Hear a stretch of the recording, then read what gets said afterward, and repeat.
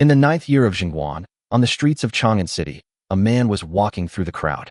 He heard the whispers of the people around him, and he couldn't help feeling a little depressed. After all, as Li Shimin's son Li Ku, His Royal Highness the King of Shu's identity and responsibilities sometimes forced him to face various complex situations and endless pressure. As time passed, the man finally discovered after more than 8 years of time traveling that the mysterious golden finger in his mind could finally be used. He closed his eyes, and the foggy space in his mind finally unlocked. As the space gradually became clearer, he was surprised to find that this was where he worked in his previous life. As an electronics engineer, Li Ku was responsible for equipment maintenance at the National Strategic Reserve Warehouse. Although he had never directly touched the materials in the warehouse, he was well aware of their importance. When crossing, that space seemed to be brought along as well, and the surrounding equipment was covered in a layer of fog, which was not cleared until yesterday. After entering this space, Li Ku found that all the equipment was intact. Even the security door was open. In addition, Li Ku also found that the space he passed through included a part of the warehouse area. The National Strategic Reserve Warehouse stores a wide range of materials. If the entire warehouse were cut into, he would have unlimited resources. Li Ku decided to explore this space in depth. He found a freight elevator on the 4th floor underground, a place that was originally a restricted area. After several efforts, he discovered a hidden security door leading to an underground passage. At the end of the passage was a huge vault door. When Li Ku opened it, he unexpectedly discovered that there were books stored inside. He picked up a copy of the Barefoot Doctor's Manual and opened it. He found that the book was printed in 1970. It specifically explains how ordinary people can deal with common diseases.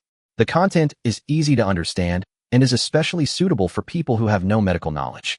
Next to the bookshelf, Li Ku also found another book, Friends of Military and Civilian Dual-Use Talents, which covers military common sense, agricultural knowledge, household skills, and other aspects.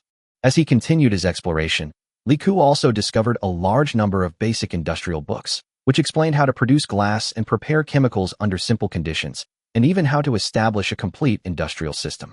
It can be said that according to these books, a complete industrial system can be established. Is this the National Strategic Reserve? Love it. Li Ku now really feels the weight of the Strategic Reserve. Looking at these books, Li Ku's ambitions soared. Just based on these things, wouldn't it be too much to become the richest man in Chang'an, Tang Dynasty?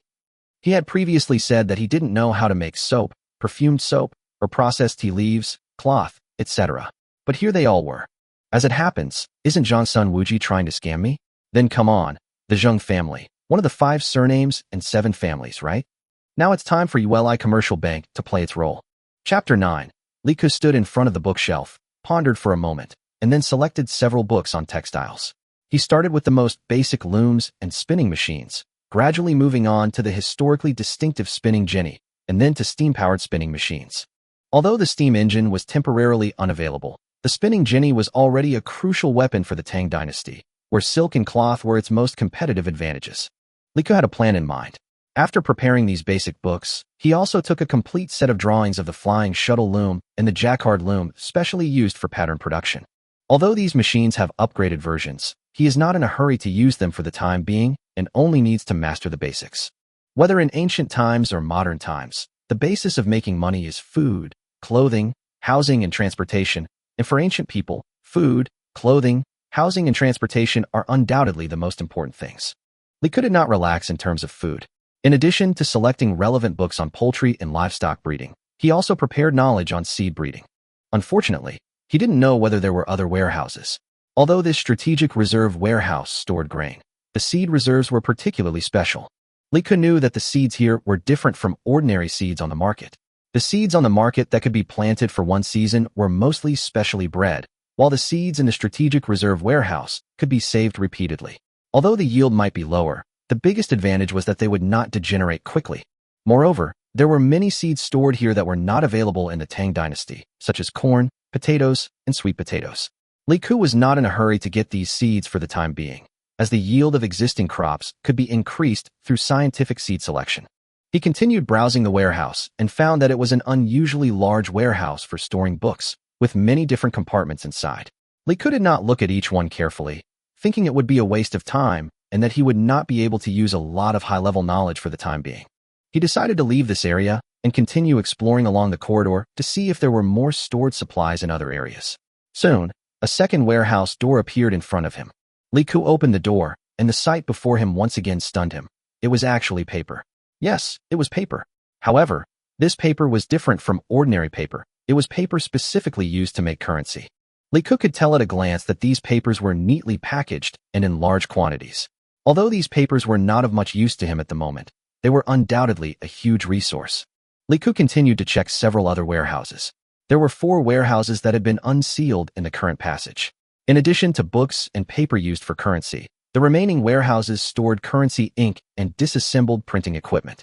Although the passage continued to extend forward, it was obscured by fog, so it would take some time to unblock it. After Li Ku sorted out the items in his hands, he decided to leave this space temporarily.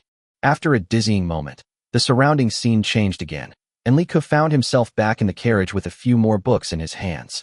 However, these books could not be handed over directly to the craftsman. First, the books were written in simplified Chinese characters, and the craftsman might not be able to understand the contents and could only roughly guess the meaning. Li Ku temporarily opened a few books and took out the illustrations, planning to have the craftsman make some simple parts based on the drawings. Although these craftsmen did not possess modern knowledge, Li Ku knew that many tools of later generations had already taken shape in this era, and carpenters were the best among them. Returning to the Shu Palace, Li Ku immediately arranged for Tianming to gather the carpenters in the palace for a meeting. That day, 27 carpenters gathered together, including 3 master carpenters, 6 mid-level carpenters, and the rest were third-generation apprentices. When Li Ku walked into the mansion, all the carpenters immediately stood up and saluted, their eyes full of admiration. Li Ku glanced at these craftsmen, knowing that their loyalty and skills were the foundation of his future success. He then handed the disassembled drawing of the spinning jenny to the 3 masters and asked, "Can you understand this diagram?" When the 3 master craftsmen took the paper and saw the quality of the paper, they couldn't help but exclaim, "The texture of this paper is really good, firm and smooth, not only as white as jade, but also with clear texture." They carefully examined the contents on the paper and were more and more shocked. The patterns were exquisite and detailed, especially the tiny black lines and small characters, which made them admire them. They had never seen this kind of drawing before, but they could tell at a glance the production process of the item it showed. One of the master chefs couldn't help but ask, "Your Highness, who made this drawing?" Li Ku smiled slightly and replied, "This is confidential, so don't ask about it for now. In the future, you will be able to draw this kind of blueprint, and maybe even publish a book about it." Hearing Li Ku's words, the 3 masters' eyes lit up and they almost wanted to kneel down. Fortunately, they remembered the rules of the mansion and were not allowed to kneel casually.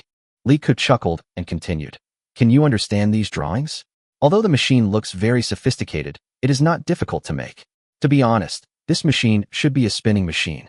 The 3 masters immediately understood what was going on and nodded. "So, this machine is a spinning machine. It sounds like it's 16 times more efficient than today's spinning machines." 16 times the efficiency. This figure shocked everyone present. The carpenters knew that the core of the spinning machine was to improve efficiency. The spinning jenny greatly increased the speed of spinning, from one person being able to spin only 1 thread of yarn to one person being able to spin 16 threads at the same time. This was undoubtedly a huge revolution, especially in the Tang dynasty, when silk could be used as currency. It was simply a money printing machine. If it were not for the material limitations of that era, Li Ku believed that with the finely crafted iron gears and rotors, the production capacity of this spinning machine could reach the level of spinning hundreds of yarns simultaneously, making it an unparalleled productivity tool. Chapter 10. Li Ku stood in front of the pile of drawings, thinking silently in his mind. Although he could not make a more sophisticated spinning machine now, his plan had begun to produce initial results. This spinning machine was enough to completely revolutionize the spinning industry in the Tang dynasty. Compared with existing spinning machines, this machine had an overwhelming cost advantage. If calculated based on this efficiency, the cost of cloth produced by Yueli Trading Company will be only 1/16 of that of its competitors, or even lower. Because the machine enables one person to spin 16 yarns in the same amount of time, while other businesses can only rely on 16 people to do the same work, the difference in labor costs is obvious. Not only that, Li Ku also knew that the manufacturing cost, site cost, and other factors of the spinning machine were far lower than traditional manual weaving methods, which undoubtedly greatly enhanced the competitiveness of Yueli Trading Company. How much capital does Yueli Commercial Bank have now? Li Ku turned and asked Xiang Tianming, with a shrewd gleam in his eyes. Although Li Ku has not taken a penny from ULI Trading Company in recent years, he also knows that the company has been accumulating funds and providing him with financial support at any time. 80,000 strings of cash. Tianming answered very proudly. Although 80,000 strings of cash was not considered too much by many people, it was already a considerable achievement considering that ULI Trading Company not only carried out normal business activities, but also provided funds for a large number of intelligence personnel. After all, the business philosophy that Li Ku taught them was that intelligence work was as crucial as fighting a war. Therefore, ULI Trading Company had been expanding its intelligence network, and they had spies planted in almost every trading company. Most of these loyal intelligence personnel also received financial support from the company. This 80,000 yuan of funds was not only used for the company's operations, but also for social responsibilities such as helping disaster victims and adopting orphans. All of this made the accumulation of ULI Company even more difficult. However, those ignorant people in the outside world always thought that Li Ku was a reckless and powerful person, but they didn't know that he had already been planning a more grand blueprint behind the scenes. How are the inns in Chang'an City? Li Ku continued to ask. He was extremely concerned about the situation in this regard. After all, he wanted to do business, and the geographical location and conditions of these inns were very important. Your Highness, according to your instructions, the 3 best inns are located in Chang'an's East and West markets and Shanhang. In addition, there are 7 other inns that are more remotely located in the markets around the outer city. Tianming bowed and replied. Li Ku nodded. The East and West markets were the 2 largest markets in Chang'an, and the entire city was laid out in a square pattern. Li Ku had suspected that the person who designed Chang'an must have been an extremely meticulous Virgo. Chang'an streets were arranged horizontally and vertically, divided into 14 east-west streets and 11 north-south streets, totaling 108 market districts. The Taiji Palace was located directly north of Chang'an, while the Imperial City was located to the south, becoming the workplace for officials. The city's layout was both simple and orderly. Li Ku sighed inwardly, declaring it a work of genius. Shanhang, located directly south of Suzuka Gate, was one of Chang'an's most prosperous areas. If Li Ku hadn't been a prince, he wouldn't have been able to buy land there. In fact, the land for this inn was finally purchased after he and Chang Sunchong had discussed it for a long time. Were these inns purchased according to my requirements? Li Ku continued to ask. Yes, Your Highness. We have bought all the 3 inns and the surrounding shops that we can. Currently, our 3 inns occupy the largest area in Dongsifang Market and Shanhang. Tianming replied respectfully. Li Ku nodded with satisfaction. The locations of the 3 inns were crucial to his future business layout. In the future, he must turn these places into his own flagship stores to expand his influence. Withdraw all the 80,000 strings of cash. Li Ku ordered. First, take out 10,000 strings of cash and give it to Master Lu Daqiang. Have them make the spinning machine as soon as possible. I have looms and jacquard machines for you to work on, so get started. If you're short on manpower, ask Tianming to get some more. When Tianming heard this, he was so moved, he almost cried. After 8 years, Li Ku was finally willing to start spending their savings. 10,000 strings of cash to make a spinning machine. After hearing Li Ku's words, Lu Daqiang hurriedly spoke up, thinking that the amount was too high. It's necessary. Li Ku sneered. First, make a spinning machine, and then prepare the manpower. I want to carry out large-scale production. Although I don't know what the Zheng family and the Changsun family are engaged in, silk and silk are definitely what they need. Upon hearing this, Lu Daqiang hesitated for a moment before speaking. Your Highness, if we want to mass produce, we will need a large number of apprentices, but ordinary apprentices are not capable of completing these tasks. I'm afraid that Steward Tian will need to mobilize more carpenters from other places. No, that's enough. Li Ku waved his hand, his eyes firm. You use assembly line production. Assembly line? Lu Daqiang was stunned, not quite understanding. It's similar to mold production and assembly, Li Ku explained patiently. Lu Daqiang finally understood and nodded. You mean, each of us should be responsible for the production of a component, and then assemble it at the end? Li Ku smiled and nodded. That's right. Don't think the ancients were stupid. In fact, as early as the Qin dynasty, similar assembly line production already existed. Although there is no concept of assembly line in this era, the ancients were able to use similar models long ago. He explained in detail. Each group of apprentices is only responsible for polishing one component, which allows them to become familiar with it and become proficient in it as quickly as possible. Afterwards, these parts will be sent to a special assembly workshop and assembled by professionals. Production speed may be slow at first, but as workers become more skilled, production efficiency will increase significantly, and parts can even be replaced based on standardized production in the future. Although assembly line production had already taken shape during the Qin dynasty, and there was actually a similar model in the Tang dynasty, this production method was mainly organized by the government at that time, while folk craftsmen were more accustomed to making finished products individually. There's a simple reason behind this. In ancient times, a craftsman's livelihood depended on skill and reputation. If a craftsman's finished product was handed over to someone else to complete a certain step, and a component developed a problem, the craftsman's reputation would be damaged. Chapter 11. After hearing Li Ke's instructions, Lu Daqiang's eyes lit up, and he instantly understood what he meant. Although this production model is somewhat similar to modular production, it is more simple, efficient, and more secretive. Each craftsman knew only the part he was responsible for and was unaware of other details. This made it extremely difficult for an outsider to piece together the complete blueprint, even if they were to eavesdrop. Your Highness, I understand. Lu Daqiang bowed deeply, his attitude respectful and firm. Li Ke nodded with satisfaction and continued to arrange the next task. Tianming, once these machines are completed, immediately arrange for the spinning personnel to conduct trial production. At the same time, prepare to purchase silk and hemp. Li Ke's eyes were steady. Also, contact the Western Region branch and start collecting large quantities of white calamus seeds to expand the planting scale. Yes, Tianming agreed without hesitation. The baidizi mentioned by Li Ke is actually cotton.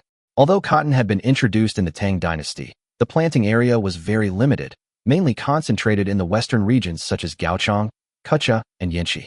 Gumo and Shache, in particular, today's Xinjiang, were important cotton-producing areas.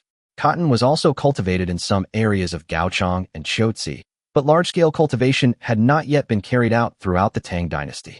Your Highness, if we want to purchase cotton, won't the cost increase significantly? Tianming asked after hesitating. Li Ke calmly analyzed. I know the price will definitely be high. However, I hope the people of Gaochang can grow cotton on a large scale, preferably with all their strength. As for grain, we can purchase it from surrounding areas and sell it to them at a fair price. Li Ke's eyes flashed with a shrewd light. Only with a steady supply of cotton can our textile industry really take off. Tianming nodded, obviously understanding Li Ke's plan.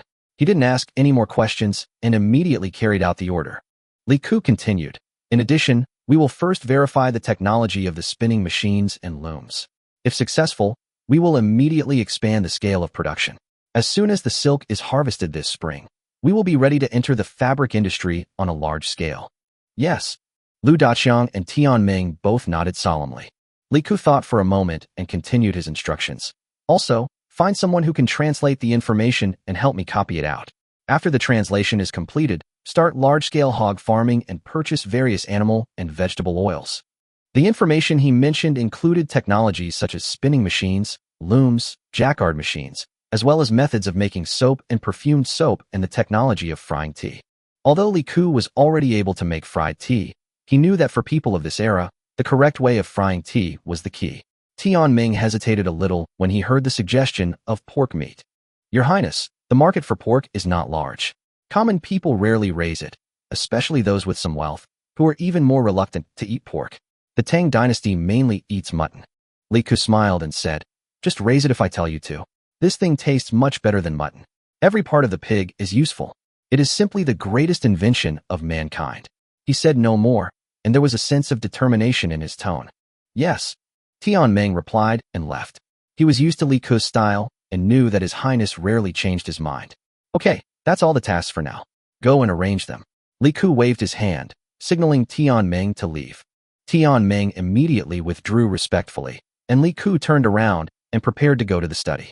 At this moment, a guard hurried in, looking nervous. Your Highness, the Queen has ordered you to go to the palace. Li Ke frowned slightly, his heart sinking. What did Empress Changsun want him to do? Was it about Changsun Chong? Li Ke really didn't believe it. After all, for so many years, Changsun Chong had been in a state of being educated by Li Ke, and Empress Changsun did not interfere too much. Where is the messenger? Li Ke asked doubtfully. The guard lowered his head and said, he's gone. He laughed dryly, obviously not daring to stay any longer. He didn't dare to stay any longer, fearing that His Highness would be angry. He rode away as soon as he finished speaking. Li Ke raised his eyebrows slightly, feeling that something was wrong. What do you mean? Am I so scary? Li Ke walked to the door and shouted, bring him back. Your Highness, they are coming on horseback. The guard saluted quickly. Li Ke was speechless for a moment. He didn't expect that he would miscalculate. Next time, he would have to instruct the guards in advance that the messenger must stay no matter what. Although he didn't really want to do anything to the messenger, he always wanted to find out what happened behind the scenes. Li Ku had long known that Li Shimin sometimes liked to convey imperial edicts in the name of Empress Zhongsun, so that he would have to go to the palace to be beaten. But Empress Zhongsun had always been kind to him, and Li Ku had indeed felt her care in the palace. For Li Ku, Empress Zhongsun was a person worthy of respect. At least in the past few years, she had pleaded for him many times and successfully spared Li Shimin from severe punishment. Li Ku turned around and sighed, feeling a little conflicted. Empress Zhongsun was a rare symbol of kindness and fairness in his heart, but she never easily interfered in Li Shimin's internal affairs. Regardless, since Empress Zhongsun had ordered it, he had to go to the palace. Over the years, even though Li Ku and the Zhongsun family had such a big fight, Empress Zhongsun was always kind and friendly when she met Li Ku. She was not acting, as Li Ku could feel it. In many things, she was always fair to him. Many times, she pleaded for Li Ku and spared Li Shimin from being beaten with a military stick. Chapter 12. Li Ku stood on the horse, struggling for a long time. Finally, in order to avoid his father's punishment, he put on the protective pad he had prepared before decisively riding into the palace. The streets of Chang'an's outer city on this road were crowded with people, and unless there were special circumstances, carriages were generally not allowed to gallop. However, there was a special horse road in the imperial palace, and officials often rode horses or took carriages to enter the palace for official business. Li Ku rushed through the palace gate and past the Taiji Hall. He soon saw several maids waiting in front of the hall. He was very familiar with one of them. She was the maid beside Empress Zhongsun. "Your Highness, Her Majesty is waiting for you." The maid glanced at him cautiously, a barely perceptible smile on her lips. She knew that Li Ku had recently gotten into trouble again. This time, she heard that Li Ku had beaten Zhongsun Dalong severely. "Where is he?" Li Ku asked casually, his words calm, but he was also testing whether Li Shimin was in the palace at this time. "Lijing Hall," the maid replied respectfully. "Oh, let's go then." Li Ku breathed a sigh of relief. Li Shimin usually wouldn't go to the concubine's residence at this time, because he was busy with government affairs every day and should not be in Empress Zhongsun's palace. Li Ku followed the maid and quickly walked to the Lijing Hall. The two maids at the door opened the door immediately when they saw Li Ku coming. As soon as he walked in, he heard the voice of Empress Zhongsun. "Mother, I am here." Li Ku shouted respectfully as he entered the palace. Although he felt a little impatient, he still showed a certain respect to Empress Zhongsun. It is worth mentioning that Li Ku first uttered the word Mother Queen without hesitation when he met Empress Zhongsun. In fact, the title Mother Queen was not widely used in the Tang Dynasty court. Princes usually addressed their biological mothers as Anyang, while the Empress was addressed as Her Highness or Mother. Li Ku didn't think much of it at the time and simply addressed her as he remembered. Although Empress Zhongsun and Li Shimin were surprised when they heard it, they did not refute it. Gradually, this name spread in the palace, and even other princes and princesses began to imitate it. As Li Ku was walking and talking, he suddenly noticed a familiar figure appearing before him. Seeing that person, Li Ku's heart instantly became alert. He turned around without hesitation, pretended to remember something, and said loudly, "Mother, I suddenly remembered that I have a gift for you. I'll go outside to get it." After that, he turned around and wanted to run. The scene before him made Li Ku stunned for a moment. Li Shimin was actually standing next to Empress Zhongsun. Puff! Empress Zhongsun looked at Li Ku and couldn't help laughing. "Get back here." Li Shimin glared at her and ordered directly. "Oh, Mother, I heard my father calling me. I'll go first." Li Ku shouted without turning his head and turned around to run out of the hall. "If you dare to leave today, I will marry Changle off tomorrow." Li Shimin smiled coldly, his tone threatening. Li Ku suddenly stopped, turned around, and said nonchalantly, "Hey, father, you're here. I thought you were outside." Only then did he realize that Chang Sun Chong was still in the hall, leaning against the corner silently, with a pair of panda eyes that were obviously swollen from being beaten. Empress Zhongsun couldn't help but laugh even more happily. "Okay, Kuer, come in. I promise your father won't beat you today." Upon hearing this, Li Ku finally relaxed, waved to Li Shimin, and said with a smile, "Hey, Mother, you should have told me earlier. I thought you were really going to argue with me." He looked relaxed and carefree. Li Shimin's temples throbbed, and anger surged in his heart. This rebellious son, how could he play by such an unconventional means? Chang Sun Chong stood aside and saw Li Ku joking with Li Shimin so calmly. He couldn't help but smile bitterly in his heart. This grandson is really a ruthless person. How dare he talk to Li Shimin like that? No wonder this kid can do all kinds of things every day. I've never seen anyone like him. Li Ke's attitude shook Chang's son Chang's worldview. Li Shimin knew that as the emperor of the Tang dynasty, his authority was not easily challenged, but Li Ke was clearly not afraid. Thinking of this, Chang's son Chang's mood instantly relaxed a lot. Emotionally, Li Ke could bear it better than him. Kuer, speak properly, Empress Chang's son said with a smile, gently admonishing. If you continue like this, I may not be able to stop your father. Li Ke was stunned for a moment after hearing this, then forced a smile and asked, Mother, you called me here. Is there something wrong? You tell me, I'll do it. It's nothing serious, Empress Chang's son smiled, her tone becoming gentler. It's mainly because your father and I have been discussing Chang's marriage, and I wanted to ask for your opinion. Li Ke was shocked and thought, Li Shimin, he finally got wise today and actually came to me to discuss marriage? He should have made up his mind long ago, so why would he ask me? Li Ke took a deep breath, pondered for a moment, and then spoke. Mother, although I am not Li Ji's eldest brother, I have always regarded her as my own sister. As Li Ji's brother, I believe that the man she can marry must be a great hero who is both civil and military. Li Ke's face was full of seriousness as he began to unfold his thoughts. I can't say I'm as brave as the champion marquis in martial arts competitions, but at least I need to be as powerful as Li Guang and as talented as Zhou Yu. Li Shimin listened to Li Ke's words, and the corners of his mouth twitched slightly. This kid is so bold. How many of these people can he find in the Tang dynasty? Empress Chang's son smiled, thinking that although Li Ke's words were a bit exaggerated, he was still thinking about his daughter, and she felt a little comforted. Speaking of beauty, she truly deserves the descriptions of a flower's appearance, a bird's voice, the moon's spirit, a willow's grace, jade's bones, ice and snow's skin, autumn water's posture, and poetry's heart. Li Ke ignored Li Shimin's reaction and continued. Her beauty is definitely on par with Shi Shi, Wang Xiaojun, and Jiao Chan. Shut up. Li Shimin finally couldn't help it and shouted. How can you be so ignorant? You can say such things, but you are putting learned and profound in front of me. You mistook Jiao Chan for a woman's name, but that was a female official title in the Han dynasty. Li Ke was stunned for a moment. Huh? So that's how it is. However, he quickly recovered. Yes, Jiao Chan is the name of a female official in the Han dynasty. In my Romance of the Three Kingdoms, Jiao Chan refers to the most stunning beauty in the world. Li Shimin was speechless and completely devastated. You write a book. Why can't I write a book? Li Ke asked in a serious tone. I have ushered in a new era for the Romance of the Three Kingdoms.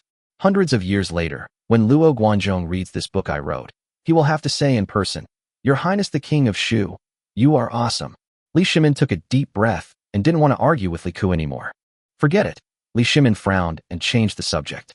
I didn't come here to brag to you today. I came here to discuss Li Ji's marriage. You said before that she was young and that getting married would be bad for her health. Now she is 15 years old. She will be 16 when she gets married next year. She is not too young, right? This is my last leniency. If you dare to object again, I will have nothing to say. Chapter 13. Li Ke's voice sounded coldly. Dad, are you discussing this? You have made a decision. Why do you still need to discuss it with me? He spoke dissatisfiedly, but sneered in his heart. Li Shimin's words actually prepared him for rebuttal. Otherwise, why would he ask him to discuss such a matter? Li Ke knew that he didn't want to use the excuse of close relatives can't marry to stop this marriage, because in the Tang dynasty, there was no such saying. In ancient times, close relative marriage was limited to cousins, and cousins could marry. Even if Li Shimin came up with this reason, it was just a casual remark. After all, in their family history, many marriages were completed between close relatives, especially in political marriages. Such marriages were even more common. How could Li Ke easily believe his father's words? Besides, Li Ke really didn't understand why Li Shimin's words would change the tradition of thousands of years. Did he really think he was the legendary Yan and Huang emperors, able to easily establish such rules? The people at that time already had deep prejudices in their hearts. No matter how the state promoted it, everyone still felt that those in power were harming them. Li Ke sneered in his heart. If his father used close relative marriage as an obstacle, it would probably only make the situation more complicated. He had no intention of dwelling on the investigation of the drawbacks of inbreeding at this time. Such talk simply did not make sense at the time. After all, the Tang dynasty was in turmoil and war, the people suffered, and the infant mortality rate was far higher than the possible drawbacks of inbreeding. The ancients even sometimes considered deformities auspicious. You want Li Ke to dwell on this? What a joke. Li Ke withdrew his thoughts and said softly, Dad, Chang's son Chong is here today. If you have any requests, just tell me directly. After Li Ji marries him, You have to control him and don't hit him casually. Li Ke's words made Li Shimin frown. He knew that Li Ke's attitude was always direct. Dad, I'm not saying this, but this matter should be handled by his father. It's the parents' orders and the matchmaker's words. How can he speak so carelessly? Li Ke glanced at Chang Sun-chong and said directly. As soon as Li Ke's words came out, Li Shimin almost spit out blood in anger. Li Ke didn't say this a few years ago. At that time, he didn't say parents' orders and matchmaker's words, but mentioned, life is precious, but love is more precious, which is a complete reversal. Li Shimin glared at Li Ke fiercely. Stop talking nonsense. I'm talking about your demands on his family. I'll naturally go and talk to them. I want you to make a request now. If he can do it, you're not allowed to bother him again, even if you kill yourself. Li Ke shrugged. That's not a high requirement. As long as you can beat me in a fight. He looked righteous. Chang Sun-chong looked at Li Ke helplessly and sighed in his heart. I can still endure it. I have endured it for so many years, isn't it, because I can't solve these problems face to face. He can endure it, but Li Ke is so direct, which is really ridiculous. Li Shimin took a deep breath and tried to control his anger. Talk nicely. Li Ke's eyes turned and continued. Then he is stronger than me and can suppress me in terms of force. His tone didn't change at all. Li Shimin looked at Li Ke's matter-of-fact expression and almost couldn't help laughing. If Chang Sun-chong hadn't been there, he really wanted to say directly that Li Ke's request was too much. But obviously, Li Shimin still had to maintain his father's dignity and could not completely lose his composure in front of his son. Talk nicely. Li Shimin took another deep breath and forced himself to suppress his anger. Li Ke had a smile on his face. As for the request, why not just see if he can beat me in a duel or wrestling match? He spoke in a relaxed tone and didn't think there was anything wrong with it at all. Li Shimin was speechless. He even began to doubt whether he was facing a son who was not doing his job properly. But when he thought of Li Ke's academic performance, he had to admit that Li Ke was indeed not a simple character. Especially the concept of 6 arts of a gentleman. Li Shimin suddenly realized that Li Ke was really qualified to propose it. Stop glaring at me. Li Ke looked at Li Shimin and said with a smile. Confucius said, a gentleman is proficient in the 6 arts. I, Li Ke, may be a rough man, but I can still master the 6 arts. Li Ke looked nonchalant and relaxed, but he was actually making everyone in the audience realize that the 6 arts he was talking about were indeed the traditional standards of the Tang Empire. Chang Sun-chong was almost speechless at this moment. The 6 arts of a gentleman. There were probably only a handful of scholars in the Tang dynasty who could reach this standard. Moreover, Li Ke does have very strong abilities in these areas, especially in arithmetic, calligraphy, and etiquette. Li Ke is simply invincible. Li Shimin was shocked. After careful consideration, he realized that although Li Ke's request seemed absurd, it did make sense. There was no way Chang Sun-chong could be better than Li Ke, especially in the 6 arts. Chang Sun-chong's knowledge may be good, but it is not as comprehensive as Li Ke's. At this moment, Chang Sun-chong finally couldn't help himself. After taking a deep breath, he lowered his head and made a deep bow. Your Majesty, it is my fault that I am not well trained. His Royal Highness the King of Shu is a dragon and phoenix among men. I am far inferior to him. I beg your Royal Highness the King of Shu to give me a chance to marry Her Royal Highness the Princess. Li Ke said lightly. You're probably already scolding me in your heart.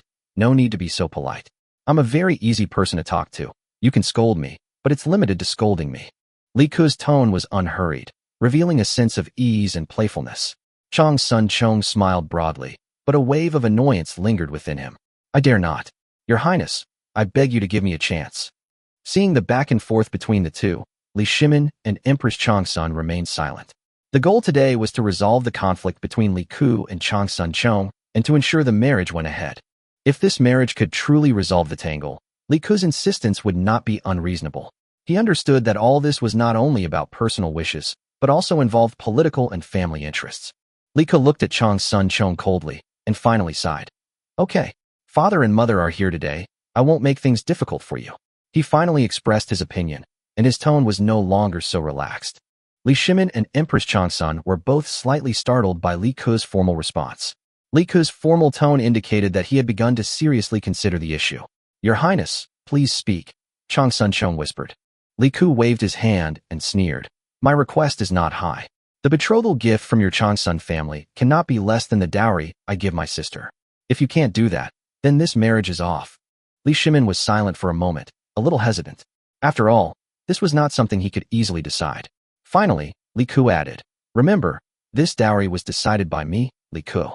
It has nothing to do with my father. Everyone was silent, and the atmosphere grew tense. Li Ke's offer wasn't simple, but he was thinking deeply about his sister. If the Changsun family couldn't accept it, all this would eventually come to an end. Chapter 14. Li Ke's words were firm and provocative, but after he put forward his conditions, there was nothing difficult to understand. As a prince, Li Ke had almost no other excessive gifts from childhood to adulthood except for the reward given by his father Li Shimin when he was crowned king. His father's rewards to him were few and far between.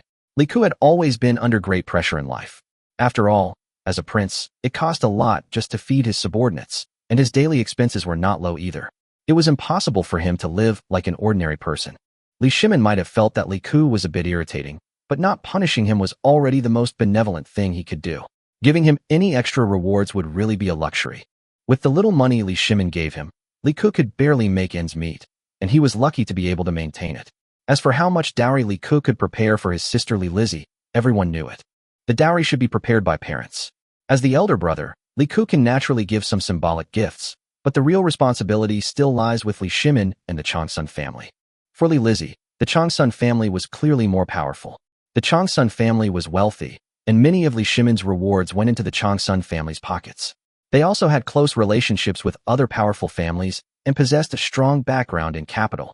The businesses run by the Changsun family played an important role in the Tang dynasty's profitability, and the profits they earned were quite substantial. This background made Li Ke's request seem reasonable. Chang Sun-cheong heard Li Ke's conditions. A hint of surprise flashed in his eyes. He had already prepared himself for those harsh requirements and was mentally prepared to face some abnormal conditions. But he did not expect that the conditions offered by Li Ke would be so simple and direct. This request was not high, and even surprised Chang Sun-cheong. He almost couldn't help but agree, but in the end he restrained himself. After all, this matter still had to be decided by his father, Chang Sun-wooji. Seeing this, Li Ke couldn't help but continue to provoke. So, Chang Sun-cheong, you are a man, right? You can't be so poor that you can't even provide food, clothing, and other expenses for your future wife, right? No way. There was obvious provocation and disdain in his tone. Li Shimin glared at Li Ke and rolled his eyes in his heart, thinking that this kid was not serious at all, and he could make any serious matter not serious. Your Majesty, do you agree to my conditions? Li Ke ignored Chang Sun-cheong and turned directly to his father Li Shimin with a firm look in his eyes. He knew that this issue would only be resolved with Li Shimin's approval. If Li Shimin disagreed, nothing anyone could say would be of any use. Marriage is a serious matter. How can it be treated as a joke? Li Shimin responded coldly, with a hint of majesty in his voice. Li Ke ignored his father's serious expression and continued. Dad, this is my condition. If you can't even do this, how can my sister live a good life after marrying him? I don't want her to live a hard life. If you don't agree, I can't guarantee what I can do. Li Ke's words were merciless, even threatening. Chang Sun-cheong was on the verge of exploding, his rage rising within him. A life of hardship. How could the eldest princess of the Tang dynasty, the daughter-in-law of a founding father, and the future wife of the Duke of Qi, actually live a life of poverty? This is simply illogical. Seeing this, Empress Changsun quickly stepped in to ease the situation. Kur, I know you're doing this for Li Ji's sake. So, have Chang Sun-cheong go back and discuss this with Duke Qi. As a mother, I want to say this. If the Changsun family agrees, you won't cause trouble anymore. Can you promise that? She spoke softly, her tone filled with helplessness and persuasion.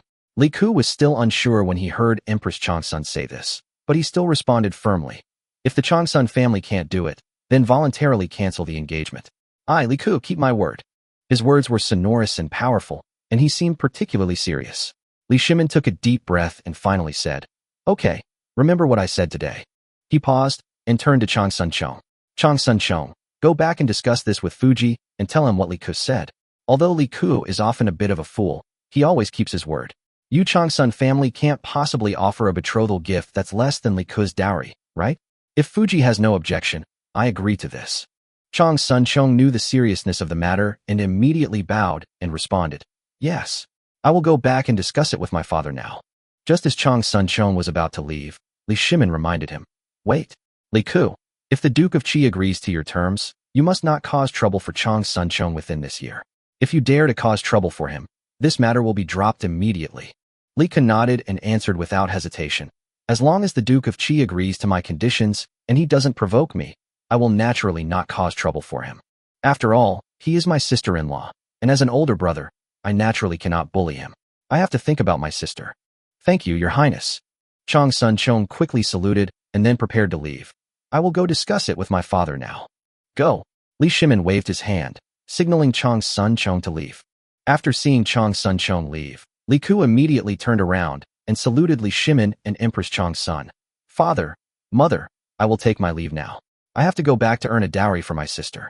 Okay, let's go now and don't cause any trouble. Li Shimin waved his hand impatiently. Li Ku saluted and turned to leave. Watching his son's back gradually disappear, Li Shimin felt a little uneasy. He always felt that Li Ku's conditions this time didn't seem too harsh, but this kid had always been a little abnormal. Was he setting a trap? But he couldn't tell why. After all, with Li Ku's temper, he could really do something even more extreme. Moreover, Li Shimin really had no other options now. Beating and scolding him was useless, and killing him was even more impossible. Empress Chang Sun spoke softly, alleviating Li Shimin's worries. Erlang, don't be too harsh on Kuer.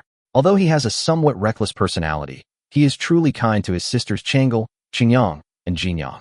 If these sisters hadn't married off so early, I'm afraid he would have had a good relationship with them as well. Li Shimin listened to his wife's words and nodded gently. Well, I know, you should also get more rest. Take care of yourself if you are not in good health. Empress Chang Sun smiled and reached out her hand, patted Li Shimin's hand, and comforted him. I'm fine, don't worry. Li Ku had just come out of the Lijing Hall and hadn't walked far when he suddenly saw a small figure on the roadside ahead. The figure saw Li Ku and immediately ran towards him, calling out in a baby voice, Third brother, third brother. Li Ku smiled and bent down. Hey Sitsi, why are you here? I'm waiting for my third brother. Sitsi ran to Li Ku, his voice a little unclear. My sister is crying. I came to find my third brother. Li Ku raised his eyebrows. Who is my sister? It's Qingyang. Sitsi pointed behind him, and then another little girl ran over. Qingyang, come here. Li Ku waved and asked Qingyang to run over. Li Ku knew at a glance that it must be Changel who was crying, because Qingyang was still wiping tears when he ran over. Did you hear third brother talking to father and mother? Li Ku asked softly. Yes, mother called you over, and then she was in a bad mood, Jinyang said in a baby voice, explaining the whole thing simply and clearly. Chapter 15. Let's go find your sister. Li Ku leaned over and picked up Jinyang, then took Qingyang by the hand and walked forward. Li Ku picked up Jinyang, then took Qingyang by the hand and walked forward together. The maids following behind them understood that Li Ku's position in the hearts of the three princesses far exceeded that of the eldest and fourth brothers. In the small garden of Lijing Hall, Li Ku saw Changel quietly wiping away tears. Come, let me see who this little cat is, Li Ku said teasingly as he approached. Third brother. Changel rarely avoided the question. Instead, she turned her head with tears in her eyes and looked at Li Ku. The moment she saw Li Ku, she finally couldn't hold it in any longer. The tears that had been held back suddenly burst out and flowed down without any concealment. Before Li Ku could react, Changel stood up and threw herself into his arms, bursting into tears. Li Ku was stunned for a moment, his heart suddenly feeling complicated. Changel is already a grown-up girl. At this age, girls already have a sense of defense between men and women. Although she and Li Ku are siblings, this behavior undoubtedly seems a bit unreasonable. Li Ku still remembered that before he was 10 years old, Changel had taken the initiative to hug him once, but now, her behavior was more like an emotional release, and it was almost no longer a simple brother-sister relationship. The maids behind Changel looked at this scene with their mouths wide open, too shocked to speak. Whoa, third brother, do I have to marry Chang Sun Chong? I don't want to marry, Changel said with sobs, and her tone was filled with unconcealable disappointment. Li Ku looked at her and suddenly felt a little regretful. He could understand Changel's feelings. After all, he had told her all the bad things about Chang Sun Chong before, so Changel naturally felt disgusted with him. After hearing this news, Changel's collapse was understandable. What young woman didn't have a crush on someone? In her heart, her ideal husband was the kind of hero Li Ku described, not someone like Chang Sun Chong. In fact, in this era, men and women did not know much about each other before getting married, and many marriage choices depended more on family and political considerations. Li Ku whispered, Don't worry, you can't get married. Really? Changel raised her head from Li Ku's arms, still shy on her face, and her emotions gradually calmed down. Li Ku looked at the tears on her face and asked softly, Did you hear everything just now? Yes. Changel nodded muffledly. Don't worry, as long as they agree. 1 year later, third brother will definitely prepare a dowry for you that no one else can compare to. Li Ku sneered, his tone full of confidence and determination. But they are the Changsun family, third brother. You don't have much money, otherwise I will give you all the money I saved. Changle said worriedly. She was very clear about Li Ke's financial situation and knew that he was not rich. Ha ha ha, who said that third brother has no money? He was young before, and he was just pretending. Li Ke smiled and stretched out his hand to rub Changle's hair, his eyes full of relief. Then why did sixth brother say you had no money and still borrowed money from me? Changle asked curiously. Li Yin borrowed money from you. Li Ke raised his eyebrows. No, it's just. Changle was so anxious that she stuttered a little. It was obvious that she didn't know how to deal with this problem. Li Ke smiled. Okay, third brother. You know, don't lend money to sixth brother. I deliberately left him out. Next time he asks you to borrow money, just tell him that he gave me all the money. Okay. Changle nodded obediently. Okay, don't worry. Third brother will definitely prepare a huge dowry for you. In a few days, third brother will show you the first one. That is something that will make third brother a lot of money. Li Ke said with a smile. I know, but what is third brother? Changle wiped her tears and asked with some curiosity. Li Ke smiled and said, let third brother keep it a secret for now, and you will know when the time comes. Okay. Changle has always been a well-behaved person. Although she really wanted to know, she did not ask any further questions, but nodded in agreement. Don't worry, just be a princess happily, and leave the rest to your brother. Li Ke said seriously. Yes. Changle nodded. Then third brother will leave first. You can go out for a walk when you have nothing to do. Remember to bring Jinyang and Qingyang with you. However, Jinyang is not in good health. The flowers are about to bloom in spring, so Jinyang should avoid places with many flowers. Li Ke reminded again. Yes. Changle agreed. Li Ke spoke a few more words to Jinyang and Qingyang, then turned and left. Historically, both Changle and Jinyang died young.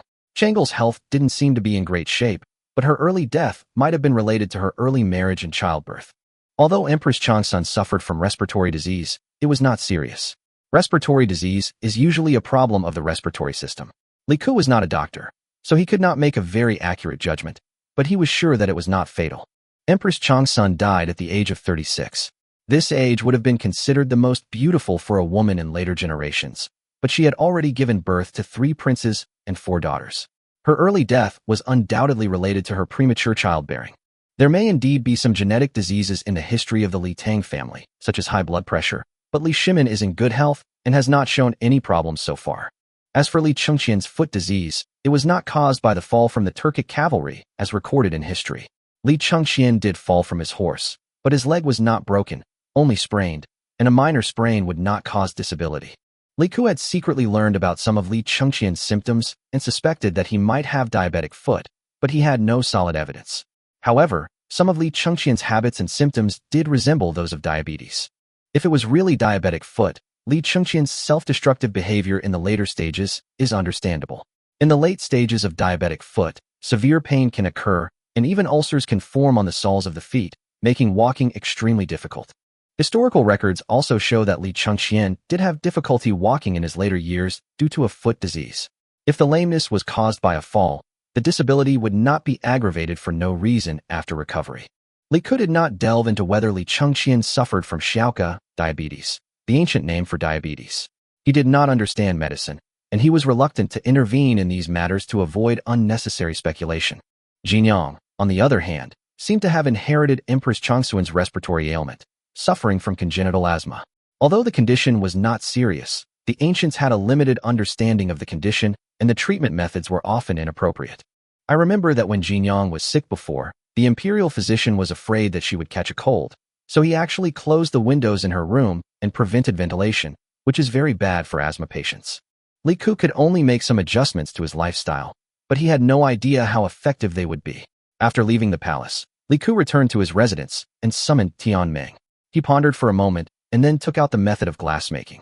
In fact, the production of glass is not complicated, but people at that time did not understand this technology. Although the requirements for the furnace are relatively high, the technology level of that era is already fully capable of achieving it. Chapter 16. After Li Ke left, in the Lijing Hall, Empress Zhongsun lay quietly on the couch. Li Shimin sat beside her, and 2 maids stood respectfully opposite them. That's all, Li Shimin repeated, a hint of doubt in his eyes. Yes, Your Majesty, that's all His Highness the Prince of Shu said. The maid replied respectfully. Li Shimin raised his eyebrows, a meaningful smile playing on his lips. This kid really loves his sisters, he said softly, but I always feel that there is something wrong here. Empress Changsun smiled and spoke in a gentle but firm tone. Your Majesty, since you have already agreed, don't dwell on this anymore. In any case, Kur is right. The Changsun family can't let Kur's dowry be lower than others, right? They can't give a higher dowry than your Majesty, but at least they can't be lower than Kur's. This kind of thing is unacceptable. Although the Changsun family was her natal family, Empress Changsun knew that since marrying Li Shimin at the age of 13, she and her husband's family had been united. She could not possibly side with her natal family, and even if her natal family did something wrong, Empress Changsun would never plead for them.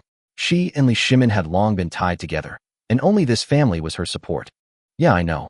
Li Shimin sighed softly. I hope this brat won't cause any more trouble in the future. By the way, how is Xixi's health? Much better, Empress Zhangsun said with a smile. You know what? Kur is right about some things. Ever since he kept Xixi's room ventilated, took her to exercise every day, and avoided her going to places with a lot of flowers, Xixi's health has improved a lot, and she has gained a lot of weight recently. Is that his ability? Or is it Sun Ximiao's? Li Shimin curled his lips and responded unhappily. Empress Zhangsun smiled and thought to herself. Although Li Ku always said it was Sun Ximiao's suggestion, he himself did not deny that these methods were effective. She had long noticed that Li Ku sometimes attributed some successful experiences to the efforts of others.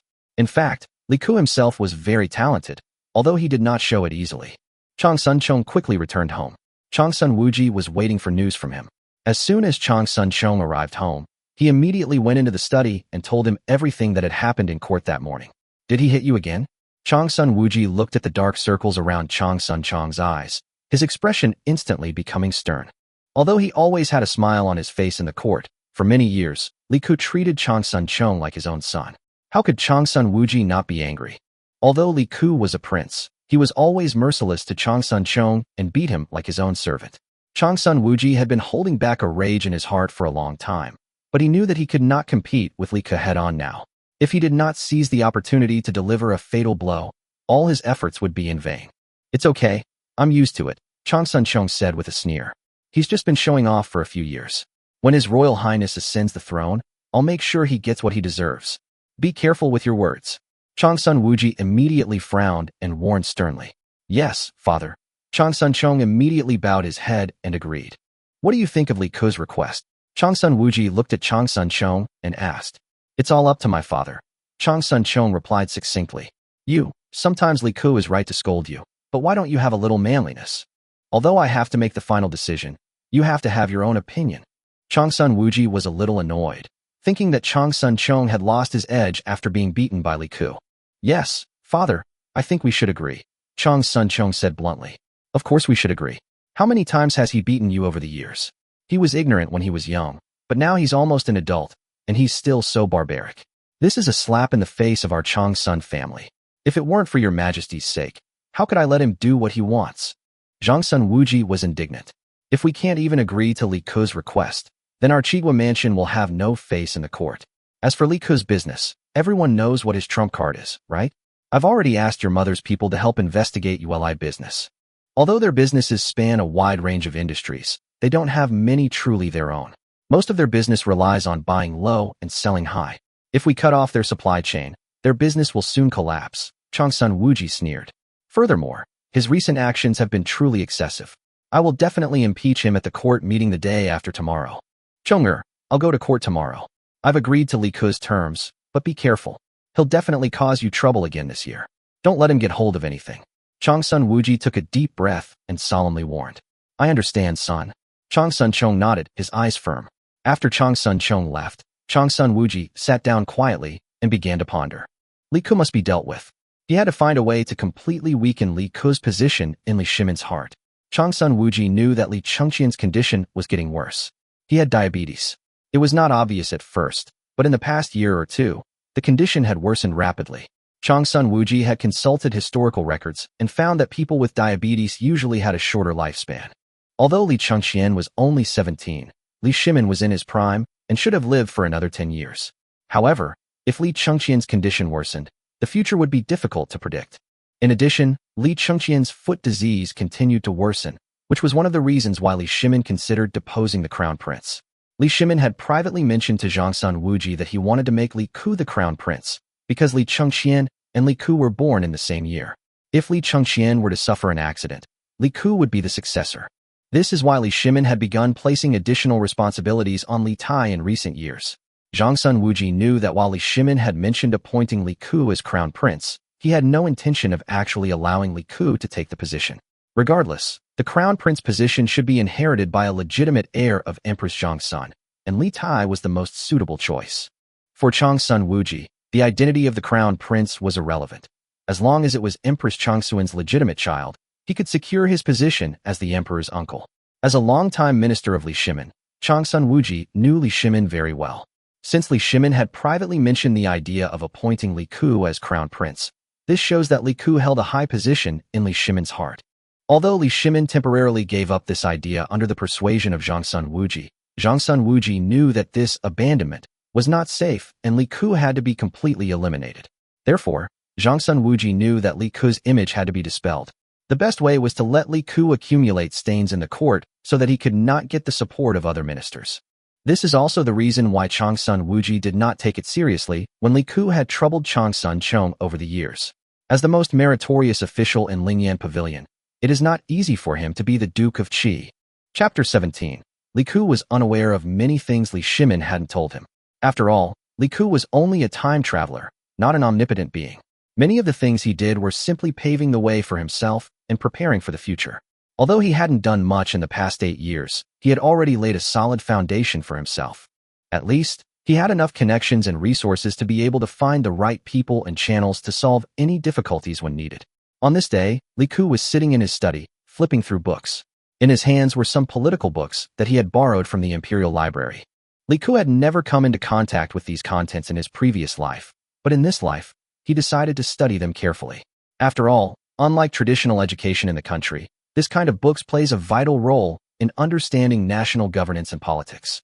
Li Ku secretly decided that he would study these books carefully when he had free time to accumulate more knowledge for his future. The next morning, Li Ku rose early and began his daily training. He combined his training with combat techniques from the Tang army and practiced a thorough physical exercise. After completing these exercises, he hurried to the palace. Today was the day for a court meeting. Tang dynasty court meetings were not as frequent as those of later dynasties, held only once every 5 days.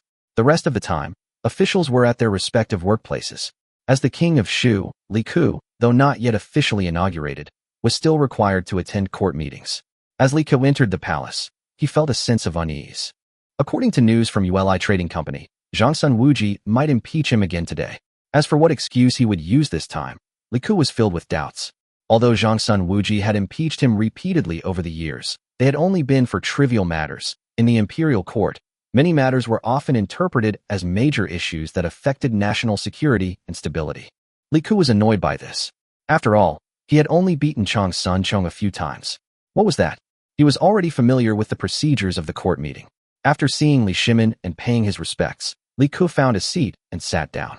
The chairs on both sides of the hall have been widely used, and the chairs designed by Li Ku were also used in the court. After all, many older officials had difficulty walking and kneeling, and the chairs solved this problem. Compared to later dynasties, the Tang dynasty was indeed more relaxed and open in this regard. After Li Shimin offered the seats, all the ministers took their seats. Zhongsun Wuji stood up as usual, ready to make trouble. Your Majesty, I wish to impeach the third prince, His Royal Highness the Prince of Shu. As soon as Zhongsun Wuji opened his mouth, he attracted the attention of all the court officials. Although this was an old trick he often used, the reaction in the court remained calm. After all, Zhongsun Wuji would bring up Li Ku's affairs every once in a while, and everyone had long been accustomed to it. What are you impeaching? Li Shimin asked helplessly. Although this kind of thing was not uncommon, he also knew that Zhongsun Wuji would always hold on to Li Ku's trivial matters. I accuse His Royal Highness the Prince of Shu of wasting his time on pleasure and lacking ambition, betraying the moral integrity of the Tang imperial family. He also assaulted others within the palace, betraying his moral integrity. As a prince, he fails to lead by example, diligently govern the country, and share His Majesty's cares. Instead, he spends his days cockfighting, dog-walking, and indulging in brothels and prostitutes, completely betraying the dignity of the imperial family. Therefore, I implore Your Majesty to confine His Royal Highness the Prince of Shu to his residence for a year or two, allowing him to concentrate on his studies and reflect deeply on his words and actions. Changsun Wuji said loudly, expressionless. Cheng Yaojin rolled his eyes at this, feeling it was all too boring, and dozed off casually in his chair. Li Ku also rolled his eyes, thinking, why doesn't this old man try a new tactic? Tian Meng had previously told him that Changsun Wuji was going to impeach him, and Li Ku had expected some new evidence, but it was still the same old trick. Every time he was impeached, the excuse was the same. It was truly tiresome. Your son has something to say, Li Ku said loudly, standing up. Go ahead, Li Shimin waved his hand helplessly. He was used to this situation. After all, the arguments had become the norm. I say, Duke of Qi, are you done yet? You've been using the same excuse for so many years. Aren't you tired of it? Li Ku retorted bluntly.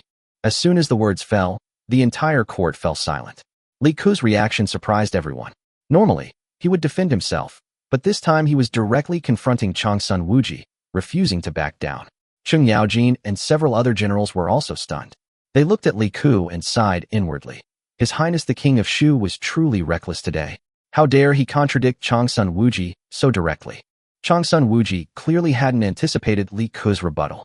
A look of surprise crossed his face, but he quickly seized on the loophole in Li Ku's words and continued his counterattack. Your Highness, how dare you refute me? I've been impeaching you for so many years, and you still don't repent. Doesn't this only prove that you need to be grounded and study hard? Changsun Wuji's tone was stern, his words sharp, instantly catching Li Ku's flaw in his speech. His counterattack was like a tiger's claw, leaving Li Ku practically speechless. Cheng Yaojin and the other generals couldn't help but curl their lips, thinking, these sly people just love to play around with their words, unlike them, who are straightforward. However, Li Ku remained undeterred. His eyes were firm, unyielding. Why should I be embarrassed to refute you? You're talking nonsense. I've put up with you for so many years, but today I won't tolerate it anymore. I ask you, I'm not the crown prince, so why can't I indulge in pleasure and indulge in idleness if I had worked hard to govern the country? Which crown prince in history would have been able to hold on to the throne? My eldest brother is here today, so I'll be frank. It's not like I haven't read military books. The Duke of Wei is here today. Ask him if I'm any good at it. Before he finished speaking, several ministers were stunned by Li Ku's words, some even choking on their own saliva. Li Jing's eyes widened, and Cheng Yaojin and others reacted almost simultaneously, their hearts filled with shock. How dare His Highness the King of Shu speak like that? This is a completely head-on confrontation. Changsun Wuji's expression became complicated. He had not expected Li Ku to be so bold as to openly contradict him. At this point, Li Shimin's face had darkened. Although he didn't completely agree with Li Ku's approach, these words clearly touched Li Shimin's bottom line. This was in the court, and Li Ku's words were so harsh that it infuriated Li Shimin. He wasn't angry about what Li Ku said, but rather, he was irritated. What on earth was wrong with Li Ku? How could he dare to say such things in public? Chapter 18. Changsun Wuji was caught off guard by Li Ku's counterattack, and for a moment he was at a loss for words. Everyone knew this, but it was pointless to say it out loud. Who would dare to say it out loud? The problem was, Li Ku's words made it difficult for Changsun Wuji to refute them, especially when he thought of Li Shimin, who sat in the position above him. Li Shimin's diligent efforts to govern the country and his powerful influence within the Tang army ultimately led to the Xuanwu Gate incident. As soon as Li Ku said this, Changsun Wuji knew exactly how to respond. How should he stand up and refute him? It was a real headache for him. This guy didn't play by the rules at all. Your Highness, the Prince of Shu, the Crown Prince is here too. Do you think your words imply that the Crown Prince is intolerant, or that your Majesty is intolerant? Changsun Wuji was clearly flustered. He was unprepared for Li Ku's words and couldn't react. He could only forcefully come up with an excuse to diffuse the awkwardness. Why are you bringing up my elder brother? I'm not afraid of him misunderstanding me if I say this. Don't even mention my elder brother's position as Crown Prince. Even if my father abdicates right now and lets me take over, I don't want it.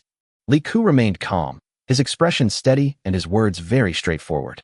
As soon as Li Ku said this, the atmosphere in the court instantly became tense, and cold sweat broke out on everyone's forehead.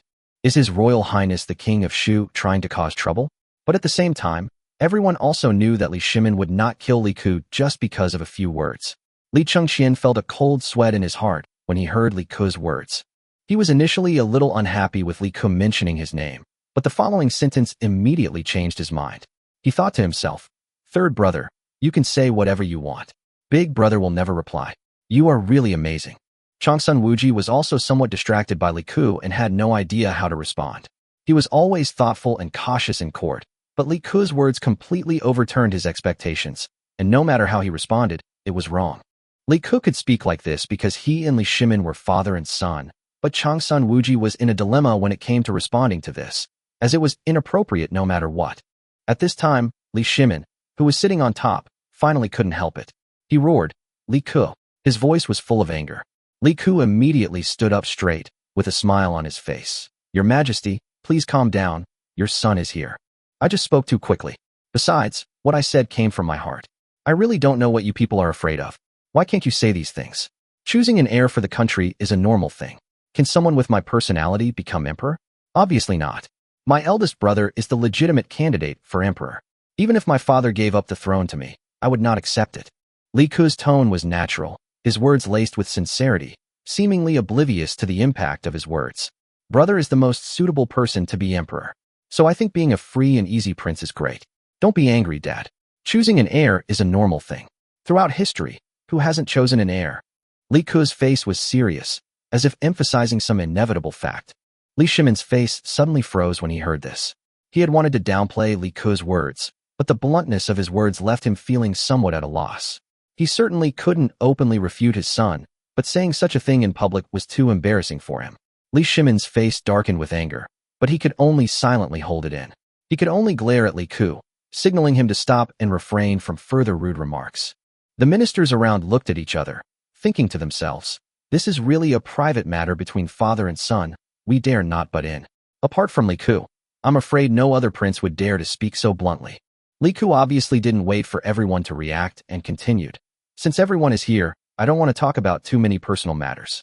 As you all know, yesterday the Changsun mansion came to my father again to ask for my sister Changle's hand in marriage. Although I've always been against Changsun Chong marrying my sister, now that they've proposed it, I can't just blindly oppose it. So I've put forward a condition. If the Changsun family can't do it, both parties will cancel the engagement." Li Ke didn't intend to give everyone a chance to interrupt, and continued, "Is my request excessive? Let's take a look. Is such a simple request considered excessive? My request is simple. For 1 year, by this time next year, the Changsun mansion's betrothal gift to my sister Changle cannot be less than the dowry I gave her. If their betrothal gift doesn't even match the dowry I gave her, then the engagement will be cancelled." Li Ke said as he bowed to the ministers around him. "Dukes, do you think this request is excessive?" Upon hearing this, Cheng Yaojin immediately interrupted loudly, his tone tinged with gloating. "It's not excessive. Duke Qi, your Changsun mansion can't even come up with this little betrothal gift, right?" Yu Qigong also smiled and said, "Yes, Changsun Sikong, can't you even agree to this if your Changsun mansion's betrothal gift couldn't match His Majesty's dowry? That's understandable. But if it can't even match that of a prince who hasn't even come of age, it's truly unacceptable." Changsun Wuji watched his subordinate speak up, his displeasure growing. But he knew he couldn't avoid this matter any longer. To save face, he finally gritted his teeth and said, "Who said that? I agree to this. If the Changsun mansion's betrothal gift can't even match the dowry offered to His Royal Highness the Prince of Shu, your Majesty can naturally cancel the engagement. I have no face to continue pursuing the princess." As soon as he finished speaking, Li Ke clapped his hands and said with a smile, "Okay, Duke Qi is straightforward. In that case, let's make it a deal. Everyone is here to witness. If the betrothal gift from the Changsun mansion is not as great as my dowry, I will terminate the contract as agreed." Li Shimin had wanted to handle the matter gently, but Li Ke's words were too direct, and he could only fall into an awkward silence. Li Ke was clearly not afraid of a direct conflict with his father, which made Li Shimin quite annoyed. Changsun Wuji sneered, "Don't worry, our Changsun family keeps their word. If our betrothal gift is insufficient, we naturally have no face to ask for the princess hand in marriage." Li Ke said nothing more, turning back to his seat and speaking calmly. "If that's the case, I'll withdraw. This is the court, and we're discussing matters of national importance. How can we let such a small matter affect the proceedings?" Li Shimin took a deep breath and then said, "All right, the court meeting will continue. Anyone else who has something to report, please come forward." Changsun Wuji bowed his head in greeting, but he felt deeply unhappy. The impeachment had been completely defused by Li Ke's words. He had originally intended to put pressure on Li Ke through impeachment, but it was easily defused by this brat, leaving him speechless. Chapter 19, Where does His Royal Highness the King of Shu get the courage? Even though he felt extremely unwilling, Changsun Wuji could only return to his seat and sit down, because a minister had already come out to report other matters. Sitting in his seat, Changsun Wuji couldn't help but glance at Li Ku. He was a little surprised. Was Li Ku doing this accidentally or on purpose? If he had deliberately used these words to directly dispel his impeachment, then this would prove that his mind was not as reckless as he appeared to be. But it shouldn't be the case. If Li Ku was smart, he wouldn't be like this today. He has done too many stupid things over the years.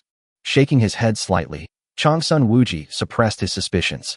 Li Ku's actions over the years were too deeply rooted in people's minds.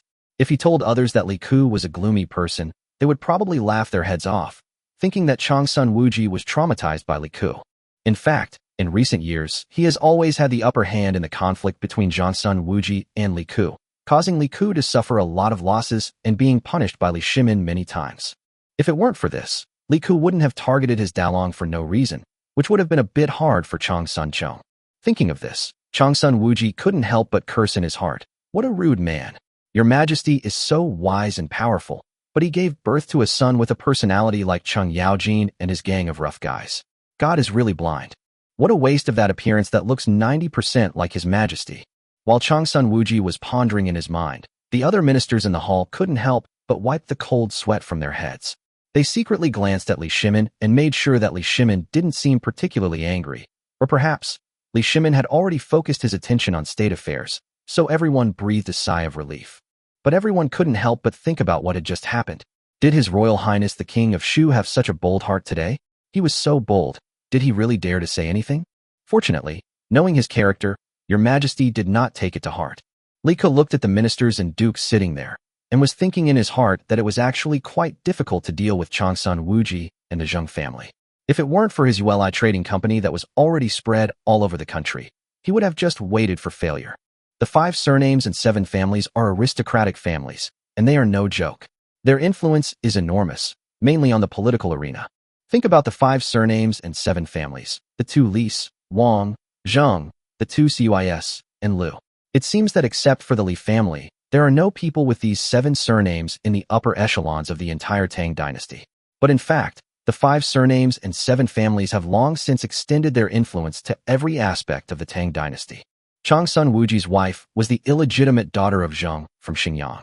The reason why the current highest-level officials of the Tang dynasty have no connection with the 5 surnames and 7 noble houses is because the Tang dynasty was established not long ago.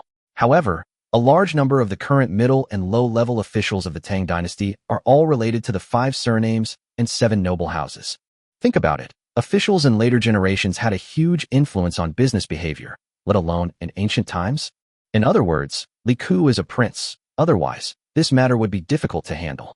However, ULI Commercial Bank is his foundation, and in business, the real strength lies in the product. No matter how powerful your relationship is, you can't afford a bargain. Li Ku sneered. Indeed, Li Ku's family property now could not be compared with the Changsun mansion. He estimated that he might not even have as much money as Changsun Chong could mobilize. The main reason was that Li Ku had a brother who was a traitor, Li Yin. Li Yin wasn't a good prince in history. He was a playboy. His life was okay because Li Ku looked after him. He had his share of bad habits, but they weren't serious. He just liked to have fun, and that cost money, which he didn't have. He often relied on his mother, Consort Yang, for subsidies, and Li Ku also had to subsidize him. To be honest, Li Ku was beaten by Li Shimin, and Li Yin was beaten by Li Ku. The problem is that they didn't learn their lesson even after being beaten. Li Ku sometimes also has a headache, and he even admires those who are tormented by him. The court meeting ended smoothly. After it ended, Li Ku decisively said goodbye to everyone and ran away. He was afraid that Li Shimin would come after him. It seemed that he had been a little presumptuous when speaking in the court just now. If you don't run away, you will be beaten with a military stick. Watching Li Ku's fleeing figure, all the ministers were at a loss whether to laugh or cry. They had seen similar situations countless times over the years, and they were also surprised. Li Shimin's character was not to be mentioned. He was very courageous and decisive, while concubine Yang was the kind of person with a very gentle temperament. How could she give birth to someone like Li Ku? To be disrespectful, it would be perfectly natural to say that Li Ku is the son of Chung Yaojin. Li Ku did not plan to go out in the next few days. He had his own farm outside the city, which had his farmers and the land rewarded to him by Li Shimin. But if we want to start making money on a large scale, we should start with glass. He has seen the glass technology. It is really simple. Although the effect is not as good as modern ones, it is already a miracle in this era. You can even sell it as crystal. What's even more miraculous is that there is definitely a market for mirrors in this era. Mercury mirrors can really be sold as luxury items. He couldn't wait to see Changsun Wuji's expression at that time. But Li Ku naturally did not leave now. He was waiting at Qingtian Gate. To come out of Taiji Hall, one has to cross 3 walls, first Taiji Gate, then Jiada Gate, and then the most important Qingtian Gate. When standing at Qingtian Gate and looking towards Chang'an South, there is Chang'an Gate on the left and Chang'an Gate on the right. Outside Qingtian Gate is the important imperial city, inside which are the offices of all important government offices in Chang'an. Except for a few government offices, all other government offices will have their offices here. Between the yamen on the left and right sides is the 150-meter-wide Tianmen Street. Generally speaking, those who worked in the yamen on the left exited from Chang'an Gate, while those who worked in the yamen on the right exited from Chang'an Gate. At this moment, Li Ku was naturally waiting at Chang'an Gate. The reason was simple. The Shangshu province was on the left. Changsun Wuji naturally went this way as well. Most of the officials who had just walked out of Chang'an Gate saw Li Ku standing here. In an instant, all the officials who saw Li Ku stopped in their tracks. His Royal Highness the King of Shu wouldn't just start a fight with the Duke of Qi. This was the first thought that came to most people's minds, mainly because Li Ku had left such a deep impression on them.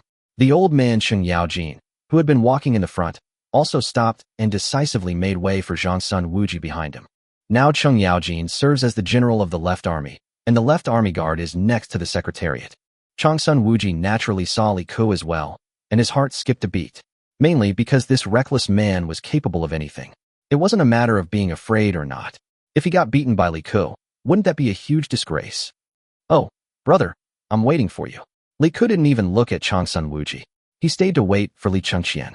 As for what he was waiting for Li Chengqian to do, it was naturally to discuss Changsun Wuji. Third brother, do you have something to talk to me about? Li Chengqian was stunned. His relationship with Li Ku was not too bad. In fact, Li Chengqian's relationship with all the princes was not too bad, except Li Tai. Brother, let me tell you, there is a new courtesan in Huiyue Tower recently. She sings very well. I'll treat you today and take you to enjoy the show. Li Ku said loudly. Changsun Wuji's face instantly darkened. He had just impeached Li Ku in court for neglecting his duties, feasting, and spending time in brothels. Now, Li Ku invited Crown Prince Li Chengqian to a brothel right in front of him. And Changsun Wuji was the Crown Prince's uncle. Chapter 20 Successful Production. Cheng Yaojin and others beside him almost died of laughter. He was worthy of being His Majesty the King of Shu. He never waited overnight for revenge. He was waiting here during the court session. If he was not afraid that His Majesty would cause trouble for him, he would probably have dared to invite Li Chengqian directly outside the Taiji Hall. Being able to endure until Chang'an Gate was already a great respect for Changsun Wuji. Your Highness, please don't ruin this brothel. Cheng Yaojin rolled his eyes and tried to smooth things over. After all, he knew that Li Ku didn't really come to invite Li Chengqian, and it was impossible for Li Chengqian to go. It's true that brothels are places for listening to music, but you can't really go there just for the sake of listening to music. Cheng Yaojin said with a wink. Ha! The whole bunch of military officers burst out laughing. The main reason was that His Royal Highness the Prince of Shu had been going to brothels for so many years, and that was really just for the music. That's right, can you believe it? Who wouldn't want to have sex with the beautiful courtesans there? But His Royal Highness the Prince of Shu was just there for the music, and he hadn't done anything else. So, every time these rough guys bring it up, they can't help but laugh. Get out of here, get out of here. You know shit. What else do you like besides touching women's butts? Li Ku rolled his eyes and spoke directly. Ha ha, Your Highness, you are still young and don't know the benefits of this. Several generals laughed. The civil servants nearby all frowned and involuntarily moved around a few times. Changsun Wuji even snorted coldly and walked away. Li Chengqian also said helplessly, Third brother, go and play by yourself. Big brother has something to do, so I won't accompany you. Hee. Okay, then I'll visit Big Brother some other day. Li Ku said with a chuckle, and then Li Ku bowed to Li Chengqian. Li Chengqian nodded and limped off as well. Actually, Li Shimin had allowed him to ride in a carriage because of his foot disease, but Li Chengqian refused and insisted on walking. Looking at Li Chengqian's back, Li Ku paused slightly. In fact, Li Chengqian had a very good character. After traveling through time and space for so many years, Li Chengqian could really be called a good elder brother and a good prince. Not only did he work hard to learn how to be a good emperor, but he also treated all his younger brothers and sisters kindly. As for the ridiculous things he did later, Li Ku felt that it was related to his increasingly serious foot disease, Li Shimin's desire to replace the crown prince because of this problem, and Li Chengqian's self-abandonment. After all, he studied very hard. When they were young, Li Chengxian and Li Ku studied together, and they were much more competitive than students in later generations. Think about it. A person works diligently and studies hard for more than 10 years since the age of 8, and in the end others tell you that all your previous efforts were in vain. This is like an excellent student who has studied day and night since childhood and has good grades enough to be admitted to Tsinghua University or Peking University. However, before the college entrance examination in his senior year of high school, his family tells him not to take the exam anymore, and even if he passes, he will not be allowed to go to school, and he will have to stay at home and work in the fields. I guess everyone would go crazy. After Li Chengxian left, Li Ku casually bowed to Cheng Yaojin and said, "Duke Su, everyone goodbye. Let's have a drink together another day. I'll treat you to the strongest wine. Your Highness the King of Shu always keeps his word." Cheng Yaojin smiled and bowed to Li Ku, watching Li Ku leave. Li Ku rushed directly to his manor outside the palace, while Li Shimin was also waiting for Chong Lin's report. "How is it?" Li Shimin asked Chong Lin, who had returned. "Your Majesty, His Royal Highness the Prince of Shu left early." Chong Lin almost blurted out the 3 words, "left early." "Humph," Li Shimin snorted coldly. "This bastard, why don't you see him with such vision on weekdays? He ran the fastest at this moment. Do you think we have underestimated this bastard?" Li Shimin couldn't help but ask. Chong Lin was silent. He couldn't respond to this. Fortunately, Li Shimin didn't ask him to respond. Instead, he continued, "You saw it just now in the court. This guy just avoided the question and directly resolved Zhang Sun Wuji's impeachment. He also bypassed me and finalized the matter directly. He is quite capable." Chong Lin remained silent. "You really are the one who calls this evading the issue. This is only true for His Majesty the Prince of Shu. If anyone else dared to say that, you would have been furious and had them beheaded in public. Your Majesty, what do you think about this matter?" Chong Lin added an appropriate supporting role. "Forget it. This is what we agreed on originally. Besides, it's good that Chang Sun Wuji agrees to it. Li Ku won't cause trouble for Chang Sun Dalong. This kid won't cause trouble for me every day." Li Shimin waved his hand. Chong Lin immediately understood. However, Chong Lin still had an idea that he hadn't expressed. He hesitated for a moment and finally didn't speak. Li Shimin noticed his expression and immediately said, "Just say what you want to say." "Your Majesty, I have an immature idea. That is, 1 year later.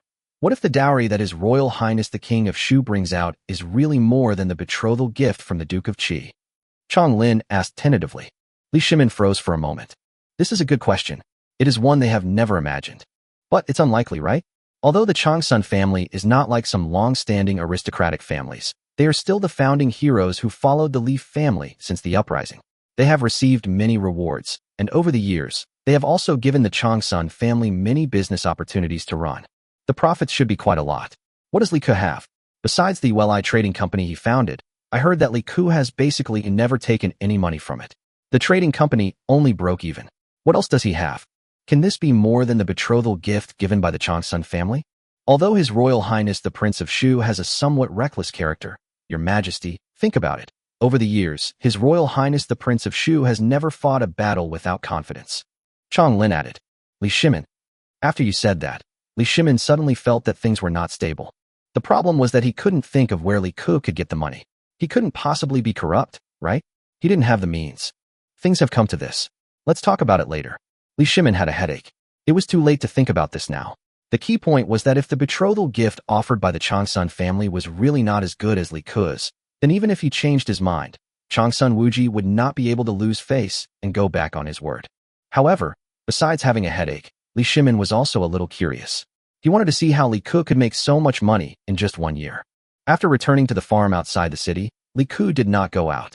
He wanted to wait here patiently for Lu Daqiang and others to finish what they were going to make. According to the progress reported by Tian Ming yesterday, it would not take long. In fact, Li Ku's guess was correct. Just 1 day later, Tian Ming came to report excitedly. "Your Highness, the spinning and looms are both successful." "Oh, let's go check it out." Li Ku stood up excitedly. "Old Zhang Sun Wuji, wait for your fart. More than money, right?" Chapter 21: The Crushing of the Times. Li Ku followed Tian Ming out of the farm quickly and came to a yard next door. This was the place Tian Ming had cleared out to produce the things given by Li Ku. When Li Ku came over, the assembled items had already been neatly placed in a place in the yard. Even the prepared silk and spun yarn are ready for production.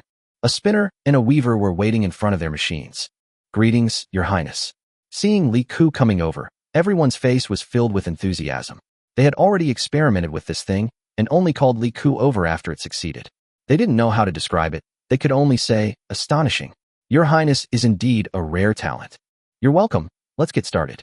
Let's test the spinning machine first. Li Ku waved his hand. Yes. Tian Meng waved his hand, and the spinner immediately started to work. He directly turned the large flywheel next to him, and the flywheel directly drove the 16 small flywheels to start rotating. As they rotated, the silk threads that had been prepared long ago began to entangle with each other and quickly turned into a yarn. This speed increase is more than 16 times faster. In the later stage, when there are breakthroughs in bearings and ball bearings, the large flywheel will be directly driven by the steam engine, and then it will not only be possible to have 16 yarns, but 160 yarns. Good. Li Ku clapped his hands excitedly. Well done, Tian Meng. Reward. Yes. Tian Meng immediately bent down and said. As for how much the reward would be, Li Ku didn't need to say it explicitly. ULI Trading Company had a complete reward and punishment system. Li Ku had attached great importance to these craftsmen from the beginning, so the rewards they received were definitely much more than what they would get at other people's houses. Silk cloth itself served as currency in the Tang dynasty. Note that silk cloth is different from silk. Although it is spun from the same material, clothes made from silk cloth are less valuable than silk cloth. Most of them are used by ordinary people. Of course, there is also cheaper linen. Those who could use silk were often considered the middle class in the Tang dynasty. The lowest class of people mostly wore cloth clothes and might have 1 or 2 sets of silk clothes, but they were reluctant to wear them. Silk itself could be used as currency in the Tang dynasty. The most important reason for this was that the Tang dynasty did not issue currency at the beginning of its establishment, the end of the Sui dynasty, and the beginning of the Tang dynasty. The currency of the Sui dynasty was of very poor quality. In addition, due to wars, there was a shortage of bulk commodity transactions, so silk served as part of the currency. The Tang dynasty did not start minting and issuing Kaiyuan Tongbao until the 4th year of Wuda, but the coins minted were not enough for market circulation. In fact, throughout the Tang dynasty until the end of the Enshur Rebellion, the coins minted by the Tang dynasty were not enough. So, nowadays, producing silk is like making money. This is the printing press. However, because silk serves as currency, the profit from it is actually not very high. Raw materials account for 30% of the cost, manpower and material resources account for about 40%, and the profit is about 30%. From this, we can understand why the aristocratic families are rich. It's because everyone can make money. And if you make 70 cents, you can spend it like $1. How can you not be rich? However, we have to consider the issue of wear and tear when it comes to silk, as it is easy to damage after all. Try weaving too. Li Ku pointed to the flying shuttle loom next to him and said, yes. The weaver over there also started working directly. As he operated, one could see the shuttle shuttling back and forth in the loom, and the weaving efficiency increased at a faster rate. In the past, all of these were done manually. Your Highness, we've done some simple calculations and found that the loom's weaving efficiency can be increased approximately 8-fold. Tian Meng took a deep breath. And our final cost, from purchasing silk to spinning and weaving, is only about 1/20th of what others are spending, with logistics and transportation accounting for the vast majority of this. So, according to the market price, the labor and material costs for one piece of silk were originally 121, but now we only need 6 won. Yes, the cost for us to produce a piece of silk is about 96 won, while the cost for others is 210 won. The current market price is 300 won per piece. Tian Meng gave the final answer. Very good. How long will it take to produce a complete set of machines? Li Ku looked at Lu Daqiang. Your Highness, we have enough manpower. If we use the assembly line production you mentioned, I estimate that when our manpower exceeds 300 people, we can produce 1 spinning machine and 1 loom every 2 days on average. Lu Daqiang said quickly. Tian Meng, mobilize the troops. 600 people, produce at top speed. Also, tell ULI Trading Company to purchase silk from the entire Luozhou area, within the reach of the Zheng family of Xinjiang. The price is 100 won per piece of silk. Li Ku sneered. The Zheng family of Xinjiang, huh? He wanted to root them out. As for whether Li Ku had that much money, this had to do with the unique circumstances of the Tang dynasty, because silk could be used as money. This meant that Li Ku could buy the raw materials, process them, and produce the finished silk, without even having to sell them. He could use it directly as money to buy silk from the people. This is much more efficient than selling. The Jiangnan region of the Tang dynasty was not the main production area of silk and satin. That was in later generations. Now the main production area of silk and satin is in the vast northern region of the Tang dynasty. Your Highness, most mulberry farmers have contracts, and the businesses that control silk often have contracts as well. The Zheng family still has a great influence. Tianming hesitated. It's not that they can't purchase directly from the people, but there were contracts during this period, and the people absolutely didn't dare to tear up the contracts with some families. No matter how big or small the family was, it was not something ordinary people could resist. Wait. Li Ke thought about it and stopped immediately. He suddenly had an idea, but it was rather vague in his mind. Send someone to my study immediately and bring over the box and the books wrapped in silk that I brought back from the city. Li Ke said, yes.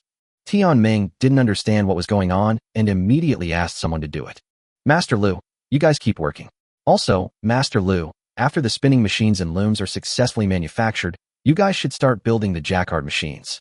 After the initial stages are over, you and the other masters will hand these tasks over to the people below you. Your main task is to see if you can improve these spinning machines and looms. If you can improve, I will go find my father and confer a title on you. Li Ke said with a wave of his hand. Yes, Your Highness. Lu Daqiang and the others knelt immediately. Kneeling wasn't a daily requirement in the Tang dynasty. A simple bow would suffice when meeting Li Shimin, but this time they knelt with all their heart. A title, not to mention them. Even many of the noble families only dreamed of it. How could craftsmen like them have the chance to be granted a title? But if His Highness says yes, then yes. Li Ke never underestimated the wisdom of the ancients. Although he wrote subsequent books, the improvements to these machines in his subsequent books were mostly direct steam engines, which were thorough improvements in power and technology. What Li Ke asked them to do was to see if they could make it more efficient, more labor-saving, and less worry-provoking while maintaining the existing manpower. These master carpenters in ancient times were equivalent to the 8th-level fitters after the founding of the People's Republic of China. They were really awesome. Chapter 22, Is This a Waste of Talent? When Tianming sent someone to get the book, Li Ke was doing some calculations in his mind. Li Ke probably knew the fiscal revenue of the Tang dynasty in the 9th year of Jingguan, which was about 10.5 million strings of cash, of which only about 2 million strings of cash were copper coins, and the equivalent of grain, silk, cloth, and cotton was about 8.5 million strings of cash. Among them, there were about 7.4 million pieces of silk. Each piece was 4 meters long and was worth 2.22 million strings of cash. Cloth, that is, linen made from various types of hemp, is measured in duan. 1 duan is 5 zhong, which is about 16 million duans, equivalent to 2.41 million strings of cash. 1 duan is equivalent to a piece of linen, which is about 151. The cotton here is not cotton, but silk cotton, a kind of silk, a high-end product, made of pure mulberry silk to look like cotton. It is measured in ton. 1 ton weighs 6 taels and costs 81. There are about 1.85 million tons of cotton, which is 150,000 guan.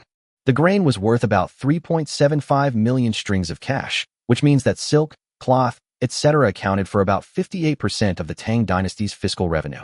After the calculation, Li Ke probably had some ideas in his mind. Tianming quickly took the book back. A few minutes later, Li Ke opened the teacher's anthology and began to read it carefully. Tianming waited quietly by his side. Lu Daqiang and the others had already packed up and continued to work. After about an hour, Li Ke raised his head, looked at Tianming, and said, I have an idea now. Can you help me analyze it? Your Highness, please speak. Tianming said immediately. You said that the influence of the 5 surnames and 7 families is huge, but they can't control everyone in the world, right? Li Ke said. In the early Tang dynasty, the tax policy implemented was completely different from that in later generations. What did the Tang dynasty implement in its rent, tribute, and labor service tax system? The Tang dynasty implemented the equal field system, which distributed all the land under heaven to the people. For example, each household was allocated 100 mu, approximately 100 mu, of which 20 mu was permanent land, which could be passed down to descendants forever, and 80 mu was rented to the people by the state. The tax system in the north was to collect 2 dan of millet per adult male, while in the south it was 3 dan of rice per adult male. Adjustment. The country's specialties are divided into different regions. The silkworm-producing areas export 2 zhong of silk and gauze, and 3 liang of cotton. The hemp-producing areas export 2.5 zhong of cloth and 3 jin of hemp.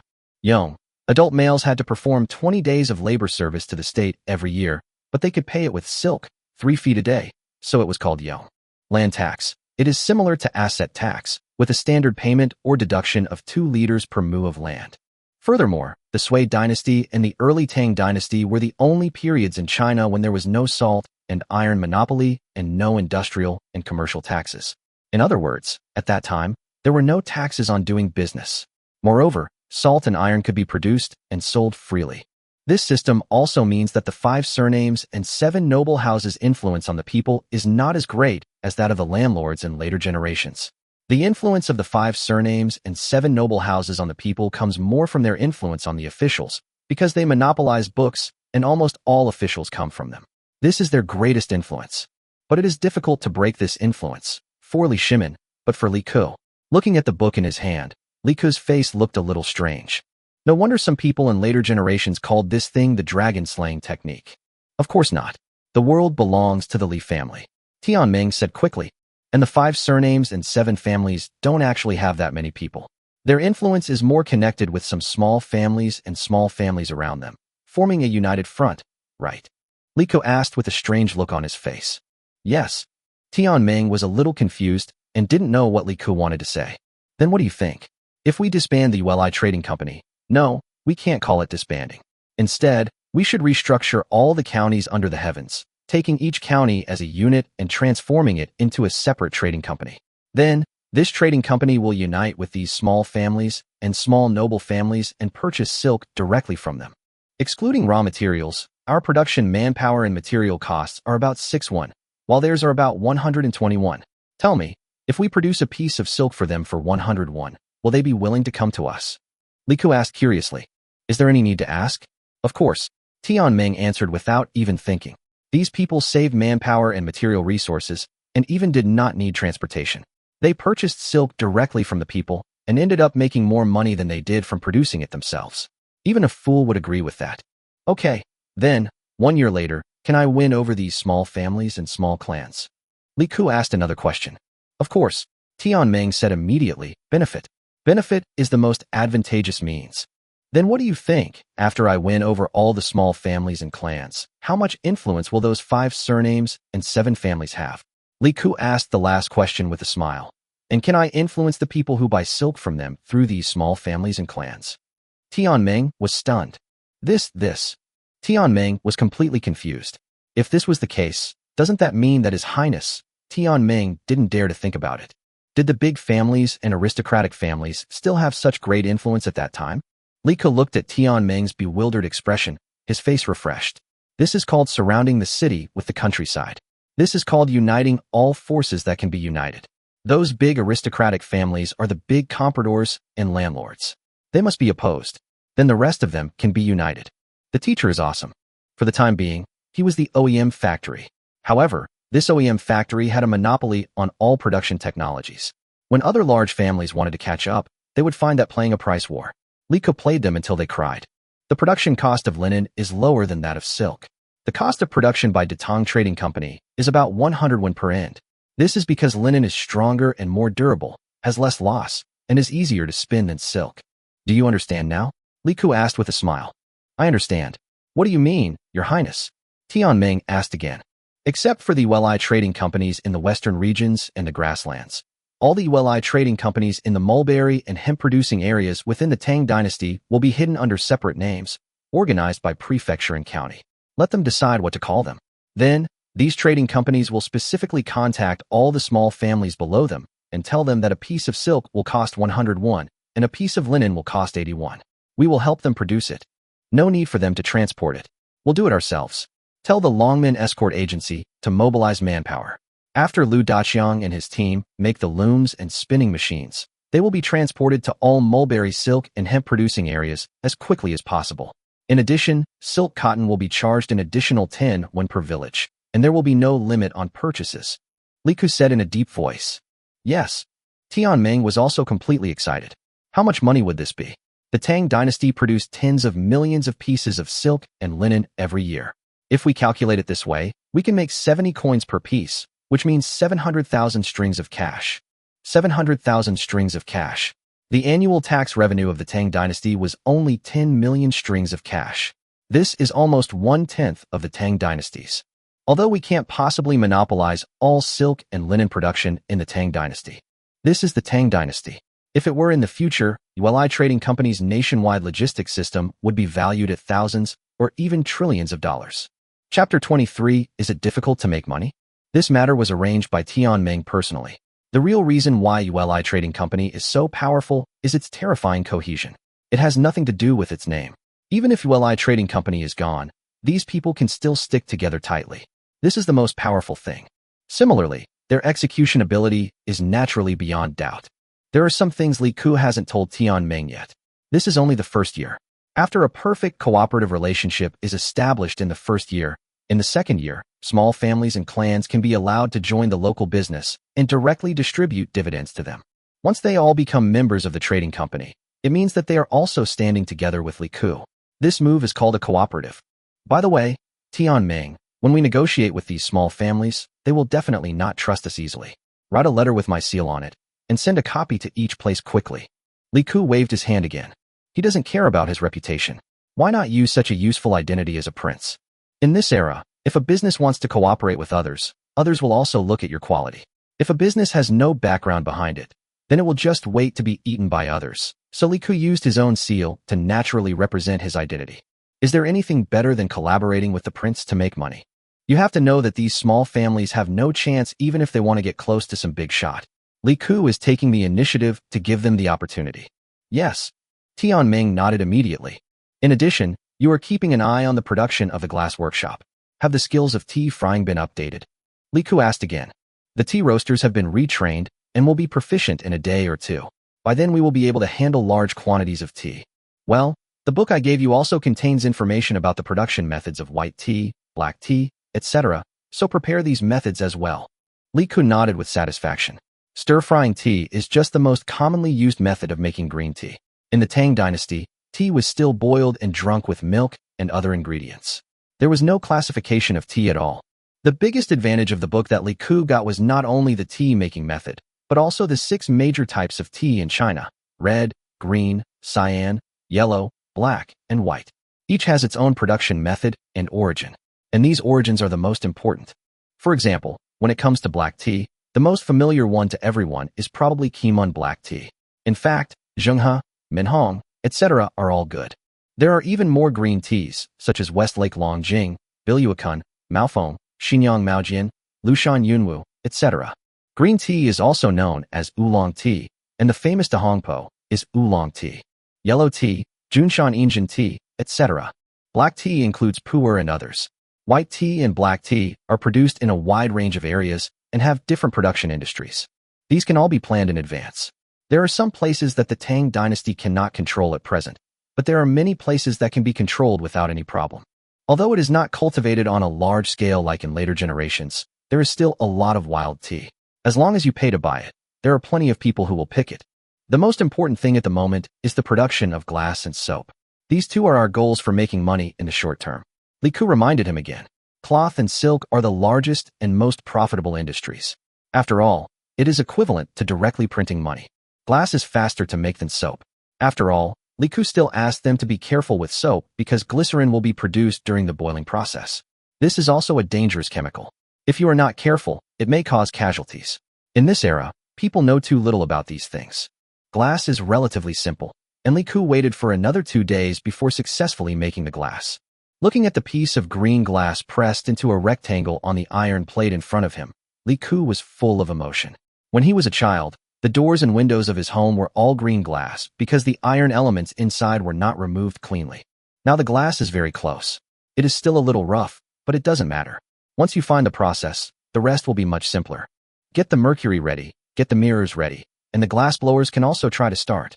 Li Ku explained to Tianming that in the early days of the glass industry, things like cups and bottles were all blown out by workers. At present, if Li Ku wants to make these tools, he can only do it by hand. But it doesn't matter. This thing is a luxury. It is not possible to popularize it on a large scale like cloth for the time being. However, Li Ku still had to wait for another 3 days to complete the production of the mercury mirror. Tianming looked at the mercury mirror in front of him in amazement. Who could have imagined that the combination of mercury and glass could produce such a wonderful thing? The reflection in this mirror was so refreshing. Tianming had never seen what he looked like so clearly. How many have been produced so far? Li Ku asked, pointing to the mirror in front of him. Your Highness, we have made 7 mirrors of the same height as yours. There are more than 30 others that are the size of a palm, and 11 that are the size of a wash basin. Tianming immediately bowed. Stop after making 10 large mirrors. Focus on the remaining production. Ask the blacksmiths, masons, and carpenters to rebuild the furnace in the workshop. The entire glass workshop will be cordoned off, and no one is allowed to approach. Speed up the training of relevant workers. Also, see if the method of making large mirrors and glass can be improved. Li Ku instructed. Yes. Load all the existing mirrors onto the truck, go back to Chang'an City, and make money. Li Ku said lightly. Yes. Tianming was a little excited. These mirrors will definitely sell for a high price. Tianming went to instruct people to start loading the mirrors onto the truck. It was not easy to transport this thing. As for selling mirrors, Li Ku didn't plan to go anywhere else. It was simple. For this era, Chang'an City was the place where the rich were most concentrated. Selling here was enough. Later, he would expand to Luoyang and other places at most. After Tianming packed up the things, Li Ku excitedly took the mirror and headed to Chang'an City. This thing needs a spokesperson, and the best spokesperson in this era is of course his cheap dad. By the time Li Ku brought the things to the palace, it was almost afternoon. Where is my father? Where is he? After entering the palace, Li Ku went straight to the Liangyi Hall. Generally speaking, Li Shimin would be in the Liangyi Hall when he had nothing to do. Your Majesty is in Lijing Hall. Her Royal Highness the Queen is not feeling well today. The young eunuch replied. Li Ku nodded. Empress Chang's son had just given birth to Princess Xinxing around the New Year's Eve last winter. In fact, her health deteriorated after giving birth to Cixi. Then she gave birth to another one. Her health now is only good for the royal family. If she were an ordinary citizen, she would have died long ago. Even so, Empress Chang's son only persisted until the next year. Perhaps this was also the reason why she wanted Chang'e to get married. Go to Lijing Hall. Li Ku nodded, then gave a direct call. The guards following him immediately followed Li Ku carrying the box. It was naturally impossible to enter the palace by carriage, but they carried it in directly in a special box. Chapter 24 Father, you are not ashamed to give me money. Li Ku brought a large army and quickly arrived at the Lijing Hall. Before he arrived, Li Shimin was informed. Huh? Li Ku is coming with a bunch of boxes. Li Shimin was a little confused. Let him come over. Empress Chang's son was feeling a little unwell today, but lying down was not a good idea, so she was sitting in the small garden in the yard. Hearing Li Shimin's words, Empress Zhang's son smiled and said, Erling, calm down. He must have come here for something. Don't scold him for no reason. After all, he hasn't caused any trouble these days, right? Li Shimin was somewhat speechless. He looked at Empress Zhang's son and said, Guan Yinbi, are you so tolerant of him now? Are you satisfied with just a few days of not causing trouble? People should always be content with what they have. Empress Chang's son chuckled twice. Li Shimin shook his head, but didn't say much. Li Ku quickly came over with a lot of things. Li Shimin saw him from a distance. It was quite a big scene. He wondered what this kid was showing off. Seeing Li Shimin and Empress Chang's son enjoying the view, Li Ku immediately became excited. Hee, I'll show you how to make money. Changsun Wuji, right? The Changsun family, right? I'm telling you, I'll be the richest man in Chang'an City from now on. Even my father won't be able to do that. I'm telling you. Hurry up. Hurry up. Li Ku shouted proudly as he walked. Seeing Li Ku's expression, Li Shimin sneered. When Li Ku arrived, before Li Ku could even start showing off, Li Shimin shouted, Li Ku, I didn't cause any trouble for you. How dare you come here? Huh? Li Ku was stunned. He subconsciously stopped in his tracks. He hadn't caused any trouble recently. Could it be that someone else had provoked him, and he had nowhere to vent his anger, so he came to cause trouble again? This was not without precedent. What are you doing? Come here. Li Shimin roared angrily when he saw him stop. Dad, what do you mean? I haven't bothered you recently. Li Ku couldn't go over there. He stopped where he was and asked loudly. Didn't you provoke me? Let me ask you. Why didn't you come to court yesterday? Li Shimin asked with a sneer. Did you attend court yesterday? This. Li Ku really forgot. But of course he couldn't say that he had forgotten. Just kidding. If he said he had forgotten, wouldn't that give Li Shimin an excuse? Thinking of this, he spoke directly and confidently. Dad, you can't blame me. What's the point of me attending court? I said it last time. I'm a prince, and it's okay for me to be a free and easy prince. Do you really expect me to work hard to govern the country and expand the territory? If I do that, won't it make things difficult for you and my eldest brother? Li Shimin rolled his eyes and said, You really think too highly of yourself. Empress Chang's son glanced at the two men with amusement. She knew that Li Shimin did it on purpose. If he was really angry, he would have sent someone to find Li Ku yesterday. How could he wait until today? Just now he was joking with her, saying that Li Ku knew how to hide and did not come to court yesterday. Okay, what nonsense are you talking about? Come here. Why are you bringing these boxes here? Li Shimin pointed at the boxes behind Li Ku. You're talking about this? I came here to give a gift to my mother. Li Ke's voice got louder again. He also realized that Li Shimin did it on purpose. He was so angry. Oh, what gift are you giving me? Empress Changsun was a little curious. Come, open it. Li Ke pointed at the box and said. The guard following Li Ke opened the box directly and then lifted out a square object from it.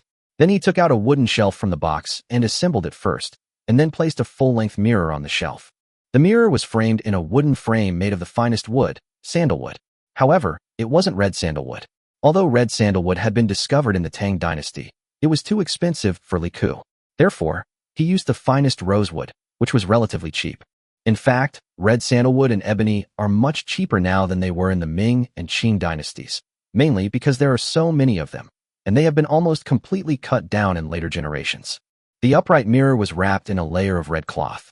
Seeing such a tall object, both Li Shimin and Empress Changsun were attracted, and both walked over curiously. Mother, this is a gift from your son to you, Li Ke said proudly. As for why he came to Empress Changsun first, the first reason was naturally because Empress Changsun was the empress. No matter what he did, he must give it to Empress Changsun first.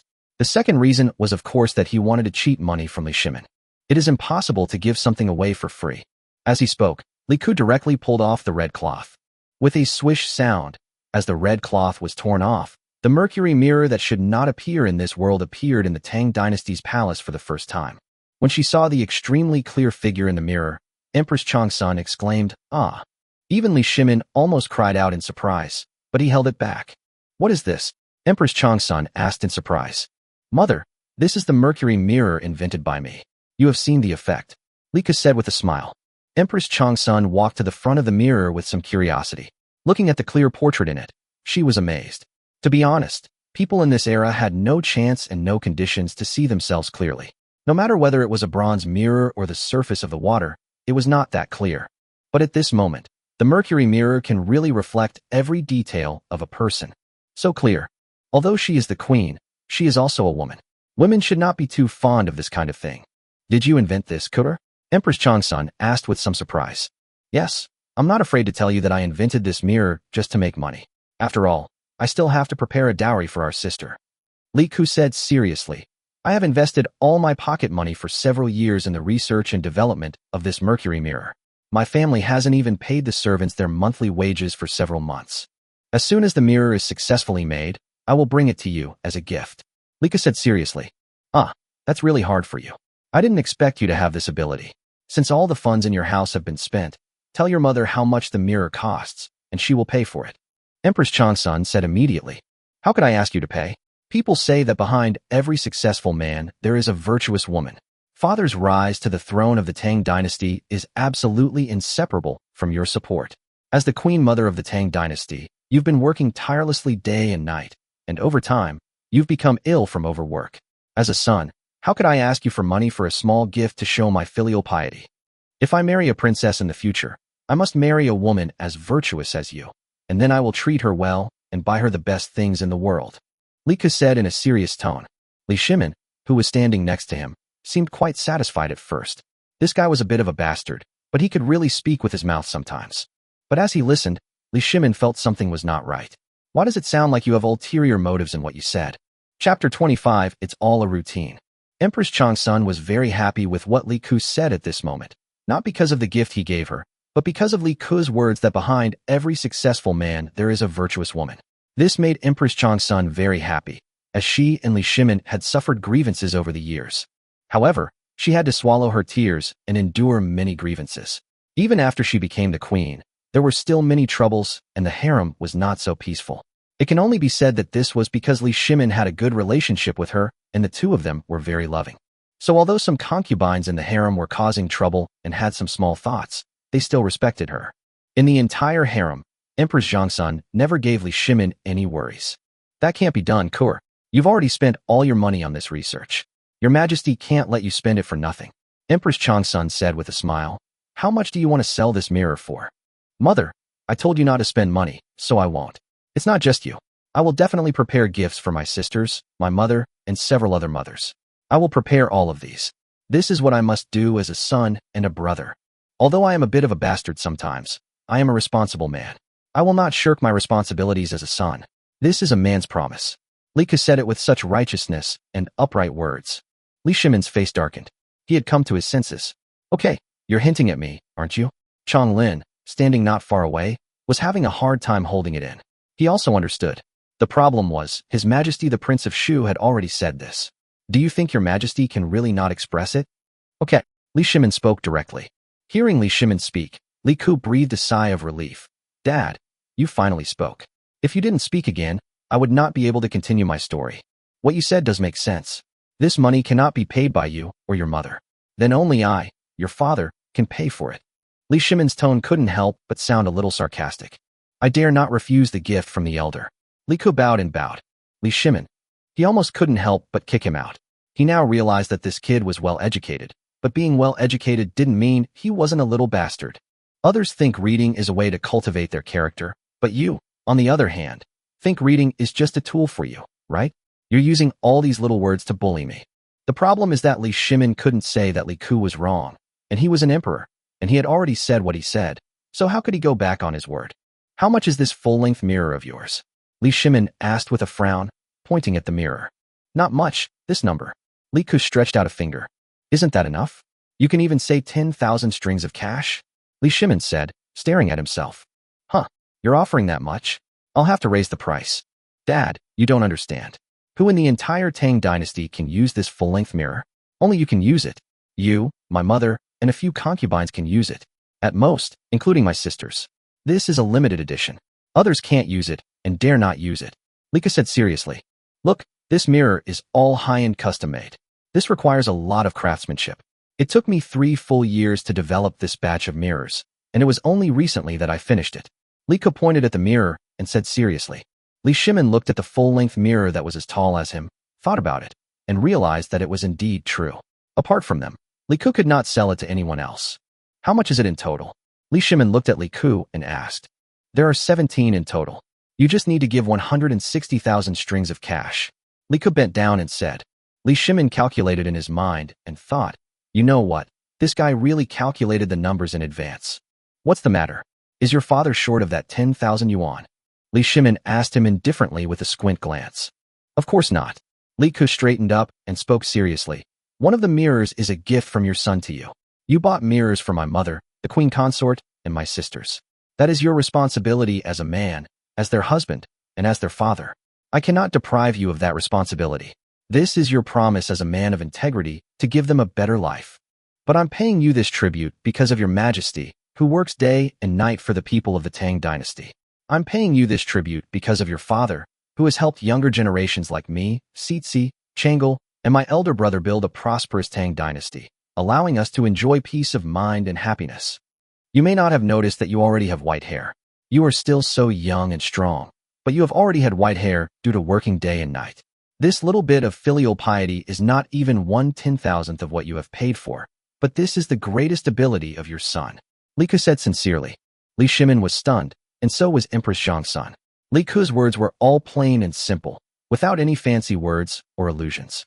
However, it was these plain words that touched Li Shimin. He silently glanced at Li Ku, then snorted coldly. Why are you trying to stir up emotions? I don't need your money. I'll give you 200,000 strings of cash. I think you still have some conscience. Remember your mother, and your sisters. Thank you, father. But I feel guilty about taking this money, so I want to do something with it, and I hope you will agree. Li Ku said with a look of shame on his face. What do you want to do? Empress Changsun asked with some emotion. It is like this. Over the years, as the Tang dynasty has grown stronger and stronger, and having weathered the various natural disasters of the past few years, the situation in the Tang dynasty has gradually stabilized. However, as the Tang dynasty prospers, the population of Chang'an City has also increased.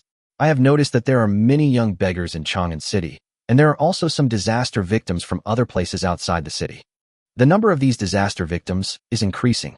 Although some people give them some work every day, the money they earn can only barely feed themselves. Last winter, I noticed that many disaster victims froze to death outside Chang'an City. Just as where there is sunshine there are shadows, there are always such people in every dynasty. However, if their number is too great, it will inevitably affect the stability of Chang'an and your reputation, father. So I plan to use this money to build a Tang Dynasty Royal Welfare Park on the banks of the Wei River northwest of Chang'an City. Li Ku said seriously. What is this used for? Li Shimin frowned. I plan to place some of the businesses under my name in this park, and then prioritize recruiting these disaster victims and beggars. Especially these beggars, many of them are still young. If they are allowed to grow up like this, they will inevitably become gangsters, which will be harmful to the country and the court. I plan to gather them back, provide them with food and drink, and then have them do some appropriate work to support themselves. Then, when they grow up, whether they become ordinary citizens or join the Tang army to fight for the country, it will be beneficial to the country. This way, we can kill two birds with one stone. Lika said seriously. Chapter 26. Yes. Li Shimin and Empress Zhangsun looked at each other. Liku's focus and direction were quite interesting. This really surprised Li Shimin. The magistrates of Chang'an and Wanyan counties had both reported these beggars and disaster victims. These two counties, serving as the capital of Chang'an City, were divided by Zhuke Street running through the north and south. Wanyan County was to the east and Chang'an County was to the west. The impact of these beggars and disaster victims was actually very large. As a population of over 1 million in this era, this was very unimaginable in ancient times. The public security problem in Chang'an City, with a total of 108 wards, was very serious, and there were many idlers and scoundrels. These people were a mixed bunch and eventually formed the chronic disease of Chang'an, namely some gangs and some secret organizations. Not to mention the secret organizations, these were all related to spies from various countries, and gangs were a major chronic disease in Chang'an. The main source of gang members are beggars and disaster victims. They not only brought shame to the Tang dynasty, but also serious social security problems. Now Li Ku proposed a method to fundamentally solve the problem. You must know that since the time of Li Yuan, the county magistrates of these two counties have reported similar problems almost every year, but no matter whether the power of Jingzhou Prefecture was strengthened, or the left and right Jinwu guards were sent to patrol Chang'an City, or the strength of the Buliang Marshal was improved, the problem could not be fundamentally solved. The method proposed by Li Ku made Li Shimin feel refreshed and impressed. The key point was that Li Ku's focus was completely different from that of ordinary officials. Other officials had also thought about the problem of disaster victims or refugees, but they did not have a good solution. However, Li Ku thought of it. Yes, you finally came up with a good idea. Since you are doing things for the country, this matter should be discussed in court first, and the money certainly cannot be paid by you, but by the court. Li Shimin nodded with satisfaction. Don't. Li Ku hurriedly spoke up to stop him. What a joke. The court paid for it. If Li Shimin found out the truth, wouldn't he be beaten to death? Besides, if the court paid for it, who would own these things in the future? Your Majesty, this is something I did out of my heart. Mainly because Your Majesty is paying for Your Majesty and my sisters, and this money is too hot to handle, so I came up with this idea. All of this is an experiment to test whether this method works. If everything works, it won't be too late for Your Majesty to let someone else do it. But this matter is actually not that simple. Li Ku spoke quickly. Oh, tell me about it. Li Shimin asked curiously. Recruiting refugees and beggars requires a considerable amount of money. I've also thought of opening a factory to provide these people with work, allowing them to become self-reliant. Simply relying on the court to support them is definitely impossible, and the money isn't enough. It's a bottomless pit, because if the court were to support them all, there's a chance some would just go about their business. So what exactly is going on? I have no idea, so I'm going to tell Father about it. I'll test you first, and then you can write me a handwritten letter. I'll have someone make a plaque and hang it above the park. This way, these refugees and beggars will understand your kindness. Li Ku had been forced to speak like an intellectual. Li Shimin nodded with satisfaction. What Li Ku said was well-reasoned, and it was really hard to find fault with it. It would be great if this kid could always be like this. Okay, I'll write this letter for you. This is a good thing. Li Shimin nodded with satisfaction. Then I will go to the Chang'an County Magistrate to purchase the relevant land, and then send the land deed to you, Father. Li Ku immediately said, taking a step back to advance. What are you talking about? First of all, you are doing things for the country, and it's okay to spend your own money, but you have to buy the land? Then where does this emperor fit in? Well, tomorrow I will issue an order to let the Chang'an County Magistrate allocate 10,000 acres of land to you, and let you handle this matter. You keep the land deed yourself. If it fails in the end, this land will be your reward. Li Shimin waved his hand and spoke readily. This? Li Ku looked embarrassed. Okay, Kur, just listen to your father. Think about it. The reputation of your park is built for your father. If your father doesn't pay any money and people tell others about it, it will damage the royal dignity. Empress Changsun said with a smile. Then, your son will not refuse. Your Majesty, please write the letter for me now. I will start right away after I get back. Li Ku gave Empress Changsun a thumbs up. It's worthy for me to call you mother. Awesome. Chang Lin, writing brush and ink. Li Shimin was straightforward and said with a wave of his hand. This was a good thing, and he certainly would not refuse. Chong Lin immediately ordered people to prepare. Xian paper had already been available in the late Sui dynasty, and it was quite common in the Tang dynasty. Xian paper is the kind of paper used for painting in later generations. In later generations, there were many ancient books and paintings. In order to make forgeries, some illegal people used special methods to peel off the Xian paper of these ancient books and paintings, so that two paintings could be directly produced. Neither can be said to be a fake, because they are two separate pieces of the original. Soon the brush, ink, paper, and inkstone were ready. Chong Lin was grinding ink for Li Shimin. Li Shimin looked at Li Ku and asked, "What are you going to write?" "Dad, just write, Datong Royal Welfare Industrial Park. By the way, if you don't mind, write your name as well. In this way, ordinary people will know that the words were written by you." Li Ku said quickly. Li Shimin nodded, said nothing, and wrote the inscription directly. Soon, the words Tang Royal Welfare Industrial Park appeared on the paper, and on the left side of the rice paper, Li Shimin also wrote 4 words. Li Shimin's book. "Thank you, father." Li Ku bowed and saluted quickly. "Okay, it seems that you are thoughtful today. I will write a few more words for you." Li Shimin thought for a while and said, "Don't." Li Ku hurriedly stopped him. Li Shimin raised his eyebrows. "Is there anyone who dares to refuse the name I bestow upon them?" How could Li Ku dare to let him continue writing? The more he wrote now, the more severe the beating would be when he found out in the future. So Li Ku didn't want any of this extra stuff. His Royal Highness, Li Ku, the Prince of Shu, was known for not being greedy. Yes, not greedy. People should know how to be content, and His Royal Highness, the Prince of Shu, was very content. "I haven't made any achievements yet. The more you write to me now, the more likely it is that if I fail, it will damage your judgment. So when I succeed, I won't refuse even if you write to me for 3 days and 3 nights." Li Ku said quickly, "Get out. You still want me to write for you for 3 days and 3 nights? Forget it."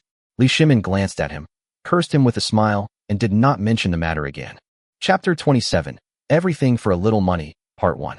"Then I'll leave first. You and Mother can show your love here," Li Ku said quickly. "Huh?"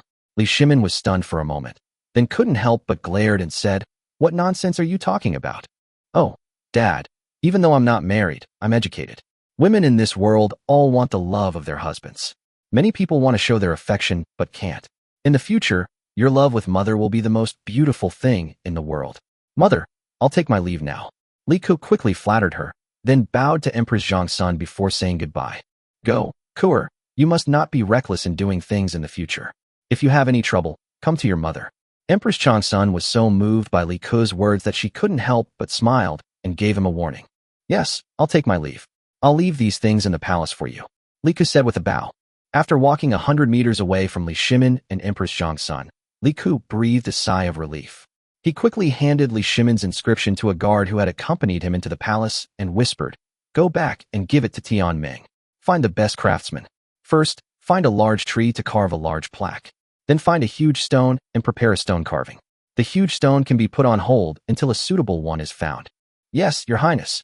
The guard carefully took the rice paper and left quickly. On this side, after Li Ku left, looking at the expression on Empress Zhongsun's face, it was obvious that what Li Ku said before leaving was very effective. Li Shimin couldn't help but laugh and curse in his heart. This bastard knows a lot. "You all go down." Li Shimin thought for a moment and then waved his hand. Chong Lin and others immediately bent down, turned around, and left. Of course, they would not go too far. After they left, Li Shimin strode over and hugged Empress Changsun from behind. Feeling Li Shimin's embrace, Empress Changsun suddenly felt grateful to Li Ku for some reason. Although she and Li Shimin had been married for so many years and had understood each other, such intimate actions mostly took place in the bedroom at night. Such a warm hug was only experienced when Li Shimin was still young. Erling. For a moment, Empress Changsun couldn't help but call out softly. Feeling Empress Changsun's body temperature and her voice, how could Li Shimin not know her feelings after being married for so many years? He also felt a little sad that he didn't know as much as that bastard boy. "By Guanyin, I'm sorry for having wronged you over the years," Li Shimin also said softly. "What are you talking about, Erling? I never regret marrying you." Empress Changsun spoke softly, emphasizing each word. The two hugged each other quietly, speechless for a moment. Li Ku, on his part, first ordered his men to leave 2 full-length mirrors with Empress Changsun, and also to leave a few small mirrors, and then he went to look for Changle, Qingyang, and Jinyang, as they all lived not far from Empress Changsun. Changle, being older, had her own bedroom, while Xinxing, still a child under a year old, was brought up by Empress Changsuan's entourage and lived with her. Qingyang and Jinyang also lived separately, but both lived very close to Empress Changsuan's quarters. Generally speaking, these two little ones hung out with Changle, and they didn't like to stay with Empress Changsun Li Shimin for a long time. Sure enough, Li Ku easily found the three little guys playing in the small garden next door. Xinxing and Jinyang were playing there, while Changle was playing the piano. Seeing Li Ku coming in, the two little guys Qingyang and Jinyang jumped up instantly and ran towards Li Ku, shouting third brother and third brother as they ran. Li Ku smiled and leaned over to pick them both up, one in each hand. Qingyang was a little shy. A 5 or 6-year-old girl already knew a lot. Fortunately, the Tang dynasty had a more open atmosphere and fewer restrictions on women, so she did not dodge. Third brother, I miss you so much. Jinyang immediately spoke in a baby voice. Are you missing your third brother, or the toys he brought you? Li Ku asked with a smile. I just miss my third brother, because you are the only one who plays with us when you have nothing to do. Even my 9th brother doesn't want to play with us. Don't even mention my eldest brother. He is busy every day. 4th brother, huh? Jinyang curled his lips. The 9th brother that Jinyang mentioned was the future Emperor Gaozong of Tang, Li Ji, but he was just an 8-year-old kid now. Okay, third brother brought you some good stuff today. Li Ku put the two little guys down while smiling. What good stuff? Jinyang and Qingyang's eyes lit up instantly, and they spoke in unison. Li Ku waved his hand, and the guards behind him came over carrying the box. Changle, who was not far away, also came over curiously. He didn't try to hide it, and just asked someone to take out all the mirrors inside and open them. When they saw the extremely clear mercury mirror inside, Jinyang and Qingyang both exclaimed in surprise, and Changle covered his mouth in surprise, looking at the mercury mirror with amazement. How is it? How about third brother's gift? Li Ku asked proudly. Third brother, you are amazing. Qingyang immediately raised her head and said with stars in her eyes. After that, she lowered her head and looked at herself in the mirror with Jinyang, winking at each other. Third brother, this is too clear. What is this? Changle asked curiously. This is a mercury mirror. This is what your third brother gave you to earn your dowry. Your third brother spent a lot of effort on it. Li Ku lowered his voice to avoid Jinyang and Qingyang from hearing. When Changle heard this, she understood instantly, and her eyes became misty. Among her brothers, not one of them cared so much about her affairs, including her eldest brother and 4th brother. They were all like this. When they met, they would just say hello at most. Third brother, if it doesn't work out, it's okay for me to marry him. Changle whispered. What are you talking about? Let me tell you, don't worry. 1 year from now, if his Changsun family can offer a betrothal gift that is larger than the dowry I give you, it will be the same unless someone in their family is as talented as my third brother. Li Ku deliberately emphasized the word genius. What he meant was naturally that unless someone was a time traveler like him. Yeah, Changle nodded vigorously. Okay, third brother can accompany you. He has something to do later.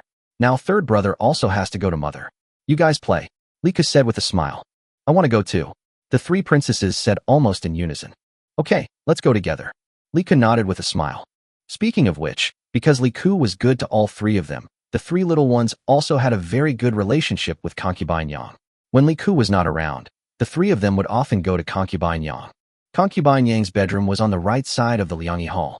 Since ancient times, the left has been the most honorable, and Empress Changsuan's Lijing Hall was on the left side of the Liangyi Hall. The rules of the Tang dynasty were actually not as numerous as those of the Ming and Qing dynasties in later generations. Even the palace was relatively casual. Speaking of it, many of the titles in the harem were brought by Li Ku, such as mother, queen, concubine, son and minister, etc. Li Ku didn't understand them at first, and when he understood them later, he couldn't change them, because no one corrected him when he first started calling them that, and it would be too strange if he changed them later. However, some rules must be followed. For example, if a prince or princess is outside the palace and wants to visit a concubine in the palace, he or she must first come to the queen. Chapter 28, Everything for a Little Money, Part 2. Mother, I'm here. When he arrived at Yang Fei's place, he shouted loudly from a distance in the same Li Ku style. Mother, we are here too. Jinyang and Qingyang were small, and Li Ku called out, and the 2 little ones followed suit. In fact, they should not call her mother, but calling her mother was not an exaggeration. When concubine Yang heard this, she hurried out of the room.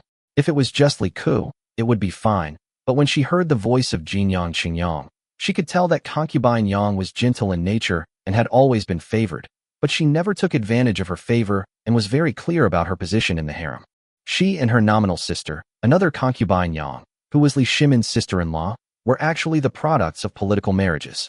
Later generations said that Li Shimin was lustful and had special hobbies. In fact, Li Shimin might be lustful, but marrying his brother's wife was not because he had any special hobbies. They were all political marriages. Li Shimin married concubine Yang to try to gain the support of the Hongnong Yang clan, Yang Guang's family, for the Tang dynasty after the fall of the Sui dynasty. While the Sui dynasty had fallen, the Tang dynasty was already experiencing a period of widespread power struggles, and the Hongnong Yang clan held considerable influence. If they had supported the descendants of the Sui dynasty, the Tang dynasty's survival would have been uncertain. However, the Hongnong Yang clan did support the Tang dynasty. The same is true for the fact that concubine Yang was Li Shimin's sister-in-law. Li Shimin's sister-in-law was the great-grandniece of Yang Xiong, a nobleman of the Sui dynasty, and also belonged to the Hongnong Yang family. It's just that there were different voices within the same aristocratic family, and after Li Shimin married concubine Yang, Yang Xiong's branch no longer entangled him. For example, the 5 surnames and 7 ancestral names did not seem to be among Li Shimin's concubines, but in fact it was not the case. The reason was very simple. The former crown princess of the Tang dynasty, Li Jiansheng, and Li Shimin's sister-in-law, Zheng Guanin, was the legitimate daughter of the Zheng family of Xingyang. It's just that they didn't expect Li Shimin to stage the Xuanwu Gate incident. The relationship here is too complicated, and Li Ku honestly hasn't figured it out yet. Concubine Yang was very clear about her status. After marrying Li Shimin, she always played the role of a concubine well, so this is why Li Shimin doted on her. Aunt. Concubine Yang came out, and Changle also saluted her.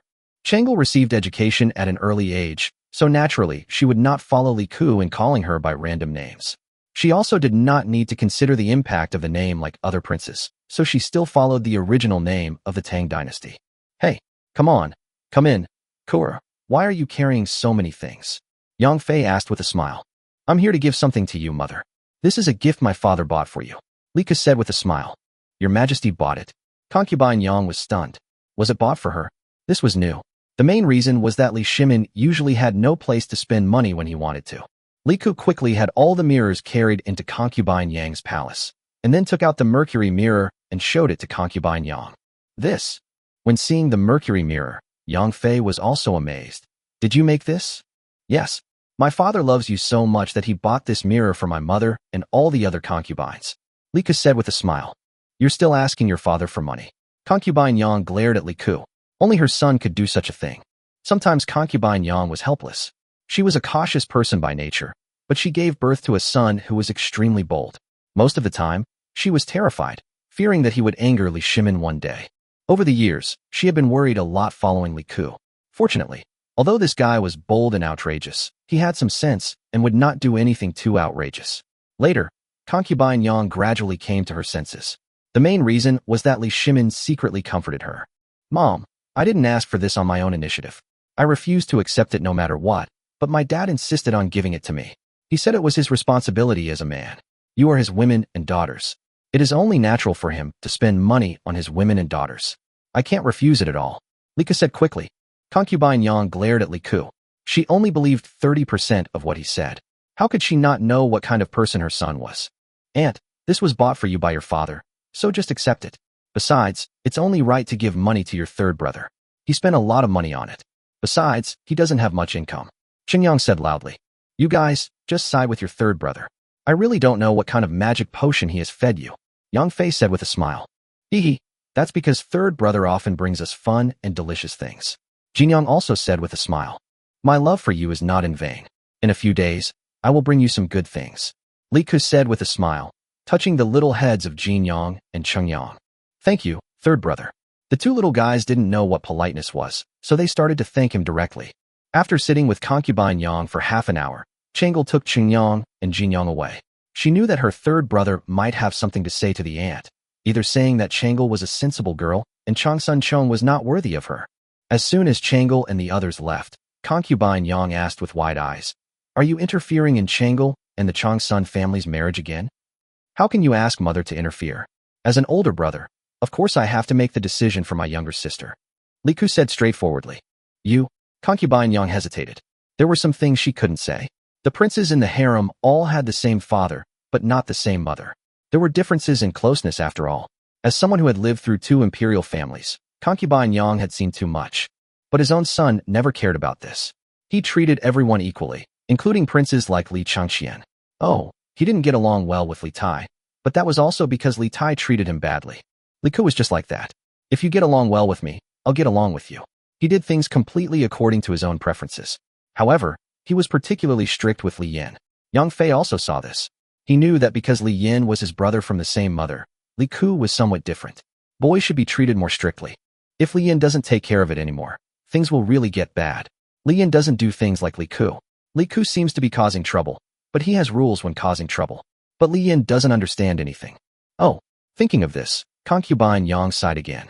She knew why her son was so nice to Changle and the other three.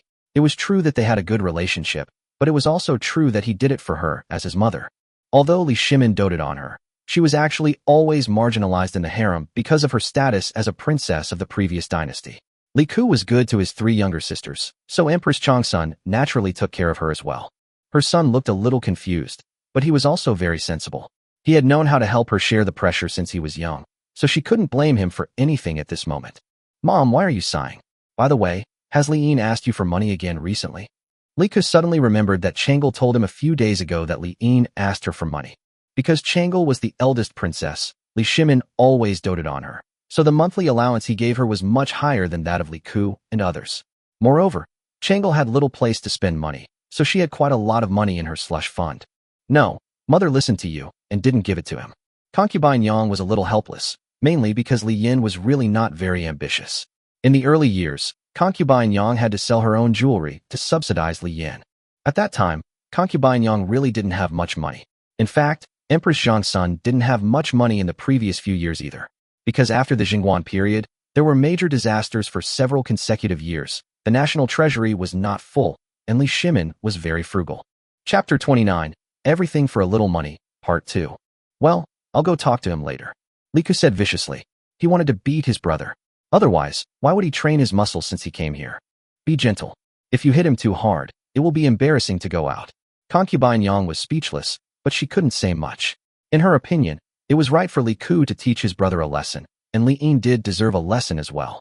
If he's afraid of losing face, he shouldn't cause trouble. Look at me. I just take the beatings, and I've never been afraid of losing face. Li Ku was a little proud. Concubine Yang. Mom, I need you to do me a favor. Li Ku looked around and said in a low voice. You say? Yang Fei was a little curious.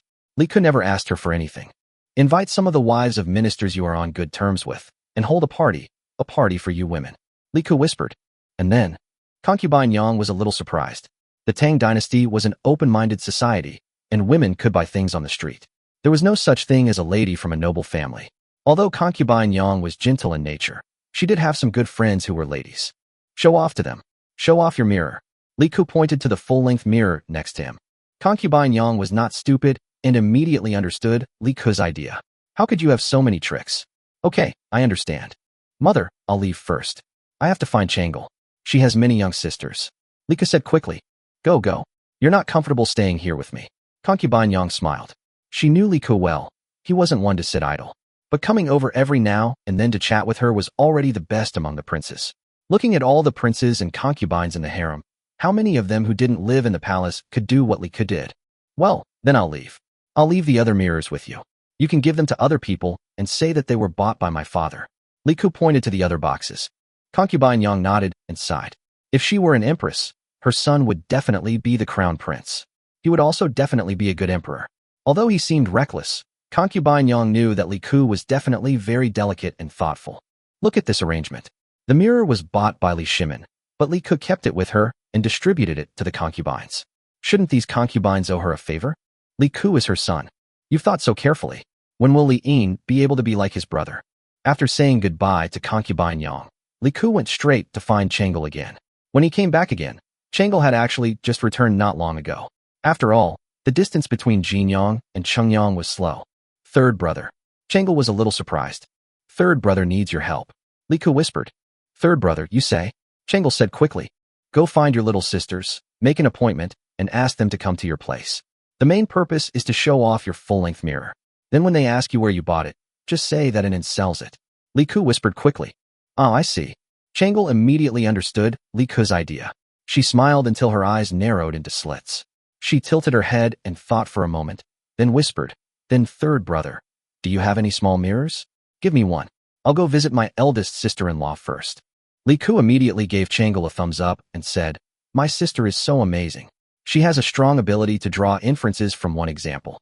Who is the eldest sister-in-law? It's naturally the crown princess. Big brother Li Changqian just got married in the first month of this year. He is very fond of Crown Princess Su. As a native of Jingzhou Wugong, Su is also quite influential in the local area. As a new crown princess, it is natural to win over relationships. Other princes have to consider the impact when interacting with some ministers, but the crown prince does not need to. Therefore, many people visit Li Changqian's house, and many of them come through his wife's relationship. If this is given to Su, wouldn't it be equivalent to spreading it to all circles? Now that Su is already a concubine, shouldn't Big Brother buy one? My sister is really good at cheating her brother. Oh, no, it can't be said to be cheating her brother. It's called helping her sister-in-law maintain harmony in the harem.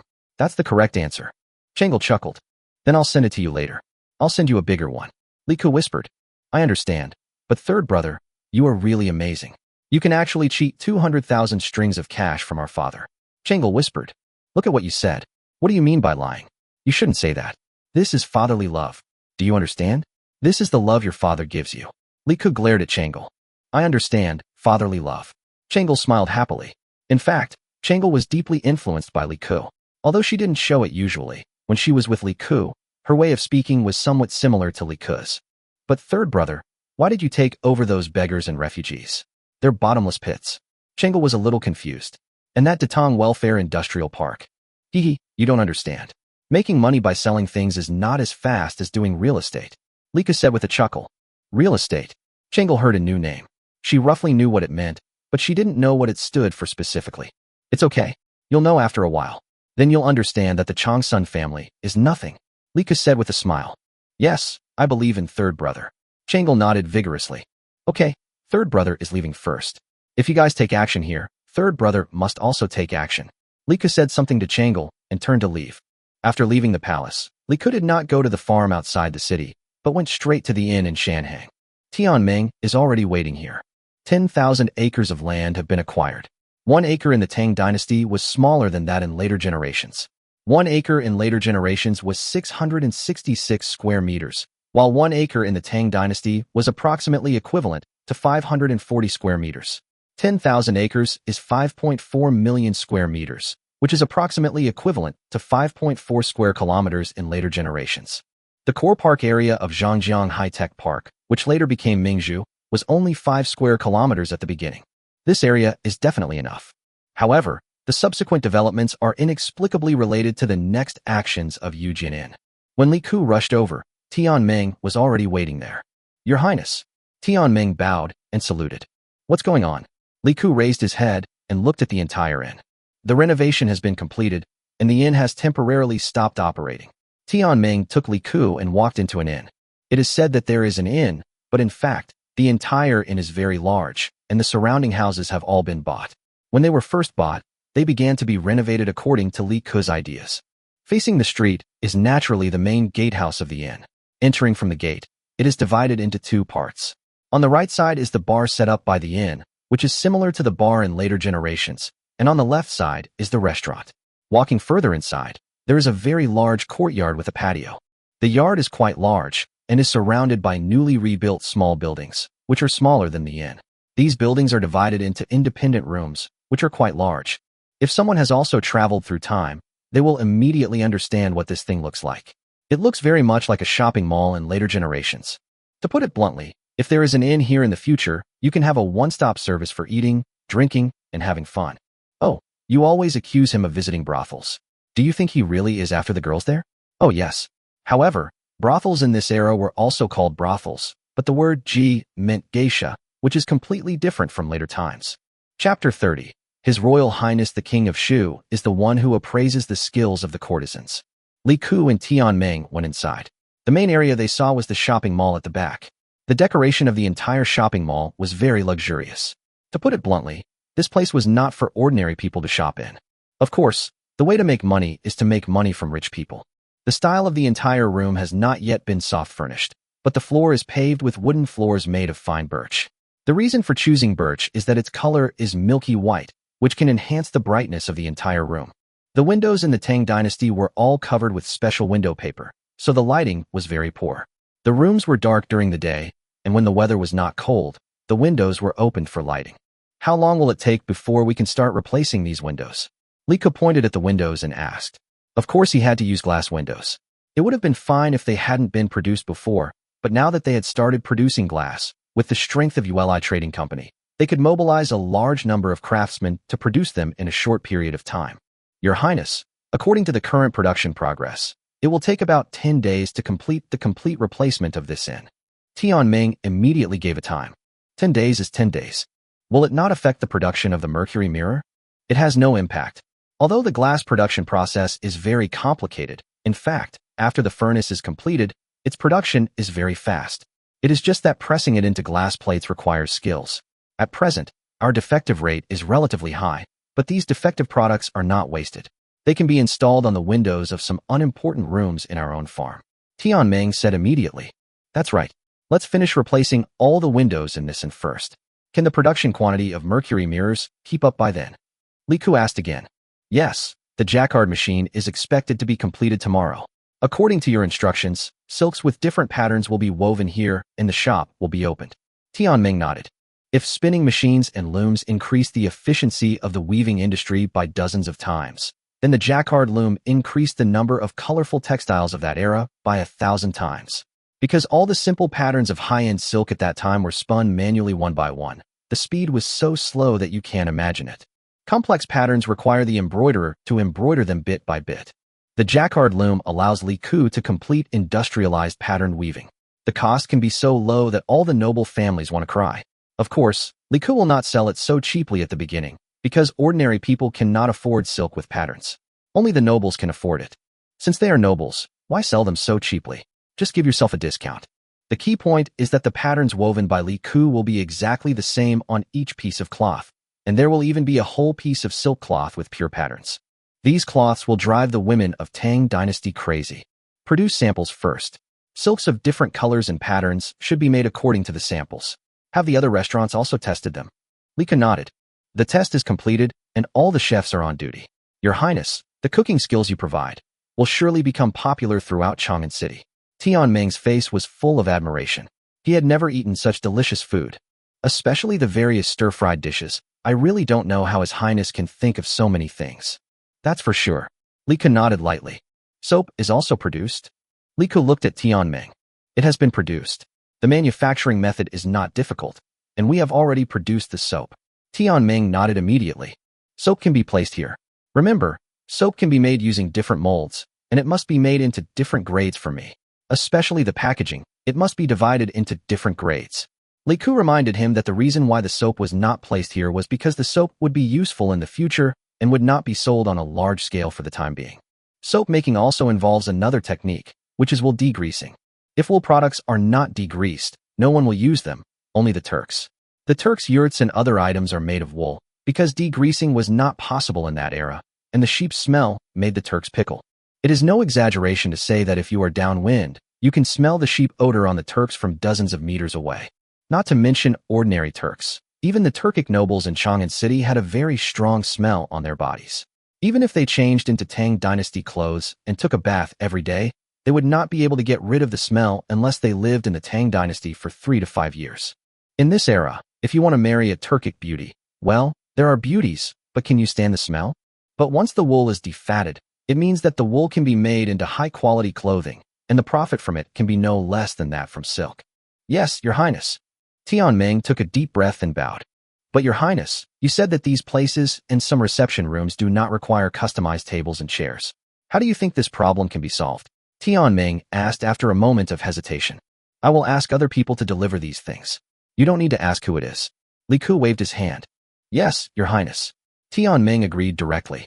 If there were some things he was not allowed to know, Tianming would not ask. He was very clear about his role. When you have almost replaced the doors and windows, I will prepare the rest for you. Lika nodded. Yes. Okay, I leave this to you. Remember, this is our model project. You must do it well for me. The interiors of the 2 inns in the east and west cities will be renovated according to this standard for me, and the doors and windows will be replaced later. But before replacing them, You must surround them with red silk cloth so that no one can know what's inside. Li Ku reminded. Understood, Your Highness. Okay, I'm going to visit Huiwa Tower and have a meal. Li Ku waved his hand. Your Highness, is it so early? Those young ladies haven't packed up yet. Tianming was stunned for a moment. The young ladies in Huiwa Tower should not be open for business at this time. After all, aren't brothels open in the evening? You know shit. This prince is going to appreciate the skills of the courtesans at night. Is that appreciation? Li Ku looked down on Tianming. You people are too vulgar. You don't understand my good intentions. Yes, Your Highness, I am superficial. Tianming said hurriedly. Yes, Your Highness is such a superficial person? In recent years in Chang'an City, Your Highness is considered the most diligent person to go to Huiwa Tower and other buildings. The problem is, Your Highness is also the most honest person. He never brought back any women. That means he is a man of integrity. Leaving me in, Li Ku and his guards headed directly towards Huiwa Tower. Li Ku rode a horse, so a carriage would be a no-go, as the shaking hurt his ribs. However, Outer City didn't allow horses to be ridden, so they had to let them walk on the road. Chapter 31 His Royal Highness the King of Shu knows nothing about art. Huiwa Tower is not far from Shanhang, in Pinkangfang. Where is Pinkangfang? Shanhang is west of Zhuke Street, Xingdayafang is east of Zhuke Street, and Pinkangfang is even further east of Xingdayafang, separated from Xingdayafang by Wubenfang. What's in Wubenfang? The famous Imperial College. It's easy to tell what the Imperial College is, right? Huiwa Tower and other buildings are right next to Wubenfang, where the Imperial College is located. Doesn't that prove something? Pinkangfang itself, which is in the same block as Huiwa Tower, also houses temples such as Puti Temple and Yanghua Temple. Similarly, the family of the famous Chu Suiliang in history was also in Pinkangfang. Look. So visiting brothels was nothing in the Tang dynasty. Don't look at Li Ku with dirty thoughts. He was there to appreciate the cultural life of this era. Li Ku was quite fast, and soon he arrived at the door of Huiwa Tower with a few guards. When Li Ku came over, the servants at the gate of Huiwa Tower saw Li Ku coming and immediately bowed and saluted, saying in a flattering manner, "Greetings to His Royal Highness the King of Shu." Well, Manager Liu is here, right? I'll go in now. Li Ku said lightly. Your Highness, please, we are open for business today. These servants didn't dare to say a word and hurriedly spoke up. Not to mention opening for business. Even if it was not open for business, they didn't dare to stop it. They tried to stop it back then, but ended up in a miserable state. This was only the case with the Tang dynasty. Otherwise, they would have been even worse off. Because this guy even dares to beat people like Changsun Dalong, they are nothing. The main reason was that I didn't know His Royal Highness the Prince of Shu at that time, but now I do. Anyway, if His Royal Highness the Prince of Shu wants to come in, let him in. This guy is the boss. Oh, opening so early today? Li Ku raised his eyebrows. The Cold Food Festival is coming soon, so we have to open the restaurant earlier to warm up the crowd. The servant bent down hurriedly and said. Li Ku suddenly realized that even after living in this era for several years, he still didn't understand some festivals. The main reason was that many habits from his previous life were deeply rooted. There was no solar calendar in this era, only the lunar calendar. The Cold Food Festival is the day before Qingming Festival. After dawn, fireworks are prohibited and cold food is eaten, so it is also called the Cold Food Festival. It has been passed down since the spring and autumn period. By the Tang dynasty, many activities had gradually developed to this day. For example, in addition to the traditional tomb sweeping, there were outings, kuju, cockfighting, etc., which greatly enriched the lives of the people. In Chang'an City, there are naturally all kinds of activities. As Huiwa Tower is a daily entertainment venue, many activities naturally cannot lag behind, so the Cold Food Festival is particularly lively. So, hey, since ancient times, the Day of the Dead has always been a lively occasion for the living. Li Ku didn't say anything and just walked in. A servant inside had already cleverly called out, His Royal Highness the King of Shu has arrived. There's no way. We didn't shout before, because everyone came to this place to have fun, not to show off. There were many people of status, but everyone was having a great time. Who would have known that someone once went so far as to talk about His Royal Highness the King of Shu behind his back? And the result? The result was that Huiwa Tower was closed that day, and people could only watch a fight. Later, Liu, the shopkeeper of Huiwa Tower, learned this. Since the Prince of Shu was coming, he had to inform everyone. This was status. Li Ku didn't care. He just walked in. As soon as I entered the hall, wow, it was so lively. It wasn't even the time yet, but all the tables were already occupied. Li Ku took a quick look and found that several well-known young masters were already waiting here. Oh, His Royal Highness the King of Shu is here. A burly young man at a table over there spoke loudly. Li Ke raised his eyebrows. This was also his brother-in-law, but he hadn't succeeded in marrying him. Cheng Huayang, the second son of Cheng Yaojin, the Duke of Su, had married Li Jing, the Qinghe princess, who was only 10 years old. It was incredible, but because Li Ke hadn't finished dealing with Changle's affairs, he naturally hadn't succeeded in marrying Qinghe either. Qinghe's mother was not even a noble concubine, so her status was relatively low. Although she was also Li Shimin's daughter, Li Shimin rarely saw her. She lived in a relatively remote area, and Li Ke had met her several times. However, perhaps because of her mother, she was rather introverted, and her relationship with Li Ke was relatively unfamiliar. However, Li Ke never lacked small gifts. After all, she was his sister, so Qinghe's attitude towards Li Ke was the closest. Why are you guys here? Li Ke strode over and sat down next to Cheng Huayang. Also sitting at the table was Yuqi Gong's son Yuqi Baolin. He was older, 26 years old this year, and held an official position. I didn't expect him to come today. Greetings, His Royal Highness the King of Shu. Yuqi Baolin, along with Qin Xiong's son Qin Huaidao and Li Jing's son Li Dijian, also spelled Jian, all bowed to Li Ke. Oh, Li Ke had confirmed that Li Jing's sons weren't named Jinjia, Muza, or Neza. Your Highness, we are free and have nothing to do. We are on vacation today, so we came here.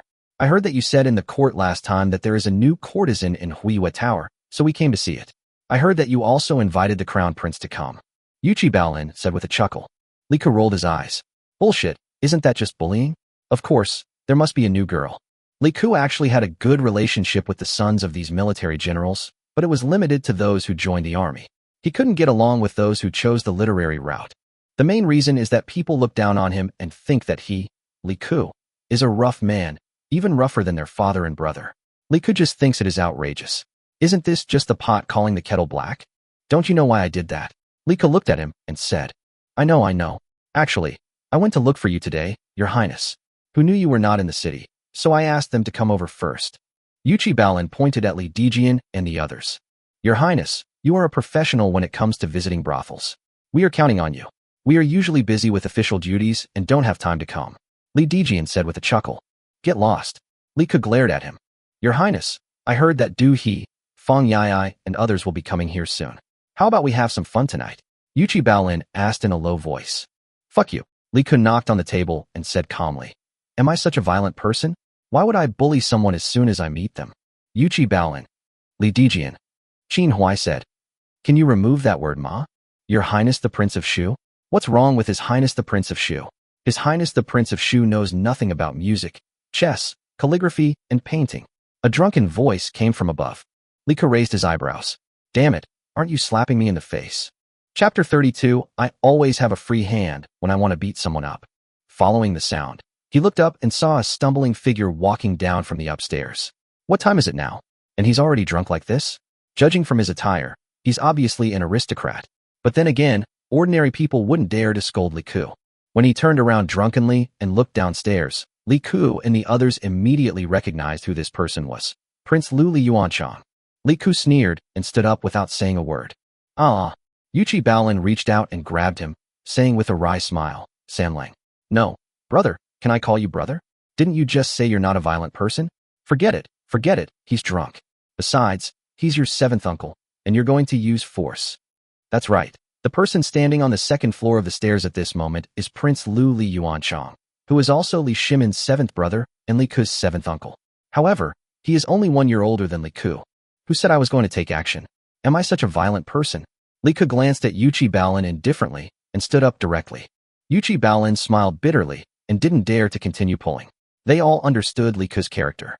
This is much more reckless than those of them who are born as military generals. He really dared to do it.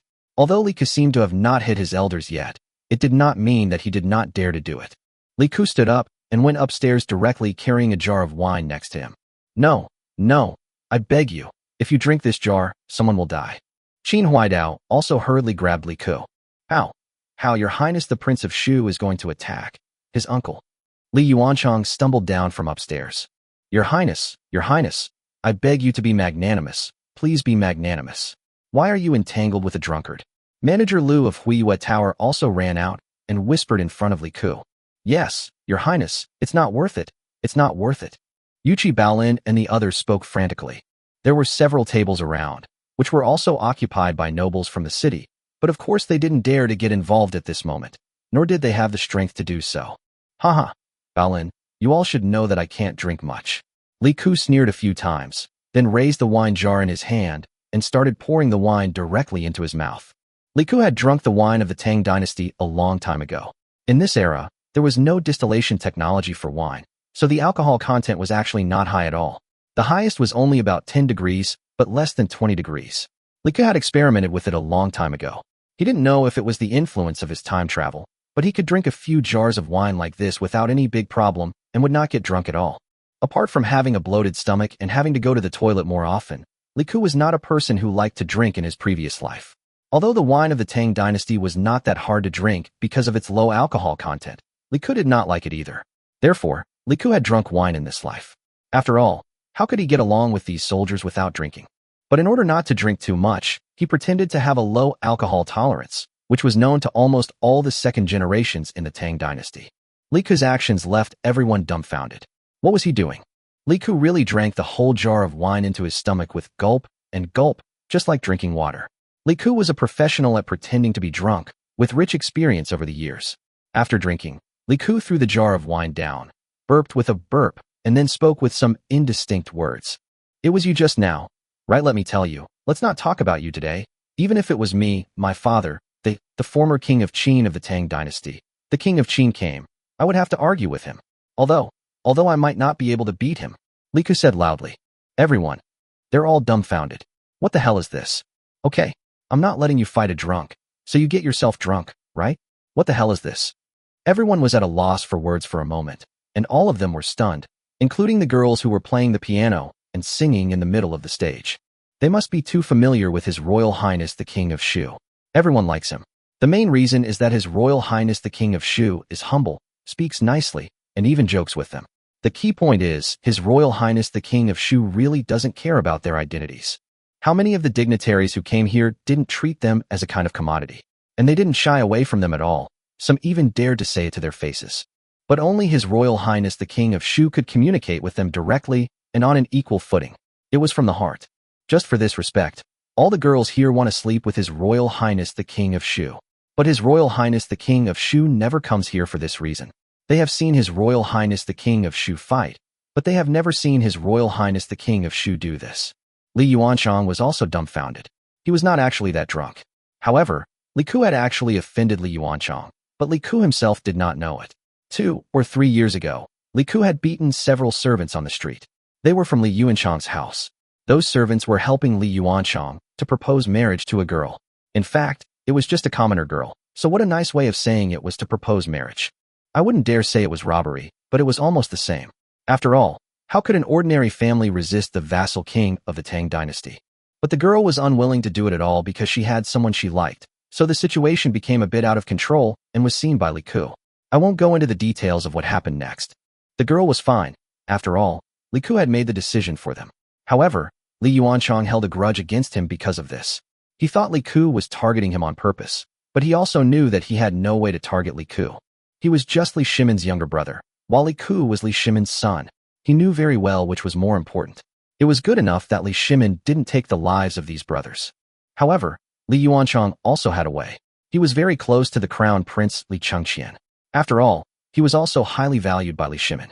Knowing that Li Ku was coming today, Li Yuanchang, who was drinking in the private room upstairs, came out on purpose. In his opinion, he was Li Ku's uncle after all, and he certainly wouldn't dare to hit anyone. After all, hitting a peer was different from hitting an elder. But he never expected that Li Ku would drink a whole jar of wine directly. Is there an explanation for being drunk? Li Ku, what are you doing? Li Yuanchang panicked and shouted loudly. Li Ku didn't say anything, and Li Yuanchang turned around and ran, but Li Ku was faster. He stumbled forward and grabbed Li Yuanchang's collar from behind. You're bullying the weak with your strength, right? You're taking advantage of your position to bully others, right? You're fearless, right? You're bullying the younger generation, right? Li Ku directly pulled Li Yuanchang down, then turned over and rode on him, and then punched him. Everyone, we don't know if you're drunk, but are you sure you used these idioms correctly? Chapter 33. Wherever there is a brothel, the king of Shu is beloved. The scene in front of me is extremely violent, but the problem is, no one dares to stop it. Just ask yourself, if two princes are fighting, who would dare to start fighting for no reason? If you bump into one of the princes during the tug of war, it would be hard to say. Especially when one of them is His Royal Highness the King of Shu. We cannot stop him. Didn't you see? Just now, His Royal Highness the Prince of Shu did this, then that, and then that again, to fight the Prince of Lu. Who dares to stop him? Stop fighting, uncle is wrong. Li Yuanchang shouted loudly. Li Yuanchang was also a weak scholar, so he naturally looked down on Li Ku. Although the Tang dynasty had just been established, Li Yuan and Li Shimin could be said to have conquered the world on horseback.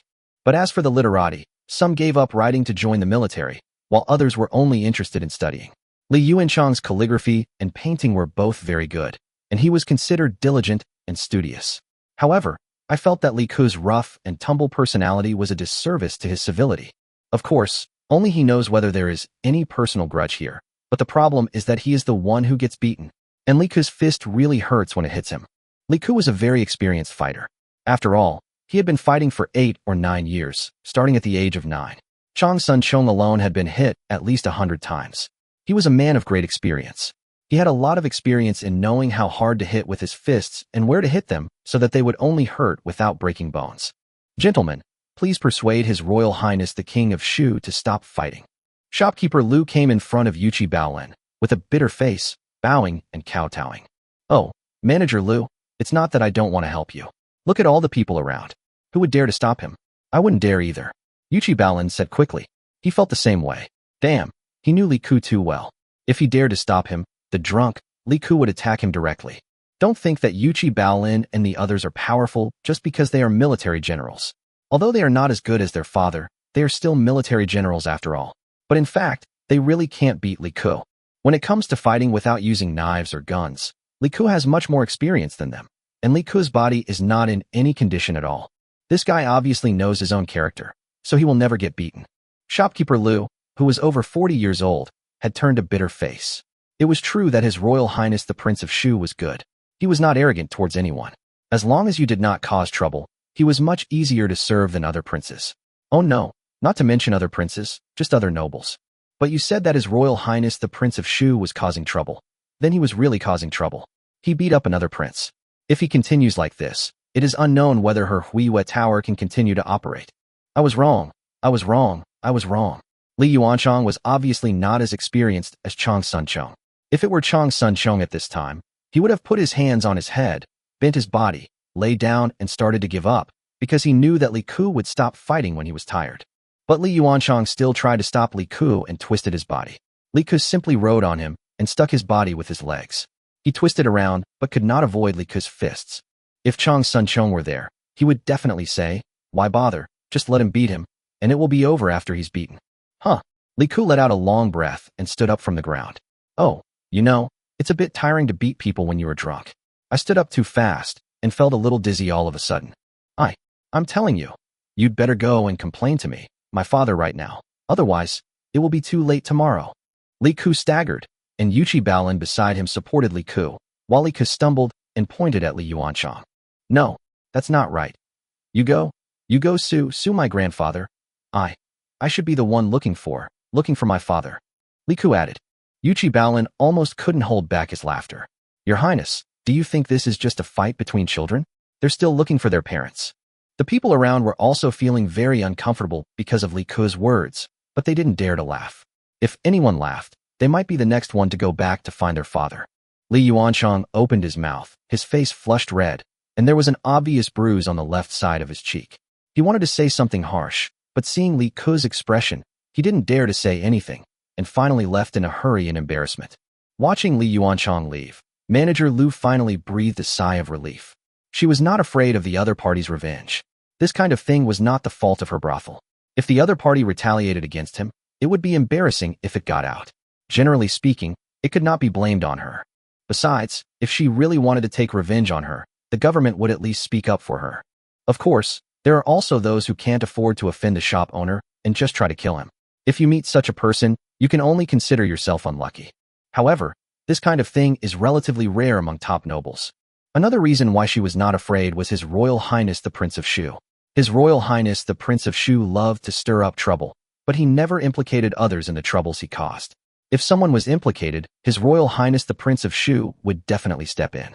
Come, get out of the way. Li Ku waved his hand, pushing Yuchi Balan away. He then looked at him with disdain and said, I don't like unhappy people like you. Coming to this brothel, everyone knows your purpose. You're obviously here to lust after people's bodies, but you have to act like you're so elegant, running here to listen to music. Yuchi Balan. Prince Lu provoked you. I didn't provoke you. So why do you say I should do this? The courtesans on the stage covered their mouths and chuckled, not caring at all. Look at me. Pushing Yuchi Balan aside, Li Ku stumbled towards the high platform in the center of the hall where the courtesans performed. Come, Qingchan, give me a hand. Hey, Your Highness, I'm here. A beautiful young lady on the stage had a hint of joy on her face. She agreed and walked down quickly. Without avoiding suspicion, she put her hands on Li Ku's arms, helped him up to the platform, and sat him down on one of the chairs. Your Highness, are you all right? Your Highness, does your hand hurt? Your Highness. A total of 4 beauties came up directly, chattering and asking about Hansu's warmth. Seeing this, Yuchi Balan and others were envious and jealous. There was nothing they could do. The women in this brothel were really not those women in low-class brothels. The girls here might one day follow someone and become a concubine of a certain family, but they would never let someone become a guest in a brothel. You can't force yourself on women here, but of course it's not impossible, as long as you bear the consequences. Using force, first of all, is to forcibly abduct common women. Yes, they can be considered common women, because the brothels in the Tang dynasty have not reached the level of brothels in later generations, and they do not provide that kind of service. This is truly a place to listen to music and relieve boredom. Of course, as Li Ku said, the men who come here are indeed here for the bodies of these girls, but that requires mutual consent. Secondly, the girls here are really versatile, with top-notch looks, figures, etc. They are not just ordinary people who like princes and nobles. It's none of my business if it's consensual, but if you use force, there are some who are willing to take the lead. Chapter 34. This is the charm of His Majesty the King of Shu. Looking at the courtesans who usually gave them a hypocritical social smile and exchanged a few pleasantries, but now they were greeting Li Ku and showing special concern, it would be a lie for those who came here to say that they were not jealous and envious. There is no difference between ancient people and modern people. Pinkangfang in the Tang dynasty was very famous. Who wouldn't come here to take the imperial examinations or for other things in Chang'an? The attitude of these courtesans towards Li Ku was not really because of his identity. Just as Li Ku said, Li Chengxian, Li Tai and others had all been to Pinkangfang. At most, these courtesans were just very respectful to them. Apart from that, there was nothing special. Only Li Ku. Comparing yourself to others will make you feel thief. Huh. Li Ku first waved his hands to indicate that he was fine, then pointed at the scholars below and said, You guys, come here and stop being so hypocritical. You're greedy for other people's bodies, but you act so noble. It's not that I look down on you, but you don't even dare to tell your true purpose for drinking and listening to music. Are you a man? Li Ku immediately launched into a tirade, but this was a routine operation that everyone below had seen before. His Highness the King of Shu was no stranger to anything, but for the most part, no one objected to Li Ku's words. Many people simply muttered in their hearts, How disrespectful. Who has no bottom line like you? Dirty. Hey, you guys, if you like someone, you should understand what they are thinking in their heart. You don't even know what they are thinking, but you want to become their lover. Hey, you all say that you are knowledgeable. Li Ku looked at him with contempt. Then Your Highness, King of Shu, you know what they are thinking in their hearts. A scholar asked boldly, not knowing whether out of sarcasm or sincere request for advice. What are they thinking? Li Ku repeated, smiled, then looked up at the women surrounding him. They all looked at Li Ku shyly. It was true that every flower has its own beauty. If such looks were posted on the internet in the future, they would definitely be internet celebrities. Moreover, they would be all natural and beautiful in their own way. Alas, corrupt feudal society. Several courtesans also looked at Li Ku curiously. They also wanted to know if Li Ku really knew what they were thinking. Li Ku smiled and said calmly, Before I even reached the age of 15, when my hair was tied up in a cloud, I learned to sing and dance. At the banquet, in front of the nobles, I was readily accepted by the princes. Even a simple smile would be worth thousands of gold. I always fear that my youth will be easily replaced and my time will be wasted. I have received your grace, so I shall be your master. Let us return hand in hand to the vast red sky. Forever abandon my companion, the fireworks. Let no one see me, the mistress of the night. As Li Ku spoke, the eyes of the girls around him became brighter and brighter. When Li Ku finished speaking, their eyes were shining. If they were not in public, they would probably have cried out loudly. But even so, tears already flashed in the eyes of Yang Anning, who was more emotional on the left. The scholars in the audience were stunned. Who the hell is this, His Royal Highness the King of Shu? Are you kidding me? The problem was, they definitely had never heard of this lyric. And even if there was one, it was impossible for someone to write about prostitutes in red light districts. Your Highness. Yang and Ning called softly. The voice was so soft that it made people feel lighter. These brothel girls were really talented, and they were all educated, so they could understand Li Ku's poem. In fact, these words were understood by the ancients just like modern people read modern poetry, and they could instantly understand what they meant. Looking at the shocked expressions of the scholars below, as well as the expressions of the girls, Li Ku could only exclaim in his heart, Lu Yong is awesome. As expected of a freeloader in the brothel world, Brother Yong's lyrics are truly lethal. That's right, this poem certainly could not have been written by Li Ku. This poem is Lu Yong's Mixianine. Although Tang poetry and song lyrics are mentioned, in fact the Tang dynasty also had Ci. Ci originated in the Liang dynasty and became widely used through the Sui and Tang dynasties and then in the Song dynasty. In fact, Li Bai and others all wrote Ci. The content of this poem is quite simple, describing a prostitute who has not yet passed the Ji Li, Gui Li ceremony, a ceremony marking a woman's coming of age. According to the Zhou Li Li, a woman's coming of age is marked by a hairpin placed on her head, also known as the Shang Tu Li, Shang Tu Li. The original text states that she has just passed the Ji Li, Gui Li ceremony, but considering that women in the Tang dynasty generally married at an early age, even princesses married at 12 or 13, the same practice was common among the common people. Therefore, Li Ku changed the rule to require men to wear their hair in a bun before turning 15 and then learn singing and dancing. The idea of hiring prostitutes, born in brothels, was forced upon them, serving only to entertain the nobles who frequented the brothels. These prostitutes, both talented and beautiful, won the favor of many nobles, who would spend vast sums of money just to win their smiles. But money wasn't what they sought. What they worry about most is that their time will be wasted like the hibiscus flower, because a woman's youth is very short. The second half of the poem describes their simple hope of meeting a trustworthy lover who can lead them out of their misery. The phrase, abandoned forever, clearly indicates their desire to completely escape their current state of life. Although Li Ku also understood brothel women, his understanding was based more on the information bombardment of later generations and the analysis of countless online experts. Besides, no matter who it was, no matter how much they understood, could they understand as well as Brother Yong? Your Highness the King of Shu is a great talent. Yuchi Baolin boasted, but in fact he didn't understand. It's not that Yuchi Baolin had never read a book. He definitely had, but he didn't like reading very much, and the books he read naturally had nothing to do with these poems and songs. Qin Huaidao and Li Dijian were also a little dumbfounded. Damn, His Royal Highness the King of Shu really has something. Didn't they look at those women? If Li Ku wanted to do something now, they would definitely take off their clothes without any hesitation. Your Highness, why don't you go upstairs and rest? Yang and Ning said softly. No need, Your Highness just needs to sit here. It is a great enjoyment to listen to you playing music. Since ancient times, it has been the most difficult to enjoy the favor of a beautiful woman. You don't have to think that Your Highness is a good person. You can only know a person's face, but not his heart. Who knows if I am hiding any dirty thoughts? Li Ku said carelessly. The faces of the scholars below instantly turned dark. Your Highness, it's fine that you won the favor of these women, but you are making indirect accusations and making veiled innuendos. Who are you talking about? Your Highness, some thoughts are dirty when they are hidden. If you say them openly, it is called being open-minded. Even if you really have some dirty thoughts, I am willing to do it. At most, I will lose my life. Yang and Ning said in a soft voice and a firm tone. The shopkeeper Lu and Lu Jiama, the madam of the Tang dynasty, also had their eyes darkened. My Highness, if you continue like this, all my ancestors will follow you. Li Kun naturally saw the expression on shopkeeper Lu's face, and he was secretly pleased. This was exactly the effect he wanted. Do you think Li Ku really has nothing better to do than to sit here and chat nonsense every day? Chapter 35. Let's talk. Yuchi Baolin wanted to refute Yang Anning's words. Bullshit. It's obviously based on the person. If I tell you frankly that I want to sleep with you, you will definitely not agree. But after thinking about it, Yuchi Baolin felt that he didn't want to be beaten.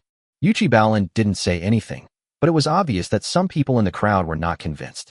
They probably didn't have the courage to confront Li Ku and the others, but there was nothing they wouldn't dare to say about a brothel prostitute. Madam and Ning, I want to ask you, if I say that I want to sleep with you, would that be considered as being open-minded? Someone asked loudly. Yang Anning remained calm, smiling and nodding. Of course I'm open-minded, but I don't agree. and that's okay, right? The man choked and was speechless. Aren't you still being double standard? Shopkeeper Lu, my sisters and I are not feeling well today. I wonder if we can close the door and refuse visitors. Yang Anning turned to Shopkeeper Lu. Everyone has heard what Miss Ning said. It really spoils the fun today, so our store will pay for all your expenses today. We are really sorry. Shopkeeper Lu immediately turned around and bowed to everyone. Everyone looked at each other, but didn't say much. They just greeted Li Ku and left. In the end, Yuchi Baolin and a few others were left standing there looking at each other in bewilderment. Should they leave or not? What? Are you waiting for me to sing a song for you? Li Ku glanced at Yuchi Baolin and the others. For people. Li Dijian. Then your highness, you can rest here. The three of us will go to Manhwa Tower. Anyway, Manhwa Tower is not the only brothel in Pinkyangfang. In addition to the more high-end brothels, there are many other brothels. However, they generally do not go to brothels. Brothels are places where ordinary people go to listen to music. The entertainment industry in the Tang dynasty is also divided into high, medium, and low end. Yuchi Baolin and the other three also left quickly. Li Ku was the only guest left in the huge Manhwa Tower. Fortunately, it was not the peak time for guests, otherwise it would have been difficult to get rid of him. Your Highness, would you like to go upstairs and rest? Manager Lu didn't say much, but spoke cautiously.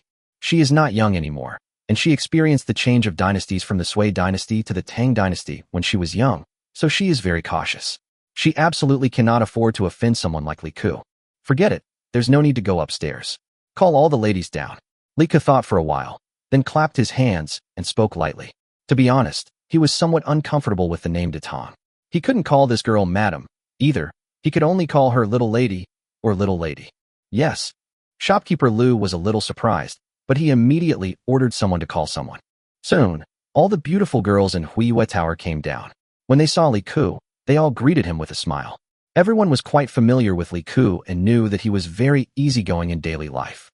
Li Ku couldn't help but nod as he watched them coming down. He had to admit that his vision was still very good.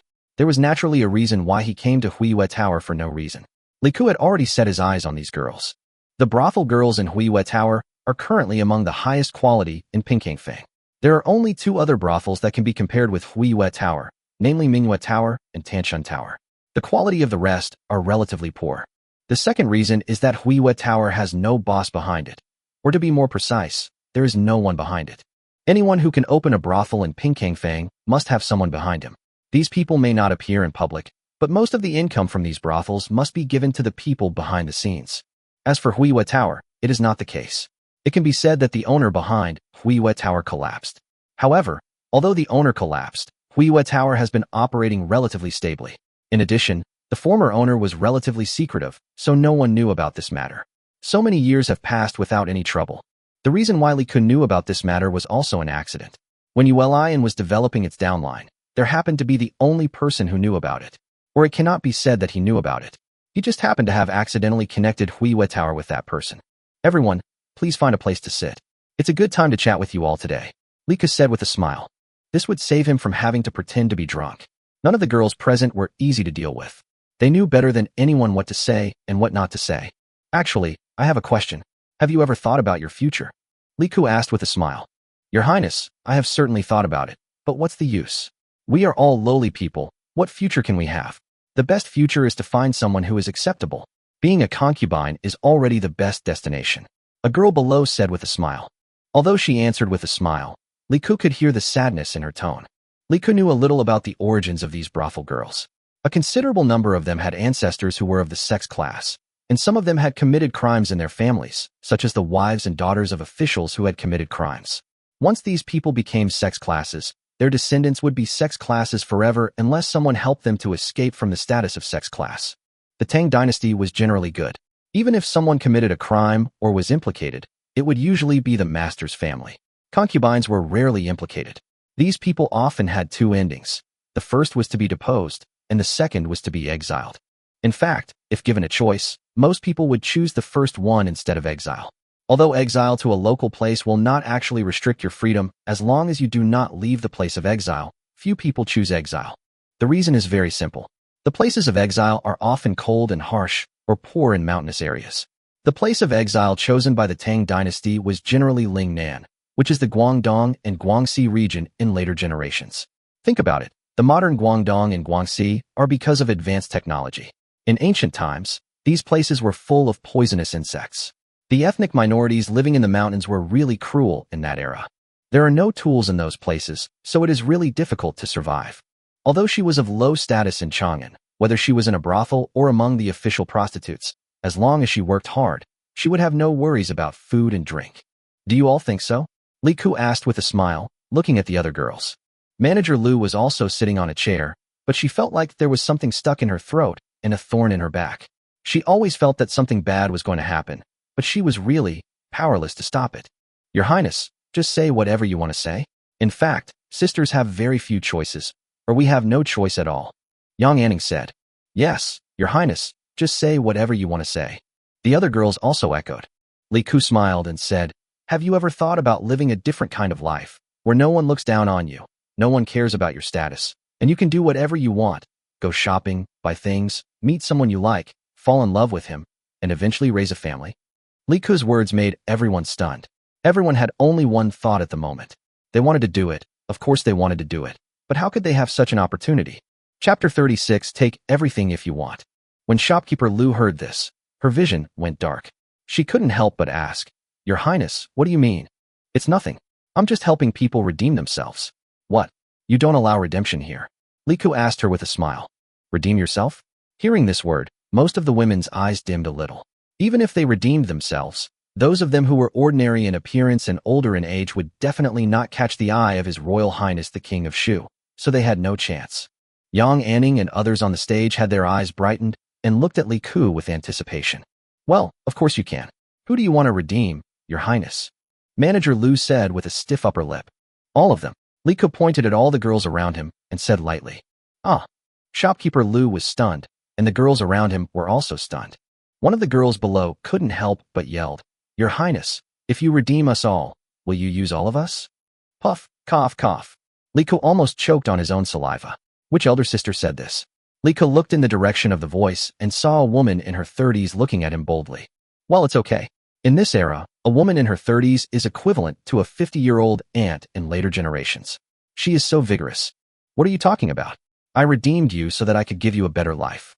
Li Ku's face turned dark. Am I such a despicable person? Yes, Your Highness, we are capable and can be used. Seeing that Li Ku did not blame her, the woman immediately became bolder. Okay, you really don't understand my good intentions at all. After I redeem you, I will find an opportunity to promote you from slaves to good citizens. And I will provide you with a job, and you can freely find someone you like and marry him. Li Ku said lightly. Li Ku's words stunned all the girls, including the woman who was in her 30s, who was considered older in Huiwe Tower. After all, many women in their 30s outside were already grandmothers. Good citizens? Isn't that what they dream of? After Li Ku arrived, he realized that the household registration system in the Tang dynasty was not divided into 5 levels, such as noble, good, merchant, slave, and lowly, as some marketing accounts in later generations said. In fact, this was a misunderstanding.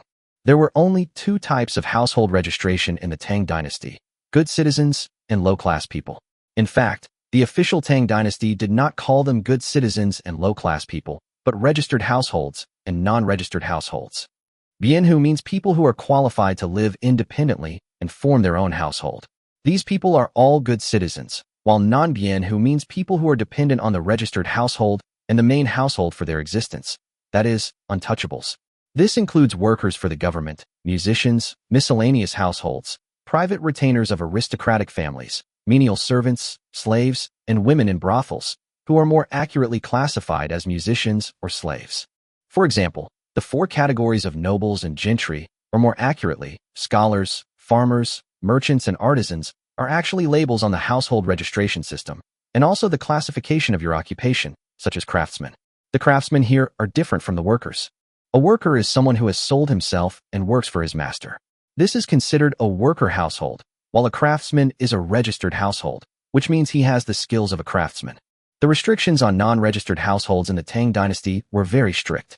They had no freedom and were not eligible to buy houses, because non-registered households were strictly speaking someone else's property. For example, the shopkeeper Lu had the indentures of these brothel girls, which was why he redeemed them. After Li Ku spent money to buy them, the indentures of these women only came into Li Ku's hands. It did not change their household registration, but they belonged to Li Ku. Their identities would not change. It is extremely difficult to change one's identity. But Li Ku has the qualifications and ability. This is also the reason why all the brothel girls were stunned. Shopkeeper Lu, I think we need to talk. Li Ku dropped a bomb and ignored the girls who were dizzy from the shock. Instead, he waved to Shopkeeper Lu. Yes. Shopkeeper Lu was silent for a moment, then nodded obediently. Li Ku and manager Lu found a room alone, leaving the group of girls in the hall behind. Sister and Ning, you have a good relationship with His Highness. What does His Highness mean? A woman who was not so good-looking asked nervously. Sister Lu Feng, actually I don't know either. I just found out about it. Yang Anning shook her head slightly. Your Highness the King of Shu, are you really going to redeem all of us? Can Your Highness the King of Shu afford it? Another brothel girl spoke up. Although they were all of low birth, their value was not cheap, mainly because there were many people pursuing them. I have saved a lot of money myself, a brothel girl suddenly said. Yes, I have money myself. It's enough for me to redeem myself. I just kept it because I didn't know where to go after I redeemed myself. The other girls suddenly woke up. Yes, yes, yes. Everyone became excited at once. After entering the room, Li Ku looked at the shopkeeper Lu in front of him, paused for a moment, and then said lightly, Shopkeeper Lu, in fact, the owner behind Huiyue Tower has already collapsed, right? As soon as Li Ku said this, Shopkeeper Lu's body trembled. She wanted to say something, but soon a wry smile appeared on her face. She seemed to relax all of a sudden and nodded, saying, Your Highness, it's true that the owner of Huiyue Tower has long since fallen on hard times. Over the years, I have worked hard to maintain this secret. Whenever I encountered any trouble, I always relied on the favors I had left behind to resolve it. Finally, someone discovered it. Shopkeeper Lu sighed after he finished speaking, looking like he was at the mercy of others. In fact, she had been mentally prepared for a long time. She was just a weak woman. The reason she could survive until today was that when the owner of Huiyue Tower was still in existence, she had established good relations with some officials who often came to Huiyue Tower. These officials don't mind helping out with some minor troubles encountered in daily life. Fortunately, the situation in the Tang dynasty has been stable in recent years, and the new dynasty has just been established, so there are not many playboys. But even so, it was very difficult for manager Lu to maintain the business, and only she herself understood the bitterness behind it. It is not easy for a small person to maintain his position among so many big people. So, do you have any objection to me buying Huiyue Tower? Li Ku smiled and asked directly without saying much. No. In the past 2 years, if it weren't for Your Highness the King of Shu helping Huiyue Tower several times, this place would have changed hands long ago. Shopkeeper Lu shook her head decisively. She knew very well that she could persist and deal with things without being discovered, but once discovered, she would not be able to hold on for even a day. Well, but don't worry, the manager of Huiyue Tower is still yours, and I don't want a penny of the money Huiyue Tower has earned over the years. I will leave it all to you. I only need their indentures, and they must work according to what I say in the future. Li Ku said with a smile. Yes, Your Highness. Upon hearing this, shopkeeper Lu decisively gave up. What else was there to wait for such a good thing? Having been the head shopkeeper of Huiyue Tower for so many years, she had seen so many people and things. She had long understood everything. Only when people are alive can everything be possible. Everything else is empty. Chapter 37. From now on, you will be my people. Seeing that manager Lu agreed, Li Ku was a little impressed. Although he guessed that the other party would not resist, the fact that she agreed so readily also showed that she was very courageous. Then tell me about the current situation of these young ladies and Huiyue Tower. Li Ku nodded. Yes, Your Highness, there are currently 32 geishas and musicians in Huiyue Tower. Except for one who has been married, the others are virgins. Manager Lu reported quickly. Are they all virgins? Li Ku was stunned. Yes, if they have someone they like, they will definitely leave Huiyue Tower. Those who stay here will not have relationships with other men, so they are naturally virgins. Shopkeeper Lu looked at Li Ku strangely, thinking, what's so strange about this? Isn't this normal? Not to mention her Huiyue Tower. Even the top 3 floors in the entire Pingkangfang are like this. Not to mention the 3 most upscale brothels. Even some other brothels are basically like this. Only some of the lowest level brothels engage in flesh trade. They are not fools. Only by keeping their virginity can they be the most valuable and be sought after by everyone. Therefore, the more talented and beautiful the brothel singers are, the more they value their chastity. Every woman here thinks very clearly, including the shopkeeper Lu, who always emphasizes one thing to every newcomer. Their bodies are like those famous calligraphy and paintings. The longer they keep, the more valuable they will be and the more popular they will be. Seeing the look in shopkeeper Lu's eyes, Li Ku reacted instantly. He still had preconceived ideas. In fact, it was not until the Ming and Qing dynasties that the reputation of brothels gradually became that of prostitution. In the Tang dynasty, brothels were indeed very serious entertainment venues and places for listening to music. Don't worry, Your Highness. They are all virgins. I can guarantee that. Shopkeeper Lu thought that Li Ku had thought of something else, so he spoke quickly. Why are you saying this? Do you think I'm greedy for their bodies? Li Ku looked at Manager Lu in surprise. Shopkeeper Lu's expression was a little strange. You don't covet those young girls' bodies, do you covet mine? Although I'm over 40 this year, I've only been married once and don't have any children, so it's not impossible. Your Highness said that I want to give them a better life, but I am still very happy because it makes me understand that although they are in the dusty world, they have not allowed themselves to degenerate. Li Ku nodded with satisfaction. How could he not be satisfied? Although he had no thoughts about these brothel girls, his men were people who valued chastity, so he was naturally very happy. You continue. Li Ku waved his hand. Yes, in addition to the 32 singing girls, there are 45 servants in total. The indentures of these people are also in my hands. Huiwa Tower makes a profit every month. Manager Lu continued. Okay, let's stop here. There's no need to report monthly profits or anything like that. Starting today, Huiwa Tower will no longer be open for business and will be closed. Apart from that, all the profits from Huiwa Tower before are yours. I don't want a single cent. Li Ku waved his hand. Closing down. Shopkeeper Lu was stunned. Yes, this place will only serve as their residence from now on. I have new arrangements for them. Do you know there is an inn in Shanhang? That's mine. I will let them perform there when the time comes. Li Ku nodded. Okay. Although Manager Lu didn't know what Li Ku was going to do, she didn't want to ask. Because from today on, I, Lu Ying, the shopkeeper, will be His Royal Highness the King of Shu's man in life, and His Royal Highness the King of Shu's ghost in death. Let's go out. Li Ku waved his hand. Yes, Your Highness. Shopkeeper Lu saluted. When he came out of the room, the girls who were discussing enthusiastically outside immediately stopped their conversation and all their eyes focused on him. Li Ku walked back onto the stage, then smiled and said, I have good news for you. I just bought the entire Huiwa Tower. In other words, I have redeemed you. Wow. All the girls almost cheered out loud, and some of them almost knelt down to Li Ku on the spot. Everyone be quiet. Li Ku waved his hand again, and all the girls instantly quieted down. Let me tell you about my arrangements for you. First of all, Huiwa Tower will be your residence temporarily, but it will be closed and will no longer operate. Li Ku announced one thing first. No one was surprised, but what they were thinking was, does Li Ku want to take them back to the Prince of Shu's palace? The second thing is that you will also perform in the future, but not in Huiwa Tower. Instead, you will have an inn in Shanhang. That is my property. Li Ku paused here. When the girls heard that they still needed to perform, they didn't react much, nor did they seem disappointed or anything like that. Seeing this, Li Ku continued with satisfaction. However, your future performances will be different from those in Huiwa Tower. Your performances will be scheduled in advance. This means that only I can decide what you will perform, and the other guests who come to watch are only entitled to watch. If they want to make comments or make a move on you, don't worry, you don't have to intervene. I will personally intervene. Upon hearing this, the brothel girls became a little agitated. This was not easy at all. Everyone knew that His Highness the King of Shu was as good as his word. You know, although they had the right to keep their innocence in the past, there were many customers who tried to take advantage of them by getting drunk and making a scene, and they couldn't offend these people. Once they resisted too much, they would be beaten and scolded. In serious cases, they might even be killed.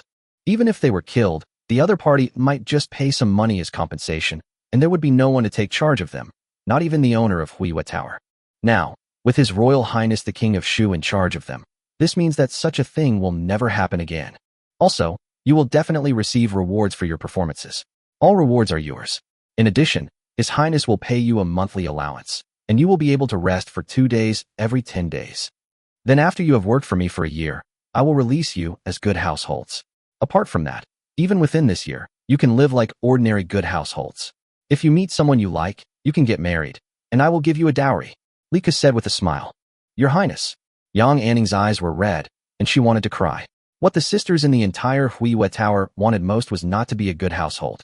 But Li Ku told them lightly that they would be allowed to return to good households after a year.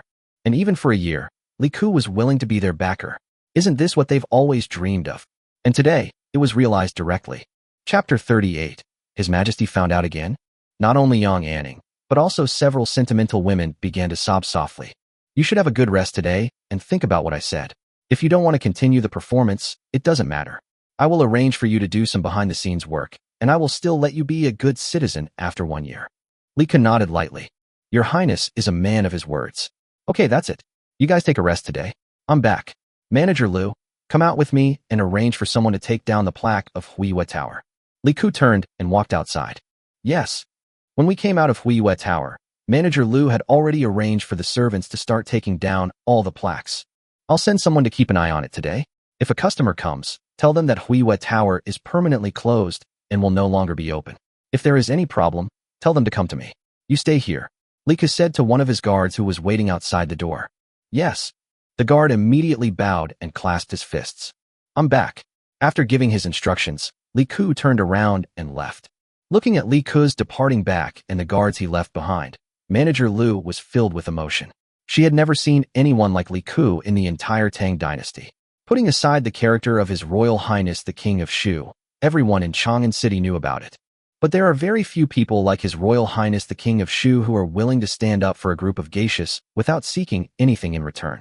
Putting aside other things, based on his behavior today, if His Royal Highness the Prince of Shu had stayed, Yang Anning and the others would have been willing to serve him in bed, but His Royal Highness the Prince of Shu did not. It is widely rumored that His Royal Highness the King of Shu does not like women, but prefers the pleasure of being with Yang and Ning. However, shopkeeper Liu knows that this is not the case. Many times, the way His Royal Highness the King of Shu looks at Yang and Ning and the others is the way a man looks at a woman. Shopkeeper Liu has been the shopkeeper of Huiyue Tower for so many years, and she was also a brothel singer when she was young. How could she not tell the difference? His Royal Highness the Prince of Shu has desires but can control them. He is stronger than all the princes rumored by the outside world. In Liangyi Hall, Li Shimin, who had just finished dealing with state affairs for a day, rubbed his forehead and was about to go back to rest when the guards outside announced that there was something to report. What's the matter? Li Shimin frowned and asked the guard who came in.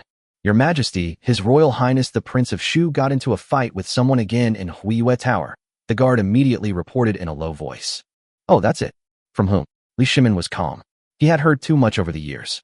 If he were in her place, he would also be numb. If he didn't cause trouble, he wouldn't be Li Ku. With His Royal Highness Prince Liu, the guard replied. What? This bastard. Is he rebelling against him? Li Shimin was instantly furious. He slammed the table and stood up. Li Ku had no problem fighting. Whether it was with Chang's son Chong or his brothers, it was nothing. They were all peers. But the Prince of Liu was his uncle. His own uncle. Beating his uncle was outrageous. How could Li Shimin not be angry? However, Li Shimin was not actually angry because Prince Liu was beaten. He did not actually have much feelings for those brothers. What's more, these were born after Li Yuan became emperor, so he had even less feelings for them. At that time, Li Shimin was still fighting wars outside, and he had only met these brothers once or twice. What followed was the Xuanwu Gate incident. After the Xuanwu Gate incident, these brothers were even more afraid of Li Shimin and met even less often. What made Li Shimin angry was that he was afraid that Li Ku would be labeled as unfilial. In ancient times, unfilial piety was a very serious crime. At least it would give those ministers several more names to attack Li Ku. What's the situation? Tell me in detail. Li Shimin said quickly. Yes. The guard quickly reported to Li Shimin what happened next. When Li Shimin heard that Li Ke got him drunk first and then fought with Li Yuanshang, he was completely stunned. What? What was this bastard thinking in his head? Why did his thinking differ from that of normal people? For a moment, Li Shimin's face was a little distorted, partly because of anger, and partly because he wanted to laugh because of Li Ke's outrageous behavior. All right, go down. After the guards left, Li Shimin was a little amused and said, Chang Lin, what on earth is this bastard thinking? When Chang Lin heard about Li Ke's behavior, he was also shocked and almost laughed. After all, no normal person would do such a thing. This, His Royal Highness the King of Shu's behavior, is beyond the reach of ordinary people. Chang Lin thought for a while before uttering these words. You say he is ignorant, but he knows that fighting with his uncle is not a good reputation, and he also knows how to get himself drunk and make a scene after drinking. You say he is sensible, but he insists on doing things that he knows are wrong. Li Shimin was a little helpless. Your Highness, perhaps this is also an alternative consideration of His Highness the Prince of Shu. After all, there are many people like His Highness the Prince of Liu who want to make trouble for him. After this conflict, I am afraid that other princes will have to think twice when facing His Highness the Prince of Shu in the future. After all, there is no prince who can beat His Highness the Prince of Shu. This conflict with His Highness the Prince of Shu, and being beaten for no reason, You princes should also think carefully. Changlin thought for a while, then spoke. He could think of this. Li Shimin was a little surprised. Your Majesty, you are probably confused because you are in a difficult situation. I feel that everything His Royal Highness the King of Shu has done over the years has traceable evidence. At least, Your Majesty, don't you think that fewer people have dared to provoke His Royal Highness the King of Shu in recent years, even when Duke Chang's son Sikong of Qi had a conflict with His Royal Highness the King of Shu in private? Most of the time he would give in if he could. Changlin said. Li Shimin raised his eyebrows and turned to look at Changlin. This was an unexpected evaluation. Thinking carefully about what Changlin said, Li Shimin felt that what he said was true. After a pause, Li Shimin couldn't help laughing. This kid is right. His reading of the military book was not in vain. Then how do you think I should respond to this matter? Your Majesty, I think you should not respond. If His Royal Highness Prince Lu doesn't impeach you, you should pretend that you don't know about this. Changlin bent down quickly and said. Li Shimin nodded. Yes, then I will wait and see what happens. Okay, let's rest for today. Seeing that Li Shimin's anger had subsided, Changlin also breathed a sigh of relief. He muttered in his heart, Your Highness the King of Shu, I have tried my best to speak well of you. Please don't cause trouble. It is not easy for me to rack my brains to praise you. Fortunately, Your Majesty believed it. I praised you so much that I didn't even believe it myself. If Li Ku had not always communicated with him in a casual and normal manner, and had not looked at him with an unusual look, but treated him equally from the bottom of his heart, Changlin would not have tried so hard to find a way to excuse Li Ku. Having been with Li Shimin for so many years, Changlin has met too many officials and princes of all kinds. Almost all of them were respectful to him, but that was all because of the current emperor. In fact, deep down they still looked down on him as a eunuch without balls. Only His Royal Highness the King of Shu communicated with him, and he was never deliberately respectful. His conversations were no different from those of ordinary people. This seemed to be the most ordinary thing, but it was indeed the most extravagant thing for Changlin. Chapter 39. Isn't this ruining my reputation? Li Ku naturally didn't know what Changlin said to help him reduce the possible punishment. If he knew, Li Ku would probably say thank you. It didn't matter that he returned home, but Huiwa Tower, one of the 3 largest buildings in Chang'an, was bought out by His Royal Highness the Prince of Shu and closed down directly, which caused a complete sensation in Chang'an City. In addition, the Cold Food Festival was coming up in a few days, and business in other brothels was already on the rise. With these people gathering together, the news spread quickly. I heard that His Royal Highness Prince Lu and His Royal Highness Prince Shu were jealous of each other, and then His Royal Highness Prince Shu got himself drunk and beat His Royal Highness Prince Lu. What?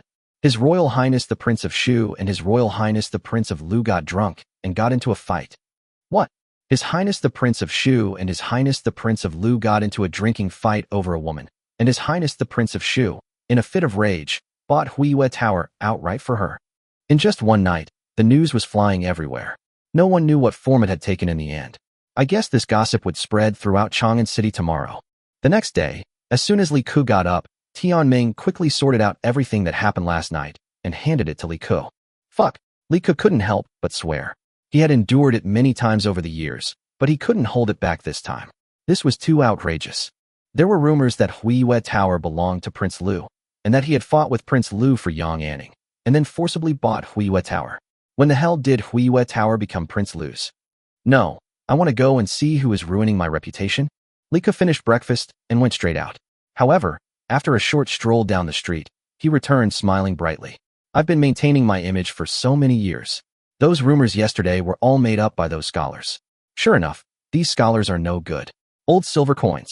But when I walked onto the street, I found that the people's eyes were indeed very vicious. Your information is totally unreliable. How could His Royal Highness the Prince of Shu fight over a prostitute? You said it was the son of another duke. Other princes might be a possibility, but His Royal Highness the Prince of Shu is absolutely impossible. Then why do you say that? I believe you when you say that Prince Lu was beaten because he accidentally bumped into His Royal Highness the Prince of Shu, but it's absolutely impossible that His Royal Highness the Prince of Shu did this. How can it be impossible? The closure of Huiwa Tower and its purchase by His Royal Highness the Prince of Shu are both true. Oh, you're from out of town, right? Indeed, I just came to Chang'an not long ago. TSK Tisk, it's obvious you don't know the character of His Highness the Prince of Shu. According to what you said, this conflict has been going on for a long time. How could His Highness the Prince of Shu allow it to continue for so long? You underestimate His Highness the Prince of Shu too much. Whenever His Highness the Prince of Lu provokes His Highness the Prince of Shu, His Highness the Prince of Shu will take action on the spot. Jealousy is too slow. This gentleman is right. What kind of person is His Royal Highness the Prince of Shu? If there's a conflict, don't even think about waiting until the next day to start a fight. If he's unhappy with you, even His Royal Highness the Prince of Shu at the Taiji Palace has already started a fight. A brothel is nothing. Why would he wait so long to start a fight?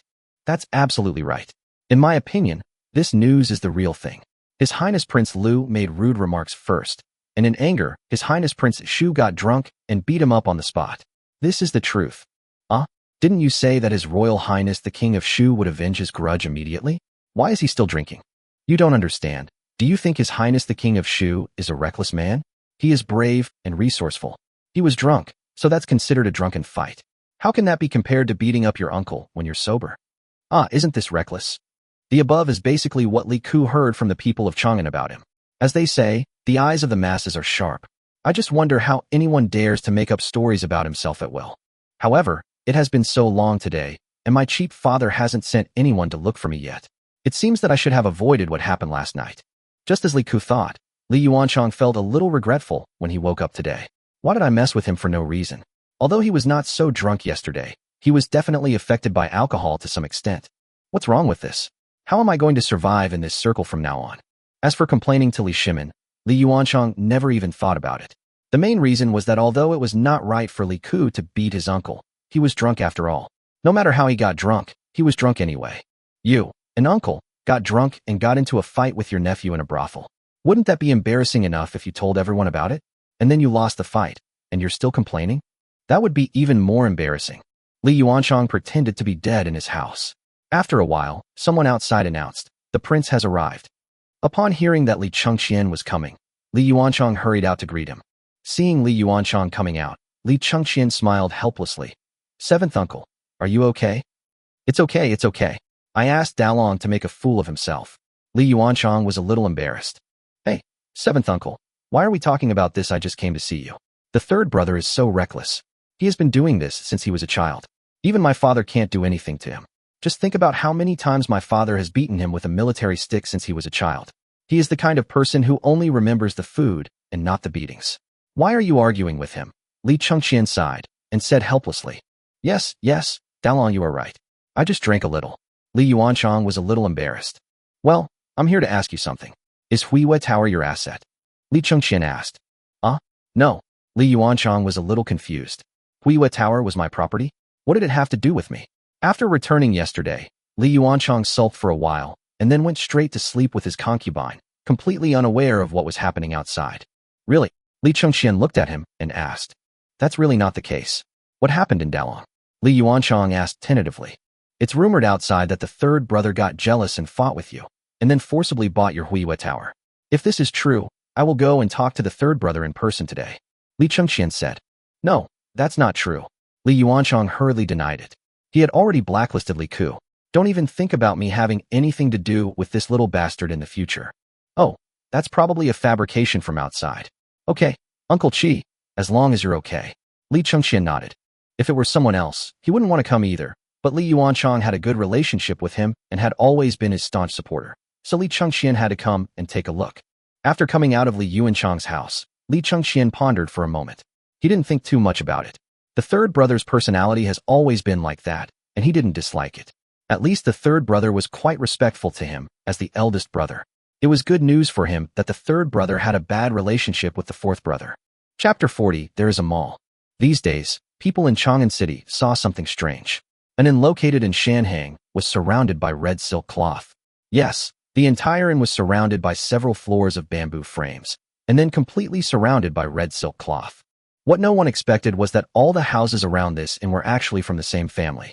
These houses had been closed before, and no one knew the reason. Now everyone knows that they were all from the same family. No one knows what is going on inside, but I heard from outside that this inn is actually the property of His Royal Highness the King of Shu. I also heard that it is being redecorated. Anyway, everyone talks about it with details, and I don't know what the situation is. However, many people are waiting for the inn to reopen. They want to see how the inn is decorated and why it is so grand. The red silk cloth surrounding the inn alone is worth a lot of money. Of course, this is nothing to His Royal Highness the King of Shu. People outside were speculating, And at this moment, all the powerful people in the entire Tang dynasty were also speculating, but they were different from the outside world. They probably knew what was going on here. It should be that His Royal Highness the King of Shu wanted to sell the Mercury Mirror.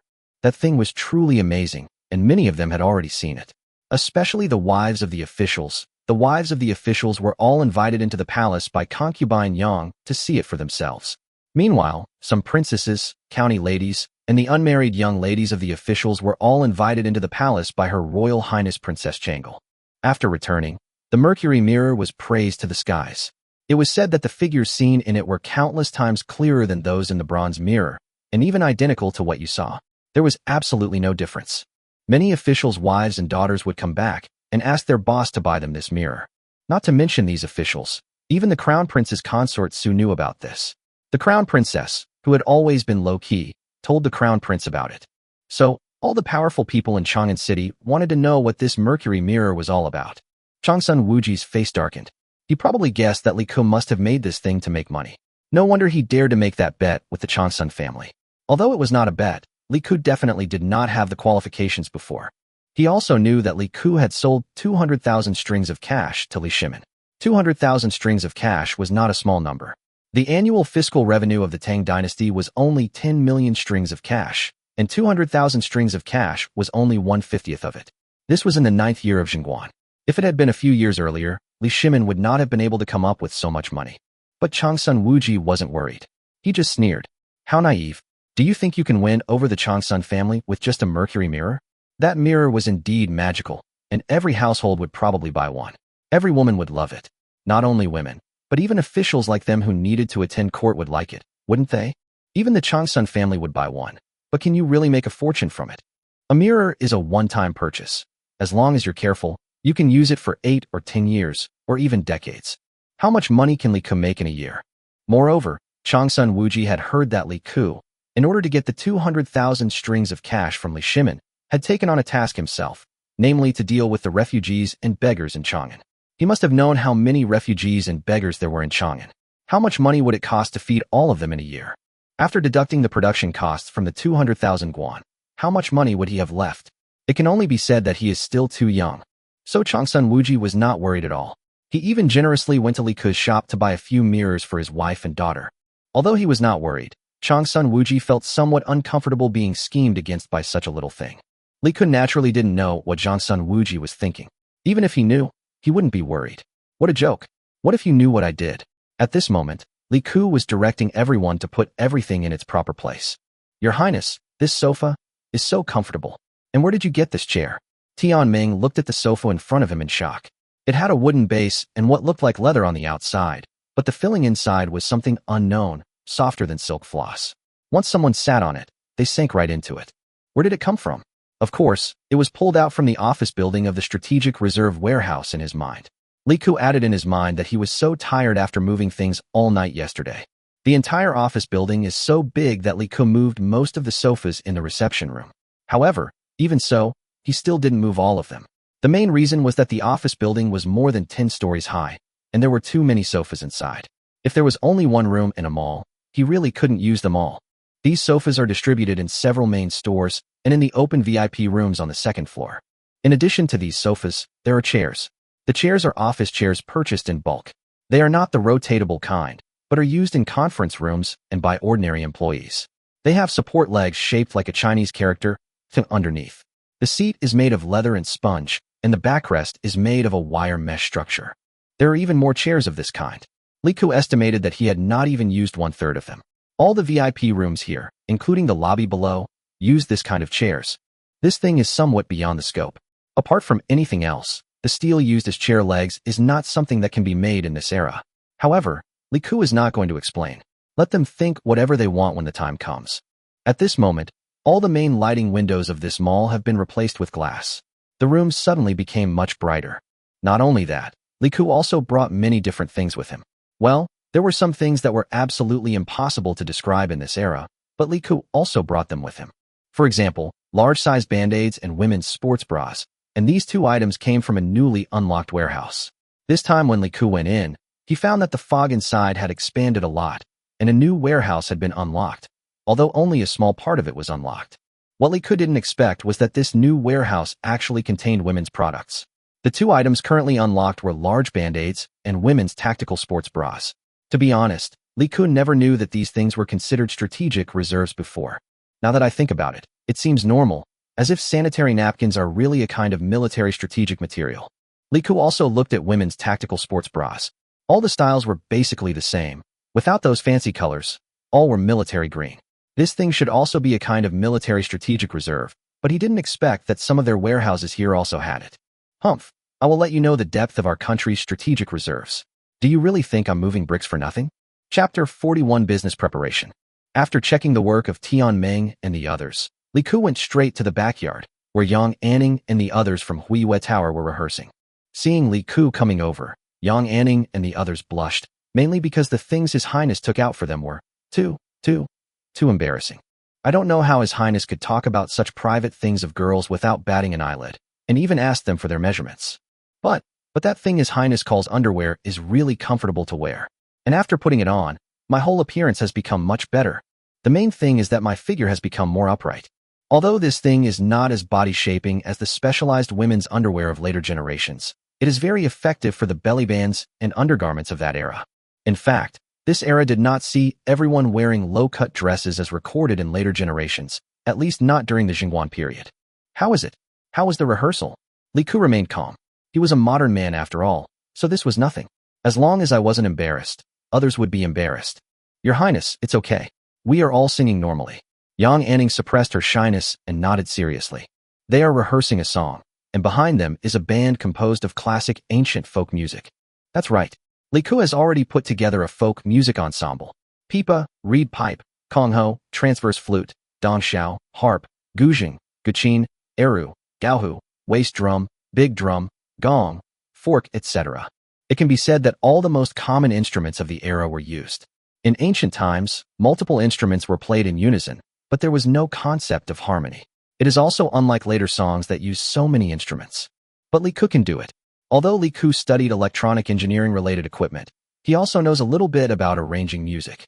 He taught himself. He learned it by himself in order to pursue a girl who studied folk music.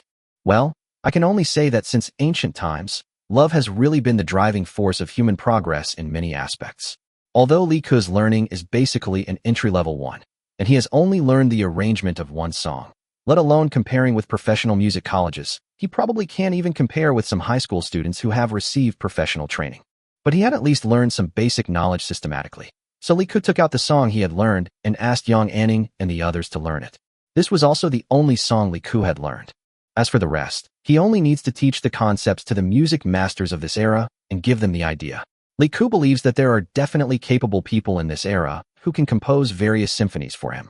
For professionals, this is really not difficult. As for the name of this song, it is not a very popular song. It is called Visiting the Window. This song has a very classical flavor. When Li Ku was learning to arrange music, he used this song to learn. It was the version of Three Young Ladies released by the Central Media. Li Ku didn't even notice who the original singer was. Its arrangement is mainly based on folk instruments, and some non-folk instruments can also be replaced. The opera singing style, various singing styles, and lyrics used in it are somewhat novel for this era, but definitely not excessive. There was already the concept of opera in the Tang dynasty. Of course, it was not as prosperous as in later generations. It was just a beginning. But there was nothing wrong with Li Ku starting this era. Making money is not shameful. As for the basic skills of these brothel girls, there is no need to worry about this. All I can say is that in later generations, people practiced singing to make money. But in this era, they practiced singing and playing the piano for their lives. Which one is more motivated? Need I say more? What's more, the courtesan who was able to stay in one of the 3 famous brothels in the Tang dynasty and was at the level of the most beautiful woman must have the best talent, appearance, and figure. As for the singing style of opera, they also knew it. In just 3 days, they learned how to sing this song. Really, Li Ku once again felt what a courtesan is in this era. That girl is truly one in a million. Not only in modern times, there are people who are blessed by God, but also in this era. Apart from this, exploring the window, Li Ku didn't understand the others, but it didn't matter. He understood the lyrics. Several of the lyrics in later generations have been published as songs, so at most he could just copy them. By then, wouldn't it be easy for the shopping mall to make these women famous? Haha, some fans in the Tang dynasty were much crazier when it came to chasing stars than those in later generations. As I said, Making money is not shameful. Li Ku is also planning to visit the Manhwa Tower and Tanshun Tower next door in the next few days. He can poach the top courtesans there, but forget about the others. After all, there are real people behind these two houses. Li Ku doesn't want to cause trouble at the moment because he has a lot of things to do, and a year is quite tight. After all, in this era, it is very slow to do anything, which is different from later generations.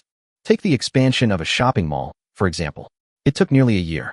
This is also the reason why Li Ku dug Huiyue Tower, just to imitate the shopping malls of later generations and build an integrated shopping mall for eating, drinking, playing, and having fun.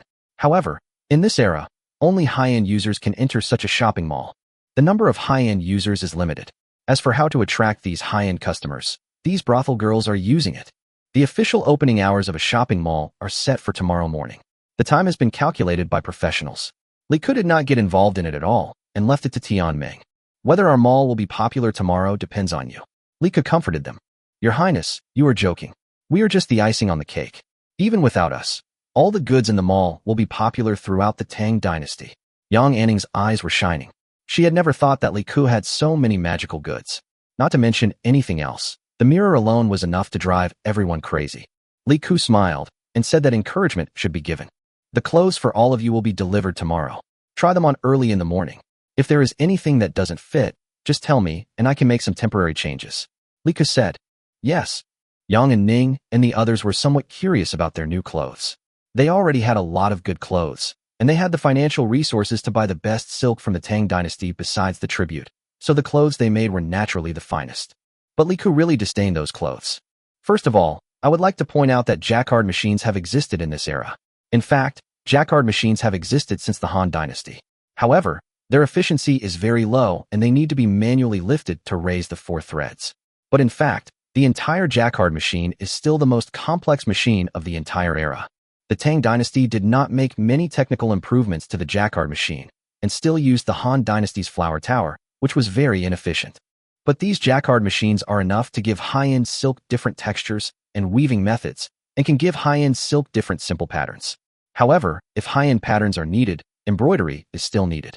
As for the jacquard machine in Li Ku's hand, he didn't know whether it was the first generation of jacquard machine or the improved one in later generations. Anyway, it could be made in this era, but the efficiency was improved.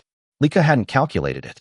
The key point was that it could directly weave silk into finished products with different colors and complex patterns, and no embroidery was needed. Why did women in this era start embroidering their wedding gowns as soon as they were old enough to understand? Because it was too slow. The time it took to embroider a gorgeous wedding gown was measured in years. Chapter 42, Everything is Ready. Li Ku had already seen the finished products of the jacquard machine. Of course, these finished products were actually different from the embroidered clothes made by hand. The real high-end still required embroidery. But Li Ku's attack was still a dimensionality reduction attack. He was not targeting high-end products, but clothes worn by women on a daily basis. These clothes were also called high-end in the Tang dynasty because these silks had some simple patterns, which was the most obvious sign to distinguish high, medium, and low-end silks. Mid and low-end silks are all pure color silk and plain silk. The so-called plain silk is the color of the textile material itself without dyeing, which is called plain color. After inspecting a shopping mall, Li Ku left and sent someone to deliver the invitation. As for what kind of invitations to send, of course it is to invite the majority of future leaks, crossed out, customers to attend the opening ceremony. The main invitees are Changle, Qingyang, and other little princesses, but they are just incidental. They were all little brats and had no spending power. The main ones were naturally those who were about the same age as Changle, or even older than Changle, such as Li Shimin's sisters, and some ladies that his mother had invited before. Of course, men must also be invited, such as Cheng Yaojin, Duke of Su, Li Jing, etc. Although it is actually useless for them to come, the invitation must be submitted anyway.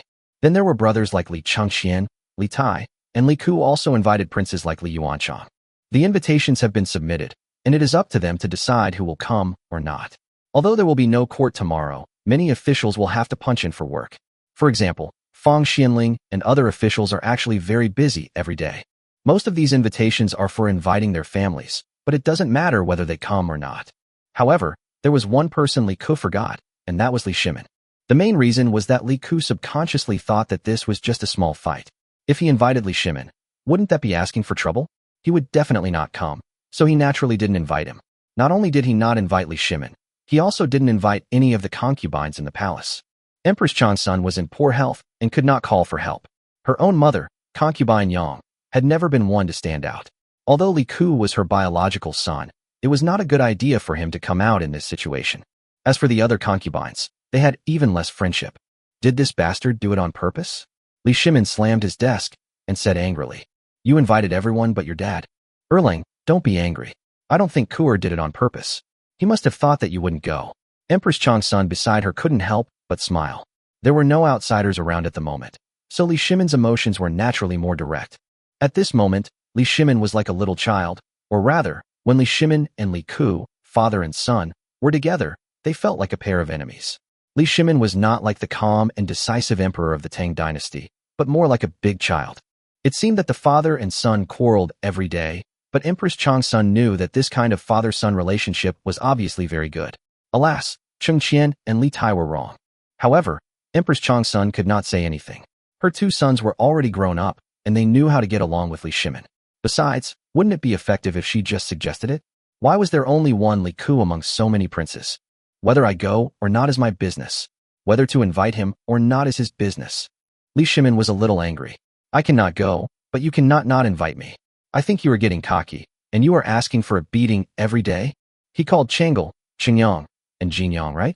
I will take the three of them there tomorrow. Li Shimin said coldly. I'm going to see how you make it up tomorrow. Okay.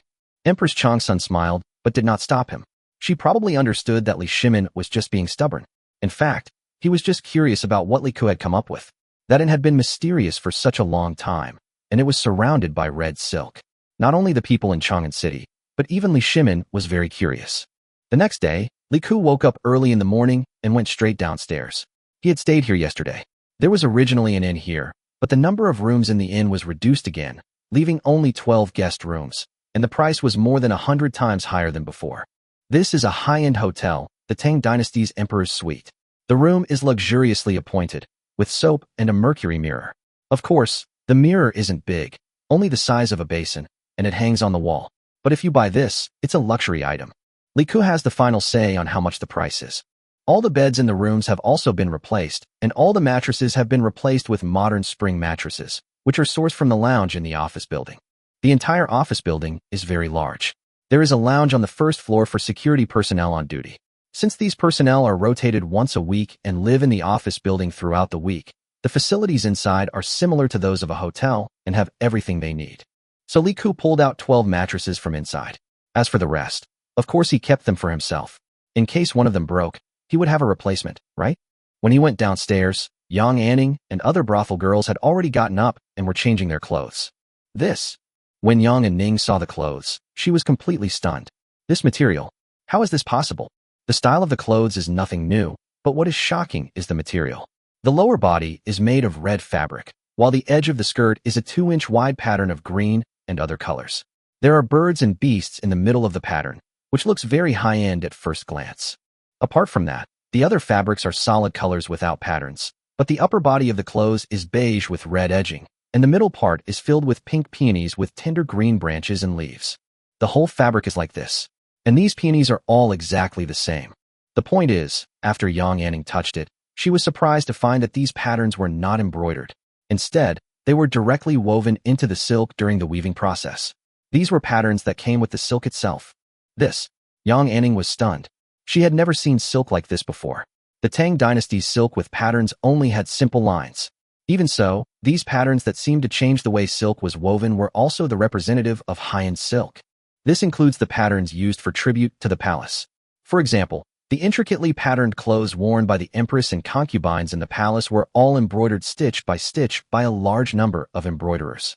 The embroidered pattern can be felt by touch, but it is woven directly onto the silk. And the weaving is so beautiful. It is even smoother than the embroidered one. This silk is too expensive. Chapter 43 Opening. Li Ku was watching Tian Meng making the arrangements. After all, from his later perspective, his aesthetic taste was still acceptable. Not long after he stopped, Yang Anning came over with a set of clothes in her hands. What's wrong? Is the size not suitable? Li Ku looked at her curiously and asked. No, Your Highness, this dress is too expensive. Yang Anning was a little at a loss. Just wear it if I tell you to. It doesn't matter how expensive it is. I think you just don't dare to wear it. Don't worry, We will have plenty of this kind of silk at home in the future. Li Ke said. Yes.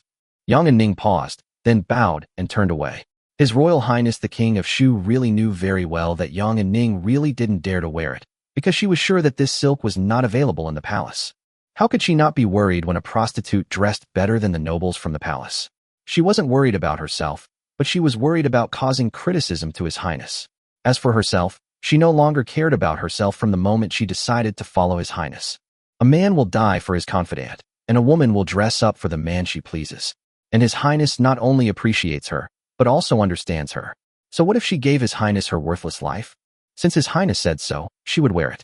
When Yang and Ning came back, several brothel girls were already waiting for her. What did Her Highness sister and Ning say? Several courtesans immediately asked. Your Highness has said it. You can wear it without worry. Your Highness said that we will have plenty of this kind of silk at home in the future. Yang and Ning deliberately emphasized the 3 words, our home. Your Highness really said that? A woman next to her, who looked no less beautiful than Yang Anning, bit her lip and said, Yes. Remember, Your Highness is talking about our family. Yang Anning repeated. I understand. The 4 women around nodded. The 5 of them were the top stars in Huiwa Tower. They were the best in appearance, figure, and talent. I understand. Your Highness asked us to wear this outfit to promote our new products, so everyone should be in their best condition. Yang Anning nodded. Yes. Several people nodded and quickly changed their clothes. Li Ke didn't know all this, but since these brothel girls came to him, they have shown a lot of subjective initiative. There was still 1 hour before the auspicious time stated in the invitation, and Li Ke was already waiting outside. Someone must have arrived first. Li Ke couldn't let everyone in as soon as they came, because the entire shopping mall was still wrapped in red silk cloth. The first person to come was Li Yin, 3rd brother. Li Yin, who arrived first, walked up to Li Ke and called out obediently. Although Li Yin was a bit of a bastard, he was very respectful to his brother Li Ke, who was born to the same mother. Today is a good day, so I won't hit you. I heard that you borrowed money from Changle. Li Ke glanced at him sideways. Hearing Li Ke's words, Li Yin immediately shrank his neck, raised his head, and looked at Li Ke cautiously, saying, 3rd brother. I didn't mean to borrow it. It was Sister Changle who heard that I was a little short of money recently and offered to lend it to me. You've really become something. It was okay that you needed your mother to sell her jewelry to help you in the early years, but now you even don't let your sister go. What's the matter? Are you going to borrow money from Jin Yang in a few days, or from Xinqing? Li Ke said sarcastically. The main thing is that this kid really deserves a beating. 3rd brother, I was wrong. Li Yin said honestly with his head lowered. Okay, let's get down to business today, so I won't waste time talking to you. When everyone leaves in the evening, you can stay and I'll have a good chat with you. Li Ke said lightly. Yes. Li Yin's face fell instantly. He wanted to resist, but in the end he nodded obediently and agreed. The main thing is, if Li Ke hits someone else, maybe Li Shimin will beat Li Ke, but if Li Ke hits him, maybe his father Li Shimin will even raise the stakes. He is suffering. Sanlang. A familiar voice came while Li Ke was scolding Li Yin. He looked up in surprise and saw that it was Li Chengqian. He didn't expect that he came so early. There was a beautiful woman beside Li Chengqian, supporting him. Meet big brother and big sister. Greetings, brother and sister-in-law. Li Ke and Li Yin both saluted with their fists clasped. Lu Lang is here too. Li Chengqian smiled, and the crown princess Su Fei beside him also greeted the 2 of them with a smile. Brother, you have difficulty walking. You can just take the carriage here. Why are you walking here? Li Ke said generously. Li Chengqian's foot disease seemed to be more serious this year, but it must be said that because of Li Chengqian's rebellion in later generations, the historical records about him were biased. At least during this period of time, Li Chengqian could definitely be called a good prince and a good elder brother. Sanlang, you finally want to do something. It's not appropriate for me to take a carriage here on such an important day today. Li Chengqian smiled. He was a little surprised by Li Ke's words. If it were someone else, Li Chengqian might have gotten angry. Everyone around him knew that Li Chengqian hated others talking about his feet the most. He thought that he was not yet disabled, but Li Ke, he was always straightforward and said what he thought. His actions reflected his inner thoughts, so Li Chengqian was not unhappy.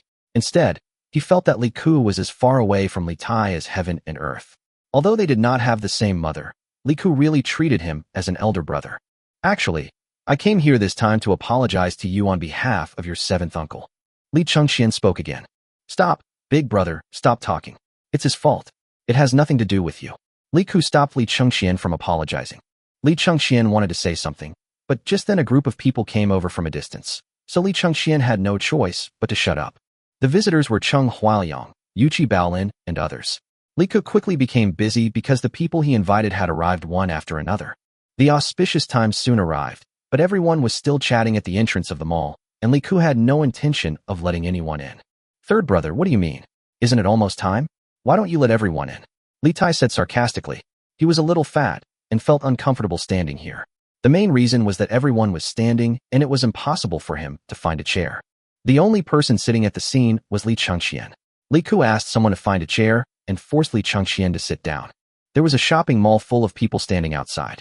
It seemed that some important officials did not come in person, but their families were there. Why are you in such a hurry? Aren't there still a few people who haven't arrived yet? Li Ke glared at Li Tai. Others were afraid of him, but Li Ke was not afraid at all. But he was also wondering, what was going on with Changle and the others? Why hadn't they arrived yet? Didn't she send someone to say they'd arrive early? It was already the appointed time, and there was no sign of them. Could it be that they were stopped by my father? That didn't make sense. If they were stopped, she would definitely send someone out of the palace to tell him. Li Tai was about to say something when the crisp sound of horse hooves suddenly came from afar. Then Chang Lin on horseback appeared in front of him, and his voice followed. His Majesty has arrived. Chapter 44, Do you want to be beaten? After hearing Chang Lin's report, everyone was shocked. They had not expected Li Shimin to come. Didn't you see that so many important officials didn't come? This meant that these officials definitely didn't know about Li Shimin's coming. If they knew, they would have shown up long ago. How could only a few generals come? Li Shimin's carriage in the distance soon came nearby. Seeing the travel notice, everyone understood that Li Shimin probably had made this decision on impulse, because his carriage was very simple and did not meet the specifications for the emperor's travel at all. Li Ke was stunned. Why was his father here? This came uninvited.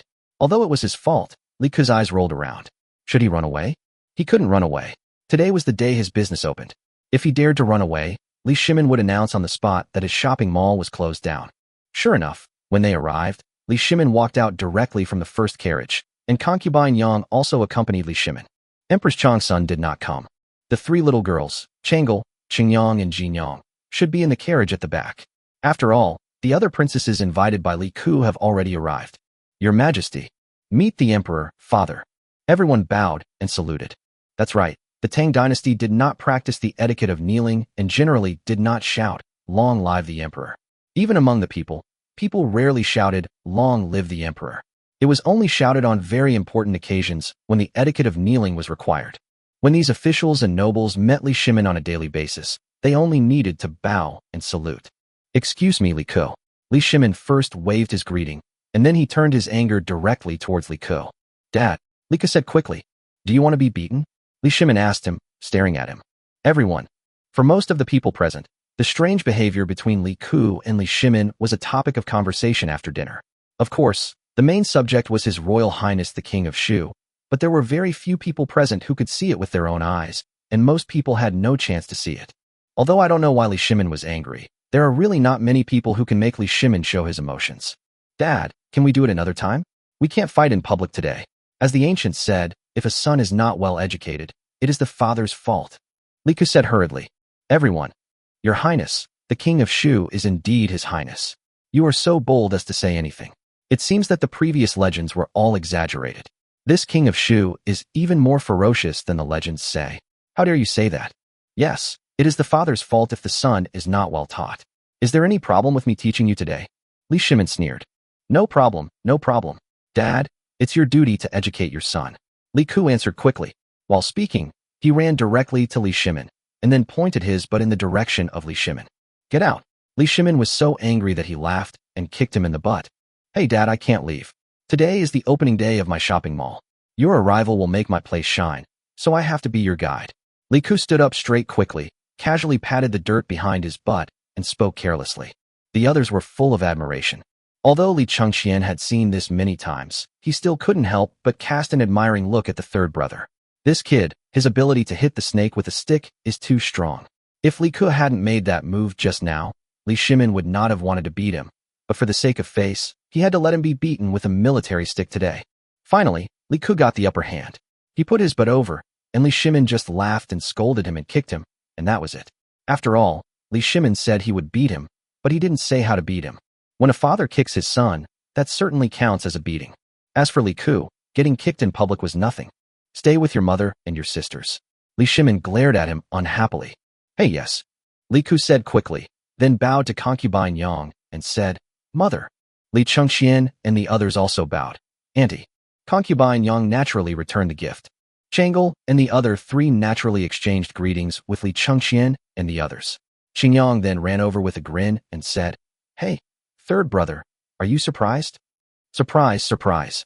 Li Ku agreed quickly, but while he nodded, his eyes kept rolling towards Qingyang and Jinyang. The two little girls were laughing so hard at Li Ku's antics that even Chang'e next to them couldn't help laughing. They thought their third brother was really too brave. Okay, the time has come. Let's start. Li Shimin waved his hand. Yes. Li Ku didn't need to announce what was going to happen next. Naturally, someone would come to perform some formalities, which was actually just an announcement of the opening of a business. The ancients were quite solemn about opening a business, and since it was his son's property, Li Shimin naturally gave him this face and stood there waiting for the ceremony to end. With the last word, Li Ku rolled his eyes and said quickly, Father, Mother, please come up to the stage and help me cut the ribbon. That's right. Li Ku also brought out the ribbon-cutting ceremony, mainly because it became popular in later generations. Li Ku felt that as a modern person traveling through time, he might as well do one for good luck. Cutting the ribbon? Li Shimin was stunned. I just want you to officially announce the opening of my store. Li Ku quickly invited Li Shimin to a small platform built at the entrance of a shopping mall. If Li Shimin didn't come, Li Ku would do it himself and at most invite Li Chengxian up, but since Li Shimin came, it would naturally be Li Shimin and Yang Fei who did it. Although Li Shimin was curious, he didn't say anything. Instead, under Li Ku's guidance, he stood on the high platform and faced the crowd below. Then, Yang Anning, Lu Qingchan, and Yang Li, the three most famous courtesans of Huiyue Tower, came out wearing brand new gorgeous clothes and holding a red silk cloth.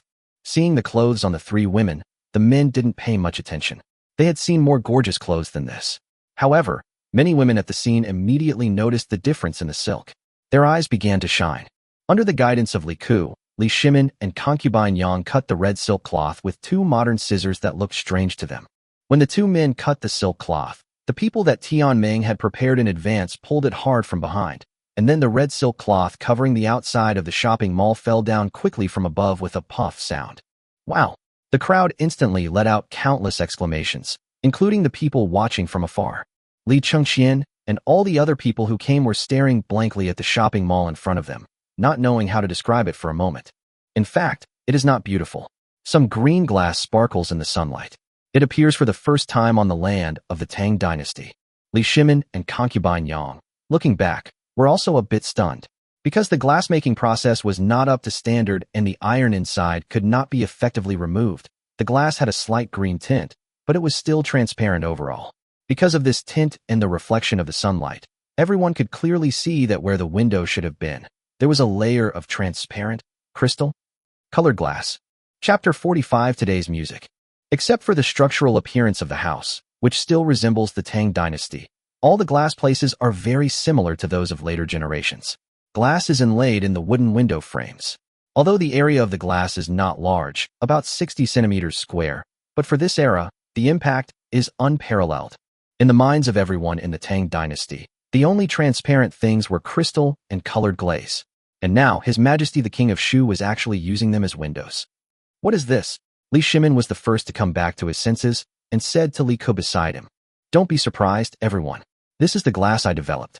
It is one of the materials used to make the mercury mirrors you have seen before, Li Ku said with a smile. Li Shimin turned around and looked at Li Ku's smug look, his eyes narrowed slightly. Was I being fooled? He sold a full-length mercury mirror for 10,000 strings of cash. Li Shimin didn't know the cost of the mercury mirror, but according to his estimate, it might be several thousand strings of cash.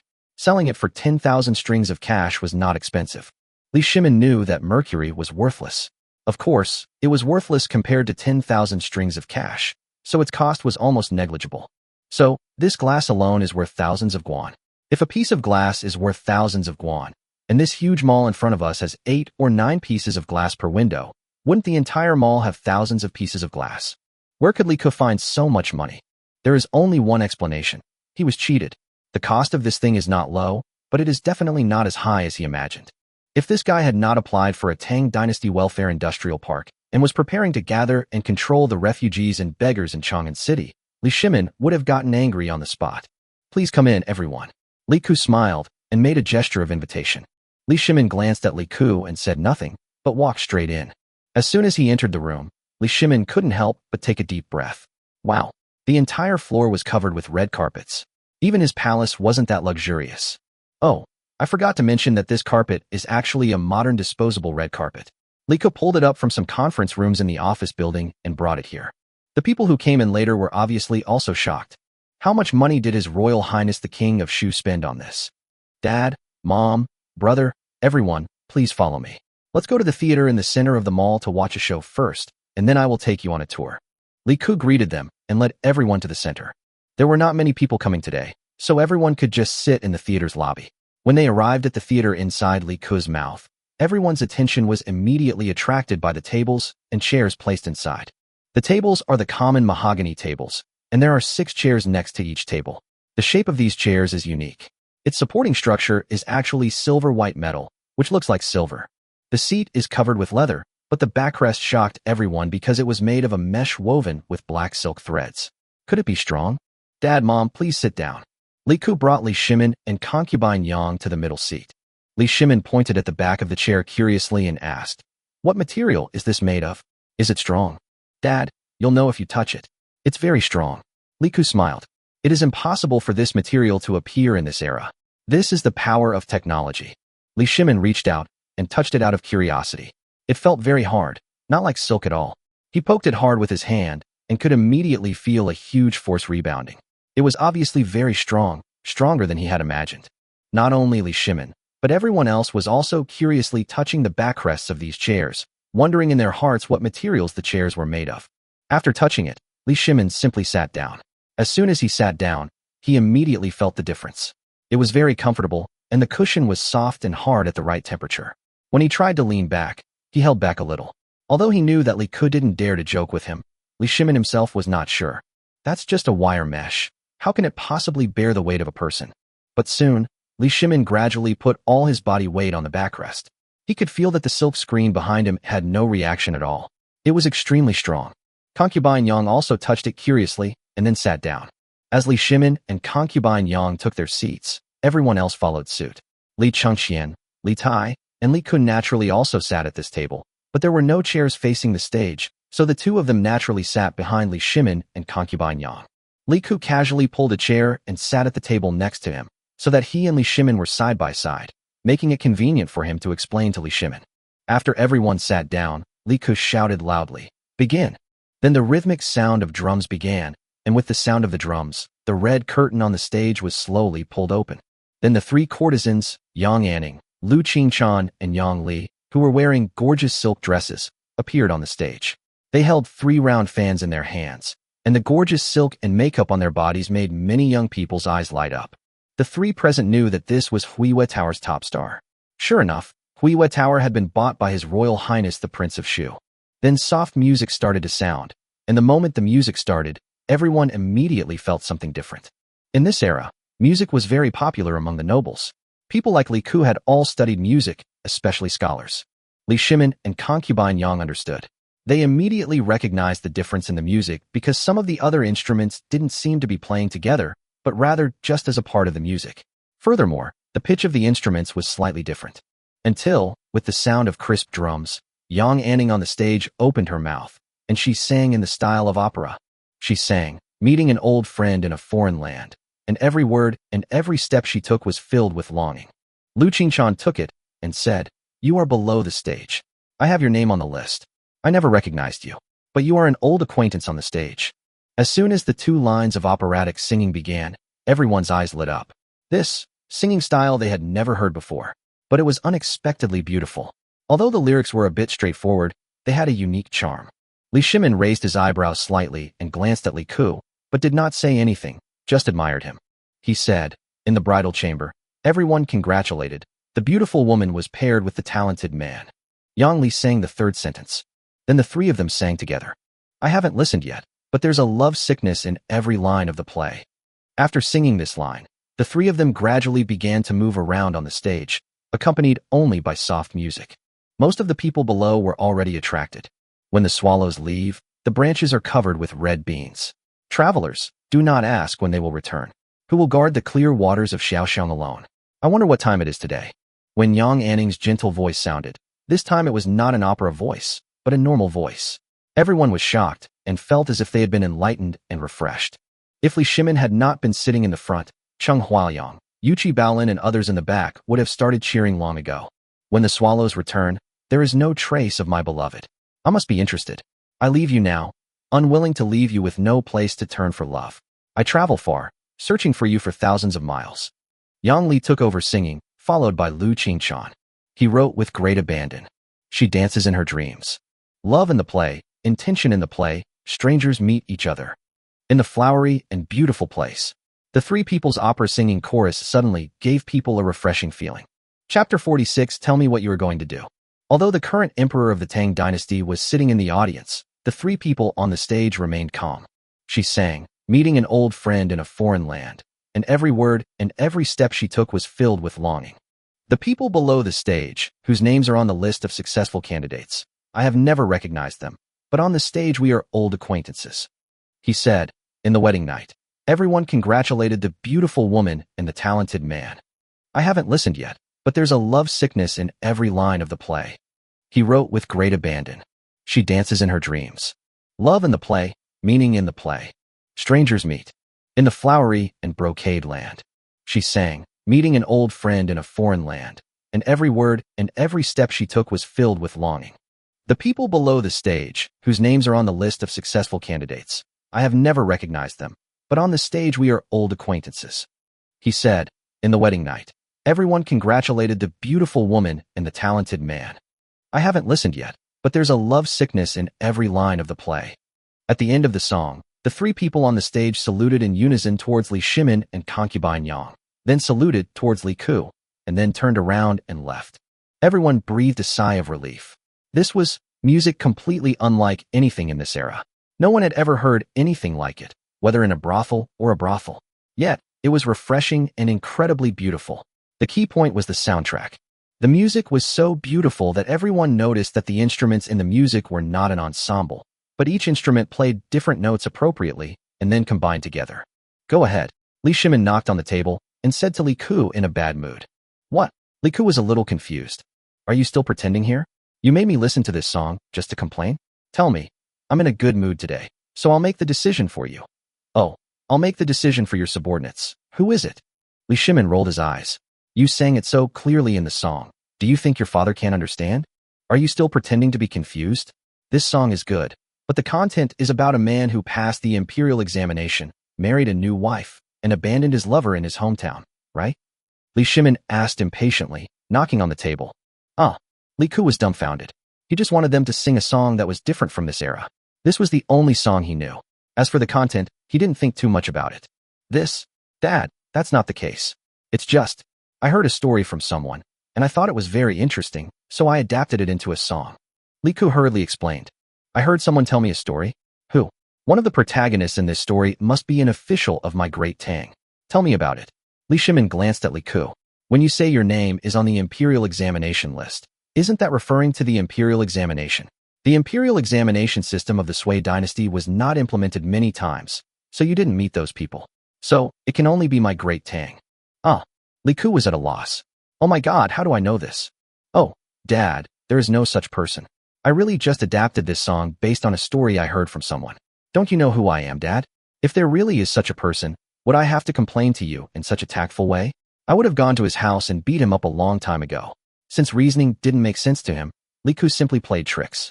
This was exactly the effect he had been wanting for all these years. Li Shimin thought about it, and it seemed to make sense. If you said someone else did it, then it was indeed possible. But what if it was Li Ku? Should I complain to him?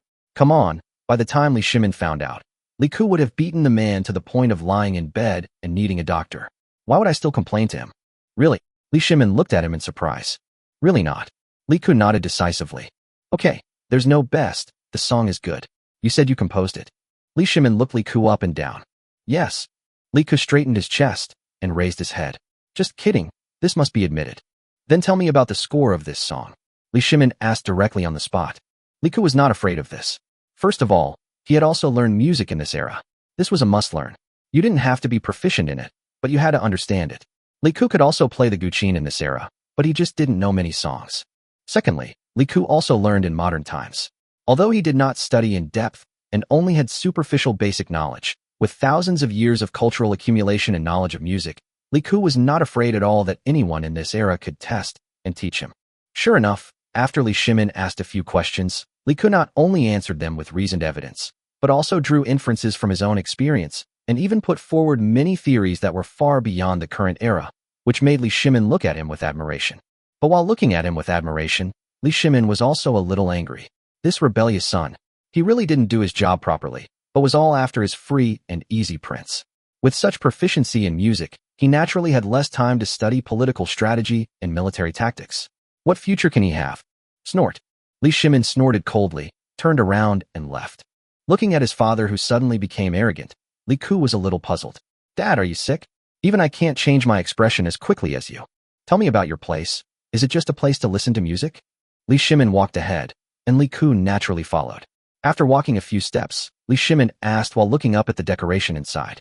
Of course not. This is mainly a place for shopping and eating. Li Ku said quickly. Shopping? Eating? Li Shimin understood, but was a little confused as to how the two things were mixed together. Dad, please follow me. Li Ku made a gesture of invitation, and the others naturally followed. They walked into the building next to them, and soon the first shop appeared in front of them. Li Shimin looked up and saw 3 words written on the plaque, Mingjingtang.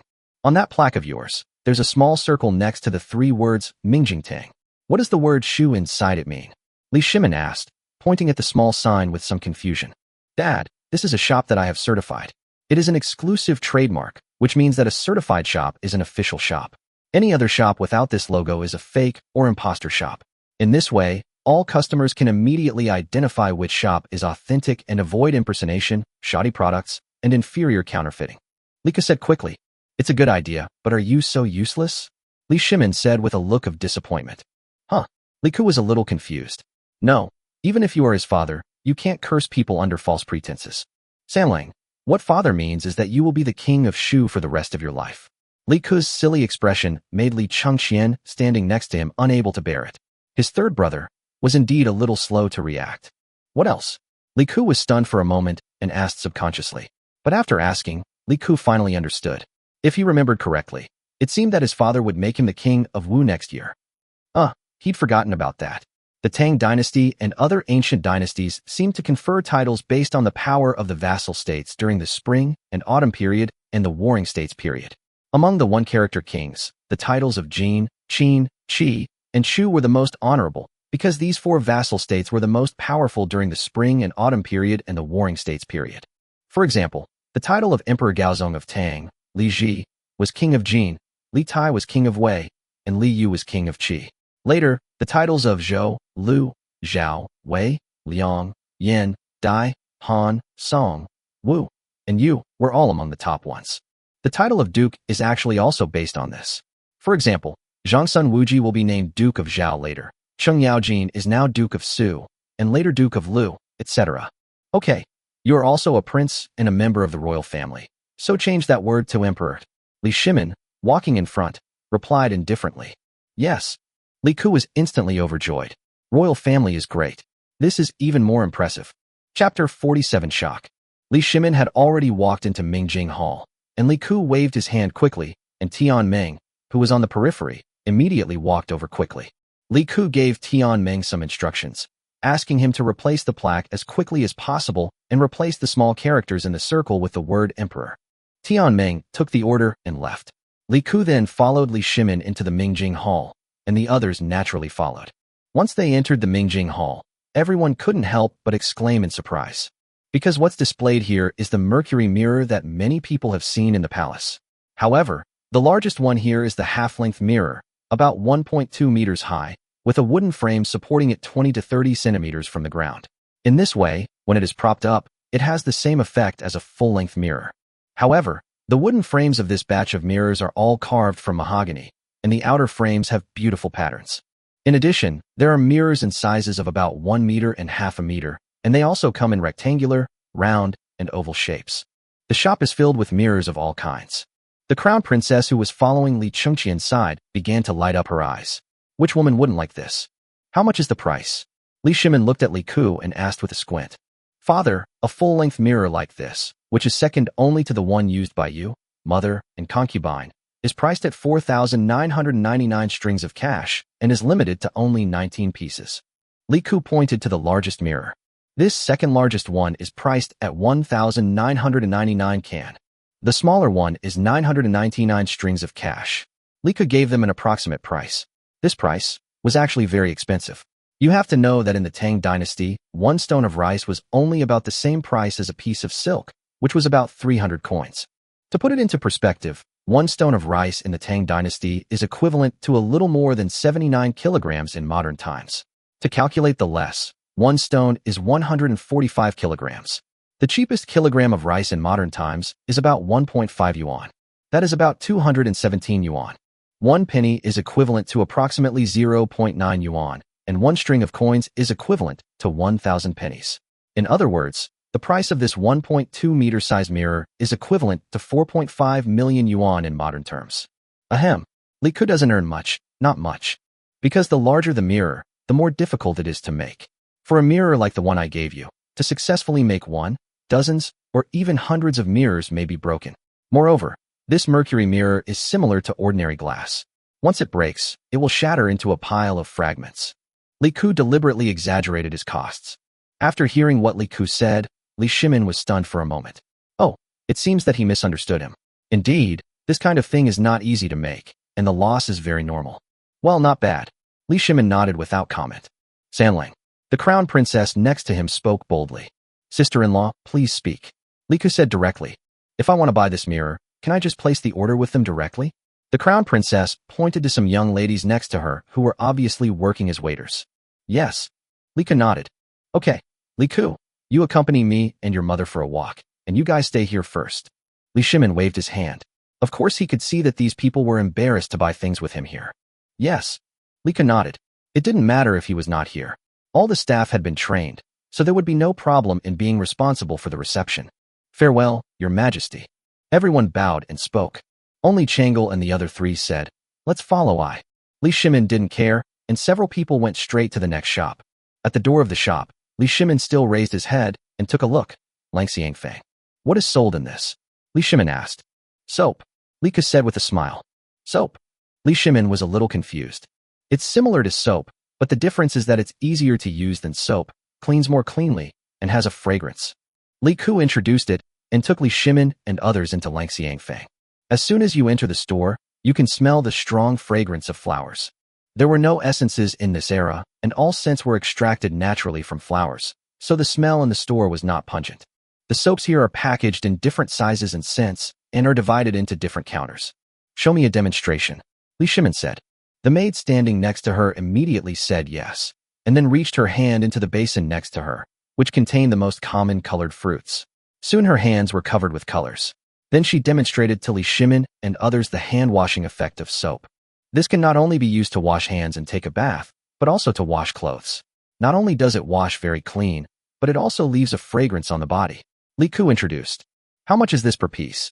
Li Shimin was very interested. This thing is used in daily life, not only by women, but also by men.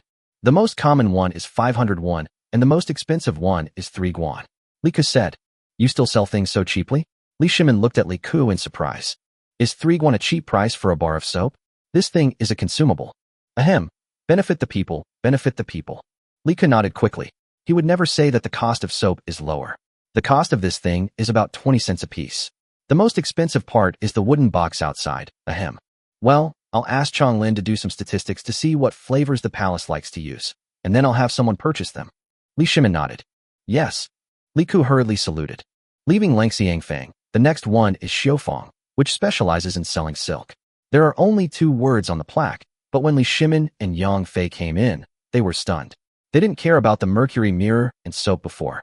But in the showroom before him, rolls of silk had already been spread out for display. Looking at the intricate patterns on the silk, Li Shimin and concubine Yang took 2 quick steps, picked up the silk, and held it in their hands. Li Shimin stroked the patterns on it, which were completely woven on it. Li Shimin was a little shocked, but he didn't show it on his face. He couldn't lose face in front of Li Ku. He immediately turned around and looked at Li Ku and asked, Is this also your property? Yes, this is the silk made by my son's craftsman who improved some textile machines. Li Ku nodded decisively. What is the output? Li Shimin attached great importance to it. Because silk was directly linked to currency in the Tang dynasty, so Li Shimin had to pay attention to it. If the output is large, it may have an impact on the cheapest silk and other products. The output is not high. It can probably only barely supply the high-end market. Li Ke shook his head. This kind of high-end silk is of course used to make money and cannot be produced on a large scale. Because large-scale production has only one consequence, that is to impact low-end silk, and low-end silk is more profitable for Li Ke, so he can't do that. The production part is used to make money from the rich people in the Tang dynasty. As for the other part, it was to be exported to Sassanid Persia, that is, the Arab Empire and other countries through Uli merchants along the Silk Road. That was the real Golden Road. In fact, the Daqin mentioned by the Tang dynasty did not only refer to the Sassanid Empire in the Middle East today, but also included all the countries in that area of the Middle East. The Tang dynasty called them Daqin. Chapter 48, What is Huge Profit? When Li Shimin heard what Li Ke said, he looked at the price tag next to him. A piece of silk, depending on the pattern, ranged from dozens to hundreds of strings of cash. This price was indeed expensive, but Li Shimin knew that although this price was expensive, it was still not expensive enough. It's very simple. Do you think the top quality silk in the Tang dynasty is cheap now? Not cheap. The top quality silk in the Tang dynasty now ranges from tens to hundreds of strings of cash per piece. They are specifically supplied to the top nobles and aristocratic families. This little money is nothing to these families. Besides, cloth and silk may seem expensive, but in fact, the amount of replacement each year is not that much. Even a wealthy family, or the head of the family, may only make a few or even a dozen sets of clothes a year. How many pieces of silk would that cost? You are offending people. Li Shimin rarely gave advice. Dad, look at what you said. I took the initiative to reduce my own profits for the benefit of my customers. So how can I offend people?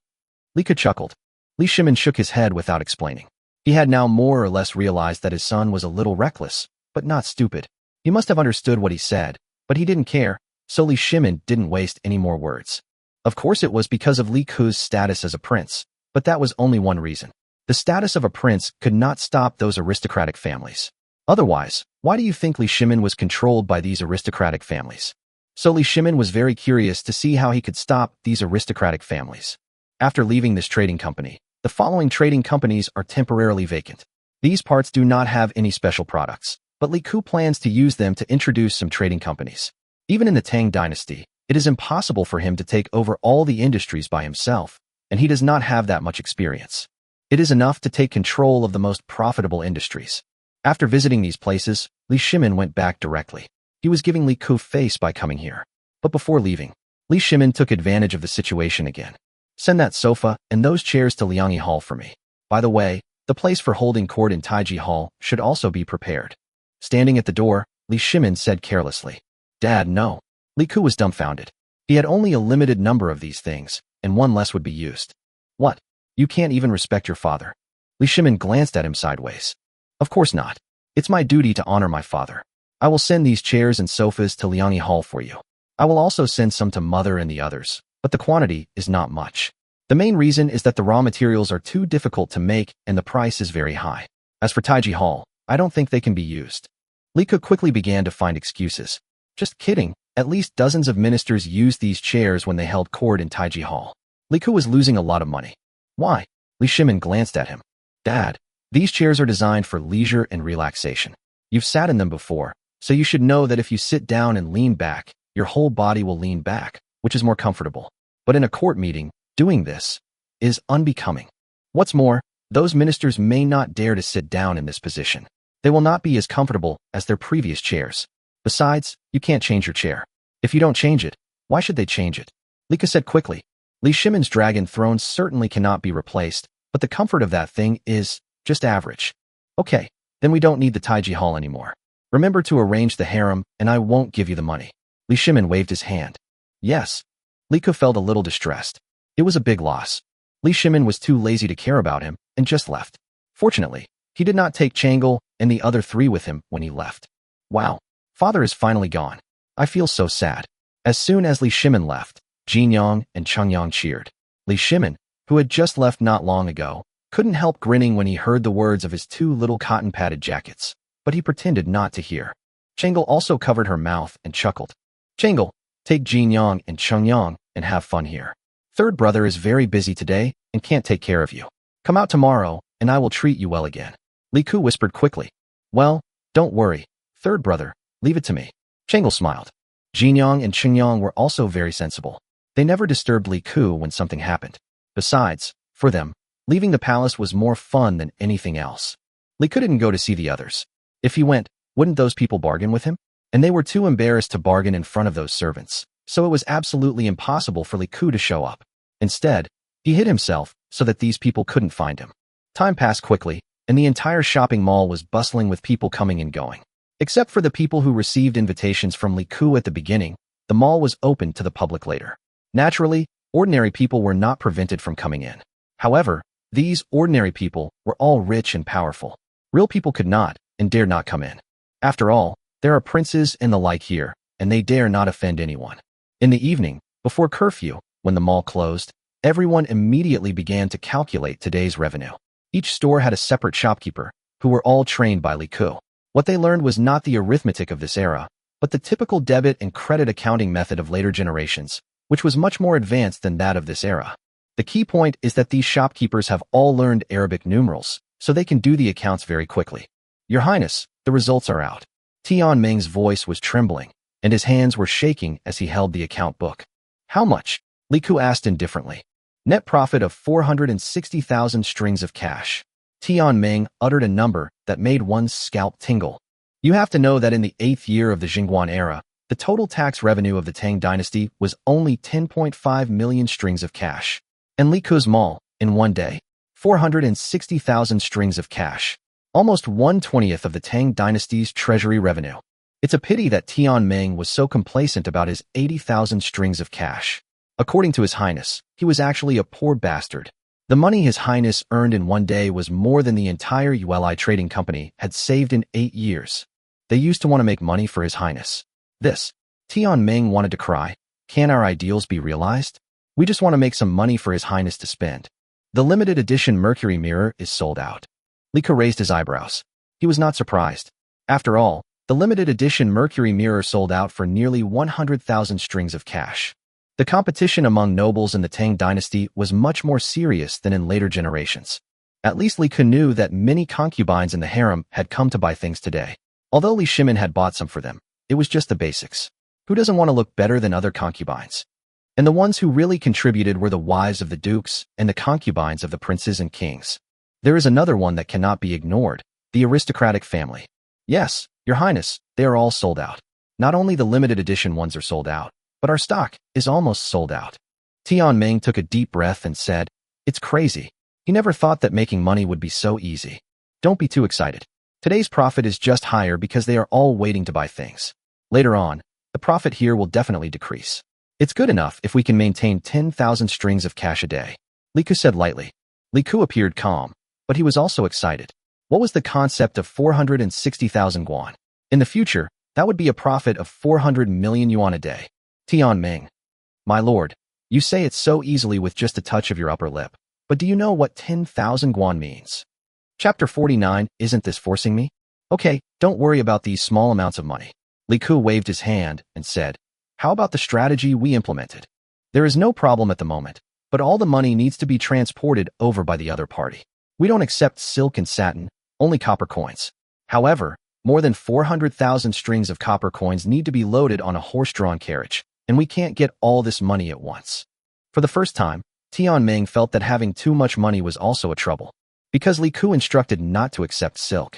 Although silk could be used as money in the Tang dynasty, Tian Ming knew how cheap it was to produce his own silk. How could he possibly accept silk from outsiders at a high price? This is too inconvenient. Li Ku suddenly had a headache. Before, Tian Ming and others were the ones who bought things for him. Now Li Ku suddenly realized how inconvenient it was in ancient times.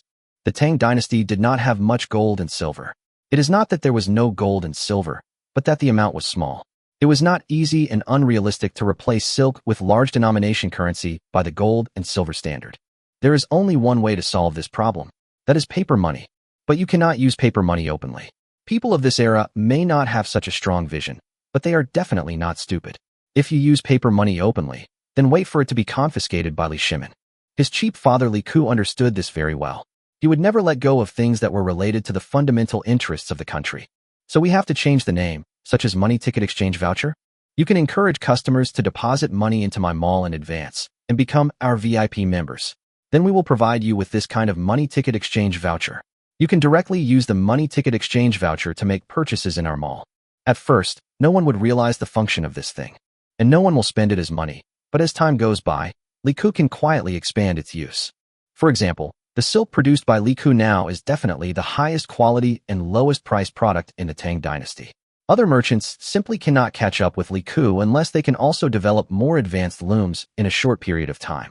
But modern people all know how powerful technological blockade is. In ancient times, information flow was difficult, and since the lower-level craftsmen had little education, it was even more difficult to break through the technological blockade. Therefore, if other merchants wanted to make a profit, they had to buy silk from Liku. So the question is, it is extremely inconvenient to transport a large amount of copper coins each time, and you have to buy them from Liku. In the case of long-term cooperation, can you deposit the payment to Liku in advance, and then use my exchange voucher to pick up the goods directly when the time comes? Once everyone agrees, the exchange voucher will be available.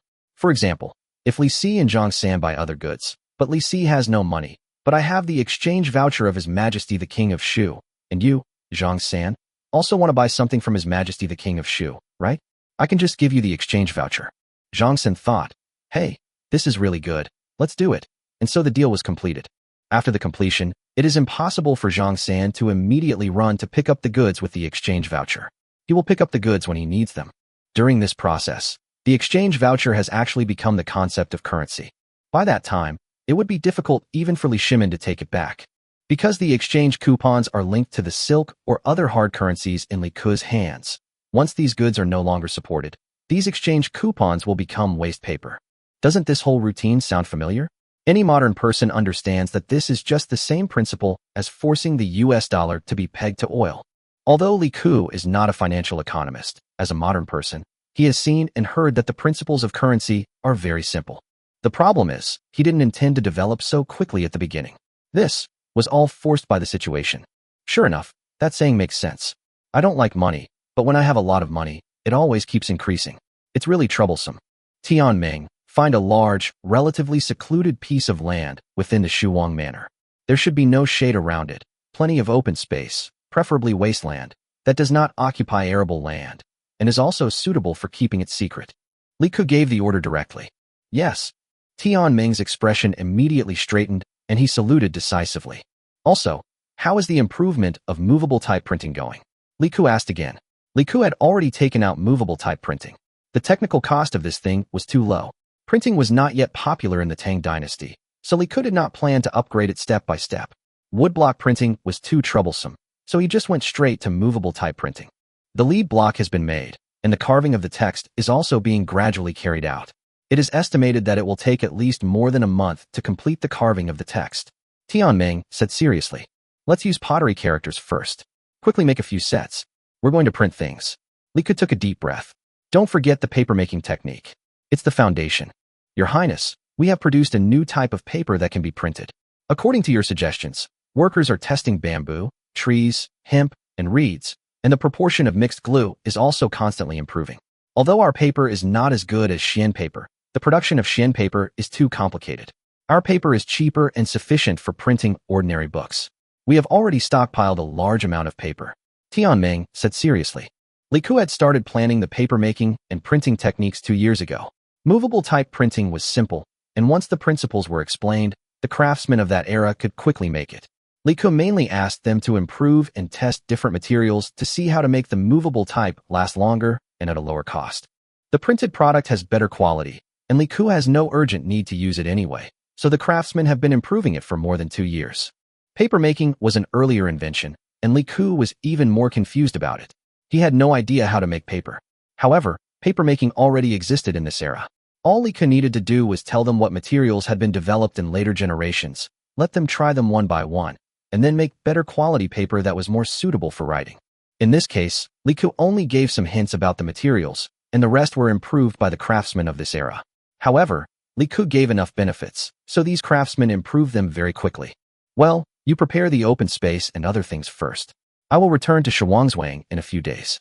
I have a new thing ready to use. Li Ku reminded. What he wanted to explain was naturally the matter of the exchange vouchers.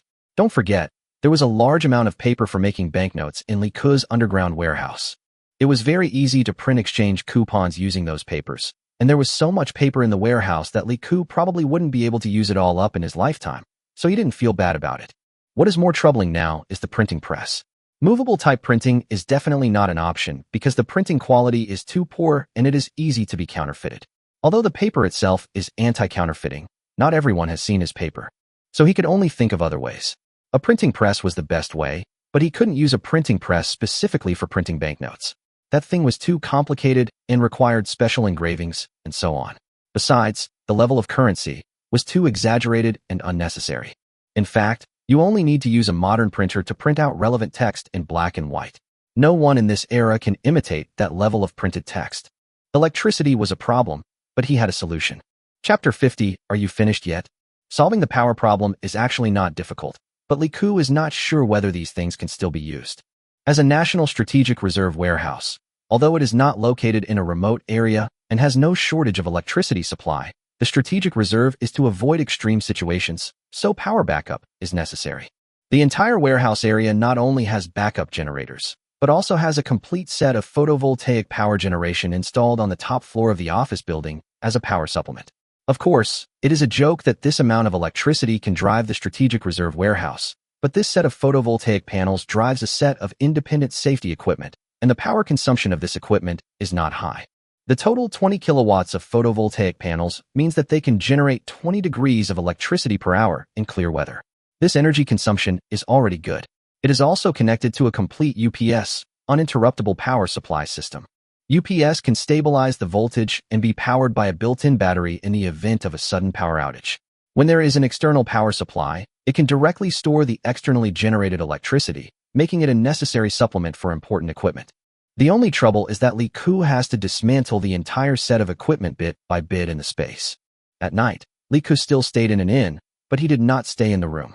Instead, he went directly into the space. He planned to take down the things inside first, and then take them out when he returned to Shuangzwang outside the city to see if they were damaged. In fact, Li Ke had tried some small electronic devices before, including some tablet computers left in the entire space. He had brought them out and tried them, but these tablet computers were all damaged. He took one apart and found that some of the chips inside had signs of burning and distortion, which should have been caused by the process of traveling through time. However, after Li Ke went in, he first dismantled all the photovoltaic panels and wires. He didn't need to move them. As long as he dismantled them, he could directly teleport back as soon as he touched them with his hands, without any restrictions on location.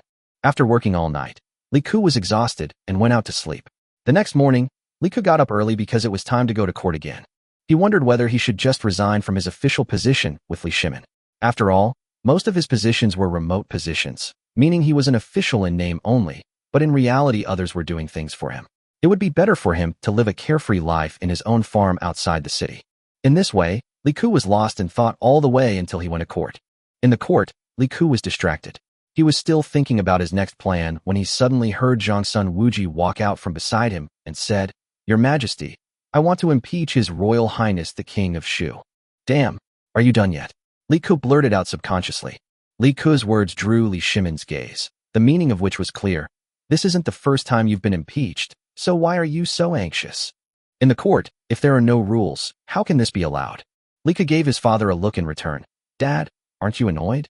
But he still kept his mouth shut. "Your Majesty, I accuse His Royal Highness the Prince of Shu of driving up prices and disrupting market order. Silk has important monetary functions in the Tang dynasty. The silk sold by His Royal Highness the Prince of Shu in the store yesterday was indeed far above the normal selling price, which is not conducive to the market order of the Tang dynasty." Zhongsun Wuji said righteously. The other ministers couldn't help but roll their eyes. "Zhongsun Wuji, aren't you afraid that His Royal Highness the Prince of Shu will make a fortune and your family won't be able to afford the betrothal gift? The silk produced by His Royal Highness the Prince of Shu can't really impact the market. How could that silk possibly be circulated in the market? Yesterday, almost every family bought some silk to take home, not to mention their wives and daughters. Even the ministers themselves were amazed at the silk. Don't think that men don't like good clothes. These officials of the Tang dynasty were very competitive with each other, and they also wanted to have some good clothes made for themselves at home. Then what do you think we should do?" Li Shimin asked with a smile without any expression. "I think His Royal Highness the King of Shu should lower the selling price. Your Majesty should send someone to investigate His Royal Highness the King of Shu's costs, and then set a reasonable profit before selling it. Changsun Wuji bent down and spoke straightforwardly. Damn it, Li Ku sneered. You want to make trouble? Come on, I'm afraid of you. He immediately stood up from his chair, then quickly bowed and said, Your son has something to report. What's the matter? Say it. Li Shimin glared at Li Ku. Don't cause trouble for me. Li Ku shouted directly. Your Majesty, I believe what Duke Qi said is absolutely right. As soon as Li Ku finished speaking, everyone's eyes widened instantly. Sheng Yaojin even couldn't help but dig his ears, wondering if he had heard it wrong. Or did His Royal Highness the Prince of Shu take the wrong medicine? Otherwise, His Royal Highness the Prince of Shu would have said this. Li Ku didn't bother to pay attention to their thoughts. Instead, he sneered and said, What Duke Qi said is indeed a blessing for the Tang dynasty. For a country, the most important thing is price stability. I suggest that the Ministry of Revenue take the lead in establishing a separate department called the Price Bureau. As the name suggests, it will set a reasonable price range for all commercial activities in the country. If there's illegal price gouging or malicious price gouging that exceeds a certain limit, fines, imprisonment, and even stripping of titles will be imposed. Because the Tang dynasty belongs to our Li family. For us, if the country is stable, prices will naturally be stable. During periods of turmoil, some unscrupulous merchants, even those with aristocratic family backgrounds, will illegally drive up prices. The Tang dynasty currently has no specific laws governing prices. Once something like this happens, it's very difficult to investigate and convict. The Price Bureau can routinely investigate the incomes of Tang citizens and how much they spend on related items. They can compile this data and then conduct macroeconomic regulation of related supplies across the country. Anyone who fails to comply with national regulations will be killed. Besides that, I suggest that the most important commodities, such as iron and salt, be nationalized and managed by the state. Ironware is a national treasure, whether it's armor or weapons. It affects the foundation of the Tang dynasty. Salt, on the other hand, is related to the daily lives of the people and is a necessity for everyone. Therefore, the prices of these two commodities must not be regulated. Following Li Ku's passionate explanation, everyone was stunned. Some ministers almost jumped up. Li Shimin raised his eyebrows with a strange expression, and Changsun Wuji broke out in a cold sweat on his back. Because Li Ku's move seemed to agree with him, but it actually hit his weak spot, or perhaps the weak spot of all officials. That is, during years of disaster. Although the Tang government strictly prohibited merchants from hoarding rare goods, materials, and driving up prices, it did not do so on a daily basis. In normal times, who controls the prices of goods throughout the Tang dynasty? The aristocratic families. If Li Ku's words were accepted, it would mean he had offended all the aristocratic families in the world. The second point. Iron and salt are under the exclusive management of the state. With Changsun Wuji's vision, he naturally knew the benefits of this. This meant that the financial and tax revenue of the Tang dynasty would increase significantly, because these two were the most important materials for the entire Tang dynasty. Another thing, his Changsun family runs the largest iron workshop in the Tang dynasty. Chapter 51. Come on, let's hurt each other. Changsun Wuji was completely confused. Li Ku, this is not what we usually do. Li Ku looked at Changsun Wuji beside him calmly, and said calmly, Duke Qi, what do you think of my suggestion? I agree with you. I am willing to lead by example. After all, this Tang dynasty belongs to my Li family. Being able to help my father stabilize the situation in the Tang dynasty is certainly a good thing. Looking at Changsun Wuji, Li Ku sneered inwardly. Come on, let's hurt each other. Impeachment, right? Damn it. If the tiger doesn't show its power, do you think I'm a sick cat? Do you really think I can only hit people? Damn, this won't work. Holy shit. The other ministers are already in a state of panic. Because Li Ku's proposal is simply hitting the lifeline of all the ministers. Do you really think these ministers are above worldly matters? Although the Tang dynasty was not like the later Qing dynasty, where official corruption was common, that was because the officials of the Tang dynasty were the largest aristocratic families in the country, the richest people in the country. Of course, they looked down on those who bought and sold official positions and recommended officials for personal gain. This is the first reason. The second reason is that there are two official systems in the Tang dynasty. The first is the imperial examination. However, not everyone can participate in the imperial examination. Only the gentry can participate in the imperial examination. Like other ordinary people, even if you are a good citizen, sorry, you can't participate in the imperial examination. That's why the aristocratic families have such a great influence. The second way to become an official is the recommendation system. To put it simply, If you know a big shot and the big shot is willing to speak well of you in front of the emperor, you can become an official. Li Bai is awesome, right? His words are as powerful as the Tang dynasties. But Li Bai wasn't even eligible to take the imperial examinations. Because his family was a merchant family. You can read, you can learn, but taking the imperial examinations to become an official, sorry, no. Therefore, Li Bai was recommended to be an official only after he met Princess Yuzhen and the big boss, He Zhizhang, in his middle age. However, the official he became was just an official who recorded the emperor's life, or to put it bluntly, an official who wrote for the emperor. This is why Du Fu wrote the famous poem that will be passed down through the ages. Li Bai writes 100 poems after drinking a bowl of wine, and sleeps in a tavern in Chang'an. He refuses to board the boat when the emperor calls him, and calls himself the immortal of wine. This is also why Li Shimin actually always wanted to deal with the aristocratic families, but he had no way to solve it until the reign of Wu Zetian, when it was solved by Wu Zetian. In fact, besides being ruthless, Wu Zetian was able to solve the problem because, at that time, the aristocratic families could no longer monopolize books. The widespread popularization of printing and papermaking was the fundamental solution. Then, Wu Zetian could vigorously develop the imperial examination system under this fundamental premise. Otherwise, without enough scholars, it will be useless to promote the imperial examination system. If Li Bai had been born during the Jingguan era, he would not have been so talented, because merchants during this period could not find so many books. Many books were rare copies, locked away in the homes of aristocratic families, and were not allowed to be read at all. Your Majesty, I want to impeach the Duke of Qi. Fang Xianling suddenly stood up from the crowd and spoke loudly. Li Shimin raised his eyebrows. I impeach the Duke of Qi for abusing his power for personal gain. He brought his personal emotions to the court because he had a personal grudge against His Royal Highness the King of Shu. As the current Prime Minister, the Duke of Qi's actions are not beneficial to the country and to your Majesty. Fang Xianling said loudly. I second the motion. Another minister jumped out. Soon, other ministers followed out one by one. Li Ku watched the scene expressionlessly, and so did Li Shimin. After about 7 or 8 ministers stood up, Changsun Wuji bowed and said, I acknowledge my guilt. Duke Wei's impeachment is correct. Your Majesty, please punish me. Li Ku sneered in his heart. Although he had experienced similar situations for several years, he had to admit that these people were really smart. If Li Ku was not a prince, he felt that he would not survive more than a few chapters. Why did Fang Xianling jump out? In fact, Fang Xianling did not jump out because Li Ku's words affected the interests of the Fang family. Fang Xianling jumped out because Li Ku's words just now and Zhangsun Wuji's impeachment put Li Shimin in a difficult position. Li Shimin was well aware of the harm he was doing to the aristocratic families, so how could Fang Xianling not know this? However, Fang Xianling knew there was no way to deal with it, and once Li Ku's words came out, Li Shimin would be in a difficult position no matter how he spoke, and it would be very embarrassing. Because what Li Ku said made sense. Of course it made sense. It was precisely because it made sense that if Li Shimin did not do it, it would mean that he was afraid of the aristocratic families, or at least compromised, which would be a huge loss of face. If this were done, would it be possible to carry it out? No. Countless people would surely risk their lives to oppose it. By then, the entire court would be in turmoil, and Li Shimin would still be forced to compromise, which would be even more disgraceful for him.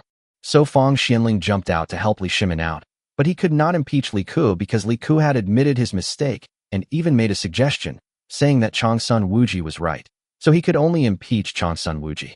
What's more, it was Changsun Wuji who caused this trouble. In fact, if Changsun Wuji hadn't provoked Li Ku would have been a nobody and never participated in the court.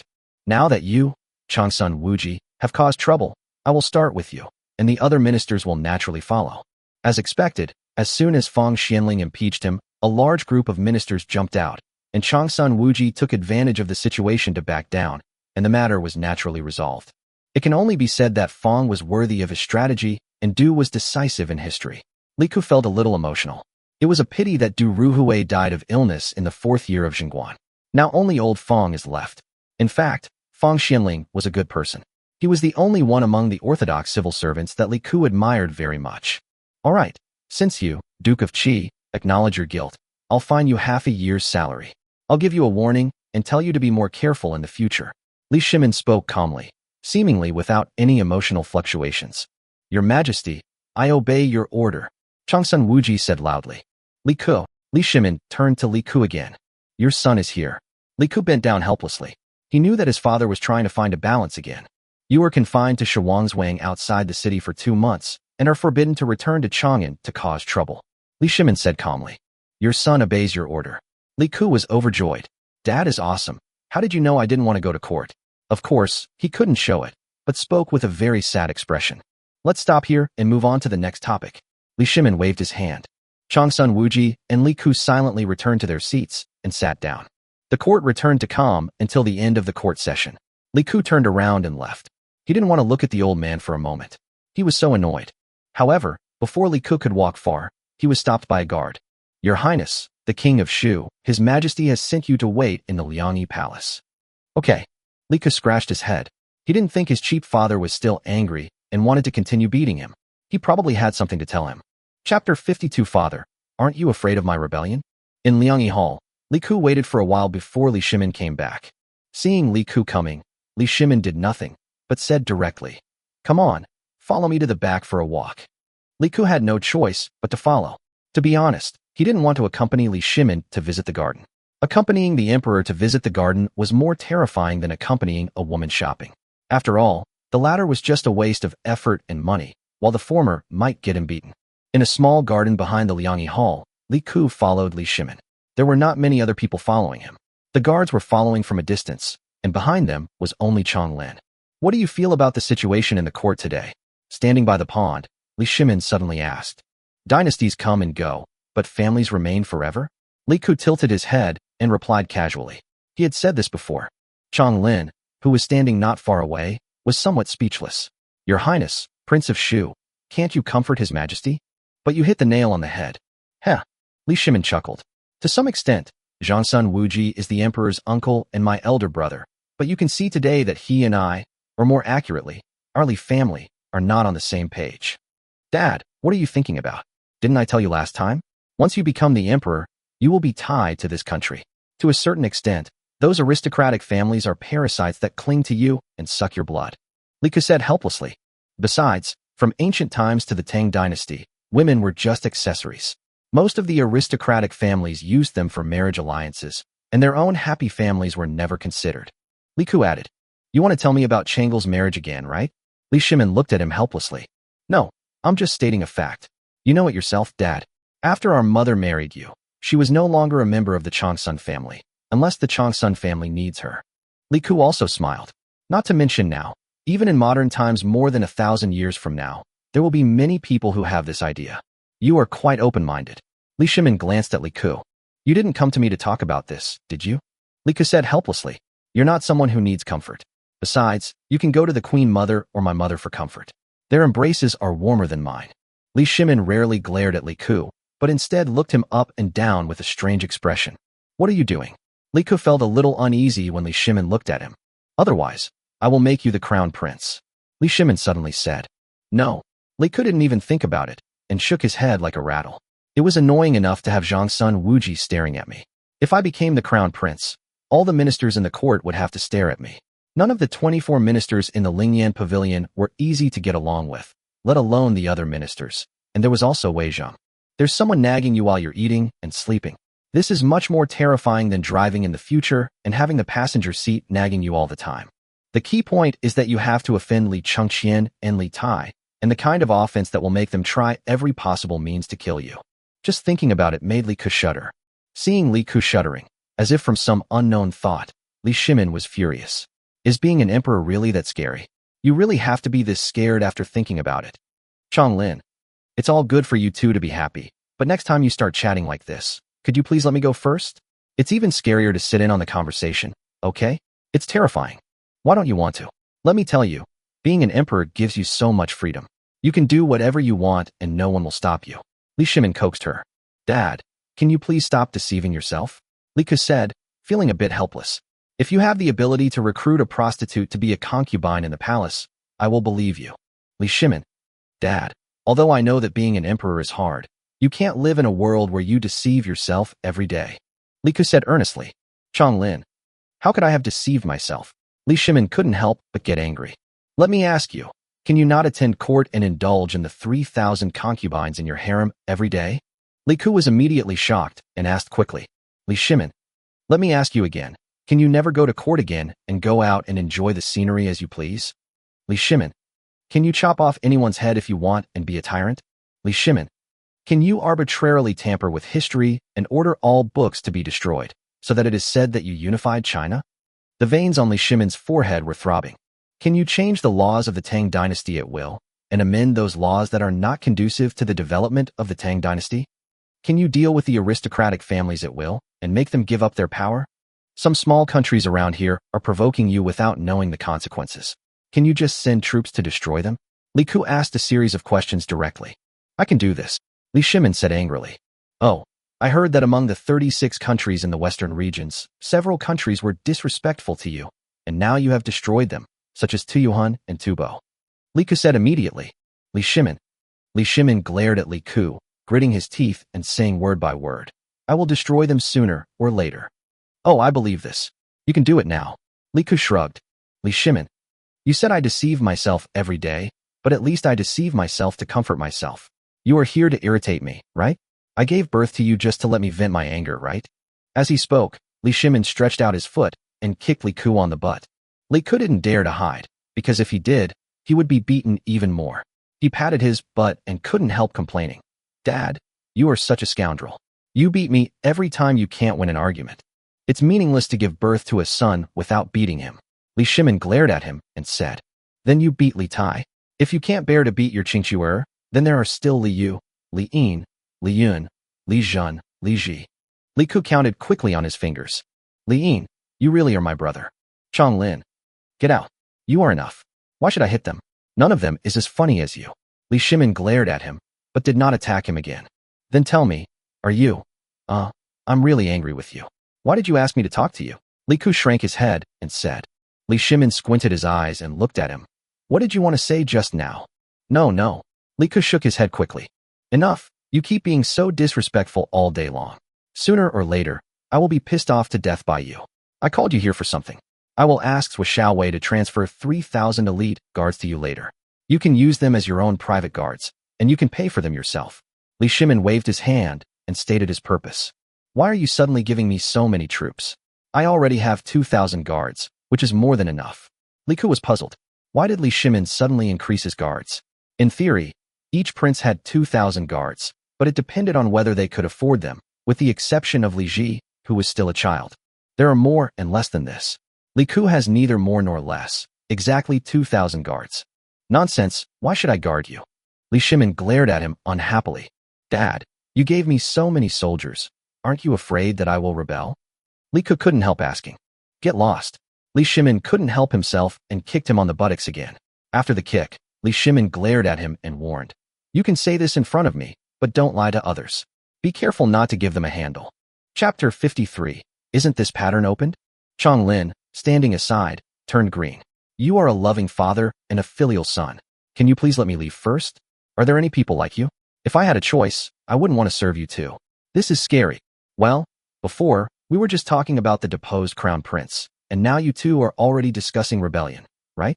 The point is, Your Highness, the Prince of Shu, you're such a coward. Don't you know how His Majesty ascended to the throne? How dare you say that directly? The question. Although His Majesty kicked His Royal Highness the King of Shu, he obviously didn't look angry. You're being completely hypocritical. Why haven't you treated other princes the same way? What? You're saying no other prince would dare to speak to Li Shimin like that? Oh, that's fine then. Hee. Then I can't say it in front of other people. I'm not stupid. Li Ku chuckled twice and said quickly. Okay, it's settled. I'll send someone to lead troops to find you later. Li Shimin said. Dad, forget it. I don't need so many guards. Li Ku thought for a while and then spoke.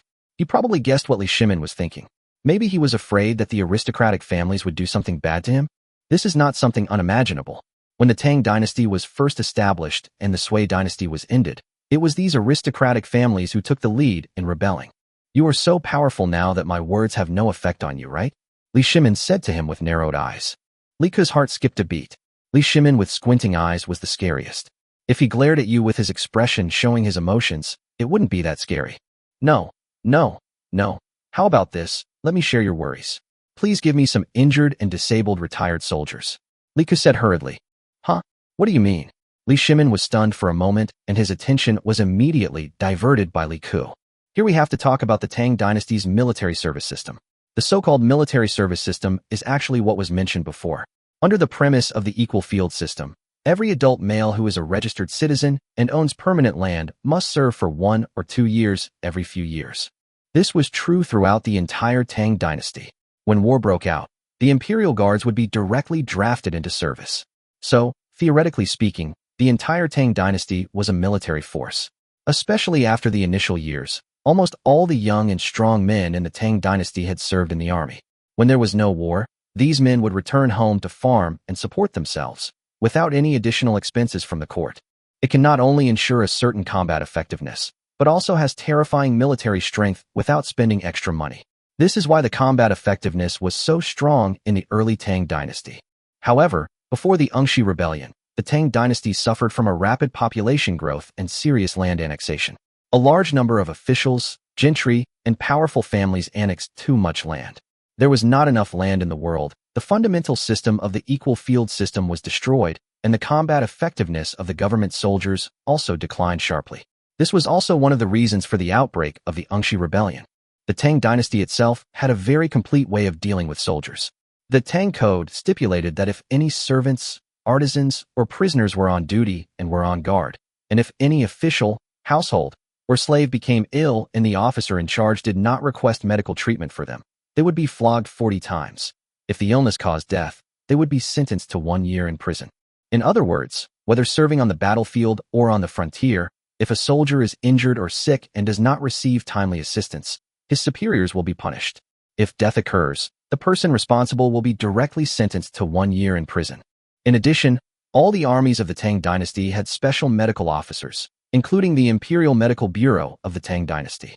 However, it was not dedicated to treating the emperor and the harem, but a considerable number of medical officers were responsible for treating the army.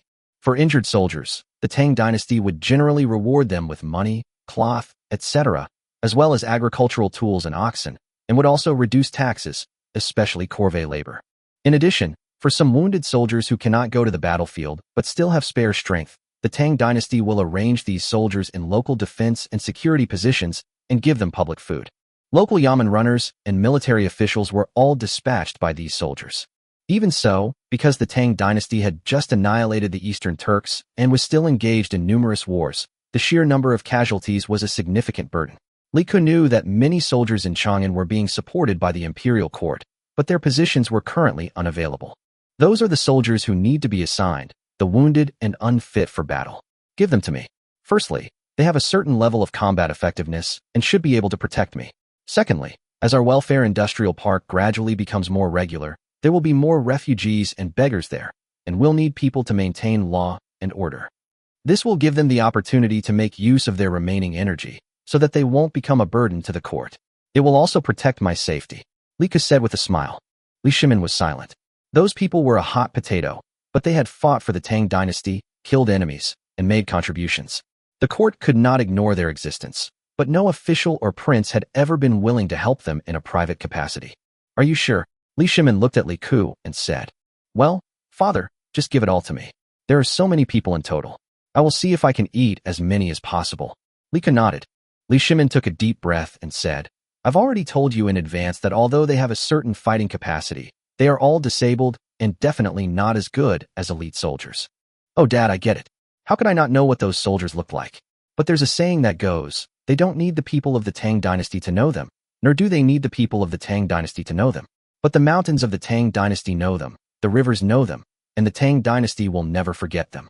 As a prince of the Tang dynasty, I have this obligation. Li Ke shrugged. Well said.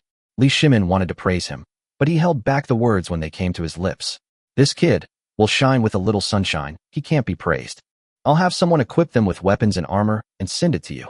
Li Shimin took a deep breath and said, No, I don't want it. Li Ke waved his hand quickly. I'd better go buy an iron mine and smelt the iron myself to equip them.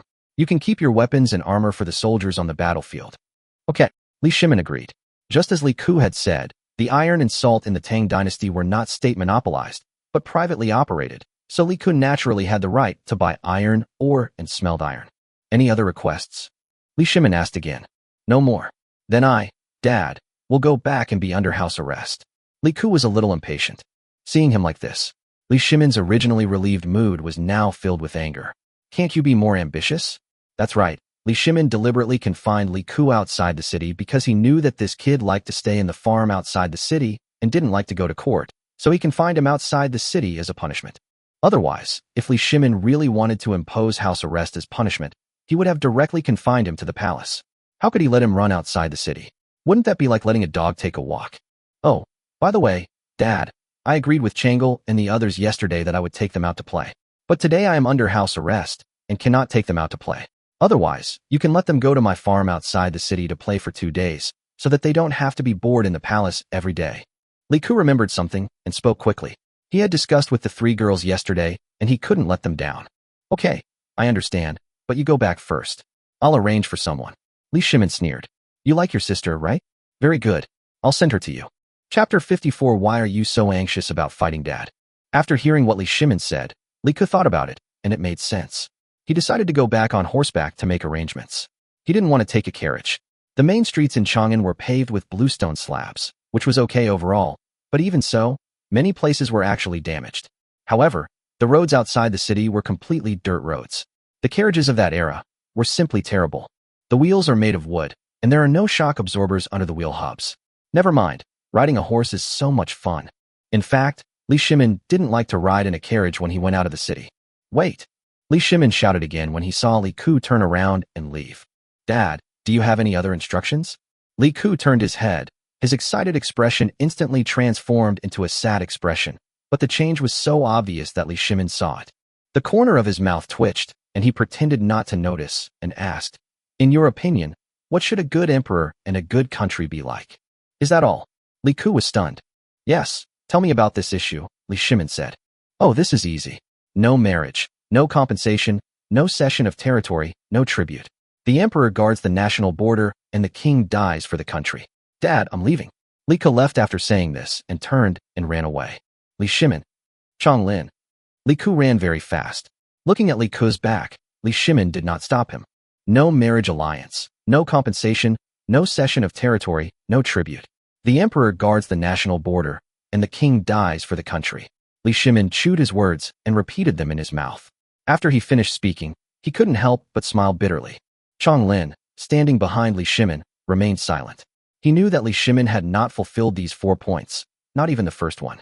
The Tang dynasty had already married off 2 princesses. They could not be called princesses, but county ladies. The princesses married a leader of Tuyohan. Although the princesses were not Li Shimin's daughters, it was still a marriage of peace. Li Shimin was momentarily bewildered by these words. Was it thrilling? Passionate? But was it difficult? The butt determines the head. Sitting in Li Shimin's position, he certainly knows how difficult it is to do this. Didn't Li Shimin want his descendants to record in history books that during the Tang dynasty, there were no marriage alliances, no indemnities, no cession of territory, and no tribute?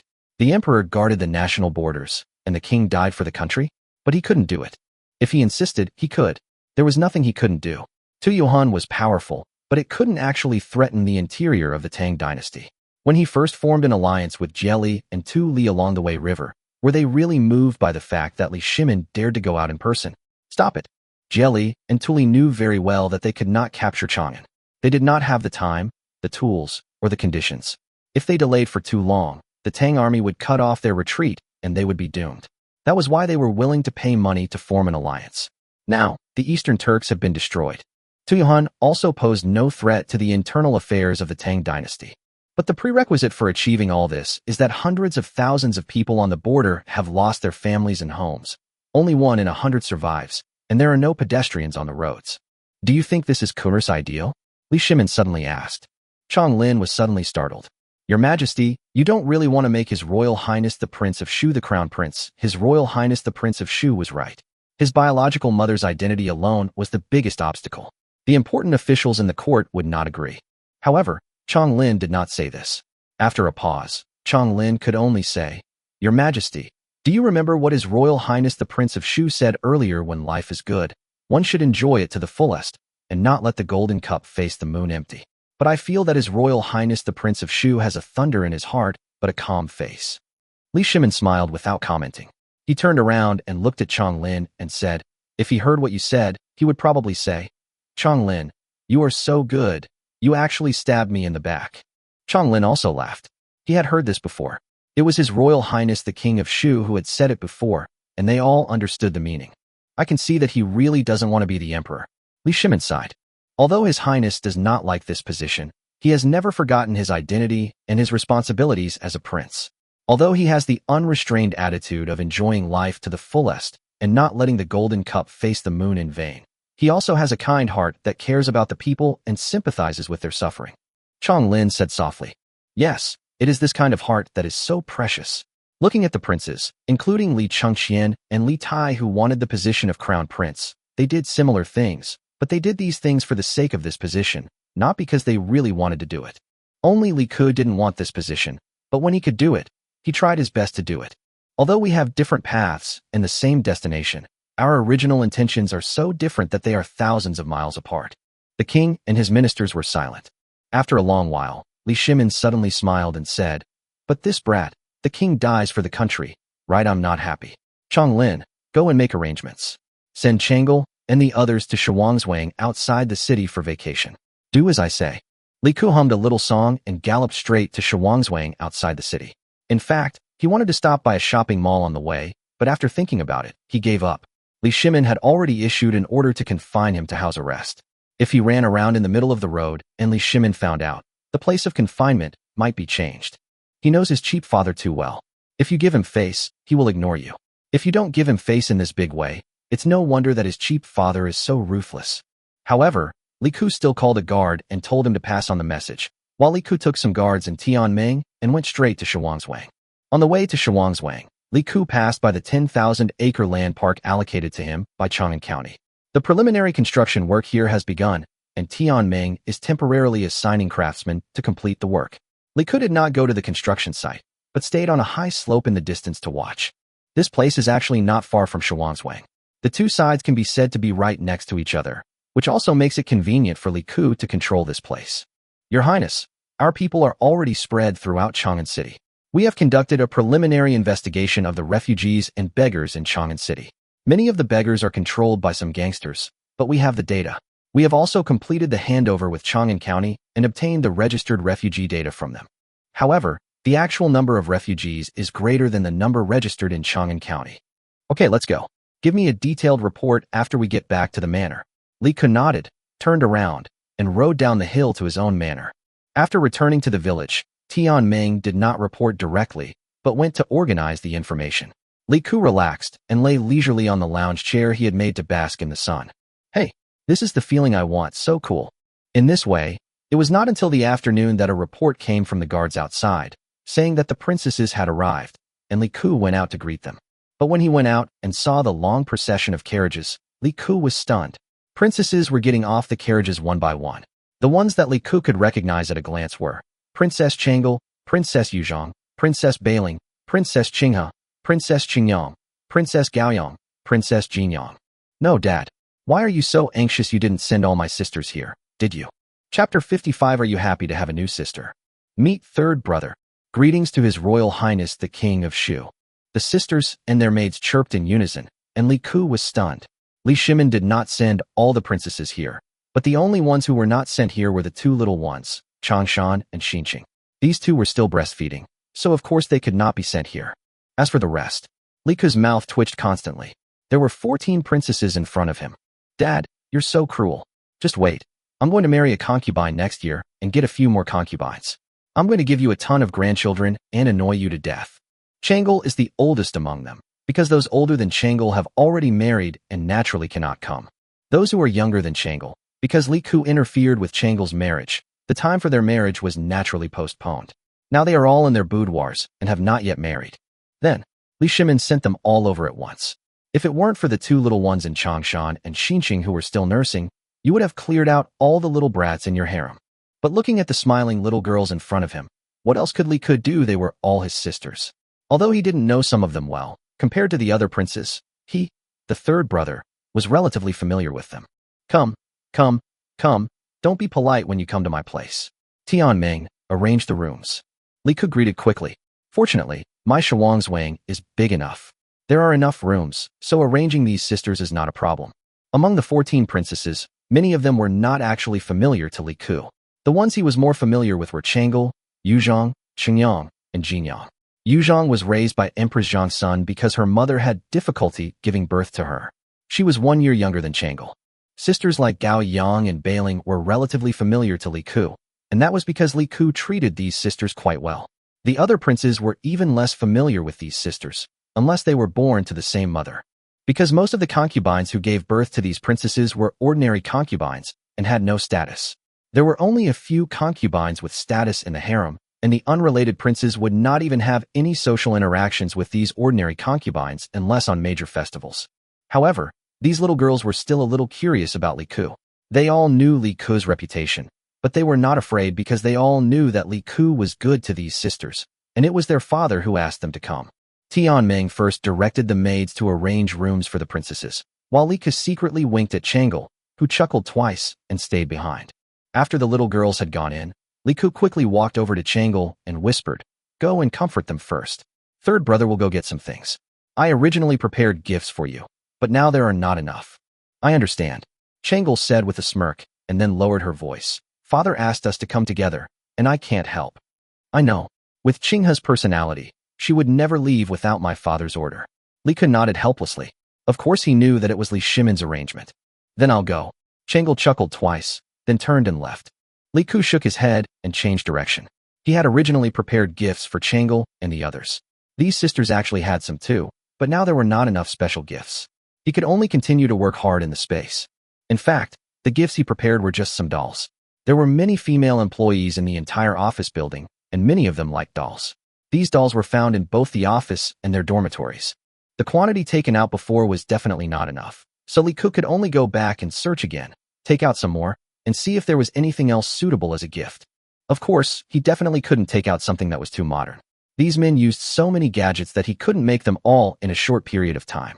If he took it out, and other people saw it and wanted it, he wouldn't be able to explain its origin. In the specially prepared warehouse, Li Ku quickly took out some dolls. These dolls were big and small. Li Ku took out more than 20 dolls in total. Some of them were too small, so he simply put 2 or 3 together.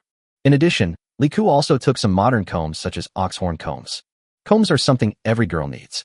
No one in this era can analyze the materials of these things, and combs are not rare items. They are mainly exquisite and can be used as gifts. Anyway, Li Ku prepared a lot of miscellaneous things. However, there are some things that Li Ku needs to deal with, such as some labels with production date, production address, etc. that need to be cut off. As for those insignificant labels, it doesn't matter. Let them be destroyed. He is too lazy to think too much. Let others guess. If they can guess it, Li Ku will consider them the winner. In other words, the time and the space stopped for everyone except Li Ku, but even so, it made him very tired. "Really, Dad, you are so cruel. If it weren't for so many sisters, Li Ku wouldn't have to be so tired." After everything was ready, Li Ku suddenly remembered one thing. There was no woman at home. There were definitely maids, but maids were definitely not suitable for receiving these princesses, and there were some things that Li Ku could not say to the maids. Calling over a guard, Li Ku said directly, "Go find Tianming and ask him to bring Yang Anning, Lu Qinchan, Yang Li, and Yang Yu to Shuang Manor as quickly as possible." Yes. Li Ku has not married yet, and he has no concubines, so there is no suitable candidate. If it were only Chang'e and the others, it would not matter. After all, they are already very familiar with each other. But there are some sisters who he has only seen a few times, so it would be more convenient to find a girl to communicate with them. In fact, it is not appropriate to let Yang Anning and the others come. After all, they are not registered residents. They are just educated and have read books. They are more sensible and have seen more princes, dignitaries, and the like. Ordinary maids really don't dare to communicate casually with these princesses. As for the identities of the brothel girls, it didn't matter. In the Tang dynasty, brothels were not like those in later generations, where they were engaged in the flesh trade. Brothels in the Tang dynasty were very elegant entertainment venues, so people would not look at these brothel girls with that kind of eyes. After finishing the instructions, Li Ku left these things where they were temporarily, and then went to meet his sisters in the back. They are now in the amusement park prepared by Li Ku. That's right, Li Ku built an amusement park for himself inside Shuang Manor. It was originally intended for his future children, but now, forget it, these sisters are not that old. It is not comparable to the amusement parks of later generations. It is more like a kindergarten. For example, there are swings, seesaws, slides, and other simple and common entertainment facilities. In fact, many of these facilities, such as swings and seesaws, existed in ancient times. But Li Ku's place is different, at least, more refined. Sure enough, when Li Ku was still some distance away from the amusement park, he heard the laughter of several younger sisters inside, including Jinyang, Qingyang, Gaoyang, etc. Chapter 56. It's fun here, Brother San. When he reached the entrance of the amusement park, Li Ku looked up and saw 14 sisters. The older ones, such as Changel, Yuzhang, Bailing, Puan, Dongyang, and Linchuan, were sitting on chairs, reading quietly or chatting in low voices. The younger ones, such as those from Qinghe, Lanling, Jinan, Ankang, Xinxing, Qingyang, Gaoyang, and Jinyang, have some older members playing with their younger sisters. Among them, Jinyang is the youngest, and Gaoyang is not old either, only less than 5 years old. In fact, there was originally a little girl named Jinshan between Gaoyang and Jinyang. Unfortunately, she died before she was 1 year old. The scene in front of him was very harmonious. To be honest, Li Ku really wanted a younger sister in his previous life, but he never thought he would have so many sisters. He probably only had so many sisters in the royal family in ancient times. It's like a small kindergarten. Every little girl is very cute. After all, Li Shimin is actually very handsome, but he has gained weight, and that handsome face is perfectly inherited by Li Ku. Li Shimin's concubines were naturally good-looking, so his sons and daughters naturally couldn't be bad-looking either. It seems that it is more fun here. The imperial palace is so grand that it makes people crazy. I really don't know why so many people like to be the emperor. Li Ku shook his head slightly. Even Qinghe, who was cold and serious in the palace, was smiling at this moment and having fun with her sister. It was obvious that her usual temper was mostly affected by the environment. Jinyang's health was not good, but after playing, her face became rosy and there was no abnormality. Li Ku, who was standing at the door, watched quietly for a while. Finally, Jinyang, who was playing there, looked up and saw Li Ku. He giggled and ran towards him. 3 pots, 3 pots. Jinyang spoke not very clearly and had a slight accent, and she stumbled a little when she ran, but it was no big deal. The main reason was that they were in the palace, and the palace maids accompanying Jinyang would never allow her to run like that. Yeah. Li Ku agreed with a smile, then squatted down on the spot. When Jinyang ran over, Li Ku picked her up directly. Cixi, your eyes are so sharp. You saw it as soon as your third brother came. Li Ku reached out and pinched her nose. Oh, the little girl is so cute. Why didn't his mother give birth to a daughter for Li Yin? If Li Yin was a sister, she would definitely be very cute, unlike now. It makes him so angry. That's right. Cixi has been paying attention to Manhwa. Jinyang's little face was full of smiles, and he nodded quickly. If I hadn't come earlier, I would have believed it. So, such a young girl would say nice things. Is it fun here, third brother? Li Ku asked with a smile. Fun. Jinyang's eyes lit up as she nodded. It was much more fun here than in the palace. Mainly, there was no one to restrict her here. The maids in the palace didn't dare to let her run and jump around like this. Although she brought a maid with her here, the maid had no say at all and could only watch in fear from the side. Your Highness Jinyang is not feeling well.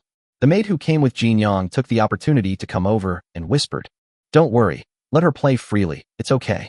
It's not a big deal for children of this age to exercise more. Don't worry, if she has any problems, it can't be blamed on you. Unless my father kills me too. Li Ku glanced at her and then spoke. These maids have a hard time too. If something happens to the people they are taking care of, they may lose their lives. Even though he has been in this world for 8 years, Li Ku, as a later generation who has received more than 30 years of modern education, is still somewhat uncomfortable. Yes. The maid hurriedly bowed and secretly breathed a sigh of relief. Li Ku carried Jinyang and walked towards the crowd of princesses. The maid secretly looked at Li Ku's back, her eyes shining. His Royal Highness the King of Shu is so gentle. No prince, or rather, no noble had ever spoken to her so calmly. The point was, when His Royal Highness the Prince of Shu spoke to her, she could feel that he truly treated her as a human being and understood her concerns. Unfortunately, I am the personal maid of His Royal Highness Jinyang. If I were the personal maid of other noble girls, I would have the opportunity to marry into His Royal Highness the Prince of Shu and serve as his bed warmer. I don't know who will have such a good life in the future. Jinyang's actions had already attracted everyone's attention, but Jinyang was talking to Li Ku, so everyone just smiled and didn't disturb him. When they saw Li Ku walking and holding Jinyang, everyone immediately stopped what they were doing and wanted to say hello. Li Ku simply waved his hand and said loudly, When you are here, just be at your own pace. You can continue to play and don't worry about me. I will take you to dinner tonight. After hearing what Li Ku said, many sisters smiled and shouted back, Thank you, third brother. Manhwa, put me down, I want to play too. Jinyang thought playing was more important, So he wanted to get down after being held by Li Ku for a while. After putting Jinyang down and letting her play, Li Ku walked over to Changle and the others and sat down. Changle sat together with Yuzhong, Bailing, and Lin Xuan. The chairs they were sitting on were also modified by Li Ku based on the hanging chairs of later generations. They were similar to swings, but they could not swing as high. The chairs underneath were specially made with cushions on them. Li Ku sat down on a fixed chair next to them, then said with a smile, "How is it? Is it much easier here, third brother?" "Yeah, it's indeed rather dull in the palace." Changle nodded with a smile. Only she could say this, and the other sisters didn't dare to say it. "Play for a few more days. Father sent you here just for you to play. The climate hasn't started to warm up completely yet. It's more fun here in the summer, third brother. But next year, it should be more fun here," Li Ku said with a smile. His amusement park renovation plan has already begun. It is not difficult to make traditional cement. Li Ku plans to build a large garden in his Shuangzwang and plant some shrubs. He will trim them thoroughly according to the garden pruning style of later generations. Finally, divert water from the Wei River to build a large artificial lake or something. More than 1,000 years later, let alone Li Ku, even the two Ma brothers could not afford a manor of several square kilometers in the country, but now Li Ku can. So, who would want to be that crappy emperor? Li Ku was a prince, with a fief of 10,000 households, but it was impossible to actually infect him because he didn't have that many people and land. How many children did Li Shimin and Li Yuan have? How could they possibly infect them all? Li Ku's actual fiefdom only had 1,000 households, and the remaining 8,500 households were just empty titles representing his status. But based on 1,000 households, each household had at least 100 mu of land, which is 100,000 mu of land, or about 54 square kilometers, not counting the wasteland and mountains granted to Li Ku. So Li Ku had a lot of land to use. Chapter 57. I will repay His Highness's kindness with my remaining body. In fact, even so, Li Ku was one of the few who had actual fiefdoms. However, this was because he had helped Li Shimin solve his difficulties and then reduced his fiefdom of 1,500 households to 1,000 households, which gave him a real fiefdom. In fact, for most princes, princesses, and dukes, the actual number of households in their fiefdoms was directly registered by the Ministry of Households. For example, Changle had 1,000 households in its fiefdom. So the actual amount of taxes paid by the people of these 1,000 households each year was not kept by the national treasury and was directly distributed to Changle. The same is true for other titled people. Of course, there will be fiefdoms, but there won't be one as big as Li Ku's. If Li Ku's wasteland and mountains are counted, he probably has 100 square kilometers of land belonging to him. However, in this era, no one cares about wasteland and mountains, and they are not worth much. But for Li Ku, a time traveler, this is all money. There are so many things to do in those wastelands and mountains. While Li Ku was chatting with his sisters here, the people sent by Tian Ming also rushed to a shopping mall in Chang'an City. Yang Anning and a few others were preparing for a performance, but were stopped by someone. "Mother Lu, are you right?" Yang Anning asked the shopkeeper Lu in amazement. As the former shopkeeper of Huiyue Tower, Lu Hong naturally followed along, but now she only needs to be responsible for the daily life of these girls. Because the relationship is different, Lu Hong's mentality is more peaceful. Maybe these girls will get into the bed of His Highness one day. Although they might not have any official status even if they followed His Highness, it was still much better than being a slave. Yang Anning and the others continued to call her Yang. No, His Highness personally instructed that the princesses have all gone, and asked the four of you to pack up your things quickly and go over there to help His Highness entertain the princesses. Lu Hong said quickly. "Yes, I'll clean it up now." Yang Anning said hurriedly. "By the way, wear appropriate clothes. We'll be riding back soon," Lu Hong instructed. If they took a carriage, it would probably be dark by then.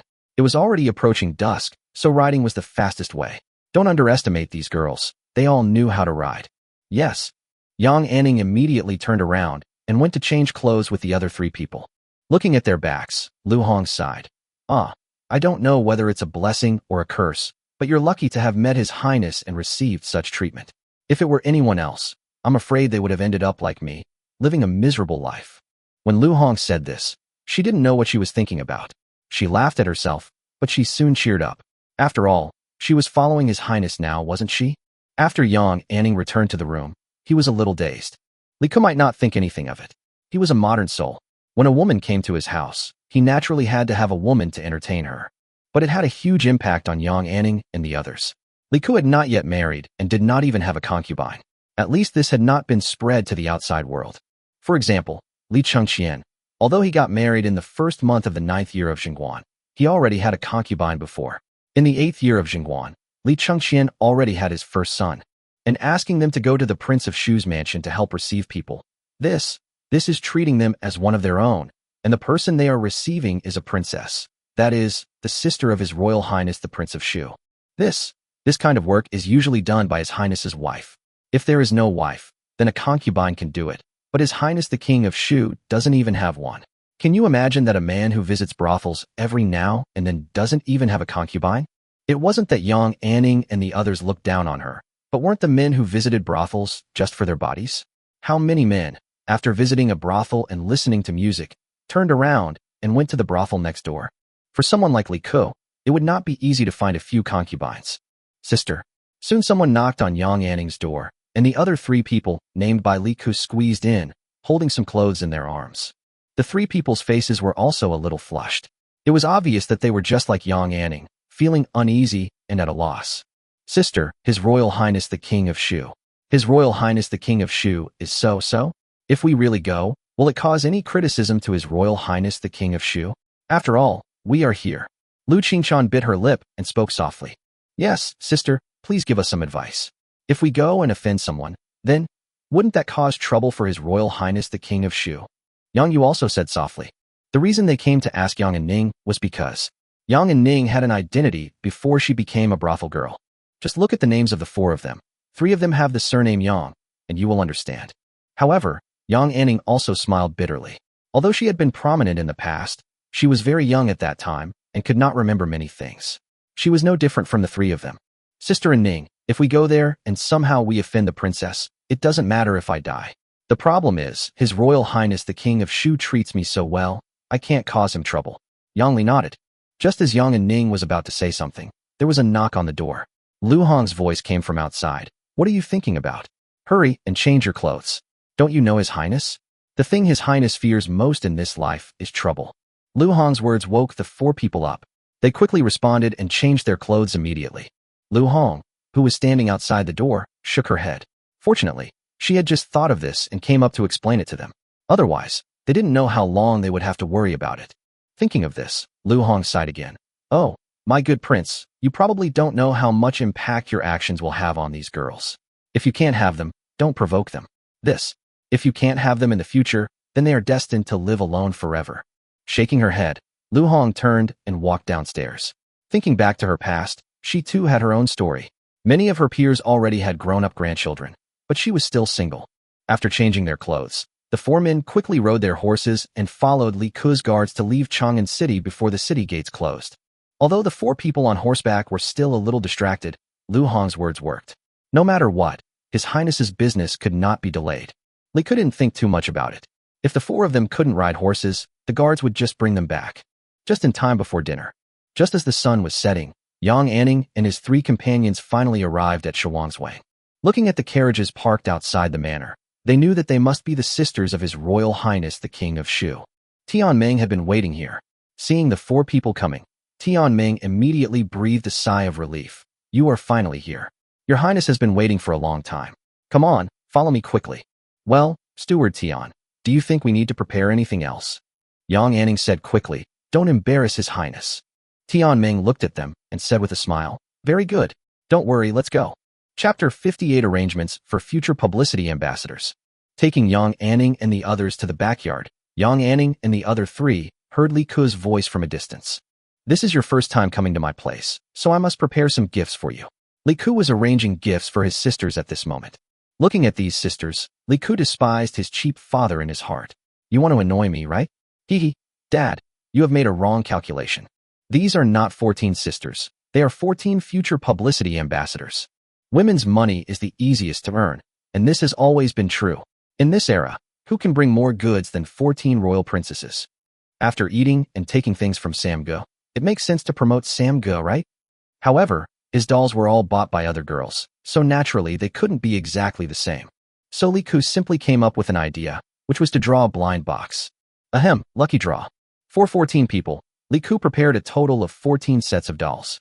The largest one had only one, while the small ones were made up of several.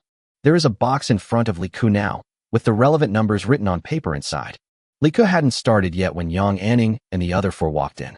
Greetings to His Royal Highness the King of Shu, and to your Royal Highnesses the Princesses. The four girls walked to Li Ke's side and immediately performed a woman's solemn etiquette. Li Ke didn't care and waved his hand, and the eyes of the 14 princesses were all focused on him at once. Yang Anning and the others felt their scalps tingling under the stares. Normally, they were nervous enough being stared at by one princess, and now there were 14 of them. Sangwa, who are they? Are they my sisters-in-law? Jinyang asked in a baby voice. Jinyang's words made Yang Anning and the others feel embarrassed. Although they were very willing for Li Ke to accept them, Princess Jinyang's words did not make them happy at all. Instead, they felt embarrassed because they knew that they were not worthy of Li Ke. They could not even be a concubine, let alone a wife. Ha ha. No, these are the four capable assistants of the third brother. They are here to help the third brother take care of you today. Li Ke laughed twice, then reached out and scratched Jinyang's nose. Let me introduce them to you. They are Yang Anning, Lu Qingchan, Yang Li, and Yang Yu. You have been staying at my place for the past few days. If there is anything that is inconvenient for me to tell you, just tell them. Li Ke introduced the four girls to Changle and the others. Every time Li Ke introduced one, they would come out and greet the princesses again. Okay, let's continue with the little game we just played. Third brother has prepared a gift for you. You can draw the lottery first. We will start from Jinyang. Li Ke smiled and pointed to the wooden box in front of him with an opening on it. Jinyang immediately reached in curiously and pulled out a folded piece of paper. Li Ke opened the paper and smiled. He spread out the paper and said, Number 11. Tianming. Li Ke waved his hand. Number 11 was considered a better puppet. Tianming immediately ordered someone to go to the next room to get it. Soon, a large package wrapped in silk was taken out by a maid. All the princesses focused their attention on it, including Yang Anning and the others, who were a little curious and wondered what was wrapped inside. Li Ke didn't keep them in suspense and opened it right in front of them. When the silk was taken away, Jinyang couldn't help but exclaim, Wow, because inside the package was a huge rabbit doll. The rabbit was furry and milky white, with a carrot tied around its neck. This doll is about 1 meter tall, almost the same height as Jinyang today. Sangwa, what is this? Jinyang's eyes were full of stars, but she asked Li Ke reservedly. However, the fingers that she involuntarily stuffed into her mouth had already exposed her inner desire. The other princesses also had delighted expressions on their faces. Gao Yang and Cheng Yang were only 4 or 5 years old, but there were 2 words written on the faces of these 2 little ones. I want it. This is a rabbit doll. Third brother made it for you. How about it? Do you like it? Li Ke said with a smile. I like it. Jinyang pounced on it directly. When she hugged the big doll, the soft and cute doll made little Jinyang's heart melt. Wow, Sangwa is so soft, much softer than the figurine my mother made for me. Jinyang said in a muffled voice. She stretched out her hands and tried to pick up the big rabbit, but because the doll was too big, she couldn't hold it. Come here and hold it for Jinyang. Li Ke called out to a little maid who was about 12 or 13 years old next to him.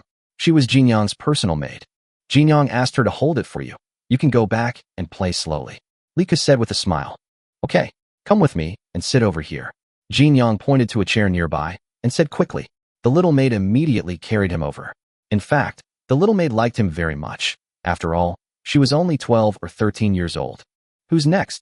Li Ke asked with a deliberate smile. It's my turn, it's my turn. Gao Yang jumped up immediately. She was a few months younger than Cheng Yang, and she was indeed the youngest at this moment. Looking at this famous sister in history, Li Ke couldn't help but smile. No matter how ridiculous she would do in the future, she was still a little girl now, and her ridiculous behavior might not be unrelated to Fang Yai.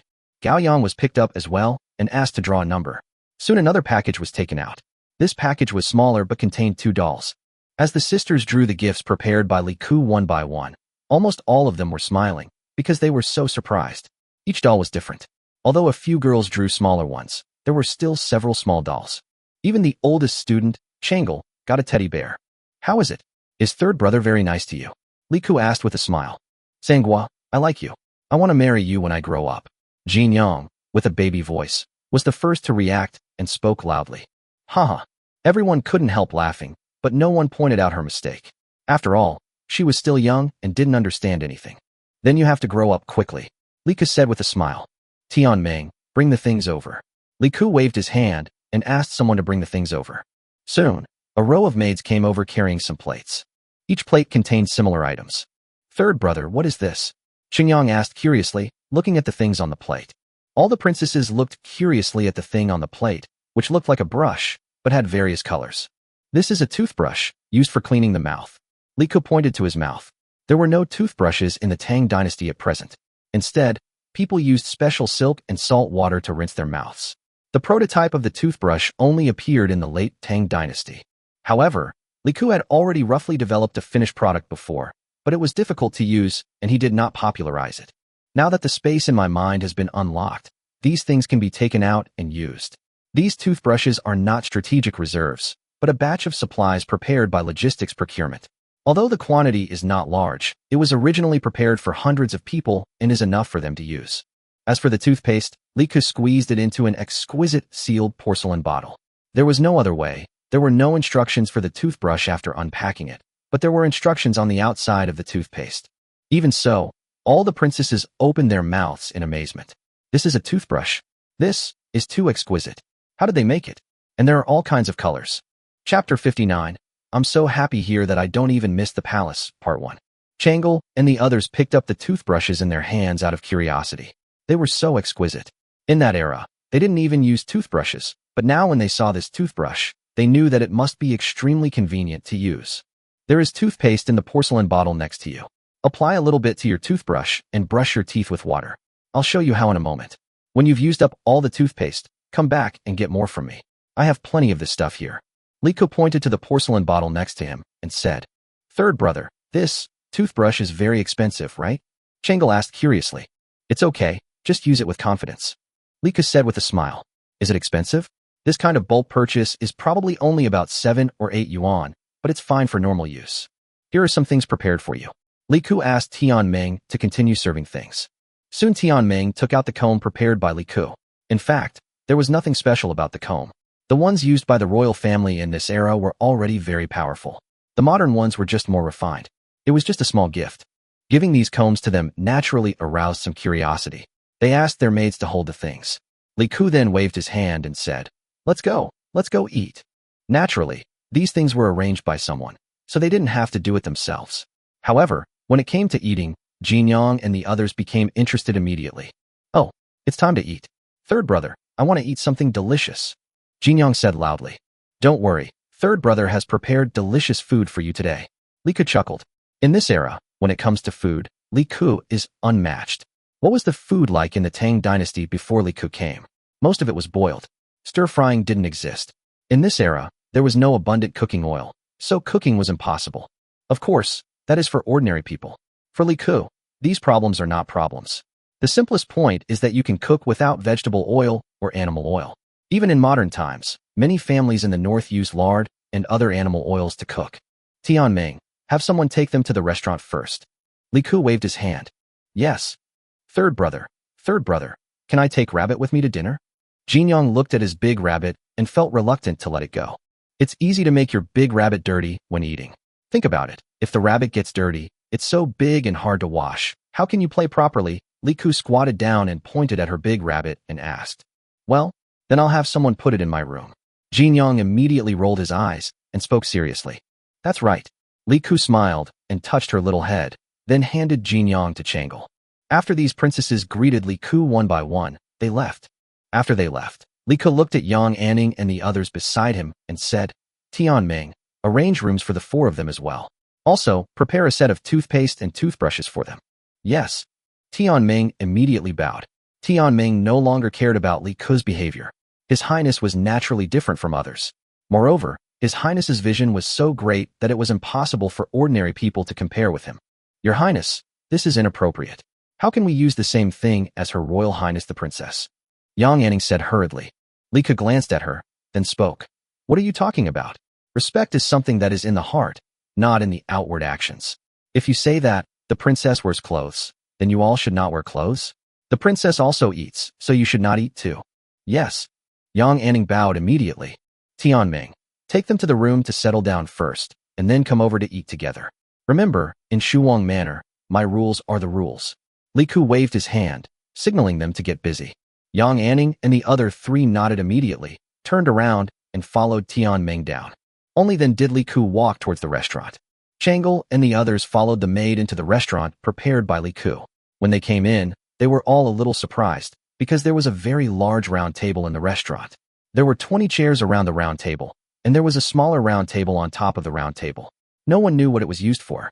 Everyone sat down quickly without the maid's greeting, but the main seat on the easternmost side was left to Li Ku, while younger ones like Jinyang and Gaoyang sat in between and were looked after by the older ones. After they sat down, Li Ku followed in. Seeing that everyone was seated, Li Ku smiled and sat down as well. In fact, there was no such thing as a main seat at a round table like this. The round table was naturally taken out by Li Ku from the space. There is only one table in the restaurant. Tian Ming was instructed to have the kitchen serve the dishes, and the maidservant immediately began to prepare plates and bowls for everyone. Soon, Yang Aining and the other three came and asked them to sit at the bottom.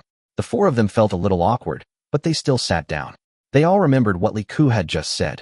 Third brother's preparations are not sufficient, so just have a simple meal today.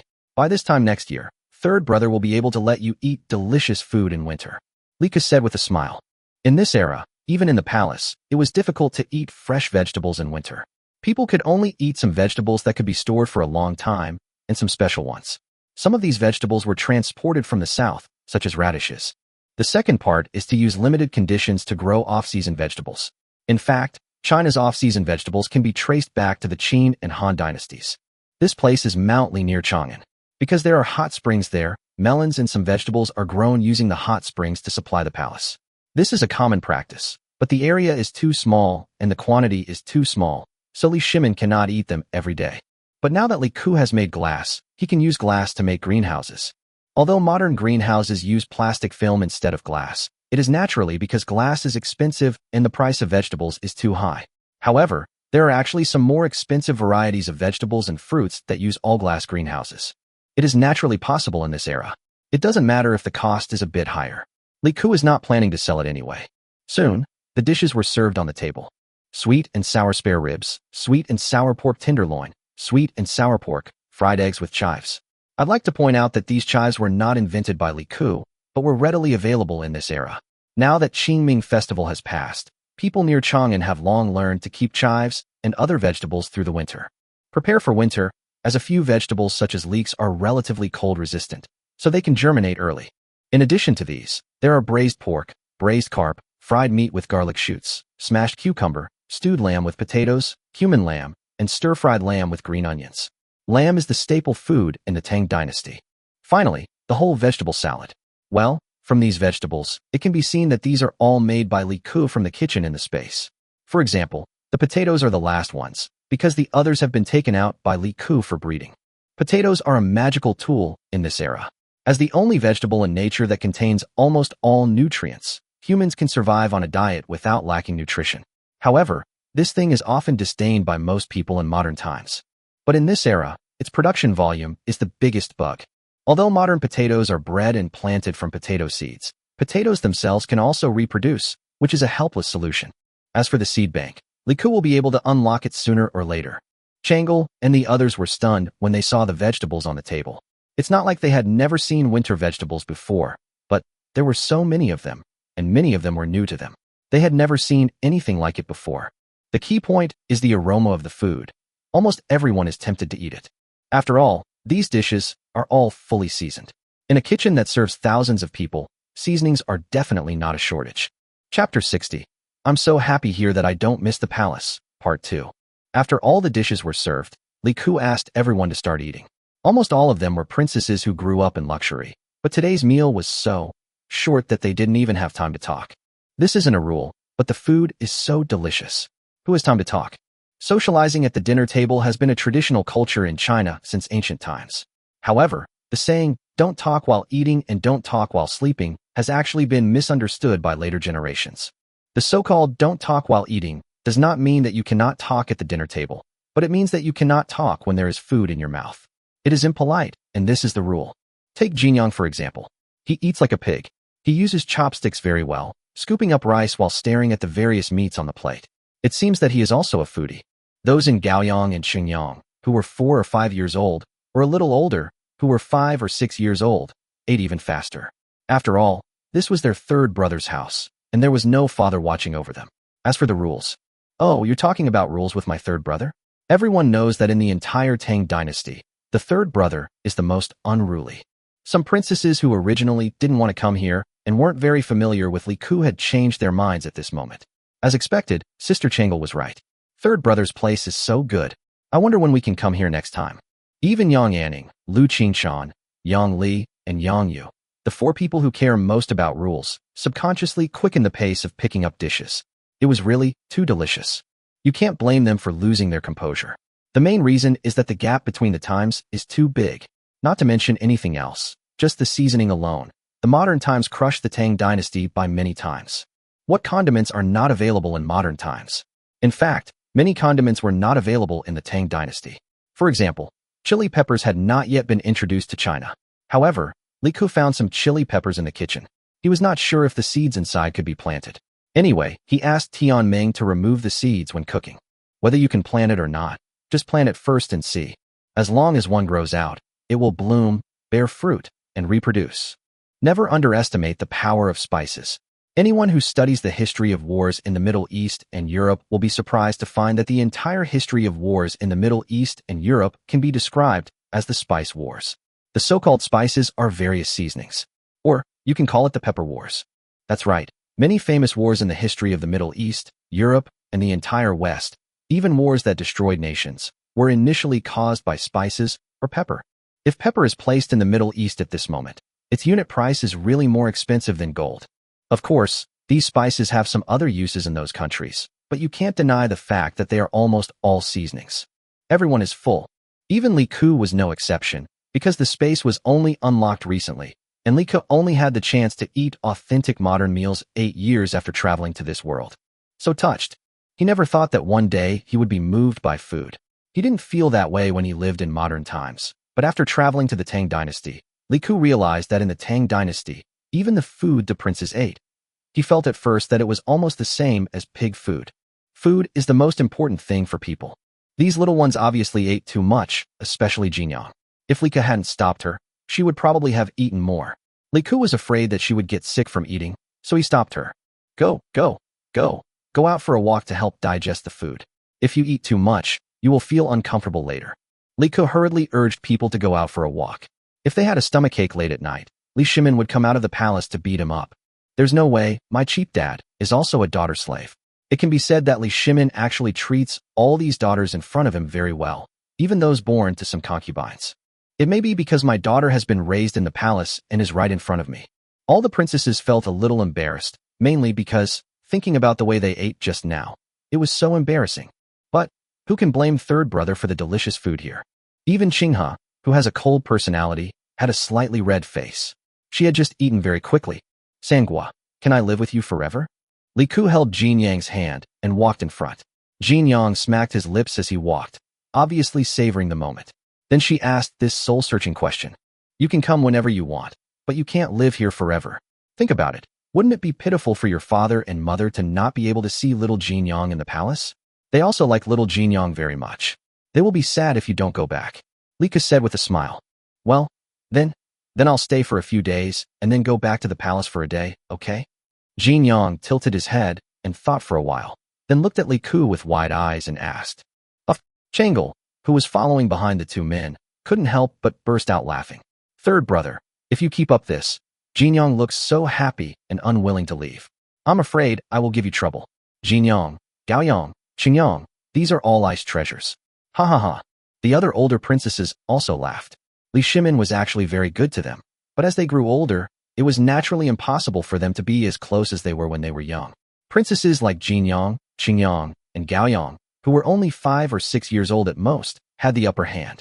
Third brother, why don't you move back to the palace? Gao Yang rolled his eyes, ran over, and took Li Ku's other hand.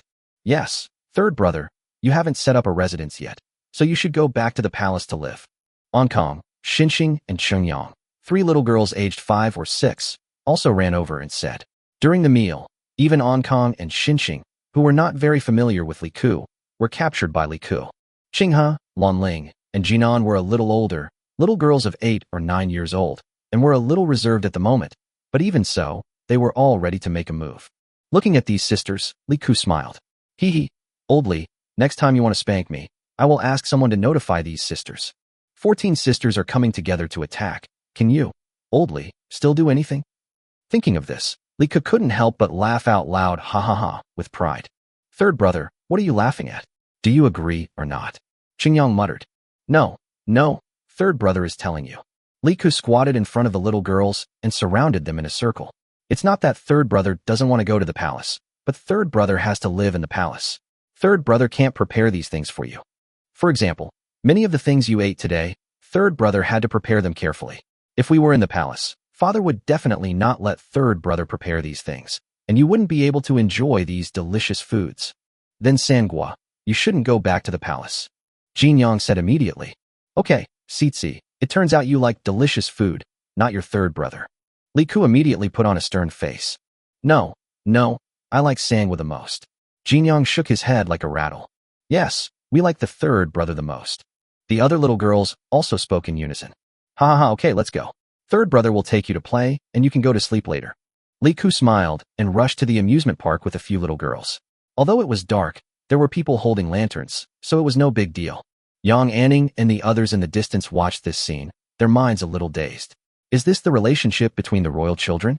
Even many wealthy families can't achieve such harmony. Chapter 61. No simple people in the royal family. He took the sisters for a walk. As the saying goes, if you take 100 steps after a meal, you will live to be 99. After helping them digest their food and making sure they didn't have stomachaches from eating too much, Li Ke let them go back to rest. In ancient times, there was really nothing to do for entertainment at night, and the only entertainment was making children. It's a pity that Li Ke couldn't build it yet, so it's understandable why Li Ke got up before the sun rose every day. I've slept long enough. These princesses were naturally taken to their respective rooms. When Changle and the others entered their rooms, they were slightly stunned because the beds inside were obviously different from what they had imagined. The beds in the Tang dynasty were almost all placed horizontally against the wall, and there were pillars at the four corners of the bed, and there was also a cover on the top to place gauze curtains to separate them. Because many wealthy families have maids who warm the bed and the like. But that's not the case here. A double bed is placed in the center of the room with its headboard against the wall. There are two cabinets on both sides of the bed, and the floor is covered with carpet. The most important thing is that the quilt on the bed is huge. When spread out, it is larger than the whole bed. Changle walked to the bed with some curiosity, reached out, and touched it. With just a slight force, the thick quilt sank directly, and the outer quilt cover felt very comfortable. Changle was a little surprised. She didn't know what material her third brother had used, but this was obviously not silk floss. Silk floss couldn't be this soft and fluffy. With the help of the maid, Changle finished washing up and was ready to lie down on the bed. When she lay down, she felt her whole body sinking into the soft mattress, and the quilt covering her body seemed as light as a feather. It's so comfortable. The pillow is not hard at all, but very springy yet supportive. Third brother has so many good things here. Just for this bedding, Changle feels that if he sells it to those noble families for tens of thousands of strings of cash, there will definitely be someone who will buy it. There was a knock on the door, followed by a gentle voice. Is your highness asleep? I am Yang Anning. Changle's mind immediately flashed with the image of the woman brought back by Li Ke. She frowned slightly, but still said, I'm not asleep, Xiaomei, let her in. As he spoke, Changle lifted the quilt and sat up from the bed, then picked up a piece of clothing from the hanger next to him and put it on. It's already March, but it's still very cold at night. Please. Following Xiaomei's voice, Yang Anning and Xiaomei, who was holding the lamp, soon entered the house and helped Changle light the lights in the house. Xiaomei stayed aside. Greetings, Her Royal Highness the Princess. Yang and Ning held something in her hand and bowed slightly to Changle. Xiaomei, please go out and close the door. Changle said. Yes, Your Highness. Xiaomei immediately turned around and left the room, closing the door behind her. Were you redeemed from Huiyue Tower by my third brother? Changle asked in a neutral tone. Yes. Yang Anning lowered her head. She was a little nervous. His Highness had assigned her a task, but His Highness Changle. This was obviously not as easygoing as he was in the evening. You should know better than I do what kind of person my third brother is. He has an easygoing nature and treats his servants the same way he treats us. But as the saying goes, a little rice brings gratitude, a little rice brings hatred. I hope you won't take this easygoing nature for granted. If that's the case, I will sentence you to death even if it means making third brother angry. Changle said in a calm tone. Your Highness, I dare not. Please forgive my boldness. I am of low birth and grew up in a brothel. I have seen too many people and things. Your Highness is the only one who treats me as an equal like Your Highness, the King of Shu. Therefore, although my status is humble, I am willing to repay your highness's kindness with my death, and I will have no regrets even if I die. Yang and Ning spoke in a soft but firm voice. Changle looked at her in surprise, then nodded. It's good that you're aware of this. I see that you're pretty and have a good figure. Since third brother asked you to come to the mansion to receive us, he must have some trust in you. So, in the future, third brother may take you into his room. Remember what you said today. A blush flashed across Yang and Ning's face, and then she hurriedly said, Don't worry, princess. I will always keep it in mind. Well, my third brother's future marriage to a princess will inevitably be a political one. Perhaps he and his wife haven't even met before the wedding. You know him, and I know he doesn't like this, but there are some things you can't avoid in the royal family. My third brother can be my talisman, risking his own death by our father rather than letting me marry unhappy, but he may not be able to be my own talisman. Because third brother is surrounded by people like you. You know his character. He doesn't want you to be implicated by those who follow him. So father can control you with just one decree and force third brother to submit. I'm not saying this for any other reason than to tell you that if you're really taken in by third brother and have a child with him in the future, as long as you remember what I said today, I'll stand up for you if anyone bullies you. Changle said in a cold voice. Thank you, your highness. Yang Anning took a deep breath. She had never expected that Princess Changle, who appeared to be calm and gentle, could have such a heart. As expected, in the royal family, no one was simple, and the princess was no exception. Okay, I've said everything I need to say. What does third brother ask you to do? Changle waved his hand and spoke. It is a kind of underwear specially developed and produced by your highness for women. Yang Anning whispered. What? Changle was a little surprised. It's the undergarment that women wear next to their bodies. Yang and Ning lowered her head and repeated. This. The calm expression on Changle's face disappeared in an instant, and a blush spread from her neck to her ears, and then to her face. Third brother, what's going on? What's going on? Changle couldn't continue. This was something that only girls should do in the boudoir. Third brother, why did third brother do this? Your highness, his highness the king of Shu said that the small clothes women wear in the Tang dynasty are not good for their health, so this kind of clothes was made. It is indeed much more comfortable for daily wear and is also good for the figure. Yang and Ning said softly. His highness the king of Shu asked us to come here to teach you how to dress. Well, okay, then what should we do? Changle stuttered a little, looking completely different from the cold and noble princess just now. Your highness, please take off your clothes first. Yang and Ning said immediately. I need to measure your size first before I can confirm. Your highness said that this small dress is different from other clothes. It must fit the body to be beneficial. Changle was not very resistant to taking off her clothes. After all, she had been used to being served by maids since she was a child, and Yang Anning was also a woman. After a cup of tea, Changle finally changed to a size that suited her. How does your highness feel? Yang Anning asked with a chuckle. It's very comfortable, and the material is also very comfortable. Changle felt the underwear on her body with some surprise. In fact, although this is similar to sports bra, it is different from real sports bra. It is mainly used in the military, so it has a certain body-shaping effect and can be worn for a long time. Why are they all green? Changle looked at these small clothes, feeling helpless. There were many sizes and shapes, but only one color. His Highness said that this material can only have this color. So that's how it is. Then I'll take my leave, Your Highness. I still have to go to the other princesses' rooms. Go ahead. Chapter 62, Li Jing's Visit. Sisters like Qinghe who are under 10 years old naturally don't need it, but some princesses who are 12 or 13 years old have already started to develop their bodies, so Li Ku prepared it for them. When Li Ku woke up the next day, having 20 to 30 years of experience in modern times, he could tell at a glance that Changle and the others had put them on, and their figures had obviously become taller. When they saw Li Ku, several older sisters greeted him shyly. How was it? Did you sleep well last night? Li Ku said with a smile. Of course, he would not mention this matter. The little girl was too proud to mention it. Although according to history, Changle would have a son by now, but in modern times, he would still be in high school. Comfortable. Third brother, your bed is so comfortable. Qingyang jumped up immediately. That quilt is light, soft, and warm. Whoa, third brother, can I take it back? Of course, since third brother has taken it out, I'll take it back for you. Li Ku smiled. These were all goose-down quilts, so of course they were comfortable. After all, their company was a state-owned enterprise, and if nothing else, the benefits were definitely very high. Wow. Third brother, you are awesome, but I don't want to go back. Can I stay here? Qingyang said quickly. Okay, you can stay as long as you want. Li Ku smiled and waved his hand. Today, third brother will take you to visit the manor. Although the palace has everything, such as various gardens, it is, after all, just an enclosed place like a park. Here, there are different landscapes, and the mood will undoubtedly be much better. Now you go have breakfast, Lika said with a smile. Well, we have dinner and breakfast? Gao Yang was a little curious. The Tang dynasty also had a two-meal system, with only breakfast and lunch. Breakfast is around 7 or 8 o'clock, lunch is between 2 and 4 o'clock in the afternoon, and there is no dinner in the evening.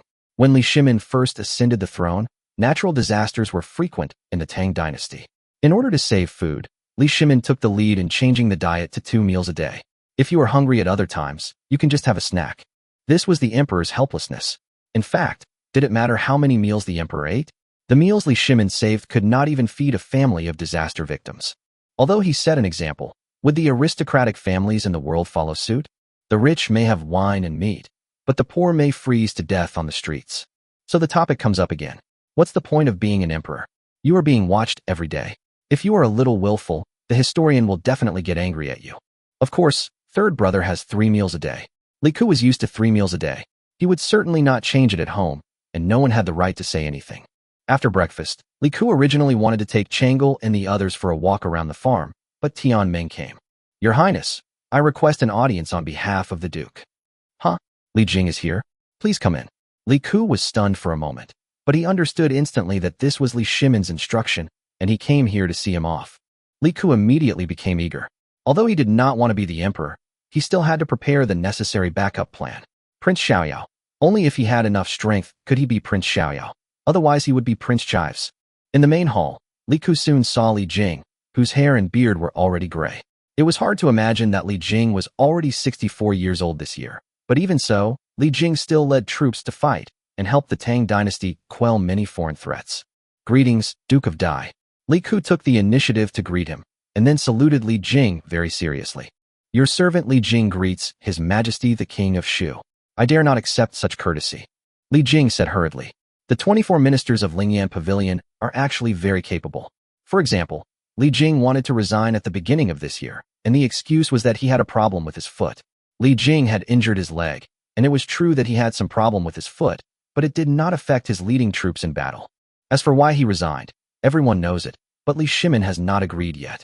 However, it is estimated that Li Jing will have to resign again in a while. Anyway, it will be the 3rd time. Li Shimin will definitely agree at that time, but it is estimated that he will have to use him in the end. Duke Dai, you are too polite. As the pillars of the Tang dynasty, you and all the soldiers of the Tang dynasty are the backbone of the Tang dynasty. Without you, the people of the Tang dynasty, including me, cannot stand up straight.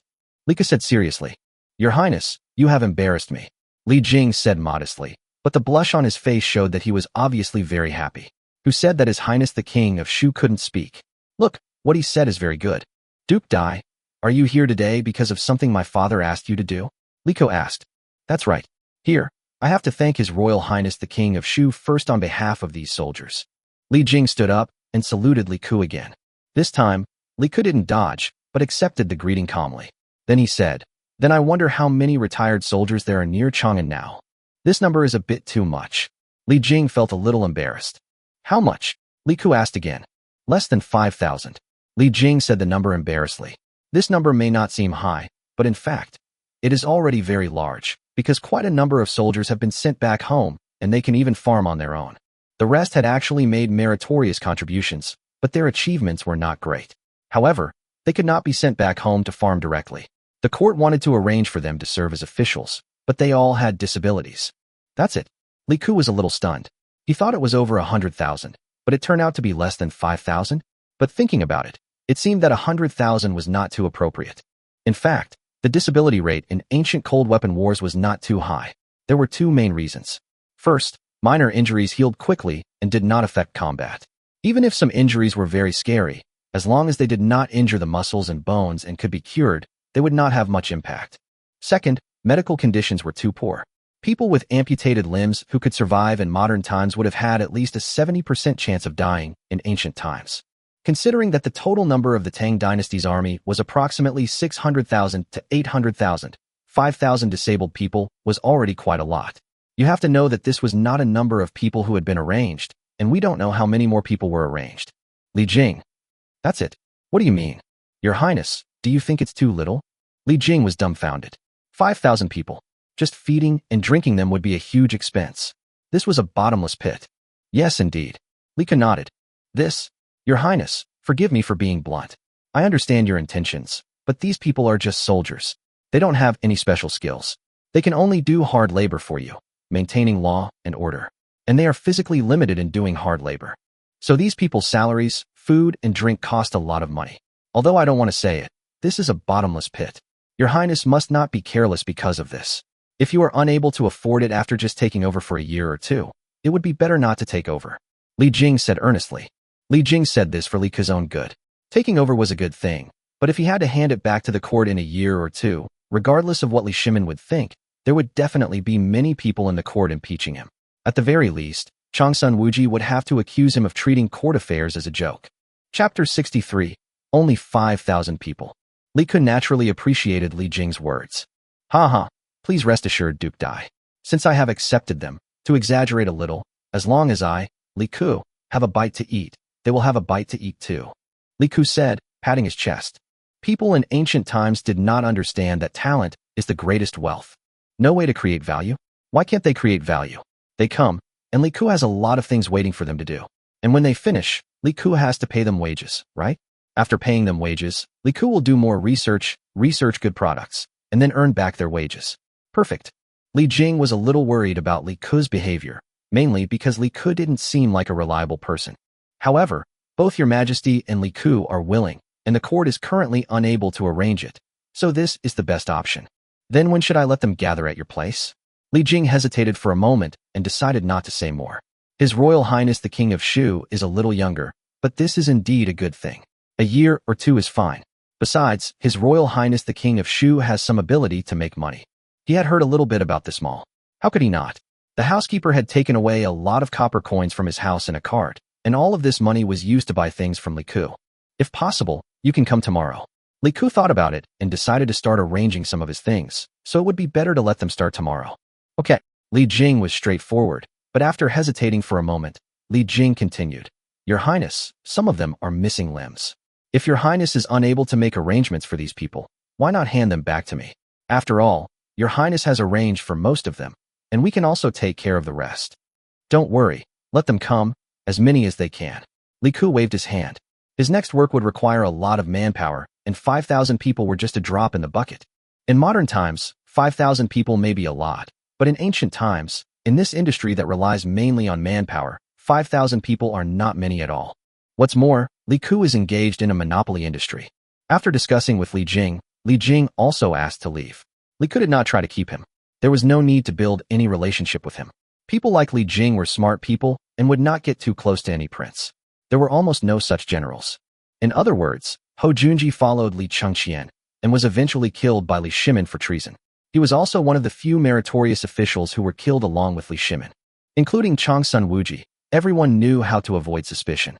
Changsun Wuji once resigned from his official position, but he only came back after Li Shimin repeatedly requested him to do so. Li Jing left. Li Ke thought about it and directly called Tianming over. Your Highness, is there enough food in the village? Li Ke asked. How many people does Your Highness need to feed?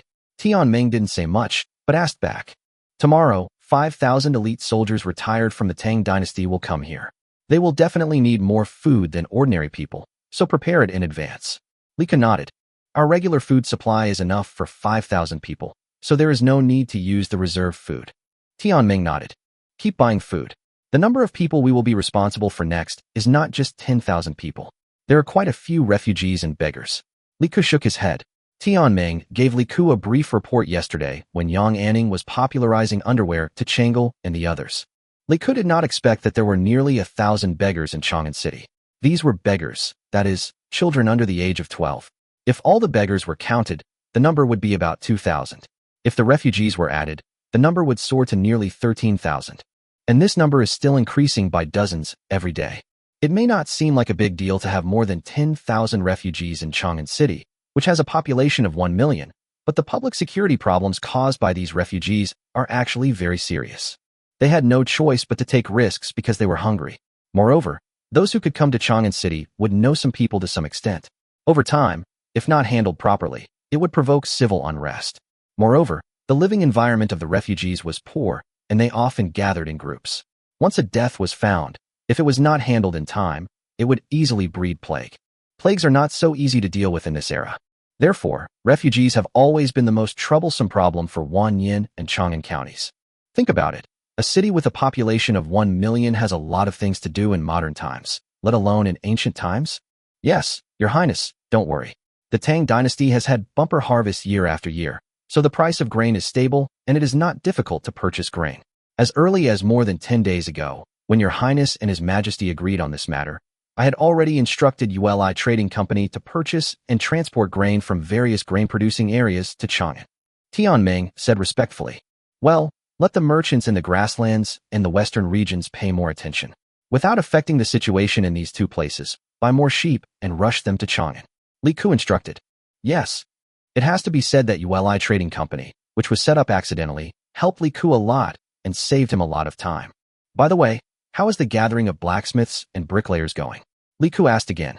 Everyone has been summoned. Take this. Li Ku took out a map from his arms and handed it to Tianming. This is a later generation distribution map of mineral resources in Shaanxi province. In fact, Shaanxi is a province rich in resources, but many resources have not been discovered in this era. For example, there is a coal mine with a reserve of up to 5.5 billion tons in Xianyang, which is 150 kilometers away from Chang'an. Even if the technology of this era cannot mine all of it, it will be enough to use if only the surface part is mined. Similarly, iron mines, copper mines, etc. are all available near Chang'an. It's just that the detection technology of this era was not well developed. But for future generations, these mineral resource distribution maps are firmly placed in the warehouse of the National Strategic Reserve, including all the mined and unmined ones.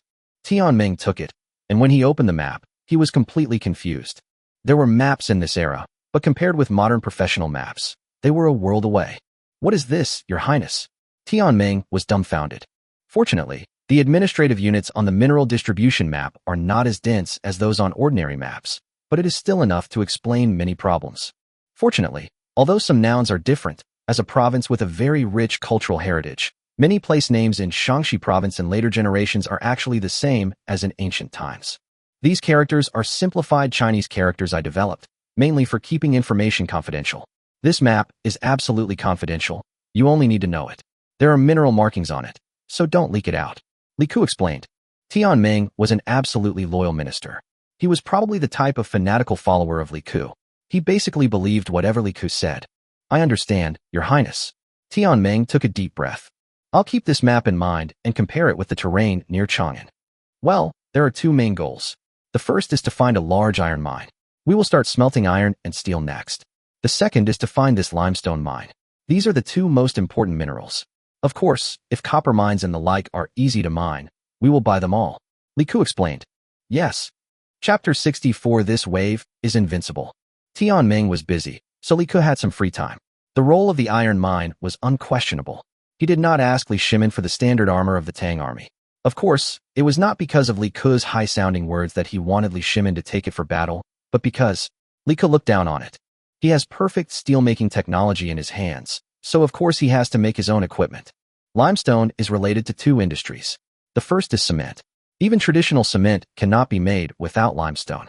Traditional cement also requires slag from iron or smelting, or simply grinding the iron or into powder. It can't compare to the high-strength professional cement of later generations, but in this era, it is still a magical tool. As for professional cement, don't think about it in the short term, because professional cement grinders and temperature control are a huge problem in this era. I was originally planning to take my sisters out to play today, but now that I have accepted the task, Li Ku might as well just do the work for a day first. He first greeted Yang Anning and the others, then spoke to Chang'e and the others, saying that he had some things to take care of, and asked them to have fun. Only then did Li Ku call the guards and go out. As for the destination, it was a large open space and a temporary wooden house prepared for him by Tianming. This place is far away from the farmland area and is on a sunny hillside. The reason for choosing this place is naturally to test whether the photovoltaic panels in my space can be used. After having the guards stationed outside and strictly prohibiting anyone from approaching, Li Ku started to move the dismantled photovoltaic panels into the built warehouse. After taking out the photovoltaic panels, Li Ku conducted a careful inspection and found no problems, but he couldn't test them now.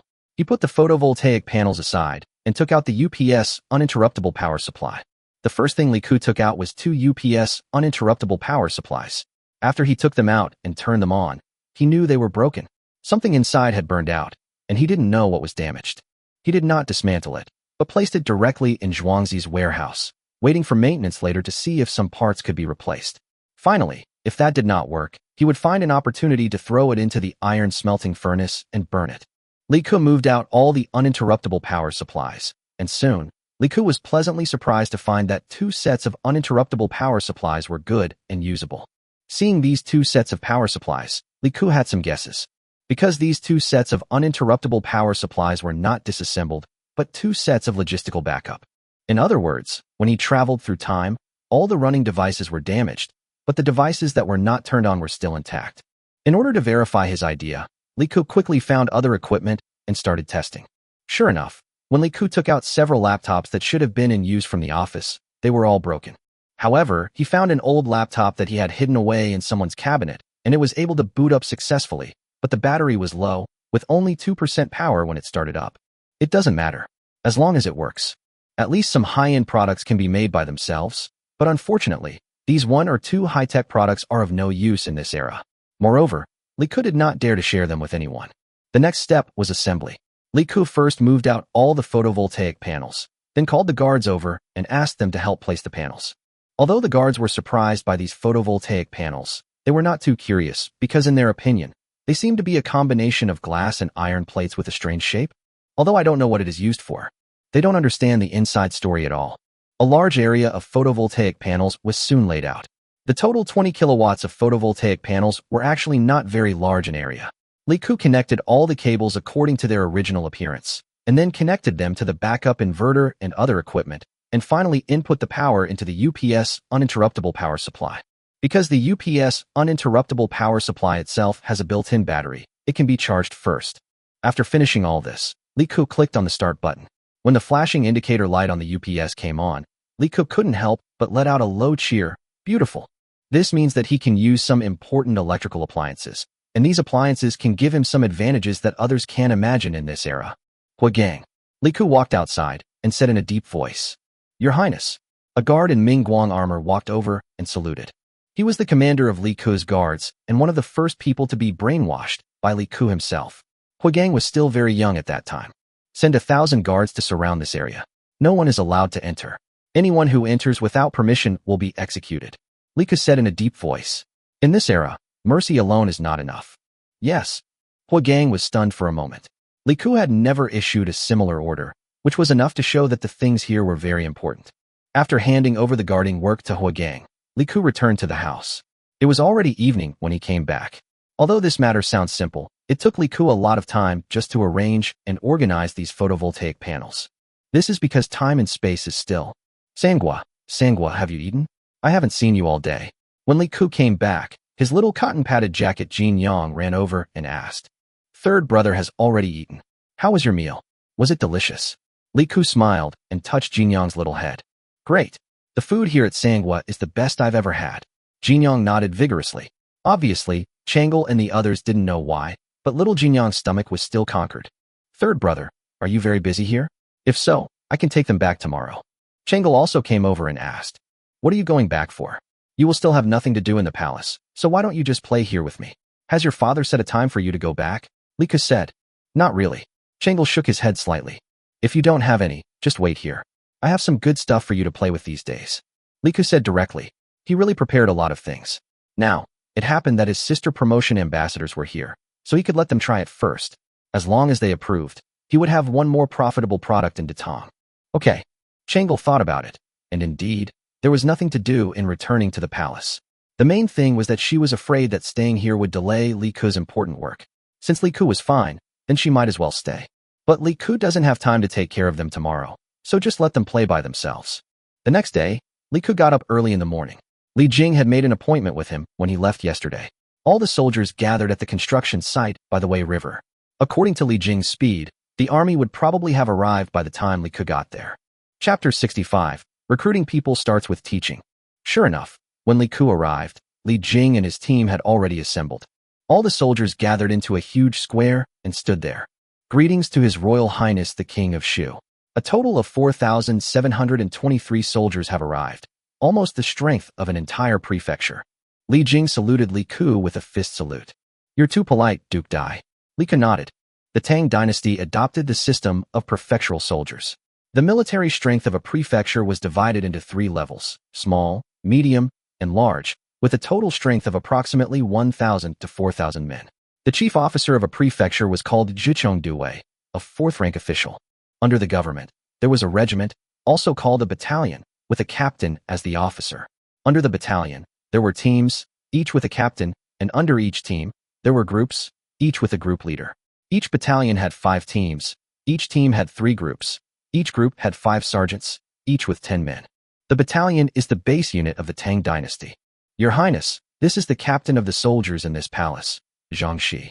Li Jing introduced Li Ku to the captain behind him. Greetings, Your Highness. Zhang Shi saluted Li Ku with a fist salute. From today on, they will be handed over to Your Highness. Since they have retired, they are no longer soldiers of the Tang dynasty and do not need military tokens. Li Jing explained to Li Ku. I understand. Then please forgive me for not seeing the Duke off. Li Ku was not polite and directly ordered Li Jing to leave. Li Jing was a little surprised, but he nodded and said, Then I'll take my leave. After seeing Li Jing and the guards off, Li Ku looked at the soldiers below.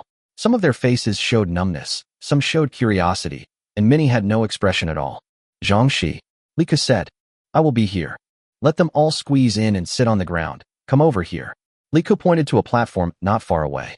It was called a platform, but in fact it was only about 1 meter above the ground, and the area was only 2 square meters, not big, like an enlarged stool. With more than 4,000 people, if they squeeze in tightly, each person can occupy about 40 centimeters square, which is 0.16 square meters.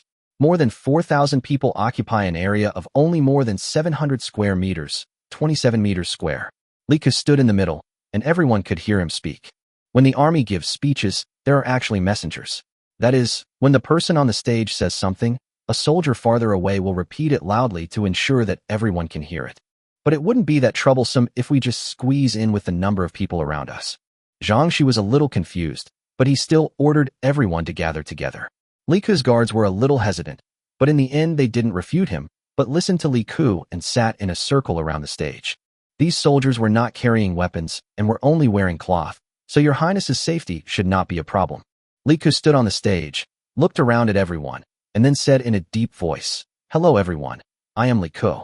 Everyone here, I believe that His Royal Highness the King of Shu has a reputation. Even in the military, you should have heard of some of his names, such as a reckless man, a brain full of brawn, a greenhorn, etc. Li Ku's words made many soldiers below burst into laughter. His Royal Highness the King of Shu's reputation is not only in Guangzhou, but also in the entire Tang dynasty. The soldiers at the border are probably familiar with him. As Li Ku made himself clear, the atmosphere suddenly eased a lot. But I, Li Ku, am not someone who knows nothing. Li Ku's tone suddenly became serious. Next, no matter what happens, no one is allowed to move. This is the last military order. Li Kexin said loudly. Yes. A uniform and murderous shout. The reason I asked the Duke of Dai to leave first is because you are no longer soldiers. But there is a saying, once a Tang soldier, always a Tang soldier. And you all have paid a heavy price for the peace of the Tang dynasty. Here, on behalf of my father, on my own behalf, and on behalf of all the people of the Tang dynasty, I would like to express my sincere gratitude to you.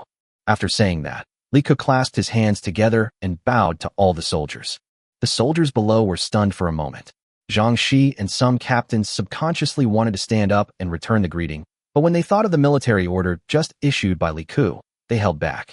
Li Ku saluted all the soldiers in the 4 directions one by one before he stood up straight again and spoke loudly.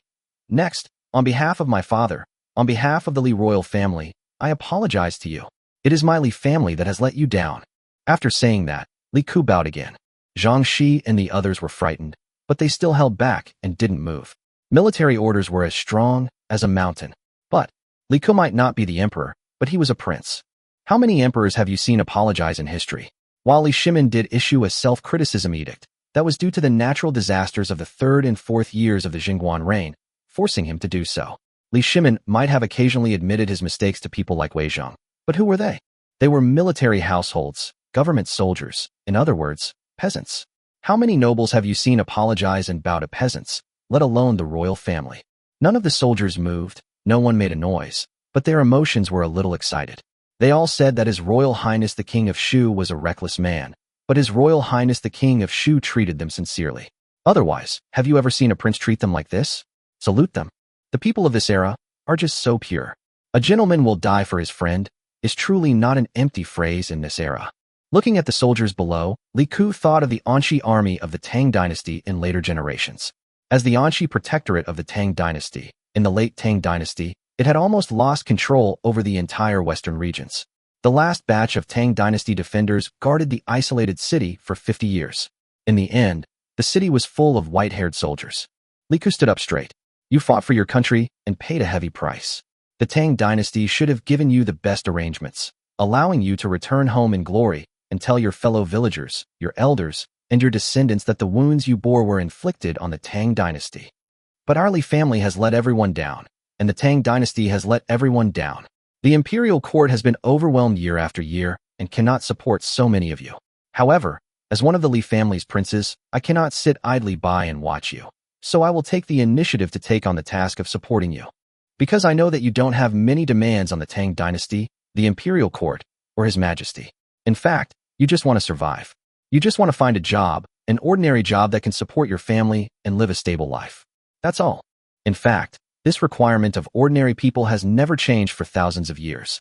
Li Ku spoke solemnly, but all the soldiers below were silent and moved, because what Li Ku said touched their hearts. But no prince, or no one, had ever thought about them in this way, and the nobles would never do so. However, they did not expect that Li Ku understood them. Zhang Shi and several captains were not actually common people, but they were all from small families. They knew that what Li Ku said was right, but what they never expected was that Li Ku actually understood all this. Do you want to know? Why does the imperial court earn tens of millions of strings of cash every year, but can't even support thousands of you? Li Ku grinned and asked. Zhang Shi opened his mouth. He didn't know why Li Ku was laughing, but Li Ku's smile made him feel like he was going to choose someone to bite. Chapter 66. Waiting in line to die for His Highness. Everyone's expression was somewhat bewildered. These ordinary soldiers had never been to school and were illiterate. They needed others to explain the big principles to them. How could they possibly understand what Li Ku said? Before discussing this issue, we must first analyze the social classes of the entire Tang dynasty, Li Ku said calmly. In other words, who is the cause of all this? This is the primary and fundamental issue. And this issue must start with class. What are the classes in the Tang dynasty? I believe everyone knows. Scholars, farmers, merchants, artisans, nobles, and ordinary people. But in reality, these are all shackles imposed by some people. The first class is the aristocratic families. They represent the main controllers of the entire society and are the biggest force opposing ordinary people from rising to power. Especially the aristocratic families, they always stand firmly in opposition to hindering social and national progress. Why? Because they control the entire country's social resources, the books that can change one's destiny through ordinary learning, and a vast amount of society's wealth. Therefore, they will absolutely not allow anyone to undermine this system. If anyone stands up, they will spare no effort to beat that person to death. The second class is the ordinary petty bourgeoisie. What is the petty bourgeoisie? They have a small amount of assets, but not enough to control social resources. However, they live better than most ordinary people. This group of people prefer to go with the flow. They don't have much demand to change the status quo, but if someone is willing to change, they are willing to follow. The third class consists of countless ordinary people. You are all part of this group. Your families have no wealth, yet you are willing to sacrifice your lives for your livelihood and for your country. However, you will never have the opportunity to change your class. If your family encounters misfortune, you will even be forced to sell your greatest asset, your land. And at that time, without your permanent farmland, you will fall into another abyss. You will be unregistered as a householder or a lowly person and become slaves of the aristocratic families. Everyone's eyes were shining. They were uneducated, but when Li Ku said this in plain language, everyone understood. Thinking about the situation around them, as long as they compared and verified it one by one, it was easy to understand that what Li Ku said was correct. Zhang Shi felt a little numb. What does His Highness mean by this? At this time, I think someone will ask, what about the emperor, the greatest nobleman in the Tang dynasty? Is he also the culprit? Li Ku dropped another bombshell lightly. Everyone was stunned. This was so disrespectful. But no one spoke. Everyone listened attentively. No, you are wrong, because the emperor and royal family of the Tang dynasty stand together with all of you. Strictly speaking, the royal family belongs to the common class. Li Ku began to change the concept. The soldiers below were all a little stunned. Is His Majesty with them? Because, whether it's me or my father, we all hope that all of you ordinary people will live better and better. Because the better everyone lives, the more stable the Tang dynasty will be. And with a stable dynasty, the imperial family will naturally become more stable. What did the Tang dynasty rely on to conquer the world? It was you. It was the millions of ordinary people. So, in order to ensure everyone lives a good life, my father implemented the equal field system, distributing permanent farmland to all citizens, so that everyone has land to farm, clothes to wear, and schools to go to.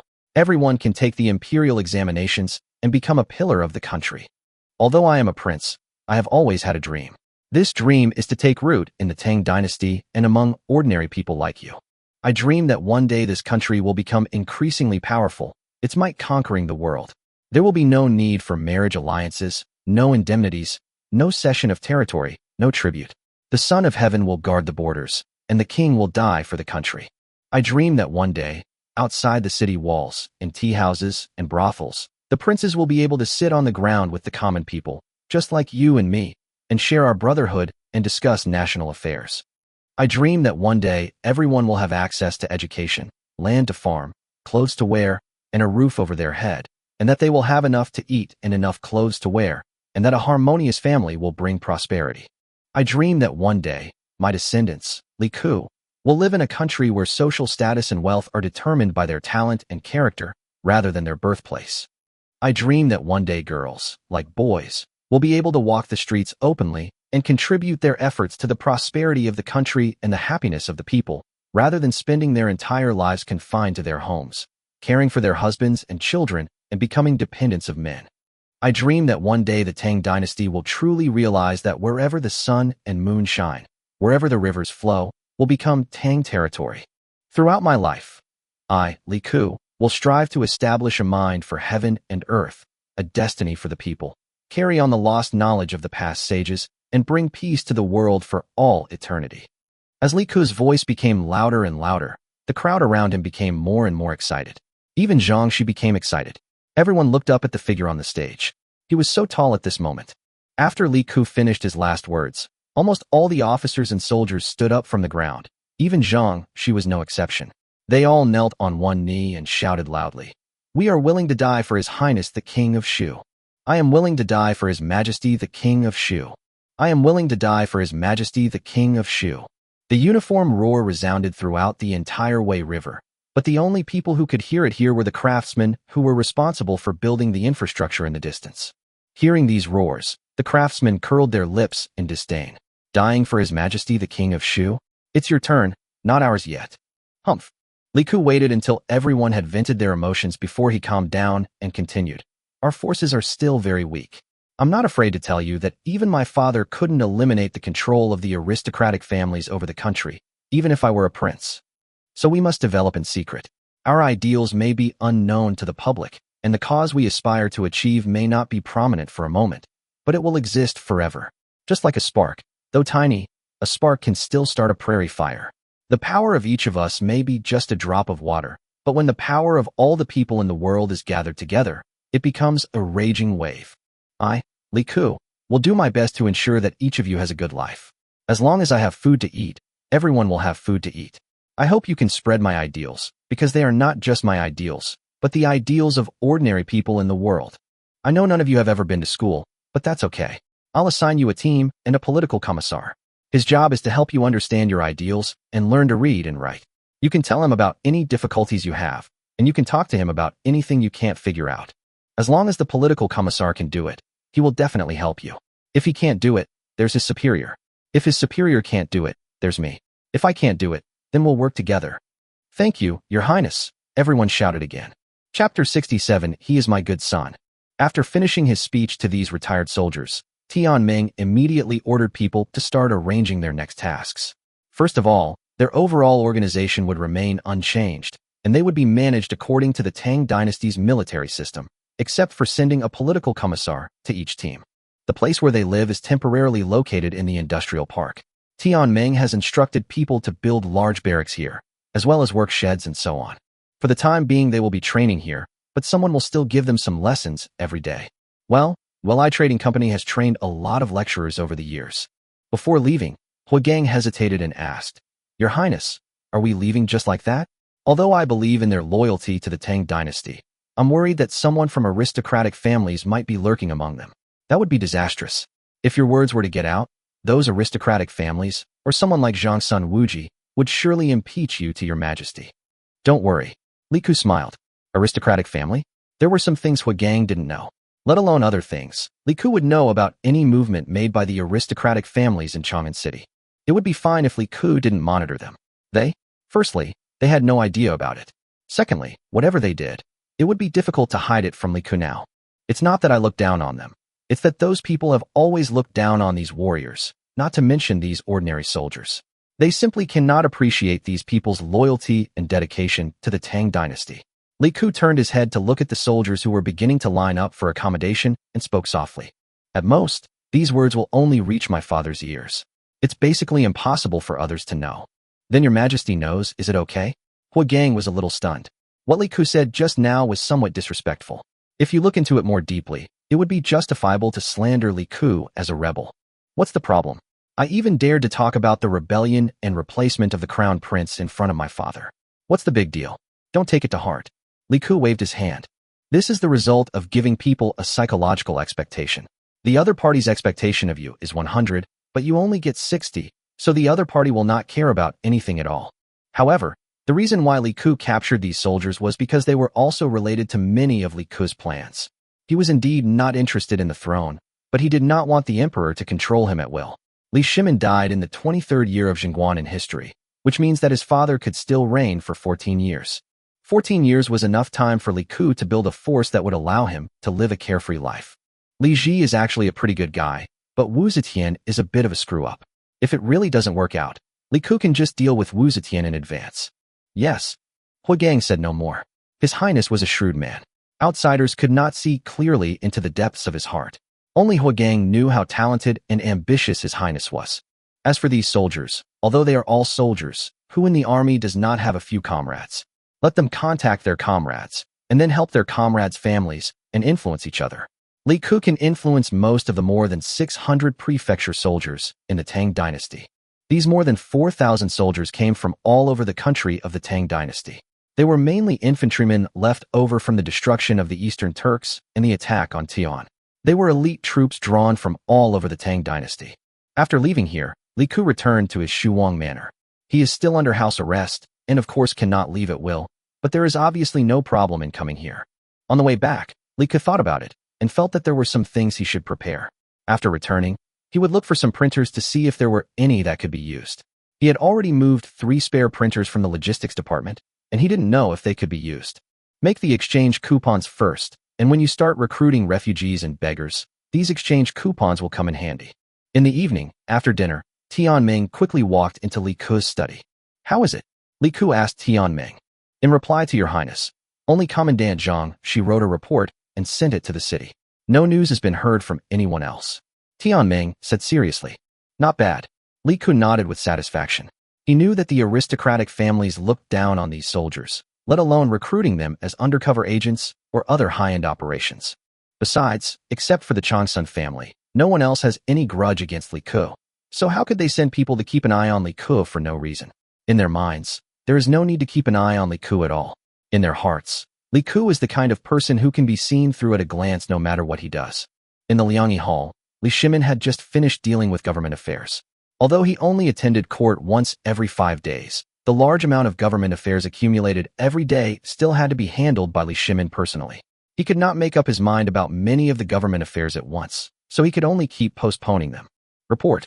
Your Majesty, Commandant Zhang, she has a memorial to report. The guard outside the door said. Present it. Li Shimin was immediately alerted. Today, the approximately 5,000 disabled soldiers were handed over to Li Ku. Zhang Shi, the commander of the army, was once the bad commander selected by him.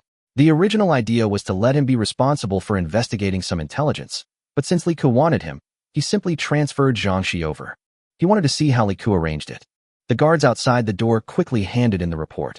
Li Shimin waved his hand, signaling the guards to leave, and then he lowered his head to check. However, when he opened the book, the more he looked at it, the weirder his expression became. After seeing the back, Li Shimin couldn't help but slam the table and said, "Okay." Chong Lin, standing not far away, was a little surprised. His Majesty had applauded His Majesty? Holy crap, this is a first. Could it be that His Majesty had discovered something auspicious? After reading it once, Li Shimin paused and turned back to the beginning to read it a second time. This time Li Shimin looked even slower. It was not until he finished reading it for the second time that he let out a long sigh, thought for a moment, and then handed the memorial over. "Chong Lin, come and take a look." Chong Lin paused for a moment, then bowed and took the memorial handed to him by Li Shimin with both hands. When he understood the contents, Chong Lin's expression became extremely colorful and weird. "Is this what His Royal Highness the Prince of Shu said?" The problem? If it wasn't His Royal Highness the Prince of Shu, then Zhang Shi wouldn't be able to say that either. He's a rough man, barely even a few days of schooling. "Have you finished reading it?" Li Shimin couldn't help but ask after Chong Lin finished reading. "Your Majesty, I've finished reading it." Chong Lin said hurriedly. "This is my son, Li Shimin," Li Shimin said with some pride. "To establish a mind for heaven and earth, a destiny for the people, to carry on the lost knowledge of the ancient sages, and to bring peace to the world for all eternity. Your Highness the King of Shu, you have great ambitions." Chong Lin quickly flattered him. Chapter 68, Chest Ravine.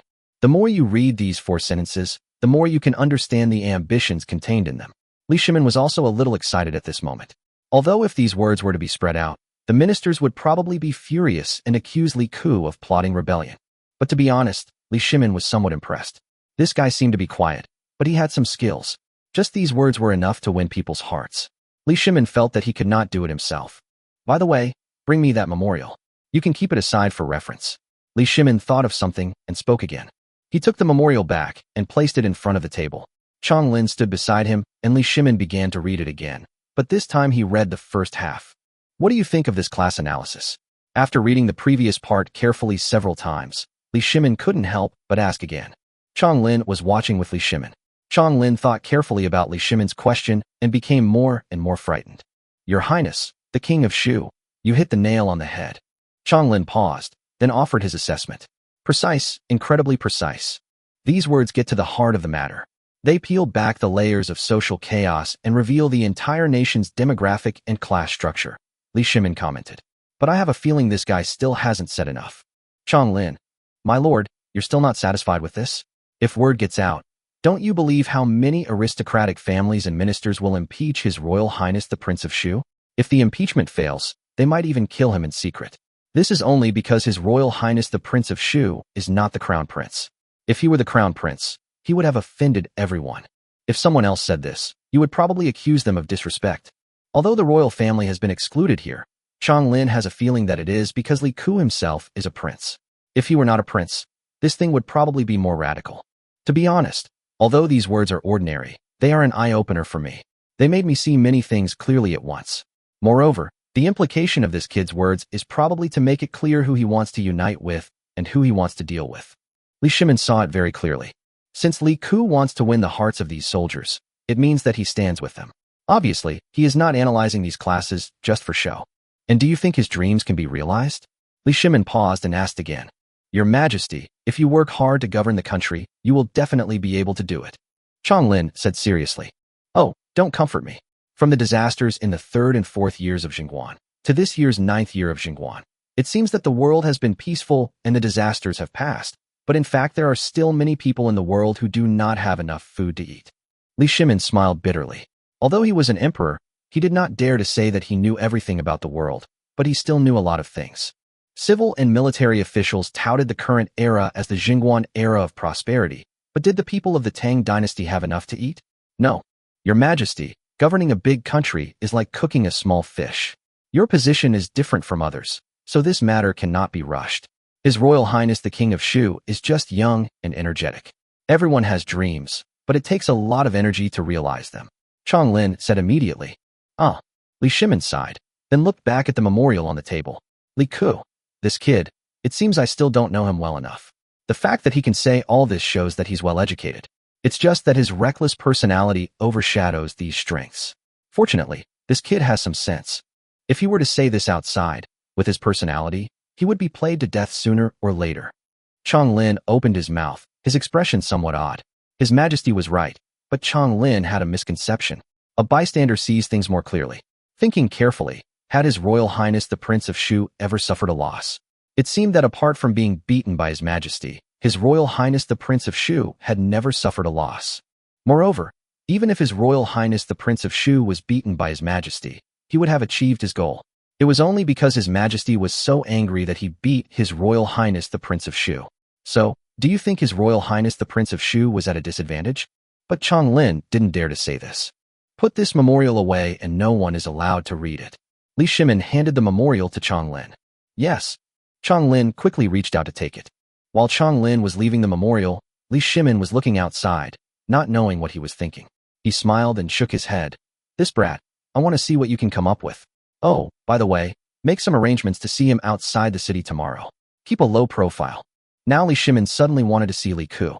In the Shu King's manor, Changle was wandering in the garden. When she reached a corner in front, she suddenly heard the voices of two maids talking. Have you heard? His Royal Highness the King of Shu has come up with something new. I have to write it down. What article? Tell me. It was said by the craftsman at the construction site. His Royal Highness the King of Shu said, establish a mind for heaven and earth, establish a destiny for the people, carry on the lost knowledge of the ancient sages, and bring peace to the world for all eternity. What else? What else? That's very well said. Although I don't quite understand what it means, I'm going to find time to ask the teacher for advice. His Royal Highness the King of Shu also said, we ordinary people should have enough food to eat. Everyone can read. Everyone has warm clothes and a house to live in.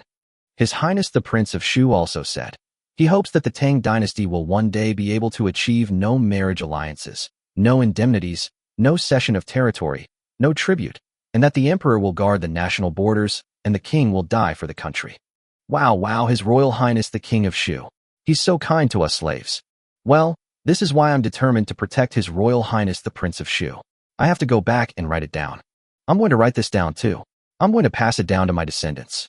Your Highness the Prince of Shu said it so well. Okay, let's go together. The two maids left in a hurry. Propaganda is a very important part, which Li Kun knew when he was studying in that organization. Therefore, Tian Meng and others have their own propaganda system and plan within Li Ku's sphere of influence. Some people are dedicated to promoting these contents within Li Ku's own sphere of influence. This is their job. Tian Meng has trained a lot of these talents, and they often act as lecturers and give lessons to newcomers. The maids left, and Changle, who was standing at the corner, was stunned. She stood there in a daze, muttering to herself, so this is your ambition, third brother? It's just that you have a deep ambition in your heart, but you've never told anyone about it. At this moment, Princess Changle Li Lizzie suddenly had a strange idea. She looked down at her delicate little hands, and an idea emerged in her mind uncontrollably. Is it too late for her to learn from her aunt, Princess Pingyang Zhao? Thinking about her aunt's heroic figure, although she was only 2 years old at that time and had no memory, she had heard a lot about her aunt's heroic figure. She was the object of admiration of countless women in the Tang dynasty. Chapter 69, Redemption Voucher announced. Li Ku naturally didn't know what Changle was thinking. After arranging for his sisters to go to sleep, Li Ku ran to the place where the photovoltaic panels were placed. In fact, there were diesel or gasoline generators in the warehouse in his mind, but that thing required fuel. Although fuel is stored in the warehouse, because this is an important storage area, the fuel storage location is far away. There is a small internal gas station in an absolutely safe place in the storage area. Li Ku didn't even know whether he could unlock that place. The only fuel stored in the building was what was in the generator tank, which wouldn't last long. On the contrary, photovoltaic panels have no restrictions, and UPS does not cut off the power supply, which is much more convenient than generators. Both sets of uninterruptible power supplies were fully charged. Li Ku took out the 3 spare printers he had prepared. The 3 printers were not too big and were all laser printers used in offices. One of them could print in color, while the other 2 could only print in black and white. However, Li Ku had no intention of printing in color. He first opened the old notebook and started designing. In fact, there was no need to design at all. Li Ku designed several denominations based on the size of the 10-yuan banknote in later generations. First, he found a flower as the background from the patterns provided by the system. It happened to be the peony that people in the Tang dynasty liked very much. Then he began to write on it. The Tang dynasty Shuang Mansion has a special mall redemption voucher. Next are the denominations of 1 guan, 10 guan, and 100 guan. Li Ku did not set up larger denominations. In fact, everyone who could afford those expensive big items had already bought them. Not only Chinese characters were written, but Arabic numerals were also written. All the accountants in the Shu Palace had learned Arabic numerals, and the debit and credit accounting method was also implemented. As for people from outside, it doesn't matter if they don't know me. They will recognize me soon as it's related to money. Besides, there are Chinese characters. Add another line of small print in the lower left corner. This coupon can only be redeemed for consumption in Eugene Mall. Li Ku had not prepared for anything like the full amount could be exchanged if the damaged area reached 60%. This thing was not a currency, right? After completing the design, Li Ku used the camera on his laptop to take a picture of the words pressed with his seal. After repressing the words, he also typeset them on it. As for whether it looks good or not, Li Ku doesn't care. After adjusting its size so that 1A4 paper could fit 6 sheets neatly, Li Ku stopped adjusting it. Then, he took out the currency paper from the warehouse, cut it into A4 size with a manual paper cutter, and then put it on to start printing. When the first page was printed out, Li Ku picked it up and took a look. Not bad. The quality is excellent. Needless to say, the quality of the paper is anti-counterfeiting in itself, because no one else can produce paper of this quality. Not to mention now, even in modern times more than 1,000 years later, there are only a handful of countries in the world that can produce special paper for banknotes. The currencies of most countries are manufactured by others on behalf of others. China has also helped many small countries to manufacture many currencies, such as Laos and Thailand. It stands to reason that double-sided printing is better, but Li Ku is too lazy to do it because it is too slow. Single-sided printing is enough. No one can imitate it in this era, so single-sided printing is enough. Not to mention the paper. Even the laser-printed text itself is an anti-counterfeiting mark, and the peony pattern under the text can also serve as an anti-counterfeiting mark. As soon as the black and white printed exchange coupons came out, and Li Ku was sure there were no problems, he started printing them in large quantities. Speaking of which, this was probably Li Ku's first time staying up late in the Tang dynasty. Before, he would go to bed shortly after dark. It was almost midnight when Li Ku turned off all these things. In this room, there were already a lot of printed exchange coupons. These are all money. After rushing back to his farm and tossing around all night, Li Ku was really tired. The main reason was that it was too boring to sit there and watch the printing. The broken laptop was so slow that it was good enough that it could be connected to the printer to print, and it could not do anything else. The next day, Li Ku got up late, which was unusual for him. When he got up, Chang'e and the others had already finished breakfast. After breakfast, Li Ku asked Tianming to take people to the room. Li Ku has placed the exchange vouchers printed yesterday separately. Have someone cut these exchange coupons one by one. Li Ku pointed at the exchange coupons and said, and Li Ku also brought out several manual paper cutters. Yes. Tianming was a little curious. He didn't know where His Highness got these things from, but it didn't matter. His Highness had too many magical things.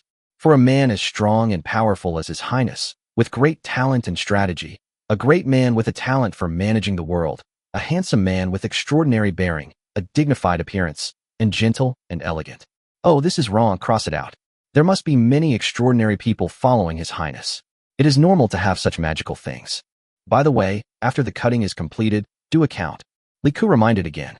Yes. It's a pity that no one else can do this printing work instead of him. Otherwise, Li Ku would be much more relaxed. However, Li Ku thought that he should find some wires from the inventory and pull the wires to his study. Then he can work directly in the manor and just look at it occasionally. The reason why Li Ku didn't let others take over was not that he didn't trust these people. These people would not reveal any of Li Ku's secrets. It was estimated that Li Ku was no different from a god in their minds. The main reason was that if there was any problem with this thing, it would be easily damaged if they didn't understand it. Li Ku only had these 3 machines to use, so it's better for him to do it himself. Cutting is relatively easy, because those manual paper cutters can cut dozens or even hundreds of white papers at a time, as long as they are aligned correctly. As for the edges of the redemption vouchers being cut off a little, it's nothing. There's no need to be so rigorous about it. Around noon, Tianming had already returned. Your Highness, all the exchange coupons have been cut, and I have counted them. There are a total of 2,238 coupons with a face value of 100 guan, a total of 2,568 coupons with a face value of 10 guan, and a total of 4,572 coupons with a face value of 1 guan. Tianming reported. Li Ku didn't count the number of sheets he printed yesterday, but when Tianming counted them, Li Ku roughly calculated in his head that one sheet of paper was 6 sheets, which means he printed about 1,563 sheets of paper yesterday. Alas, only a small amount of paper was printed. You should know that the currency papers stored in the warehouse are all large papers used by large printing machines, and what I cut myself is just a small part of A4. And this paper is equivalent to about 250,000 strings of cash. The life of printing money is so simple and unpretentious. Oh, boring. Too boring. Although it can't be used as money now, it will be used as money one day. Tianming. We will launch the membership plan tomorrow to encourage everyone to deposit money into the membership account of Yujian Mall. Just give them this kind of redemption voucher. Lika said with a grin. Yes. Tianming nodded immediately. Chapter 70. This is how you are grounded. But Your Highness, what if the other party is unwilling to join our membership system? Tianming hesitated. Are you stupid? First, tomorrow we're going to post a notice in a shopping mall saying that a few days ago, a certain duke's son bought something but didn't bring enough money. When we went to his house to collect the money, he regretted it and wanted to return the goods, saying they were too expensive. So, from now on, we'll only accept cash. Also, there's a shopping mall that no longer accepts substitutes like silk. Because our own silk production technology is very advanced, we don't value these silks, so we only accept copper coins. After posting the announcement, we started recommending customers to join our membership system the next day. Anyone who joins us can enjoy a 5% discount on shopping, home delivery, and free return and exchange services. To become a member, you must deposit a minimum of 10,000 strings of cash. Lika rolled his eyes. He has done too many fancy things. How could people of this era have ever seen these marketing operations in later generations? Liku simply gave Tianming a lesson. After Tianming finished listening to the lesson, he looked at Liku as if he was looking at God. In the Tang dynasty, God was Haoyan Yuhuang Shangdi. Although this word later referred to the gods of a certain foreign religion, it actually came from China. Your Highness, you are so awesome. I think you haven't been doing business in these years. If you had been doing business, all the merchants in the world would have starved to death. Tianming flattered him. Okay, you're the only one who understands, so go and get busy. By the way, what are my sisters doing? Liku asked after thinking for a while. Your Highnesses are playing in the garden. Tianming said hurriedly. I'm in a good mood today. I'm taking my sisters on a spring outing. I remember the grass by the way river is green, right? Liku asked. Yes. Let's go? Let's go for an outing and have a barbecue today. Liku waved his hand. I'll ask someone to prepare. Tianming ran away quickly. Liku had invented barbecue a long time ago, but because the seasonings were incomplete, the taste was good, but not as good as in later generations. But now Liku has become generous. After all, in a kitchen that supplies food for thousands of people, the reserve of seasonings like this is enough for Liku to enjoy for a long time if it is only supplied to himself. Tianming asked the kitchen to prepare, and Liku naturally went to meet Chang'e and the others first. Everyone get ready. Today, your third brother will take you for an outing. Liku waved his hand and spoke. Oh, that's great. We're going out to play. The little girls, Jinyang, Xingyang, Gaoyang, etc., were the happiest. At their age, they just liked to play, and usually they could only stay in the palace. They were so happy after coming to Liku's place for 2 days. They saw many things they had never seen before here with their third brother, and also ate many delicious foods they had never eaten before. Now the third brother is taking them on a spring outing again. How can they not be happy? The weather was perfect today, and the temperature was just right. Liku estimated it to be around 18 or 19 degrees Celsius. The winter wheat in the surrounding fields had already turned green again. It must be said that farming is ingrained in the Chinese people, as evidenced by the fact that many of the Tang dynasty's systems have been used by later generations. For example, the winter wheat rotation system. The fields near Chang'an were mostly winter wheat, allowing for 2 crops per year. This was also true in Hunan province. Meanwhile, some farmers had already begun planting spring cabbage in their own small plots. Therefore, the scenery outside is still very good at this moment. The Wei River plain is almost covered with a green carpet, and spring has begun to revive. On the way to the spring and autumn outing site, most of the little girls were very happy. Although they were sitting in a bumpy carriage, a few older princesses chose to ride horses, such as Chang'e, Yuzhong, etc. At this moment, Chang'e was riding a horse side by side with Liku, looking at Liku with a strange expression. Lizzie, what's wrong? Liku was a little surprised. Was there something on him?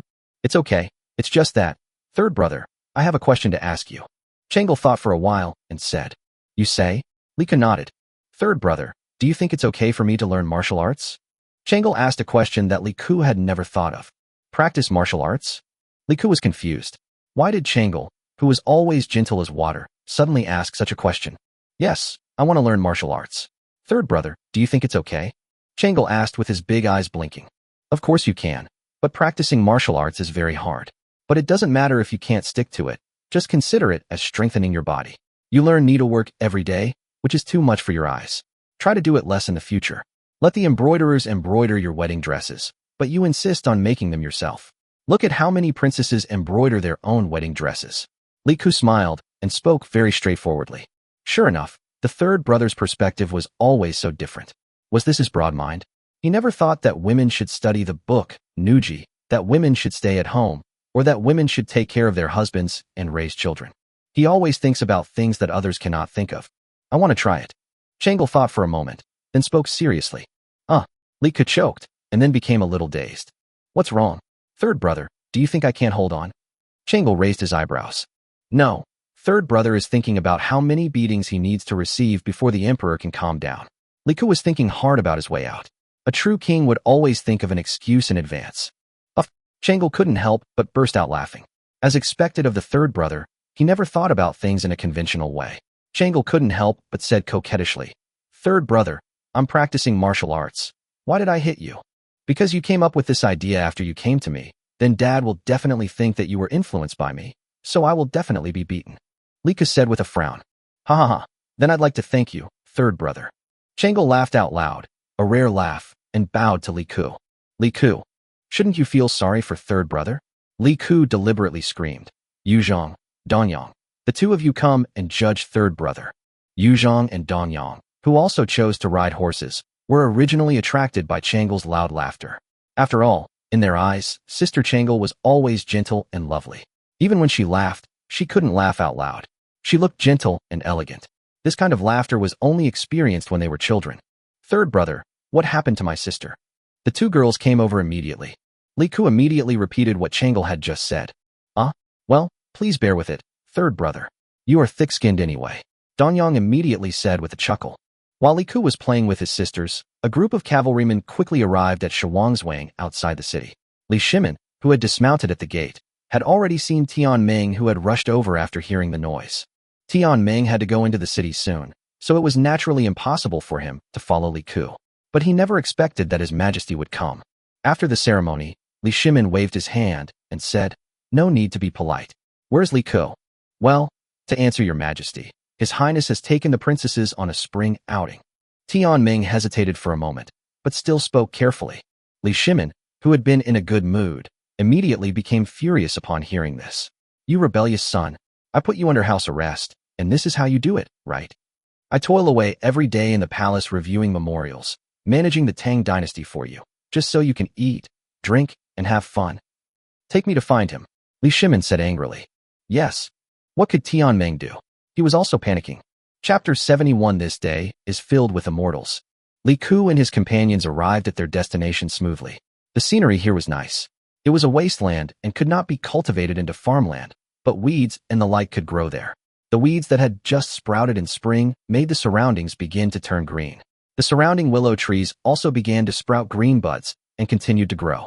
After arriving here, some guards immediately began to pack up things, such as assembling some wooden tables and wooden chairs and placing them here. The 2 iron furnaces made by the blacksmith were also unloaded from the carriage. Jinyang and the others naturally got off the carriage.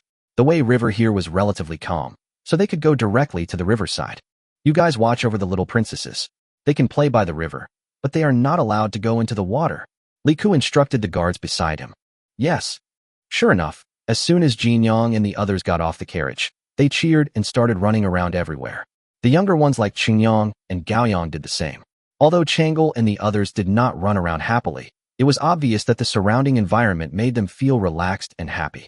The scenery may not be very beautiful, but this wilderness gives people a very beautiful feeling. Third brother, it's so beautiful here. Qinghe, who was not far from Li Ku, suddenly spoke boldly. Li Ku was a little surprised. Qinghe seldom spoke actively. She had a cold personality. Li Ku once thought she was autistic, but later found out that she was not autistic. It might be that some things in the palace caused her personality. After living here for the past 2 days, Li Ku found that Qinghe's personality had become somewhat more relaxed. After all, she was only a little girl of 8 or 9 years old. Well, actually, this place is nothing. Our Tang dynasty is too big. To the east is the boundless sea. The vast ocean is endless, and there are whales in the ocean that are bigger than ships. To the north is the vast grassland, and the green grass is like a green carpet. To the west are towering snow-capped mountains, like the Yangtze River and the Yellow River we see. The source is the melted snow water from the vast snow-capped mountains in the western regions. All rivers eventually converge into big rivers. Lika said with a smile. The Yangtze River? Qinghe was a little confused.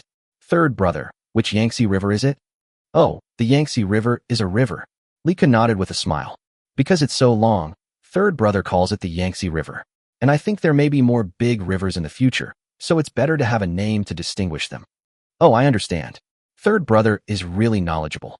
Qinghe nodded with his eyes wide open. In the Tang dynasty, there was no name for the Yangtze River, but there was one for the Yellow River.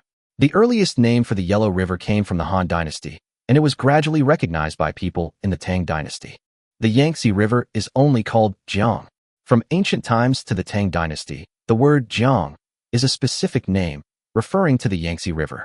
In fact, the word he originally referred to the Yellow River, and all other names were called Shui. For example, the Wei River is actually officially called Wei Shui. However, many rivers are now also called he, and Jiang is still a specific term. Sangua, Sandu, you said there are fish in the sea that are bigger than boats. Is that true? Jinyang heard it not far away and immediately ran over to ask curiously. Of course it's true. Li Ku smiled and nodded. Haven't you heard Zhuangzi's Xiao Yao Yu? There's a fish in the North Sea called Kuan. It's so big that it can't be stewed in a pot. Third brother, Changle beside him said coquettishly, don't teach me nonsense. Ahem, my tongue slipped. Li Ku coughed twice, then said seriously, actually, this fish is called a whale. 3 pots, is it delicious? Jinyang asked immediately with shining eyes. Li Ku, your question stumped me. I have never eaten whale. Oh, Sitsi, you are so stupid. Think about it. The fish is bigger than the boat. How could anyone catch it? That means no one has ever eaten it. Gao Yang immediately shouted from the side. Then we can build a bigger ship. A ship bigger than our palace. Jinyang made a super big gesture with his hands. What you said makes a lot of sense. It turns out that what children say is the truth. Then, we can't catch him. He can run away. Gao Yang rolled his eyes and said, Okay, stop arguing, let's fly kites. Lanling said with a smile as he pulled the 2 little guys. When they came here today, the third brother prepared many beautiful kites for them, and the little ones were very interested in these kites. Seeing Jinyang, Gao Yang and the others being taken to fly kites, Li Ku breathed a sigh of relief. Phew, it's not good for children to ask too many questions. Gao Yang, you guys sit down first. Third brother will go and prepare a barbecue for you. Li Ku simply went over there and started setting up the barbecue oven with the guards. This barbecue oven was not much different from the modern one. It did not require much technical skills. Although charcoal was brought, it was a bit difficult to light. Fortunately, there were no restrictions on making fire in ancient times. The guards will light the fire and get the charcoal, and it will probably be done around noon. Although it was after Qingming festival and the weather was not hot, the sun at noon was still very strong. In order to prevent burns, several guards had held up a huge piece of silk to make a sunshade. Many people from the south go to the north and don't wear sunscreen because it's not hot, thinking it's okay. In fact, in the north, even if you feel cool, if it's sunny and the sun is strong, you still need to wear sunscreen, as it's easy to get sunburned. Several carpenter apprentices who came with them have already assembled the disassembled wooden lounge chairs. These wooden lounge chairs were designed with mortise and tenon structures to be easy to carry. Li Ku had already prepared to go out for sightseeing, so the lounge chairs naturally had to be prepared. In addition to these, Yang Anning and others who came out with Li Ku had already taken out the guqin, guzheng, pipa, and flute for people playing 4 different instruments. Ever since Li Ku gave them the task of arranging the music, they have been studying this, that is, expressing different parts of a song with different instruments to achieve a more complete feeling rather than simply playing in unison. They have tried a lot in the past few days and have achieved some success. The 2 chefs who came over had already lit a fire, put the kettle on it to boil, and started making tea for everyone. Lying leisurely on the recliner and rocking, the sunlight shining down makes people feel warm and sleepy. There is a cup of tea on the wooden table next to them, and the fragrance of tea wafts around their noses.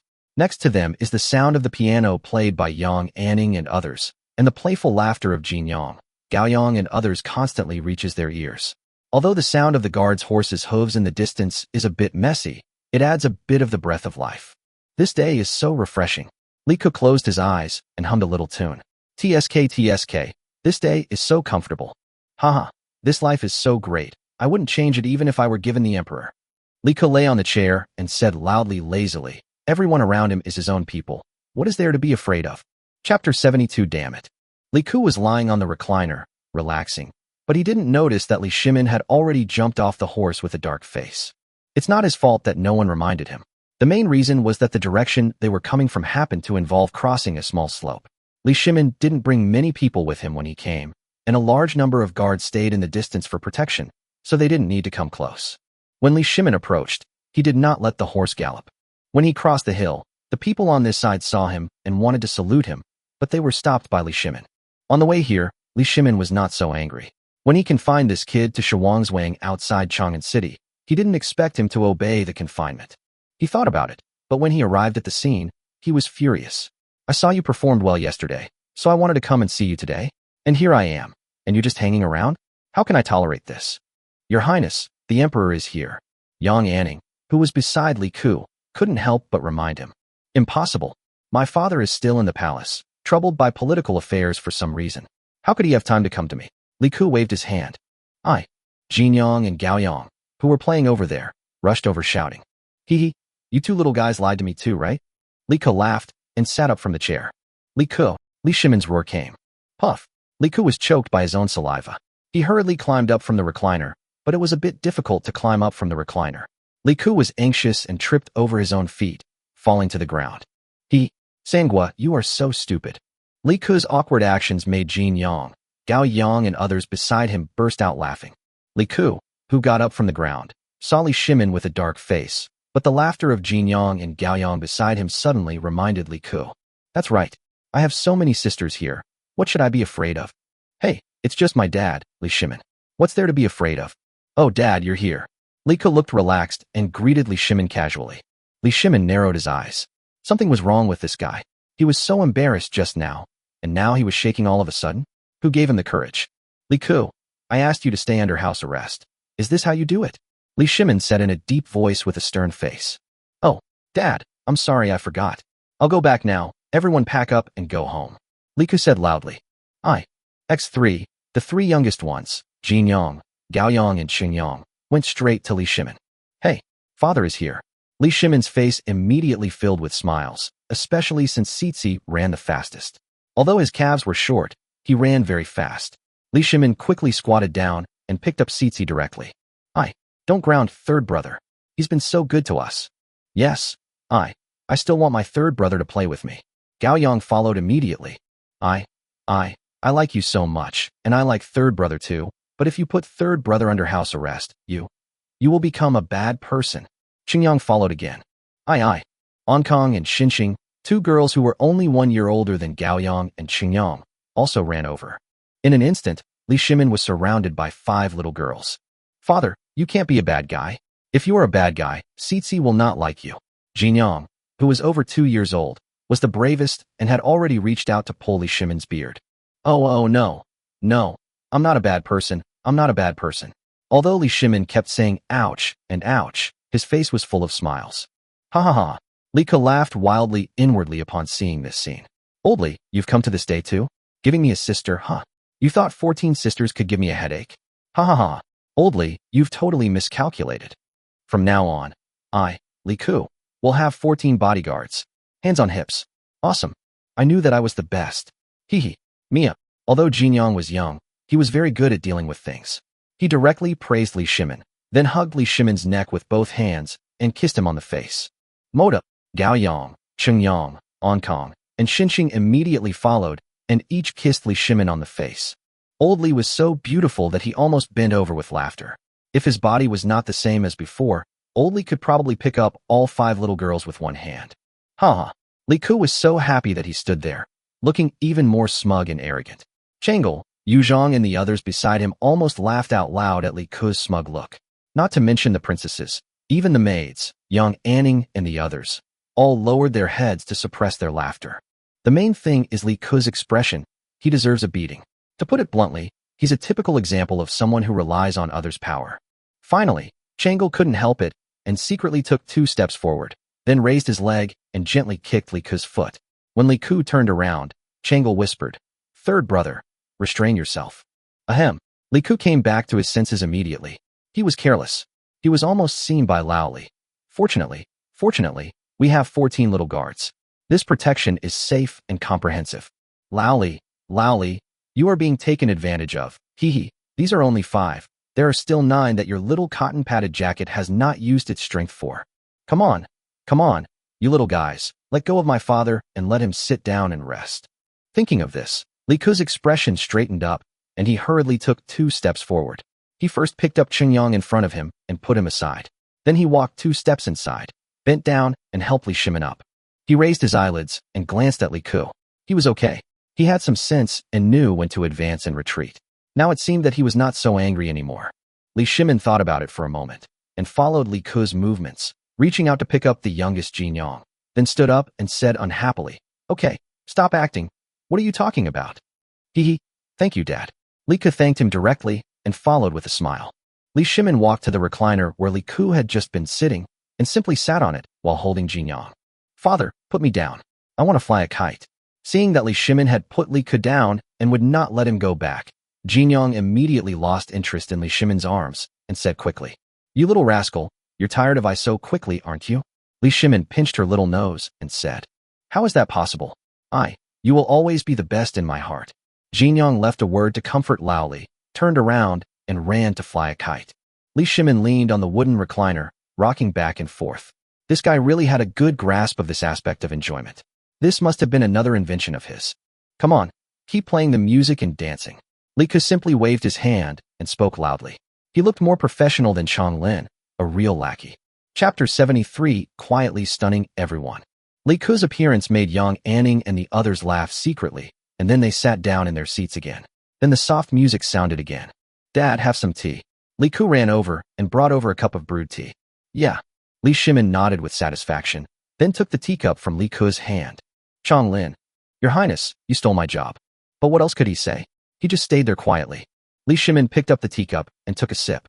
The slightly bitter tea leaves lingered in his mouth, and soon a unique fragrance of tea lingered between his lips and teeth. This taste. Li Shimin looked at Li Ke in surprise. "Is this the stir-fried tea you made?" "Yes, Dad. This is the correct way to drink tea. I think the way we drank tea before the Tang dynasty was too rough, and it covered up the original flavor of the tea." Li Ke nodded quickly.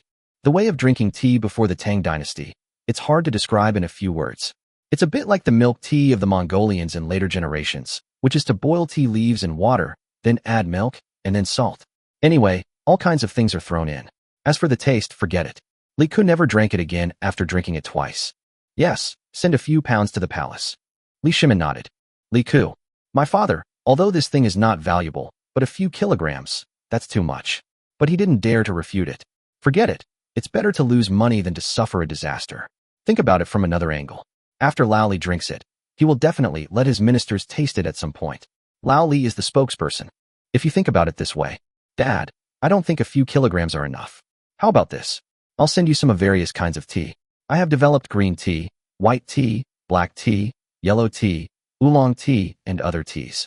Black tea is also good, but the production of black tea is more complicated.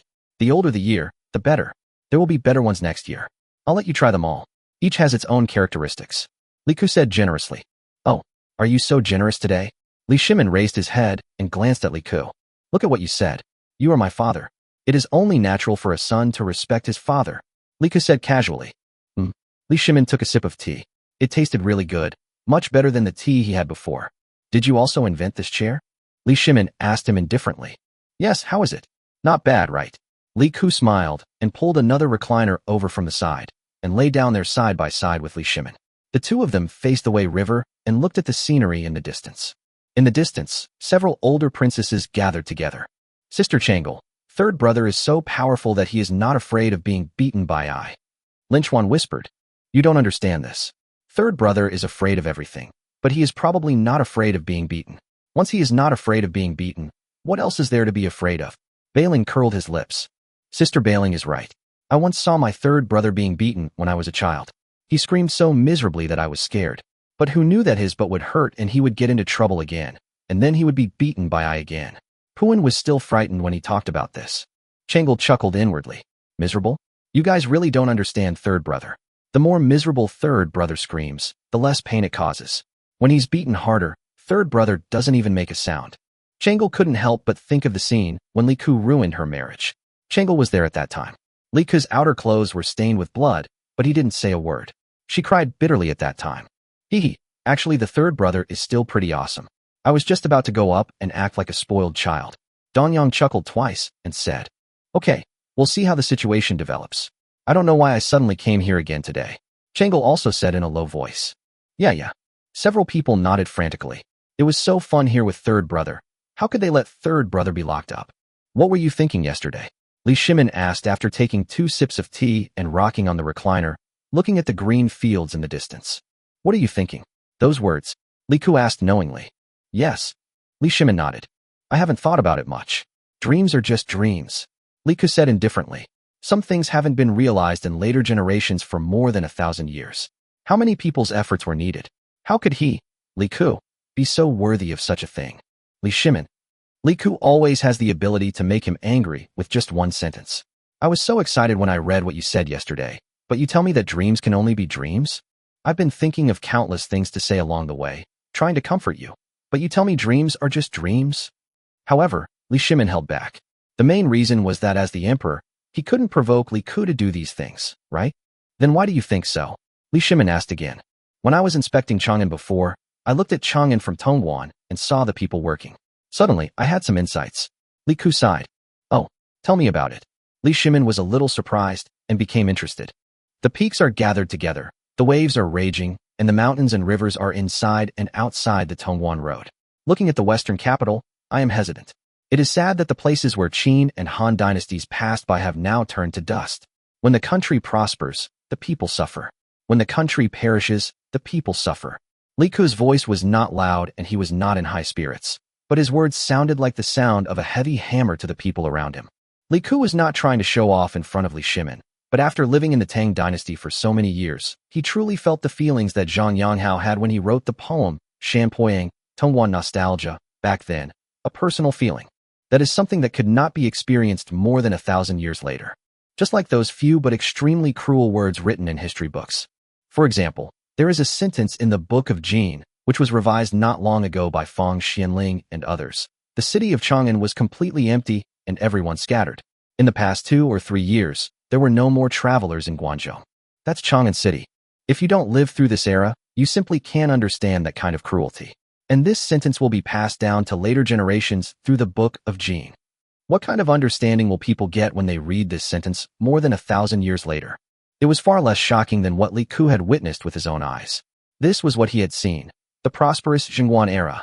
If it wasn't a prosperous era, how would the people have coped with it?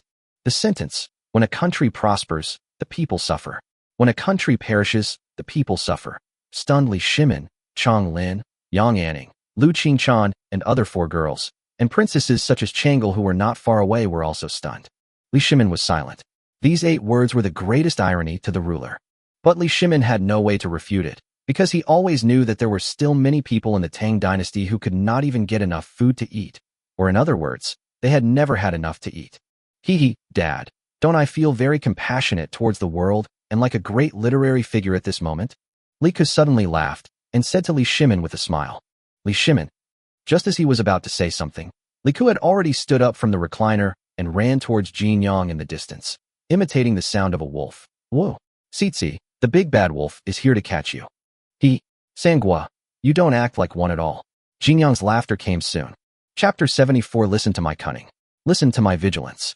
Looking at the backs of Li Ku and Jin Yang playing together, Li Shimin suddenly felt that he seemed to have never understood this son. Chang Lin silently looked at Li Ku and then at Li Shimin. He knew that His Royal Highness the Prince of Shu had hit the Emperor's soft spot again, but Chang Lin felt the same way about what His Royal Highness the Prince of Shu said, because Chang Lin was born in an ordinary family. He could not be more moved by what Li Ku said. Princesses including Changle also had some feelings. They had all read books, but had never had the same idea as Li Ku. However, just 8 words touched them deeply, which was something that was difficult to put into words. There was a light flashing in Changle's eyes. After playing with Jin Yang for a while, Li Ku saw that the chef and guards had already set up 2 grills, so he walked over directly. He had played with grilled skewers many times, so naturally he wanted to grill them himself. It would be soulless to go out and play without doing it himself. The other oven was naturally handed over to the chef. These chefs were trained by Li Ku himself, so they were naturally very skilled. Seeing Li Ku's actions, Li Shimin wanted to stop him. How could a dignified Tang prince end up in the kitchen? Li Ke took a handful of skewered lamb and placed them on the grill in front of him. Watching the lamb skewers roasting over charcoal fire making sizzling sounds, he felt a little dazed, as if he had not yet traveled through time. However, when he raised his head, everything around him reminded him that it was now 635 AD, the 9th year of the Jingguan period in the Tang dynasty. Skillfully grabbing a handful of chili powder and sprinkling it on the mutton skewers, smelling the familiar smell, Li Ke couldn't help but loudly instructed, "Roast some of it without chili over there. Jinyang and the others are still young and can't eat chili." "Yes, Your Highness." Chef Li Ke agreed. Seeing this scene, Li Shimin also walked over. Looking at Li Ke's familiar look, Li Shimin knew that this kid usually played a lot. It's really, obviously this kid is quite talented, at least the poem he just wrote was pretty good. But the whole day's thoughts were spent on eating, drinking, and having fun. "Oh, Dad, are you going to teach me that a gentleman should stay away from the kitchen?" Li Ke saw that Li Shimin's eyes were not right, so he spoke in advance. "What does this have to do with a gentleman staying away from the kitchen?" Li Shimin frowned and asked Li Ke. Li Ke was a little confused. "A gentleman should stay away from the kitchen. Doesn't that mean I should stay away from the kitchen?" Li Shimin. Changle, Yuzhong and others were sitting not far away. When they heard Li Ke's words, they couldn't help laughing. They laughed so happily. "No." Li Ke looked at Chong Lin in confusion. Li Shimin's face turned black. "I just praised you for your good knowledge." Chong Lin's mouth twitched for a moment before he explained. "Your Highness, the saying, 'a gentleman stays away from the kitchen,' comes from Mencius. The original text means that King Xian of Qi saw the people killing cattle for sacrifice and felt a little sorry for it. So he ordered the people to release the cattle and kill the sheep. Later, when Mencius was advising King Xian of Qi to practice benevolence, he said this. The context suggests that a gentleman cannot bear to see these birds and animals die, so he stays away from the kitchen." Li Ke. "It's all because many people in later generations always take things out of context." "Well, of course I know this. I'm just warning you, Father." Li Ke started to quibble without saying anything. "What a joke. Your Highness the King of Shu, can't be wrong. If I'm wrong, it must be this world that made me wrong. In other words, this world is wrong."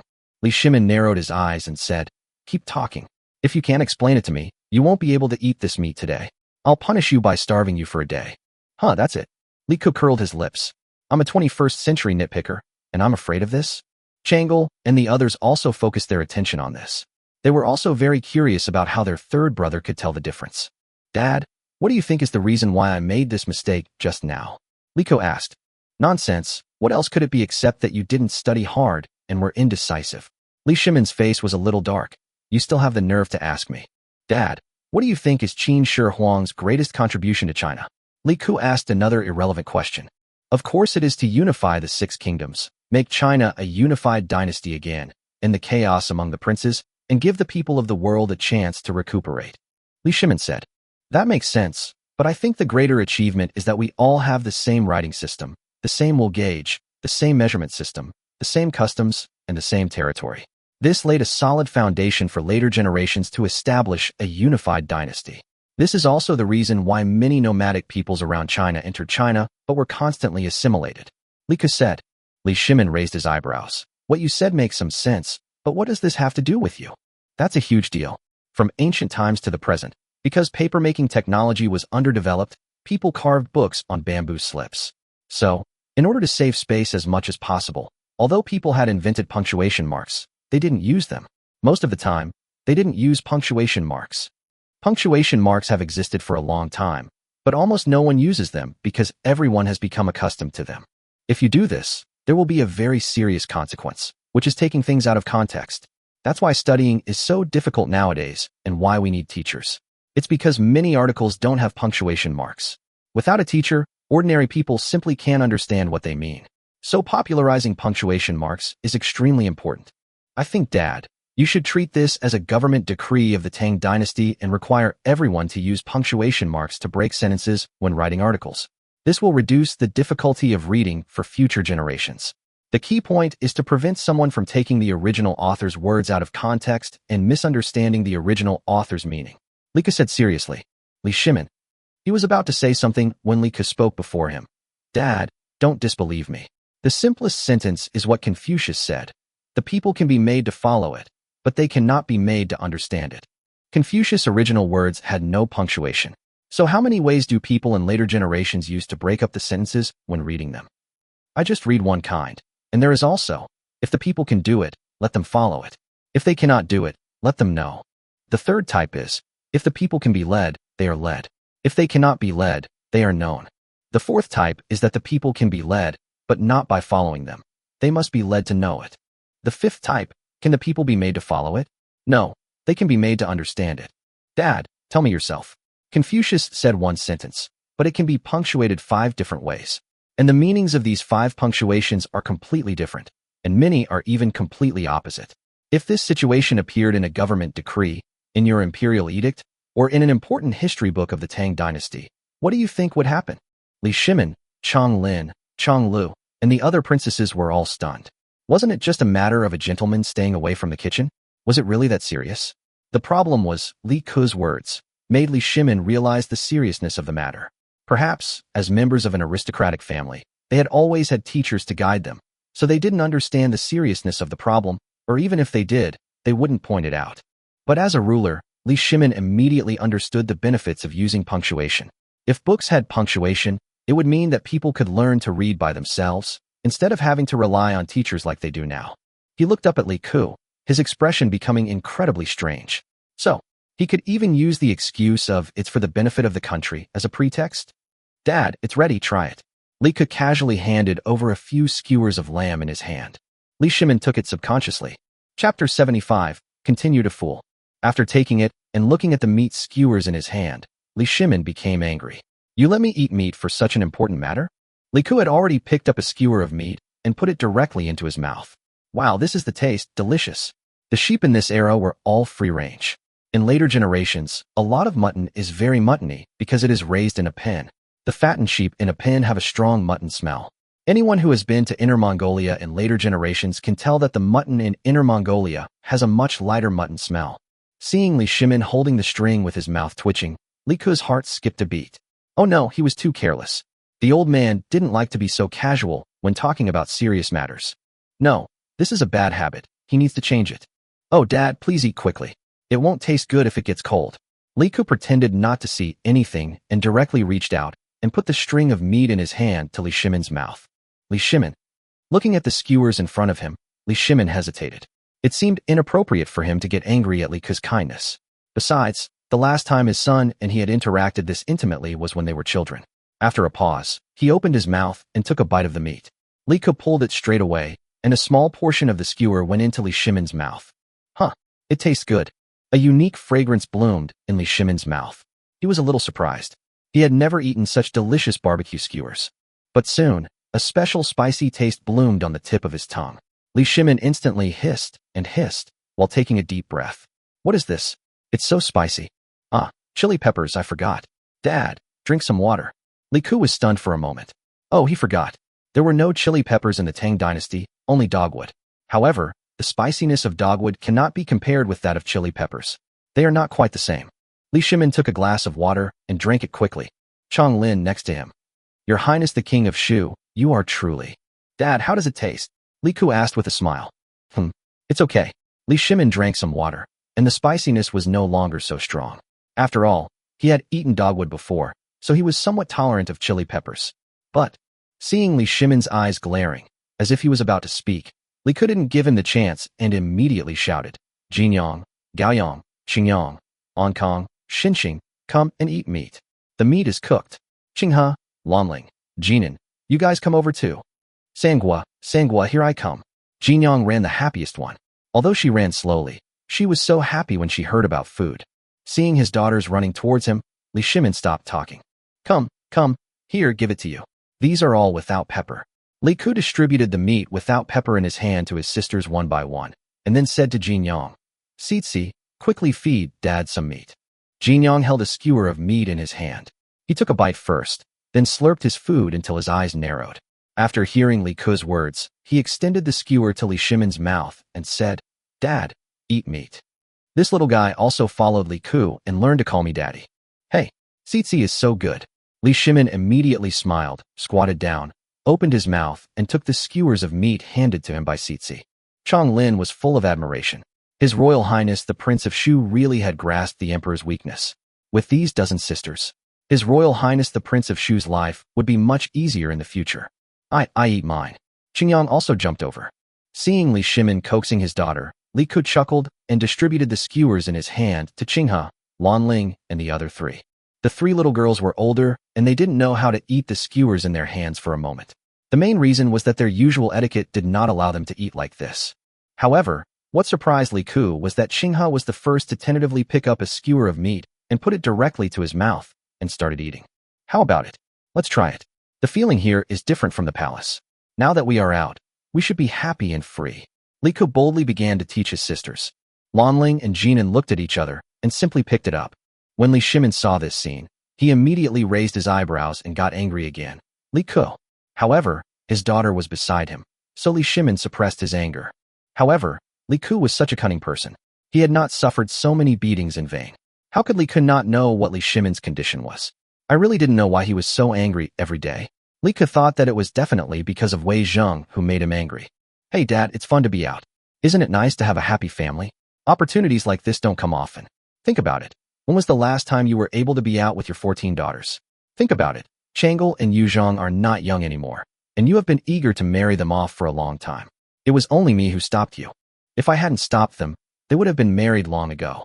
It's not easy for you to see them. In a situation like this, how can you still feel anything? Li Ku took a small knife and stabbed Li Shimin's heart madly.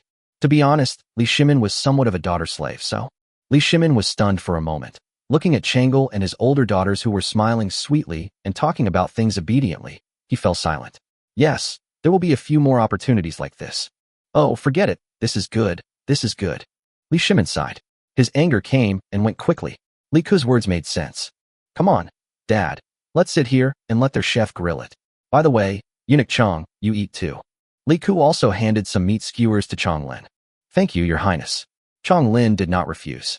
As an excellent head of the Ministry of Internal Affairs, Chong Lin knew very well what to do and when. Since he was no longer angry, Li Shimin naturally followed Li Ku's example and moved 2 chairs to sit down next to him. Then Li Ku asked Chang'e and the others to sit over as well. The younger ones like to play by themselves. For example, Jinyang and the others are waiting for food around the barbecue oven. There are maids taking care of them, so Li Ku doesn't have to worry about them. After everyone sat down, Li Shimin suddenly realized, was I being manipulated? Just looking at the daughters sitting in front of him, Li Shimin comforted himself in his heart. Forget it, my daughters are here. I will find a reason to beat Li Ku up later. What you just said does make some sense, but there must be a rule to do this. As for punctuation, we need to find someone to design a set of appropriate symbols. Li Shimin sat down and continued the previous topic. This is easy. I'm a professional, Li Ku said carelessly. The punctuation marks of later generations have been verified for many years, so he can just invent them. Chapter 76. Third brother's mouth is really powerful. You? Li Shimin looked at Li Ku strangely. Of course, I was the one who proposed this, so I can do it. Isn't it reasonable? Li Ku said casually. He did not hide it at the moment, but directly took a stick and demonstrated on the ground next to him. This is a comma, indicating that a sentence is not finished. This is a period, and this is a semicolon. Li Ku introduced all the punctuation marks commonly used in later generations. Don't say that you didn't notice them when you used them normally, but now you suddenly feel that there are quite a lot of them. Li Shimin, Chong Lin, and others thought that Li Ku was just bragging, but now they see that this guy actually has something.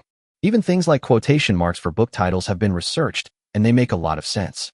When Li Ku first proposed this idea, Li Shimin thought about it, and thought it was just a dot that could separate sentences. After hearing what Li Ku said, I realized that there is actually quite a lot of knowledge in this. Chang'e and the other sisters all looked at Li Ku with admiration. Chang'e was fine because she often came into contact with Li Ku, but the other sisters didn't often come into contact with him. Now they saw that the third brother was really amazing. He had the talent to govern the world. Well, you kid finally did something useful. You write a memorial about this matter, and I will lift your house arrest. You can bring up this matter in the court. Li Shimin was so happy that he immediately smiled and said, Ah. Li Ku's eyes rolled around. Oh my god, you lifted the house arrest after only a few days? Dad, you absolutely can't do that. Li Ku said with a serious expression. As the emperor, your promise is as good as gold. I can write the memorial for you, but I'll let you off with the house arrest order. If you lift it without warning, will the Duke of Qi have any doubts? The conflict between me and the Duke of Qi is ours. To you, the Duke of Qi has a bond of friendship, a bond of rising from humble beginnings, contributions to governing the country, and the affection of the Queen Mother. You find the Duke of Qi's 6 months' salary. yet I was released from house arrest after only a few days. What would you think?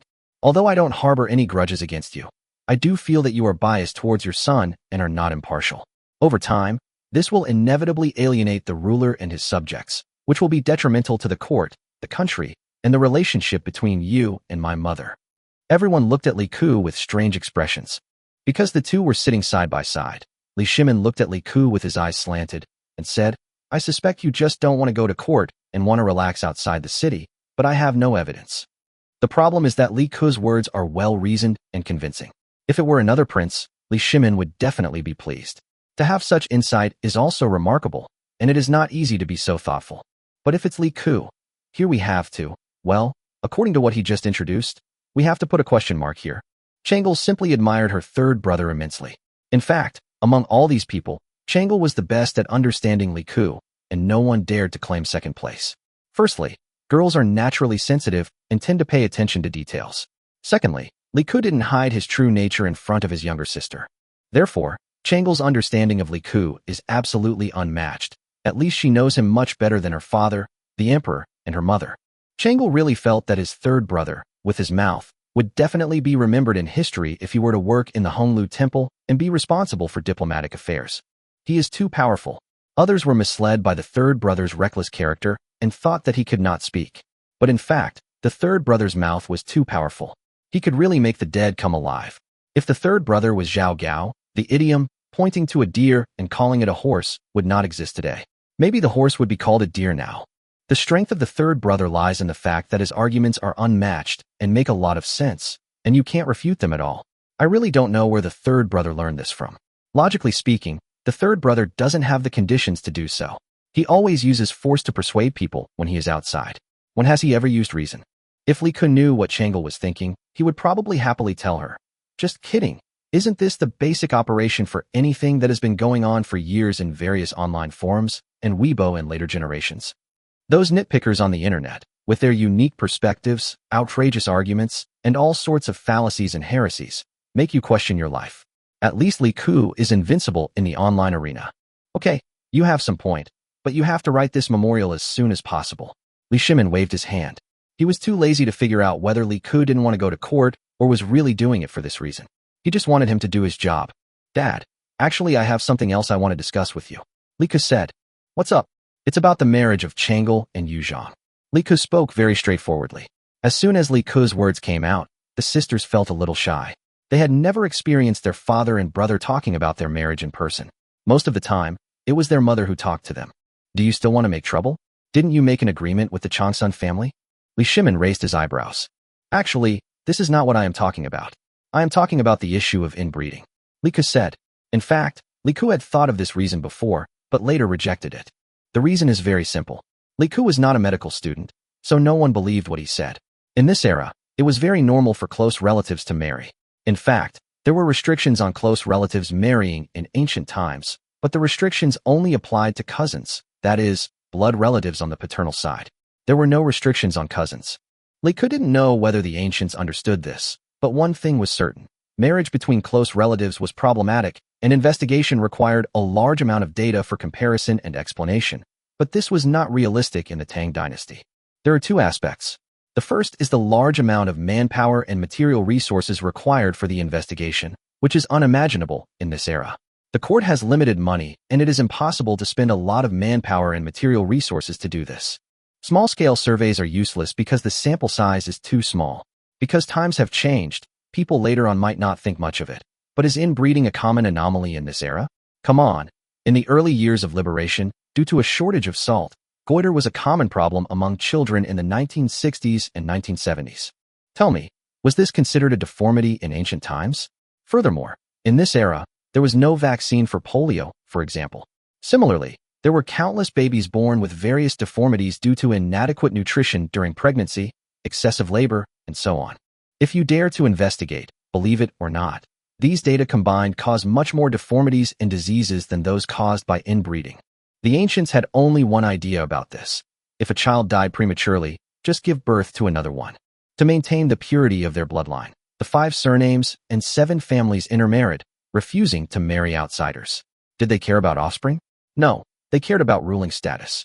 In their view, Women were merely bearers. If one wasn't enough, they could have several, as long as there was one to inherit the family. So people's concepts are different in different times, and many concepts cannot be overturned at all. In fact, there is another way, which is to find an authority to talk about this matter. And the only person who can be called an authority in this era is Sun Simiao. Chapter 77. Dad has so much wool. But Sun Simiao was not so easy to meet.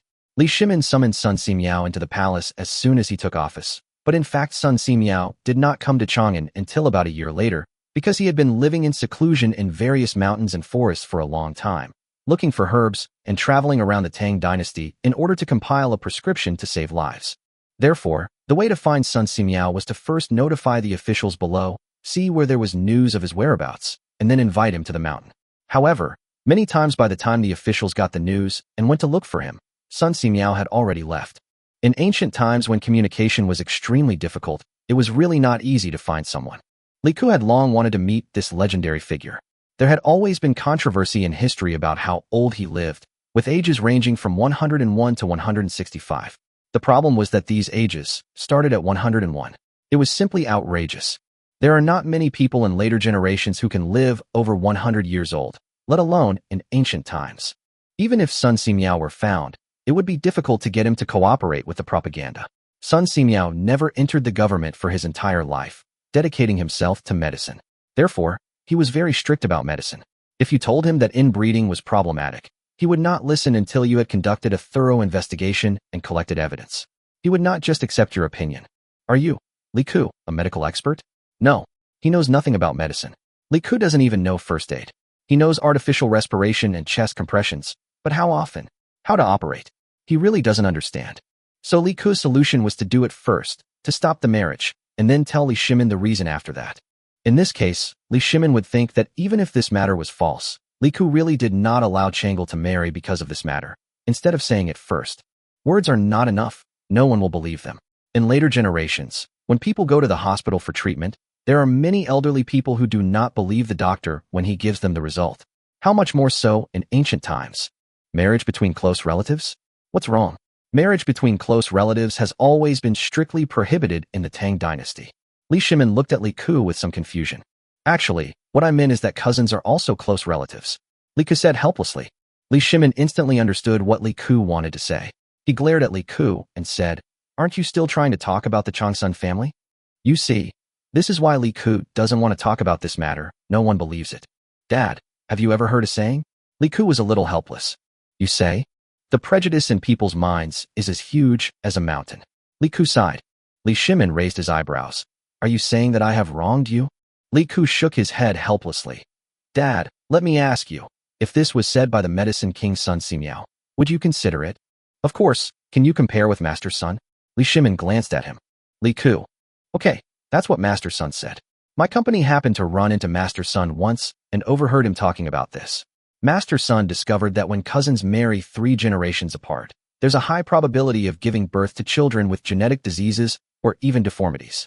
A so-called genetic disease means that if a parent has a disease, the child is very likely to have the same disease as the parent, or even a more serious one. Later, my business passed this sentence to me. To be honest, I was also skeptical, but this is Master Sunday. I would rather be safe than sorry, so I tried my best to stop Chang'e and Chang Sun Chang's marriage. Even if there is a 1 in 10,000 chance, I don't want my nephew to have problems in the future. Li Ku lied directly. But Chang'e and Chang Sun Chang are not sick. What will the child inherit? Li Shimin looked at Li Ku. Li Ku. Well, unless he teaches Li Shimin the theories of genetics and biology now, otherwise, he can't explain it clearly. Anyway, this is what Master Sun said. If you don't believe it, you can invite Master Sun into the palace to ask him. It doesn't matter if you don't believe me. You believe Master Sun, right? Forget it. Since you don't believe it anyway, and you don't take the safety of your future grandson seriously, I will just work hard on my own and earn a dowry for Chang'e myself. Li Ku used his special skill, being unreasonable. In fact, the reason why Li Ku did this was not just because of Chang'e. Because of Chang'e's marriage, none of Chang'e's sisters got married. Even though Chang'e's problem was solved because of Li Ku, many of her sisters married close relatives. In fact, marriage between close relatives has no effect on the parties involved. Chang'e's early death was related to the fact that the child was too young, but Li Ku had to find a reason. You? When did I stop caring about my grandson? You start to act like a fool just because you can't win an argument. Li Shimin immediately got angry. Since you won't listen anyway, I might as well just do it directly. Lika muttered. Father, please don't be angry. Yu Zhang rolled her eyes, then ran over, hugged Li Shimin's arm, and started to act coquettishly. In fact, my daughter doesn't want to give birth to a sick child with her husband in the future. That's right. Xingyang doesn't want this to happen either. Xingyang, who was playing nearby, heard something and ran over to act coquettishly. And Gaoyang doesn't want to either. Xi doesn't want to either. Jingyang also ran over. Changle secretly rubbed her eyes, making them turn red, then looked at Li Shimin pitifully and called out, Okay, Changle, don't cry. I is not angry. How could I not care about you? I am angry about your third brother. Li Shimin was no longer angry. After saying this, Li Shimin kicked Li Ku and said, Apologize to your sisters. You are talking nonsense. How can you blame third brother? What he said makes sense, and it was Master's son who said it. Changle said softly. Yes, Dongyang and Lin Xuan also joined in. Li Shimin, your third brother is not wrong. It's all your father's fault, right? Li Shimin immediately looked at Li Ku, but when he looked over, Li Ku was standing there honestly with a look of grievance on his face. Li Shimin, well, it's not easy to find fault with him. This guy is becoming more and more cunning. This matter has not been concluded yet. If it doesn't work, please invite Master's son to come to Chang'an City. Li Shimin sighed. What else could he do? He had more than a dozen daughters. Father, you are so nice. I knew you must care about us. Lin Xuan quickly ran behind Li Shimin and began to massage his shoulders. Dad, don't be unhappy. Please ask Master's son to come over. I will find a way to help you keep him in Chang'an City. Lika said quickly. Do you have a solution? Li Shimin's eyes lit up. Of course, Master Sun's wish is to save the world and save people. Your son, have the latest technology and can make and print paper in large quantities. I will help Master Sun publish all his works and biographies and distribute them throughout the world so that his books can be circulated in all counties in the world. It's up to you whether he should stay or not. Lika said quickly. Okay, I will issue an order after I get back. Li Shimin instantly became excited. Who wouldn't want to keep Sun Ximiao by his side to treat his illness? By the way, I might need some scholars. Your Imperial College must have many poor scholars who want to become officials but can't take the Imperial examinations, right? Please give them all to me. Li Ku said, I want them to help Master Sun compile a book. First, to test their abilities, and second, to help you keep Master Sunday. That's easy. I'll ask the people from the Imperial College to give you the relevant information. Li Shimin agreed without hesitation. Great. Li Ku almost snapped his fingers. 2 more goals achieved. Forget about the Imperial College. Now that Sun Ximiao is here, it won't take him long to hook up with him. Chapter 78. Am I being controlled? Oh, there's one more thing. Li Ku suddenly remembered something. What? Li Shimin frowned. You'd better not learn from those emperors and eat elixirs. Li Ku rolled his eyes. He felt annoyed when he thought about it. You said that anyone who could become an emperor was not stupid, and they all ended up eating that kind of stuff. What's wrong? Many people are eating it. Li Shimin was a little confused. You haven't eaten? Li Ku became nervous. When Li Shimin was young, he led troops to fight in battles, and his body could be said to be strong and powerful, but he was definitely not a long-lived person. Of course, Li Shimin's death was related to the great blow to his spirit. In addition to the early death of his beloved Empress Changsan, several princesses, including Changle and Jinyang, died young. He had experienced the loss of his loved ones, so it was normal for him to suffer a mental blow. But it definitely has a lot to do with the so-called elixir he ate. Well, I tried it once, and I felt it had no effect.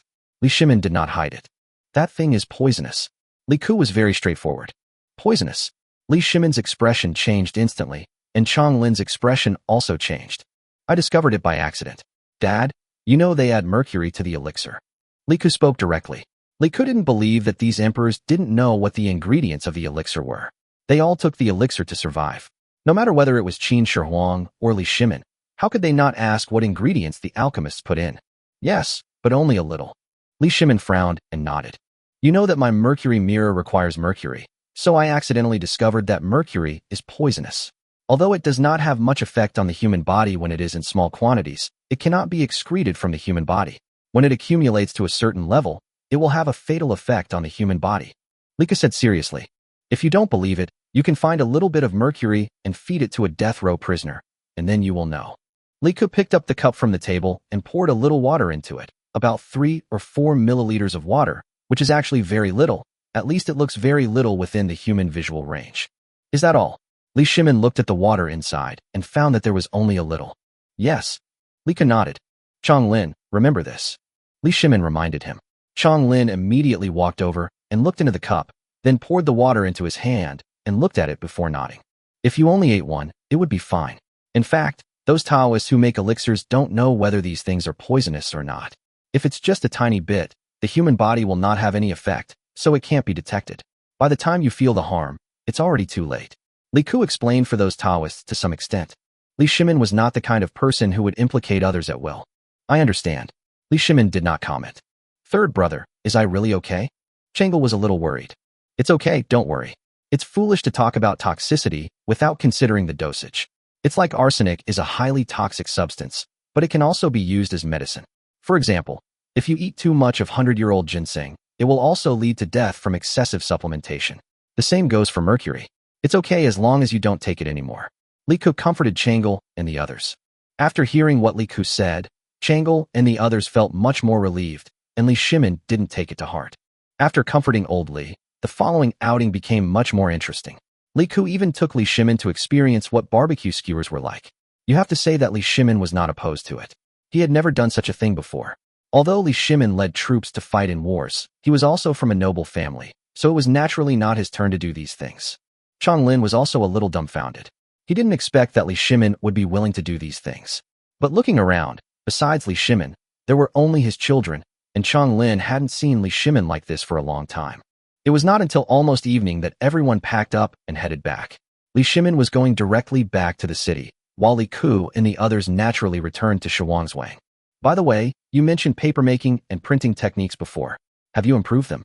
Li Shimin asked Li Ku. Well, it's done. I have started building the paper mill and have begun purchasing some materials from around Chang'an. Printing technology is actually very simple, so large-scale printing of books and the like can be implemented soon. It can start around the second half of this year. Li Ku thought for a while and said, well done. These technologies are related to the national policy of the Tang dynasty. What reward do you want? Li Shimin looked at him and asked. Can you give me some titles? Li Ku asked. What do you mean? Li Shimin was a little confused. Some honorary titles will be enough. No need for any actual power. I want to use them to reward the craftsmen who have improved these technologies. Li Ku said. Li Shimin frowned.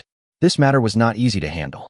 It was not that he cared about these titles, because once this loophole was opened, it would mean touching the biggest piece of cake of the aristocratic class. This is a bit difficult. You should know the reason. I need to think about it. Li Shimin thought for a while and said. Li Ku muttered. I'm not saying anything bad about you, but what's the point of being the emperor, Dad? Glancing at Li Ku, Li Shimin showed a rare lack of anger. Instead, he asked, then how do you think an emperor should behave? Of course I do whatever I want. Why should I think so much? Li Ku said irresponsibly. He knew that what he said was bullshit, but he said it on purpose. Come on, give me some advice on how I can be like you. Li Shimin was so angry that he laughed. It's very simple. You issue a decree and those who disagree will be killed. If one person disagrees, then the whole family will be killed. If the whole family disagrees, then the entire clan will be killed. Li Ku said lightly. Get out. Is this your way? If you keep killing people like this, how many ministers will remain in the court? The Tang dynasty will collapse in less than a month. Li Shimin cursed. Dad, in fact, if you protect all the people in the world and maintain this basic foundation, the Tang dynasty will not collapse. Li Ku smiled. Li Shimin paused, then waved his hand. Go away. Speak some human language. It's fine if you don't give me the title, but if one day I manage all these industries and want to take them over to the court, then you have to give me the title. Li Ku said. What do I need your things for? Li Shimin looked at Li Ku strangely. You don't want anything, but if the court ministers ask you to take something from me, can you still refuse? Li Ku curled his lips. He had seen through Li Shimin a long time ago. All right, I've got your word. If you're truly capable of getting all the court officials to ask me for your things, I'll give you a title. I'll create a title specifically for you, and you can give it to these craftsmen. There's no limit on the quantity. Li Shimin was so angry at Li Ku that he laughed. I don't even want important livelihood resources like iron, ore, and salt. So how can I steal from you? You underestimate me. A gentleman's word is as good as gold. Li Ku stretched out his hand. Li Shimin was stunned for a moment. He felt something was wrong, but he still reached out and clapped his hands with Li Ku. By the way, who sent those scholars to me, Dad? Was it the Duke of Dai? Li Ku asked. Sometimes I want to kick you to death. Don't you care about such a big thing in the court? Last winter, the Tang dynasty sent troops to Tiohan. and Li Jing was the leading general. Because of the new year and the weather, the timing was not right, and the troops were not mobilized for the time being, so he rushed back. After sending the soldiers to you, he has set off again for Tuyuan. This year, we will definitely compete with Tuyuan to see who is stronger. Li Shimin said arrogantly. Didn't you say before that I didn't dare to attack Tuyuan? Let's see if I dare. Oh, Li Ku didn't react. Li Shimin. After discussing these matters, the two sides basically separated. After walking a distance, Li Shimin, who was riding on his horse, turned around and looked at Li Ku and others who had not yet started their return journey. He couldn't help but ask, Chong Lin, am I being manipulated? Chapter 79 Various Means. Chong Lin, who was riding a horse behind Li Shimin, was silent. He pretended not to hear anything. There was a constant sound of horse hooves around him, and the emperor's voice was not loud. He must be talking to himself. It's not that he wanted to fool Li Shimin. It's mainly because he didn't know how to say it. Li Shimin pondered. Your Majesty, what did you say? I didn't hear it just now. Chong Lin spurred his horse and took 2 quick steps forward and asked. Forget it, it's nothing. What do you think about what happened today? Li Shimin asked. Chong Lin, you didn't even say anything, and you asked me what I thought? How do I know why? It's mainly because you and His Royal Highness the King of Shu did talk a lot. Your Highness the King of Shu has a pure heart, Chong Lin said. Oh, Li Shimin remained silent. His Royal Highness the Prince of Shu has a straightforward personality. He doesn't bother to hide anything, and everything is shown directly on his face. He likes some people when he likes them and dislikes some people when he dislikes them. He never hides his emotions, Chong Lin said. Is he too disdainful to hide? Li Shimin felt helpless. Does he have that kind of cunning? Your Majesty, don't you think this kind of feeling is rare? I see Your Majesty is also very happy today. Chong Lin smiled. It's really rare, but being born in a royal family. Li Shimin sighed.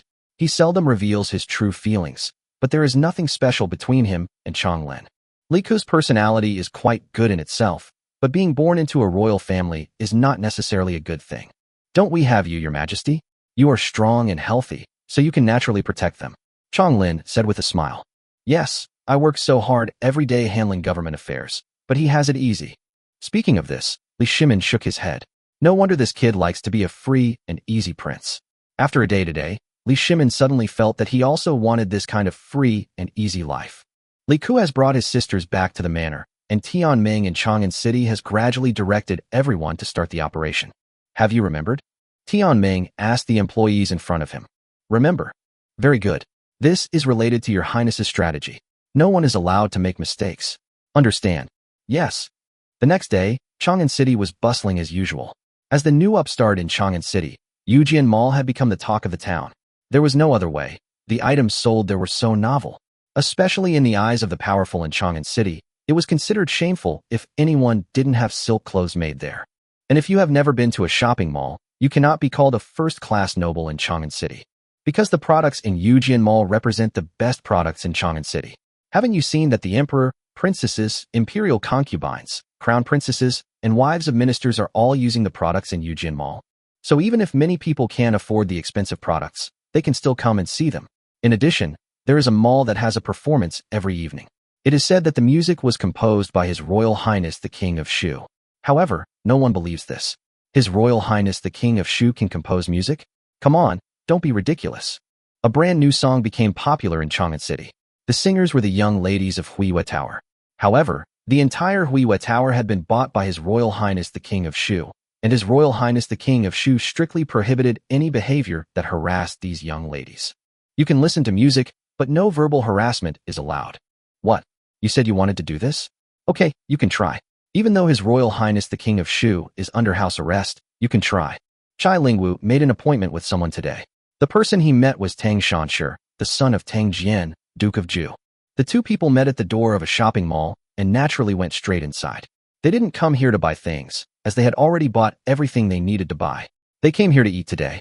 There's a shopping mall with really delicious food. In Chai Lingwu's opinion, isn't this much more tempting than silk? Welcome. As soon as Chai Lingwu entered the room, 2 rows of beauties at the door bent down and bowed to him. Chai Lingwu and Tang Shanshi were stunned. They didn't have this set of rules before. What is this? Chai Lingwu asked. In reply to Mr. Chai, there is a shopping mall dedicated to providing the best service to customers. You can tell me if you have anything. Today, the mall has launched a new service that will benefit customers. Would you like me to introduce it to you? A maid said with a smile. Oh, go ahead. Chai Lingwu nodded. He was very interested. He was interested in everything in the mall. Yujian Mall has launched a distinguished membership service. You can join the membership of Yujian Mall and enjoy convenient consumption services. Member consumption in the entire mall can be discounted by 95%. Of course, for you, Mr. Chai, discounts are the least important, but members also have many other services. The maid said with a smile. Oh, what does membership mean? Chai Lingwu was not interested in the 95% discount. His father was Chai Xiao and his mother was Princess Pingyang Zhao. It was impossible for him to be short of money. Being a member means you are the most distinguished guest of Yujian Mall. Here, you will enjoy priority service from Yujian Mall. For example, if both members and non-members like the same product, we will give it to members first. His Royal Highness the Prince of Shu said that if you are a member, even if you and His Majesty both like the same product, His Royal Highness the Prince of Shu will give it to you first. And some of your requests will be met by us, such as reserving a seat for you to watch the performance in advance, reserving a private room in the restaurant for you in advance, etc. The maid introduced. Upon hearing this, Chai Lingwu's eyes lit up. What a great king. He actually dared to say that he and His Majesty both liked something and would give it priority to members? Holy crap. But with the king's personality, he really could do it. He had to join. Tang Shanshi, standing next to him, also had his eyes light up. This is awesome. However, the two people would never think that. Although what they said was true, they were all members. So how could His Majesty not be a member? And the point is, Li Ku really dares to do this. The question is, does that member dare to do it? But people who hear this will not think so. They will only think that His Royal Highness the King of Shu is awesome. How do I become a member? How much does it cost? Is 10,000 strings of cash enough? Chai Lingwu emphasized the meaning of kai. No charge. The maid smiled and shook her head. No. How can you not charge a fee? If you don't charge a fee, won't everyone be able to join? Chai Lingwu immediately became anxious. What's the point of not charging for such a good membership? If you don't charge a fee, doesn't that mean everyone can join? What's the point? Of course not, Mr. Chai.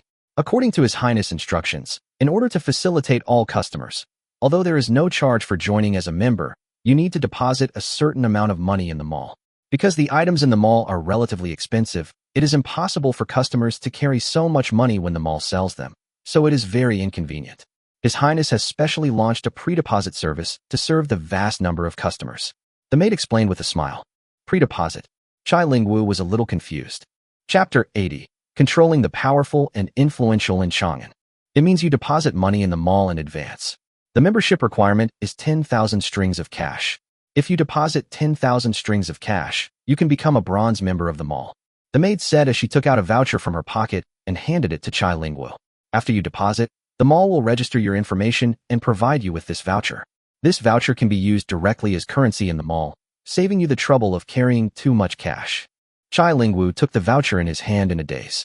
He understood what he said, but he was still a little confused. Did this pre-deposit mean that he would deposit the money with Li Ku first, and then the money would be directly deducted when he bought something? He probably understood it, and he was not afraid that Li Ku would steal his money. His Royal Highness the King of Shu was a bit reckless, but his credibility was extremely high. When he took the exchange voucher from the other party, Chai Lingwu thought it was just an ordinary piece of paper at first. He was still thinking in his mind that His Highness was not afraid of people disguising the exchange voucher, but he soon found something wrong. This paper, the quality is too good. Although the paper looked ordinary, it was extremely white and of excellent quality. He even felt that if he didn't tear it hard, he wouldn't be able to tear it. What made him even more amazed was that there was a peony painted on one side of the paper. No, he didn't know how it was painted, but this peony was so exquisite. It was almost exactly like the real thing. The most important thing was the color, the lines. Oh my God. And these words, the strokes on them were almost straight and even, and the thickness was exactly the same. There was no difference in the handwriting. This was amazing. He touched it with his hand, and these words seemed to be engraved on the paper, and it didn't seem to be written with ink. This a disguise? Chai Lingwu quickly shook his head. This paper was not something anyone could fake. At least, Chai Lingwu had never seen anyone with such high-quality paper. And the handwriting on it, that peony, could not be imitated. You mean, we can use this as 100 strings of cash in the mall? Tang Shanshi was also surprised by this exchange voucher. Yes, not just in this mall, but 2 more Yujian malls will soon open throughout Chang'an City, one in the east and the other in the East Market. Your exchange voucher can also be used in both malls. Even if you don't have cash with you and need money, If there's a Eugene Mall nearby, you can directly use this exchange voucher to exchange it for cash there. Your Highness will only be keeping it for you. Of course, if you exchange it for cash, Your Highness will charge a 1% handling fee due to the loss of the money. That means 1 guan for every 100 guan. The maid explained with a smile. Can you also spend money at the other 2 shopping malls? Chai Lingwu and Tang Shanshi looked at each other. It seemed like they actually lived closer to Shishir, which was too convenient. I just heard you say that if you deposit 10,000 strings of cash, you can become a bronze member? Is there a higher level? Chai Lingwu asked tentatively, mainly because the word brass was too suggestive. Of course, a deposit of 100,000 guan, approximately 10,000 guan, will qualify you as a distinguished silver member, and a deposit of 500,000 guan, approximately 10,000 guan, will qualify you as a top-tier gold member. However, there are only 99 gold members in total. Once the number of deposits reaches 99, no further gold members will be added. Any new gold membership will require the consent of more than 50% of the membership. Becoming a gold member gives you the right to purchase silk, mercury mirrors, and other unique products from Eugene Mall in large quantities at cost price, and you also have the right to operate them in other regions of the Tang dynasty. The maid said with a smile. Chai Lingwu and Tang Shanshi looked at each other. This is too tempting. Even a fool knows how much these goods can be sold for if they are taken to Luoyang or other places in the Tang dynasty, or even to the western regions. Mr. Chai, would you like to become a member? The maid asked with a smile. The maids beside them also looked at the two with anticipation. When Chai Lingwu saw the looks from these maids, he suddenly felt that it would be too embarrassing if he said he would not join. Join. Become a silver member. Chai Lingwu gritted his teeth and spoke directly. 100,000 strings of cash. He could take it out. Besides, it wasn't like he'd spent the money. It was just deposited with His Royal Highness the King of Shu. He could withdraw it at any time. The only loss would be the one handling fee, which was only 100 strings of cash for 10,000 strings of cash. As soon as Chai Lingwu said this, the maids beside him turned to Tang Shanshi in unison, their movements as if they had been trained. Being suddenly stared at by so many maids, Tang Shanshi actually felt a little nervous.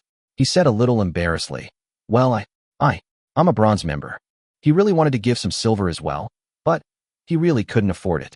His father was not a money saver, and the Tang family didn't have much money. The 10,000 strings of cash he could use was the limit.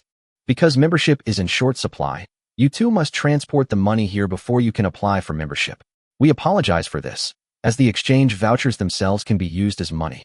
His Royal Highness the King of Shu is not here, so we servants dare not make decisions on our own. A maid said respectfully, I hope Master Chai and Master Tang will bear with me. Chai Lingwu originally wanted to say, you handle it for me first, and I will get the money later. But since the maid said so, they suddenly felt embarrassed to make things difficult for a servant. They were all sons of the Duke, and it would be too embarrassing to make things difficult for a maid. If you think about it carefully, these maids really can't make the decision. This is not just 1 or 2 strings of string. This is 10,000 strings of string or 100,000 strings of string. Selling these maids hundreds of times is not worth that much money. Let's go back and get the money. Chai Lingwu said quickly. Let's go. Tang Shanshi simply nodded. He had to join the membership. Otherwise, when he came here in the future and was asked, he was found to be not even a member. Wouldn't that be too embarrassing? The two of them simply turned around and left the mall, heading straight home. Tang Shanshi's home was closer, so he went straight to the accounting office when he got home. However, 10,000 strings of cash was indeed not a small sum for Tang Jin's family. It was not that they could not come up with it, but Tang Shanshi simply did not have the ability to do so. At least for now, he couldn't take so much from the accounting office at will. Dozens or hundreds of strings of cash were no problem, but tens of thousands were common. Naturally, the housekeeper didn't dare to take so much and notified Tang Jin immediately. What do you want so much money for? Tang Jin glared at Tang Shanshi when he saw him. Tang Shanshi did not hide it and told Tang Jin about the membership system of Eugene Mall. Tang Jin naturally knew about Eugene Mall. After hearing about the membership system, he hesitated for a moment. That was the place of His Royal Highness the King of Shu. If he did not become a member, would it be disrespectful to His Royal Highness the King of Shu? Of course, it doesn't matter whether you give face to His Highness the King of Shu or not. His Highness the King of Shu is a very interesting person. As long as you don't provoke him, whether you give him face or not, he won't cause you trouble or hold a grudge against you. He is very easy to get along with. But the things in one shopping mall were so good that the Tang family had to buy some. If I go shopping from now on without a membership, won't I be laughed at by my colleagues? Chapter 81 done. You said, His Royal Highness the King of Shu said it? Can it be fulfilled at any time? Tang Jian asked again. Yes, father, there is another thing. The exchange voucher of His Royal Highness the King of Shu is extremely exquisite. You will know it when you see it. It is impossible to be imitated. Moreover, the material of the exchange voucher is paper, which is easy to put. Think about it. You can put the paper anywhere, and you can go to a mall to exchange money for it. If you go to other places to spend money, no one will know. Tang Shanshi whispered. He knew his father's weakness, which was his mother. Of course, he was not afraid of his mother. The person who was most afraid of his wife in the whole Chang'an was Duke of Wei, Feng Xianling. But if his father went to listen to music or visit a brothel, his mother would always make a fuss, saying that his father despised her, so his father never got tired of it. Now that he had this thing, he didn't have to ask the accountant for money, which was naturally much more convenient. Well, what you said makes sense. So, you go and apply for 3 memberships. You and your mother will both apply for bronze membership, and you can apply for a silver membership for me, Tang Jian said with a dry cough. Yes. Tang Shanshi was immediately overjoyed. In fact, the biggest reason that made Tang Jian make this decision was that Li Ke's mall did not want their money. They could withdraw cash and exchange it at any time. The money was basically still theirs. Although there was a 1% handling fee when exchanging, this handling fee was a drop in the bucket for them. A membership is good. Tang Shanshi immediately ordered people to drive the carriage and then start transporting money. Such a large amount of money could not be transported without a carriage. Looking at the money loaded on the carriage and thinking about the exchange vouchers he had seen in a shopping mall before, Tang Shanshi suddenly felt that this money was indeed inconvenient. It was too heavy. After taking the money to a shopping mall, Tang Shanshi did not wait for Chai Lingwu. After he came over, he went straight to the maid and said he wanted to apply for 3 memberships. Okay, call me Duke of Zhu. Mr. Tang, you know that although His Royal Highness the King of Shu does not limit the amount of cash you can withdraw, and there are no restrictions for bronze members, the minimum balance in the silver members account cannot be less than 10,000 strings of cash. The maid said with a smile. What do you mean? Tang Jian, who followed, was a little confused. You deposit 100,000 strings of cash and obtain His Highness's silver membership, but you cannot withdraw all of it right away. You must keep at least 10,000 strings of cash in your account. The money is still yours, and you can still use it for consumption. Of course, you can withdraw all of it, and His Highness will not stop you. However, if a silver member withdraws all of it, His Highness will revoke his membership. The maid explained. The reason for this requirement is to prevent someone from enjoying the mall's silver membership by simply paying a handling fee. This is unfair to the distinguished customers who actually apply for silver membership. His Royal Highness the King of Shu said that fairness is the most important thing to him. The maid said seriously. Oh, so that's how it was. Tang Jian understood instantly. Thinking about it carefully, this made sense. Gold membership must have higher requirements. Otherwise, if he took 500,000 guan and then cashed it out, the 1% handling fee would only be 5,000 guan. But for the opportunity to distribute this unique silk, what was 5,000 guan? Tang Jian could even afford it. The 10,000 strings of cash are just deposited here. Besides, no one wants his money. He can continue to spend it and withdraw it. It's just that his qualification will be revoked after the withdrawal. Just treat it as if it is with His Royal Highness the King of Shu. I guess His Royal Highness the King of Shu would not look down on his 10,000 strings of cash. Done. Tang Jian waved his hand. Thank you, Duke Zhu and Mr. Tang, for supporting Yujian Mall's membership activities. Yujian Mall is honored to have you 2 members, and all the members of the mall are looking forward to your visit at any time. You can let us know if you have any requests.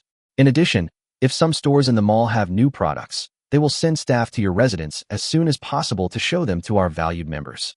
All the maids around immediately bowed. Tang Jian nodded with satisfaction. The other party's attitude was really good. Very good. Then I'll go back first. Tang Jian waved his hand. He had something else to do. Welcome to visit us again. We sincerely invite Duke Zhu and your family to visit our Shanhang store in 2 days. To thank the first batch of members, we will hold a special performance evening in 2 days. The maid said with a smile. I understand. We'll see whether I can come or not when the time comes. Tang Jian waved his hand casually. Farewell, Duke of Zhu. All the maids bowed again, their attitudes completely different. Tang Jian left in a very cool manner. Chai Lingwu's situation was similar to Tang Shanshi's, but Chai Lingwu's father, Chai Xiao, Duke of Chaoqiao, also became a silver member. Chai Lingwu and Tang Shanshi were among the first members to join, but they didn't feel anything. It was only when they received the stack of exchange coupons that they were both amazed, because no matter how many exchange coupons there were, they were all exactly the same, with no difference at all. This is too difficult to achieve. And they also learned that the exchange coupons were divided into 3 denominations: 100 guan, 10 guan, and 1 guan. Chai Lingwu naturally also received the news that a special party would be held here in 2 days. Li Ku was naturally very concerned about the first day of the membership launch, but he couldn't be there, so he could only wait for Tianming to notify him. What Li Ku didn't expect was that after only half a day, Tianming sent someone back to inform Li Ku that the number of redemption coupons was insufficient and asked him to print them quickly. Li Ku was a little confused. He seemed to have printed it twice, a total of 1 million strings of cash. Wasn't that enough? As for the gold membership, Li Ku never thought that anyone would apply for it. But Tianming said this, which means that the powerful people in the Tang dynasty are quite accepting of this membership. Think about it carefully. This must be related to the current withdrawal. What else can be said? Print money quickly. This is all money. The 3 printing presses started up again, but this time Li Ku simply added a few more denominations. The largest denomination was raised from 100 guan to 1,000 guan. Then he added 2 more denominations, 50 guan and 5 guan. This time, Li Ku paused and directly printed out 10 million guan. He didn't believe that he could redeem all of them. Of course, among these 10 million strings of coins, the number of 1 string, 5 strings of coins, and 10 strings of coins is the largest. The number of 50 and 100 strings is about the same, and the number of 1,000 strings is the least. But 1,000 guan accounted for half of the share, a full 5 million guan. Tianming rushed back in the morning, firstly to take away the printed exchange coupons, and secondly to report to Li Ku. Your Highness, we exchanged a total of about 1.2 million strings of cash yesterday. Tianming brought back a number that Li Ku found unimaginable. You're crazy. Li Ku was a little confused. 1.2 million guan. Although this wasn't his money, but someone else's pre-deposited money, such a high number still exceeded Li Ku's imagination. According to Li Ku's thinking, the initial 1 million guan of exchange coupons would definitely be enough. Remember, this was only the first day? Chapter 82, It's All a Routine. It was Li Jinlong, the eldest son of Li Shiji, the Jinzi Guanglu doctor, who applied for the first gold membership of Yujian Mall for his father. Tianming said seriously. Li Shiji. Li Ku was a little confused. Li Shiji was Li Ji. Li Ji changed his name to Li Ji to avoid Li Shimin's name after his father Li Shimin passed away. He and Li Shiji had little in common. Li Shiji had not yet been granted the title of Duke of Ying, and the two of them were merely acquaintances. Li Shiji was not from a prominent family either.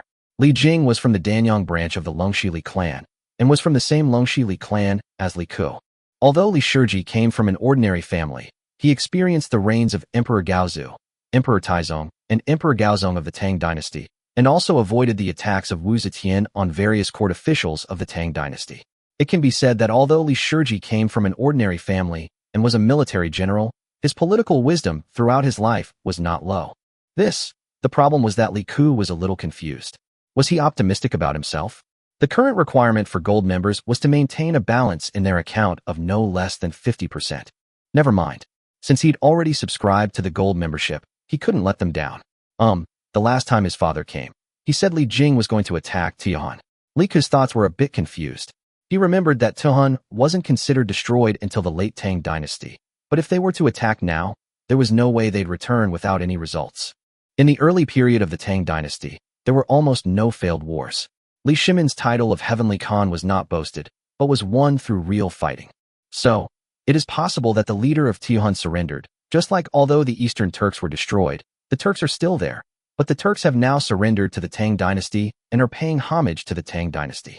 In fact, these nomadic peoples are like wolves that cannot be tamed in the current situation of inconvenient transportation.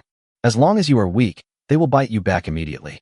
However, one thing that must be said is that the deterrence of the Tang dynasty towards nomadic peoples can be said to be very strong. At least these ethnic minorities that surrendered to the Tang dynasty still had many loyal ministers when the Tang dynasty became weak in the later period, which is also amazing. Hey, this is the difference between historical records and reality. History only records the results and the general process, but no one knows what happened in the middle. But if you remembered correctly, the capital of Tianhan seemed to be on the shore of Qinghai Lake, because there was a grassland there, which was a place with abundant water and grass for Tianhan, who were also a nomadic people. Since the royal city is near Qinghai Lake, it is not far from Shaka Salt Lake. Getting Shaka Salt Lake means a huge amount of salt, which can be used in a similar way to the drying method of sea salt in later generations. The sun-drying method of making sea salt first appeared in the Northern Song dynasty. However, due to insufficient technology, the boiling method was still used. Therefore, the production of salt in this era was difficult and costly. The real successful drying technique was not until the late Qing dynasty, but it was naturally not difficult for Li Ku, as he had a complete set of books on the techniques of drying sea salt, lake salt, and making refined salt. In this way, it seems that he can kill two birds with one stone. Li Ku touched his chin and let his company cooperate with Li Jing, Li Ji, or Ho Junji, and then cooperate with some local soldiers to produce a large amount of salt. The huge amount of low-cost salt will inevitably bring terrible profits. In this way, the Tang dynasty had the reason and financial resources to station troops in Tiuhan, and part of the profits, whether it was through cooperation with Li Ji, Li Jing, or Ho Junji, would actually benefit the lower-level soldiers in the end, which meant that he had won over a group of lower-level soldiers. Many ancient Chinese dynasties defeated nomadic peoples, but the reason they were repeatedly unable to control them was not because these dynasties did not want to station troops, but because the cost of stationing troops was too high in that era and the dynasties could not afford it. However, the salt of Shaka Salt Lake alone is enough to feed the Tang dynasty for hundreds of years. Moreover, the salt of Shaka Salt Lake is a rare high-purity sodium chloride salt lake. Unlike other salt lakes and sea salt, it contains a lot of other salt components after drying, and it is difficult to remove these in this era. There is a difference between salt lakes. Although many salt lakes are salty, they are not even sodium chloride. For example, Lop Nur, which has not dried up in this era, is also called Peacock Sea. It is a potassium salt lake. Although potassium salt can be eaten, it requires a lot of processes to turn it into potassium salt that humans can eat, which are not available in this era. Well, no, I helped Lao Li solve the problem, and then I have to ask him for some benefits. 2 days later, Yang Anning and the other three will return to Chang'an City. They cannot attend today's party without them. You are very important today. I will ask Tian Meng to find a few people to act as agents and give you rewards. There will definitely be other people following. You can just accept the money directly when the time comes. This money is your own income. Li Ku said, Your Highness, Yang Li originally wanted to say that Your Highness has given enough and we don't need this income. But when she was halfway through, Yang and Ning tugged at her clothes, then smiled and said, Thank you, Your Highness. There is a store in the shopping mall Shanhang. Many people received invitations today. Without exception, all the members came. After all, His Royal Highness the King of Shu said that today's performance was for them, the members. And since I have already spent the money, I naturally want to see the difference of this membership. Similarly, there are more non-members here today. In fact, since the opening of the mall, it is true that the goods have attracted many people, but the food in the mall and the performances every night have attracted even more people. There weren't many entertainment activities in this era, otherwise Peking Fang wouldn't be so popular. After being adjusted by Li Ku, the songs sung by Yang Anning and others attracted too many people, because the compositions were very novel and completely different from the repertoires of this era, especially the music played by the entire band together, which highlighted a grandeur. Other brothels wanted to imitate this, but this era was different from later generations. If you wanted to imitate here, first you had to consider who you were imitating. Second, if there was no one to teach you, the threshold for this kind of thing would not be that low. This led to the daily evening performances in a shopping mall, which were even more popular than the original Huiyue Tower. Ashaluf fixed his makeup and arrived at the entrance of the mall. He was now a Hu merchant from the Arab Empire, coming to the Tang dynasty to do business. No one knew that he had actually been a member of His Highness's army for a long time. Back then, his tribe was massacred by another tribe, and his mother was kidnapped. He had escaped by chance and was taken in by His Highness's men. From then on, Ashaluf seemed to have come to a whole new world. He had never felt that life was so bright. Before that, he believed in Cheng Xingshan, but after that, he only believed in Your Highness. There are several important tasks today. For example, he personally invited many Hu merchants from the western regions, some nobles from the 36 countries in the western regions, and others to come here. The reason for this is naturally the money in their hands. He wants them to willingly offer the money in their hands to His Highness and contribute to His Highness's career. This is for their own good. Otherwise, would they have the honor of witnessing His Highness's business methods? Amidst the respectful welcome of several maids, Ashaluf entered the hall and arrived at the performance venue. When he arrived there, he saw that many of the Hu merchants, both those he invited and those not, had already arrived. As soon as he entered, several maids in the hall immediately bowed respectfully. The leading maid said in a loud voice, Hello, respected Mr. Ashaluf. Would you like to sit in the hall or in the private room today? All the Hu merchants and envoys from the various nations of West Lake were surprised. Why were these maids so respectful to this Hu merchant? You have to know that the Tang dynasty was the celestial empire. When nobles from the western regions came here, the maids here never looked down on them. But they treated this man differently. The hall, Ashalu said lightly. Please. The leading maid immediately led him to the front row and the best seat in the hall to watch the performance. That seat was already filled with many of the Tang dynasty's dignitaries, but whenever they wanted to sit there, they were dissuaded by the maids, saying that it was reserved for someone else. And now, it was actually a Hu merchant. All the powerful people in the Tang dynasty were immediately furious. In the Tang dynasty, it was different from later generations. In the Tang dynasty, even ordinary people on the street looked down on these Hu people. This was during the Jingguan period. By the time of Emperor Gaozong, and later, it was truly a tribute from all nations. Why does he have the right to sit in the best seat here?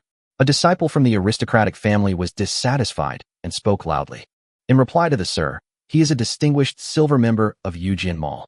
His Royal Highness the King of Shu said that here, in Yujian Mall, he and other members are the most distinguished guests because they trust His Royal Highness the King of Shu. His Royal Highness said that if you have any questions, you can talk to him. The maid said softly, Go to the King of Shu to argue? Forget it. This aristocratic disciple decisively sat down. Although he was unhappy, he would never argue with the King of Shu, forget it. But he didn't notice that the eyes of the Hu merchants who could only sit in the corners next to him were getting brighter and brighter. Chapter 83. The heart is in the boundary and the body is uncontrollable, Part 1. Of course, these foreign merchants certainly couldn't imagine what the meaning behind this was, but at this moment, they only had one thought. The Tang dynasty was the celestial empire. They came here with awe in their hearts, but there was a problem. That is, these people are actually people of very high status in their respective countries, including the pure Hu merchants disguised as Ashalu, because in the 36 kingdoms of the western regions, or even more distant countries such as the Arab Empire and Persia, the status of merchants in these countries is not like that in the Tang dynasty. What's more, those who can be businessmen in these countries often have very high status behind them and are all nobles. Of course, we cannot rule out the possibility that there were some Hu merchants who had gone bankrupt in the West but took the risk to enter the Silk Road in order to make money. There were many such people. But for the most part, those who could successfully come to the Tang dynasty were people of status and position, because only these big businessmen could afford bodyguards. Some scattered merchants had long been wiped out by horse bandits and Turkic tribes. After coming to the Tang dynasty, these people felt a psychological gap. On the street, even an ordinary vendor would spit at them with contempt, but they did not dare to do anything to these people. Because the Tang dynasty was too powerful, they couldn't afford to offend it. But don't they feel aggrieved? Aggrieved, but you have to bear with it. If this is the case with ordinary people in the Tang dynasty, what about facing the real ruling class of the Tang dynasty, the aristocratic class? Not to mention those who came to Chang'an with political missions. So they are furious. And yet, in a shopping mall, a place where all the powerful and influential people of the Tang dynasty come, opened by the third prince of the Tang dynasty, these barbarians are actually being treated with the utmost respect. The third prince doesn't even give face to the nobles. Oh, yes, there is no need to give it. After all, he is His Royal Highness the King of Shu, they all understand. And now, here with His Royal Highness the King of Shu, they can actually get back their lost face. Many foreign merchants were planning to apply for membership tomorrow. Although they couldn't afford silver membership, bronze membership was still possible. Those who could live in Chang'an were definitely wealthy. Moreover, the Tang dynasty was just beginning, so it was a good place for foreign politicians to come to Chang'an. At least their food, drink, and accommodation were free. Although the Hu merchants said it is not free, they have money themselves. Moreover, many of the products here by His Royal Highness the King of Shu are very attractive to them. They can make a lot of money by taking these things back. Of course, they have to become members no matter what. But what these Hu merchants didn't know was that the scholars had already lost their patience. Damn it, they usually looked down on these Hu merchants, and now the Hu people were letting these Hu people ride on their heads. How could they tolerate this? Tomorrow I'm going to apply for a silver membership, and you guys just stay by my side obediently. Although I can't cause trouble, I'm a silver member, so I can also take this position. As long as I come early enough, everyone can continue to stay where they are. But it definitely won't work today. It's impossible to run back home to get money at this time. Today, all he can do is watch this Hu merchant show off in front of him. Li Jun came today on behalf of his father. As a gold member, he naturally received the best treatment. If he wanted, the best seat in the hall below would be his. However, Li Jun always followed his father's teachings and kept a low profile. so he just quietly entered a private room. But even though he entered the box and received the best treatment, for example, the people below had no idea what performances were going on today, but he had the program. He knows what's coming up next. There are fresh fruits on the side, and a special kind of juice that seems to be squeezed from fruits. It tastes very good, and all of these are free. You have to know that Li Jun has never seen these things before. If they were placed in a pub, they would definitely be worth a lot of money. Especially this fruit. In spring, the fruit from the south can't be transported here at all. And where did these grapes come from? This isn't grape season. You know, in the Tang dynasty, even in summer, you can only eat the relevant fruits in season. And he actually ate grapes in the spring. Even His Majesty probably can't eat it, right? I have to say, this feeling is amazing. The design of this box is extremely clever. There is a layer of glass in front of him. He can see the people below and hear the arguments below, but the people below cannot see him.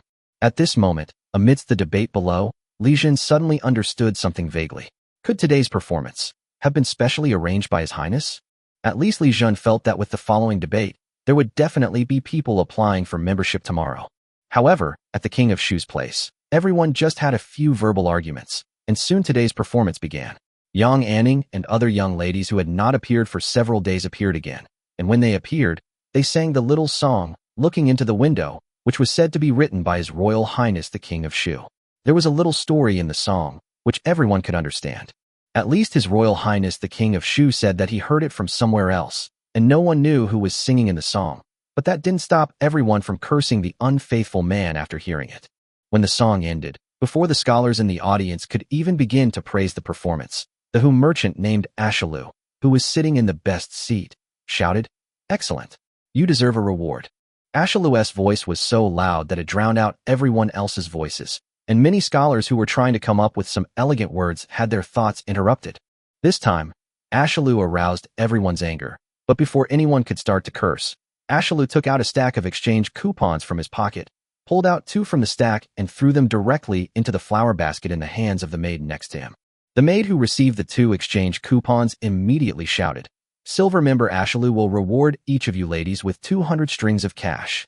Just this one sentence silenced the literati below. 200 strings of copper coins isn't a large number, but it's not small either. Some of the scholars here can afford it, while others can't. The question is, who among those who can afford it can actually carry 200 strings of copper coins? 1 guan of copper coins weighed 1,001, and a Kaiyuan Tongbao coin weighed 2 zhu and 4 si, which was exactly 1 xian. 1 xian also represented 1 won. 10 when weighed 1 liang, so 1 guan of copper coins weighed 6 jin and 4 liang. Who can carry 1,200 kilograms of things when going out? All the scholars want to vomit blood, these barbaric merchants. No martial ethics. Although they sometimes gave large amounts of money as tips, those were usually at brothels, and they usually gave the tips and had the servants deliver them. Actually, there were some who felt good at the time but later denied it, but they were few in number. But His Majesty the King of Shu doesn't recognize this. He's paying cash, and you're just talking nonsense. I feel so frustrated. I wanted to show off, but I couldn't. I feel so uncomfortable. Chapter 84. The heart is in the boundary and the body is uncontrollable. Part 2. These second-generation scholars are so miserable. Although they don't understand the phrase, fake out and get fucked, they have personally experienced this feeling. There is only one word, frustrated. The thing is, they didn't provoke them, they just gave them a tip. So, you don't like it? If you don't like it, come and do it. Still the same problem, no one would bring so many coins to give as a reward. And then again, even if you brought so many coins, would you give as a reward with a big bowl of coins? It would be less convincing than 2 light pieces of paper. Although they are 2 pieces of paper, they represent 200 coins. In a shopping mall, this is money.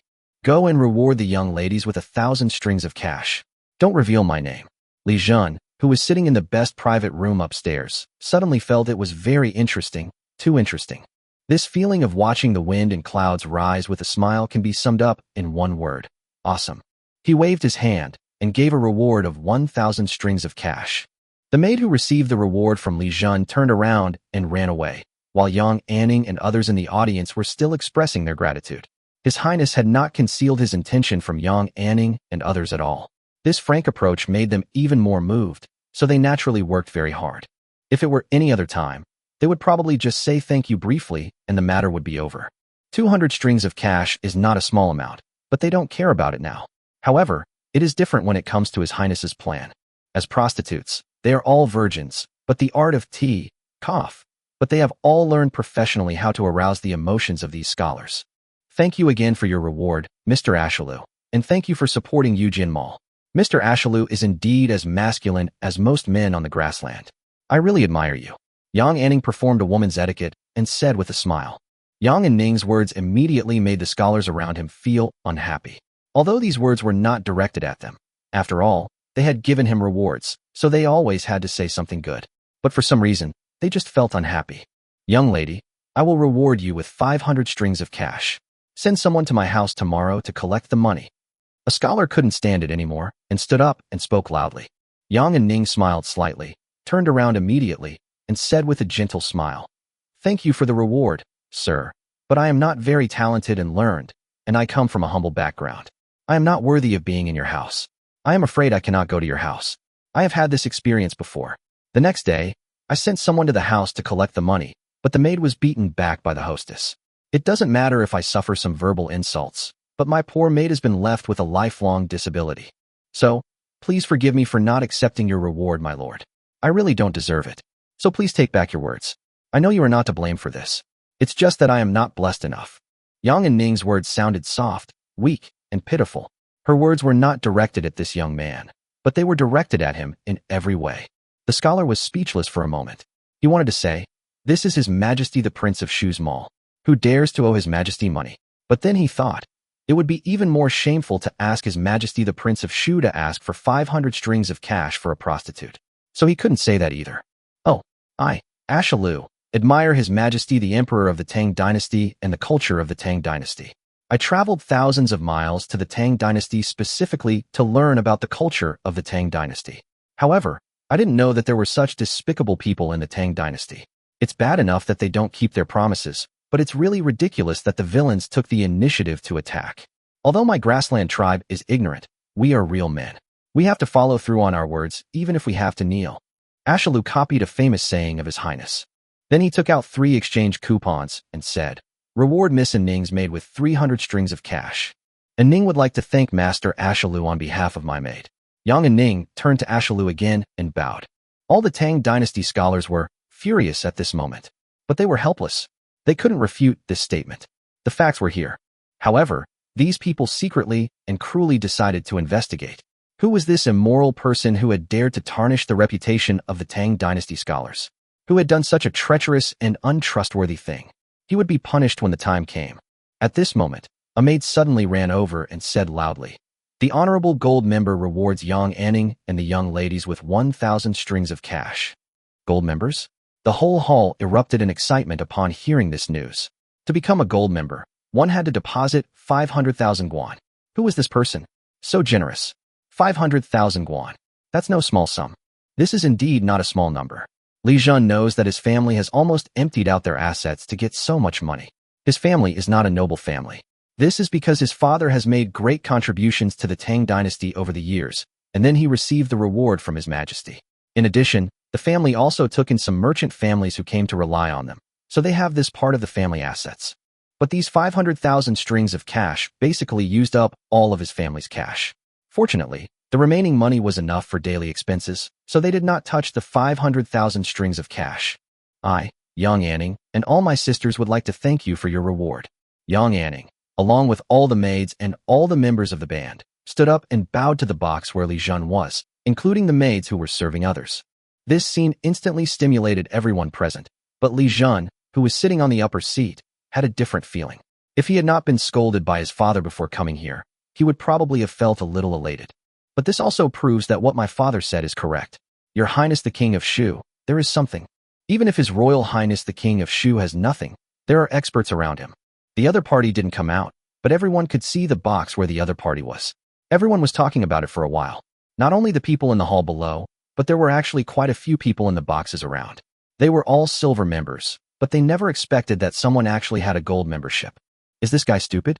Gold members have to deposit 500,000 guan. This figure alone limits a large number of people, not to mention that gold members need to maintain a minimum balance of 50%, otherwise they will lose their membership. I didn't expect anyone would actually apply for this.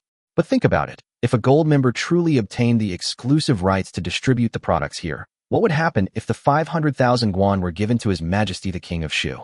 Furthermore, it was already pre-deposited here and could be used for consumption. For some reason, the many scholars in the hall below the stage suddenly lost interest in arguing with each other. But the man with a gold membership instantly defeated all of them, and suddenly everyone felt envious. Chapter 85 His Highness gives you a chance. Yang Anning and her friends performed many pieces today. Except for the new piece that Li Ku played, the others were all old pieces. They were rearranged after discussions between them and some music experts in Li Ku's mansion. They were quite thoughtful and naturally won the favor of many people. And it wasn't just Yang Anning and the other three. Many of the sisters from Huiwa Tower also went on stage to sing and received a lot of praise and rewards from people, especially under the leadership of Ashalu. Many scholars who had become members began to give rewards. At least Yang and Ning secretly saw that many scholars who were not members were borrowing money from some scholars they knew who had registered as members to give them as rewards. In the words of His Highness, these people would be potential customers who would register as members tomorrow. Finally, a mall ended its performance before the evening curfew. After all the members left, Tian Ming began to quickly sort out the mall's evening gains. Yang Anning and the others went to rest. However, before Yang Anning could rest, Tian Ming came back to find him. Miss Ning, can you help me write a list? Tian Ming went straight to the point. What list? She is the most famous top prostitute in all the brothels in Chang'an City. Tian Ming said. No problem. Yang Anning understood instantly that His Highness wanted to help her find some sisters. Although these sisters were competitors before, they are like a family when they come to His Highness. Tian Ming brought pen, ink, and paper, and Yang Anning quickly wrote a list for Tian Ming. Chang'an City was very quiet at night. Apart from some lawless elements, there were only night watchmen and patrolling soldiers on the streets. However, the people returning to their homes at this moment were not calm at all. For example, Li Jun, who had returned home at this moment, honestly told Li Shiji everything that happened today. After listening to it, Li Shiji couldn't help but feel a little emotional.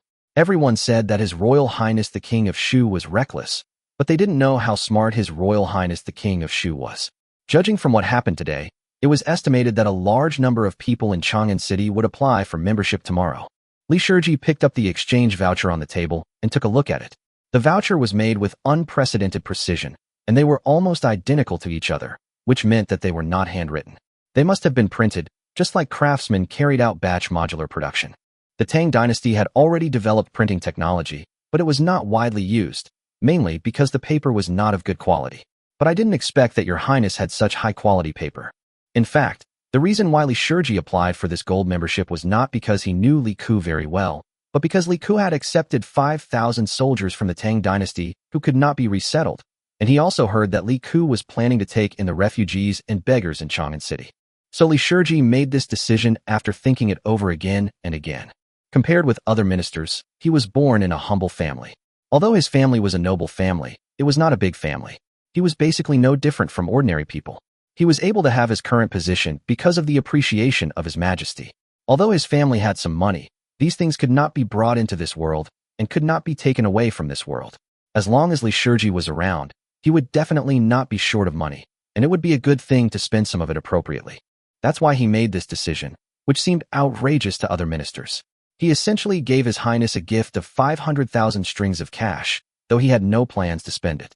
He thought the guards under His Highness' command, as well as the refugees and beggars, might be short of money, so he came up with this idea. The money was given to His Highness, but in fact the favor was given to His Majesty. He felt that the relationship between Li Ku and Li Shimin was deeper than ordinary people imagined. And even if it is not strong, His Majesty will definitely see his intention and will naturally be more confident in him. He can kill two birds with one stone, so 500,000 strings of cash will not matter. But when Li Jun came back and told the story, Li Shiji felt that he seemed to have made some mistake. Judging from the actions of His Royal Highness the King of Shu, it doesn't seem like he is short of money. But it doesn't matter. After spending the money, it won't come at a disadvantage. Compared with the reactions of other families, Li Ku was much calmer. Today's incident was caused by him, and he certainly knew what the consequences would be. The membership growth rate in the next few days will inevitably reach a peak. It is probably unlikely that he can redeem all the 10 million exchange coupons in his hand, but if he can redeem half of them, it should be no problem, right? The result was similar to what Li Ku expected.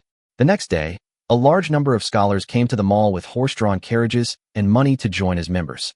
The threshold for bronze membership was not high, and there was no limit on the minimum retention amount. So many scholars came to apply for bronze membership. The peak of the first wave was the Hu people and Hu merchants. Among these Hu people and Hu merchants, there were 8 silver members and 20 to 30 bronze members. The Hu people alone added more than 1 million strings of cash to Li Ke's hands, and most of the people who deposited the money have not withdrawn it directly. Only 1 or 2 people withdrew the money directly, but Li Ke did not stop them and let them withdraw the money directly. Although there is no limit on the amount of money that can be retained for bronze members, you have to keep a symbolic 1 string of money. But what use is 1 string of money for people who come here? It's gone before the flowers bloom. The consumption in this shopping mall is not low at all.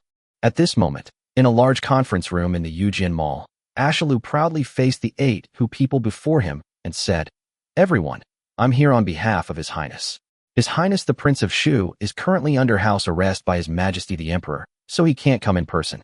However, His Highness the Prince of Shu has said that the 8 of you can open a shop in the Eugene Mall." The 8 Hu people's eyes immediately lit up. These members were somewhat powerful, and they certainly knew how much profit they could make if they could open a store in a shopping mall.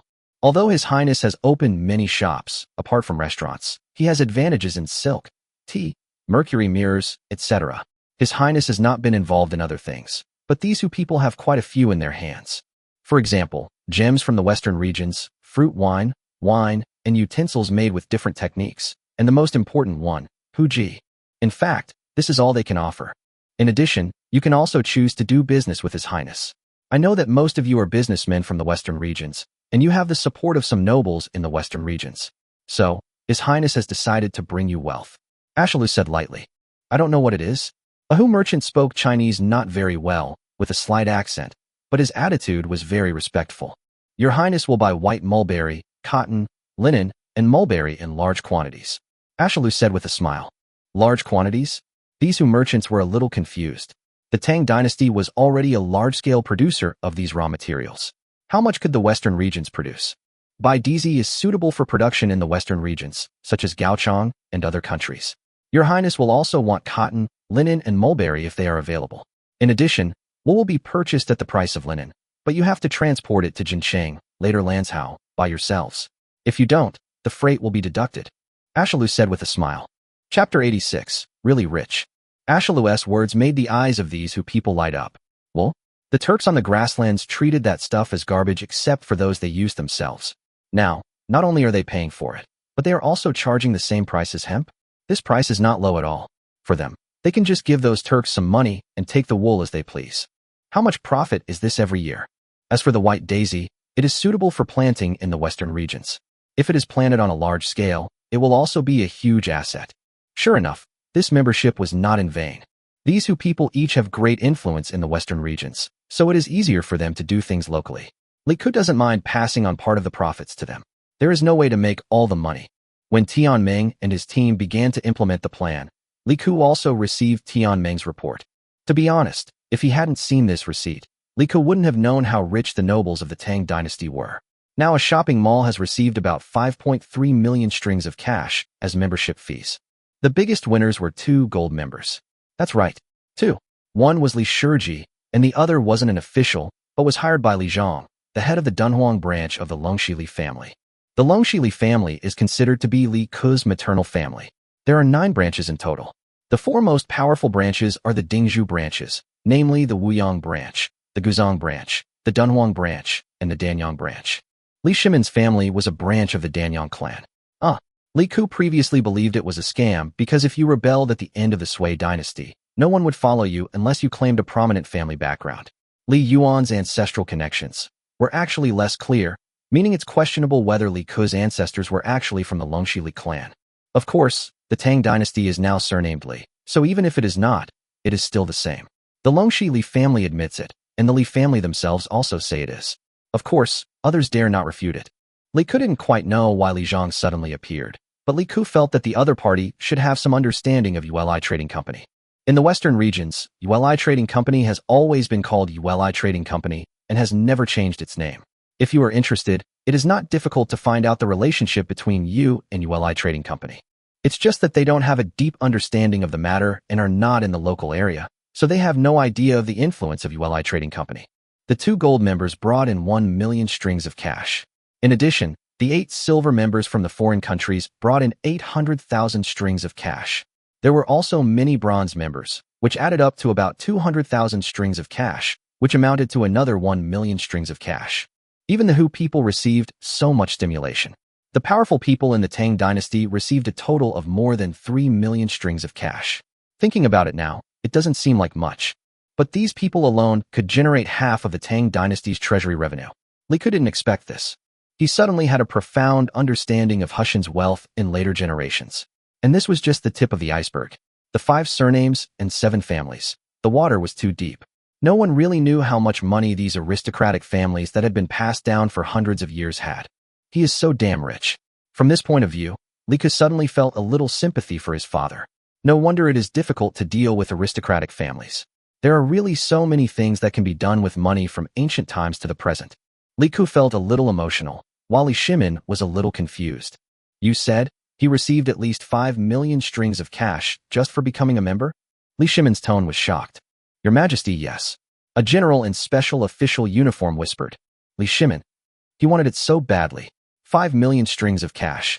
I've been building the Daming Palace for years now, and I haven't spent that much money. The point is, when I spend money to build a palace, Wei Zheng and the court officials keep nagging me about it every day. Li Shimin is almost fed up with it. By now, the Daming Palace is almost completed, but it is half the size he originally envisioned. If he continues to expand it, he doesn't know if he will have the money to complete it in his lifetime. How could Li Shimin not be shocked when he suddenly heard that Li Ke had obtained 5 million strings of cash in one go? Where on earth did this bastard get these ideas from? How did this member come up with them? And someone actually gave him money. Li Shimin was completely puzzled. This kid, it's just your highness's money. Strictly speaking, it was deposited with your highness by these members. Your highness must not spend it casually. The general added. Li Shimin knew this truth very well, but even though he knew it, who wouldn't be tempted by the fact that you have all this real money? Also, don't underestimate the thinking of the ancients. Perhaps their knowledge limited their way of thinking, but if you can come up with certain patterns, these ancient people can quickly figure out the cleverness of it. Li Shimin was naturally the same. As the emperor of the Tang dynasty, his political vision and other aspects were naturally not bad. He quickly figured out how Li Ke had achieved this. That member party. It was like he was holding the necks of those powerful people and saying, will you do it? If not, don't come to me to show off in the future. That was too exciting. Besides, he could probably think of the benefits of Li Ke doing this. Wasn't it the equivalent of spending his goods in advance? Of course, Li Ke did not restrict the withdrawal of those pre-deposited with him, and some people did withdraw cash. However, for these powerful people, the best things they could buy were in the mall, so they naturally spent their money there.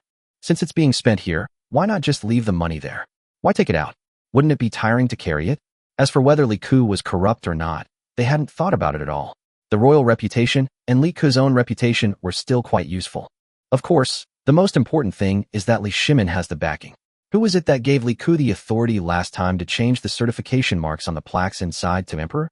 This kid is such a thief. Li Shimin was a little itchy. He had been tricked by this kid again without realizing it. What a loss. If he had known earlier, how could he have just let him change his character to Huang? Wouldn't he have asked him for 1 million strings of cash? No. Li Shimin suddenly realized that this guy was planning to do just this, and then let him get him a title exclusive to craftsman, right? No, he couldn't do that. But Li Shimin was upset. He suddenly remembered the poor scholars in the Imperial College. They definitely hadn't been sent to Li Ke yet. He had to find a way to ask him for some benefits. Although his Daming Palace was completed, he didn't have the furniture inside. How about asking him for some? This kid is absolutely a genius when it comes to enjoying life. After all, it cost the court money to have its craftsmen build it. Right. That's it. Li Shimin immediately asked Chong Lin to call the person in charge of the Imperial College over. The Imperial College of the Tang Dynasty was now an administrative agency, a bit like the Education Bureau of later generations. When the person in charge of the Imperial College came over, Li Shimin told him about this matter. When the person in charge heard about it, he said, "This is easy to deal with. Although this move is suspected of selling these scholars, how can the affairs of scholars be sold? This is His Majesty asking Your Highness to fulfill his filial piety." He immediately ran over to pass on the message. Li Ke, who was outside the city, naturally met the official soon. When he heard the official convey his father's intention, Li Ke was ecstatic. "Oh my God, isn't this royal exclusive brand here? My dad, you really love me." Chapter 87 Scholars in Place. Don't show it. Don't show it. Li Ku warned himself mentally before speaking awkwardly. Well, actually, it's my duty to honor my father, but the furniture used in the entire Daming Palace is not a small number. Li Ku looked embarrassed. Your Highness, this is not something I can decide. This is what His Majesty said. Fan Liangyi, the chief academic officer of the Imperial College, said helplessly. He was just an unknown official in the Tang dynasty. Of course, he could not afford to offend Li Ku, but he could not afford to offend His Majesty even more. He also came here with the intention of making a contribution. This, I can agree to it, but Mr. Fan, the Imperial College manages the academic performance of students from the Imperial College and other universities, as well as some international students. There must be many of them who cannot become officials. I wonder if you can give me the list of these people? Then send them to me when the time comes. Li Ku said with an embarrassed look on his face. That's right, there were many international students in the Tang dynasty during this era. From the founding of the Tang dynasty to the end of the Tang dynasty, the Tang dynasty established diplomatic relations with more than 400 countries, so it was truly called a place where all nations came to pay tribute. At that time, almost all countries were proud to be able to study in the Tang dynasty. For example, the neighboring countries of Japan and Goryeo. If Li Ku remembered correctly, there were examples in history of Japanese people studying in the Tang dynasty and eventually becoming local officials. This showed the open attitude of the Tang dynasty. Li Ku had no other ideas. He wanted to get to know a few Japanese people. Don't get me wrong, he didn't have any thoughts about the women there, because the Japanese people of this era were incomparable to those of later generations, and that place was extremely backward, and was basically in the period of transition from slave society to feudal society. He was just interested in the silver and gold on that island. Although the Japanese islands are short of resources, some mineral resources are very rich.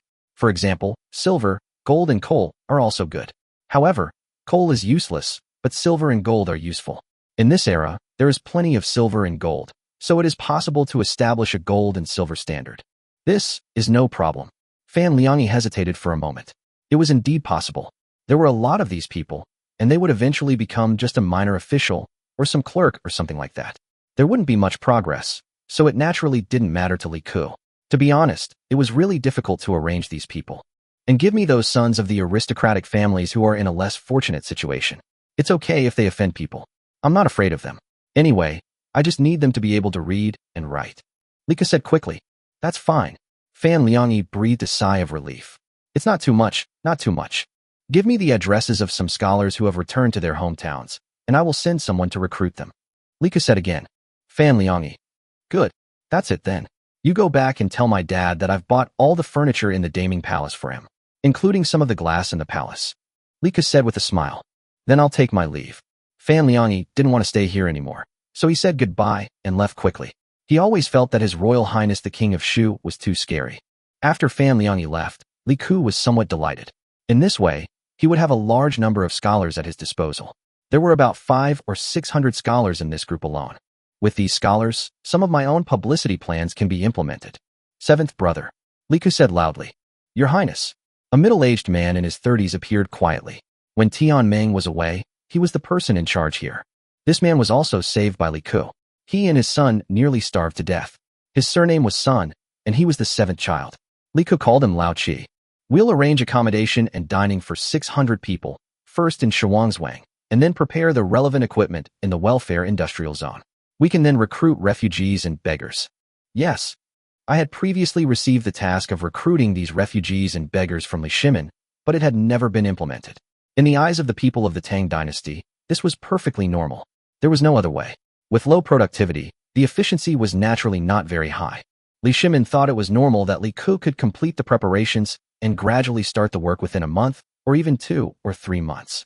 If you were someone who has adapted to the fast-paced life of modern times, you would probably be bored to death if you were thrown back to ancient times. The main reason why the work has not started is that there are not enough literate people. Li Ku actually has quite a few under his name, but these people are spread all over the Tang dynasty. They all have very important jobs. They can be transferred, but when there are free ones, why use their own? These refugees and beggar Li Ku will be of great use in the future, and their information must be registered, which requires a large number of scholars.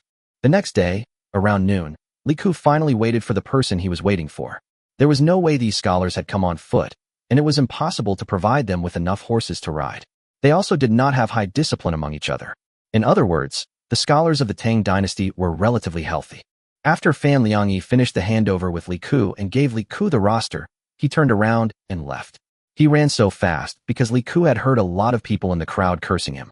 Obviously, they were very unhappy with Fan Liangyi's behavior of leaving them to Li Ku.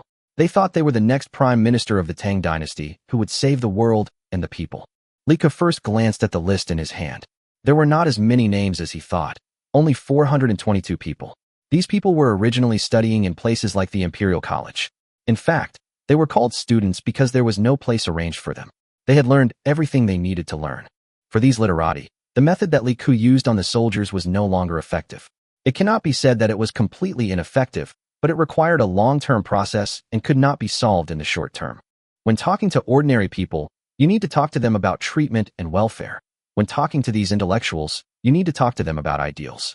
Because the Tang dynasty treated these scholars very well, providing them with free food and accommodation, they had no pressure to survive. Quiet. Li Ku clapped his hands and spoke loudly. Although these scholars found fault, they did not dare to act rudely in front of Li Ku. First of all, although the status of literati in the Tang dynasty was not low, it was not that high either. You can understand this by looking at Cheng Yaojin, Yu Qigong, Li Jing, etc., who simply ignored Zhongsun Wuji and others. If it was just because of this, these literati would naturally not be so honest. The second reason is naturally because of Li Ku's own deterrent power. His Royal Highness the King of Shu's name cannot be used to stop the crying of children in Chang'an. After all, Li Ku is not a bad person, but it can definitely make all the stubborn people in Chang'an shut up. Don't believe it? Chang Suan's eldest son used to be so stubborn that he doesn't even dare to appear before His Royal Highness the King of Shu. Chapter 88. It's not easy to be a life mentor. Everyone fell silent, and Li Ku then spoke calmly. I believe you all know who this prince is. I summoned you here today to work for him. I know you are feeling uncomfortable, but you may know me better than I do. I always say what I think, so your presence here only proves one thing. Li Ku said loudly. That is, no one respects you. Li Ku's voice rose again. The scholars below were stunned for a moment, but they immediately fell silent. Some of you come from humble backgrounds, some have fallen on hard times, and some have offended others. Therefore, no one in the imperial court, the Hongwan Academy, the various government offices, or the 3 provinces and 6 ministries looks up to you. So you can only stay in places like the Imperial College under the pretext of studying, but in reality, you are like food thrown out of a stinking ditch. No one cares about you anymore. The expressions of these scholars turned ferocious. Did they really have no self-awareness? Yes, they all knew their own situation. Moreover, they had read books and knew a lot of truths, so they all knew that what Li Ku said was true. But what about the reality? I'm not talking about comparing you to those important officials in the court. Let's compare you to those who are around your age but have already held positions in the court. They may be your former classmates. Are you worse than them? Not bad. Someone in the crowd shouted. Yes, there are supporting actors. This is the biggest difference between these literati, who can be said to be students, and soldiers. The ways of arousing their passion are also different. Soldiers would not speak easily without orders, but these young scholars were different. The scholars who can come here today are not very old. The oldest is only 26 or 27 years old. In fact, 26 or 27 years old is not young in the Tang dynasty. Many people are grandfathers in their 30s. However, these scholars who were in their 20s had been studying in places like the Imperial Academy and had never suffered any beatings in places like the court. Moreover, they had read books and felt that they were scholars who took the world as their responsibility. So you could say they are naive. But you don't have this opportunity. If I, Li Ku, hadn't brought you here today, you would have been living in the Imperial College, living a life of idleness and waiting to die, all under the guise of studying. Your ambitions would never be realized, and when you were approaching middle age, you would look back and realize that you had already wasted your entire life. Although you possess a wealth of knowledge, you have nowhere to display it. Ultimately, for various reasons, you may only be able to work as a clerk, or even make a living selling calligraphy and paintings on the street, unable to even support your wife, children, and elderly father. Li Ku's voice was like a heavy hammer hitting their hearts. These people were unwilling to believe it before because they felt they had a chance, and no one pointed out the cruel truth to them. But now Li Ku pointed it out to them. Who was Li Ku? The third prince of the Tang dynasty, His Royal Highness the King of Shu. His words were already considered a semi-official stance. Are you willing to do this? I think you are not willing, so I have asked you to come here. Hearing this, many scholars who had lowered their heads suddenly raised their heads, and all of them looked at Li Ku expectantly. Yes, His Royal Highness the King of Shu must not have called them here just to ridicule them. Who is responsible for the current political situation in the Tang dynasty? Who is responsible for the fact that there are no scholars from poor families in the world? The current sage has wanted to strengthen the imperial examination system and provide upward channels for scholars from poor families, but has been repeatedly frustrated. Who is responsible? Li Ku asked 3 questions in succession. No one answered, but everyone knew. But if the current situation is not broken, the Tang dynasty will eventually decline, just like all previous dynasties. History is a mirror that reveals the rise and fall of nations. To build an enduring dynasty, a rational system for the replacement and recommendation of talent, as well as the rational utilization of talent, is essential. What's the most important thing in the Tang dynasty? Talent. And you are the talent. But is it difficult to establish such a system? It is. And I summoned you here today for this great goal. But I am only a prince of the Tang dynasty. I have received a lot of work from my father, but these tasks may only be trivial chores in the early stages. Perhaps even anyone who can read can do them. But I hope you will do it. Why?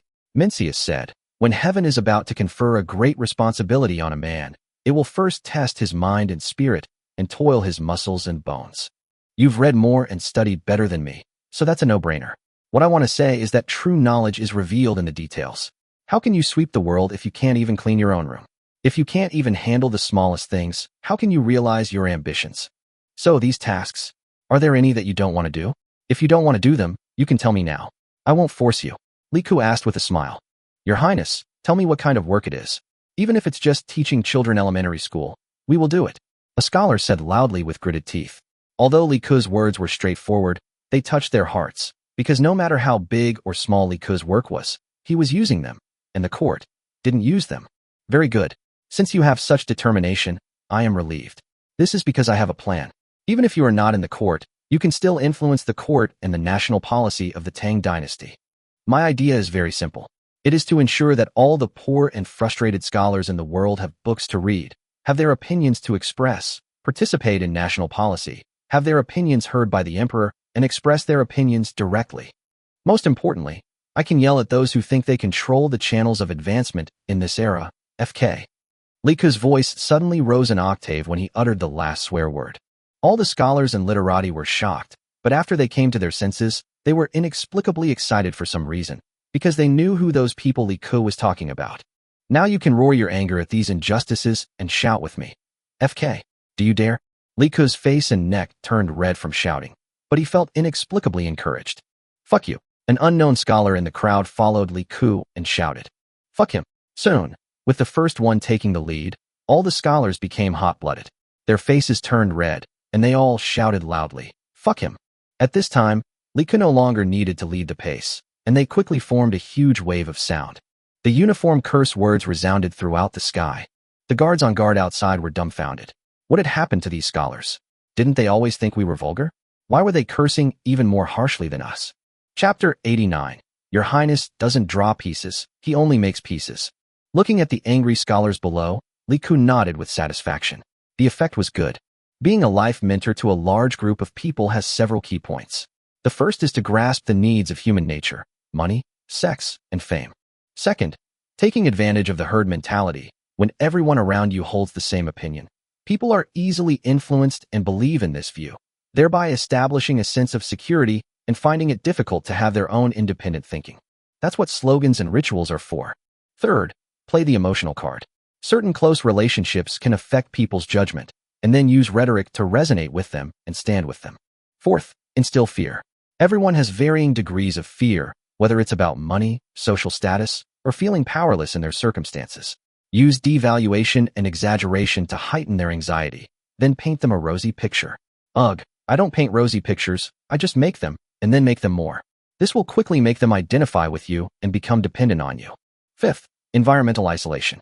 Place them in a relatively independent environment. Provide them with plenty of things to do, occupy their free time, reduce their time for self-reflection, and make them believe that they all share a common and beautiful future. Sixth, target the right group. Well, grasp the key needs. This is very important. Seventh, weird logic. Li Ku doesn't need this. His logic is extremely correct. Other things to keep in mind include being highly excited, speaking in a high-pitched voice, speaking quickly and clearly, so that their brains absorb the information but don't have time to fully process it. Also, maintain a certain level of mystery so that the other party has no way to verify your claim. Well, so this is not brainwashing. Li Ku is instilling correct concepts in them and letting them establish correct beliefs. However, Li Ku did not lie to them. He did prepare a very good position for them, but this position required gradual guidance before it could be achieved. After the scholars below calmed down, Li Ku spoke again. Tomorrow, Your Highness will begin to collect refugees and beggars from Chang'an City. Your main task is to help them register.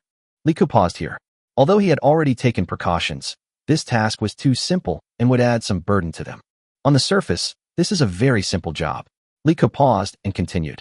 The scholars below were immediately shocked when they heard it. His Royal Highness the King of Shu must have something else in his words. Actually, this job isn't easy at all. You have a very important task, and that's observation. While you're taking the register, you need to quietly elicit information through your verbal skills. This is to prevent anyone with ulterior motives from sneaking in among these people. Of course, another purpose is to train your language skills, because whether in the court or other places, you may fall into the enemy's verbal trap and fall into a passive position if you are not careful. Li Ku said in a deep voice. All the scholars were immediately startled. They had all been educated, and in history, there were countless loyal and righteous people who were framed and killed by their enemies because of a wrong word. Your Highness had indeed considered everything carefully. Second, when you're chatting with them, you should remember how ordinary people speak. How they express themselves in their daily conversations is very different from how you scholars do. As the saying goes, without investigation, there's no right to speak. Without a deep understanding of these grassroots people, you can't grasp the fundamentals of a country. Your ideal is to speak for the people, but if you don't even understand them, what are you speaking for? So, start by understanding them.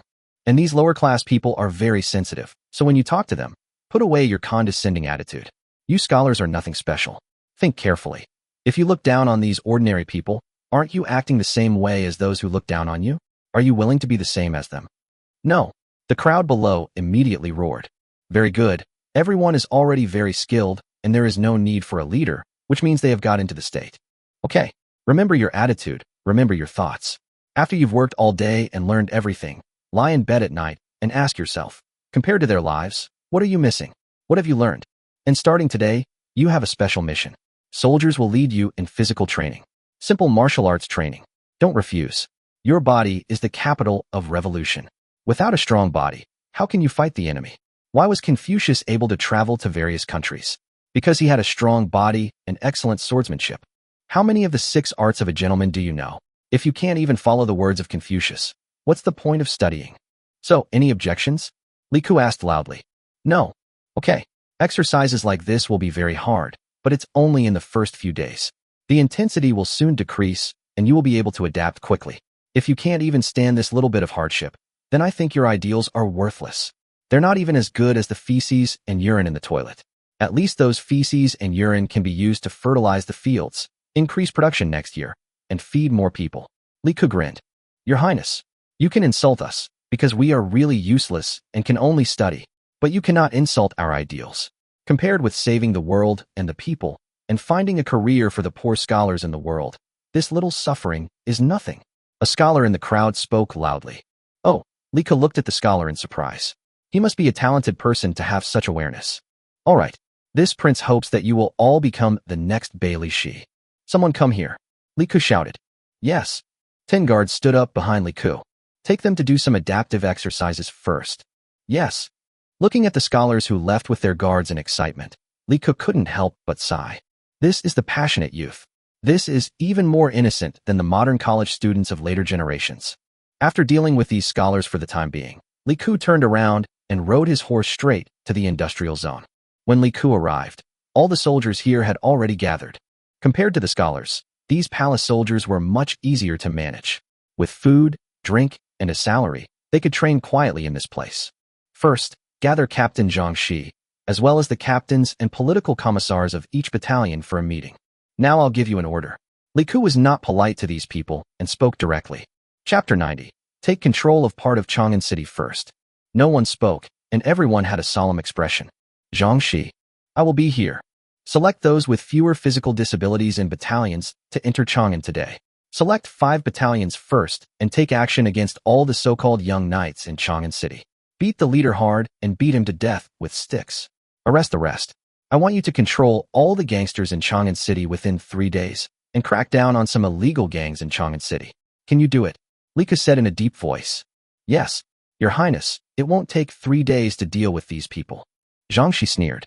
They were just a bunch of young thugs. 3 days? He was overestimating them.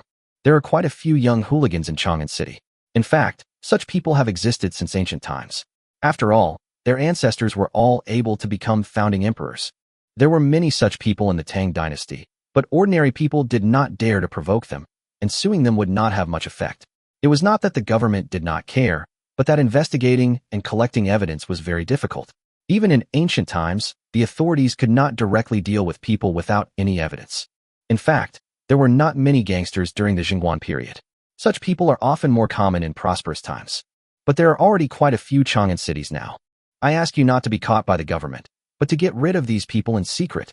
Can you do it? Li Ku asked lightly. Huh? Zhangxi was a little confused. We can't let the government catch us? Why? We're not breaking the law. The composition of gangsters in Chang'an City is very complicated. Since ancient times, there are only a few types of people like gangsters. The first type is beggars. In order to survive, these beggars dare to do almost anything. After all, it is already difficult to survive. Do they still care about whether it is illegal or not? The second category is the floating population, which is somewhat similar to beggars. In dynasties like the Tang dynasty, the floating population included nearby people who came to Chang'an City to find temporary work, and many of them were refugees, which was almost equivalent to becoming non-registered households. Non-registered households in the Tang dynasty were living a life worse than death, so if there was a choice, no one would want to become a non-registered household. Since they have chosen this path, it is not surprising that some of them take risks. Then there were the idlers, a mix of people from all walks of life, including the unsuccessful sons of merchants and nobles, and even the second generation of some aristocratic families.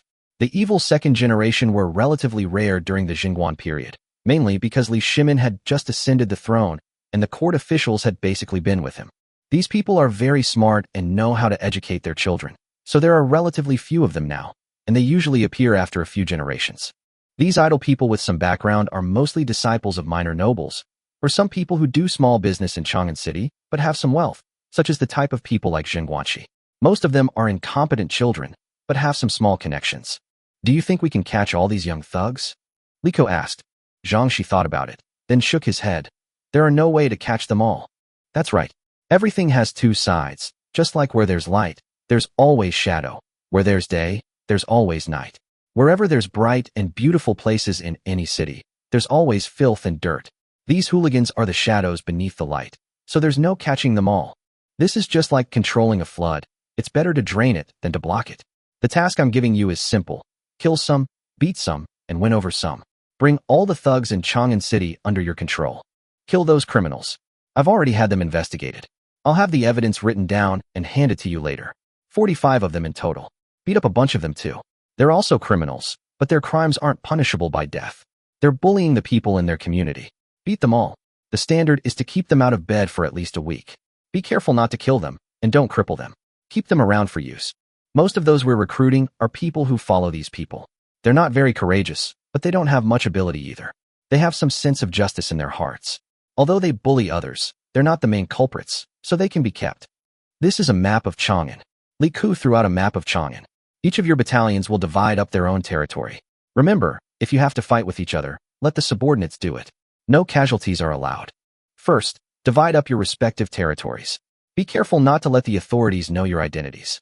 If you're caught by the authorities due to some conflict, have someone notify the inn or the shopping mall in Chang'an City, or simply contact Tianming. I will come and help you handle it personally. But you are strictly prohibited from revealing your identities. Do you understand? I understand. I wonder why your highness is doing this. Zhangxi was a little confused and scratched his head. You have to remember that those powerful people often oppress the people and commit crimes, especially those from powerful families. They disregard the laws of the country, but they know how to circumvent their own laws, so they always find some thugs to do some illegal things. And if you have these people, remember to keep all their evidence for me, and finally send it to Tianming or other places for archiving. Li Ku said lightly. Zhangxi's heart trembled. This, he understood. He thought of the dreams that his highness had once told them. To realize those dreams, you must have some means. Good people don't live long, and if you want to remove the nails that prevent his highness from realizing his dreams, these means are necessary. It turns out, Your Highness has been carrying such a heavy burden all along. Zhang Shi looked at Li Ku with admiration. Do you understand? Understood. Everyone shouted in unison. All political commissars, upon your return, gather the brothers from each battalion and explain to them in detail the advantages and disadvantages of our approach. The pros and cons must be clearly explained to them, and the rationale must also be made clear to them.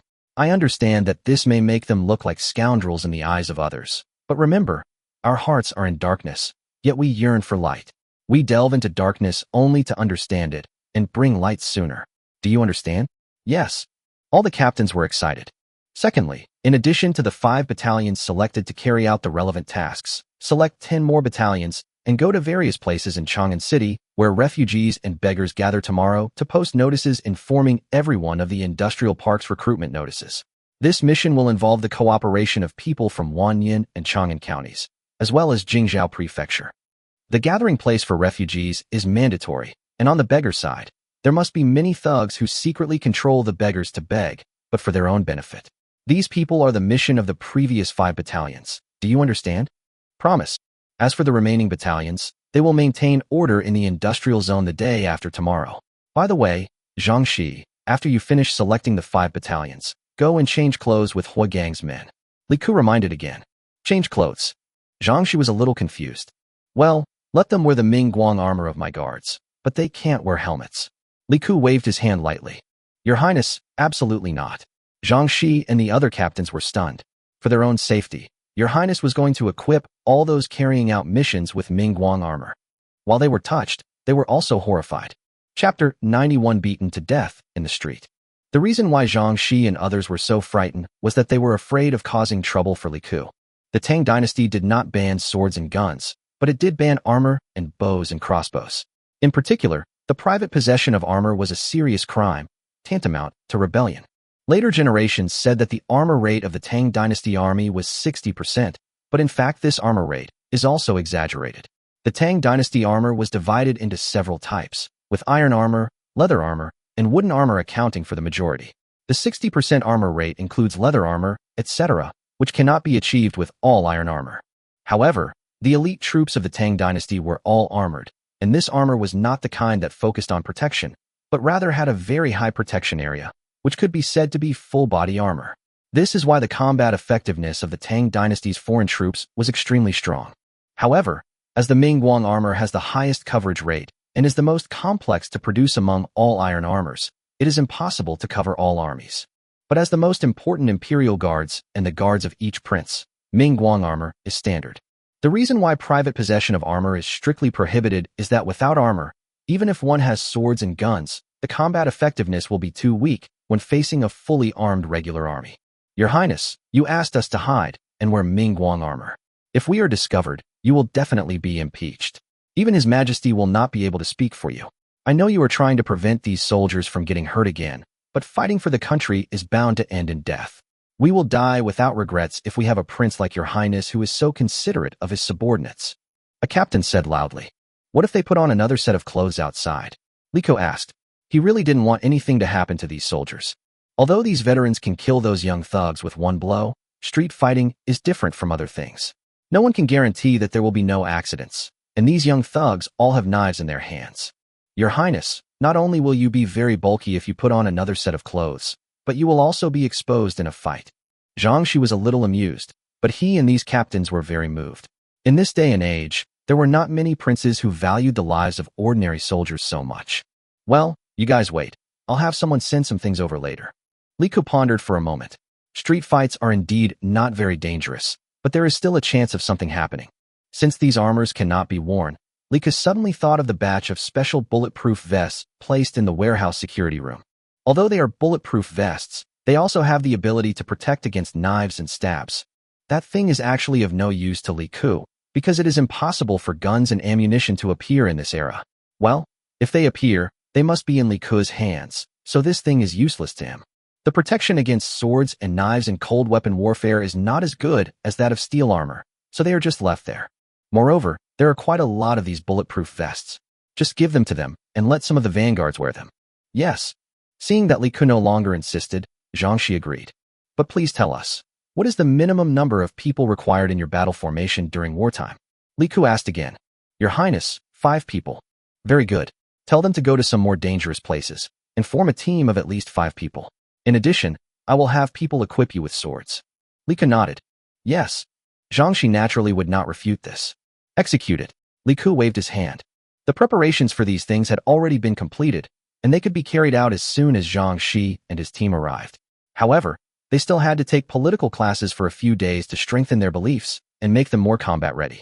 Li Ku's troops were disbanded, and Zhang Shi and the captains quickly began to allocate personnel. They were going to enter Chang'an City to take over the 5 battalions of these young thugs. They had to select the soldiers with the least physical impact and the strongest strength. It didn't matter if the other soldiers were a little weaker, because no one dares to attack these people openly. Anlifang is close to the southern city wall of Chang'an, and Anhuimen is not far away. At this moment, on a small street, Li Si, who is selling noodles, looks at a table of 5 guests with some heartache. They are called guests, but in fact they are bad guests. This group of people were wearing partial leather clothes, with tattoos on their exposed necks. They were big and strong, and looked extremely ferocious. They were a group of young men hanging around in Anlifang, bullying ordinary shop owners like them. The leader was called Zhang Dao, who was said to be a knight who licked blood on the blade. Bah, what a bunch of bullshit knights. They are just a bunch of thugs. Although the east and west markets of Chang'an were the busiest, there were small shops in each district. It would take nearly half an hour to walk from here to the east and west markets if you walked slowly. Who would go there for no reason? Li Si only went to the east and west markets a few times a year, but he didn't dare to provoke this group of people. It was said that a girl from the Wang family in the neighborhood had offended this group of people and was kidnapped. To this day, no one knows whether she is dead or alive. Forget it. Let's just consider today's business as a waste. Li Si sighed, not daring to express any dissatisfaction. Being an ordinary person is just like this. Li Si was just about to pack up and go back when he suddenly saw a dozen people coming out from the street next door. These people were wearing ordinary clothes. The reason why Li Si noticed them was that these people were all strong men with fierce eyes, and they looked not to be trifled with. After they came out, they went straight to his noodle shop. Li Si was startled. Could something have happened? Zhang Dao and the others who were sitting down had obviously noticed the dozen or so people. However, they had always been arrogant, so no one dared to provoke them here. So they sat there motionless until the dozen or so people walked up to them and asked, "Are you Zhang Dao?" "I am Zhang Dao, your father." "So," Zhang Dao asked with his eyes squinted. "Beat him." The man who came didn't say anything, but his eyes were fierce and he uttered a word. The dozen or so people following him suddenly pulled out long sticks wrapped in cloth strips from their waists and hit him on the head. These people attacked quickly and fiercely, and the dozen or so people attacked in a very organized manner. Each person was assigned a different target. In the first encounter, Zhang Dao and others were knocked down. "Who the hell are you? How dare you hit me?" Zhang Dao, who was knocked down, was still talking tough, but soon, with a scream, he couldn't stand it anymore. These people were extremely cruel. After just a few strikes, Zhang Dao and his followers screamed in pain. "Grandpa, please spare me. Grandpa, please spare me. I won't dare to do it again. I won't dare to do it again." Zhang Dao screamed and shouted loudly. Many people on the street stopped and watched the excitement from a distance. Everyone had a gloating smile on their face, including Li Si. Beat him hard." Li Si said in his heart, "I won't let you pay for the broken table and chairs. Beat him." But as he watched, Li Si could no longer laugh, because these dozen people beat Zhang Dao's followers until their screams were muffled and then dragged them to the side. But they also dragged Zhang Dao directly out of his shop and onto the street. Several other people picked up a few wooden sticks as thick as arms and hit him on the head. That sound was a real beating. At first, Zhang Dao could still barely beg for mercy and scream, but later, even the screams were gone. These people did not stop and continued to hit Zhang Dao with sticks. Li Si could even see the blood splattered on Zhang Dao's body from a distance. Zhang Dao didn't even make a sound. This is beaten to death. But those people didn't stop. Chapter 92 Take All. With a clang sound, a string of copper coins was thrown onto the table. It was a pleasant sound, but at this moment it made Li Si shudder, because the person who threw the copper coins was the vicious man who took the lead in killing Zhang Dao. "I'll pay for your table and chairs." The other party left after saying this. Li Si and the surrounding neighbors were all silent, mainly because this group of people were too brutal. Zhang Dao was beaten to death in the street. He couldn't be deader. Even from a distance, Li Si could see that Zhang Dao's head was deformed. The blood dyed the entire street red. It would be a miracle if he didn't die. How could he dare to say no in the face of such a vicious criminal? This group of people came and went like the wind and disappeared without leaving any information. By the time Wu Ho, who was affiliated with the Jinwu Guard, arrived, they were already gone, leaving behind only Zhang Dao, who had turned into a corpse. Wu Ho, who came here, naturally knew who the deceased was. They were of course very clear about the people here. Although Zhang Dao's head had been smashed, his face could still be recognized. After asking the people around him, Wu Ho sent someone to take the body and hurriedly left here. On the same day, 45 murders occurred in 45 places in Chang'an, and almost all of them were handled by the Jinwu Guards. However, the Jinwu Guards only had the power of arrest and not law enforcement, so all the bodies and related cases were handed over to the county magistrates of Wanyan and Chang'an counties according to their jurisdiction. The magistrates of both counties gasped in shock at the sudden reports of so many murders. Murders occasionally occurred in Chang'an, but they had never seen anything this awful. Murders in the streets happened, but beatings to death in the streets, and dozens of them in one day. This was unprecedented. However, once they figured out the identities of the deceased, the magistrates of the two counties breathed a sigh of relief. These people deserved death. How could the magistrates not know who they were? It was just that the people didn't report the crimes, so the officials turned a blind eye. When the people were hacked to death one day, they would just deal with them casually. I just didn't expect him to die so tragically. Several of their followers were also taken away, but the people who were taken away did not leave any traces. The Jinwu Guards asked and did not know these people. They only knew that these people acted quickly and ruthlessly and were suspected to be well trained. But there were no other clues. Could it be that these thugs have offended someone? Otherwise, why did the other side only kill the ringleader? Honestly, with these people dead, the magistrates of the two counties would actually be much more relaxed, and the public security under their names would be much safer. Didn't they see that these people died, but no one reported it to the police? Even when the Jinwu Guards were questioning them, some of the bystanders around them were trying to cover up for those people in their words. It is conceivable that these people died in vain. Even their families did not report the matter to the authorities. The Jinwu Guards simply found the dead bodies and brought them back. This matter could be big or small, but this is Chang'an, under the emperor's feet, and such matters must be reported. However, they did not have the right to meet Li Shimin directly. Instead, they were sent to the Tongshi Sharon of the Secretariat, in charge of matters such as audiences, palace reports, etc., who then passed it to the Zhongshu Sharon, and finally to Li Shimin through the Shilang, or directly. When Gao Jifu, one of the 6 secretaries of the Central Secretariat, came to the scene, he flipped open the memorial and took a look, then frowned. "Your Majesty, are you bothering me with such a trivial matter?" Although the death toll was indeed higher, they were all extremely heinous. It was clearly a case of revenge by the people, and no one had reported it to the authorities. "Your Majesty, you should not bother with anything like this." He would directly make a preliminary review of the memorial and perform 6 checks, which specifically refer to the 6 ministries, with one Zhongshu Sharon corresponding to each ministry. Gao Jifu directly submitted the memorial to the Ministry of Justice, instructing the 2 counties to conduct a thorough investigation before submitting it to His Majesty for review. So this matter was just suppressed or delayed. In modern times, this is extremely inefficient, but in the Tang dynasty or in ancient times, this efficiency was already very high. It was precisely because Li Ku understood this system that he dared to do so. Such matters are usually handled directly by the Secretariat, because there are many bigger things than these. Memorials from all over the country are directly gathered here, not including the Wuhua. The 5-flower system meant that all matters of national and military importance would first be reviewed by the Zhongshu Sharon, who would then offer preliminary opinions. 6 people would then deliberate, adding further opinions before the emperor made his decision. This was the current collegial system of the Tang dynasty. In addition, the Zhongshu Sharon also had judicial responsibilities. The 3-council trial mentioned in many historical books and films and later generations refers to the judicial functions of the Zhongshu Sharon and the authority to handle unjust and wrong cases.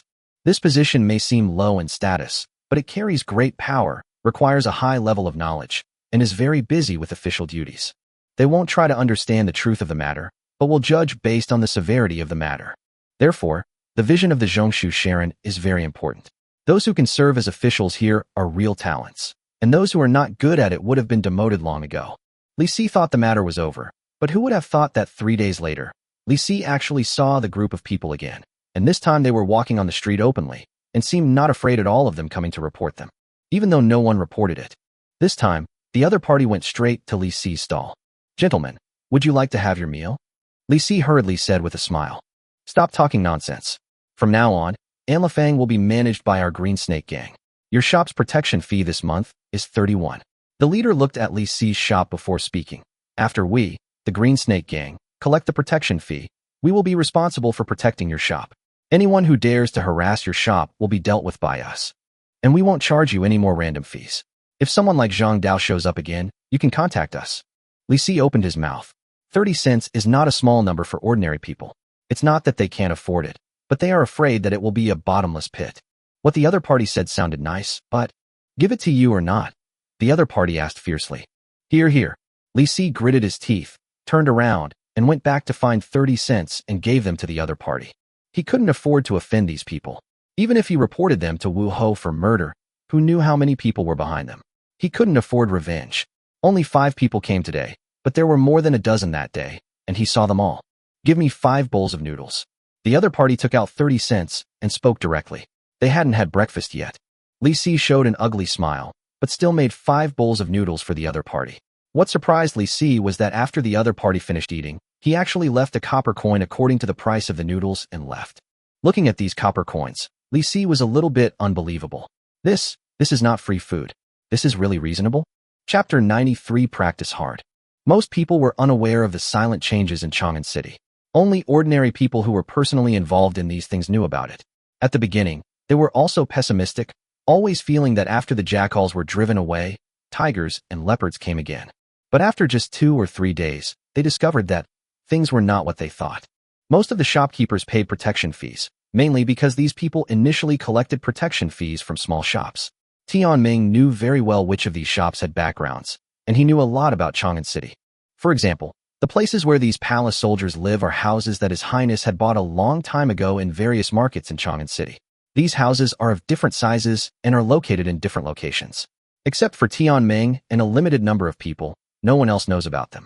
This time, after the 5 battalions of government soldiers entered Chang'an City, they took back more than 50 houses just for the 45 people who were beaten to death in public. The families of these people were directly sent to other different markets to buy new houses for resettlement, which were much smaller than before. However, none of these people's family members caused trouble, even though they were beaten to death. It was obvious that they were mentally prepared and were extremely honest. Obviously, they knew very well that these brutal criminals who could beat people to death in public were not people they could afford to offend. If they behaved themselves, they could still have a place to live. If they wanted to resist, maybe they would have appeared in a mass grave. Originally, these young thugs in the market were more honest than each other. When the palace soldiers went to ask them to surrender, these thugs became very obedient. Not being well behaved, these guys in front of me were the ones who killed people directly, and they didn't stab them with knives, but beat them to death with clubs. The tragic scenes of those people were circulated among all the knights and thugs in Chang'an City. It was so horrible. They couldn't afford to offend those who were beaten to death, let alone those who beat others to death. So what should they do if they don't behave? So each of them is better than a good grandson. Now, the veterans from the 5 battalions were a little confused. They didn't expect things to go so smoothly. Actually, it's not their fault. Who are these disabled veterans? They are those who have fought against nomadic peoples like the Turks and returned from the battlefield.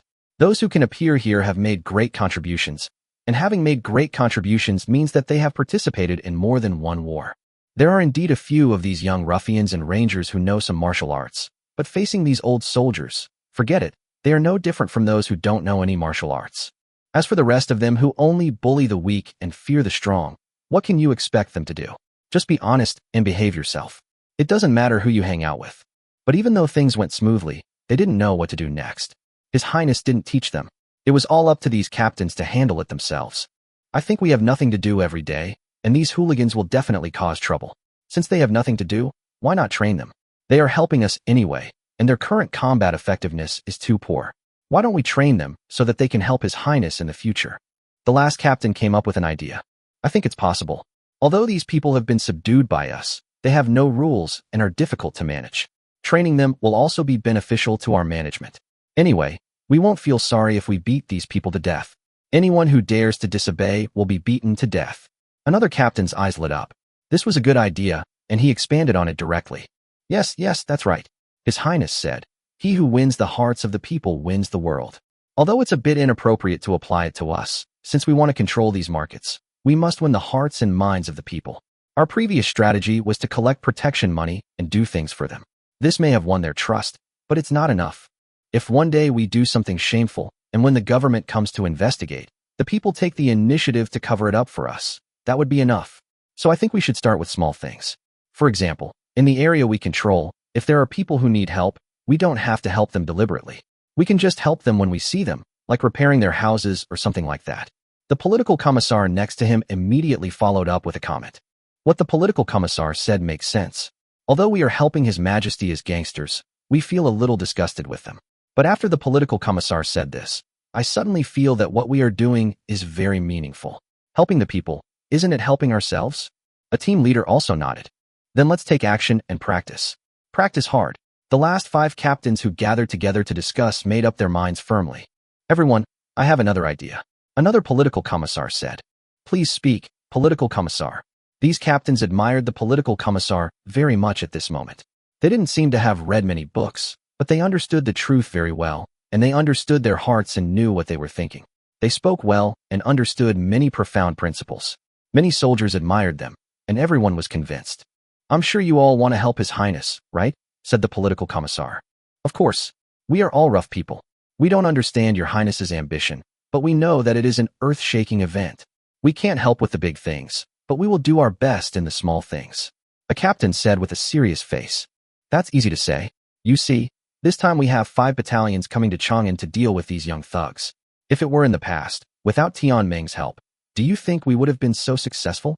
The political commissar said quickly. No. The captains shook their heads. The intelligence Tian Meng had given them was too important. They had already investigated who these thugs were, where they gathered, and which ones were bad guys. They could just take action. What was so difficult about that? They could just pull any soldier from the palace guards. So, I think this intelligence is very important. You see, we now control all the low-level thugs in Chang'an City, and these people actually have many channels for news and rumors. For example, if there are strangers outside the city or refugees entering Chang'an City, they are the first to know. Plus, if we have good relationships with the surrounding shops, we can get information from them, or even have them tell us the news on their own initiative. In this way, all the movements in Chang'an City are under our control. We will then compile the information and hand it over to Tian Meng. In this way, all the news in Chang'an City from top to bottom will not be hidden from Your Highness. The political commissar said seriously. Commissar, that's great. Let's do it. But we don't understand these things. If you, commissar, do understand, it would be best to give us a set of rules. We, the unsophisticated ones, can just do it directly. Okay. I also know some secret codes and contact methods, and I will teach them to you when the time comes. It's a pity that I haven't learned the very advanced Morse code, which can send messages by tapping your fingers. This is from a military book called the Militia Drill Manual that Your Highness taught us some time ago. But unfortunately, only a part of it is available. The political commissar felt a little sorry. Militia Drill Manual? We have never heard of this name, but the military book that Your Highness took out is naturally a divine book. Maybe Your Highness is afraid that we don't understand it, so he changed the name. Look at the Militia Drill Manual. Isn't it simple and clear? A lieutenant thought for a moment and said, Indeed, forget about these things I don't understand. I'll just trouble the political commissar. No problem. Chapter 94. No one can escape.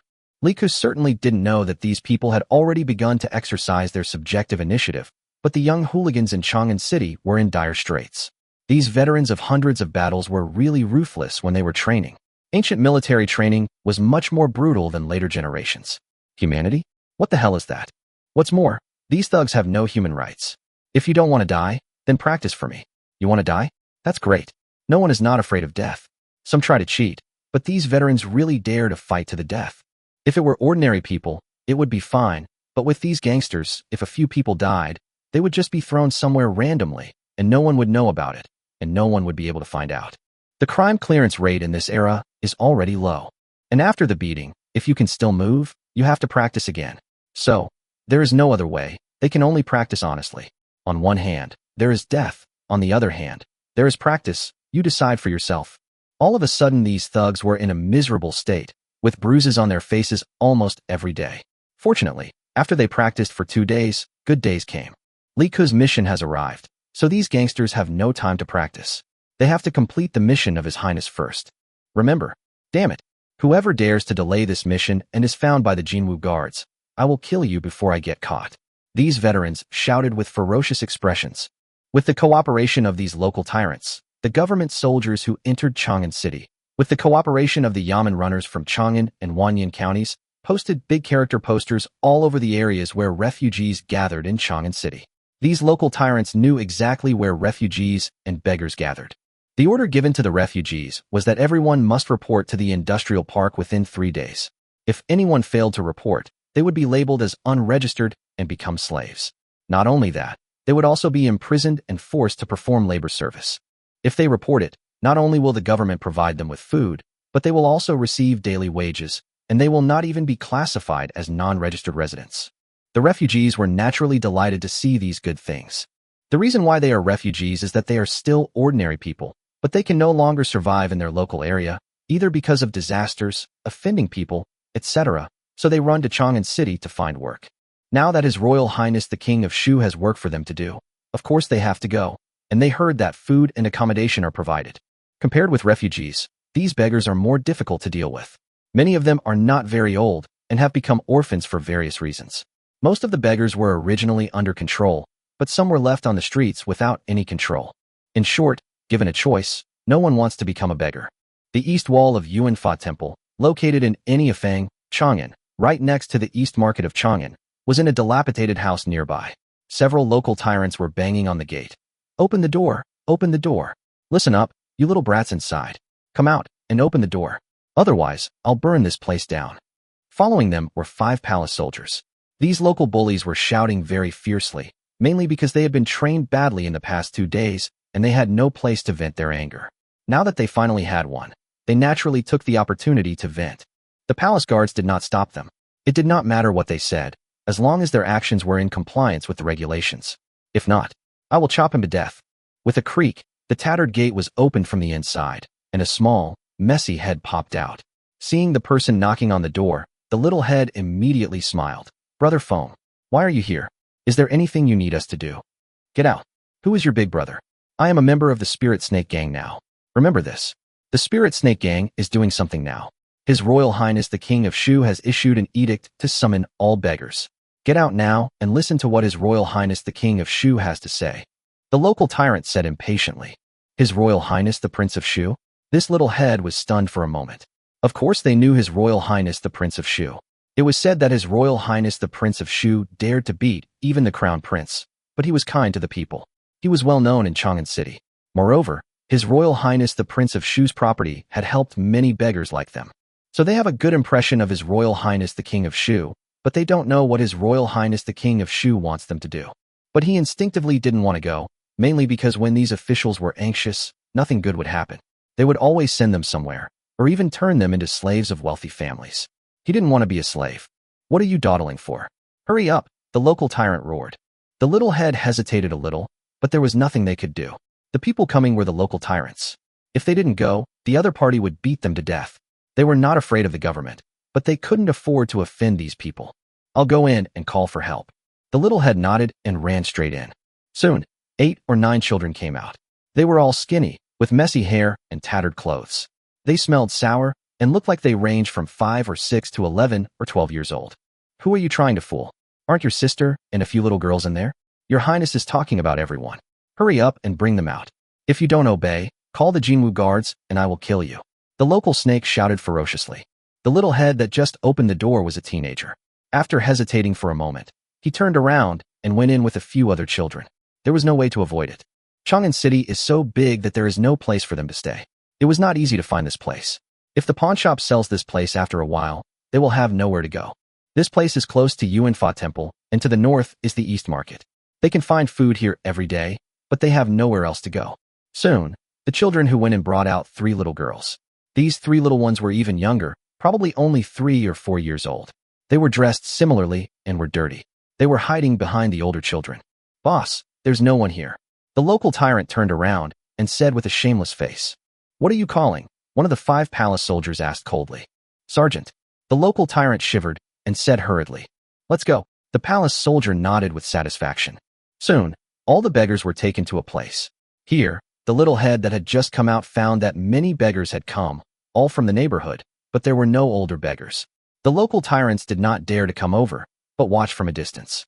This place was guarded by the Jinwu guards. There was a notice on the wall next to it, and a man in a scholar's shirt stood nearby and shouted, "Quiet." After everyone quieted down, the man in the scholar's robe spoke loudly. "Listen up, little beggars. I am announcing the order of His Majesty the King of Shu. He is moved by the plight of the beggars in Chang'an City. After specifically informing His Majesty, he has ordered all beggars to be relocated to the industrial park outside the city. After you arrive, you will have free meals every day and free medical care. You won't be required to work for a month, but if you're willing to learn, you'll be taught to read and apprentice to craftsmen, such as carpenters and blacksmiths. But you'll be working for His Highness. If you don't want to study, you can live there. After a month, you can leave if you want, but you can't be a beggar anymore. You must find a job. Those who are willing to go, please gather here at this time tomorrow morning. If you don't want to go, His Highness said you don't have to go, but it will still take a month.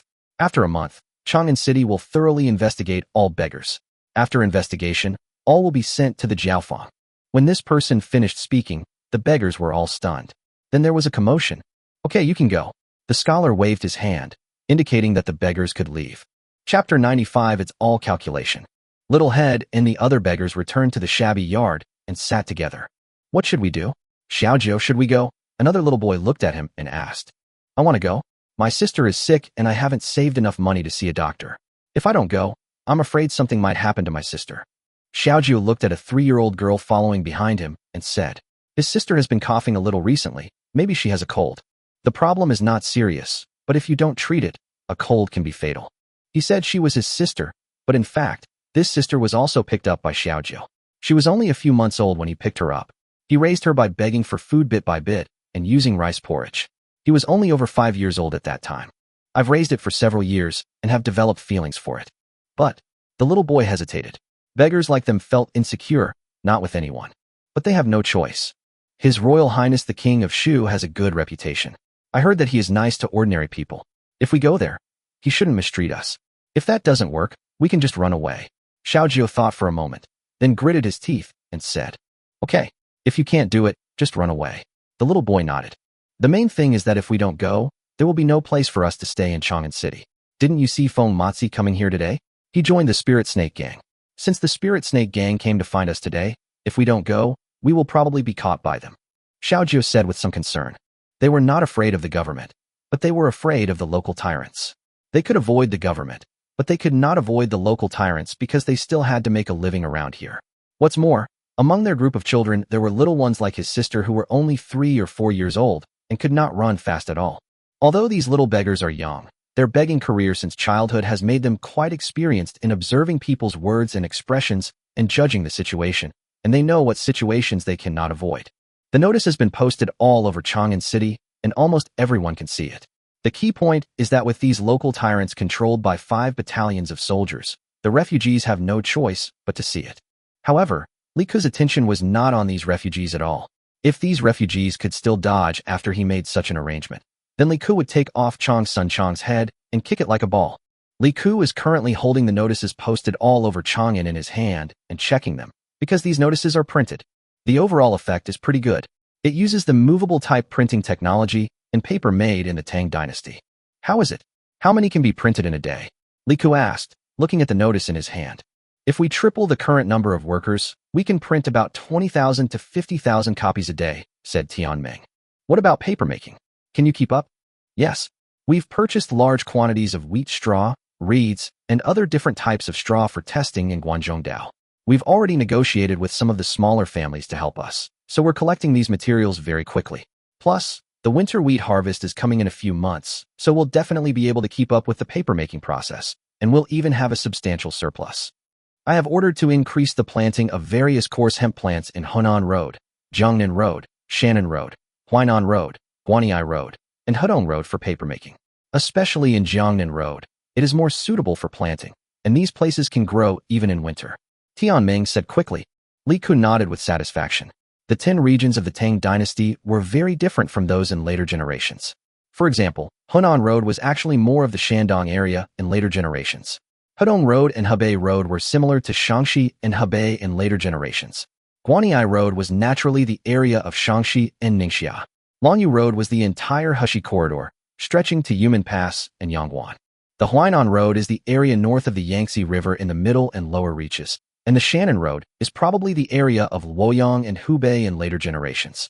The Jiangnan Road is the southern Chongqing, northern Guizhou, Hunan, Jiangxi, and all the way to the coastal area with the Yangtze River as the boundary.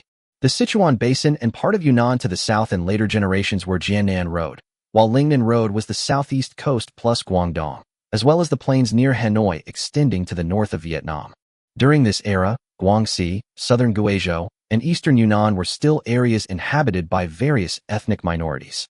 They nominally belonged to the Tang dynasty, but in reality they were not under the control of the Tang dynasty and had not yet been divided.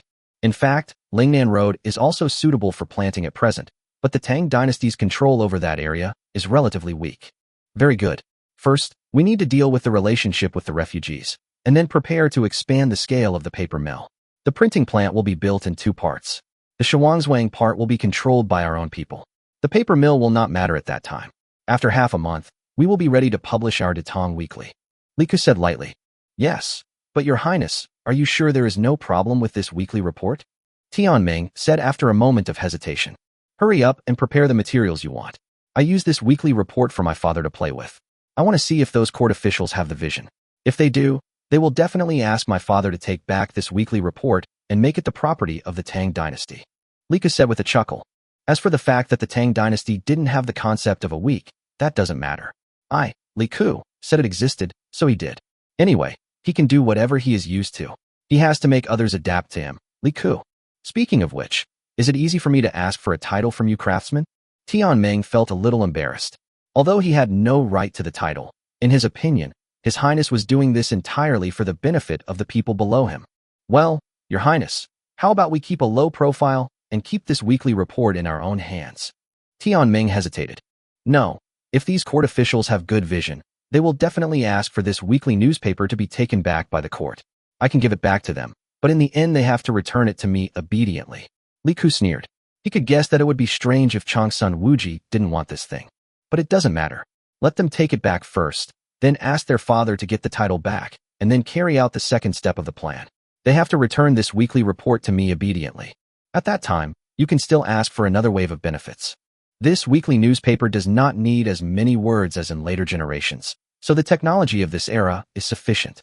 Li Ke didn't have the large printing presses of later generations, and even if he did, he wouldn't use them. Energy and other things were one thing, but the main thing was that in this era, the machines of this era had to be upgraded bit by bit, so that a large number of employees could be trained and the labor force could be expanded, bringing wealth to the people first. People can only consume when they have money, and when they consume, they earn money back.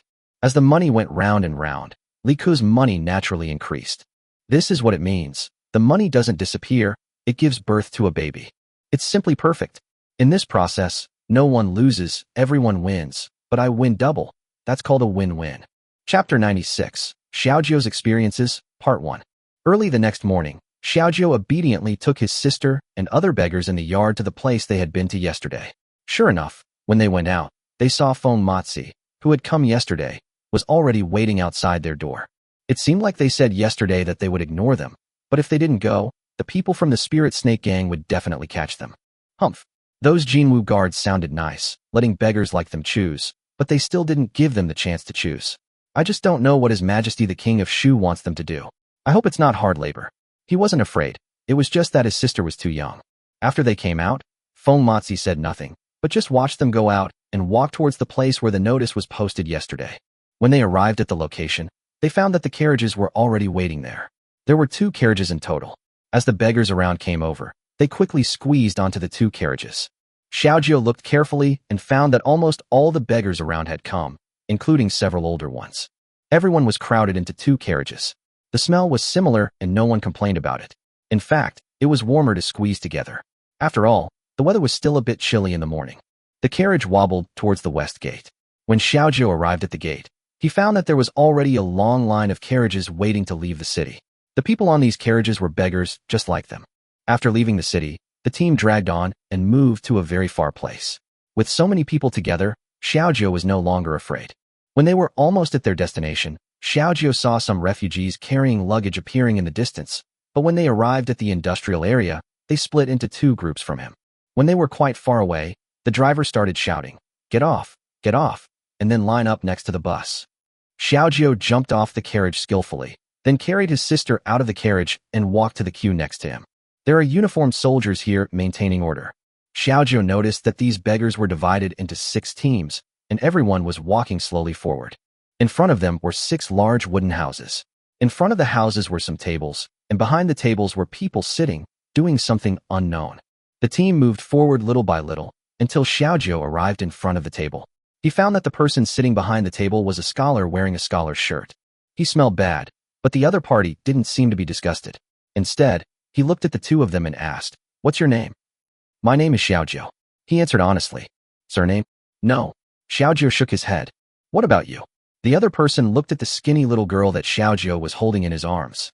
"Xiaoshi," the little girl answered, and then slurped the snot that had flowed to the corner of her mouth back into her mouth.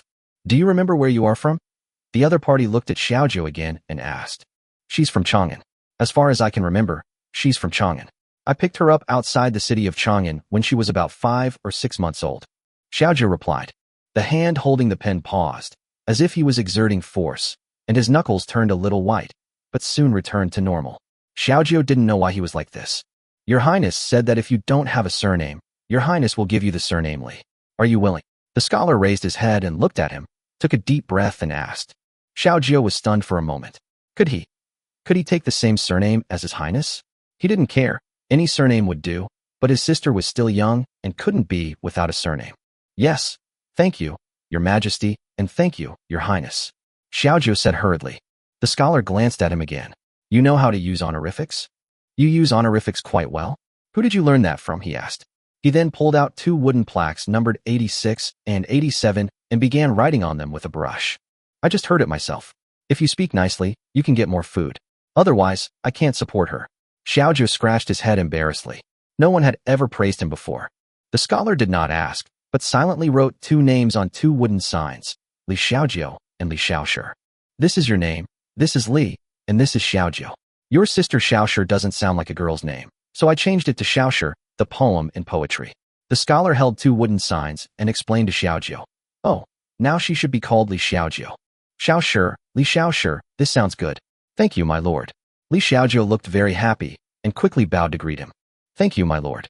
Li Xiaoshi also followed Li Xiaojiu in bowing. "Well, take these 2 signs with your names on them and follow them to the back." The scholar nodded and pointed to the back. Picking up the 2 wooden signs, Li Xiaojiu tried hard to remember the words on them. In addition to the names he had just given them, there were 2 strange characters written with a brush, but he didn't recognize them. After entering the wooden house at the back, he heard some screams. Xiaojiu was immediately startled, but a middle-aged man was already waiting for him there. Seeing his appearance, he smiled and said, "Don't be afraid. They are giving you a bath inside. There is too much dirt on your bodies. If it gathers together, it will easily cause a plague. Is your sister sick?" Li Xiaojiu nodded hurriedly. "I am the doctor. She needs to take a bath. Separate from here. Women are on this side. You go this way. When you come out and have dinner, come to the clinic to find me. I will prescribe medicine for you. Remember? If you can't find the clinic, ask people, or look at a red gourd, which is very conspicuous." The middle-aged man said with a smile. In ancient times, gourd was a symbol of doctors, just like the modern Red Cross logo. Li Kun naturally used it directly, but painted it red. The idiom Shen Hu Jishu came from this. "Oh, okay, but she is too young." Li Xiaojiu hesitated. He had taken a bath before, but that was in the river outside the city, and he could not take a bath more than twice a year.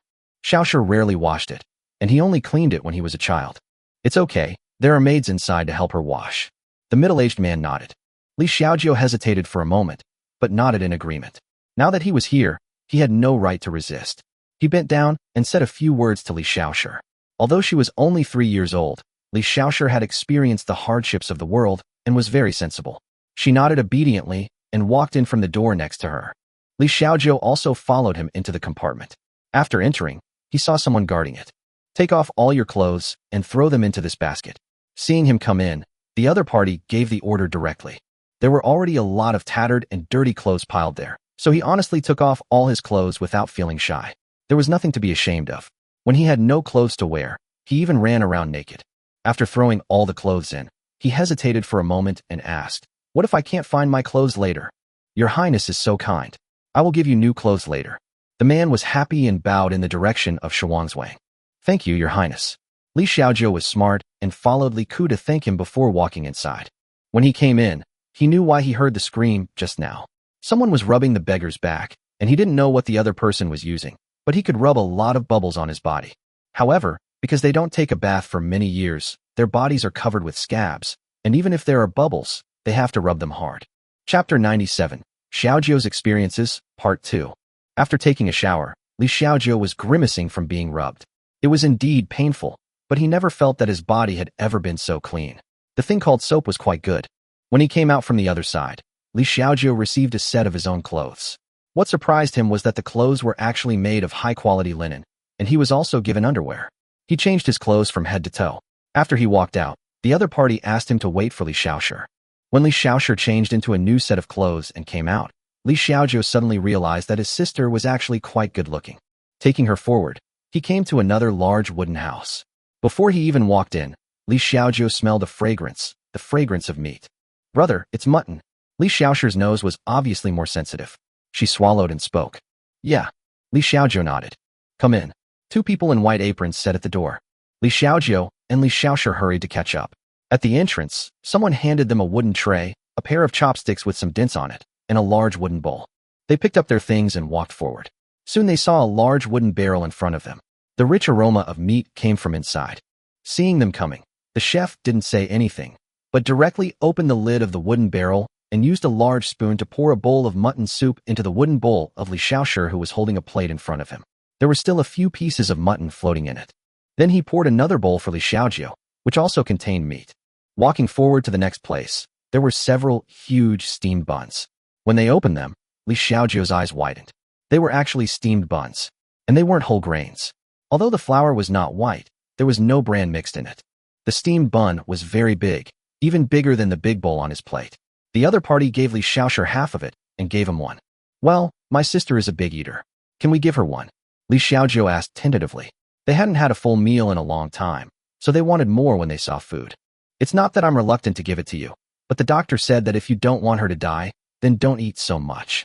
You haven't been full for a long time, and this is the first time you've eaten such a good meal. If you overeat, you'll easily die. The chef looked at him and said. Li Xiaojiu was stunned for a moment, and he suddenly thought of a former companion who picked up a lunchbox delivered by a wealthy family. He threw away all the delicious food inside, and then ate it all in one breath. When he got back, he boasted to them that he had the most delicious and filling meal, the best. Then he fell asleep and never woke up again. Anyway, when Li Xiaojiu woke up the next day, his body was already hard. I understand. Thank you, father-in-law, Li Xiaojiu said softly. The other party looked to be in his 30s or 40s, so calling him father-in-law was not excessive. Well, you are lucky enough to have the mercy of His Highness. You will have food to eat every day. Don't worry about not having enough, so remember not to eat too much at the first meal. The other party gave another instruction. Li Xiaojiu nodded, and then took Xiaoshi to the table next to them to eat. Slurp, the two of them quickly finished the food in their bowls. When they felt they were almost full, Li Xiaojiu still had half a steamed bun. He forced himself not to eat it, but secretly stuffed it into his arms. He was afraid that if he ate too much and died, there would be no one to take care of Xiaoshi. Instead, Xiaoshi licked her lips and looked at him and said, Brother, it's delicious. I can still eat more. Li Xiaojiu reached out and touched her belly, which was completely bulging. You can't eat anymore. Don't eat too much at one time. Wait until the next meal. Li Xiaojiu warned. Yeah. Li Xiaoshi nodded obediently. After eating, they washed the plates in their hands and put them there as requested by the other party, and then walked out. This time, the people outside were already waiting for them. They first took them to two large houses where there were already beds set up. They were all made of wood and had 2 floors. Not only were there beds, but everyone also had a clean quilt. Here, Li Xiaojiu saw beggars from the same place as him, and they all had no problems. You don't have anything to do today. Rest here first. Then starting from this afternoon, a teacher will come to teach you how to read. If anyone is willing to learn to read, go and learn by yourselves. No one will rush you here. As for how to do it, it's up to you, said the manager at the door. Li Xiaojiu and the others looked at each other in amazement. They could actually read and write. Every one of them had thought about studying before. They had never expected His Royal Highness the King of Shu to actually have someone teach them to read. Li Xiaojiu's greatest wish had been to study, but he knew he had no chance. And the scene before him was something he had never dreamed of. Xiaojiu, see. I told you that His Royal Highness the King of Shu is a good man. The little boy who came with him said excitedly. Yeah. This time Li Xiaozhou nodded heavily. An idea popped up in his little head. It was a pity that such a good Royal Highness the King of Shu was not the Crown Prince. If he was the Crown Prince, when he became the Emperor, all the children like him in the world could live such a life. By the way, I can't tell you. I have to take my sister to see a doctor. A doctor just asked me to find him. Li Xiaozhou remembered something and spoke quickly. Okay, go quickly. Li Xiaozhou walked out of their residence holding Xiaoshu's hand. He looked around and saw that it was a huge courtyard. In the distance, he could see wooden walls and newly built wooden houses. The ground was still the original wasteland. There are many houses here, and Li Xiaozhou quickly found the red gourd on a flag hanging in front of a house. He took Xiaoshu there, but he didn't see the doctor there. However, there was another doctor there. After examining Xiaoshu, the doctor said that Xiaoshu didn't have any serious problems and the cold wasn't severe. He asked him to come back in the evening, and he would prepare medicine for Xiaoshu then. Li Xiaozhou was a little happy and returned to his place. When Li Xiaozhou entered the house, he looked at the somewhat messy environment around him, and suddenly his nose felt a little sore. He thought, if only this place could exist forever, His Royal Highness the King of Shu would let it exist forever, right? Yes, he definitely would. What Li Xiaozhou didn't know was that not far from his house was a place responsible for resettling refugees. The refugees here had the same routine as before, taking a shower and eating. However, they were not given clothes, but the person in charge told them that as long as they worked hard, they would have new clothes to wear. Those adult beggars who are actually in relatively good health are also arranged here. Of course, if they don't want to work, don't blame Li Ku for taking action. There were also lazy people in ancient times. When dealing with these people, Li Ku was not as gentle as he is today. If you don't eat the food you are given, you can only be beaten with a military stick. The salary standard here was naturally told to these refugees by the manager. His Royal Highness the King of Shu provides food and accommodation here. They work about 6 hours a day, and the monthly salary for a strong laborer is about 121. When all the refugees heard about this salary, they were shocked, because this salary meant that a strong laborer could buy a stone of coarse rice by working for His Majesty the King of Shu for a month. And they also provide food and accommodation. Chapter 98. Pay him to death, Li Ku. Changsun Wuji said. Li Ku's welfare for the refugees made them kneel down on the spot and praise His Highness the King of Shu for his kindness. Li Ku did not hesitate about the refugees. After feeding them, he first took them to the tents assigned to them. After the tents were assigned, he let them start working according to the arrangements of the palace soldiers. These refugees are all adults. If they are not allowed to work, they will feel uneasy, so just let them work directly. The entire fully industrial zone covers 10,000 acres of land, and there is a lot of work waiting for them, such as leveling the land, making preliminary plans, digging sewers, etc. These all need to be sorted out. Li Ku didn't understand planning, but there were capable people in this area in ancient times. Chang'an, a city with a population of 1 million, did not have feces and urine everywhere like cities like Rome in the West. The whole Chang'an is very clean. All of these were planned at the beginning of construction, so there is a lot of work for these refugees, and there is no need to worry about them having no work to do. Li Ku did not come here, but he still took a look at the grand scene of the industrial zone from a distance on a high ground. As the number of refugees continued to join, some work was gradually started. The tools have been prepared long ago and are enough for them to do the work. Are all the prepared places ready? Li Ku asked. Yes, Your Highness. We have purchased another 5,000 acres of land near the industrial zone to accommodate these refugees. The building materials for the houses are already being prepared, but I don't know when the cement you mentioned will be produced. Tianming was a little hesitant. This place will be used to settle refugees in the future, and it will definitely become a fixed settlement. These refugees are also ordinary people. If they have a choice, they will not run around. As long as there are enough jobs to support them, they will be fine.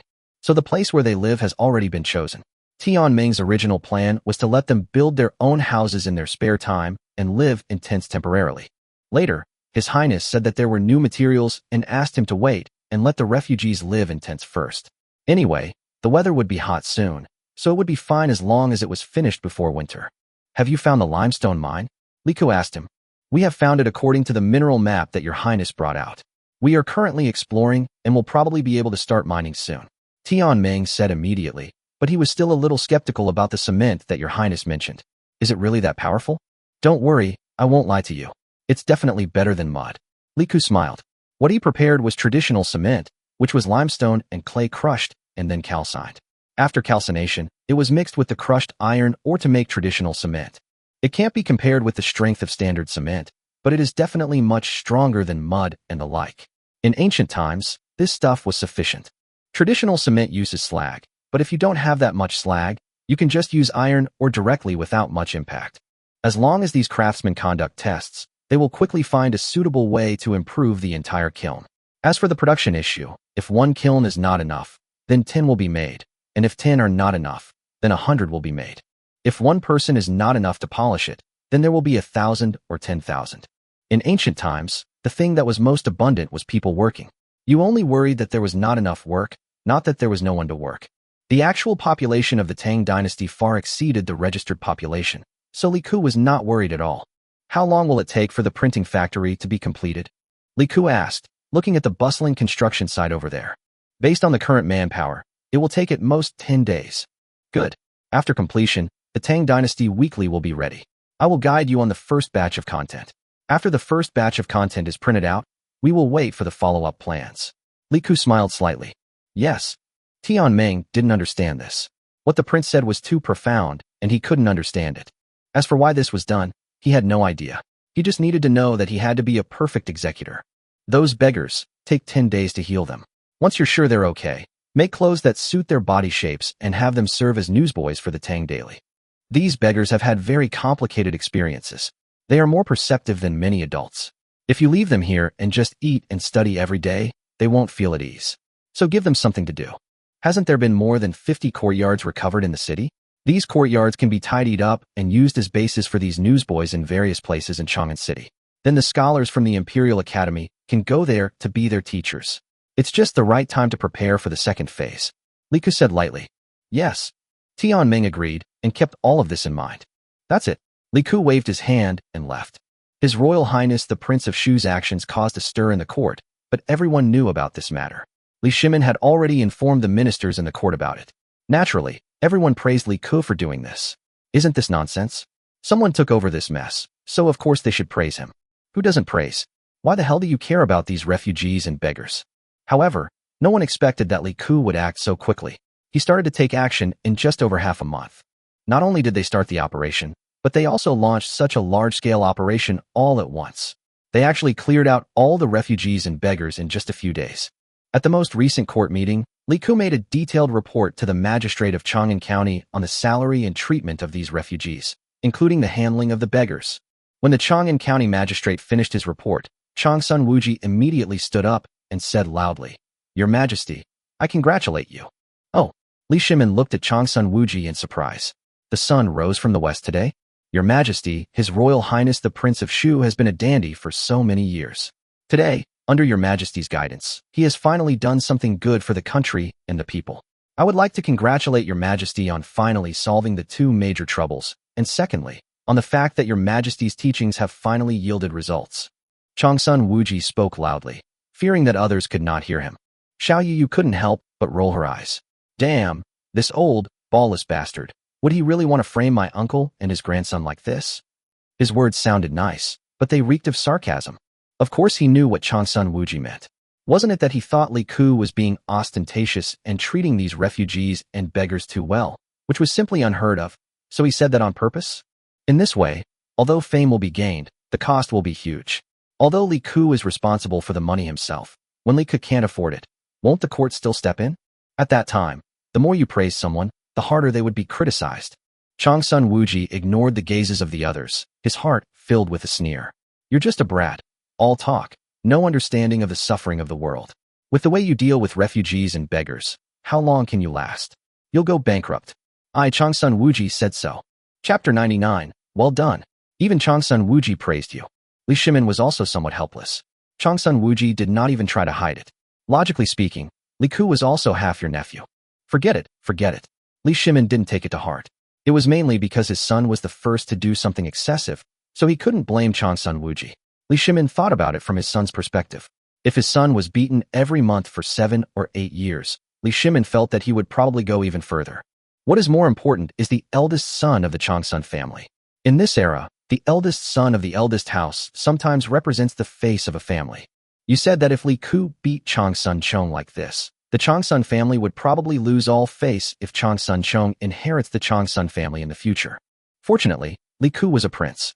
If he was not a prince, Changsun Wuji would have wanted to kill someone. However, Changsun Wuji's words reminded Li Shimin that this kid was indeed doing a great job now, but this kind of approach. Li Shimin could not do it well either, unless he had money. The question is, was Li Shimin rich? No. The Tang dynasty had an annual revenue of 10 million guan, approximately 10 million strings of cash, but the entire country began its campaign against Tuyuan last winter, and this year, disasters have struck some areas. Disaster relief, dredging rivers, and fighting wars all require money. Didn't you see that Li Shimin even halted construction on his daeming palace? Where would the money come from? Many people rolled their eyes privately. For example, Fang Xinling also had some dislike for Zhangsun Wuji. Why are you fussing with a baby who hasn't even reached adulthood every day? Isn't it just a few spankings of your son? What's the big deal? I've been spanked all the time and nothing has happened to me. Didn't Fang Yai also get beaten by Li Ku? He hit him less hard. Oh, it was definitely less hard, but the nature of the beating was the same. Did you see me targeting the third prince? How petty. As for military generals, they were looked down upon even more. It was not that there was a conflict between civil and military officials. The distinction between civil and military officials in the Tang dynasty was not that obvious. People like Zhangsun Wuji had read military books and led troops, but only very rarely. Do you think they can fight a war? Yes, they can, but they certainly can't fight a large-scale battle. But for those who have been in the military for a long time, it is obvious that your own children cannot beat them. So why do you blame others? You say a prince lives a life of luxury, but if you can't even beat a prince, aren't you even more of a loser than your son? Anyway, if people like Cheng Yaojin and Cheng Huaiyang lose a fight and dare to go home and complain, old Cheng will at least make sure that their old injuries are not healed and that they get new ones. Okay, he just did some small things. This is what a prince should do. Li Shimin waved his hand, stopping Changsun Wuji from praising him any further. If he continued to praise him, Li Shimin would feel that he should reward Li Ku with something. After Li Shimin said this, Changsun Wuji followed his advice and stopped talking. After the court meeting, Li Shimin called Chang Lin over and wrote something that was neither an imperial edict nor a family letter and asked him to deliver it to the Shuangzwang outside the city. Li Ku was a little surprised when he got the gift from his father. How could his father have time to write this? He opened it and took a look. After reading it, Li Ku couldn't help but sneered. The content of the thing his father sent over was roughly, "You did a good job. In the court, Changsun Wuji praised you for your recent performance. You did a great job. I, your father, have seen how you handled the refugees and beggars. At first glance, there doesn't seem to be any big problem, but Li Ku knows it very well. Li Shimin is the typical person in later generations who raises sons in poverty and daughters in wealth, and who thinks sons should be beaten and daughters should be spoiled. When it comes to his son, he is really a proud old man. Even if he cares about him, he only shows his concern in different ways and never says it directly. However, most ancient people were also like this. This, translated, means, look, even Changsun Wuji praised you. You know how outrageous you've been, right? You've done a great job. Just don't let me ruin it. The latter part, I saw it all, means that if something happens to you, I can only watch and can't save you. But this old scoundrel is really disgusting. He's not even here, and you're still disgusting people? I hope you can still laugh in a few days." Li Ku was not in a hurry either. He just asked Tian Ming and others to continue working step by step. As for the food these refugees and beggars ate, Li Ku didn't care at all. At present, 1 stone of brown rice in the Tang dynasty costs 121, which is about 120 jin, and 1 jin is about 1 won. Li Ku feeds these refugees more food because they have hard work. In this era, there is little oil and water, so they need more staple food. A strong laborer can feed him 2 jin of grain per meal, and he can provide them with 3 full meals a day. Each person earns 6 won a day, and the total number of refugees and beggars is less than 13,000, so the food consumption per day is only 78 guan. The Changsun family spent a symbolic amount of about 10,000 strings of cash, and the profit wasn't much, just over 9,000 strings of cash. Roughly speaking, it was enough to support these refugees and beggars for 4 months. Alas, the profit is too low. So, is Li Ku under a lot of pressure?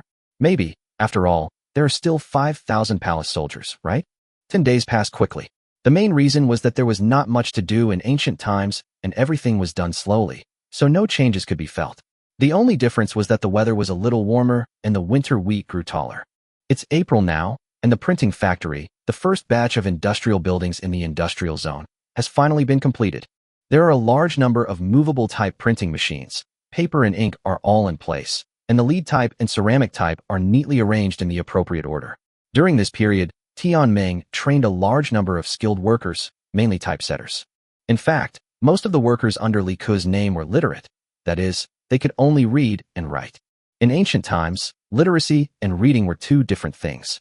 Again, many books were given to you to read without a teacher. You could read the words, but you wouldn't understand what they meant when put together. Refer to how people in later generations read classical Chinese. It's even more outrageous in this era. Almost all books are written without punctuation marks, because saving space is ingrained in the reader's nature. Li Ke was showing people around, and they were the scholars who had been sent here before. These past few days, they had been gritting their teeth and exercising with the palace soldiers. They were mentally exhausted every day. In addition, they had to help the refugees register, calculate their work, and so on. They were exhausted every day, but Li Ke still gave them lectures. They had no time to think when they were so tired, so they subconsciously accepted Li Ke's encouragement. Now they are all passionate young people. See it? This is printing technology. Can you understand what its birth means? Li Ke asked, pointing to the workers who were constantly printing. We have no shortage of books to read. All the scholars had bright looks on their faces. It was very difficult for them to read a book in the past. For some small families, having a few books could be regarded as heirlooms. And now, pieces of paper are constantly printing new things at a speed that seems crazy to them. Chapter 100, Tang Weekly is published. The quality of the printed material was a bit lower, but this was also mass printing. Isn't this much faster than copying a book before? Obviously, these scholars are very smart and not that stupid. Yes, the emergence of printing technology means that books will become widely popular, and the emergence of paper-making technology will reduce the price of books to a level that ordinary people can afford. Li Ke said seriously. In this era, books were truly expensive. Each word was worth 1,000 gold. A typical Tang Dynasty book with 10,000 words could cost 10 strings of cash, or even more. What a concept. It could be exchanged for 10,000 kilograms of grain. These are ordinary elementary school books. Those books that are truly more valuable are more expensive. This is another reason why ordinary people cannot afford to go to school and why aristocratic families control all channels for education. All the scholars were very excited. They all came from poor families and they knew too well what it was like to want to study, but have no books to read. And now, His Royal Highness the King of Shu has indeed done what he said and given all the poor scholars and all ordinary people a chance. In the future, we must strengthen the Tang Dynasty's imperial examination system and make it a channel for all scholars, not just the gentry, but for everyone in the world. Li Ke spoke seriously again. And everyone, I cannot accomplish all this by myself, and I need your help. Li Ke said here with a solemn expression and bowed to all the scholars with his hands clasped together. Li Ke's action made many of the scholars' eyes red. When had they ever received such an attitude? In the Imperial College and other places in the Imperial College, they were looked down upon. As for Li Ke, His Royal Highness the King of Shu not only made them see hope for the future, but more importantly, His Royal Highness the King of Shu respected them. Your Highness the King of Shu is willing to die for you. A scholar took a step back solemnly, bowed, and saluted. We are willing to die for His Majesty the King of Shu. All the scholars did almost the same thing. The craftsmen nearby curled their lips in disdain. Here they come again, a wave every now and then. Line up, you know? Line up. I don't need you to die for me. You must remain useful and use your life to the best of your ability to implement these policies. This is what you should truly do. In this process, some of you may die, but you will all be remembered in history because you have ushered in a new era. Even if one of you dies, there are still thousands and millions of you who share the same spirit as you and follow your path. And you are their spiritual leaders. Li Ke said seriously. Yes. All the scholars were excited. As a scholar, leaving a name in history is the greatest honor. Now, we're going to split into two groups to write articles, and this Tang Weekly is the first step in our efforts to change certain Tang Dynasty systems. But we're bound to encounter unprecedented resistance. Unprecedented resistance. I think you understand this better than I do, because you encountered these various restrictions while studying. It's like a big net that traps you in the middle, leaving you with nowhere to escape in this society. So, can you understand the difficulties you will encounter if you want to break through this net? Li Ke said calmly. All the scholars fell silent. Let them see it. This is a sample, an experimental print. The authentic product will be revised slightly when the time comes, but the main content will remain unchanged. Li Ke waved his hand. The people led by Tianming immediately handed the first batch of printed Tang Weekly to them, one copy for each person. Newspapers of this era naturally couldn't contain as much content as those of later generations. There was no need for that. For people of this era, even seeing paper with writing on it was difficult. Moreover, it is impossible to print newspapers on both sides, and the quality of paper and printing cannot keep up. The first issue of Datang Weekly contained only 2 articles. The first article is the main one, but when these scholars opened it, they were shocked. In the upper left corner of the front, it is printed in large letters, Datang Weekly, and in the lower right corner it is written first issue. The next line is the title. Shocking, His Majesty the Emperor of the Tang Dynasty actually did such a thing. All the scholars were dumbfounded. What kind of a title was this? But, you know what? They were all a little curious about what the emperor had done. Text. Just last winter, the emperor of the Tang Dynasty officially decided to deploy troops against Tuyuan. Many people don't know where Tuyuan is. It's located in the southern part of the Hushi Corridor, the most important part of the Tang Dynasty, connecting it to the Yumen Pass in the western regions. The reason for making such a decision is that the leader of Tuyuan, Murong Fuyun, is a despicable villain who goes back on his word time and time again. When the Tang army is approaching, they beg for mercy and seek rewards from your majesty. When the Tang army retreats, they burn and loot the Tang border. What follows is a long paragraph slandering Murong Fuyun, portraying him as an unforgivable villain, a treacherous villain, and a man-eating devil. This, Your Highness, isn't this somewhat untrue? A scholar really couldn't help himself. He tolerated the plain language of the writing. Perhaps the writer was not knowledgeable enough, but a lot of the content was obviously fabricated, which was to provoke people's anger. It's not true. A few years ago, the Tuyuan army allowed its troops to plunder the border, and coupled with the disaster, a large number of refugees appeared on the border of the western regions of the Tang Dynasty. Because the food was looted and the Tang Dynasty was not in a hurry to mobilize troops, coupled with the disaster, the western regions of the Tang Dynasty experienced a tragic situation of cannibalism. Tell me, this is not true. Do you know what cannibalism means? Li Ku sneered. Before the scholar could answer, he continued in a cold tone. Cannibalism means that the treasure you hold so dear is nothing but a bowl of meat in someone else's bowl. The cruel and cold words were like a gust of cold air pouring down on everyone's head. As a person from the future, seeing this word, Li Ku couldn't imagine such a scene.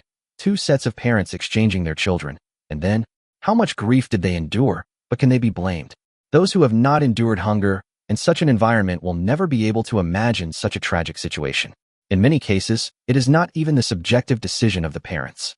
In the future, countless people will criticize these parents, but you know, those children, can't they survive? Even the adults have nothing to eat, and the children will die.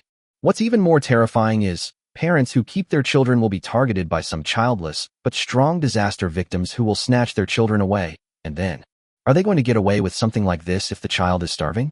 No. Your Highness, I feel these words are not sharp enough. After a long silence, a scholar spoke loudly. Chapter 101 Lanling Xiaoxiaxing. The scholar's words were immediately echoed by a large group of people. Because Li Ku's words hit their sore spot, most of the scholars present were married with children. I know you look down on these articles, but when writing articles, you have to consider the audience. Li Ku waved his hand to interrupt the scholar. Think about it. What is the purpose of these Tang weekly reports? The vast majority of the people are ordinary people in Chang'an City. Many of them can read, but have they read books? No. Your articles, written with quotations from classics, are sharp, but they can't understand them. Do you think ordinary people can understand this kind of vernacular? Li Ku looked at everyone and asked. Of course, isn't this for those uneducated people? As long as you can read, you can understand it. A scholar immediately nodded. That's right. What we need is public opinion. When the surging public opinion in the world gathers into a force, the Tang dynasty will be invincible. Li Ku nodded seriously. I understand.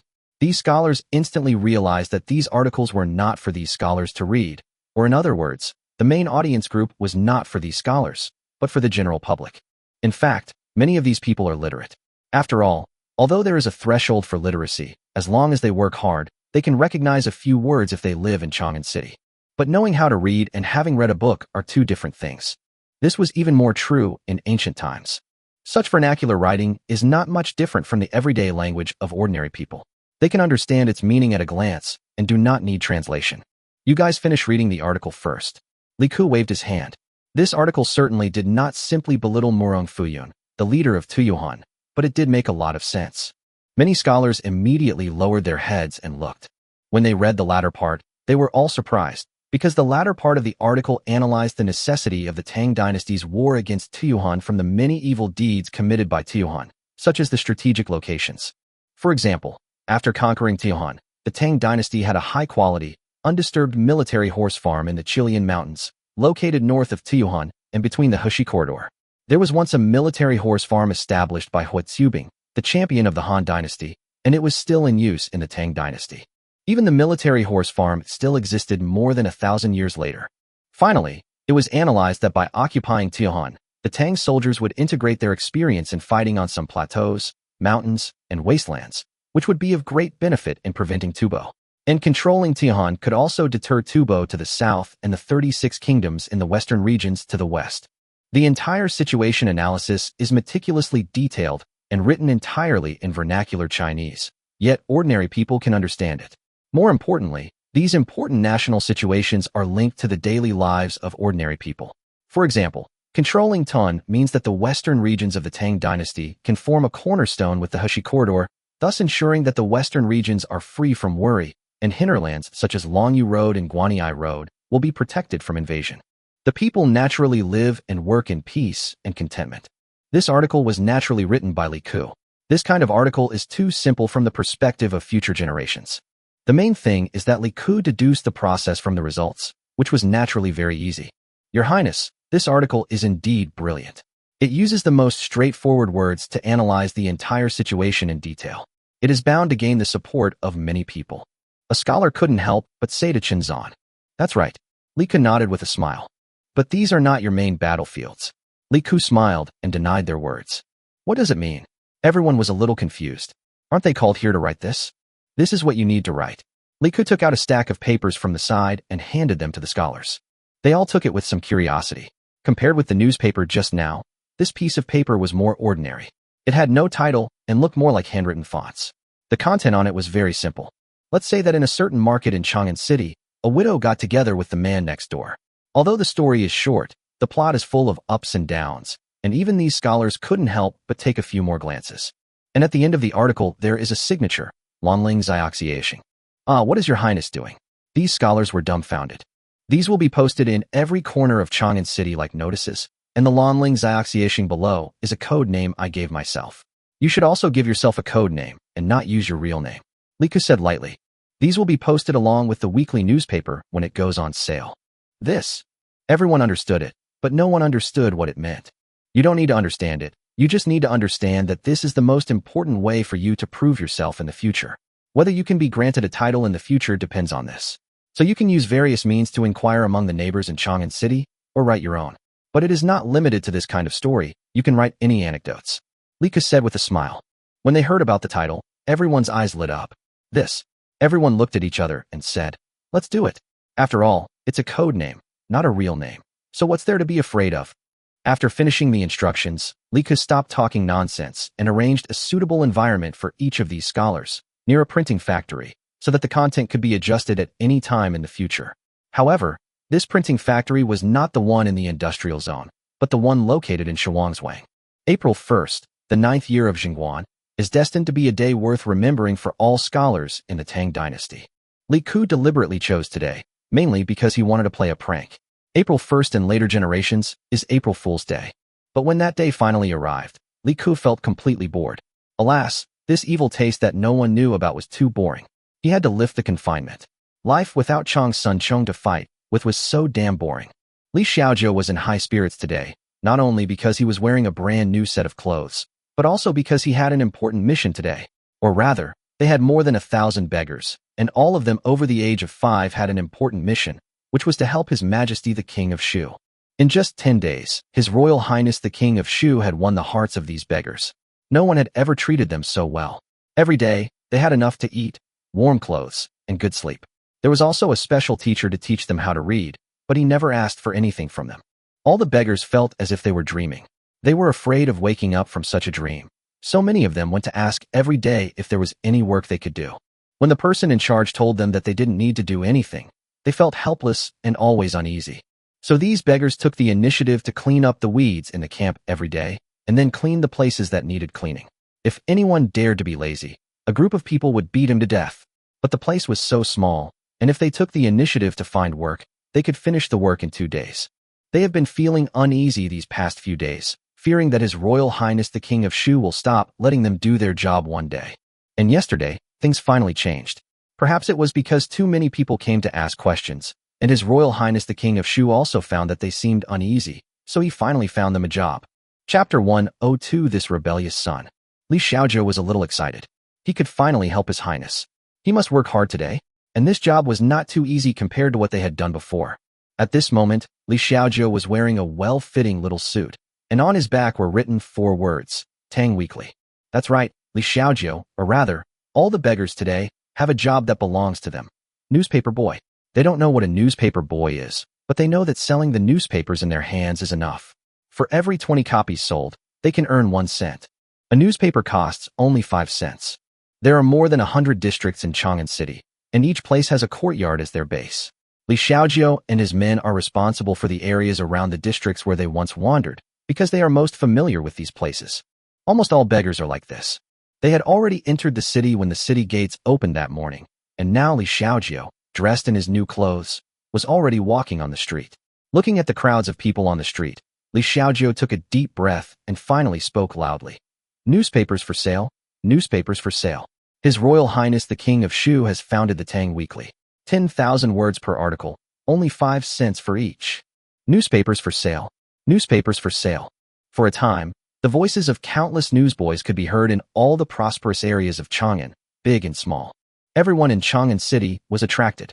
Today is not a court meeting, and it is also Wei Jing's day to rest, so he rarely comes out to stroll on the street, to see the customs and people of Chang'an, and to see if there is any latest development. Who knew that he heard this as soon as he came out? When Wei Zheng heard the newsboys cry, he was shocked. A 10,000-word article is only sold for 5 coins. Kid, come here. Wei Zheng immediately waved. Old man. Li Xiaozhou ran over quickly, bowed to Wei Zheng, and then said, Would you like a copy of the Tang Weekly, founded by His Royal Highness the King of Shu? 5 cents. Give me a copy. What is this Tang Weekly? Wei Zheng asked as he took out the money. A weekly report is a newspaper. In short, it reports on major events that happened in the Tang dynasty within a week. Oh, 7 days is a week. That means it is published every 7 days. Li Xiaozhou knew all this very well by heart. Wei Zheng immediately became interested. He took the rolled-up Tang Weekly handed to him by Li Xiaozhou and opened it. As soon as he opened it, Wei Zheng couldn't help but exclaimed, Pop, because the paper was huge, much bigger than he had imagined. What caught my eye were the 4 words, Tang Weekly. Next to these 4 words is today's date, April 1st, the 9th year of Jingguan in the Tang dynasty. Then, Wei Zheng saw the title below. Shocked. His Majesty the Emperor of the Tang dynasty actually did such a thing. Wei Zheng. Well, this weekly newspaper must be published by His Royal Highness the King of Shu. If Wei Zheng was still skeptical at first, he no longer doubted it when he saw the title.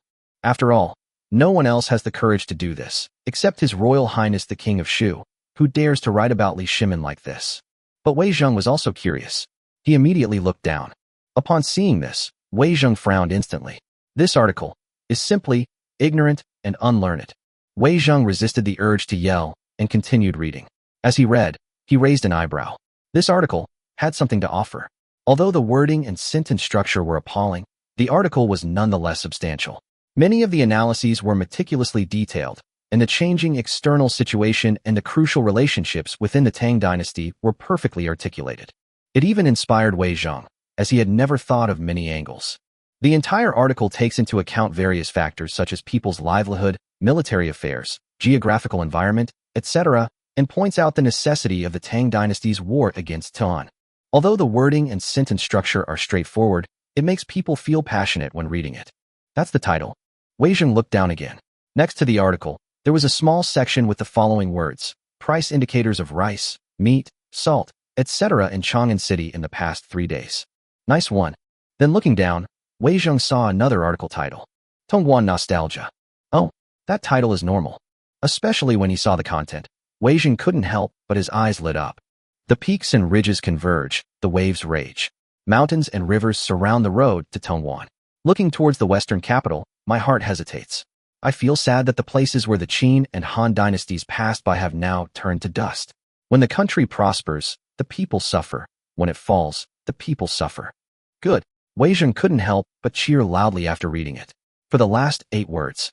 Good for prosperity, the people suffer. Good for destruction, the people suffer. There are instructions below this article. This article was written by His Royal Highness the Prince of Shu a few days ago when he and Your Majesty went on a spring outing and watched the people working outside the city of Chang'an. His Royal Highness the Prince of Shu was moved and wrote this article. Li Ke did it. Wei Zhang's eyes suddenly widened. This. Wei Zhang thought about it carefully, and it seemed that His Royal Highness the King of Shu really had good academic performance, but everyone just ignored it. Then Wei Zhang looked at the last article. Tang Dynasty owes these people. This title is even more sensational. Wei Zhang raised his eyebrows. He read on immediately.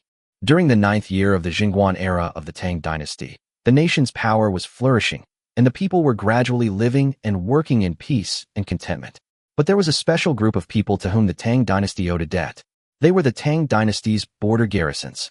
They are not even considered officers and soldiers of the Tang Dynasty.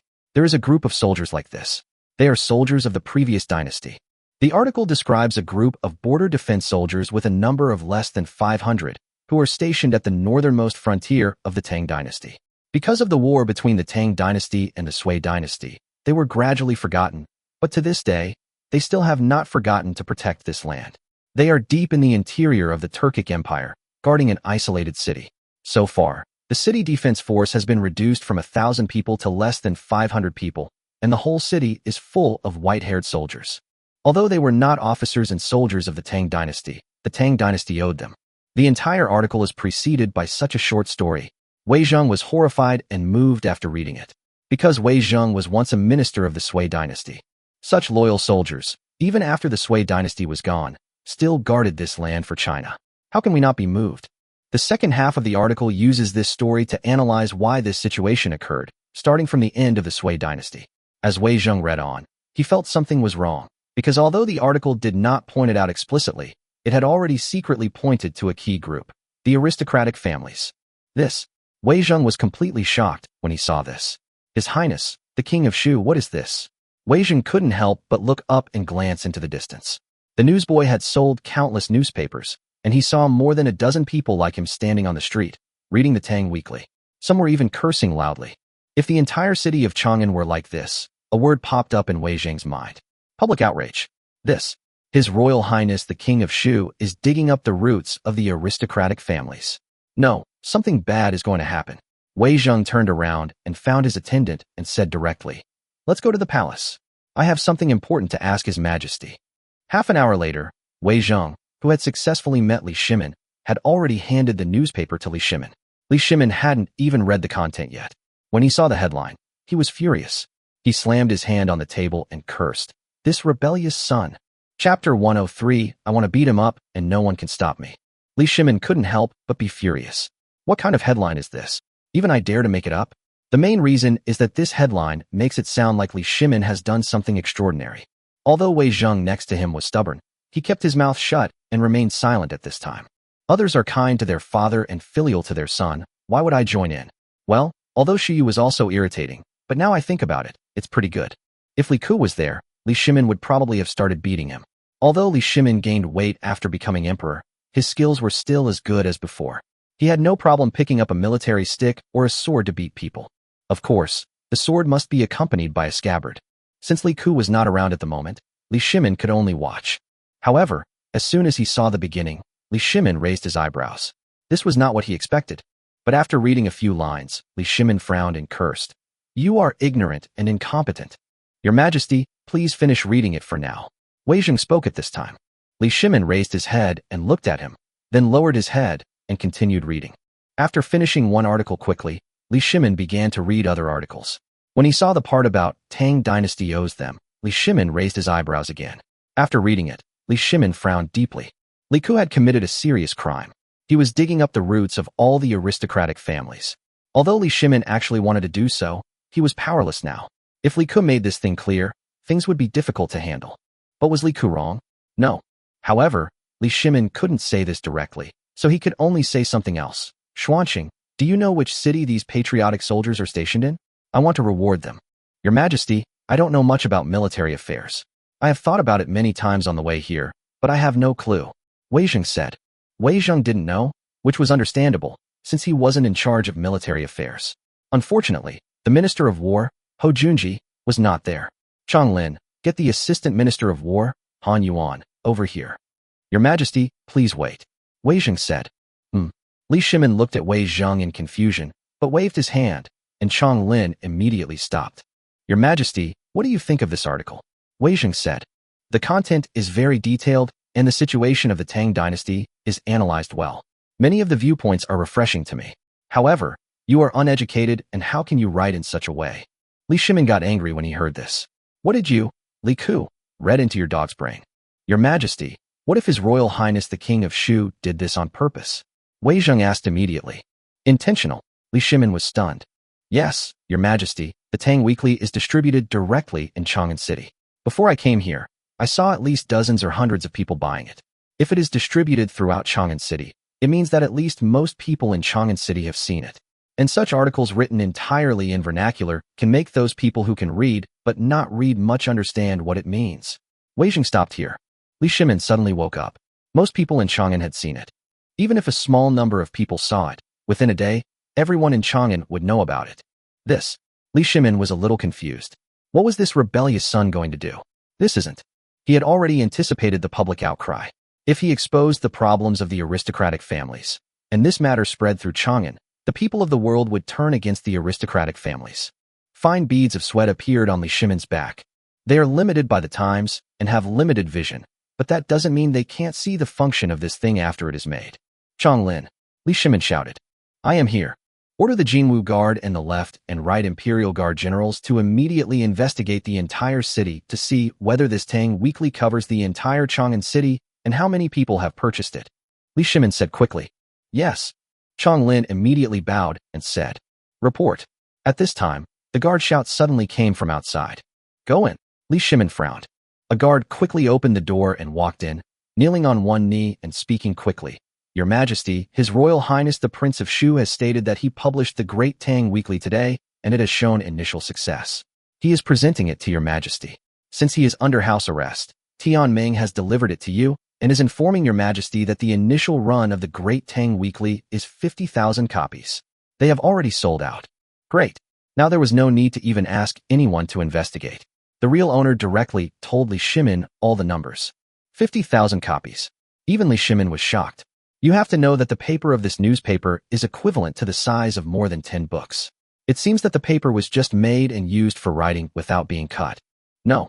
Li Shimin suddenly realized that if it was handwritten, it couldn't have been written so quickly, even if he had sent hundreds of scholars to him.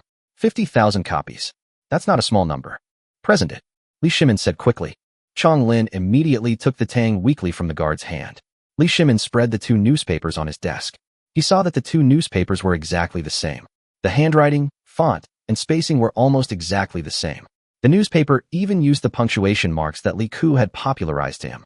Xuanqing, come and see. Li Shimin waved his hand. Wei Zheng came over immediately. After just 2 glances, Wei Zheng was also surprised. This is exactly the same. How did His Royal Highness the King of Shu do this? Printing technology. Li Shimin gritted his teeth and spat out the 2 words. He was almost furious. Didn't you tell me that after you developed the printing technology, you would print books for me first? You were so good. Li Ku, it's been a long time since I last hit you, right? You come up with the printing technology and you do this to me first? For such an important matter, you didn't inform me in advance to let me prepare, but instead you launched a surprise attack on me, right? Even if I don't die of illness, I will be pissed off by the things you cause every day. 50,000 copies. Wei Zheng's eyes lit up as he thought of something. Your Majesty, does this mean that this printing technology can produce a large number of books? Of course, Li Shimin sneered. This is a good thing that benefits the country and the people. Wei Zheng almost laughed out loud. Wei Zheng was not from a noble family. Of course, he was also a member of the gentry, but there were many gentry in the world, and there were countless gentry from small families. Do you think I don't know that this is a good thing? The aristocratic families in the world, the 5 surnames and 7 families, and many other famous and prestigious families, how do they control the world? Isn't it because they control the books? Li Shimin said with a sneer. Wei Zheng was stunned for a moment, and immediately he broke out in a cold sweat. He was careless, and forgot about this. Although Wei Zheng was stubborn, he wasn't stupid, nor was he politically incompetent. It was his position. He had to do this. If Wei Zheng wasn't in his current position, if he had been like Fang Xianling and others, following Li Shimin from the beginning, Do you think Wei Jing wouldn't have resorted to scheming? Come on, there's no one in this position who doesn't know how to do this. Being stubborn is also his way of being an official and his way of survival. Changlin, Li Shimin shouted. I am here.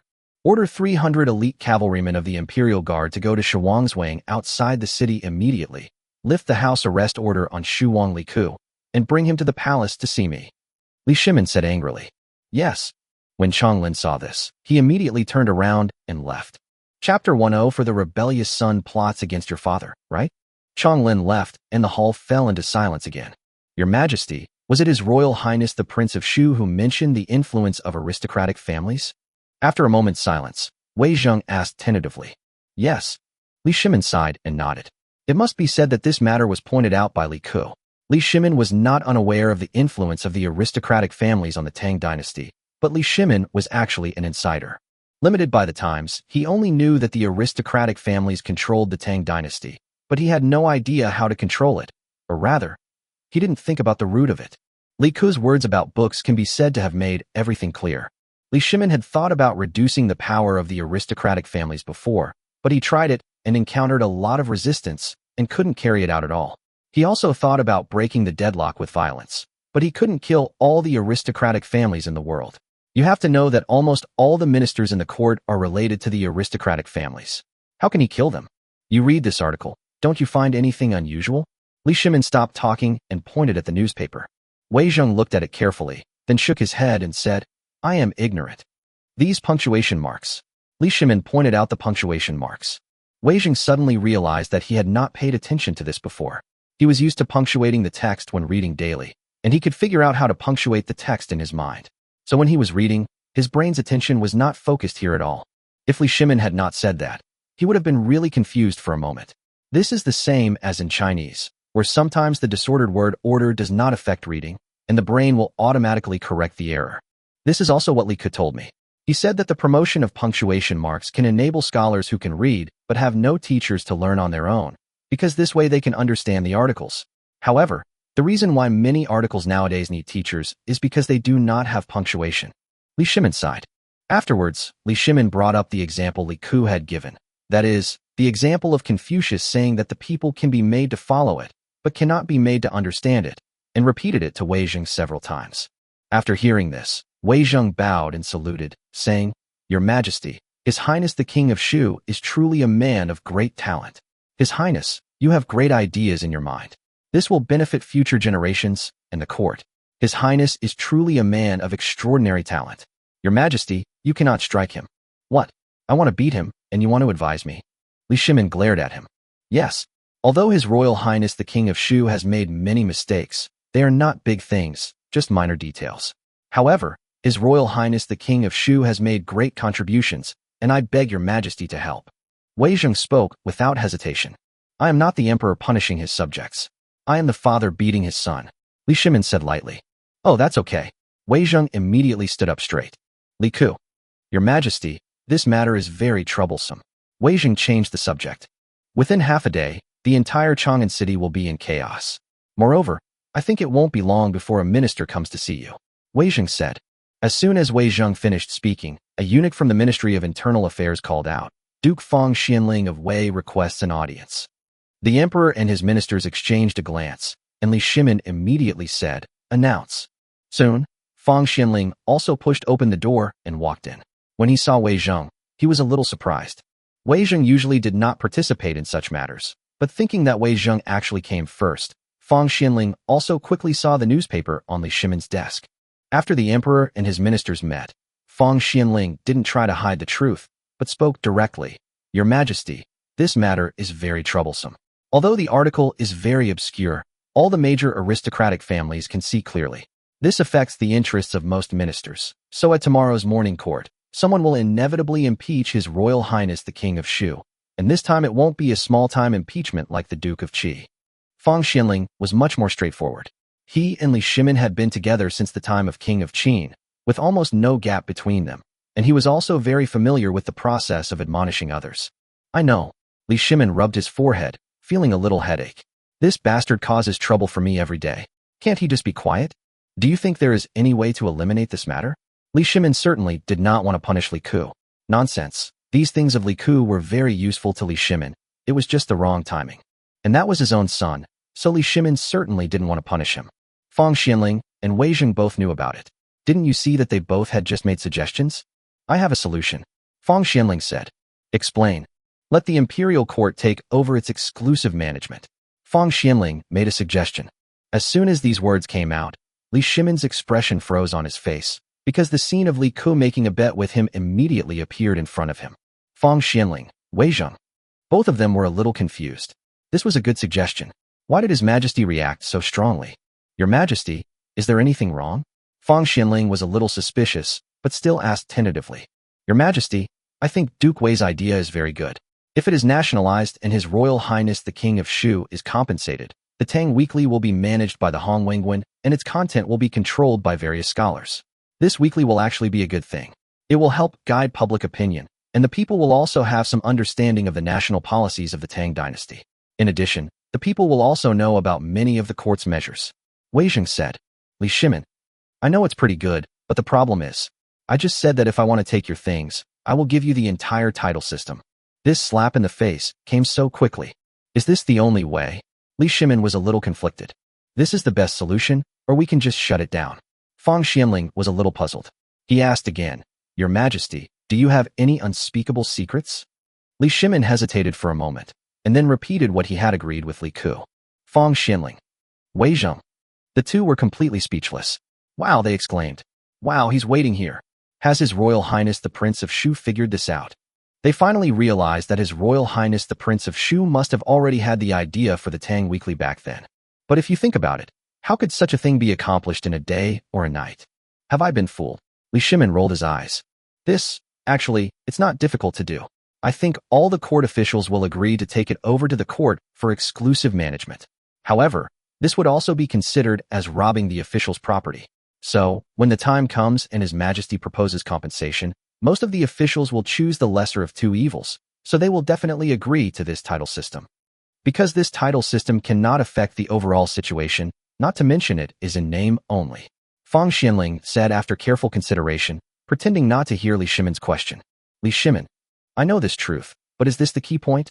The key point is that I've been tricked by this rebellious son again. No, I'm so pissed off, I'm going to beat him up. Chapter 105. What did the third brother do wrong? His daughter is willing to be punished together. Li Shimin was extremely angry. Fang Xianling and Wei Zheng looked at each other. At this moment, they figured out something else. In other words, the content about aristocratic families in the article might have been written intentionally by His Highness. If you think about it carefully, it makes sense. The Tang Weekly has just been published.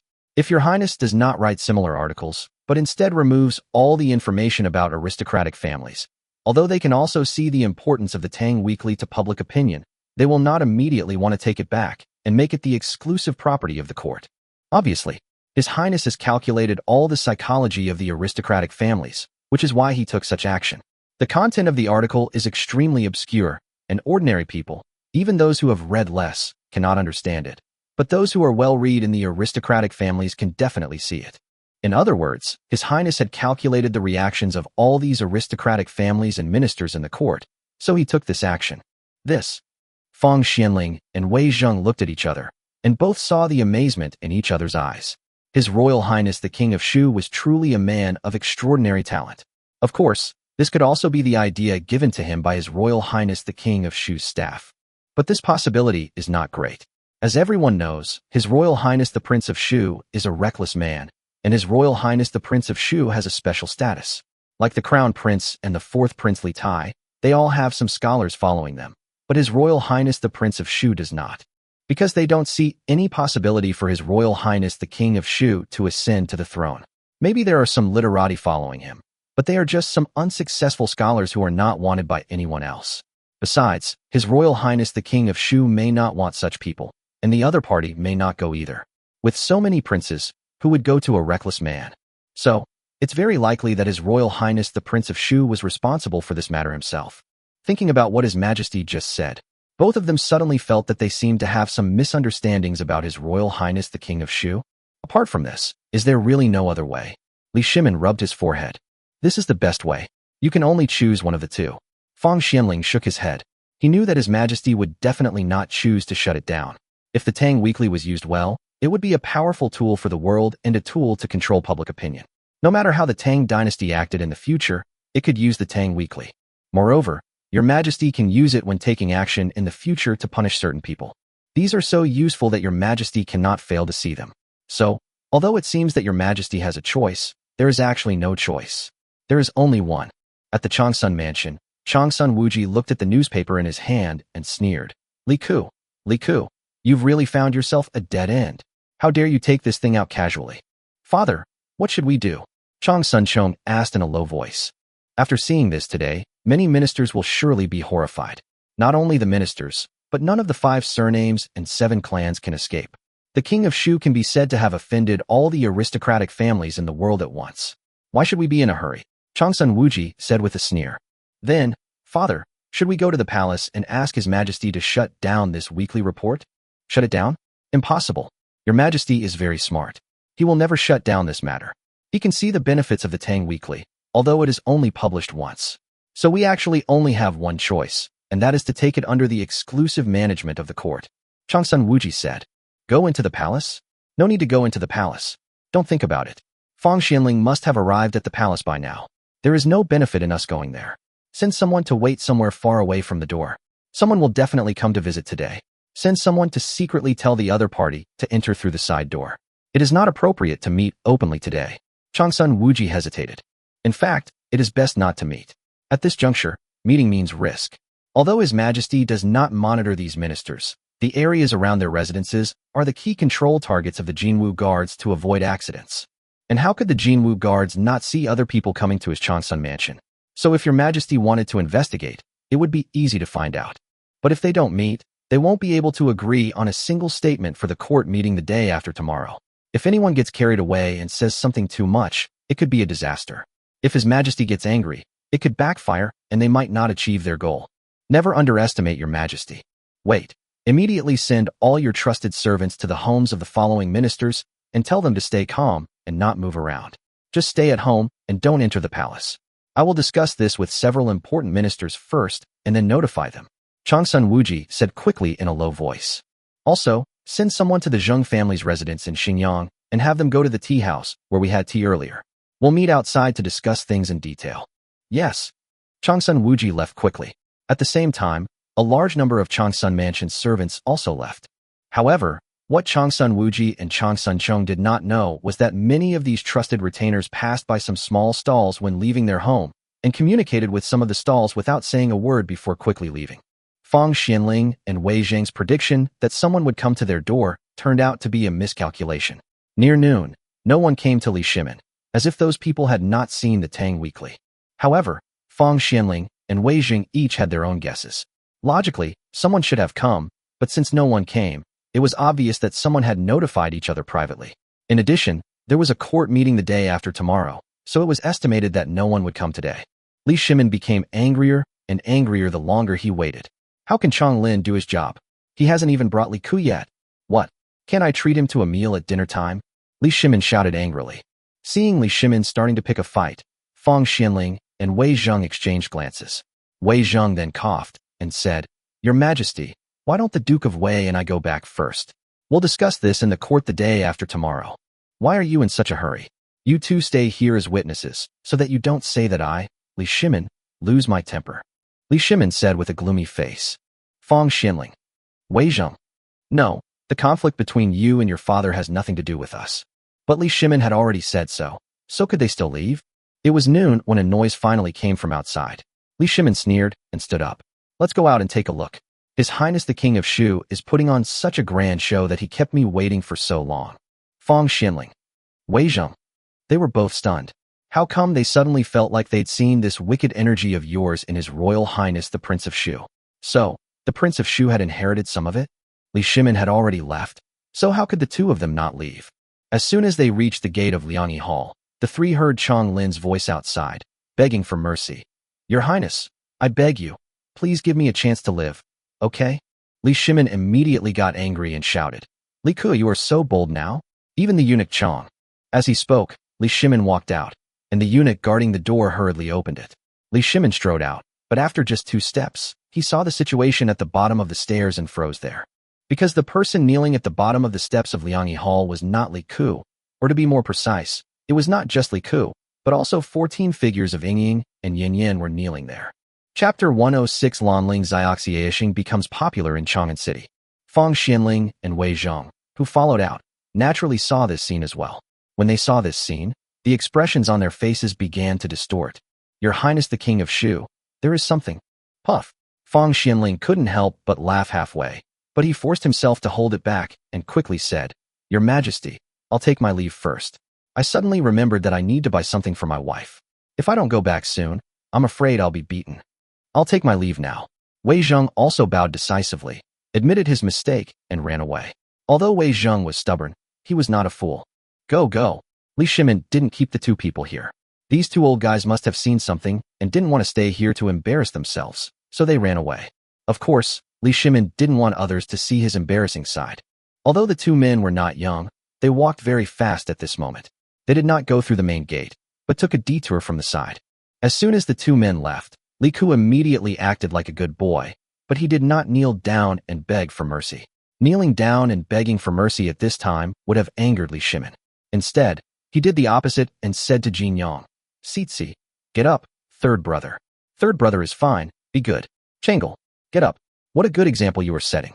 Li Ku said the second half of the sentence angrily to Changle. While roaring, Li Ku muttered in his heart, My dear sisters, the third brother is relying on you. Third brother, this matter has nothing to do with you. It was my own decision. Father, may I ask what crime third brother has committed? Your daughter is willing to be punished together with you. Changle spoke loudly and decisively. My daughter is also willing to be punished together with my third brother. Several older girls over 10 years old from Yuzhong, Bailing, Linchuan, Puyin, Dongyang, etc. also knelt down and said loudly at the same time. Wu, third brother, Sitsi doesn't want you to be beaten. Is too bad. I don't like him anymore. Wu, Sitsi will take the beating for you. When Sitsi heard what her sisters said, she burst into tears. The crying was so miserable that Li Ku felt distressed when he heard it. Otherwise, he would be in trouble. Jinyang's health was not very good. If he cried too much, it would be bad if the disease relapsed. As soon as this thought came to Li Ku's mind, he caught Jinyang crying loudly while stealing glances at Li Shimin. Li Ku, okay, just pretend he didn't say it. I don't want to get beaten. Wow. Qingyang and Gaoyang were so shocked by Jinyang's crying that the two girls looked at each other and burst into tears instantly. When Changyang lowered her head and cried, Li Ku saw her secretly rubbing her eyes with her hands, but she couldn't seem to cry. Li Ku paused for a moment and said with a look of heartache, Don't cry. Be good. Third brother will beat you one by one. It's okay. You just have to go back to the palace to stay for a few days, and you won't be able to eat third brother's food. When Li Ku said this, Qingyang and Gaoyang stopped crying for a moment, and then tears started to flow down. Li Shimin on the stage was anxious. He quickly ran down the stairs in 3 or 2 steps and ran towards Jinyang with a distressed look on his face. Sitsi, stop crying. Get out of here. The last 3 words were said to Li Ku. Li Shimin ran over and kicked Li Ku away, then hugged Jinyang himself. While hugging Jinyang, he hurriedly said, Qingyang, Gaoyang, be good. Don't cry. I is not going to beat your third brother. Father, you are lying. You even asked Eunuch Chang to bring the imperial guards to arrest third brother. Wow. Wu, third brother. Qingyang cried even louder. The corner of Li Ku's mouth twitched. You little girl, you're too much. Isn't your third brother dead? You should learn from your sister Qinghe and cry there. Unlike Qingyang and Gaoyang, Qinghe knelt there quietly, tears falling down endlessly like beads with broken strings. She didn't cry out loud, but her little face looked aggrieved like a bun, and her tears fell in a crackling manner. Li Ku quickly came over and squatted beside her. He wiped her tears with his hand and whispered, Qinghe, be good and don't cry. Her tears flowed even harder, but she didn't say anything, just knelt there obediently. Li Shimin couldn't help himself after seeing this scene. He immediately came over with Jinyang in his arms and glared at Li Ku. Get out. Li Ku quickly rolled away. Li Shimin squatted down holding Sitsi and looked at Qinghe, who was crying more. Li Shimin felt so distressed that he didn't even know what to do for a moment. He stretched out a hand to wipe her tears. Qinghe didn't hide, but raised her head obediently, looking at Li Shimin with big eyes, frowning her little eyebrows, then pouted her lips and said in a soft voice, yeah, father, can you please not? Please don't punish third brother. Qinghe took the beating for third brother. Qinghe Qinghe also saved a lot of private money. Buy some delicious food for father. Father. Qinghe, be good and call me I, not father. Li Shimin's voice was extremely gentle. When he heard that Qinghe even told him about her private money, Li Shimin's heart melted. However, the more she did this, the angrier he became. You. Li Shimin raised his head and was about to scold Li Ku, but a pair of small hands reached out timidly and grabbed his hands holding Jinyang. Li Shimin. Taking a deep breath, Li Shimin looked at Li Ku and said, "Get out of here. Come to court the day after tomorrow. I don't want to see you now." "Yes," Li Ku said with a pleasing look, then turned and ran away. When leaving, Li Ku noticed that Changle, who was kneeling over there, secretly winked at him. After scolding Li Ku and sending him away, Li Shimin hurriedly turned around and continued to coax Qinghe. The two little girls, Chengyang and Gaoyang, were stunned. They knelt there blankly with their mouths wide open and tears on their faces. Li Ku naturally couldn't stay in the palace after he ran away. He left the Liangyi Hall and made sure that Li Shimin behind him could not hear him. Li Ku hummed a song and walked outside to a shopping mall to see how it was operating. "We ordinary people are so happy today. We are so happy today, so really happy." Li Ku sang a little song as he walked out of the Tai Chi gate. As soon as he walked out of Tai Chi gate, Li Ku heard two figures waiting beside him. Looking at the strange expressions on Fang Xianling and Wei Zheng's faces, Li Ku naturally knew that they had heard the song he was humming. "Ha, Duke Wei, Duke Zheng, hello. The weather is nice today." Li Ku laughed and bowed to the two of them. The two of them looked up at the sky. It was quite nice, with a sunny and windy day. Then they bowed to Li Ku and said, "Hello, Your Highness the King of Shu. Your Highness the King of Shu really loves his sisters." Wei Zheng deliberately emphasized the word love. "That's right, Your Highness. I dare not say anything else, but you will not suffer any loss by being my sister." Li Ku raised his chin proudly. "Wei Zheng, do you think I'm praising you? Why are you two waiting for me?" Li Ku asked curiously. "We would like to ask His Royal Highness the King of Shu, if the Tang Weekly is taken back by the court, would His Royal Highness feel bad?" Fang Xianling asked with narrowed eyes. I feel so sad. I feel so sad. My father wants to take back the imperial monopoly of the Tang Weekly," Li Ku said while covering his heart. Then he reacted and asked, "Your Highness does not feel sad at all. When your Lanling Xiaoxiaxing becomes popular in Chang'an City in a few days, some people will feel sad. You will gradually understand." However, what Li Ku didn't know was that within a few days, his Lanling Xiaoxiaxing would become all the rage in Chang'an City. Chapter 107. It's not that easy to get my things. Wei Zheng and Fang Xianling were speechless. His Royal Highness the King of Shu's behavior had fully demonstrated that he didn't feel sorry at all, or rather, he was mentally prepared to do all this, and had long been prepared to have his business taken back by the court. "Actually, Duke Zheng and I have just discussed it. The reason we are waiting here is that we think it is not easy for Your Highness to invent the Tang Weekly. If Your Highness has any requests at the court meeting tomorrow, we too are willing to lend a hand." Fang Xianling bowed. He had indeed just discussed it with Wei Zheng. Judging from what His Majesty said, the matter of Li Ku had been planned long ago. There might be some follow-up plans, but the Tang dynasty was currently fighting against Tuohan and could not afford any storm, otherwise all the previous efforts would be wasted. Therefore, the best way is to cut the Gordian knot and let His Highness quickly achieve his request, and this matter will be over. Otherwise, with His Highness the Prince of Shu's temperament, even if all the ministers in the court oppose it the day after tomorrow, His Highness the Prince of Shu will dare to face everyone. He is not like others who will compromise. My father hasn't made a decision yet. Why are you two so sure?" Li Ku was a little curious. "Your Highness, the two of us have been following Your Majesty for more than a year or two, and Your Highness knows us well. Why don't we be frank with each other?" Fang Xianling felt a little helpless. Okay.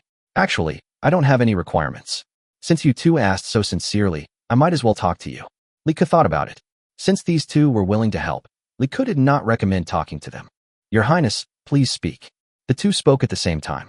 "I want to establish an honorary title in the Tang dynasty to reward craftsmen who have made significant technological improvements to the Tang dynasty.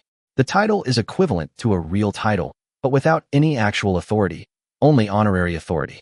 For example, if children have the right to take the imperial examination, their titles will be equivalent to officials of certain ranks, and they will be treated the same as officials of the same rank in terms of court laws and other aspects.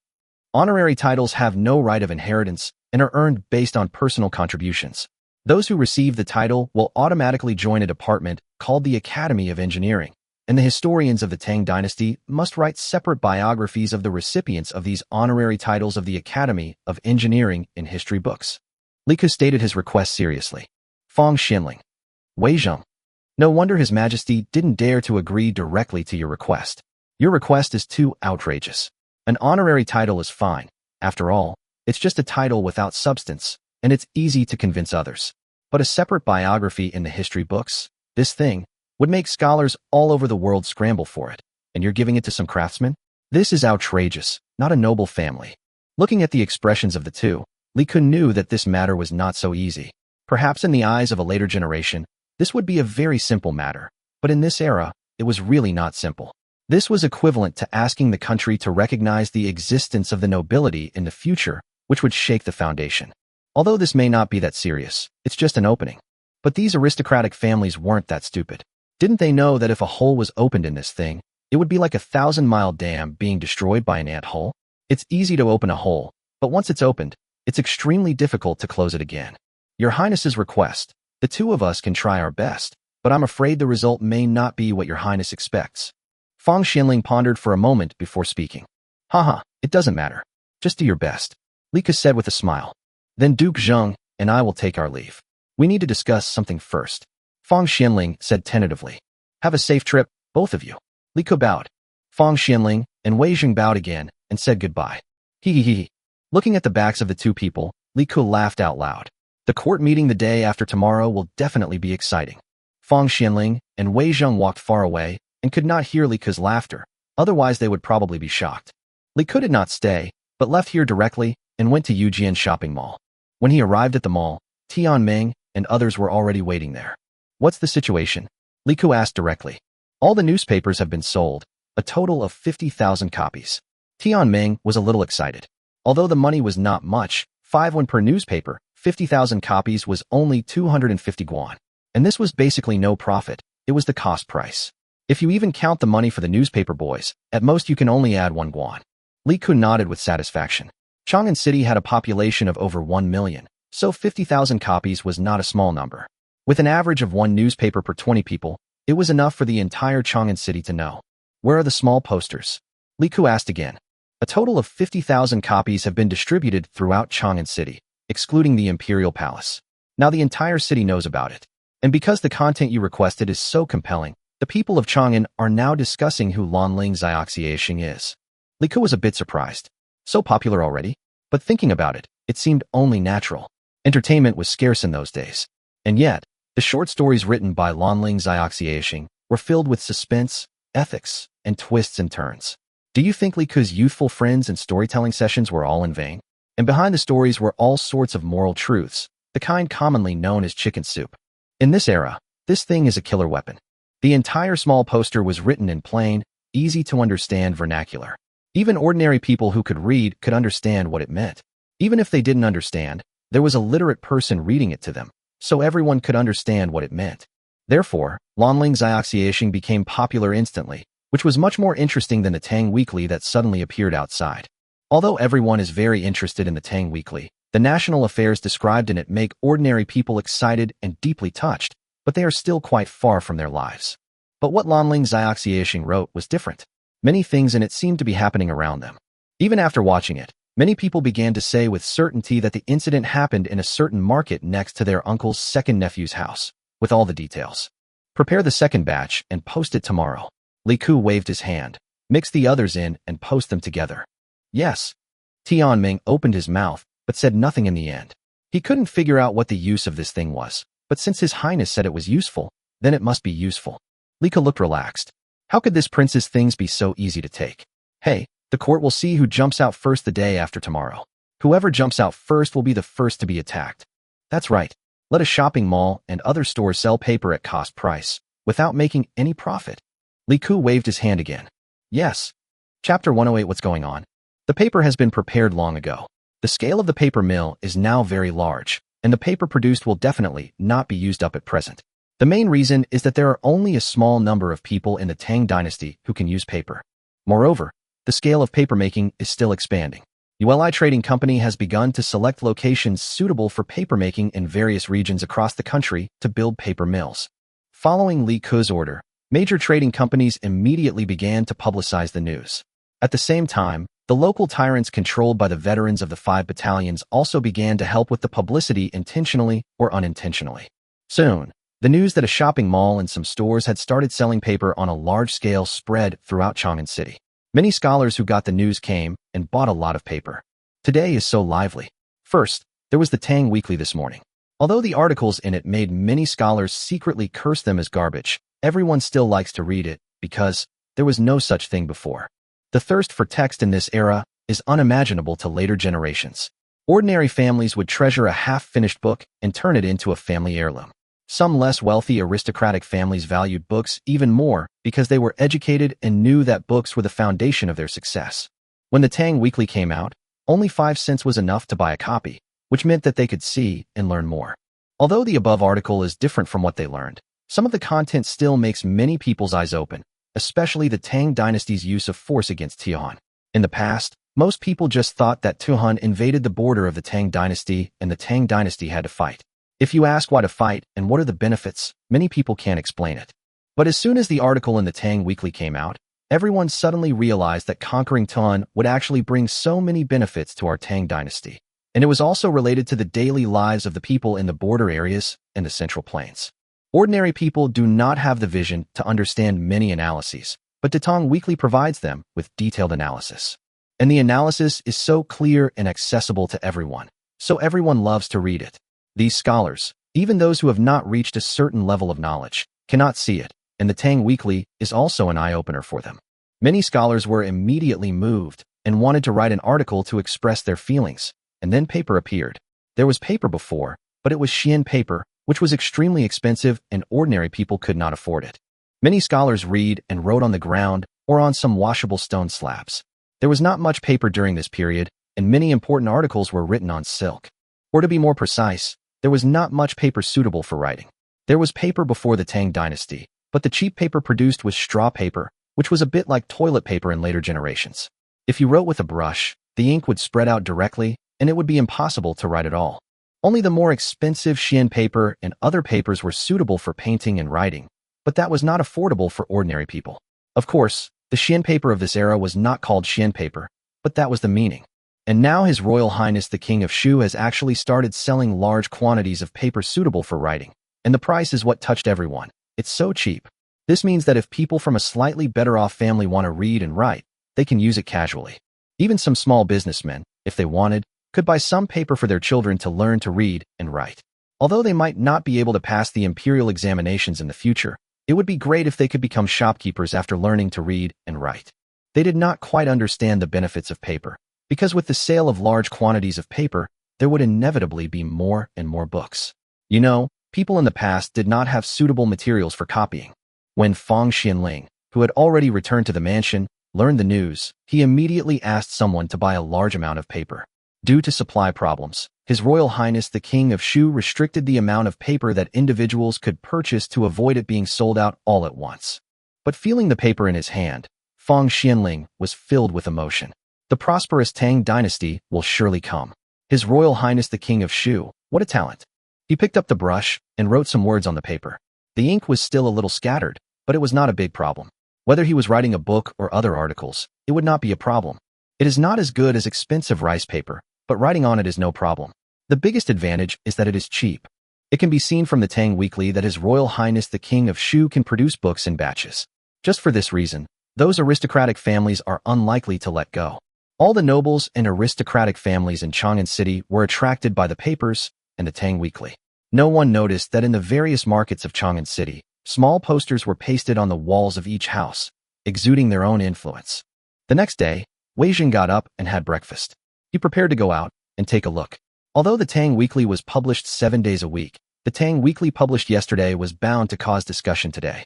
Wei Jing wanted to see how the people discussed this matter. With 2 followers, Wei Jing walked out of the palace and headed to Zhuanyangfang near the East Market. As he entered the market town, Wei Jing heard a lot of interesting discussions before he even heard everyone's discussion about yesterday's Tang Weekly. Hey, have you read Lanling Xiaoxiaxing's article? He said that His Royal Highness the King of Shu's move was too bold, and that the Tang Weekly would definitely be taken back by the court and operated by the government. Isn't that unlikely? His Royal Highness the Prince of Shu is also a prince. Is your majesty really going to compete with the people for profit? You don't understand this, don't you? This isn't about competing with the people for profit. Tang Weekly only costs 5 cents a copy, so there's no profit to speak of.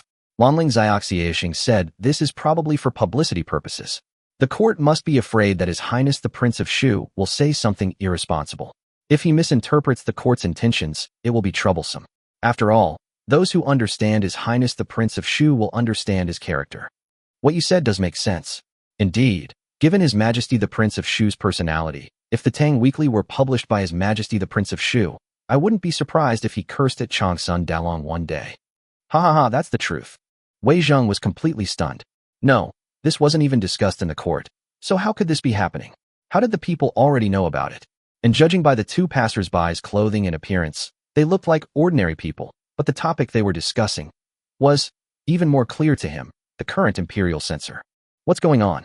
Is there something else going on that I don't know about? At that moment, Wei Zheng no longer cared about the purpose of his coming out. He took 2 quick steps and stopped the other party directly. Excuse me, gentlemen. Hello, old man. The 2 men saw that Wei Zheng was older than them, and although the clothes he wore were a bit ordinary, they still saluted politely. What did you 2 mean by Lanling Xiaoxiashing just now? I was quite interested in watching you 2 discussing His Royal Highness the King of Shu and the Tang Weekly. Wei Zheng asked immediately. Oh, father-in-law, don't you know about this?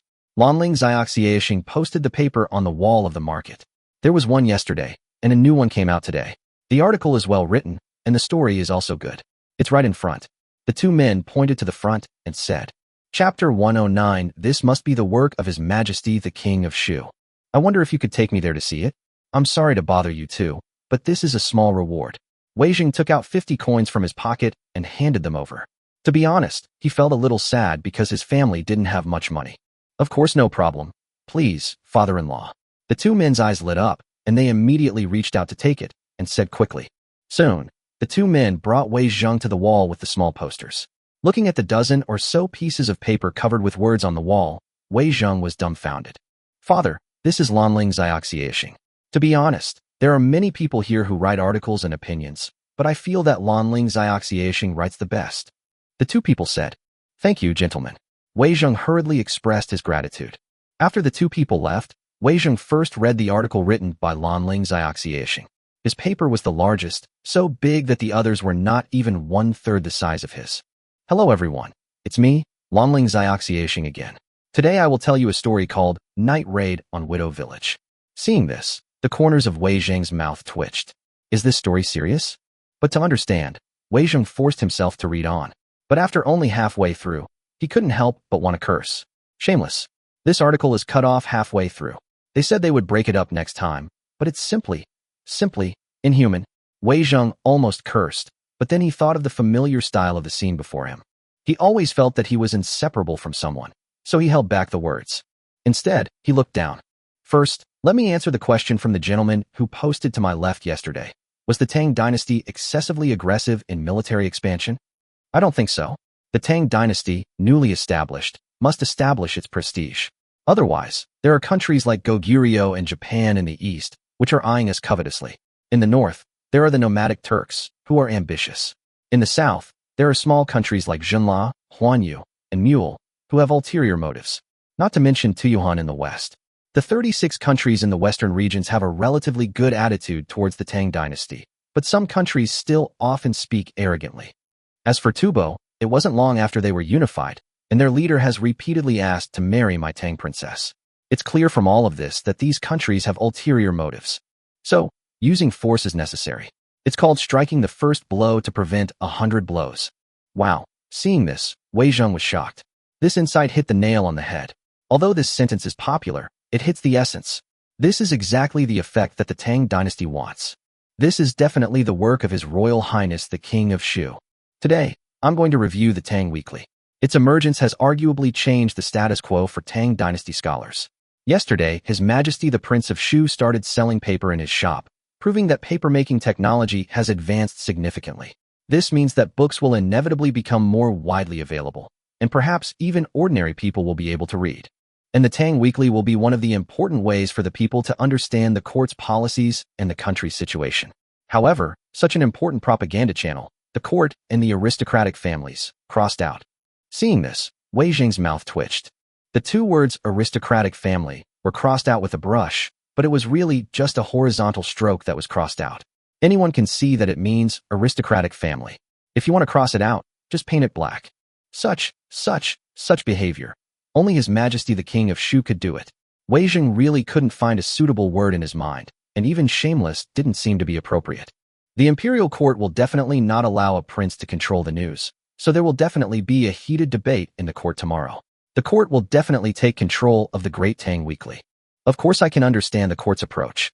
His Royal Highness the Prince of Shu has a hot-headed personality. He might get upset one day and start cursing in the Tang Weekly.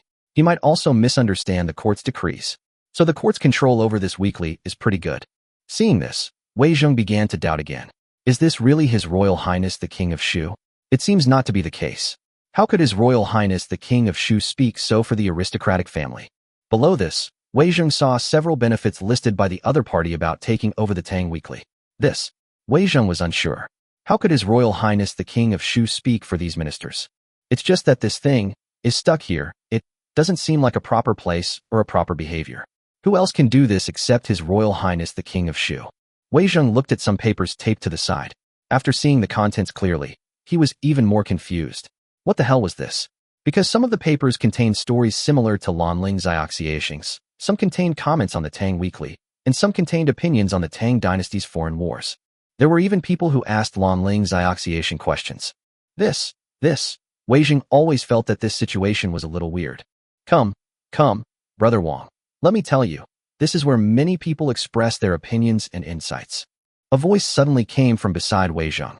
Wei Jing looked up and saw two people dressed as scholars coming together. Seeing Wei Jing standing here, the two were stunned for a moment, but it was nothing serious. Instead, they directly bowed to Wei Jing. The person who spoke before continued. Brother Wang, look, I'm right, aren't I? Everyone here uses code names to communicate anonymously. Most of them are like-minded people. They speak freely and are very happy. Brother Wang, who was pulled over by this person, was already staring at the grand spectacle on the wall in amazement. After looking at it for a long time, he said with some amazement, what Brother Gua said is indeed true. This method is quite interesting. I just saw someone post their own article and asked for comments. Not bad, so I should try it too. Let's go. Brother Gua said immediately. But I have a doubt. Brother Wang, please speak. The two men bowed to Wei Jing again and turned away. Wei Jing. This isn't that His Royal Highness the King of Shu. These two were obviously close friends. Otherwise they wouldn't call each other brother.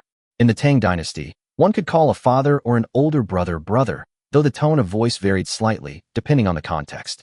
Friends who called each other brother were generally close friends. Otherwise, they would simply call each other young master. The two men left in the distance. The scholar surnamed Gua sent them back home and then went out on the street again. When he found someone outside, he immediately whispered, Inform His Highness that I saw Duke Zheng reading our small poster. The other person nodded and left quickly. Wei Jing watched for a while and found that many people came here to watch the fun. Although they left quickly, they were all discussing the content above when they left. Moreover, he had asked about this thing, and it was posted here early in the morning. Obviously, there are more people in the morning. Chapter 110. Set a small goal and spray half of the court officials first. Just when Wei Jing was pondering the function of this thing, one of his followers came running over. Sir, there are people outside the Shizuka Gate asking for mercy. In the Tang Dynasty, slaves of similar age usually address their masters as Lang or Langjun. What's going on? Wei Jing was shocked. It was the people who read the Tang Dynasty Weekly yesterday. Some of them came to the Shizuka Gate to ask Your Majesty to pardon those gray-haired soldiers and allow them to return home. The attendant whispered quickly. Wei Jing. The people of the Tang Dynasty were very different from those in later generations. They were full of pride and looked at the surrounding countries with contempt. Deep down, they were proud of their own identity. Or it could be said that this has been the case since ancient times until the Tang Dynasty. Even though they have been burned, killed, and looted countless times by these nomadic peoples, they have never changed. This is the confidence that comes from their culture, nation, and beliefs. The Tang Dynasty court was also different from some emperors in later generations. When the emperor walked on the street, the people did not have to kneel down to greet him, but just bowed and saluted. The people also called themselves ministers instead of common people. If people have ideas, they will really ask for their lives. This is not the first time in front of the Vermilion Bird Gate. During the second and third years of the Jingguan period, a great disaster occurred in the world. But what no one expected was that it happened with just one copy of the Tang Weekly. Although the people were good, similar things should not be taken lightly. Wei Zheng once again felt the horror of the Tang Weekly's incitement to public sentiment. He suddenly felt that what Lanling Xiaoxiaishing said was quite right. This kind of powerful weapon should be managed by a special department of the court, rather than being managed by His Majesty the King of Shu. Naturally, someone reported the situation at Suzuka Gate to Li Shimin, who, upon learning the news, scolded Li Ku harshly. I just coaxed a dozen daughters yesterday, and today I have to coax the people. Your dad just cleans up your mess every day, right? But no matter how much they cursed, they had to do what had to be done. Li Shimin personally went to the outside of the Suzuka Gate to comfort all the people who came to ask for mercy, saying that he had ordered people to investigate. If these white-haired soldiers were found, he would not only pardon them, but also grant them permanent farmland, arrange jobs for them, help them find their families, and so on. After some consolation, the people shouted, "Long live the emperor," and left happily.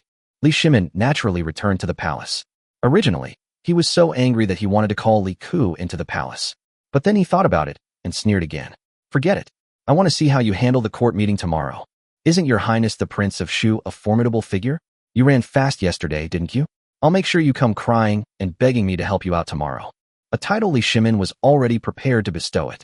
He also guessed that the ministers would definitely agree. However, even if they agreed, this matter would inevitably be a complex one. Tomorrow, there would definitely be a heated debate in the court. Oh, eat more tomorrow morning to avoid being hungry. By the way, have Chong Lin make the cushions on the dragon throne thicker today so that I can sit comfortably tomorrow.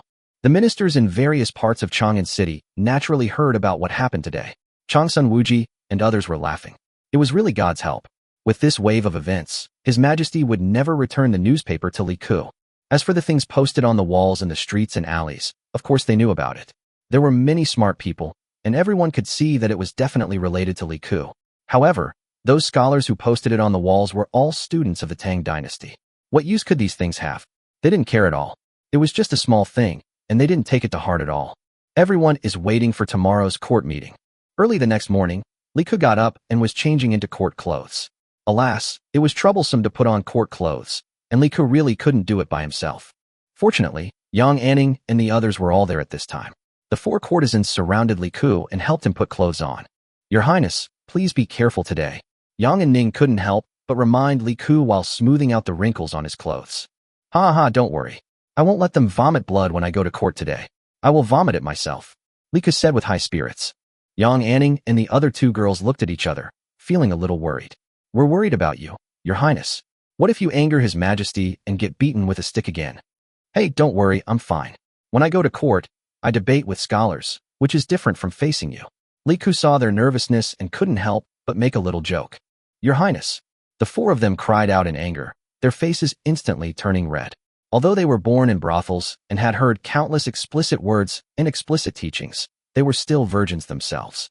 Besides, no one could stand what Your Highness said, and if outsiders knew about your slanderous words, they would probably impeach you again.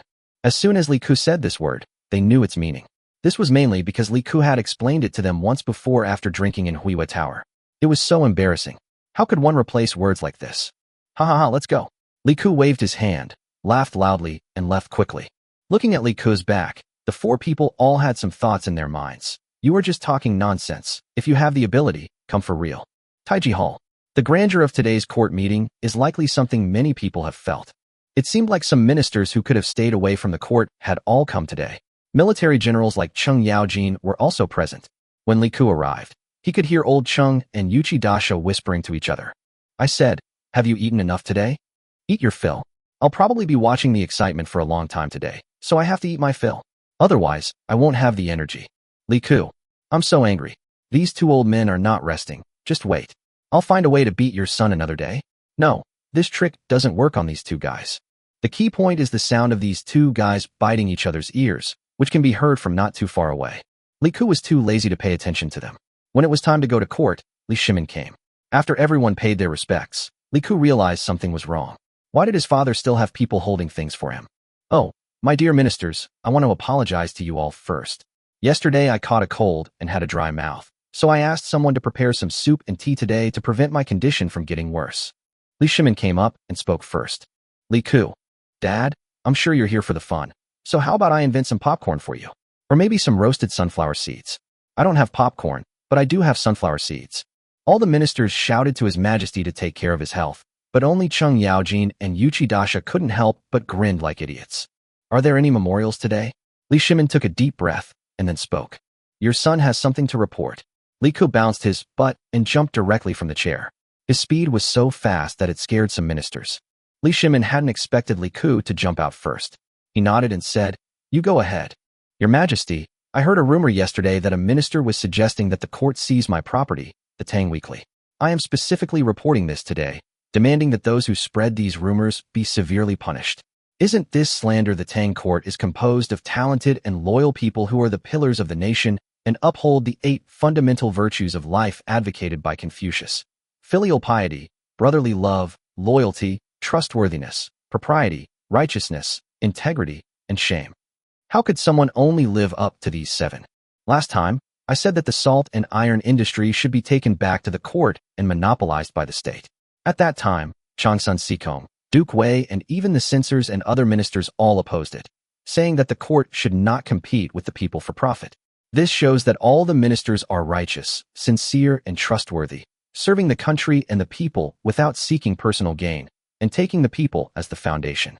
How could there be such shameless people who give birth to children with rotten assholes, go back on their words, are inconsistent, have beastly hearts, and are worse than pigs and dogs?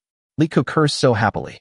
Li Ku's words seemed to be a compliment, but everyone could tell that he was actually pointing fingers at those with ulterior motives and scolding them.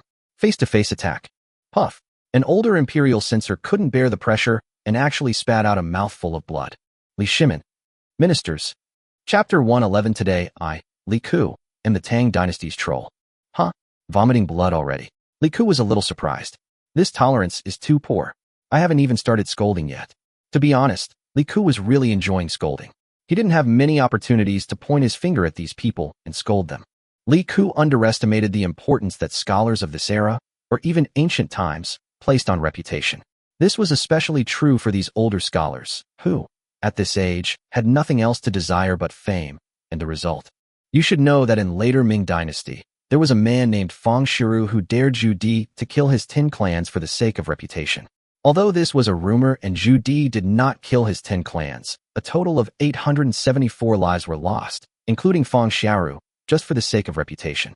You can imagine how important this thing was to these literati. If there are really 10 clans, then the number would be at least 4 digits. Someone, call the imperial physician. Li Shimin had just come to his senses and hurriedly spoke loudly. The main thing is that no one expected Li Ku to start scolding people right away, and the key point is that he scolded others so much that they were speechless. This is completely different from the style of His Royal Highness the King of Shu in the past. Several eunuchs quickly rushed to the censor and carried him out. Hey, old chum, what did His Royal Highness the King of Shu mean by what he said just now? Isn't it good enough to just do the 7 things of filial piety, brotherly love, loyalty, trustworthiness, propriety, righteousness, and honesty? No one is perfect. Uchidasha was whispering to Chung Yaojin next to him. The problem was that his voice, although it was said to be low, most people could hear it. You are so stupid. Think about it. You have achieved 7 things, and nothing. Chung Yaojin also whispered. Shameless. Oh, I understand. When did His Royal Highness the King of Shu become the same as them? It's not satisfying at all to just curse people. Uchidasha didn't know if he was really stupid. He had a look of sudden enlightenment on his face, but his voice was not small. The ministers. No one will think you are dumb if you don't speak. Can the damage be the same as calling someone shameless? This thing has been buffed. Although Li Shimin was open-minded and did not exclusively promote Confucianism, in fact, most scholars of this era also studied Confucianism. Confucius had a very high status in the minds of scholars. Otherwise, Li Shimin would not have named Confucius as the first sage in the 2nd year of Jingguan. Using the words of the scholars' ancestors to insult them is not only shameless, but also has another meaning: forgetting one's roots. This is the greatest insult to scholars. There was silence in the court for a moment. Your Majesty, I have something to report. After a moment of silence, Changsun Wuji stood up directly. Speak. Li Shimin did not stop them. You can speak anyway. Your Highness, the King of Shu, has a point, but we must prioritize. The Great Tang Weekly is a powerful tool for national propaganda. If used improperly, it can easily cause enormous damage. The situation in front of the Suzuka Gate yesterday morning is the greatest proof of this.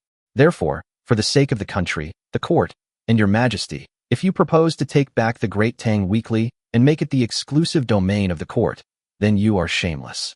Then I am willing to be that shameless person. I implore your majesty to take over the exclusive management of the Tang Weekly. Changsun Wuji bowed to Li Shimin. I implore your majesty to take over the exclusive management of the Tang Weekly. Immediately, several ministers followed Changsun Wuji and stood up, and more people continued to stand up. Many of these people did not get along with Changsun Wuji, and many times they even had different political views, but at this moment they stood together. Including Fang Xianling and Wei Zheng stood up. To be honest, Li Ke suddenly felt his father's helplessness and pressure at this moment. Li Ke, do you have anything else to say? Li Shimin asked. Yes. Li Ke said calmly. Duke Qi said that for the sake of the court, why doesn't the Hong Wenguan send people to oversee the content of the Tang Weekly, while the Tang Weekly remains under my management?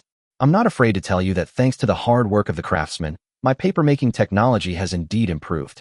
The paper cost of each newspaper is about 2 cents, which is the selling price of my shop. I don't take a penny of profit. The Tang Weekly costs 5 won per copy, but the combined cost of ink, printing, labor, and shipping is over 10 won. In other words, every time a copy of the Tang Weekly is published, I lose 7 won. I've carefully calculated the price of 5 won per copy, which is affordable for almost all the wealthy people in the Tang dynasty. This way, we can maximize its popularity. The day before yesterday, Chang'an City issued a total of 50,000 copies, which means the loss was approximately 350 strings of cash. This number isn't large, but in order to maintain the effectiveness of the Tang Weekly, publishing it once a week or every 7 days is the minimum limit. Since there are approximately 52 weeks in a year, the total loss is 18,200 strings of cash. 18,000 guan may not seem like much to the imperial court, but it's equivalent to 151,000 dan of brown rice, enough to feed nearly 50,000 people for a month. And last year, only a little over 17,000 people died of starvation in the Tang dynasty due to disasters. And that was the result of timely disaster relief. So, this year's loss of 18,200 guan, doesn't that mean an additional 50,000 people will die if a disaster strikes this year? For the sake of the Tang dynasty, I can subsidize this money, but if I take back the imperial court, who will pay for it? Li Ke's series of numbers made everyone a little stunned. At that time, everyone was not used to throwing things out directly, but after Li Ke said this, everyone had an intuitive concept. No one doubted Li Ke's claim that a newspaper cost 12 won, because in their opinion, 12 won was the cheapest it could be. Then if His Royal Highness the King of Shu is still willing to contribute to the Tang dynasty, His Royal Highness the King of Shu can still pay this money after the Tang Weekly is taken over by the court. Changsun Wuji said indifferently. This statement was somewhat shameless, but to these ministers, it was nothing. Could it be that the Tang Weekly is in the hands of His Royal Highness the King of Shu just for the sake of the Tang dynasty and to take back the imperial court? Does that mean His Royal Highness the King of Shu is no longer willing to work for the Tang dynasty? Changsun Wuji asked again. What? Are you going to say next that I, Li Ke, want to rebel? Li Ke asked back calmly. He was not afraid of this kind of topic at all. Others did not dare to say the word rebellion, but for Li Ke, it was a piece of cake. That won't happen. After all, His Royal Highness the King of Shu is used to being alone, so I don't think he would have that intention. Changsun Wuji said calmly. The meaning of this statement is nothing more than a satire on Li Ke. It's not that I look down on you, but you? If you want to rebel, you need talent. Do you have talent? No. So, Duke Qi wants the Tang Weekly to be taken over by the court for operation, and then I, Li Ke, will still be responsible for spending the money? Li Ke said with a sneer. If His Royal Highness the King of Shu can sympathize with your majesty and is willing to donate this money, it will naturally be a righteous act for the country and the people. Your servants admire you. I believe that His Royal Highness the King of Shu will be remembered in history. Changsun Wuji bowed to Li Ke. Speaking of leaving a name in history, where are the historians? Li Ke raised his head and asked directly. I'm here. In the far corner, Chu Suiliang stood up. Oh, he's a famous person. I didn't expect the current historian to be Chu Suiliang. There are different types of historians. For example, Chu Suiliang was promoted by Li Shimin in the 15th year of the Jingguan period. He was responsible for recording Li Shimin's daily life, which was also a type of historian. Will what we say today be recorded? Li Ke asked. Yes. Chu Suiliang replied with only one word. They did not participate in court affairs and were only responsible for recording.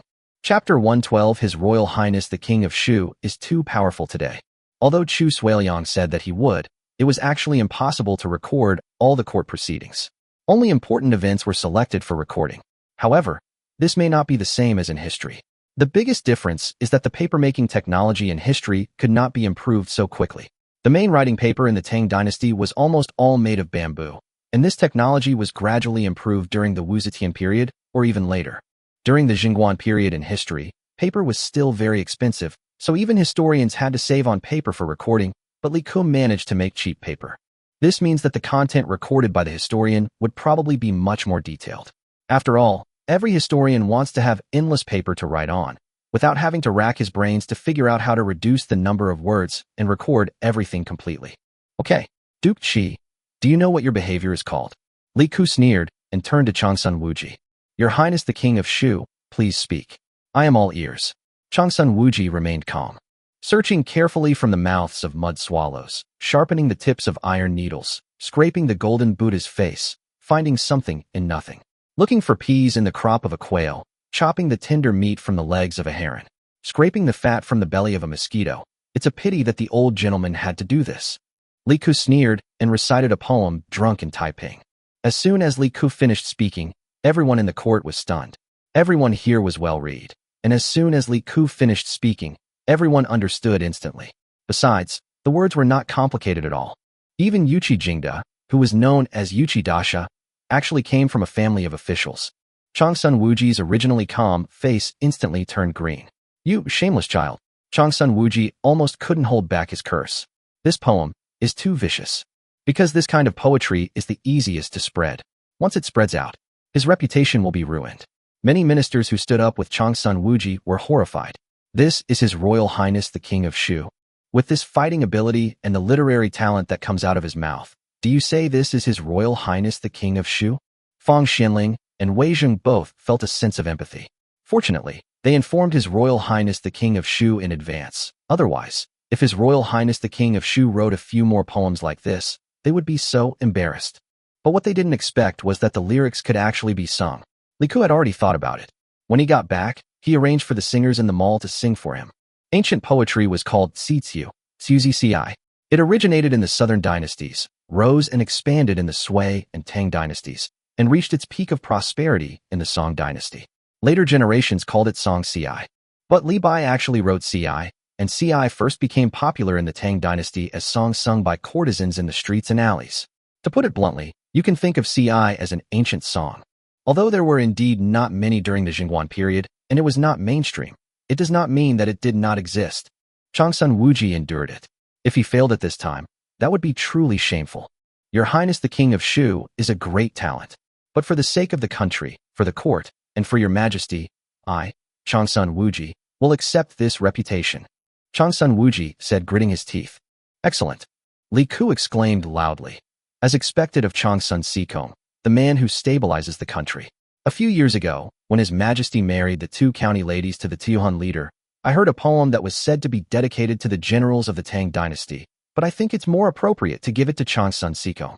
Then I, Your Highness, the King of Shu, would like to thank you for your concern. Your Highness, the King of Shu, please speak. Changsun Wuji was determined to make it happen. Now that things had come to this, how could he give up halfway? Sending my daughter to protect the country, I don't know where to use the general. Send him to Lord Sikong. Li Ku said lightly. As soon as Li Ku finished speaking, Cheng Yaojin and others beside him turned green in the face. Li Shimon's face was not very good either. As for Changsun Wuji, his face was even uglier. This line of poetry is equivalent to pointing at someone's nose and scolding him, because the marriage alliance was initiated by Changsun Wuji. Cheng Yaojin and the others were furious. What the hell did we do to offend anyone? We said we would fight. Damn it. Thinking of this, the expressions of these generals looking at Changsun Wuji were not right. Is it okay to eat the melon and end up eating it yourself? This old minister will not argue with your highness about what happened in the past. For the sake of the country and the people, I accept this poem from this old minister. Changsun Wuji said this almost with gritted teeth. Fang Xianling and Wei Zheng also stood up, lowered their heads, looked at each other for a few times, and kept exchanging glances. Fang Xianling. There is something wrong with His Royal Highness the King of Shu today. His fighting power is too strong. What's going on? Wei Zheng. How should I know? This doesn't look like His Royal Highness the King of Shu. Fang Xianling. You go first, and I will follow. Wei Zheng. Why don't you go first, old man? Fang Xianling, you are stubborn. Wei Zheng. Regardless of the two old men exchanging glances, Li Ku had already spoken directly. Excellent. Li Ku cheered loudly, clapping his hands loudly. He then said loudly, as expected of Lord Sikong, you serve the country and the people. Since Sikong is so understanding and righteous, I, Li Ku, also accept it. I can hand over the management of the Tang weekly to the court, but as the court of a country, it is unreasonable to accept the assets of a Tang official without compensation, right? I'm a Tang prince, so it doesn't matter. But there are many ordinary people in the world who also engage in business. Tang also has many vassal states, and surrounding countries come to do business. If the court seizes the assets of officials without compensation, who will dare to do business in Tang in the future? After all, if anything of use is taken away, where will the country's credibility be in the long run? Of course, compensation must be given. Although the court has taken over the operation, compensation is definitely required. I wonder what kind of compensation your highness wants. His Majesty is here. As long as it is not too excessive, we will naturally agree after discussion. Chang Sun Wuji breathed a sigh of relief. As long as Li Ku was willing to give in, compensation and other things would be easy to talk about. Chang Sun Sikong is willing to bear the infamy for the sake of the country and the people. I, Li Ku, cannot fall behind. I don't ask for any rewards for myself. I also consider the country and the people of the Tang dynasty. I request that the craftsmen who have made significant contributions to the entire Tang dynasty be granted titles. The titles are equivalent to the titles granted to the dukes. These craftsmen do not need official positions, but other rights of the titles must be equal to those of the dukes. Li Ku said directly. As soon as Li Ku said this, everyone was shocked, including Fang Xianling and Wei Zheng. Didn't we agree that the two of us would help your highness speak? How did you say it yourself? And your request is different from what you said yesterday. This is outrageous. Impossible, Zhang Sun Wuji said subconsciously. As soon as he said it, he felt something was wrong. But after thinking about it carefully, it was nothing. No one in the court would agree to such an outrageous request from Li Ku. What a joke. Giving those craftsmen the same status as them? What was the point of studying so hard for 10 years? Wouldn't that mean everyone could do it? Chapter 113. I, Li Ku, have never lost a fight. And this is also true when speaking the truth. Impossible? Why not? I'd like to ask Chang Sun Sikong for some advice. Li Ku bowed and said with a sneer, these dukes and ministers of the current dynasty have all made great contributions to your majesty. It is natural to award them titles. However, these craftsmen are just ordinary workers. How can they deserve such an honor? Chang Sun Wuji took a deep breath and tied up the ministers in the court first. Then I have a question for you. If an ordinary citizen saves my father's life by chance one day, then this person can only be sent away with some money? In other words, my father's life is not even worth a title? Li Ku asked in return. Li Shimin, believe it or not, I will beat you in front of all the court officials. Your Highness, please don't make excuses. Your Majesty is worth a fortune. How can His Majesty be compared with these things? Your Highness is asking for these craftsmen, not these special circumstances. Chang Sun Wuji was not fooled. Okay, let's not talk about my father. Let's talk about someone else, Duke Su Cheng Yaojin. Li Ku pointed at Cheng Yaojin next to him.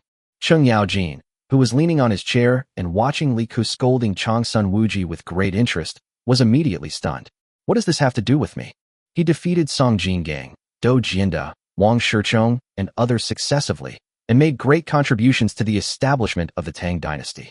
He had many military achievements, so he was named Duke of Su. May I ask if he deserves this credit? Li Ku asked. Of course I deserve it. Chang Sun Wuji nodded and said straightforwardly. Excellent. One of my craftsmen has improved the plowshare commonly used by farmers. I've named it the curved plow. It can improve farming efficiency and save animal power. Oxen that normally need to rest after plowing 1 acre can now plow 3 acres. Moreover, the plowing depth is deeper, which means the chance of crop failure is lower, and next year's yield can be greatly increased. Take the data from the 8th year of Jingguan as an example.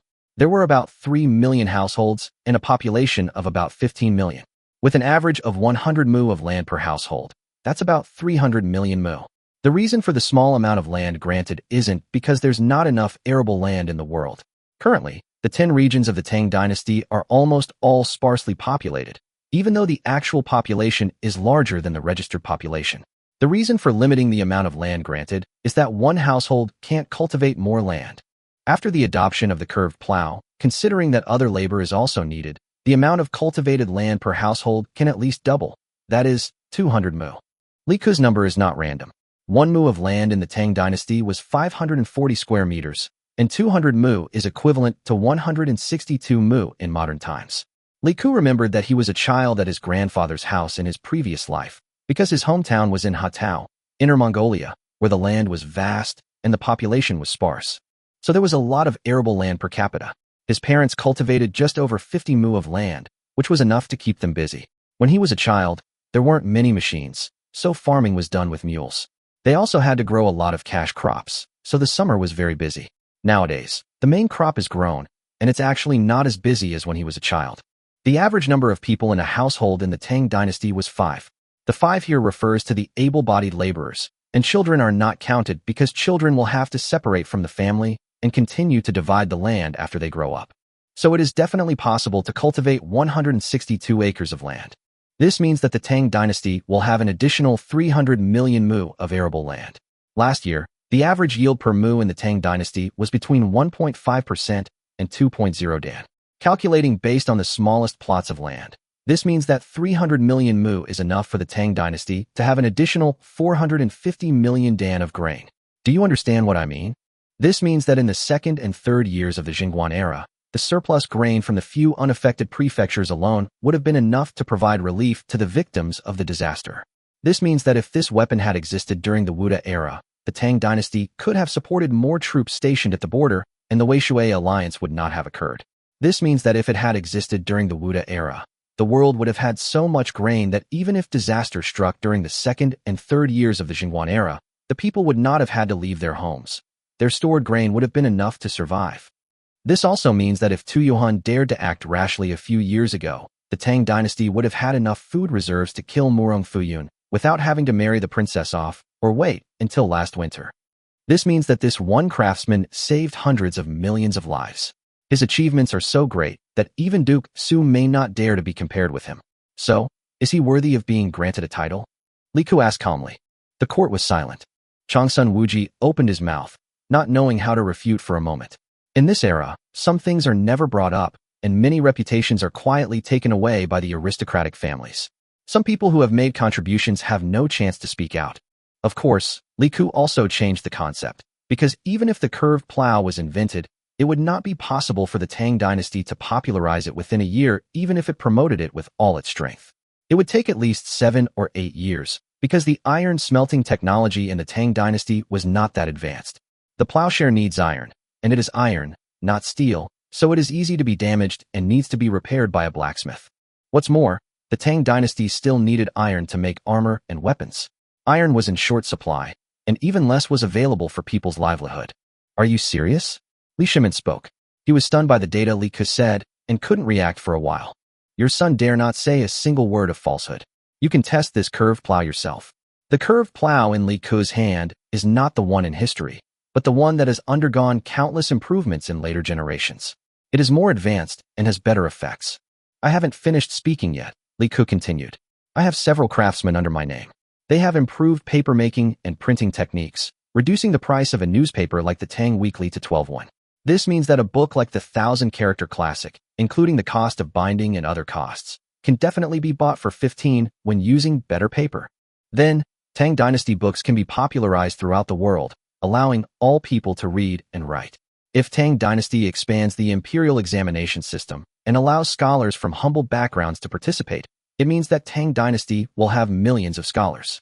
The best of these millions of scholars will be selected, and the selected talents will enable Tang Dynasty to expand its territory and conquer the world. Excuse me, is a craftsman who can create millions of scholars worthy of being granted a title? Li Ku asked again. The court was silent. Li Ku's words had already shocked everyone, but if he hadn't said it out loud, it wouldn't have mattered. But once he had said it, no one dared to refute it. The aristocratic families definitely didn't want such a thing to happen to him. But if Li Ku made it clear, if he publicized this matter, who would dare to stop him? The world is in an uproar. Millions of scholars mean tens of millions of people, the power of tens of millions of common people. They want to study and make a name for themselves. Who wants to stop them? Who dares to stop them? Li Ku asked with a smile again. Shock. All the ministers were so frightened that they broke out in cold sweats. Even without the whole country, if the millions of people in Chang'an knew this news, hundreds of thousands of people would plead for mercy. Who would dare to stop them? Whoever stops them will die? Some things cannot be made clear, because if they are made clear, it means there is no solution. Excuse me, Changsun Sikong, is a craftsman like this worthy of being granted a title? Li Ku asked softly. Changsun Wuji was speechless. He couldn't respond. He didn't dare to respond. The main thing was, could he say no? You say one and try. Ha ha ha. Li Shimin, who was sitting in the upper seat, wanted to laugh out loud 3 times at this moment. Cool. Chapter 114, His Majesty the King of Shu shocks the court. It's worth it, but it's enough to confer the title on only this one person. There's no need to open it to all craftsmen. This would mean breaking the existing structure of the Tang dynasty, and many hardworking scholars around the world would not be convinced. Changsun Wuji took a long time to utter a word, but he had no choice but to say it. Your son impeaches the Duke of Qi, Changsun Sikong, for disregarding the interests of the court, harboring selfish motives, and attempting to destroy the foundation of the Tang dynasty. Li Ku turned around and impeached Li Shimin. I dare not. Changsun Wuji was shocked. Li Ku, speak nicely. If you have something to say, just say it. Don't impeach people randomly. Li Shimin said seriously. Yes, Changsun Sikong, let me ask you, the craftsmen in the world know that your majesty is good intention and is willing to establish a title system for all craftsmen so that they can see their contributions. When these craftsmen hear this news, will they be moved to tears of gratitude? Li Ku asked directly. This must be so. Changsun Wuji paused. Well, artisans never had the opportunity to be knighted before, but now that they have it, won't they think harder and harder about improving the tools in their craft? Scholars all over the world are willing to study hard to save their country and their people. So how could artisans not be aware of this? Since we have this awareness, just as more people read, geniuses will inevitably emerge. And as more craftsmen work hard and think deeply, more and more talents and inventions will inevitably emerge. Today's papermaking and printing technologies have been improved to their current state. Perhaps in the future, papermaking will be further improved to the point where everyone will use softer paper to wipe their butts. Today we have curved plows, and tomorrow we will have more advanced plowshares and more advanced seeding machines. And these are the foundation of the Tang dynasty's prosperity. Whether it is salt, iron, or all industries such as food, clothing, housing, and transportation, they are all closely related to craftsmen. If these industries all have craftsmen like today, how prosperous will the Tang dynasty be? Changsun Sikong, what is your intention in stopping this? Li Ku asked a series of soul-searching questions. Changsun Wuji, I don't fucking want to play anymore. Your Majesty, I was short-sighted and failed to see through the good intentions of His Royal Highness the King of Shu. I think this matter should be discussed and decided by all the ministers. Changsun Wuji directly apologized to Li Shimin. Great. Today, more ministers than ever are present in the court. Today happens to be a good day. So, ministers, who agrees with my proposal just now and who opposes it? Li Ku turned around and asked loudly. The ministers. How the hell should we answer this? You just blocked all the roads. Anyone who insists on doing this will die. Oh, it seems that none of the ministers are willing to do so. Well, my good intentions have been in vain. Anyway, I have never had any ambitions. I just want to be a leisurely prince. Forget it, brother. Li Ku turned to Li Chengxian, who had a strange expression on his face. Ah. Li Chengxian was stunned for a moment, then quickly agreed. Third brother, what's the matter? Brother, remember this. These are the ones who are digging up your roots. When you inherit your father's throne, they'll all be killed one by one. Forget it, forget it. Anyway, what the historian Xu Suiliang just said will be recorded in the history books and spread out. The world will talk about their merits and demerits, and future generations will judge for themselves. Forget it, forget it. I, Li Ku, will be generous. I don't want anything. Consider the Tang Weekly as my donation to the court. I, Li Ku, won't take a penny. What I just proposed will also be dropped. Father, I will take my leave. After saying this, Li Ku continued loudly without waiting for Li Shimin's response. This is just a ditch of hopeless, rotten, stagnant water. It is definitely not a place of beauty. So, why not let ugliness cultivate it, and see what kind of world it creates? After finishing his recitation, Li Ku laughed 3 times, and then walked out of the hall, chanting loudly, when life is happy, you should enjoy it to the fullest. Don't let the golden cup face the moon in vain. I was born with talents that will be useful. Even if I spend all my money, I will get it back. Don't worry about having no friends on the road ahead. Everyone in the world knows you. People laugh at me for being too crazy, but I laugh at others for not seeing through me. Reciting a poem, Li Ku strode out of the Taiji Hall. Looking at Li Ku's back, Cheng Yaojin, Yuchi Dasha, and other generals were stunned. It was because they didn't know the word awesome, otherwise they would have shouted. His Royal Highness the King of Shu is awesome. Not to mention Cheng Yaojin.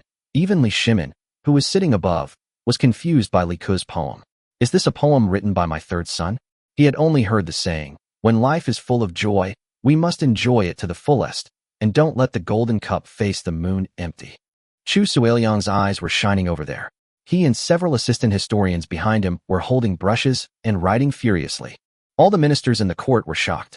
Fang Xianling was the first to recover. He kicked Wei Zheng, who was standing next to him, and gave him a look. If you don't speak up, this matter today will get out, and everyone in the court will have their reputation ruined. Oh, those military generals don't count. Didn't you see that His Royal Highness the King of Shu compared this court to a hopeless and rotten stagnant pool? What else do you want? Wei Zheng was also startled. It was not his fault that he did not react. He was just intimidated by Li Ke. People say that I, Wei Zheng, can criticize others and dare to say anything, but compared with His Royal Highness the King of Shu, I have to admit defeat. And this last move of retreating to advance is absolutely amazing. Excuse me, Wei Zheng, for swearing too. However, he had noticed Fang Xuanling's gaze, and Wei Zheng quickly jumped out and spoke loudly. After all, this was his usual job, Your Majesty. We can't let His Royal Highness the Prince of Shu die like this. If His Royal Highness the Prince of Shu passes away like this, it won't just chill the heart of His Royal Highness the Prince of Shu. It will chill the hearts of everyone in the world. And His Royal Highness the Prince of Shu just left like that. This court is just like what His Royal Highness the Prince of Shu said. It's like a stagnant pool of water. I agree with the suggestion His Royal Highness the Prince of Shu just made and agree to confer a title on the world's most famous craftsman. Wei Zheng was really impressed at this moment.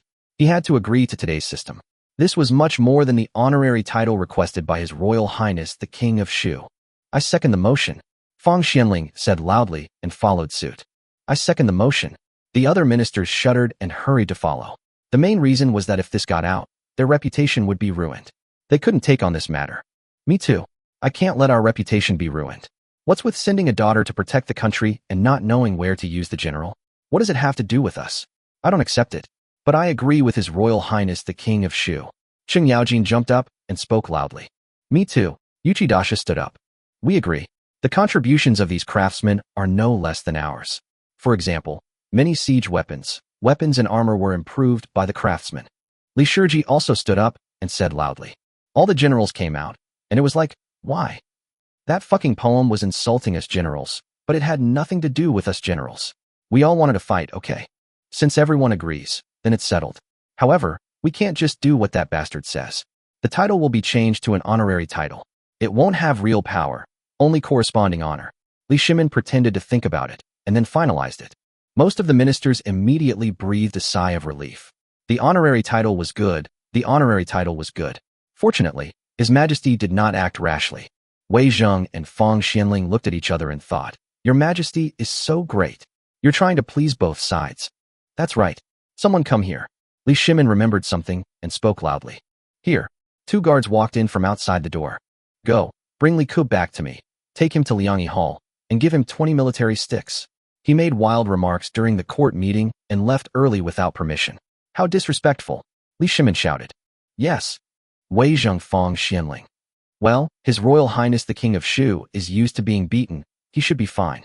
However, they also knew that Li Shimin was clearing obstacles for Li Ke. It was too outrageous that the King of Shu had just left the court. If they did not fight, people would find out about it later and accuse him of being disloyal and unfilial. Chapter 115, each has his own plans. Li Ke walked out of the hall with his head held high, feeling refreshed both physically and mentally. No wonder Brother Sun liked to be a troll. Trolling people was indeed the ultimate enjoyment. However, before Li Ke could take a few steps, some guards behind him suddenly chased after him. Seeing the actions of these guards, Li Ke suddenly had a bad feeling in his mind. But he couldn't run. The guards ran over and grabbed Li Ke. The leading commander smiled bitterly and whispered, Your Highness, I'm sorry. This is the order of His Majesty. Oh, Dad, you can't do this. Why do you hit me? Li Ke understood everything instantly, and he screamed at the top of his lungs. Are you kidding? Who doesn't know how to play the victim? I can't let my dad beat me like this. Li Ke hadn't walked far yet, and now he was shouting at the top of his lungs, so naturally the whole Taiji Hall could hear him. Just how arrogant His Majesty the Prince of Shu had been earlier was just how miserable this would be. For a moment, many ministers couldn't help but chuckle a few times, while people like Zhang Sun Wuji sneered in their hearts. Humph, your majesty was right to scold him. How shameful. It really is a ghost. After cursing, they seemed to feel better, but they knew. Things were not that simple. Today's news would definitely be spread, and after it was spread, they would probably be scolded by the people. No, we have to find a way to get this thing back. As long as Li Ku is discredited, then the content of their previous scolding by Li Ku will naturally disappear. Zhang Sun Wuji and others have been thinking about it in their minds. They have already thought of a way. The Tang Weekly will be nationalized and will definitely be handed over to Hong Wingwen for operation. By then, they will all be in it. Don't they still have the final say on what articles to write? Okay, let him get beaten. Now let's discuss the matter of the Tang Weekly. Li Shimin said, Your Majesty, I think the current format of the Tang Weekly is very good. It contains information on daily necessities such as food and salt, which are of concern to the people, and can provide a reference for them. Secondly, each weekly report also has the date printed on it, so that everyone can know which issue it is. In addition, regarding the content in the newspaper, I think it should be left to the scholars of the Hongwen Academy to consider. However, while considering it, I think His Royal Highness the King of Shu did a good job. Xiaoyu took the initiative to stand up and speak. Oh, what do you say? Li Shimin looked at Xiaoyu. He rarely expressed his opinions. It's the vernacular used in articles, like the memorials or articles of the ministers. Your Majesty and I can understand them, but ordinary people can't. If we still write them in the style of these articles, the original purpose of the Tang Weekly will inevitably be lost. Xiaoyu said, I think what Duke Song said makes sense. Fang Xianling also followed suit. Changsun Wuji and his men didn't care about this. It was not like they couldn't write vernacular Chinese. The main thing was that the entire newspaper was in their hands. Besides, they had a need to write in vernacular Chinese. After all, they also wanted to influence the people of Chang'an. Your Majesty, I have a request. Changsun Wuji stood up again. He was almost the main attacker today. Although he had successfully obtained the Tang Weekly from Li Ku, he also paid a lot. Mainly, his personal reputation was almost ruined by Li Ku. If what happened in the court today were to get out, he would lose all face, so he had to save some of it. Oh, please go ahead, my dear. Li Shimin did not comment. Since the Tang Weekly belongs to the imperial court, the necessary expenditures naturally cannot be paid by His Highness the Prince of Shu. This is neither morally nor logically justifiable. Changsun Wuji started the conversation. Chung Yaojin and the other generals all rolled their eyes. You're saying that now? You're saying it as if you're on the side of His Majesty the King of Shu. You're a two-faced person, one in front of people and another behind their backs. Just now when I was arguing with His Royal Highness the King of Shu, I did make a mistake. Therefore, I request that the Changsun family bear the expenses of the Tang Weekly to avoid wasting national treasury funds. Changsun Wuji took the initiative to speak.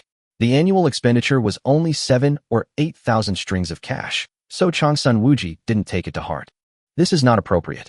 Since it has been handed over to the court for operation, it is natural that the court should pay for it. Otherwise, the people will criticize it. Li Shimin waved his hand. Li Shimin probably knew something about Changsun Wuji's thoughts. He just wanted to use this incident to restore his reputation. However, Li Shimin was not short of this money, and the Tang Dynasty treasury did not care about this money. Then I actually have one more thing to say. Changsun Wuji spoke again. You say? Li Shimin looked at him and said, Currently, the printing and papermaking of the Datong Weekly are purchased by His Royal Highness the King of Shu. Perhaps His Royal Highness the King of Shu's craftsmen have some advantages in this regard, but the court can continue to purchase paper. However, as for printing, I know that a trading company has also developed printing technology. Their costs may be lower than His Royal Highness the King of Shu. I earnestly request to discuss this matter in person. Changsun Wuji said very sincerely. Oh, in that case, then go ahead and talk. Li Shimin waved his hand, agreeing. He probably understood Changsun Wuji's thoughts. To put it bluntly, he had already given the money. Since it's not possible to give it away openly, then do it secretly. Just find a business and say that the cost is lower than Li Ku's. Who knows the real cost? They have to set the cost lower than Li Ku, and no one has the right to say anything. To put it bluntly, even if the cost is higher than Li Ku's, the other party will say it is lower than Li Ku's. In this way, it can be explained to the outside world that there are lower costs. For the court, it is natural to save money. Increasing revenue and reducing expenditure are the foundation of a country's finances. Yes. Changsun Wuji immediately bowed and saluted. Since no one has any objection, the Tang Weekly will be submitted to the Hong Wingwen for content review and then published. It will still be published once every 7 days at a price of 5 cents. After publication, it will be sent to the palace and the content will be reviewed by the person in charge of the Hong Wingwen. Li Shimin said lightly. Yes. No one had any objection. Changsun Wuji was slightly startled, but he couldn't say much about it, so he could only accept that things were like this. Fang Xianling and Wei Zheng exchanged a glance, each seeing the confusion in the other's eyes. His Majesty hadn't actually asked for the right to review the Tang Weekly? Logically, with something like this happening, it would have been perfectly reasonable to submit a copy of the Tang Weekly to Li Shimin for his review before publishing it. But Li Shimin gave this power to the Hong Wingwen, which is a bit strange. However, since Li Shimin didn't want it, they naturally couldn't say much. Maybe His Majesty just didn't want it, or he deliberately didn't want it. Let's move on to the next topic. Li Shimin waved his hand, and the matter was temporarily over. Chapter 116. The first beating in the 9th year of Jingguan. The meeting continued in the Taiji Hall, while Li Ku was dragged to the steps in front of the Liangyi Hall, screaming, "Your Highness, please save your energy." No one can hear it in Taiji Hall. Chong Lin, who came with the guards, said with a wry smile, "I won't. Why are you hitting me? Oh, I'm so miserable. My father is too cruel." Li Ku first replied to Chong Lin, and then screamed loudly again. Listening to the sound, it sounded like he was beaten badly. In fact, he had not been beaten yet, and they had not reached the place yet. Li Ku looked like a dead pig that was not afraid of boiling water. He was even too lazy to walk by himself and let the guards drag him. At first, 2 guards held him and dragged his feet on the ground. Anyway, he just refused to move. Chong Lin saw that this was not okay. Despite repeated persuasion, Li Ku refused to move and was completely desperate. Chong Lin was helpless and could only call a few more guards to lift Li Ku up. He is the prince after all. It would be too ugly to drag him like a prisoner. Lifting him up would also be unsightly, but it is better than dragging him. I'm telling you, be gentle when you hit me, otherwise I won't forgive you in the future. Oh, I'm so miserable. Li Ku screamed and threatened the guards who were carrying him. Several guards remained silent. To be honest, they had beaten Li Ku more than once, and they also knew that Li Ku was only harsh in words. Chong Lin smiled bitterly and said, "My Highness, are you really not afraid that the historian Chu will record you in history? If there were a record, it would be in the Book of Tang, Jingguan 9th year, records of the King of Shu, King Ku of Shu, due to the Great Tang Weekly, had a dispute with court officials, cursed them, and left the court. His Majesty was furious and ordered 20 beatings as a warning to others. Ku refused, screaming in pain, and was later dragged to Liangyi Hall by guards for execution. Chong Lin could imagine what would be written in history books. However, I guess the historian Chu would not record such a trivial matter.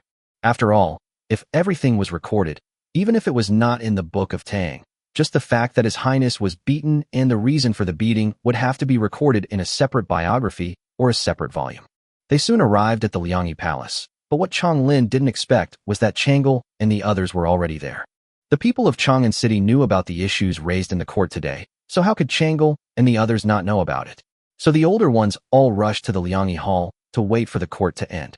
As a result, before the court was over, Li Ku's screams were heard from a distance, and then he was carried over by the guards.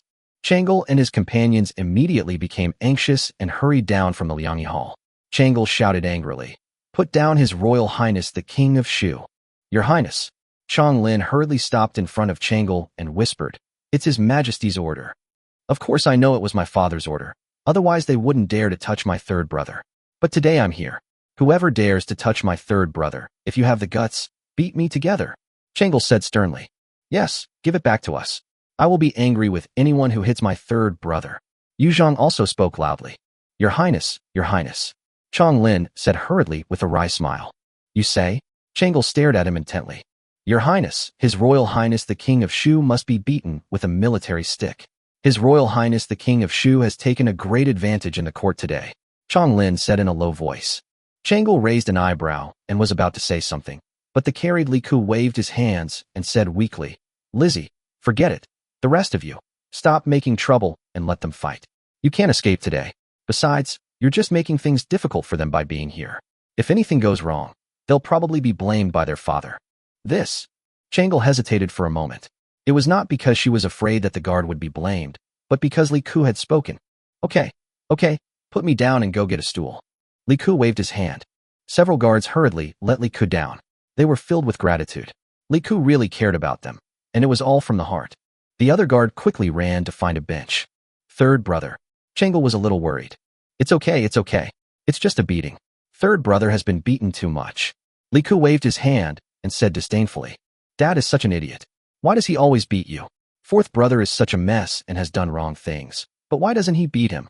Changle was a little annoyed and couldn't help muttering. Changlin, my little ancestor, what you said is true. The fourth brother you were talking about is born of the same mother as you. The guards quickly brought the bench, and Li Ku climbed up on it consciously. Wait, I'll go find something for my third brother. Lin Chuan suddenly remembered something and spoke quickly. Goodbye, Lin Chuan. Today my third brother will see blood. It's a happy occasion. Li Ku said with a wave of his hand. Don't worry, your highnesses. They are all fine. His Royal Highness the King of Shu has been fine for so many years. Chong Lin hurriedly whispered to comfort them. Two guards holding military clubs also came over and whispered in Li Ku's ear. Don't worry, your highness. We have practiced this many times with death row prisoners. It's loud, but it won't hurt you. Forget it. Let's add some spice today and see some blood. Li Ku waved his hand. He probably understood what Li Shimin meant, so it would not be okay to hit him too lightly today. It's okay, come on. Li Ku waved his hand. Yes, your highness, don't worry. My two brothers have studied various techniques and strengths of beating with military sticks. We can achieve various effects. I guarantee you will bleed, but you will be fine in 3 days after applying the medicine. The guard on the left whispered again. Get out. You guys are practicing this just for me, right? Li Ku cursed with a smile, then waved his hand to signal them to start. Your highness, we're sorry. The two guards apologized in a low voice, then picked up the military sticks and started beating him. Bang, bang. The dull sounds of the military stick hitting the buttocks made Changle and the others tremble with fear, but unlike the screams on the way here just now, Li Ku didn't say a word. It definitely hurts. Who the hell says it doesn't hurt? Come and try it yourself. But over the years, Li Ku has gotten used to it. He even thought about which courtesan to apply medicine to him tonight. Humph. No, this account must be put on Chong's son Chong. I will go back and use a few secret guards to lure Chong's son Chong out and set a trap for him. 20 military sticks were neither more nor less. By the time they were over, Li Ku's buttocks were numb and bleeding was a sure thing. Changle and the other princesses were all in tears at this moment. Although they said they were not worried at first, they were heartbroken as they watched Li Ku's, but being beaten so hard that blood seeped out of his robe. Okay, stop crying. Third brother is fine. I don't have time to coax you right now. Li Ku's face was a little pale, and he forced a smile and spoke. What are you still looking at? Come over here and help me, and take me to where I am. Changle yelled at the maids behind her. Yes. The maids all bowed their heads hurriedly. No need. I won't stay in the palace today. This matter is not over yet. You all should go back and stay in the palace well for the next few days. Li Ku waved his hand to stop the maids. Chapter 117 Collect some interest first. Third brother, let me ask someone to take you back. Changle said with a worried look on his face. Don't worry, it's not serious. Li Ku winked at her, then looked at Yuzhong Bailing and the others and said, just stay in the palace and take care of yourself. Third brother will send some chefs and related seasonings over. Don't worry, you will have enough to eat. Third brother will probably be very busy recently and won't have time to play with you. These were just ordinary words, but for some reason, they made people feel sad. Changle, Yuzhong, Bailing, Puan, Dongyang, and Lin Chuan all felt sad, and tears flowed down their faces unconsciously. The third brother was still thinking about them at this time. Few of the brothers in the palace care about them so much. Although they are princesses, it seems that only the third brother cares about them from the bottom of his heart. In the eyes of other princes, they are just marriage partners waiting to be married. Third brother is gone. Li Ku turned around gracefully and walked slowly outside. No matter what I say today, I won't be carried away. I will be beaten, but I want to go out. Damn it, those hermaphrodites must want to laugh at me. By the way, don't tell Sitsi Qingyang and the others about my affairs. They are still young and don't understand. Don't worry them. Li Ku took 2 steps and reminded them again. I understand. Changle said softly. Okay, let's go. Li Ku didn't look back, waved his hand, and walked out of the palace. Chong Lin wanted someone to send Li Ku back, but Li Ku refused. Half an hour later, Li Ku cursed. Why didn't he realize the palace was so big before? He had just moved out of Yong'an Gate. Next to him was Qingtian Gate. There was also the entire palace office area in between the outer city gates of Hongguang Gate and Zhuke Gate that he had to pass through. I'm really not that kind of person. I would have screamed and asked someone to carry me back home on a cushion. Is this a ghost? Why do I have to leave on my own? Li Ku wanted to cry. It hurts so much. Damn, I've got this account. You guys must be having a blast discussing this right now. But wait, at most 2 months, if you eat my stuff, spit it out. And if you take mine, give it back to me. Let's go?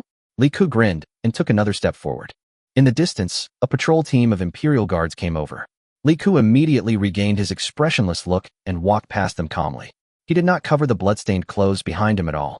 The Imperial Guards saw it, but they did not look away. After saluting, they left decisively. His Royal Highness the King of Shu was beaten again. Hey, he's a real man. And he even walked back by himself. An hour later, outside Hongwon Gate, Li Ku burst into tears. I'm just a jerk. Why bother? Why bother? Is face that important? I used to be such a shameless person. How could I have suddenly changed? What on earth changed me? Liang Jing. Oh, that's not right. As soon as he walked out of Hongwon Gate, Li Ku wanted to look for his guards. But what Li Ku didn't expect was that he didn't see Hua Gang, but instead saw Chang Sun Chong first, who was just outside Hongwon Gate. The moment he saw Li Ku, Chang Sun Chong's face changed, and he turned around to run. However, just as he turned halfway, he suddenly remembered. Oh, right. Why should I run? I had reached an agreement with him before, not to take action within a year. Thinking of this, Chang Sun Chong turned around again and greeted Li Ku openly. Greetings, His Royal Highness the King of Shu. Damn bad luck. Li Ku's face turned black. I saw you when I came out. Hua Gang and others in the distance had already seen Li Ku and rushed over here. Li Ku was too lazy to pay attention to him and limped forward. Only then did Chang Sun Chong see Li Ku's appearance. His eyes immediately noticed the blood on the back of Li Ku's buttocks. Seeing Li Ku's miserable appearance, Chang Sun Chong couldn't help but grinning. Fuck, how could he tolerate this? Li Ku immediately caught sight of this scene. Without saying a word, he reached out and grabbed Chang Sun Chong's clothes. Chang Sun Chong was shocked. He never expected that Li Ku would dare to attack him in this situation. Before he could react, with a bang, Li Ku had already punched him in the face. You dare to laugh at me? Li Ku cursed loudly while shaking his fist. Damn it. Chang Sun Chong cursed in his heart. He got carried away with success. What a damn bad luck. A thought popped into his mind, and he fell down, curled up into a ball, and held his head in his hands. Shit. Li Ku was almost mad at Chang Sun Chong for doing this. He hadn't planned to do it again because it hurt. But I can't help it if you're like this. Li Ku immediately rode on Chang Sun Chong and punched him directly. A cup of tea later, Li Ku finally climbed up from Chang Sun Chong. Hua Gang and others hurriedly helped Li Ku up. Go, bring the carriage over. Hua Gang said quickly. Yes. Although Li Ku didn't like riding in a carriage, he always brought it with him when he went to court every day. Go and get the mats in their carriage back for me. Li Ku said angrily. Yes. Hua Gang agreed and waved his hand. Many guards immediately rushed towards the carriage parked over there. A few minutes later, Hua Gang and his men returned and whispered to Li Ku. We have stolen the carriage cushions of Duke Qi, Duke Su, and Duke Wu. Let's go. Li Ku waved his hand. It was a good move. Not to mention Changsun Wuji, he must have taken a carriage. Although Chung Yaojin and Yuchi Dasha did not take a carriage, they were also brought along. It would be better to discuss them and let them laugh at me in the court. The housekeepers of several families over there were already dejected and quickly sent people back to get it. They were definitely no match for the enemy in a fight. Although they also had guards, there were only a few of them, definitely not as many as the prince's guards. Besides, they dare not fight back. Their husband dares to fight back, but they can't. Li Ke left, and the people around Chang Sun Chong quickly helped him up from the ground. Delang, are you okay? It's okay, luckily I was smart. Chang Sun Chong cursed softly. Although his body was aching slightly, he wore several layers of clothes just in case when he went out today. His face was a little painful, but he was only hit twice. This place is close to Shanhang, so naturally they went to a shopping mall first. When they arrived at the mall, Yang Anning and the others got the news and ran out. Seeing the miserable state behind Li Ku, they were so distressed that they could only shed tears. Li Ku was first helped into Yang Anning's room, and then she applied medicine to him. Wait, Tianming, go to warehouse number 1 and get the hydrogen peroxide and iodine. Li Ku instructed. It would have been fine if they didn't have it before, but now that they had it, Li Ku naturally wanted to disinfect it. These are the common medicines in the medical room in the space office building. After Tianming took it, Li Ku said, first, use the hydrogen peroxide to clean the wound, then use iodine, and finally apply medicine. After giving the instructions, he handed the rest of the work to Yang and Ning. There was nothing to be embarrassed about, as he was used to it. I have been served by maids since I was a child, so it can be said that people are creatures of habit. There is no need to elaborate on the process of applying the medicine. Li Ku broke out in a cold sweat due to the pain. He did not use modern medicine. The trauma medicine of this era was quite effective. Li Ku had experienced it all this way. It was no worse than modern Yunnan Baiyao and the like, and was even better. After applying the medicine, Li Ku lay down to rest. Tianming and the others were beside him. Li Ku thought for a moment and said, let's continue to distribute the small poster number 3 today. Post it directly. The situation in the court is similar to what I expected. After the court meeting today, you will transfer the relevant personnel of the Datong Weekly to the person who came to contact the court. Then send someone to find out what document the Hong Wingwen will publish in a week. Chapter 118 Your Highness the King of Shu, you are still a little innocent. Tell me as soon as you get any news. Yes. Tian Ming immediately bowed. Oh right, have Zhangxi's men keep an eye on Chang'an City. Every day when they post small posters, see if there are any people with ulterior motives asking around. Remember these people. Yes. Also, tell those scholars, tell them that this is the current situation in the court, but this is not the end. This is just the beginning of the war. An invisible war has begun. This is a struggle between us and them. The pen in their hands is the most powerful weapon. This prince is injured and cannot take care of this matter for the time being, so it depends on them. Li Ke said, Yes, Your Highness, I understand. Li Ke's order quickly spread to every corner of Chang'an City. The local tyrants throughout Chang'an immediately took action and quickly posted the prepared things in every corner. In fact, there were quite a few people waiting today, but it was not that early today. As soon as the small poster was posted, many people gathered around. Is it Lanling Xiaoxiaxing? Yes, I'm here to see what the boss said today. I won't tell you a story today. Let's analyze the situation at court. I feel it's highly likely that the Tang Weekly will be nationalized. Most of the court officials are backed by powerful families.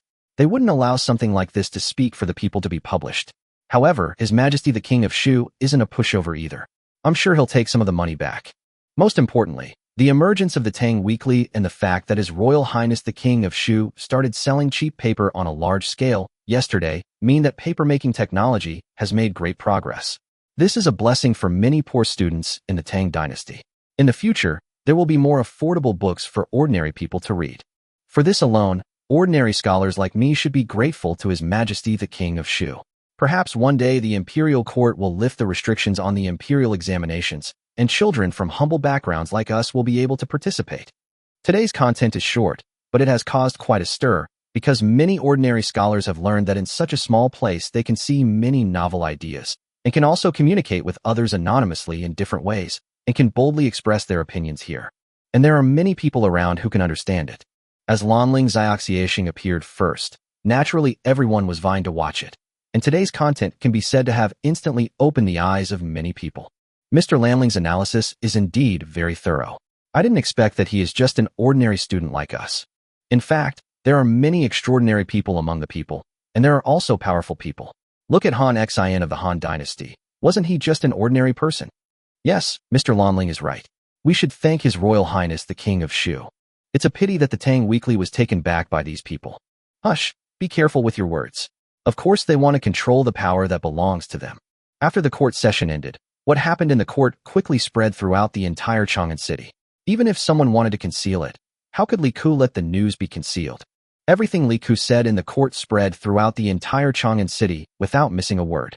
As expected, I never thought His Highness the Prince of Shu would be punished by His Majesty for this. But these lines of poetry are truly well written. When life is good, one should enjoy it to the fullest, and never leave a golden cup empty, facing the moon. I was born with talents that will surely be useful, and even if I spend all my money, I will get it back. Don't worry about having no friends on the road ahead, for everyone in the world knows you. Others laugh at me for being too crazy, but I laugh at them for not seeing through me. Yes, this is written with great boldness. I didn't expect His Royal Highness the King of Shu to be so talented. It's so satisfying. It's so satisfying. His Highness the King of Shu is cursing everyone in the court. This is what these people deserve. They rob others and still make excuses. Every line of poetry His Majesty the King of Shu uses to curse people is so vivid. Their faces are truly ugly. I wonder what Mr. Lanling will say tomorrow. What can I say? I have to be subtle. Otherwise, if I get caught, it'll be troublesome. Didn't you see that the final outcome for His Majesty the Prince of Shu was not good? The usually slow Tang Dynasty court handed over the relevant information of the Tang Weekly to Li Ke with unprecedented efficiency. In fact, there was nothing to hand over. After solving the problems of paper and printing, newspapers did not have much technical content. The ancients could understand it at a glance. What Li Ke did not expect was that at the same time as the handover, there was also an imperial edict from Li Shimin, strictly forbidding Li Ke to mess with things like the Tang Daily and the Tang Monthly. Seeing this imperial edict, Li Ke felt a sense of emotion. Who said the ancients didn't understand? Isn't this quite a case of drawing inferences from one instance? Even the ancients were capable of such tricks. They were simply limited by their perspective. Behind this imperial edict must have been the result of a compromise between Li Shimin and Zhongsun Wuji and the others. As for the fact that the Tang Weekly would no longer use Li Ke's printing factory in the future, he didn't care. Printing technology had already taken shape at this time. The reason why it was not popularized so quickly in history was because some people did not want it to be popularized. Don't think that the ancients really knew nothing and could not see through these things. But now that Li Ke has figured it out, there is no need to hide it. In history, it took nearly 400 years to improve from woodblock printing to movable type printing. Is it because the technology is really that difficult? No. The main reason was that there were enough craftsmen but not enough printed materials. The aristocratic families controlled the printing technology, and at most, they circulated it internally or printed it for the royal family, so the demand was small. Woodblock printing was easier to do and more practical, so it was enough. Secondly, there was no motivation. Why would anyone improve these things? Not only was there no reward, but they would also be controlled by others. Of course, no one would improve. During the Northern Song dynasty, with the reform of the imperial examination system and the gradual increase in the number of poor families, the number of printed books increased, and movable type naturally came into being. The printing technology developed by Li Ke now has both. Movable type printing is used for newspapers and other publications that require frequent changes in content, while woodblock printing is used to print books. The content does not change and can be used frequently after a plate is carved. After the court handed over the Tang Weekly, Zhongsun Wuji immediately contacted the Zheng family of Xinjiang. "How low can your printing costs be?" asked Zhongsun Wuji. 15 won is already the limit. Paper costs 2 cents, and printing can only be charged 3 cents, so the loss for each newspaper is 12 cents. Zhongsun Wuji said, "Don't worry, my dear. Money is not a problem. It's only less than 50,000 strings of cash a year. I have already rewarded these craftsmen generously to improve the printing technology. I believe the cost will drop later." The person in charge of the Zheng family in Xinjiang is a middle-aged man, Zheng Chong. Although he is not the head of the family, he can represent the head of the family. "I'm not worried about this, but if the sales of newspapers increase, can you withstand it?" Zhongsun Wuji glanced at the other party and said. Zheng Chong laughed when he heard this. He said, "Before I came here, the head of the family told us that we will bear all the losses. Well, there is one more thing. If we need to speed up the printing in the early stage, how many days can the finished product be produced?" Zhongsun Wuji asked. "If the content is ready, it will take 3 days." Zheng Chong thought for a moment and said, "We can continue to expand the scale." "Expand it. The king of Shu won't give up so easily." Zhongsun Wuji waved his hand decisively. "We won't wait 7 days. We'll publish an issue in 3 days. We'll use the excuse of reprinting after the change of government operations. In this issue, we'll praise the king of Shu." After saying this, Zhongsun Wuji couldn't help but sneer. They simply didn't have these tactics before, but when it comes to manipulating people's hearts, building public opinion, and engaging in verbal sparring, Your Highness, the king of Shu, you're still a little naive. Hasn't history taught you that?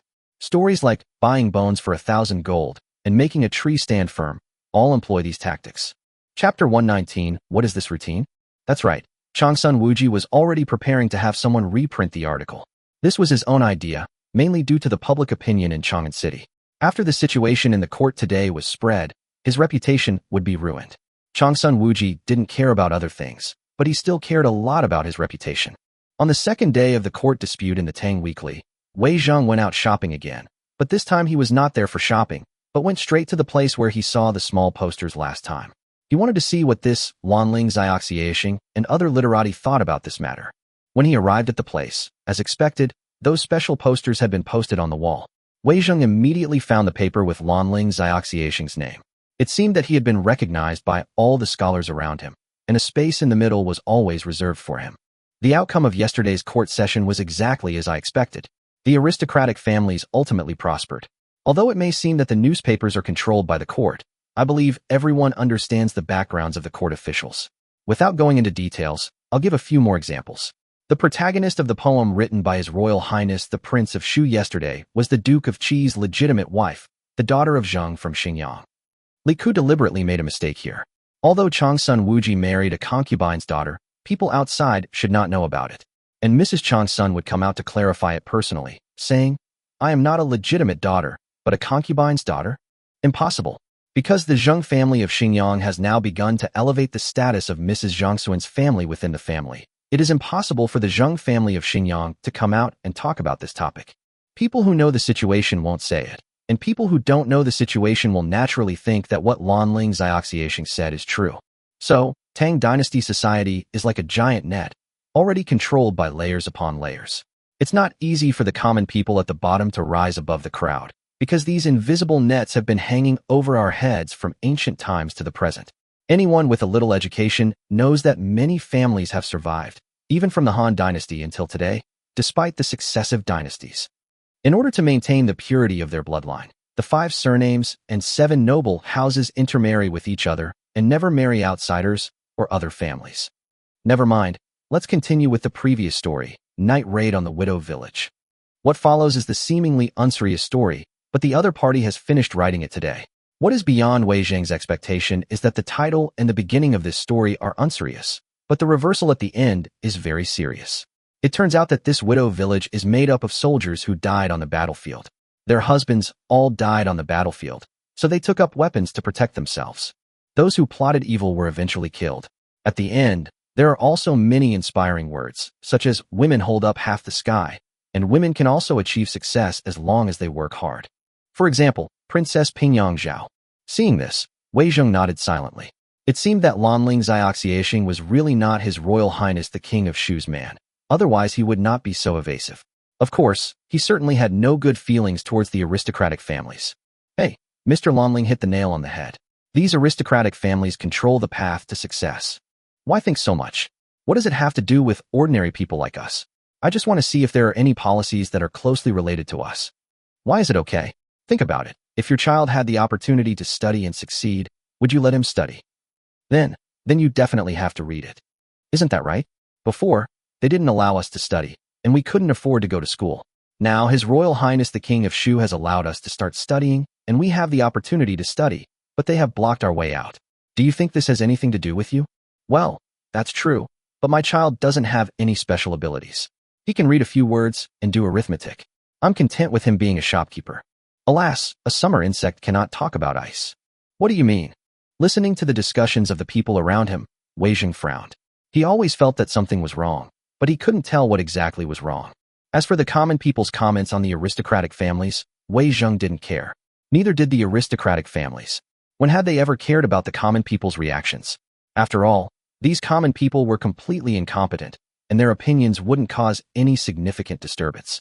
Which great family hadn't been scolded by the common people around them? What was the point? It wasn't a loss of meat. Wei Zheng looked at the other comments again. Some agreed with Lanling Xiaoxiasheng, some disagreed with him, and some even scolded him, saying he was unworthy of being a scholar. There were really thousands of people with different opinions, and all kinds of content were included. After reading it, Wei Zheng started walking back. He kept thinking about this matter in his mind, but he couldn't figure it out.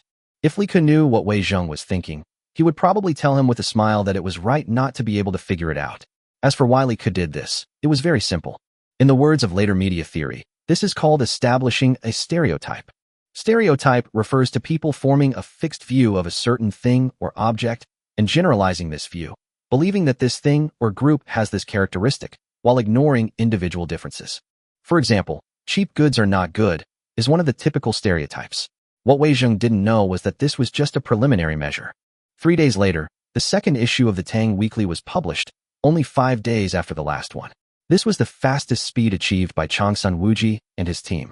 The Tang Weekly that was taken back from the court was not given to newsboys for sale, but was sold by the Wuhou houses set up by the Jinwu guards in various markets.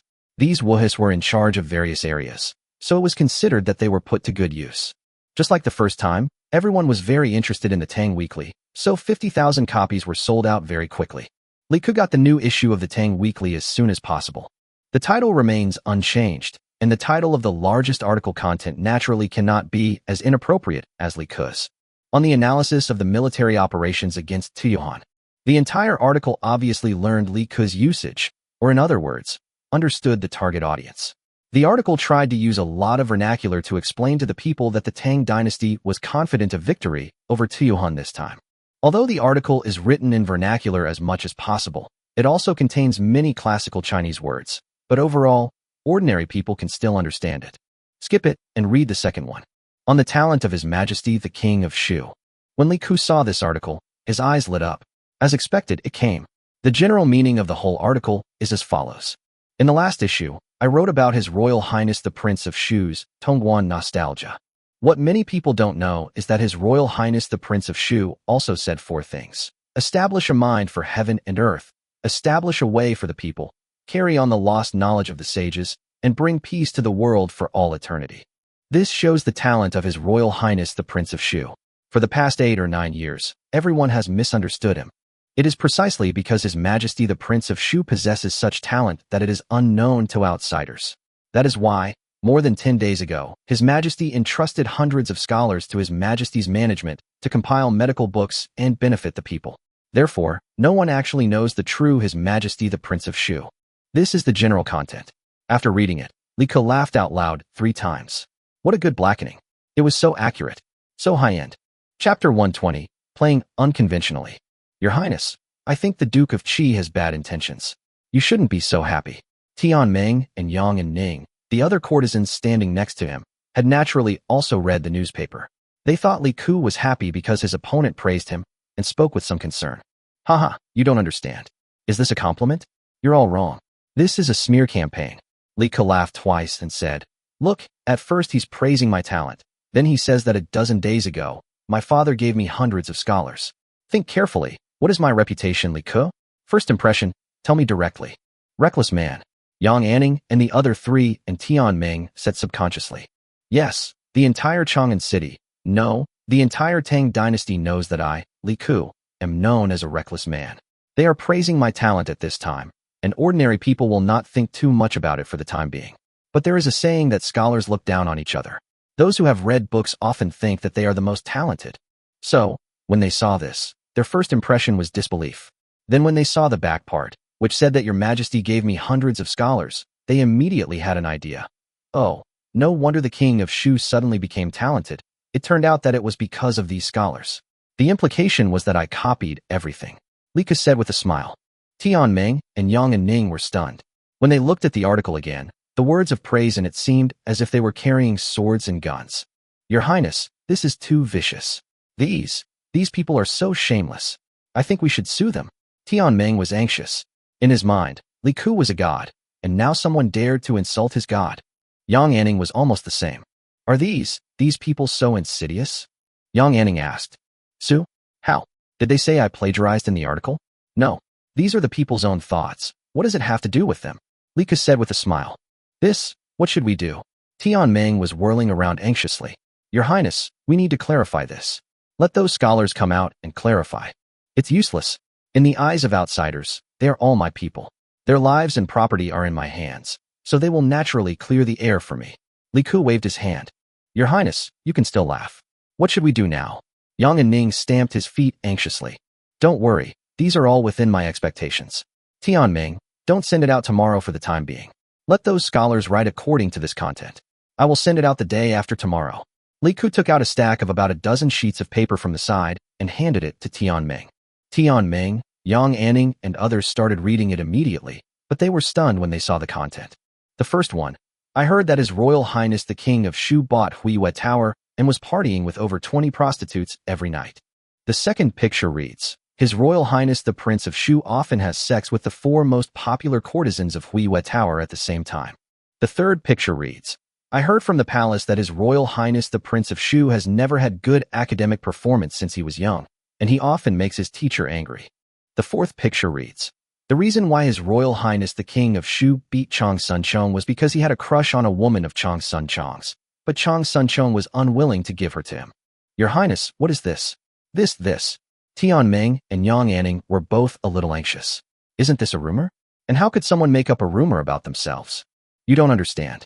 I can't explain it to you clearly at the moment, but I can only tell you that only by following this method can their ideas be thwarted. Li Ke smiled and waved his hand. There are some things that they won't understand if you tell them. They will only know after seeing the results. But Yang Anning and the others were somewhat unwilling. Your Highness, you can't frame yourself like this. Yes.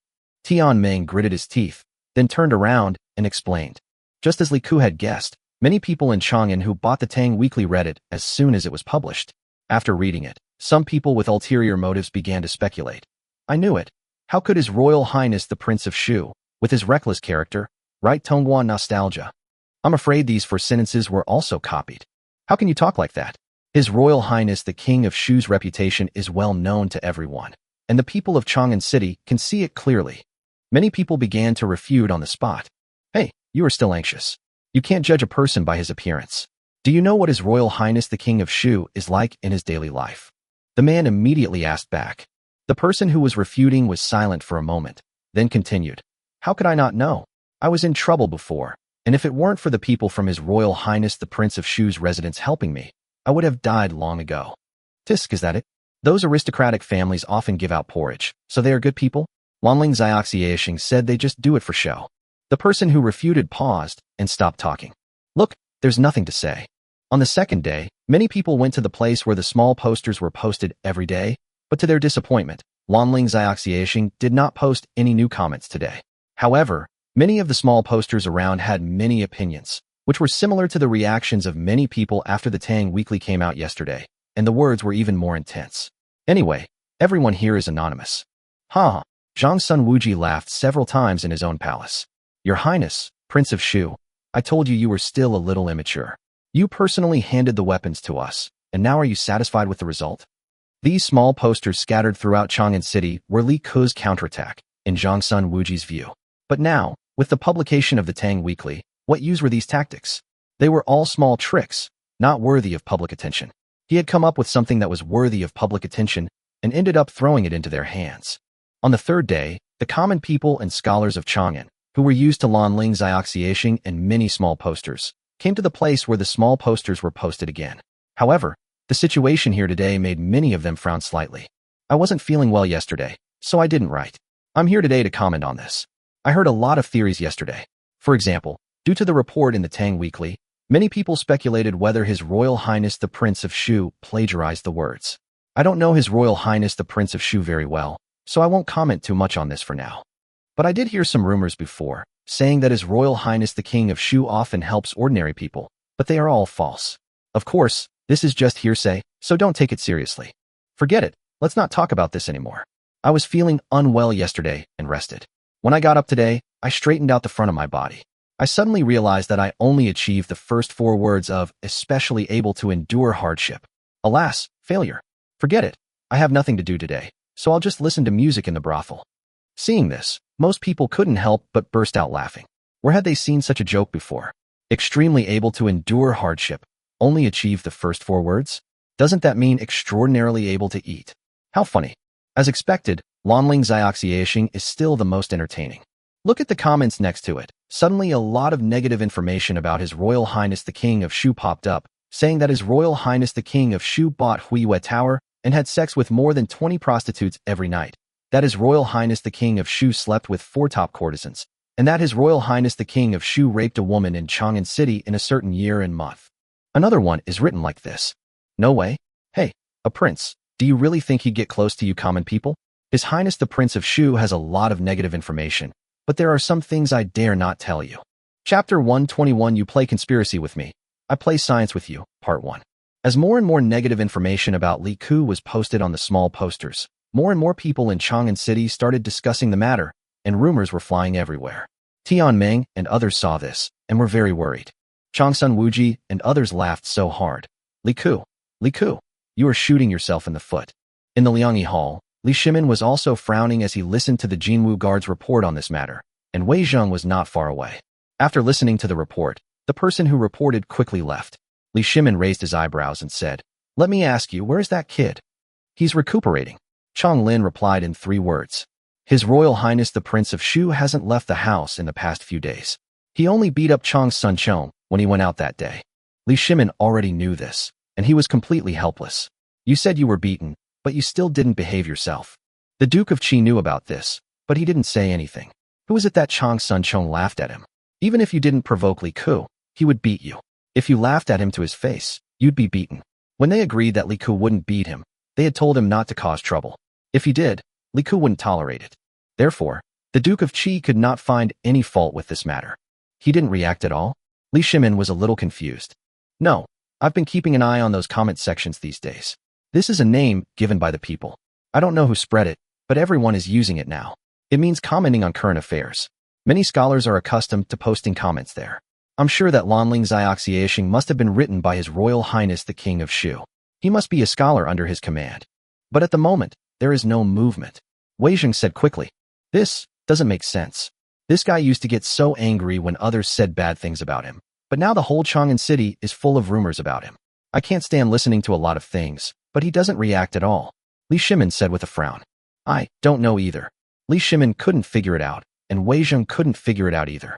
But they don't know, or perhaps no one cares at all, that there are many people in Chang'an City who are accustomed to going to the comment section to read these small posters every day, but more and more people just leave after reading them and no longer discuss them with others. Those who like to discuss things are talkative themselves, so it seems that the whole Chang'an City is discussing this matter, but no one knows what happened. Your Majesty, do you want to intervene? Wei Jing thought for a moment and said, no matter what, I want to see what this kid is up to. Li Shimin shook his head. He definitely won't let it go like this. Yes. Li Ku's injuries were almost healed at this moment. He was very calm. In the lobby of a shopping mall, which was closed today, many scholars who were responsible for writing small posters had already arrived here. After seeing Li Ku come out, these scholars became excited, and many of them asked directly, Your Highness, why did you ask us to write these rumors about you? If we don't do this, we will never get the Tang Weekly back. Li Ku said lightly. But what does this have to do with getting back the Tang Weekly? These scholars were completely confused. Just do as I say. When this matter is settled, I will teach you a lesson, a brand new theory. Then you will understand a lot. If I tell you now, you won't understand. Only when you experience it yourself will you understand. And in the future, you will all need these things. Li Ku said seriously. Yes. Although these scholars were a little confused, they still agreed honestly, but they also secretly made up their minds to remember the whole thing. 3 days later, the new issue of Datong Weekly went on sale. The title didn't change much. The first article became an interpretation of part of the national policy of the Tang dynasty, and then the second article came out with an article about the King of Shu. The content was very simple, praising Li Ku for his diligence in gathering refugees and beggars in Chang'an City in the industrial park outside Chang'an City. For this reason, he lived in the King of Shu's manor outside the city for a long time and rarely returned to Chang'an. There isn't much of a problem with the entire article. But in fact, after reading the Tang Weekly, many people began to maliciously speculate that Chang'an City was very dangerous, and it must be more fun in the Shuwang manor outside the city. His Royal Highness the Shuwang must like to play outside the city. Someone immediately swore that they had seen the 4 most beautiful courtesans in Huiyue Tower riding horses together to Shuwangzwang outside the city in the evening more than 10 days ago, and they did not come back until a few days later. There was a performance in a shopping mall during those days without any of them. The small posters in the comment section did not change much. Those who should criticize Li Ku still criticized him, but there were also some who spoke up for Li Ku, but they quickly disappeared. Lanling Xiaoxiashing also seemed to no longer care about this matter, but was telling some jokes and stories related to ordinary people. It attracts a large number of people to watch every day. In the intercalary April of the 9th year of Jingguan, within 1 month, in addition to the 1 issue published by Li Ku, the Tang Weekly actually published as many as 8 issues, an average of 1 issue every 3 days. A lot of the content in the daily newspapers was about Li Ku. Although there were no such articles in the last 1 or 2 issues, it was obvious that they could not think of any new things to praise him. In the eyes of outsiders, Li Ku's reputation in Chang'an City had already been ruined. Old Li, the Tang Weekly is going to be published today. Do you want to buy some? A man asked a stall owner. I won't buy it. It's not interesting and has nothing to do with people like us. 5 cents is not a small amount. The stall owner said with a smile. Well, that's right. Forget it. I won't buy it. It's a pity that many people curse His Royal Highness the King of Shu in different ways every day. I really don't know what benefit they get from cursing the King of Shu. The man also sighed. Yeah, it's a pity that no one listens to us. His Royal Highness the King of Shu is really a good man. The stall owner also sighed. The two of them had close contact with the King of Shu and had received favors from His Highness, so they knew that the King of Shu was not helping the people as those people said, but had other intentions. They had argued with others at the beginning, but later, forget it, they couldn't convince them, so they just kept quiet. There was a shopping mall where all the literati, including Tian Meng, Yang Anning, and other brothel girls gathered together again. Today, the shopping mall was closed, and Li Ku appeared in front of them again. Your Highness, when will we start to fight back? A scholar couldn't help but ask loudly. Tomorrow, Li Ku said with a smile. That's great. Many people cheered directly. They had been in contact with Li Ku all the time, so they understood more and more how outrageous the rumors outside were. The status of His Royal Highness the King of Shu became more and more important in their hearts. It wasn't just these scholars. Everyone before Li Ku was like this. The palace soldiers and the people in his house all admired Li Ku more and more. Without comparison, there would be no harm, and they also saw through the faces of those people.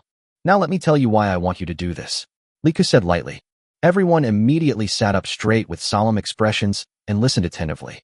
Chapter 122 You Play Conspiracy with Me. I Play Science with You, Part 2. Looking at the scholars below who were watching him intently, Li Ku smiled and said, We call this kind of behavior of mobilizing the people's emotions and promoting national policies public opinion. In the field of public opinion studies, there is a term called the spiral of silence. A spiral of silence? Everyone was a little confused, not quite understanding what was being said. The so-called spiral of silence means that when people express their own ideas and opinions, if they see that the views they agree with are widely welcomed, they will actively participate, and such views will be expressed and spread more boldly. Pay attention here to this view, whether it is right or wrong. On the contrary, when people find that a certain point of view is ignored and is being attacked by the public, even if they agree with it, they will remain silent. The silence of one side of the opinion will lead to the increase of the other side of the opinion. This cycle will form a spiral development trend in which one side's voice becomes stronger and stronger, while the other side becomes increasingly silent. This is the spiral of silence, Li Ku explained. Oh, in the past month, the rumors about you, Your Highness, and the people supporting you has been a spiral of silence. Everyone understood immediately. The living example was right next to them. Yes, because whether it's the Tang Weekly or the comment section of the small newspaper, we only post insults. This gives these people similarities, and everyone can continue to insult them without restraint. People are social and group-oriented. As more and more people remain silent, those who support me and make positive comments dare not speak out because they are afraid of being isolated, which leads to a reluctance to express their own opinions. The second point is that when the Tang Weekly keeps hinting at rumors about me, it is also setting an agenda for me. Li Ku threw out a new word.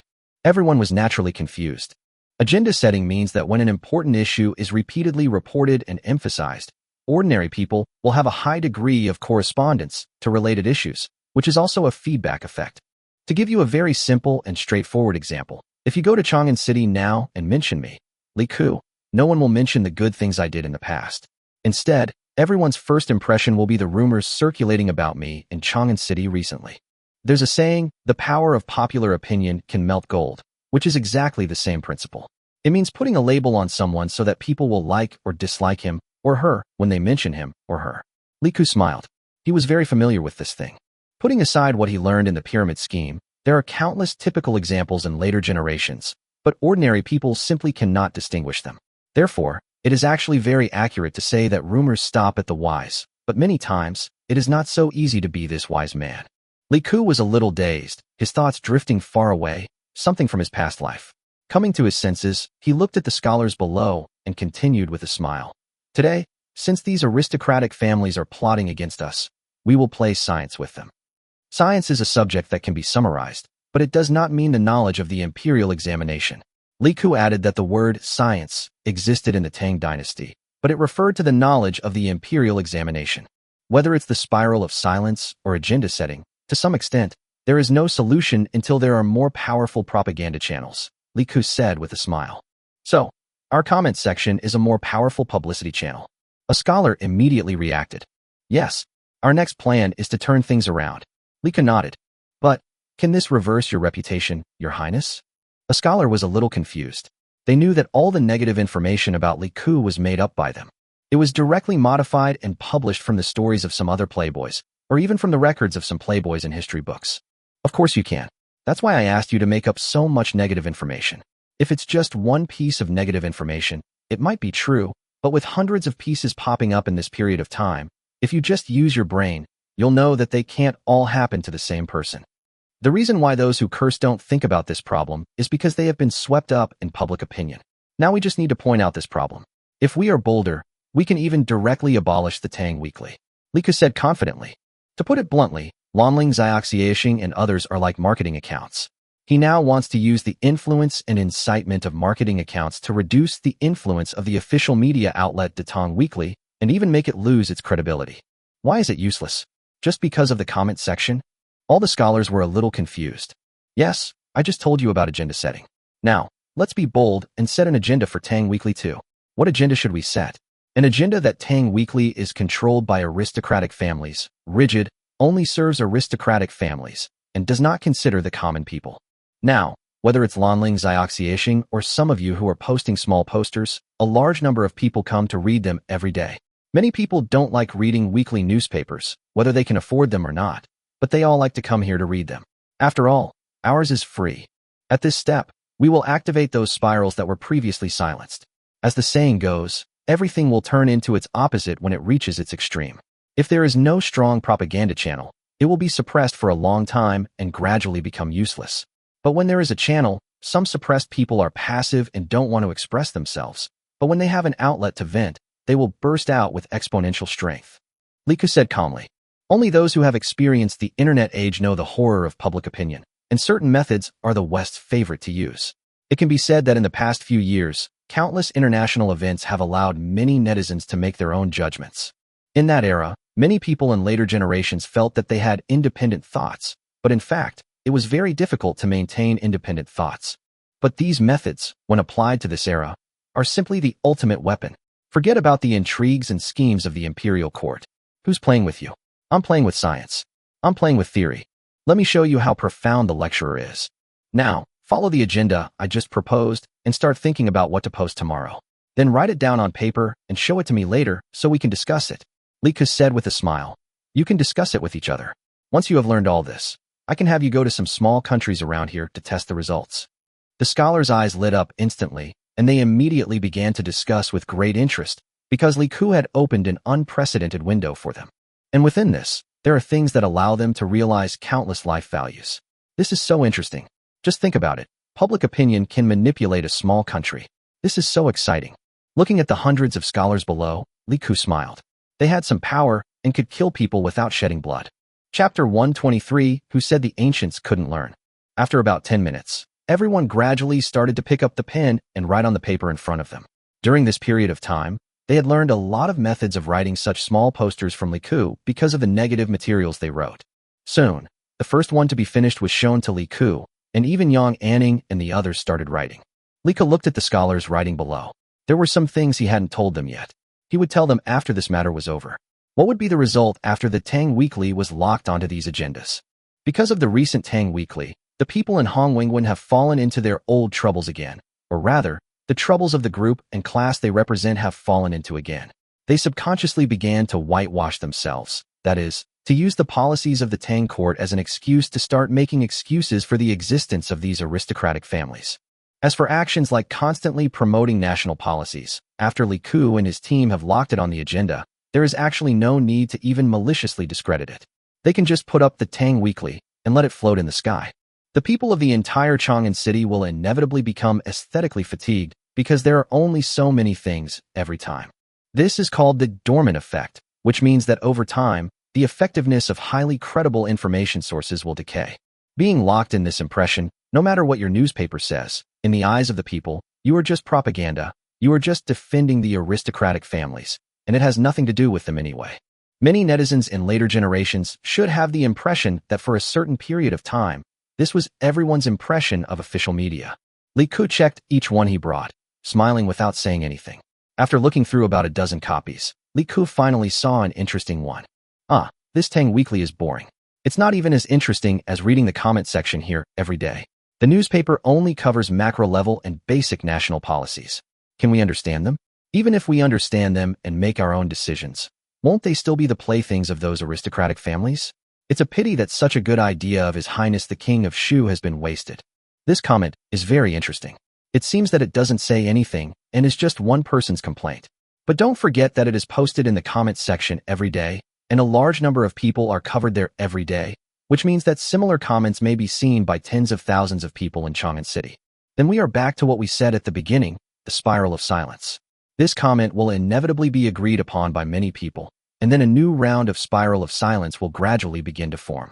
If there are more similar public opinions, coupled with big verses like Lanling Xiaoxiaxing, who can secretly guide and activate the spiral of silence of those who actually supported the king of Shu before, because that group of people have been suppressed for too long, and suddenly have the opportunity to raise their heads and feel proud. it will instantly cause a strong counterattack, and then a new round of spiral of silence will begin. This time, the Tang Weekly has been locked in the agenda and has entered a dormant effect. In the minds of almost most people, it is controlled by the aristocratic families and speaks for the aristocratic families and has nothing to do with the people. Quite a number of people no longer buy, read, or care about it. Then this new spiral of silence will lead to a terrible effect, which is what Li Ku said before. The Tang Weekly is scrapped. No one listens, no one reads. This is well written. Li Ku took out the review and showed it to everyone, passing it around before continuing. Why? Because this review may seem like a complaint, but this complaint has already touched the hearts of the audience. The first thought of all the people who saw this complaint was, yes, that's it, but I didn't think of it before and couldn't say it, but someone said it for me. This complaining tone makes many ordinary people feel a sense of identification. They feel that they have the same thoughts as the person who wrote the commentary, and their psychology has been represented. The scholars below nodded thoughtfully, then began to discuss again, and many of them lowered their heads and began to write again. Soon another comment appeared in Li Ku's hand. Seeing this comment, Li Ku was a little surprised. I've read a lot of comments recently and met many like-minded people. Mr. Lonling Xiaoxiaxing's comments were particularly eye-opening. This is my first time commenting, and perhaps the last. As Mr. Lonling said before, the paper-making and printing techniques invented by His Royal Highness the King of Shu will give ordinary scholars like me, who come from humble backgrounds, an opportunity, and give those lonely scholars a chance to serve the country and the people. But the ending of the Tang Weekly and the content of its recent articles have filled me with a sense of dread. That net that doesn't matter is still there, still hanging over all of us, determining our fate. We are still unable to resist. Putting aside the many black spots of His Majesty the King of Shu, don't any of you think about this? Don't any of you reflect on this? For nearly a month now, His Royal Highness the Prince of Shu has committed so many mistakes that the phrase uncountable wouldn't even begin to describe them. Could one person really make so many mistakes? More than all the bad guys in history combined. Remember, he's still a prince. A prince can't even speak out when he's been slandered like this. Who's behind this? Did His Royal Highness the King of Shu really make those mistakes? The industrial zone is right outside Chang'an City, and the refugee resettlement area is right outside Chang'an City. Over 10,000 refugees are there. No matter how powerful His Royal Highness the King of Shu is, he can't silence the people. If you just go and see and understand, you'll know His Royal Highness the King of Shu's true nature. But no one understands, and all kinds of dirty tricks are pouring in. What's behind this? It's terrifying to think about it. A silent fear enveloped me. Just how immense a force could control so many people. Just how vast a dark network could be that even His Majesty is helpless. Do ordinary people like us really have a chance to rise above this? I doubt it. At this moment, I couldn't help but think of the first wave of negative information from a month ago, suggesting that His Royal Highness the Prince of Shu said, establish a mind for heaven and earth, establish a destiny for the people, carry on the lost knowledge of the past sages, and bring peace to the world for all eternity. Those 4 sentences were plagiarized from the Tang Weekly. Now, thinking about it from another perspective, perhaps only in His Royal Highness the Prince of Shu's position could he more deeply understand the depth and power of this web. I'm afraid this is the real reason why he said those 4 words. And we are still kept in the dark. This article is very long, but after reading it, Li Ku couldn't help but say it was brilliant. The article did not mention the aristocratic families at all, but it talked about them everywhere. Emotion guidance and agenda setting were integrated into it, but it integrated itself into the vast audience group as a victim, driving everyone's emotional resonance. Who wrote this? Li Ku picked up the paper in his hand. Your Highness, it's me. Yang Anning stood up a little embarrassedly. Good, Li Ku praised directly. Chapter 124 The Counterattack begins. Take a look at this. This is the correct and high-end way to write comments. Of course, not everyone can learn to make such remarks. I want you to learn this method of commenting, this way of bringing in emotions and setting the agenda. Li Ku showed the paper in his hand to everyone again and asked them to pass it around. Many scholars who had seen this stood up and saluted Yang and Ning. Young Lady Ning is very talented. I am not as good as her. I dare not. Yang Anning quickly returned the greeting. Miss Ning is indeed as capable as any man. Yes, Miss Ning is amazing. She is worthy of being the one chosen by His Highness. These scholars were also astonished after reading it, because even these insiders felt their scalps tingling and a chill running down their spines, not to mention those ordinary scholars from poor families and ordinary people. Moreover, this article also helps His Highness to whitewash himself in another way.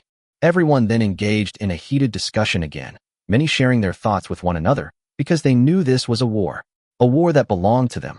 The whole discussion lasted until noon. Lunch was eaten in the hall. All the food was served on the table. Then Liku stood on the stage where Yang Anning and others usually performed and spoke to everyone. Everyone, you all know what happened. For you, this is a war without the smoke of gunpowder. Because it concerns your future, the future of countless people across the world, and whether there will be more scholars from humble backgrounds in the future. In the past, you were just ordinary, insignificant students. No one cared about your thoughts, your life or death, and your future. But now, everything has changed. It's different. Your destiny is in your own hands. I'm Li Ku, His Royal Highness the King of Shu of the Tang Dynasty. To be honest, I could have been a carefree prince, an idle prince. Because I have everything. Just like the negative information you wrote. I could have spent every night in the manor with Yang Anning and the others. I could have lingered in various brothels. I could have eaten, drunken, and enjoyed myself. I could have also treated you as no one and still lived a good life. But I didn't. Why? Because I believe that all living beings in the world suffer. All living beings in the world are equal.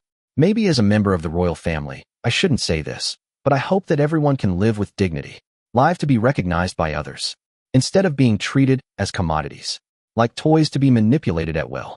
I hope that even an ordinary person can smile every day, live a stable life, have children and grandchildren, and be happy. Because of that, our great Tang will be able to stand tall among all nations. Because of that, one day, wherever the sun and moon shine, it will all be our territory. Because of that, our people will be able to live and work in peace and contentment, and our nation will command the world's prestige. Because that way, the tragedy of exchanging children for food, leaving not a single household alive, and leaving the streets deserted, will never happen again in our great Tang. The people will not be reduced to living as sheep. And all this depends on who? It depends on you. I, Li Ku, can only provide you with this opportunity, but the future, you need to create it. I hope that one day you can say something to those aristocratic families that loom over the Tang dynasty. Fuck you. The scholars below roared in unison without Li Ku's instruction, mixed with the crisp shouts of some brothel girls. Even Yang Anning and the others felt their blood boiling after hearing it. Now, eat. After eating, go to the battlefield that belongs to you. Let those people sitting on the high floors of the mansion see the power that belongs to you. Li Ku waved his hand directly, and everyone's face turned red, but no one picked up the chopsticks. Everyone was waiting. No one spoke. Everyone was holding back their energy. Li Ku walked down from the stage and sat down at the table with Yang Anning and the others nearby. There were several other scholars at the table, and the same food was placed on the table for everyone. Li Ku didn't say anything, just picked up the bowl and started eating. Everyone seemed to have received a signal and started eating without saying anything. The entire hall was suddenly filled with the sounds of eating, but there was no sound of anyone talking. The guards standing around and watching this scene had no expression on their faces, but there was a sense of recognition in their eyes when they looked at these scholars. It turned out that these people were also passionate, and not just sissy people who knew how to complain. After the meal, everyone bowed to Li Ku and left quickly. They would go back to write their own things and start their own battles in this special battlefield. After everyone left, Li Ku looked at Yang Anning and said with a smile, "Choose your own code name. I'll have someone send this text out." This. Yang Anning was a little confused. She didn't expect that her article could be published. Then, let's call him Sui Could you sure? Yang Anning said with a red face. Li Ku reached out and knocked her on the forehead. Yang Anning subconsciously cried out in pain. "Your Highness, what are you doing? Why are you calling her Sui Ku? Are you afraid that people don't know? Just call her Ning Chan." Li Ku glanced at Lu Qing Chan who was grinning beside her. "Yes, it's all up to your Highness to arrange." Yang and Ning didn't dare to look up and hurriedly whispered, "I'm busy now. I might not have time to come over these few days. If things are resolved, it will definitely be a turbulent time. You guys should stay in Yujian Mall and don't go anywhere else." Yes. On the second day, early in the morning, all the small posters in the comment sections were brand new. Today was particularly early, and the local tyrants all over Chang'an City, led by 5 camp soldiers, had already finished posting the posters. When it was early in the morning, all the people gathered together to watch as usual. Everyone is used to looking for Lanling Xiaoxiaxing's comments first.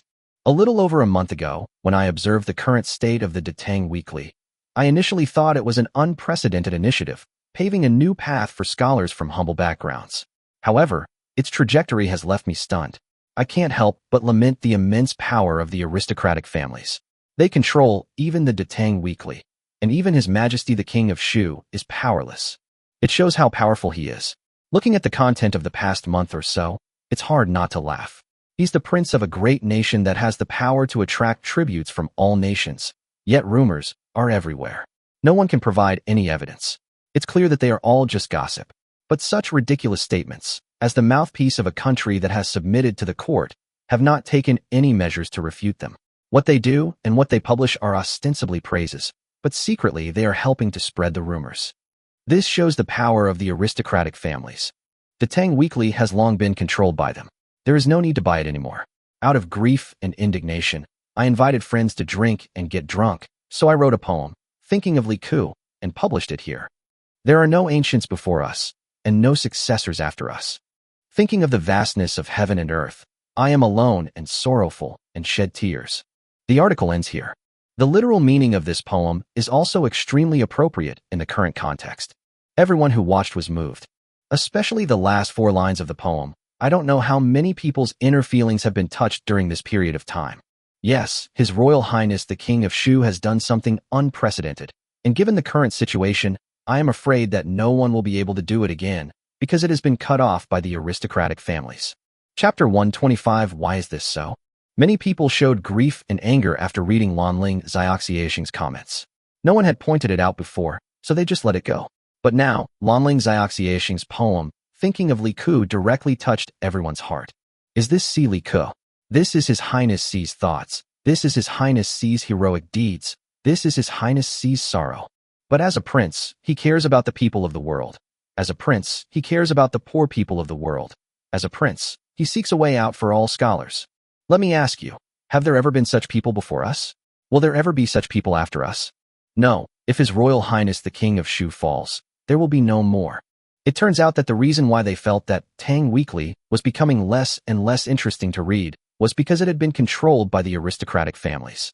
It turned out that it had become a tool of the aristocratic families and had once again begun to control everyone. Some of the spectators started cursing loudly on the spot. I was wondering where all the negative information about His Royal Highness the Prince of Shu came from a few days ago. Now I think it was all deliberately slandered by people sent by those powerful families. Yes, it's been so many years. With His Royal Highness the Prince of Shu's reckless personality, this matter would have been exposed long ago. But has such a thing ever happened in Chang'an City in all these years? No. This suddenly came out, and it's getting more and more outrageous. Your Highness the King of Shu is wrong. Oh, forget it. Lanling Xiaoxiaxing is right. The Tang Weekly isn't worth buying. There's no need for it. What difference does it make to you or me whether you read it or not? Those articles are only read by court officials and ministers. Yeah, I won't buy it tomorrow either. Hey everyone, please take a look here. There's a new article written by Ning Chan. He wrote exactly what Mr. Lanling wanted to say. Where? Let me see. Each article, like a source of information, instantly caused a sensation among the people of Chang'an City. Similar content was posted in more than 100 markets in Chang'an, and Lanling Xiaoxiaxing's article, Thinking of Li Ku, made everyone sad and angry. Ordinary people cursed nonstop. Those who had originally cursed His Royal Highness the Prince of Shu were no longer around. Who else could still curse him now? Didn't you see? Mr. Lanling said it all. It was the Tang Weekly, controlled by the aristocratic families, that was deliberately trying to smear His Royal Highness the Prince of Shu. Who do you still believe in? You also come from a powerful family, right? Some people who haven't seen it yet will soon become aware of it and rush over to read these small posters. In just one day, it can be said that the public opinion in the entire Chang'an City was completely reversed. Not only was there endless discussion among scholars and common people, but now everyone knew the power of the aristocratic families. However, Changsun Wuji and everyone in the court did not know about this, because they had been paying attention to this thing for nearly a month. But then they found that this thing seemed to be organized spontaneously, although it might have been the work of His Royal Highness the King of Shu at the beginning. However, as time passed, more and more scholars joined in, and it was obvious that the King of Shu could no longer control them. Later, after they began to carry out negative propaganda, His Royal Highness the King of Shu did not respond at all, which made them completely relieved. What they didn't know was that Li Ku was not unwilling to fight back, but the time had not come yet. As the saying goes, let the bullets fly for a while. Now more than a month has passed, and no one has paid any attention to it. Li Ku also seems to have stopped doing it, as if he has become listless all of a sudden. He has never appeared in public since he was beaten by His Majesty. So in the next few issues of the Tang Weekly, These people let themselves go and started their old routine again. Although the article is still written in vernacular, the content is very different. Li Shimin was also a little upset during this period. There was no news from Li Ku, which was totally out of his character. This kid had never suffered any loss since he was a child, but now he suddenly suffered such a big loss, but he didn't react at all.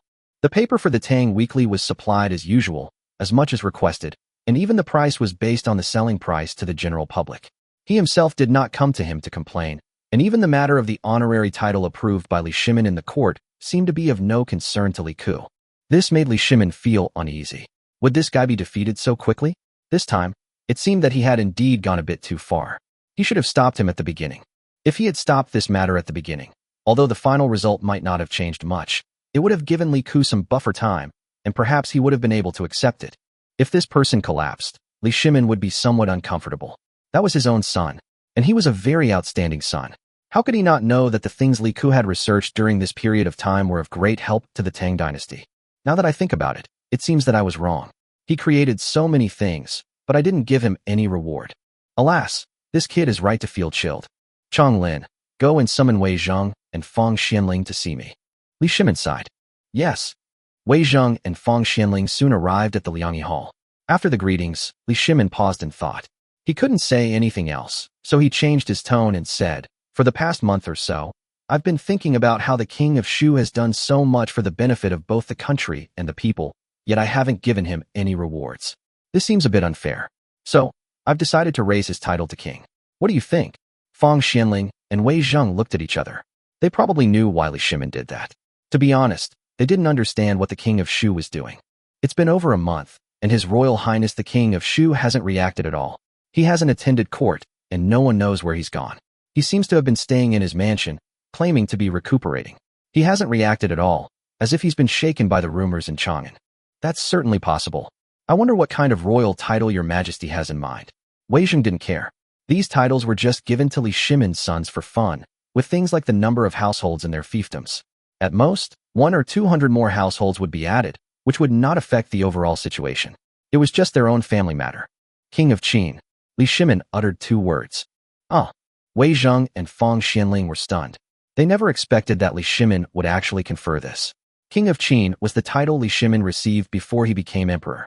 Generally speaking, it would not be conferred on other princes. If the title can be given before the crown prince is appointed, because it means inheriting the mantle, and generally speaking, he will be the crown prince later. But we already have a crown prince, and making him the king of Qin at this time is indeed a great honor. The question is, aren't you afraid of arousing the crown prince's concerns? Other top titles such as the king of Wu, the king of Wei, and the king of Jin could be given. So why must he be the king of Qin? What? No. Li Shimin raised his eyebrows. Of course not. Your Majesty can confer whatever you wish. Wei Zheng hesitated. He actually wanted to find excuses from history, ancestral rules, and other sources, but this didn't seem to violate anything. Logically speaking, after someone became emperor, many of their previous titles and positions became taboos in the dynasty. However, this rule was not explicitly stated. It was tacitly accepted by everyone. Chapter 126. Start with Zheng. Wei Zheng and Fang Xianling pondered this. There was a precedent in the pre-Qin period, with Fu Jian, the founder of the former Qin dynasty and its most accomplished ruler. Before Fu Jian ascended the throne, he held the title of General Longxiang. After Fu Jian launched a coup and ascended the throne, this position became taboo. No one in the former Qin court granted this position, even though it was a relatively minor official title. Finally, Fu Jian appointed Yao Changchong as General Longxiang. Everyone understood at that time that he valued this person very much. The same goes for the king of Qin. Li Shimin also came to power through a coup.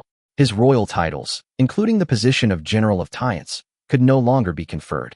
The title of General of Tiance was created because Li Shimin had made great military achievements and there was no other title left. So Li Yuan simply created the position of General of Tiance for Li Shimin. Since this was his son, it naturally didn't matter, but other generals would never give him this position. Everyone tacitly agreed that no one would confer the title of King of Qin. If Li Shimin did not confer it, no one in the later Tang dynasty would confer it either. But now it was Li Shimin himself who wanted to confer the title, so it was difficult for them to object. The only thing they were worried about was Crown Prince Li Changqian. What about the prince? Fang Xianling hesitated for a moment and spoke directly. What does it have to do with him? As the crown prince, the heir apparent of a country, and the future emperor, he doesn't even have this much tolerance. Li Shimin asked indifferently. Fang Xianling shut up immediately. Let's postpone it. We will use military force against Tuyuhan this year. Li Jing sent back the news some time ago. It is expected that the battle with Tuyuhan will be resolved in April. When we return to the court at the end of the year, we will definitely be rewarded. Let's do it together at the beginning of the 10th year of Jingguan. Li Shimin sighed and postponed it again. Yes. The two men bent down and said. Shu.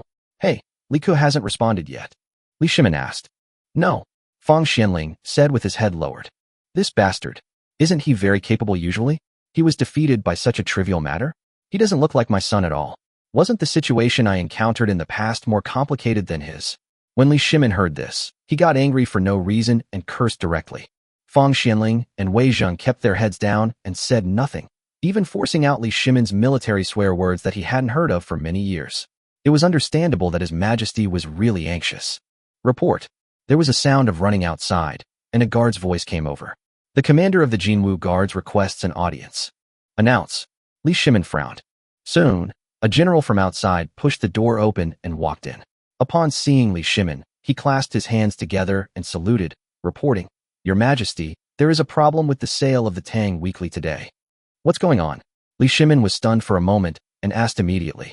Since the publication of the Tang Weekly, 50,000 copies a day have been sold out quickly, and there's even still some left.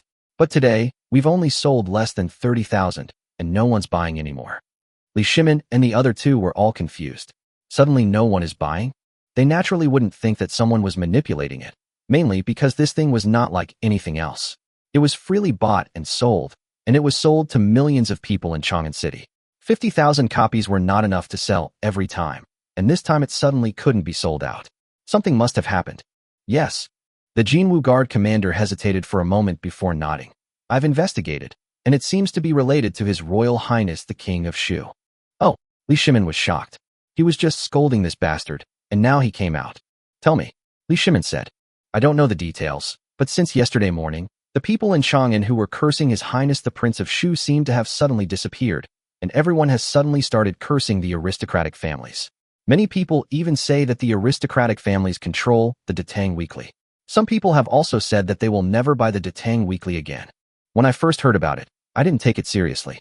But today happened to be the day when the Tang Weekly was published, and then no one bought it. The commander of the Jinwu Guard said. Li Shimin and the other two were stunned. The rumors that had spread all over Chang'an had suddenly turned upside down in a single day. How was this even possible? It takes only one mouth to start a rumor, but it takes a lot of effort to dispel it. Once a rumor like this started, it was simply ignored, and as time went by, no one paid attention. How could the rumors in Chang'an turn upside down overnight? But is it related to the comment section? A light flashed in Wei Zheng's mind, and he suddenly asked. Yes. The commander of the Jinwu Guards also spoke out. Now all the powerful people in Chang'an know about this thing, but most people don't take it to heart and just ignore it. These comment sections were under the jurisdiction of the Jinwu Guards, so how could they not know about it? It was just that without orders from above, they didn't care. Go and get a copy of the major small posters posted in the comment section yesterday and today, Li Shimin said directly. Yes. The commander of the Jinwu Guard quickly turned around and left. After the other party left, Li Shimin and the other two looked at each other. They were so curious now. How did Li Ku do it? This kind of thing is really not that easy. The Jinwu Guards always have backups for these small posters, but of course they only pick the most important ones, such as Lanling Xiaoxiaxing's and some other people's comments that can be posted in several places. Why some people can only post in one place, while some people can post everywhere in Chang'an City, everyone knows it, but no one talks about it. But of course the Jinwu Guards would keep a copy of such an important thing. Soon, yesterday's and today's small posters were delivered. Li Shimin directly asked Chang Lin to take the young eunuch to post these small posters on a wall of the hall again. Then the three of them started reading, including Lanling Xiaoxiaxing's article, Thinking of Li Ku, which was published yesterday, and the one signed by Ning Chan. When Wei Zheng and Fang Xianling finished reading it, they both gasped. How cruel. Every sentence doesn't mention the aristocratic family, but every sentence is full of swords. They thought His Majesty the King of Shu was defeated, but this attack is a killing move. What His Majesty is thinking, the two of them don't know, but at this moment, they look at these articles on the wall and sweat drops down. For example, Fang Xianling had followed Li Shimin until today, and even the Xuanwu Gate incident was his major plan. What kind of conspiracy and tricks had he not seen? But His Royal Highness the Prince of Shu's move. He currently couldn't think of a better solution. No, to put it more accurately, even after reading these articles, Fang Xianling still couldn't figure out the trick. How did His Royal Highness the King of Shu control all this, and how did he influence public opinion? You have to know that what was written in these small posters before were just small stories. What's the use of those things? The more they thought about it, the more terrifying it became. This was more cruel than stabbing someone directly with a knife. At this moment, Li Ke stood by a window, quietly watching the surging crowds of people in Chang'an City below. He suddenly understood the situation and the dilemma his father faced when he launched the Xuanwu Gate incident. That is, if you don't move, you are out of your control. When the rolling tide rushes in, you will either be killed head-on or lead the tide to kill others. So, do you really think I, Li Ke, can't move my sword? How many people can withstand this blow? Since you, Zheng, have accepted my offer, I'll start with you. Chapter 127. Jinlian, Pinger, Chunmei, come out. Inside the Liangyi Hall, the three people were in varying moods. Fang Xianling and Wei Zheng were frightened, and this time they weren't exaggerating. They were genuinely frightened. The knife was so ruthless, it caught them off guard, and it struck directly at the heart of the aristocratic family. All I can say is that the aristocratic families should be thankful that the Tang Weekly is not distributed nationwide.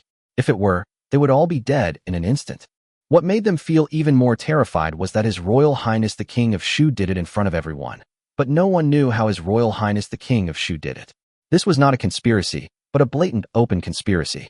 It is placed here openly for you to study and read, but you still cannot understand it and cannot prevent it. After they read the articles on the first day, it was obvious that these articles were guiding the people, letting them think for themselves, and making them understand that the rumors about the King of Shu were false. Then the articles on the second day changed. For example, Lanling Xiaoxiaxing was only mentioned in one sentence. The Tang Weekly has become a tool for aristocratic families. From today on, I will not read or discuss it. Today I will start writing a story, the story of Jin Pingmei. Of course, it was impossible for Li Ke to copy the original text. He followed the original book and made some improvements. This story features a man named Zheng Ximen. Seeing this surname, the two of them thought of a family, the Zheng family of Xingyang. What is this, His Royal Highness the King of Shu? But this story says that Zheng Ximen is just an ordinary wealthy family, not at the level of aristocratic families. The previous words imply that he should be a side branch, or something like that. The story is not very clear yet, but it is very interesting. However, the opening sentence, if it is just a single sentence, it is nothing, but if you look at it in connection with yesterday's content, now you understand why the people of Chang'an City don't buy the Tang Weekly. Obviously, Lanling Xiaoxiaxing has influenced quite a lot of people, and not just Lanling Xiaoxiaxing. Some of the people around him spoke harshly, some sighed gently, and some made people reflect. There were even a few pictures that supported the aristocratic families and denounced these ordinary people for not understanding the hardships of the aristocratic families, their painstaking efforts, etc. Fang Xianling and Wei Zheng were just ancient people. If there were any modern people here, they would understand what it means that one brainless fan is worth 100 haters. Although they could not see this, they could see that this article supporting the aristocratic families, published in this place at this time and at this period, would arouse the disgust of many people. Looking through these articles, as long as we bring them into the picture, what we can associate with the two of them are throwing a brick to attract jade, killing someone with a borrowed knife, escaping from the shell, capturing the king and catching the thief, counter-espionage, using a substitute, sneaking through Chinsong, turning the tables, playing hard to get, creating something out of nothing, besieging Wei to save Zhao, concealing the truth from the sky, chain tactics, and self-torture tactics. Wow. Just from the routines contained in the combination of these articles, the two of them could think of at least a dozen moves from the 36 strategies. It seems that His Royal Highness the King of Shu said that he was well versed in the art of war. He really wasn't bragging.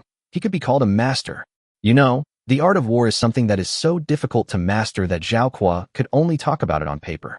To be able to integrate the art of war into all aspects of the struggle is more than just genius.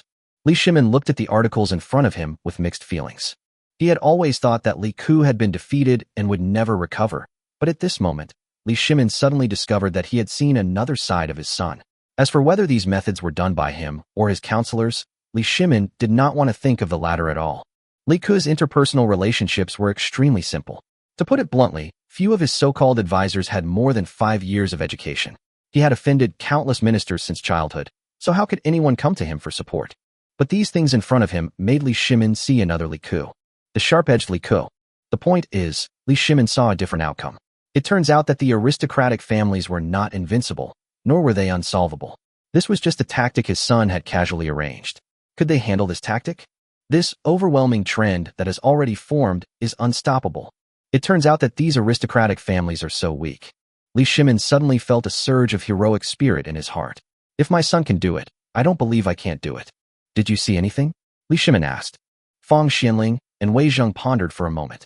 They knew what Li Shimin was asking.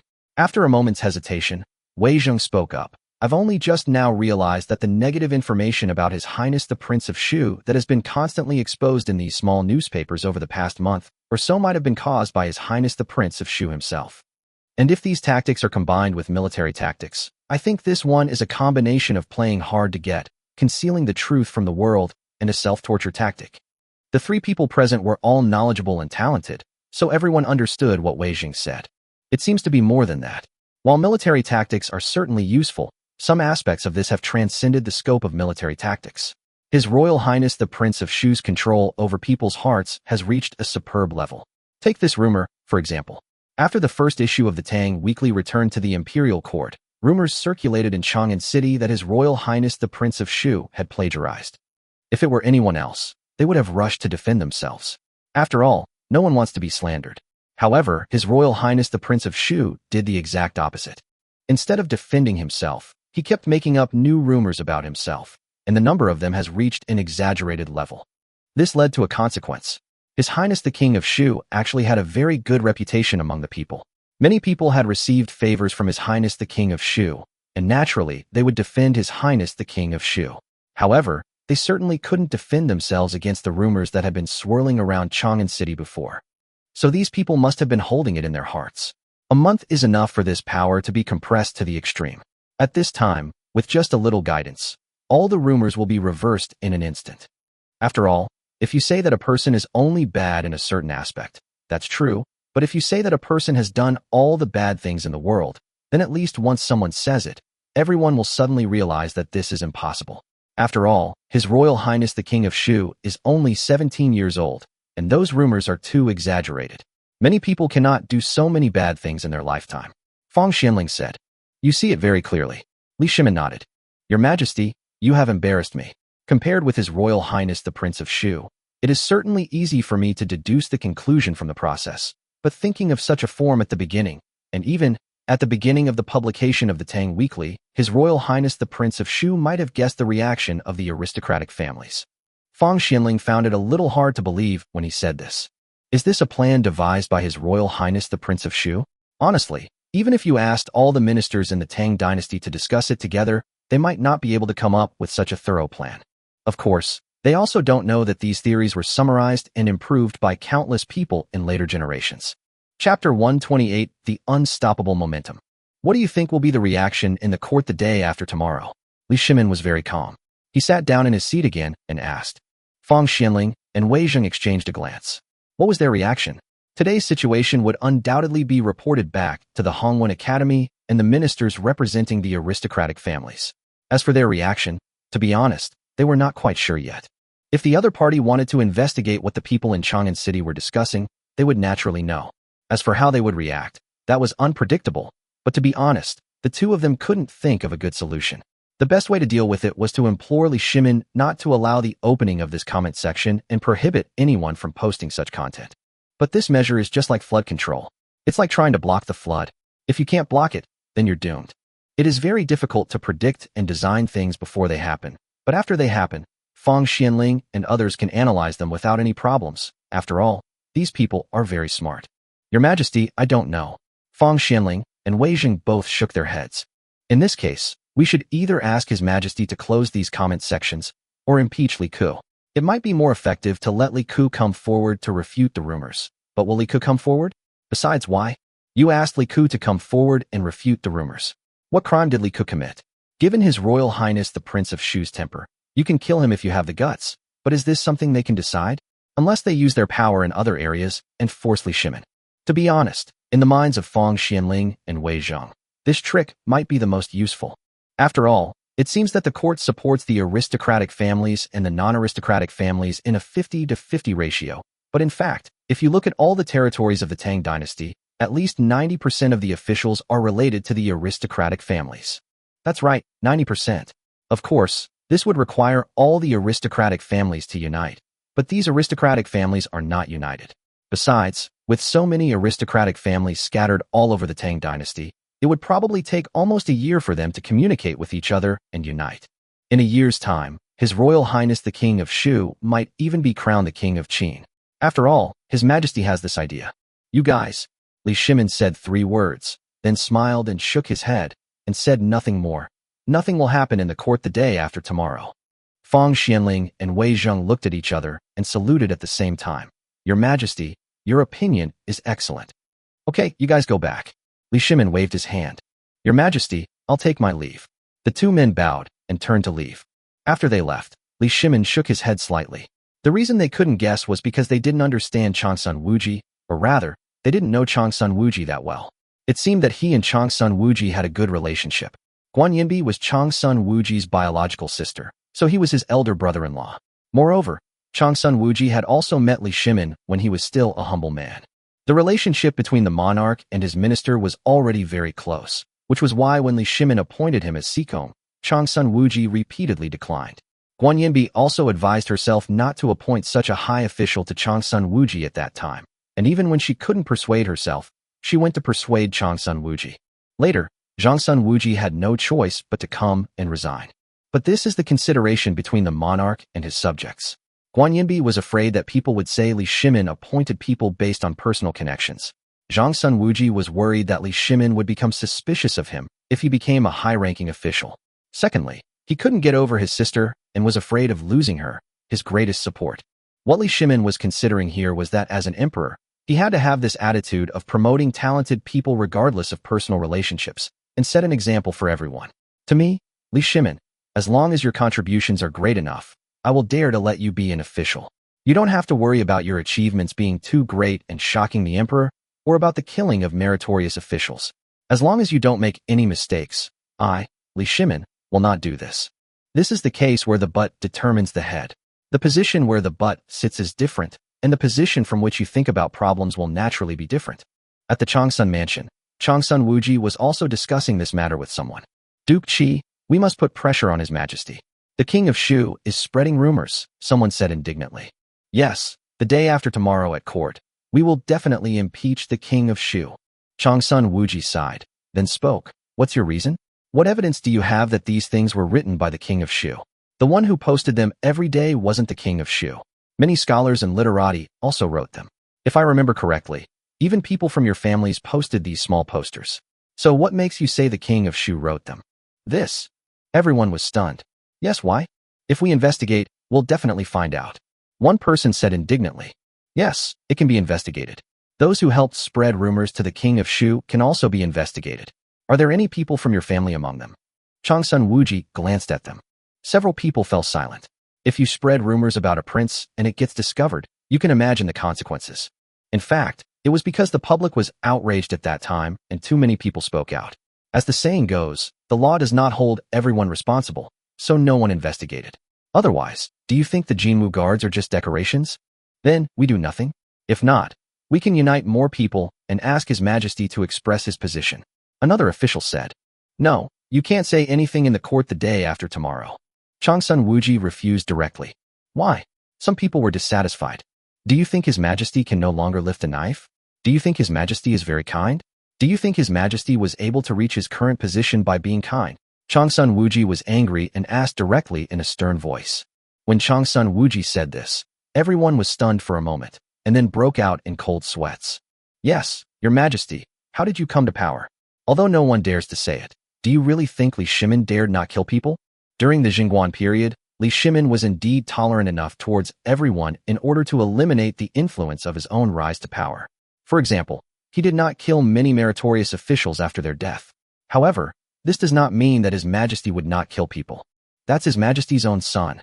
Changsun Wuji repeated. Think about it. Has His Majesty said anything in the past month? Has His Majesty ever stopped your posts? No. Now you've run into trouble and are threatening His Majesty. What do you call this? I didn't say anything when you guys were bullying my son, and now that my son has fought back, you're forcing me? Do I need to tell you what the consequences will be? Everyone was sweating profusely.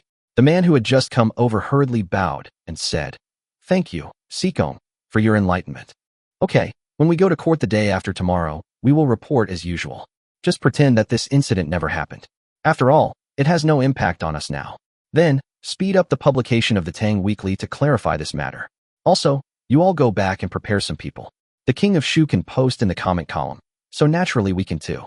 Changsun Wuji took a deep breath and said, Chapter 129, Anticipate the Enemy. Li Ku was rocking in a recliner, with Yang Li feeding him. In the distance, Lu Qingchan was playing the piano, Yang Yu was massaging his shoulders, and Yang Anning was massaging his legs.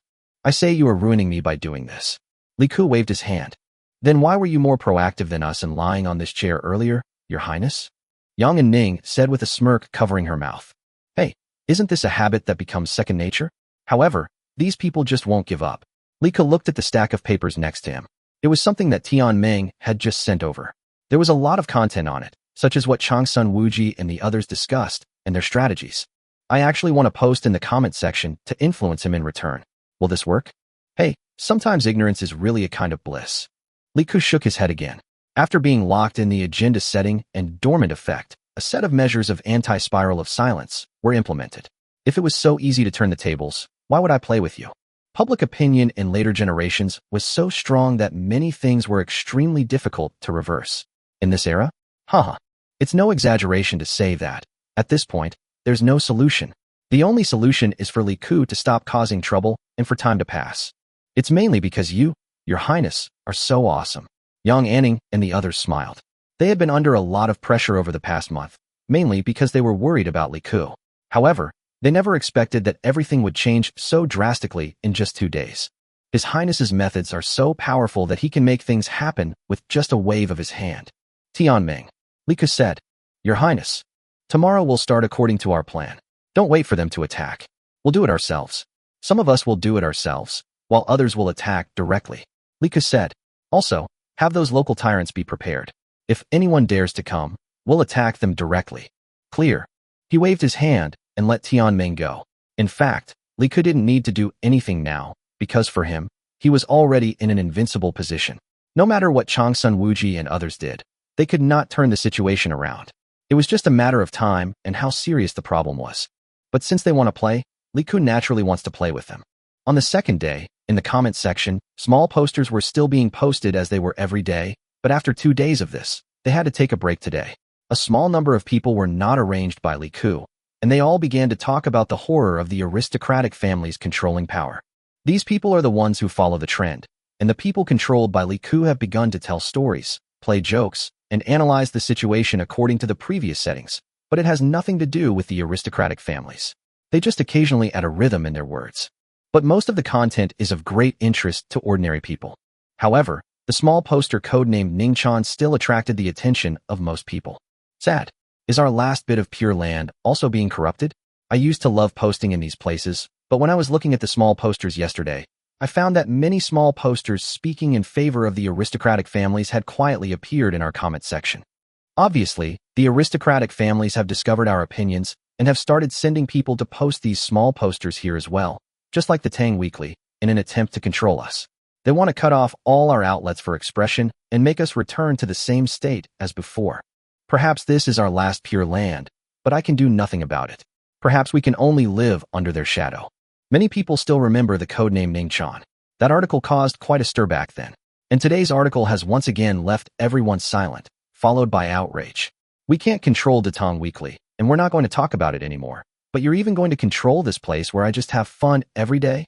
Of course, what they didn't know was that this was called anticipating the enemy. The people the aristocratic families were looking for were not ready to go out yet, and their small posters had not been posted yet. At this moment, a discordant voice suddenly emerged from the crowd reading the small posters. Damn it. I'm risking my life. As the saying goes, one shouldn't blame the masses. I'm standing guard here today. Let's see who dares to post a small poster that speaks ill of the aristocratic families. If anyone dares to post one, I'll beat him to death. That's right. Anyone who speaks for the aristocratic families must be their lackeys. Such people should be beaten to death. If you beat them to death, you'll go to jail. Just beat them away. We'll guard this place from now on. Anyone who dares to come here will be beaten." The crowd was instantly outraged, and many people became angry. In the crowd, Wei Zheng had a strange look on his face. He looked at the small poster codenamed Ningchan. If he remembered correctly, this should be the kind of small poster that could be posted all over Chang'an City. In other words, this should be the method of His Royal Highness the King of Shu. But this move? The aristocratic families haven't made their move yet. Zhangsun Wuji and the others might make such a decision. But before they even make a move, His Royal Highness the Prince of Shu has already begun to stir up the people's emotions? What's this called? Anticipate the enemy. I'll block your path first, and see how you get out. At this moment, a man came hurriedly. When he reached the front, he put up the latest poster without saying a word. Many people didn't think much of this behavior, but when the servant-like man put up the small poster, before he could get far away, someone in the crowd reached out and grabbed him, shouting, "Great! So you're the running dog of those aristocratic families." This person's roar immediately attracted the attention of many people. When everyone's eyes turned to him, he pointed to the small poster posted on the comment board and said, "Look, he's speaking for the aristocratic families." Everyone looked carefully at the small poster on the new post and saw that it was indeed true. Everyone was angry in an instant. "Beat him to death," someone in the crowd yelled and rushed forward. "Oh, I'm not. Let me go, let me go." The servants who posted the message were scared to death. With so many people around, if one of them punched him, he would be beaten half to death. But at this moment the crowd surrounded him, and there was no way he could escape. "Everyone, hold on." The same man suddenly spoke loudly again. The people surrounding the servants paused for a moment, but finally stopped. The man continued loudly. "Everyone see, he's just a servant. If he doesn't come to post it, he'll either be beaten to death by us or by his master when he returns. Tell me, which family are you from?" I can't say it." The servant's face changed, and he spoke with fear on his face. The person who shouted secretly rolled his eyes and said, "Brother, you've acted before. Speak. I'll beat you to death if you don't." Someone in the crowd roared. This was definitely not arranged by Li Ku. I still have a younger sister to support." The servant sat down on the ground. "My dear gentlemen, my lords, I'm calling you lords. I really can't tell you. I really can't tell you. If I tell you, my sister won't survive, and neither will I." As the servant spoke, he kowtowed frantically to the crowd in all directions, his head making loud thuds on the bluestone slabs. Everyone who saw this scene fell silent. Chapter 130. This is the panic trend. The originally enraged crowd fell silent, with only the servants pleading and begging for mercy being heard. These voices silenced the enraged crowd, and then turned to sadness. Yeah, what if they beat him to death? He was just a non-registered householder who had been sold into the government office since childhood. Even if they beat 10,000 people to death, the aristocratic families wouldn't blink an eye. But everyone felt a sense of sadness. Go away. Even if 10,000 people like you were beaten to death, the aristocratic families wouldn't feel sorry. Killing you is useless. You just need to remember what happened today. It was the man who had just taken the lead who spoke, and then he turned sideways to make way. Soon the crowd around him made way for him. Thank you, my lords." The servant said nothing, just thanked them again, and then left quickly and hurriedly. Wei Zheng had an indescribable feeling when he saw this scene, but he understood this point now. Now, no matter what Changsun Wuji and others did, they could not turn things around. What could they use to turn things around? Even if they just accept it and let it go, it might be the best response, because then nothing will happen. But the more they oppose and resist, the more miserably they will lose in the end. Wei Zheng turned and left. It was meaningless to stay here. His Royal Highness the King of Shu would definitely win this time. It was just a matter of how much he would win. Not only that, Wei Zheng suddenly saw in Li Ku the shadow of Han Xian, the famous founding general of the Han dynasty, who was always suppressing others with the help of the situation throughout his life. This was also the case with the Battle of the Last Resort that was misunderstood by the world. What everyone thinks is that Han Xian arrayed his troops with his back to the water, and then Han Xian shouted, "There is no way to retreat. Why not fight to the death?" Then, the Han army, forced into a desperate situation, erupted in amazing fighting power and annihilated the Zhao army. This incident misled many later generations. Hundreds of years later, Ma Su destroyed Zhuge Liang's strategic deployment in this way. But the truth is, before Han Xian entered Jingxing, he had already sent spies to investigate and found that there were no ambushes along the entire Jingxing Pass. Only then did he dare to march his army in. This was the most crucial part of the entire battlefield. This is how the subsequent story unfolded. It seemed like a desperate battle, but in fact, they had their plans in mind. Otherwise, The enemy wouldn't have to do anything. They could just surround him and let him starve to death. Throughout history, among those who fought a battle with their backs to the river, only Han Xin was successful. However, some people who had a retreat route but insisted on blocking their retreat route and fighting a battle with their backs to the river all died miserably. And now, His Royal Highness the King of Shu has also blocked the way for all the aristocratic families. On the second day in the court, Wei Zheng and Fang Xianling exchanged glances. Just as His Majesty had guessed, Changsun Wuji and others acted as if nothing had happened and did not even mention it. It seems that these people know Your Majesty very well, and how could Your Majesty not understand them? It's just that Your Majesty often doesn't say it, but his heart is as clear as a mirror. Everything remained the same, but Changsun Wuji and others had sped up the printing of the Tang Weekly. After the second day of the court meeting, the Tang Weekly was published again. But what Changsun Wuji and others didn't know was that before they published the Tang Weekly, Lanling Xiaoxiaxing once again posted a new small poster. The opening line is, "Alas, I've heard about what happened yesterday. Perhaps soon we won't be able to post small posters in these places anymore, because the aristocratic family's way of solving problems is, if they can't solve the problem, then they'll solve the person who caused it. So, we must have become a thorn in the side of the aristocratic families. Perhaps one day we will die in some deserted corner. Of course, this is unlikely to happen now, but I read all the articles defending the aristocratic families yesterday. Maybe tomorrow they will say that we are all His Majesty the King of Shu's men, and that His Majesty the King of Shu told us to say this just to fight against them. After all, they have been throwing mud at His Royal Highness the Prince of Shu for more than a day or two. As for those who post articles to whitewash the aristocratic families, don't make things difficult for them. Let them post. Isn't it the greatest irony when they post these articles next to them? Since they are willing to throw dirty water on His Highness the King of Shu, I might as well reveal my identity today. In fact, I, Lanling Xiaoxiaxing, am the King of Shu, Li Ku." All the people who saw this scene were filled with grief and indignation, but they also laughed. Lanling Xiaoxiao was born as the King of Shu? This joke was not funny at all. However, what they didn't expect was that Ning Chan also posted a new article with the same sentence at the end. In fact, I, Ning Chan, am the King of Shu, Li Ku. When the second and third people who wrote in this way appeared, all those who read these small posters understood that they were not saying that they were really the King of Shu, but that they were willing to be the pen in the hands of the King of Shu. They were willing to be the path paving the way for the King of Shu. Mr. Lanling said it very well. Today, all of us are His Royal Highness the King of Shu. His Royal Highness the King of Shu is with us. Someone in the crowd shouted loudly. His Royal Highness the King of Shu is with us.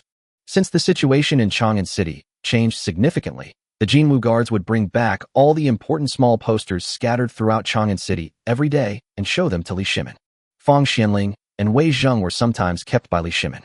Looking at these small posters, to be honest, Li Shimin couldn't think of how the aristocratic families could turn the situation around. Not to mention the aristocratic families. Even Li Shimin himself, the emperor, after thinking about it for a while, couldn't think of any measures to turn the situation around. Fang Xianling, Wei Zheng and others were already amazed by Li Ku's amazing talent. Had he truly foreseen every possible reaction from the aristocratic families? And had he completely blocked all avenues of communication beforehand? While there might be small posters and comment sections now, the people of Chang'an still couldn't actively voice their opinions. They were passive recipients of information. Under such circumstances, the latest issue of Datang Weekly was released. Only 10,000 copies were sold, and it stopped selling. But the content of the Tang Weekly made everyone laugh and disdain. The latest article in the Tang Weekly said, the aristocratic families did not control the Tang Weekly. The Tang Weekly was the mouthpiece of the court and was approved by the Hong Wingwen. It also said that Lanling Xiaoxiaxing and others were actually instructed by someone behind the scenes. The people were advised not to believe the rumors. After watching it, everyone had the same expression, disdain, extreme disdain. Do you really think we don't understand? Mr. Lanling has already said that you will definitely falsely accuse them of being His Royal Highness the King of Shu's men. That's right, they are all His Royal Highness's men, and so are we, the common people. And what about the Hong Wingwen review and approval? Do you really think we common people don't understand? Another gentleman said, officials hold positions in the imperial court, but who knows which side the officials are on? After receiving the latest news, looking at the sales of the Tang Weekly, which had fallen below 10,000 copies, Changsun Wuji and others were silent. They didn't even know whether this rumor-refuting news was useful unless they sent people to the entire Chang'an City to inquire. Chapter 131 Swinging the Sword. Changsun Wuji and others could not guess the comments of the people in Chang'an City, but Li Ke knew that it was not a problem for them to do basic intelligence gathering because of the local tyrants throughout Chang'an City. Besides, they didn't have to spend much effort to gather this kind of intelligence. They just had to talk to the people around them about these things to know their reactions. When Li Ke learned that the latest issue of the Tang Weekly had sold only 10,000 copies, or even less, he knew that the time was ripe and it was time to take action. Let's start. Li Ke uttered 3 words.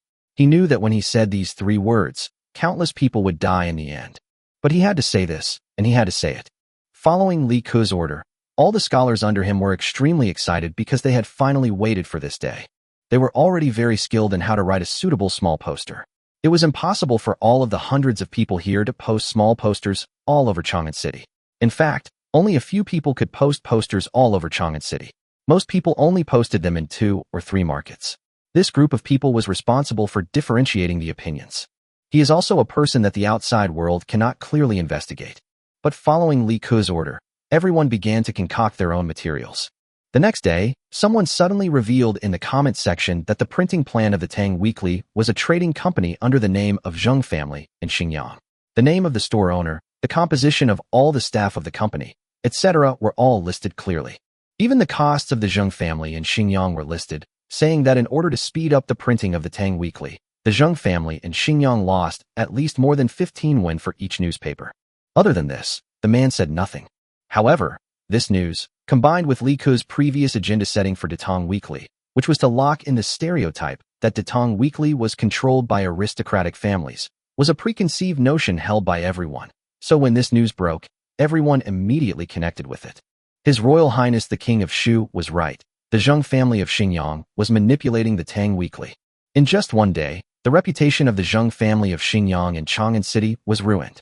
But the person who broke the news didn't say anything at all, just some facts. Everything else was just the spontaneous imagination of the people. At this point, someone suddenly remembered the Jinping Mei serialized by Lan Ling Xiaoxiashing these days. Isn't the protagonist in it Zheng Ximen? Jinping Mei has been serialized to such an extent that anyone who considers themselves a scholar would have to call it unsightly, yet they still read it with great relish. On the contrary, the people did not think so. They felt that Mr. Lanling really understood the people. At this time, when the incident of the Zheng family in Xinjiang happened, everyone instantly thought of Zheng Ximen. It was just a side branch and could not be called a noble family. It was just a wealthy family. However, their decadent life and internal corruption were not noticed before because their attention was attracted by the key plot. But now, everyone remembers these things. It's simply unbearable to look at. Even Mr. Lanling used 2 lines of poetry at the end of a chapter to describe it. The rich have wine and meat, while the poor are freezing to death on the road. And this was just the beginning. The next day, more people began to expose the evil deeds done by Zheng of Xinjiang. These evil deeds were nothing more than seizing people's land, abducting women, forced buying and selling, etc. These crimes may not seem serious in the eyes of the powerful, but that is a matter of status. In the eyes of the common people, it means the destruction of families and the death of people, because everyone can bring it into their own lives. The public is outraged. Li Ke hadn't had anyone investigate these revelations, because there was no need to investigate. If these things were applied to the aristocratic families, they would definitely have similar things happening before. This was because these things were the norm for the aristocratic families. Otherwise, how could the land annexation in the later periods of the dynasties be achieved? They all follow almost the same path.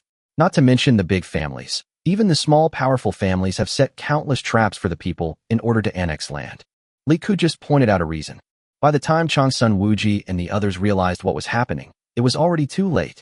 The people of Chang'an City were in an uproar. What happened in front of the Suzaku Gate a month ago happened again. And this time, there were even more people. In fact, the number was huge. In just one morning, tens of thousands of people gathered in front of the Suzaku Gate, and the number was even increasing. Part of the 16 guards stationed in Chang'an was urgently dispatched and surrounded the square in front of the Suzaku Gate, but they did not dare to take action. As the news continued to spread to Chang'an City, the people of the entire Chang'an City tended to gather towards Suzaku Square. Is this the result you want? Li Shimin sat in his chair with a calm expression. Kneeling before him were Changsun Wuji and 7 or 8 scholars from the Hongwen Academy, all of whom looked ashen. Fang Xianling, Wei Zheng, Xiao Yu, Gao Shilian, and others stood side by side. Generals like Cheng Yaojin, Yuqi Jingda, Lu Hongji, and Li Shiji were all fully armored. Even the ailing Duke of Hu, Qin Xiong, wore armor. I am guilty. Changsun Wuji said nothing, but directly confessed his guilt. The mere fact of causing the people to be outraged was a crime, so there was no need to explain.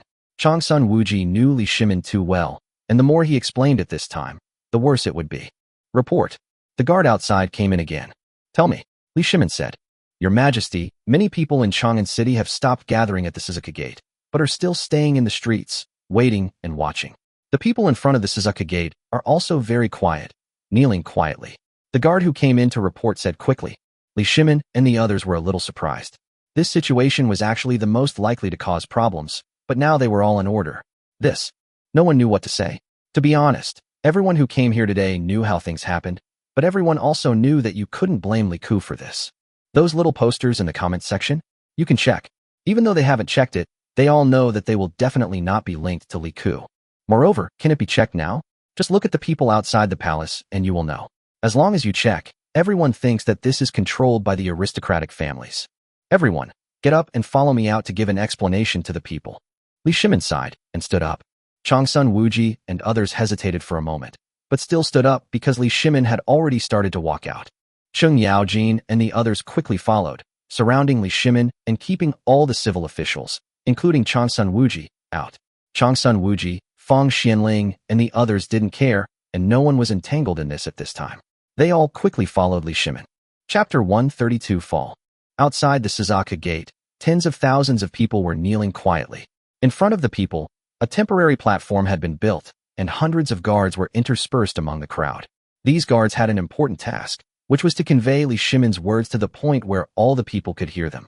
When Li Shimin came out, the people were a little agitated and the guards around him were a little nervous, but fortunately, the people were just agitated and no one stood up.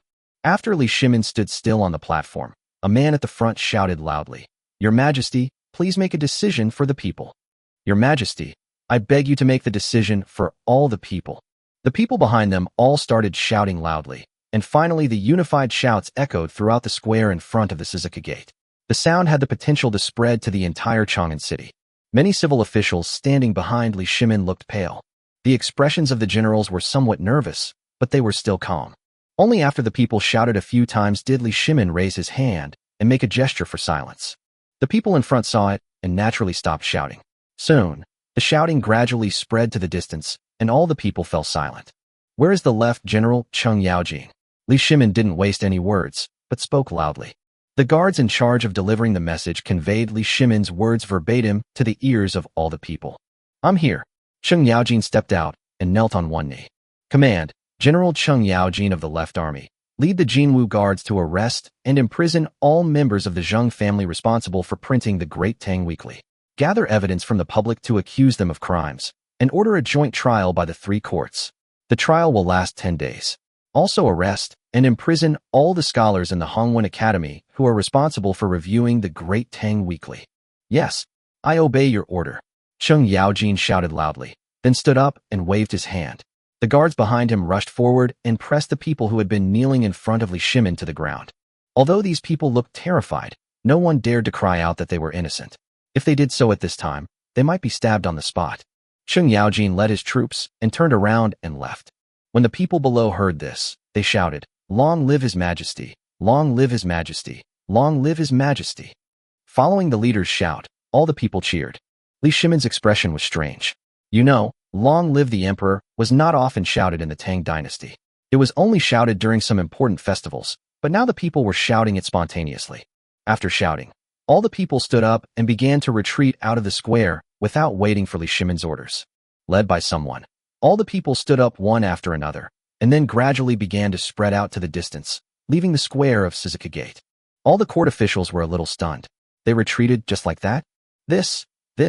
Everyone has a feeling that it's a case of starting well, but ending badly. They all know that this idea is wrong. After all, no one wants anything to go wrong, but this is too hasty. The question is, did these people get what they wanted? Yes, they did. They just wanted someone to thoroughly investigate these matters, but they didn't take any extreme actions. Even many ministers had thought that today these people might ask the court to return the Tang Weekly to His Royal Highness the King of Shu, but they did not. After His Majesty announced these punishments, the people all retreated. If you ask who gave the order, that's impossible. With tens of thousands of people, each with their own ideas. How could anyone have given the order? There are plenty of people taking advantage of this situation, not to mention the tens of thousands of people in the square alone, and even more on the streets. Yet, these people retreated so decisively, which is truly rare. Changsun Wuji lowered his head, and no one knew what he was thinking. Li Shimin's order quickly spread throughout Chang'an City. After all, so many people knew about it today. Of course, the real powerful people all knew that Li Shimin ordered the investigation and punishment of only those Zheng family members who were responsible for printing affairs, not the entire Xinjiang Zheng family. Li Ku, who was in Shanhang at the moment, could naturally hear the sounds outside.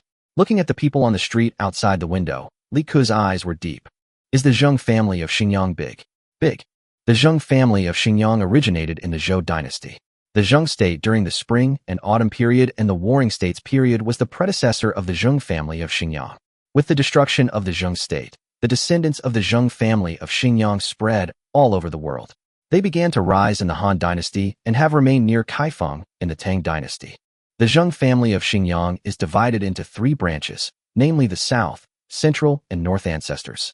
The Northern ancestor consists of 6 branches: Balan, Xiaobai, Donglin, Shai, Lianshan, and Yulin. The Southern ancestor has 4 branches, and the Central ancestor is lonely. If this world didn't have the time traveler Li Ku, the Zheng family of Xinjiang would have produced 13 prime ministers throughout the Tang dynasty. This is just the prime minister, not counting others. For example, among the generals of the Tang dynasty, Zheng Rintai participated in the Xuanwu Gate incident with Li Shimin, and later followed Li Shimin to eliminate Goryeo and pacify Tiela. This is just one of the aristocratic families. There are 5 surnames and 7 families in the Tang dynasty. It is no exaggeration to say that any one of the 7 families is no less powerful than the others. During the entire Tang dynasty, how many prime ministers, generals, and ministers of other positions could these 7 families produce? With this knife today, it is impossible for Li Shimin to wipe out the entire Zheng family of Xinjiang, because that would cause a shock to the court. So the whole thing can only be done slowly. Li Ku once joked with Li Shimin, if one person disobeys, kill him. If 10 people disobey, kill them. If 100 people disobey, kill them too. In fact, he was also joking, it really can't be done. Because if you kill all these people, the world will be in chaos. If we stand in the future and only look at the words in the history books, it will be chaos. It doesn't matter. The nation will automatically correct itself. But in this era, it really proves Li Ku's words. Prosperity makes the people suffer, and decline makes the people suffer. The phrase "the world is in chaos" means that at least millions of people have become homeless, separated from their wives and children, and have to eat their own children. The Three Kingdoms period is highly praised and interested by people in later generations. During the Three Kingdoms era, do you know how many lower-class people died during that period? Since Li Ku has come to this era, he also has the means to eliminate these to a certain extent, so he will try his best to do it. He is based on the people, so naturally he cannot treat the lives of the people as nothing. I've gone too far. Although I cannot destroy the entire Zheng family in Xinjiang today, it is also a wake-up call to everyone, letting you know that it's not that I, Li Ku, can't move my sword, but that if I don't move, it's fine. But if I move, none of you can withstand my sword. As for whether this would be considered as alerting the enemy, Li Ku didn't care. Or rather, it was a necessary step. With his actions, these aristocratic families would react sooner or later. Instead of letting them react slowly and prepare for the response step by step, it would be better to give them a blow first and knock them out. Later on, they will certainly be extremely wary of Li Ku, but it doesn't matter. Their vigilance against Li Ku will make it easier to set a trap for them. Chapter 133 Debate. A storm was reduced to nothing, but the real storm suddenly arose in Taiji Palace. Your Highness, His Majesty invites you into the palace. Li Ku waited for Chonglin. Let's go.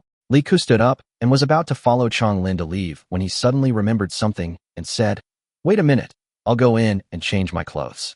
I accidentally got them dirty while eating. Yes. Chonglin nodded quietly. After returning to his room, Li Ku quickly took off his outer clothes and asked Yang and Ning to find him a new set of clothes. He then put on the bulletproof vest he had found earlier. Li Ku also specially inserted bulletproof ceramic composite plates on his chest and back. After putting it on, Li Ku also put on the protective device on his buttocks. He also found this thing in the armory. There were only 2 full-body protective suits. It was also the first time that Li Ku knew that there were full-body bulletproof vests. However, he did not wear the legs, only the buttocks and crotch. Only after putting it on did he start putting on clothes outside. Although it is a bulletproof vest, it doesn't look that bulky after he puts it on his own clothes, and it is basically invisible. After changing his clothes, Li Ku followed Chang Lin into the palace. In the Liangyi Hall, Li Ku did not go in directly, but opened the door first and stuck his head in to look. He found that not only Li Shimin was there, but also many important officials of the court were there, such as Chang Sun Wuji, who was there at the moment, as well as Fang Xianling, Wei Zheng, Xiaoyu, Gao Shilian, Yuqi Jingda, Li Shiji, and others. Only then did Li Ku walk in confidently.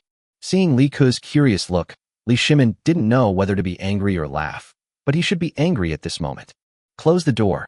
Li Ku came in, and Li Shimin roared angrily. Ah! Li Ku jumped up instantly and almost turned around to run. There was no such rule as the emperor wanted to beat his subjects, and they could not run away. In his eyes, Li Shimin was just his father. If a father beat his son, of course he could run away. But these guards had obviously been given orders long ago, and they acted very quickly, just reaching out and slamming the door of the hall shut. Li Shimin stood up from his chair, walked to Li Shiji, drew out the Tang sword with its sheath on his waist, and chased after him. The reason why Li Shimin did this was actually to make a statement to all the ministers. Today, I, Li Shimin, beat my son in my private capacity. When I was emperor, my son did nothing wrong. But I beat him in private out of the personal relationship between you and me. The ministers standing here may seem to have nothing to do with them, but can you say that without their tacit approval, it will not work?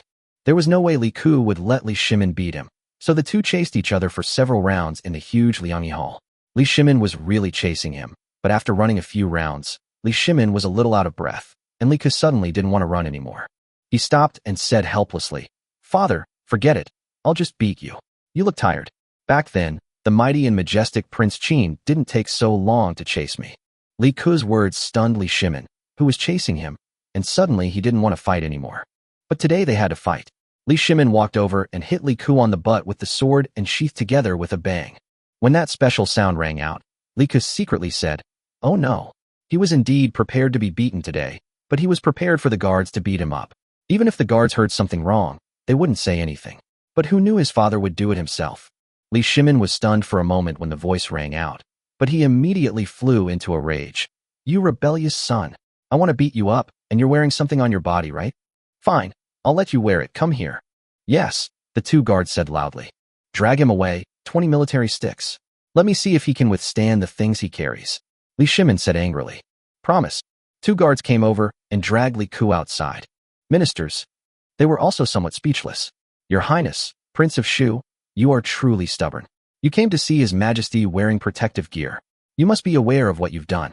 His Majesty would have simply given you a couple of slaps. But, Dad, I'm innocent. I'm not trying to avoid being beaten. I'm doing a test. I'm testing new armor for my Tang dynasty. But you called me, so I came right away." Li Ku defended himself loudly. "As long as I defended myself fast enough, the beatings would not keep up with me." "Wait." Li Shimin sneered and said, "Are you sure what you said is true? You should know that if you lie to me, I will double the military stick you give me. 40. Of course it's true." Li Ku broke free from the guard who was holding his hand and said loudly, "Dad, you always hit me with the military stick on my buttocks, but look at me." As he spoke, Li Ku quickly unbuttoned his shirt and took off the two outer layers of clothes, revealing the bulletproof vest he was wearing underneath. Looking at the strange thing on Li Ku's upper body, it didn't look like normal clothes at all.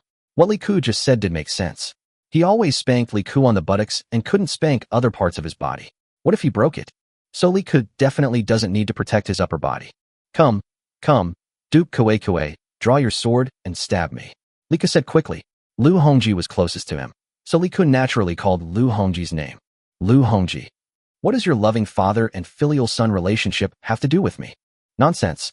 How can you test such a dangerous thing casually?" Li Shimin glared at him, and in his heart he already believed Li Ku's words to some extent. "Father, as a prince, you must lead by example in everything.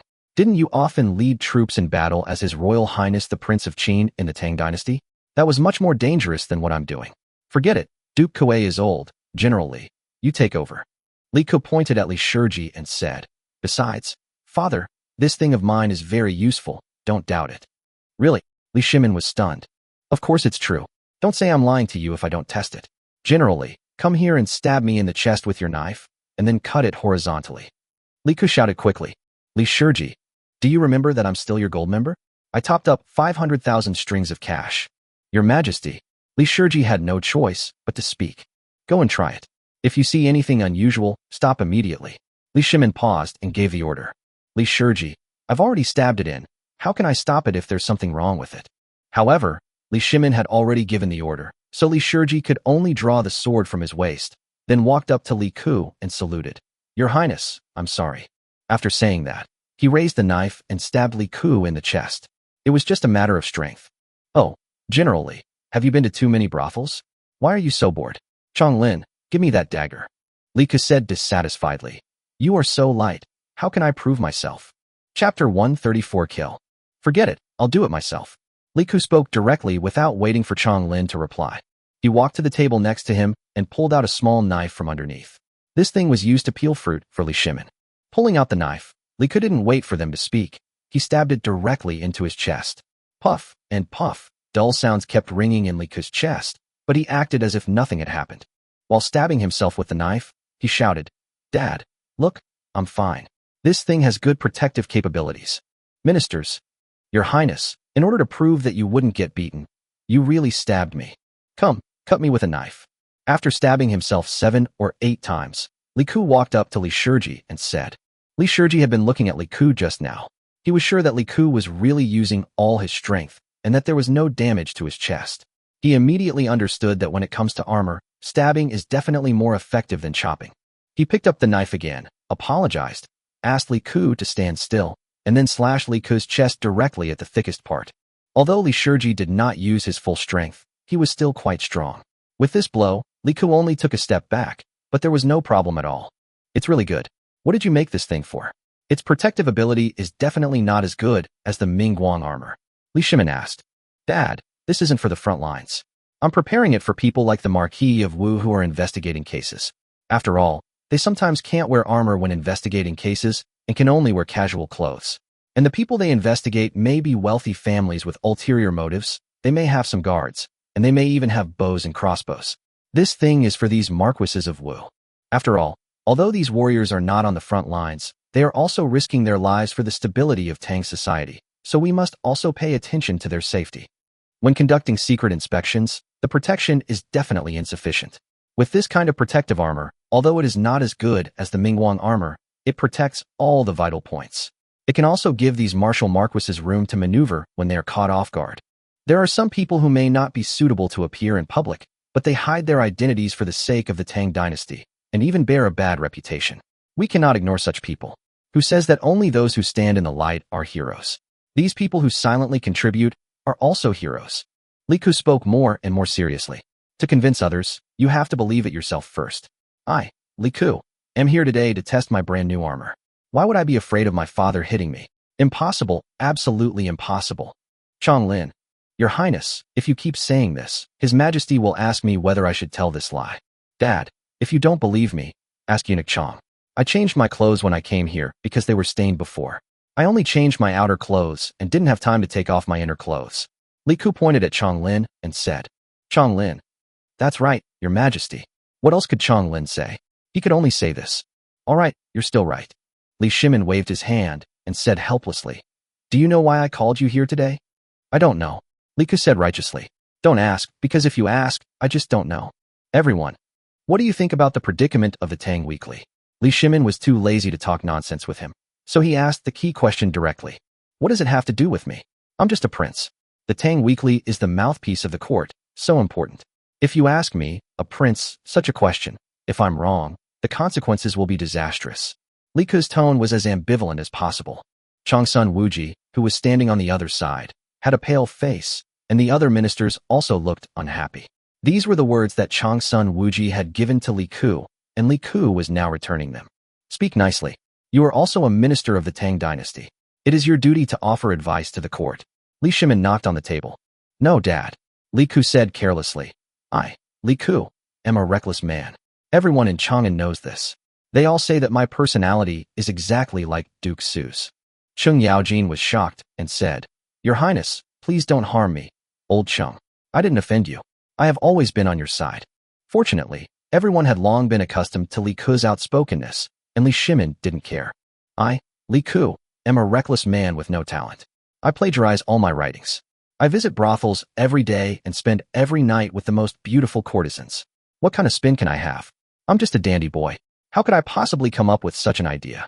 Zhang Sun Wuji had been planning to act like a grandson today, but Li Ke's words infuriated him so much that veins popped out of his forehead.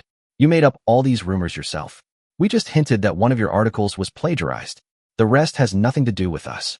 Others, to be honest, they have heard these rumors. But what about the rotation? Even these so-called wealthy aristocrats can't think of such a trick. They just want to know where on earth you, Li Ke, got the information from. If you say you have no experience. Of course, they couldn't say this to their faces. Those were rumors Li Ke made up for himself. After all, these were just speculations and could not be investigated at all, so it was impossible to make them public. Li Ke didn't bother to pay attention to their expressions and continued. With such a huge court, so many descendants of famous officials, the top families in the Tang dynasty, who have read more books than I, Li Ke, have ever seen. How could so many court officials in the entire Tang dynasty not be able to come up with a solution? No way. No way. Could it be that the court officials of the entire Tang dynasty are not as good as a reckless man like me? Everyone. I can't accept this. I'm very angry, but I can't accept this. Li Shimin felt a bit of a headache, as he knew Li Ke's temper. He was like a donkey that would not move if you let it, and would even move backward if you hit it. You had to make him happy and do what he wanted. It was like Li Ke was firing a cannon here, directly mocking all the court officials in the entire Tang dynasty, but no one could talk back. No. People. All right. Li Shimin knocked on the table, skipping the topic altogether. He asked, Zhang, who's in charge of the Tang Weekly, has been arrested. If it's proven they did it, what should we do?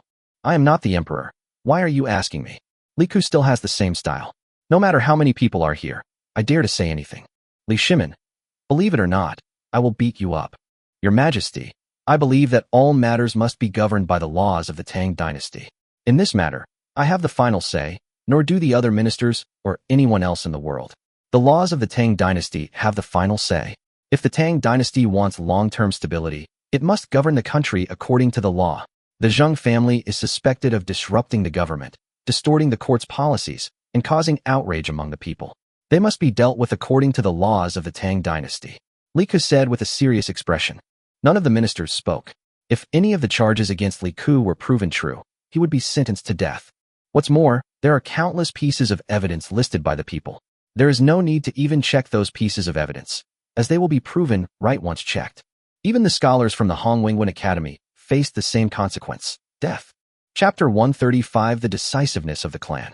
I don't know what Li Shimin meant by calling Li Ke this time, but in the end he just asked Li Ke a question, as if asking about his feelings. But until he left, Li Shimin did not talk about anything else. Perhaps he just wanted to give his opinion to the court officials? When Li Ke came out, he was also a little confused. It was not so easy to understand his father. All Li Ke could guess were some of his daily behaviors. However, it was difficult for Li Ke to guess about Li Shimin's affairs concerning the court and politics, because what Li Shimin saw in that position was something that ordinary people could not see. But no matter what, when it comes to this, people must die. However, what Li Ke hadn't expected was that the aristocratic families were much more decisive than he had imagined. 7 days after the Zheng family, who were responsible for printing the Tang Weekly, were arrested, the Xingyang Zheng family issued a statement, saying that the Zheng family had no king or father, ignored the laws of the court, and violated the laws of the Tang dynasty.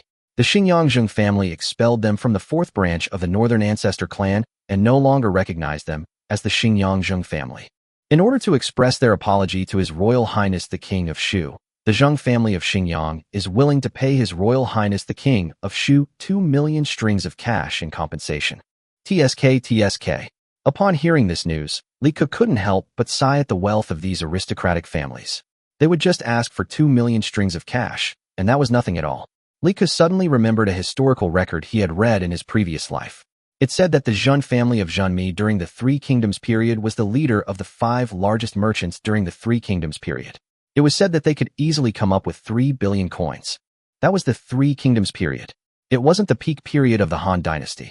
It seems that 3 billion coins would only be 3 million strings of cash in the Tang dynasty. But how long did they accumulate it? And how long did these aristocratic families who passed on to the Tang dynasty accumulate it? 1,000-year-old family. I'm really not kidding. Moreover, after paying the money, you still want to plot against Li Ke. What's the point of paying Li Ke this money? This money should be paid to the Tang dynasty to make amends, but you pay it to me, Li Ke? Isn't this deliberately putting Li Ku on the spot? What's going on?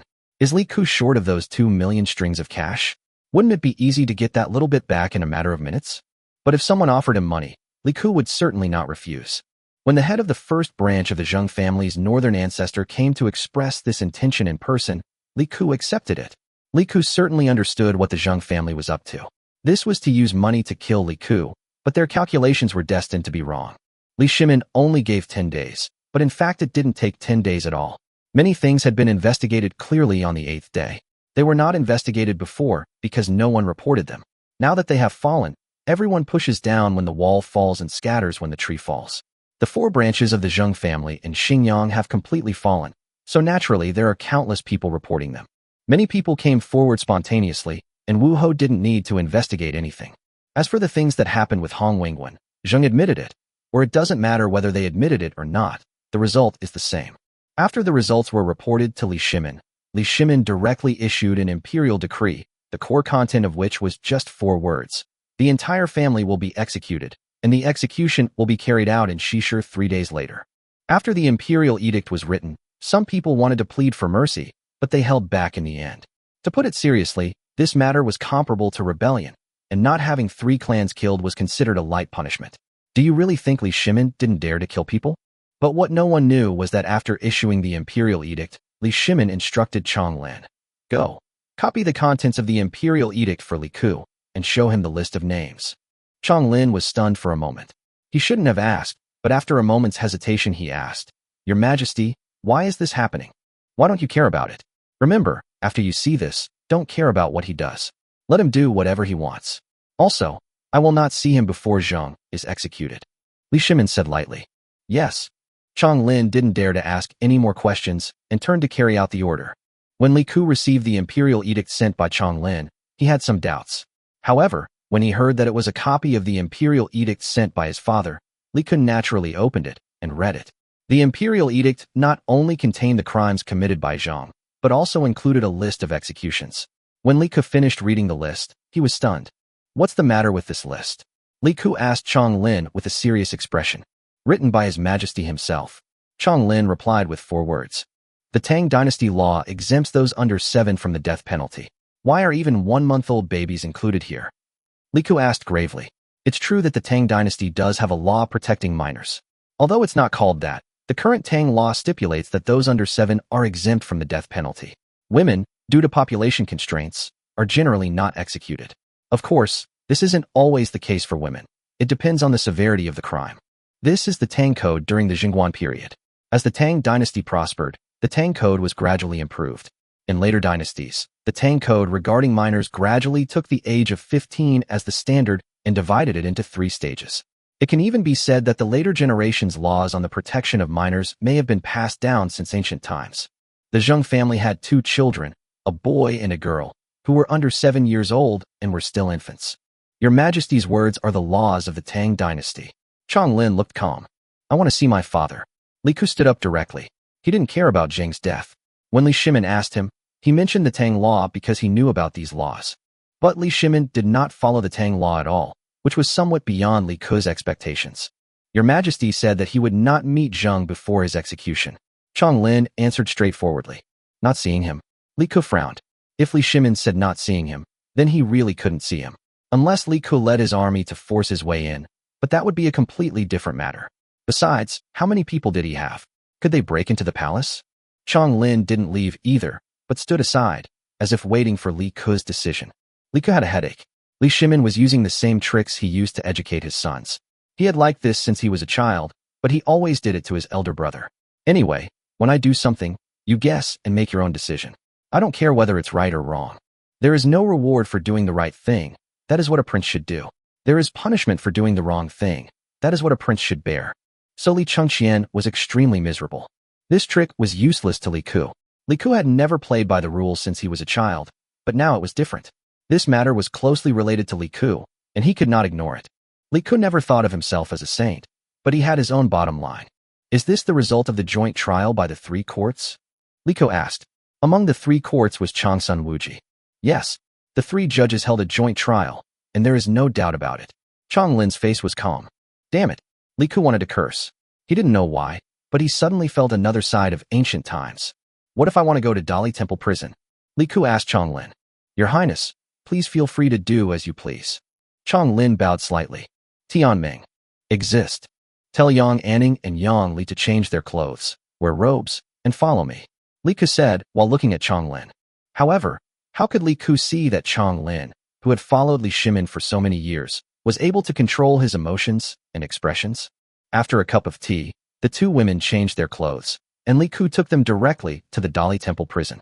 Chapter 136. May Your Highness's wish last forever.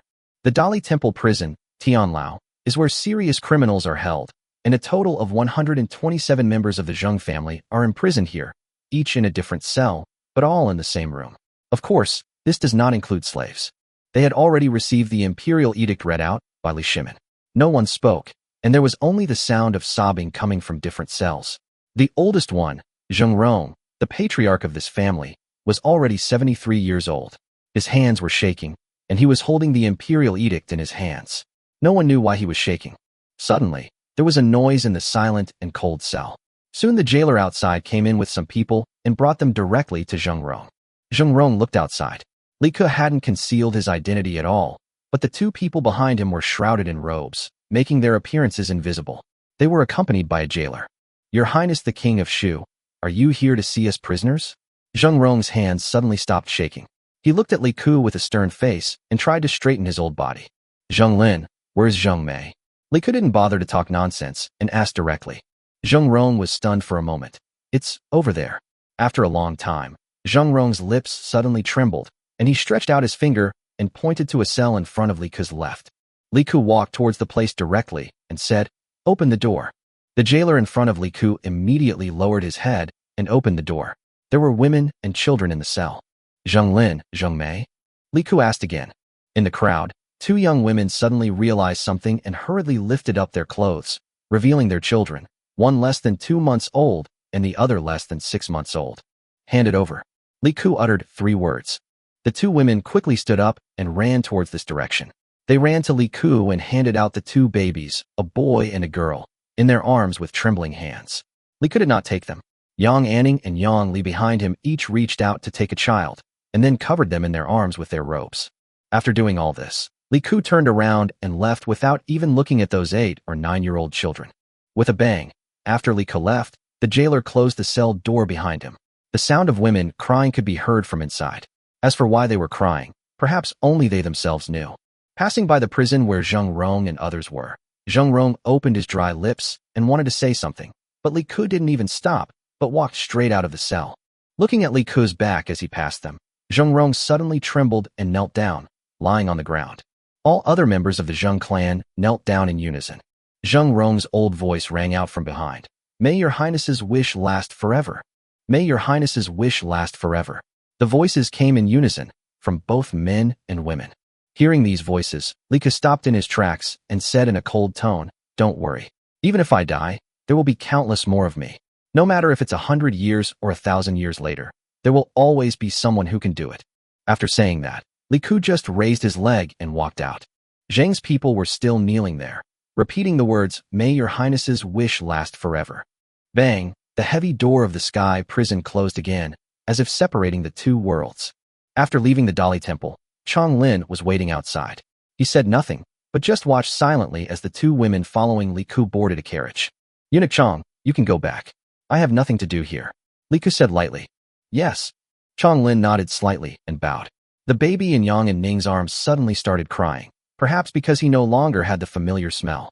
The loud cry came from inside the carriage. Yang Anning raised her head nervously and looked outside, but she couldn't see anything because of the curtain. However, Li Ku bowed to Chong Lin with a relaxed look on his face and said with a self-deprecating look, Oh, you have a loud voice. Let's go. Goodbye, Your Highness. Chong Lin said with a bow without changing his expression. At the Prince of Shu's mansion in Chang'an City, back home, Yang Anning and Yang Li looked at Li Ku with some trepidation. In their opinion, rescuing people from the sky prison, wasn't this just courting death? Why are you looking at me? Tianming. Li Ku smiled and glanced at the two of them. Here. Tianming immediately bent down and said, Go find 2 ordinary families who often pray for children. Secretly put the baby at their doorstep. Give them 2 strings of cash, and remember to change the cloth used to wrap the baby to linen. Don't leave any information behind. Li Ku waved his hand and gave instructions. Yes. Tian Ming immediately nodded in agreement. The two maids behind him came out and took the two children from Yang Anning and Yang Li's arms, then turned around and left. Your Highness. Yang Anning felt a little reluctant after hugging him for a while. What for? If you want children, pick a time and bring the three of them to my room. It's not like I don't have the ability to do that. Li Ku glared at her. Yang Anning immediately lowered her head in shame. She didn't dare to respond. She knew that His Highness was not something a woman like her could hope for. Li Ku was a little disappointed. I thought you would agree. Your Highness, what should we do with the 2 million strings of cash sent by Zheng? They said it would be delivered in 3 days. Tian Ming whispered. Li Ku smiled. This was really a good day. They were executing people over there and giving money over here. Yes, accept them all. This matter will be over soon. Since they dare to give it, I dare to accept it. Li Ku said lightly. Yes. Tian Ming lowered his head and said, also, the Wang family of Taiyuan has a gold membership in one of our malls. They originally wanted to have 2, but Your Highness said that each family can only have 1. Also, the Li family of Zhaojun, the Chui family of Qinghe, the Chui family of Bowling, the Lu family of Fanyang, and the Zheng family of Xingyang have all become members. Got it. Li Ku waved his hand lazily. What? Is this prince asking you for protection money? He wasn't interested in asking for money one by one. If the money was his, he would be excited. Unfortunately, it wasn't. There are also some other big families who come to apply for membership, but they are mainly silver members. Tian Ming whispered. How much money did you collect? Li Ku was a little curious.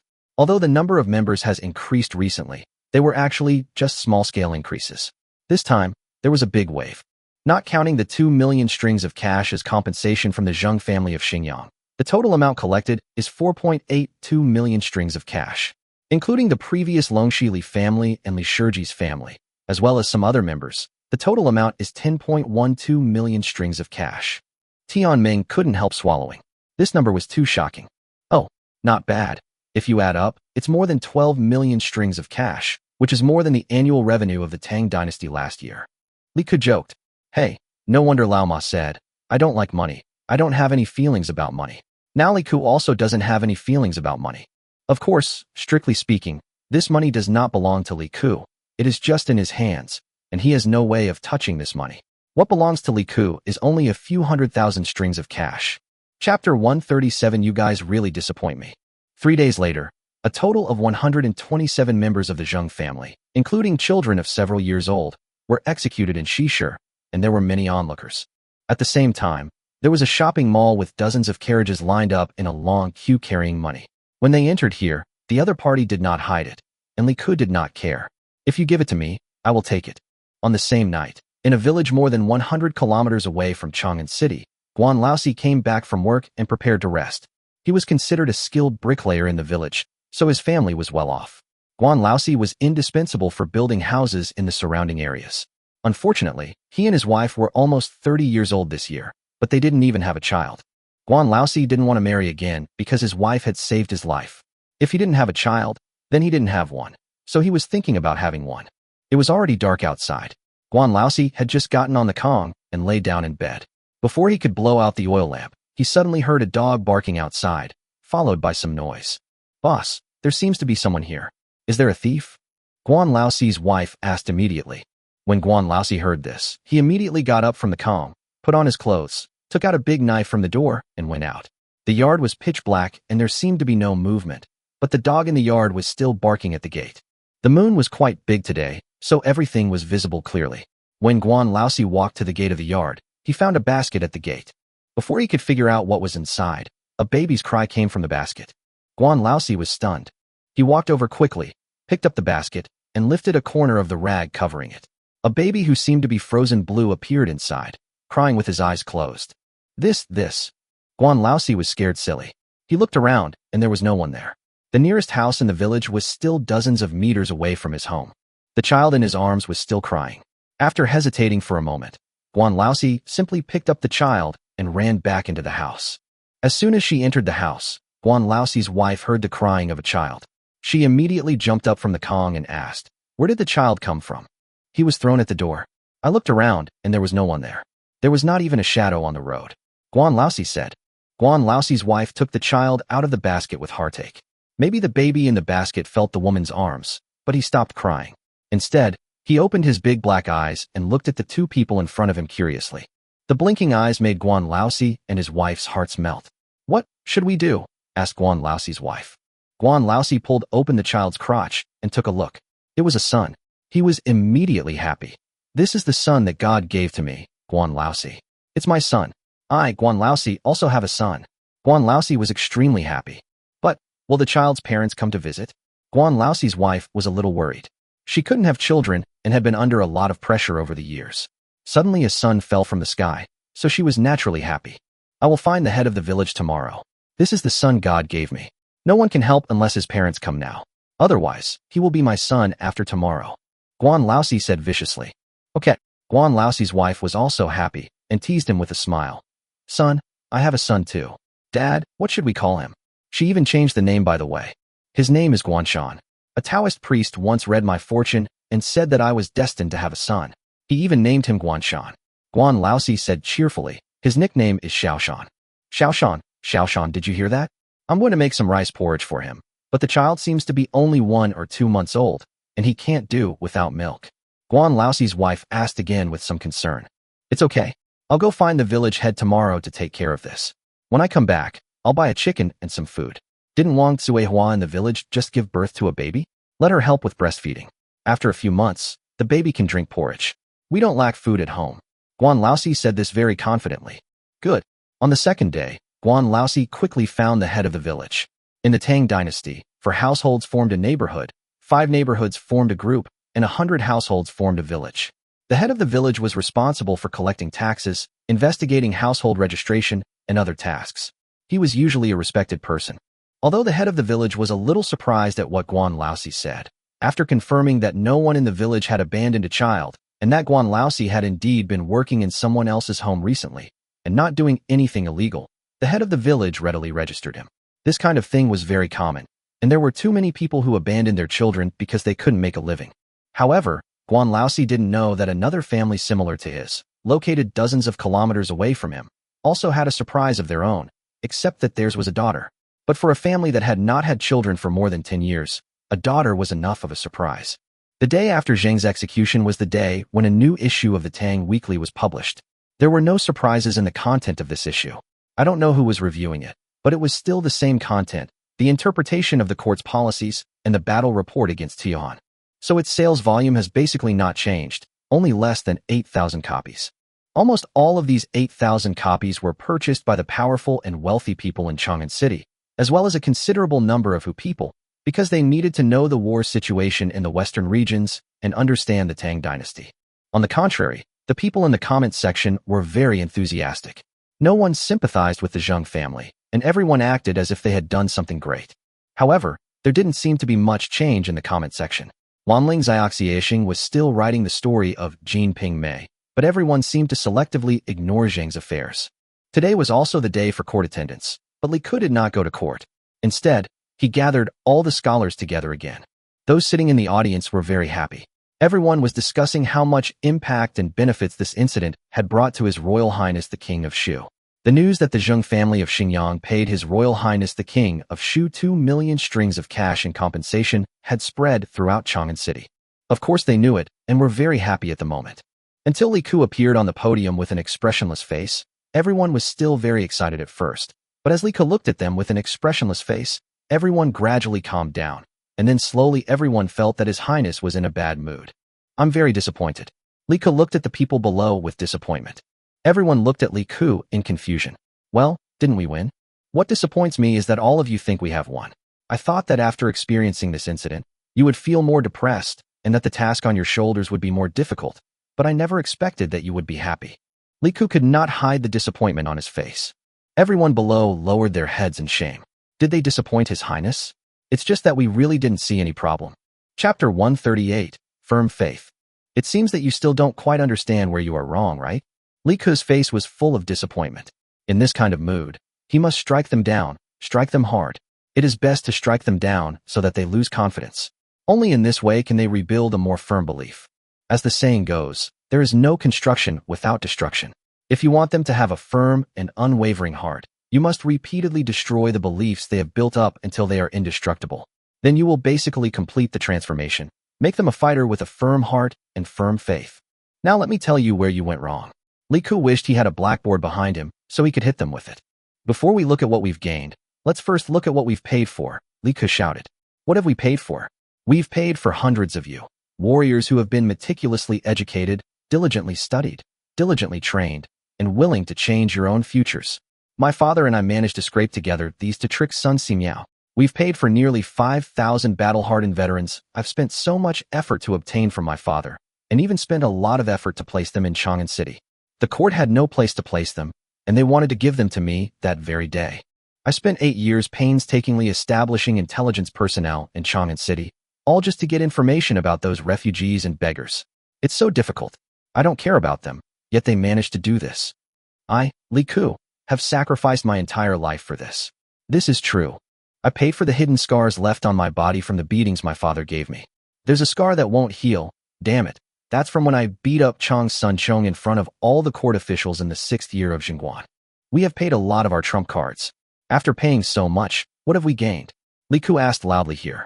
Without waiting for anyone to answer, Li Ku said in a deep voice, I got nothing. Some people may ask, weren't the Zheng family executed? But you are different from ordinary people. I can understand if ordinary people think this way, but I don't understand you. You are the elite among the elite, so you must learn to see the essence through appearances. The essence is, has anything changed in the Tang dynasty? Nothing. Only a little over 100 people died.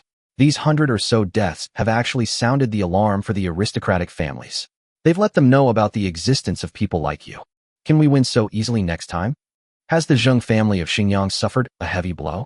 This is just one branch of the Zheng family of Xingyang, not even a branch of their family. It's completely insignificant.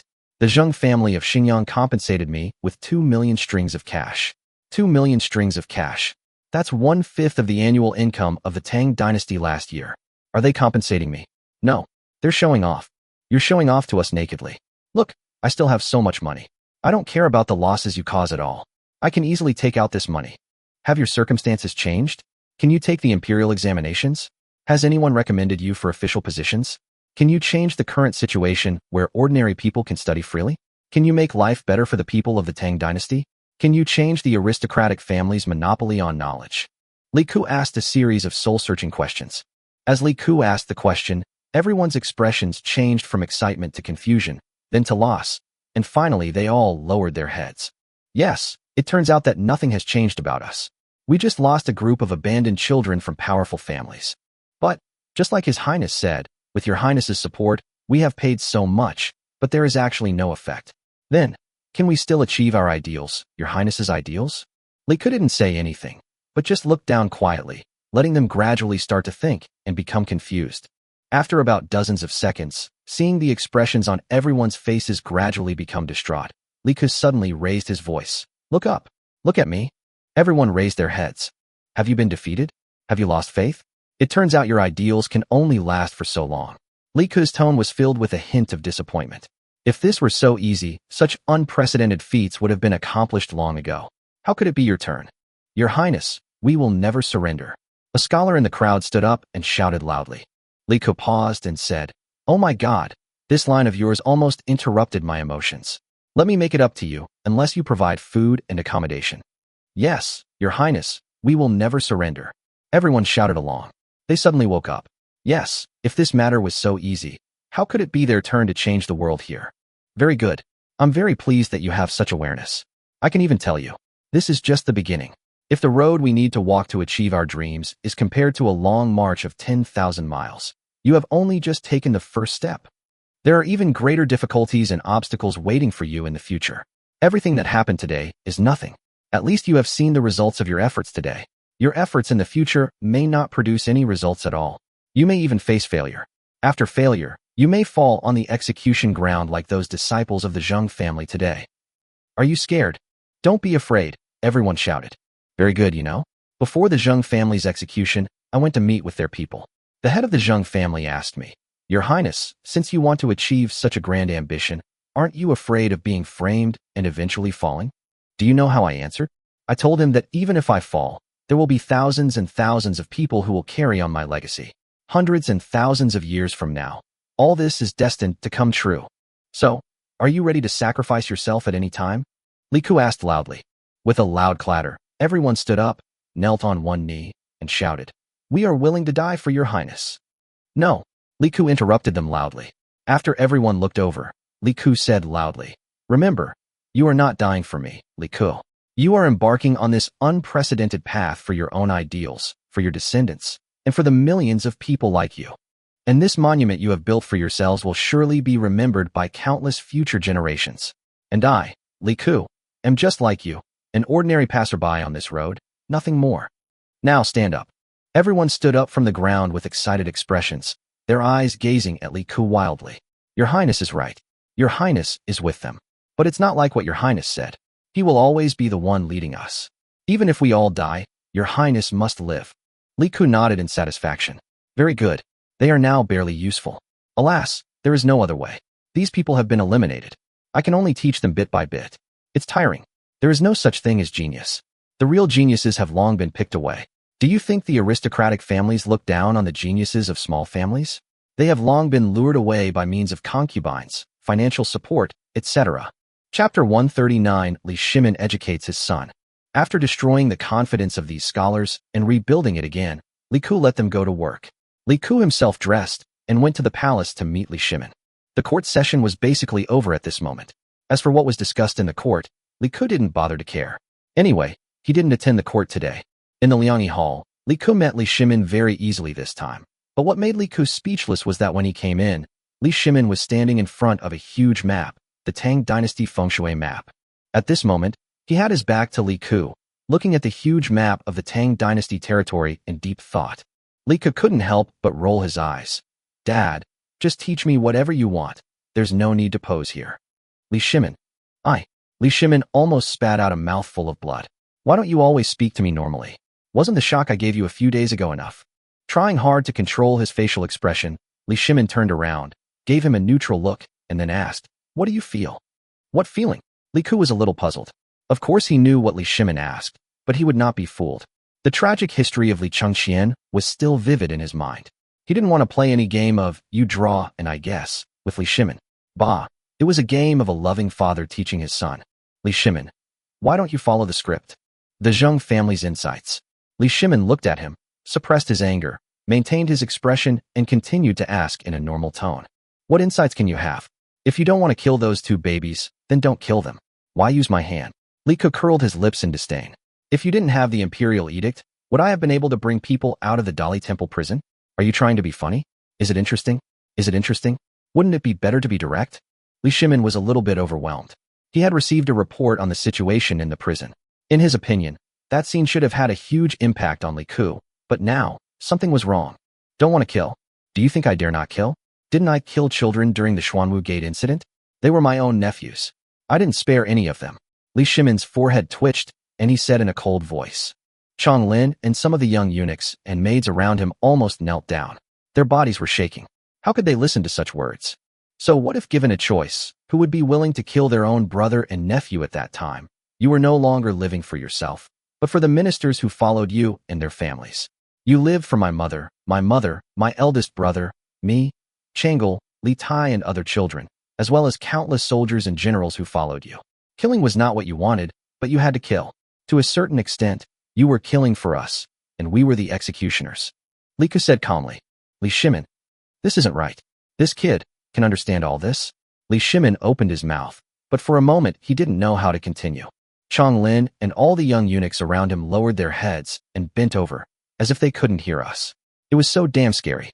"I'm glad you know this, but you don't have any thoughts about what happened a few days ago. I know your ideals, but you still think you don't want to be the emperor? Can you do these things?" Li Shimin took a deep breath. "You're forcing me, right? Fine, you like to be straightforward, so I'll be straightforward with you." Li Ku rolled his eyes. "Dad, we've already discussed this issue. There's no need to discuss it again. No matter what, I can't be the emperor, so I'll do my best as a prince. When I'm alive, I can protect you. But what if I die? What if your elder brother takes the throne?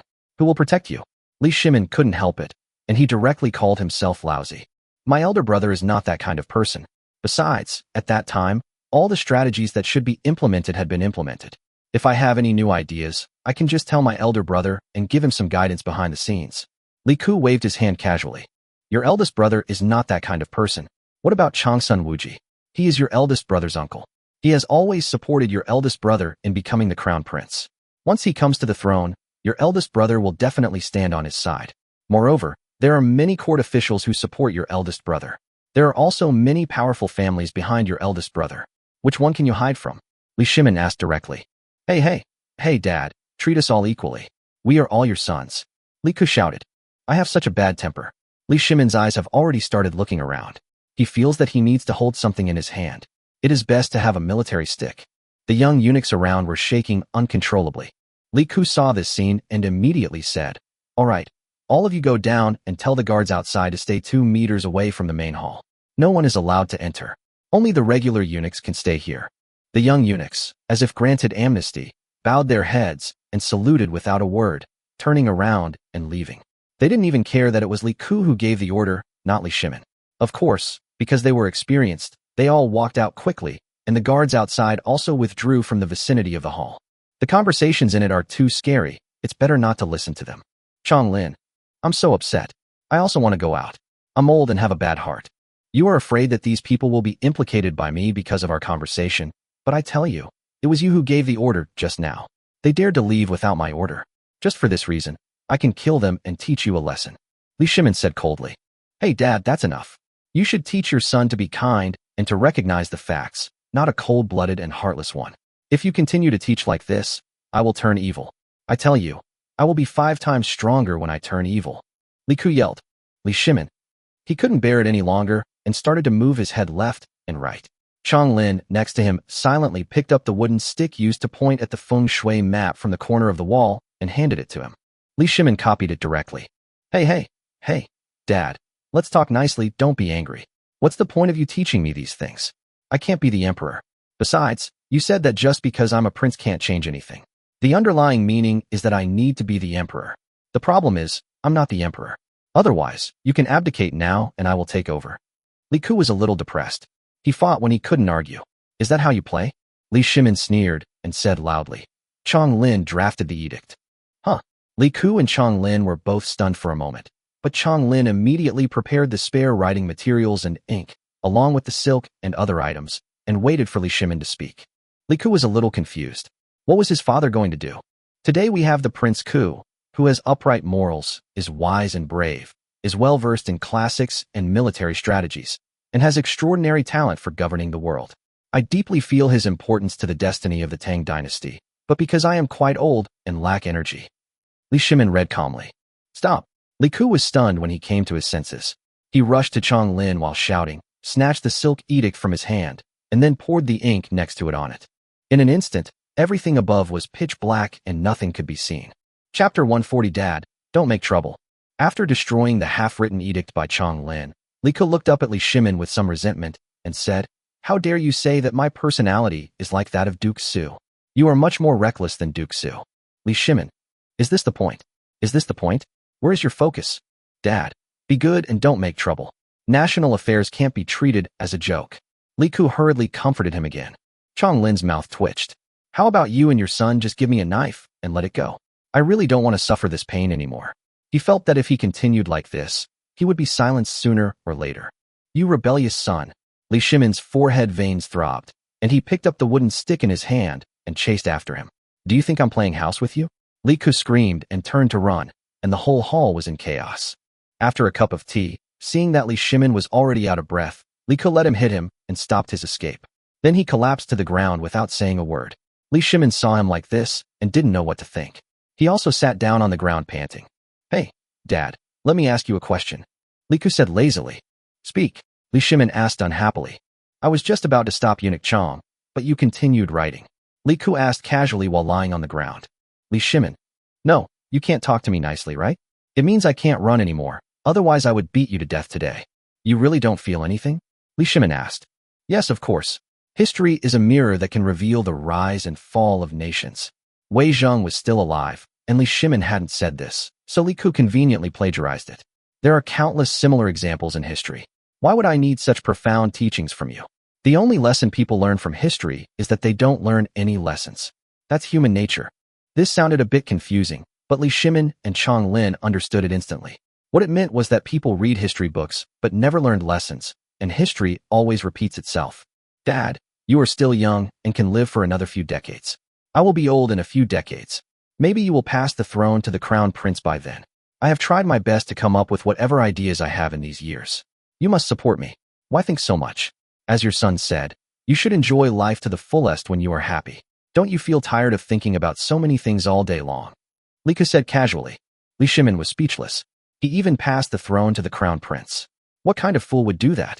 You just told me that history is a mirror that can help us understand the rise and fall of nations. In history, who had a good ending by appointing a crown prince. However, after this series of events, he was now tired. It seemed that teaching Li Ke had not achieved the desired effect. He knew everything he knew, and Li Shimin had used all his big moves, but they were all stopped by this rebellious son. Alas, he only now realized that Li Ke was quite insightful. Okay, go away. I don't want to see you. Come to court tomorrow. Li Shimin waved his hand. Didn't he go to court today? Li Ke was a little confused. Why did he come again tomorrow? We have something to discuss tomorrow. Li Shimin explained. Is there overtime pay? Li Ke asked a question in a rude manner. The two were close to each other, so Li Shimin picked up a nearby stick and hit Li Ke on the head. Overtime pay? What else do you want? It's gone. It's gone. I'll leave if you're okay. Li Ke turned over and got up from the ground. Get out, get out. Get out now. You look upset. Li Shimin chased him away like a fly. Li Ke turned around and left without saying a word. Alas, he had resolved another story of loving father and filial son. He was so exhausted. His father was like a little child and had to be messed with every now and then. People say that it is not easy to educate a child, and it is not easy to educate a father either. Li Ke's face was full of emotion, but of course he must not let Li Shimin hear this. Don't you think I'm a failure? I can't even teach my son. After Li Ke left, Li Shimin said somewhat depressedly, Your Majesty, His Royal Highness the Prince of Shu will soon reach adulthood. His character has already been formed, so it will be difficult to change it. Besides, His Royal Highness the Prince of Shu is just reckless in character, but his moral character is very upright. This is all thanks to your Majesty. Chong Lin comforted him. Oh, I don't know who taught this kid to have such a character. No, I'm so angry. Go, issue an edict to Quan Wanji and deduct half a year's salary. Li Shimin was a little depressed. As a teacher, Quan Wanji must have an unspeakable responsibility for Li Ke becoming like this, and he must be punished. Chong Lin, have you forgotten that in the 6th year of Jingguan, Quan Wanji was so angry with His Royal Highness the Prince of Shu that he stopped being his teacher? You agreed at that time, and now you blame Quan Wanji. This is not true. Of course, if you insist on saying that Quan Wanji taught like this, it is possible. After all, Quan Wanji taught His Royal Highness the Prince of Shu for several years. Moreover, Quan Wanji has a strong character and likes to speak his mind, which is a bit similar to His Royal Highness the King of Shu. But are you sure that a person who speaks frankly can drive away another person with a strong character? Did he teach him that? Okay. Chong Lin said nothing. If Li Shimin was happy, he could do it. Not long after Li Ke left the palace, he heard about this incident. He was a little depressed. Why did you punish Lao Quan when you could just punish me? Lao Quan was actually a good person with a straightforward personality and could not tolerate any injustice. So Li Ke tried to find a way to get him angry and drive him away. Otherwise, if he continued to be a teacher, he might be chopped to death by Li Shimin one day because of Li Ke. He and his father are a loving and filial family, and other people are not suitable to get involved. Therefore, there is no minister around Li Ke who is willing to be his staff or something like that. It's too scary. Tianming, go and send someone to give Quan Wanji money equivalent to 1 year's salary. Li Ke instructed. Yes. Quan Wanji was also a little confused. He had done nothing in the mansion and was fine when he attended court today. However, later on, Li Shimin punished him with a half-year salary deduction, saying it was because of Li Ke. Quan Wanji was furious, but he was a straightforward person. He felt that Li Shimin had done the right thing in punishing him. After all, he had been Li Ke's teacher. He could only blame himself for not being able to teach His Royal Highness the Prince of Shu well. However, Quan Wanji later received a report from the butler, saying that His Royal Highness the King of Shu had sent someone to deliver a year's salary. Take it. Quan Wanji accepted it without hesitation. If you two can keep playing, I, Quan, will also make some money. This was just an episode, and Li Ke didn't take it to heart at all. The next morning, Li Ke put on his clothes and ran to court. After all, Li Shimin had personally asked him to come to court. If he dared not to come, wouldn't he be asking for trouble? However, when Li Ke came this time, everyone's expressions were somewhat different from before. Many ministers actually smiled and took the initiative to greet Li Ke. There is no way. His Royal Highness the King of Shu is too cruel. If he slanders one of their ministers, they will not be able to bear it. Chapter 141, I'll give you a win-win situation. To be honest, Li Ku really didn't know what was being discussed today, and he was too lazy to ask. Whatever happened, it had nothing to do with him. After completing the normal procedures, Li Shimin sat down and spoke directly. Today, let's discuss the follow-up of the Tang Weekly. Such a great tool for the country and the people, a mouthpiece for the imperial court, has been managed in such a state by you all. I know my crime. Changsun Wuji stood up immediately, and several other ministers followed suit. Li Ku was speechless. What was his father up to? He beat him in front of the ministers to save their face, and now he beat these ministers in front of him? To save his face? But he was just guessing and didn't know what Li Shimin was thinking. Let's not talk about the past. The current plan is to solve the predicament of the Tang Weekly. Who has a good idea? Li Shimin asked indifferently. I have a candidate who can solve the current problem. Fang Xianling stood up decisively. Fang Xuanling's words gave Li Ku a strong sense of déjà vu. He simply ignored the unspoken rules of the court and said directly, Duke Wei, you are not talking about me, are you? Fang Xianling. Ministers. No, Your Highness. Do you really not understand, or are you just pretending not to understand? Why are you all singing the same tune here? Isn't it just to give this thing back to you so you can run it yourself? What's the point of you suddenly saying this at this moment? You say you don't understand. Your previous tactics were so bad that it can be said that all the ministers in the entire Tang dynasty combined could never fool you. You say you understand, so what do you mean by speaking up now? You really have this idea? I won't do it. Gosh, everyone was so angry at the time, saying that the Tang Weekly would not work if I had it in my hands. It seemed as if my Tang dynasty would be destroyed if I controlled the Tang Weekly. Now it has to be me. Li Ku sneered. What was he thinking? Oh, you take it away when you think it's useful, and when you think you can't play with it anymore, you return it to me. So you're right both ways, right? Why? Your Majesty, the candidate I prefer is indeed His Royal Highness the King of Shu. His Royal Highness the King of Shu is the founder of the Tang Weekly. Previously, I were not thoughtful enough. We felt that His Royal Highness the King of Shu was young and inevitably lacked experience, so we resorted to this bad idea. Now it seems that I are the short-sighted ones. Fang Xianling didn't care about his old face anymore and just continued with what Li Ku said. He is just a scapegoat. What do you want him to do? When Fang Xianling said this, Changsun Wuji felt a little depressed. You just say the thing. What do you mean by making indirect accusations? I also like His Royal Highness the King of Shu. A minister immediately followed. Looking at these ministers who jumped out, even Changsun Wuji finally spoke up. I was arrogant and presumptuous, believing that the court officials could manage the Tang Weekly well, which is why I acted this way. I never imagined that the Tang Weekly was a new business, far beyond our ability to handle. It would be better for His Royal Highness the Prince of Shu to take charge of the overall situation. Li Ku sneered. I'm in charge of the overall situation, right? The implication was that I came up with the plan and revitalized the Tang Weekly, but you guys still decide what to write about, right? I also earnestly request that His Royal Highness the King of Shu take over the Great Tang Weekly. The current sales volume of the Great Tang Weekly does not exceed 7,000 copies. It has lost its function as the mouthpiece of the court, and the people do not believe the content of the Great Tang Weekly. Therefore, I think it is better for His Royal Highness the King of Shu to take over. If His Royal Highness the King of Shu has any difficulties, you can directly raise them. Wei Zheng also stood up. Wei Zheng could see that it was not that Li Ku was unable to take over, or rather, Li Ku was just waiting for them to let him take over. But I can't take over for no reason. You have to give me benefits. So Wei Zheng put this to Li Ku. Yes, Your Highness the King of Shu. If you have any difficulties, just raise them directly. Changsun Wuji also spoke. He knew that if he didn't respond, Li Ku would not say anything at all. Okay, since you said so, I have a win-win idea. Li Ku said lightly. He could see that Li Shimin could not tolerate this situation now, and it was impossible for him to give up the Tang Weekly, so they must have communicated privately. If things continue like this, the stalemate will not benefit anyone. Only Li Ku can take over this matter. No one else can take over, because in the eyes of the people, Tang Weekly is controlled by aristocratic families. This impression is unsolvable. No matter who takes over, they will not be able to get rid of this impression. Only Li Ku, and only Li Ku, is the one who is recognized by all the people. Your Highness, please speak. Wei Zheng said. After founding the Tang Weekly, I felt a lack of talent.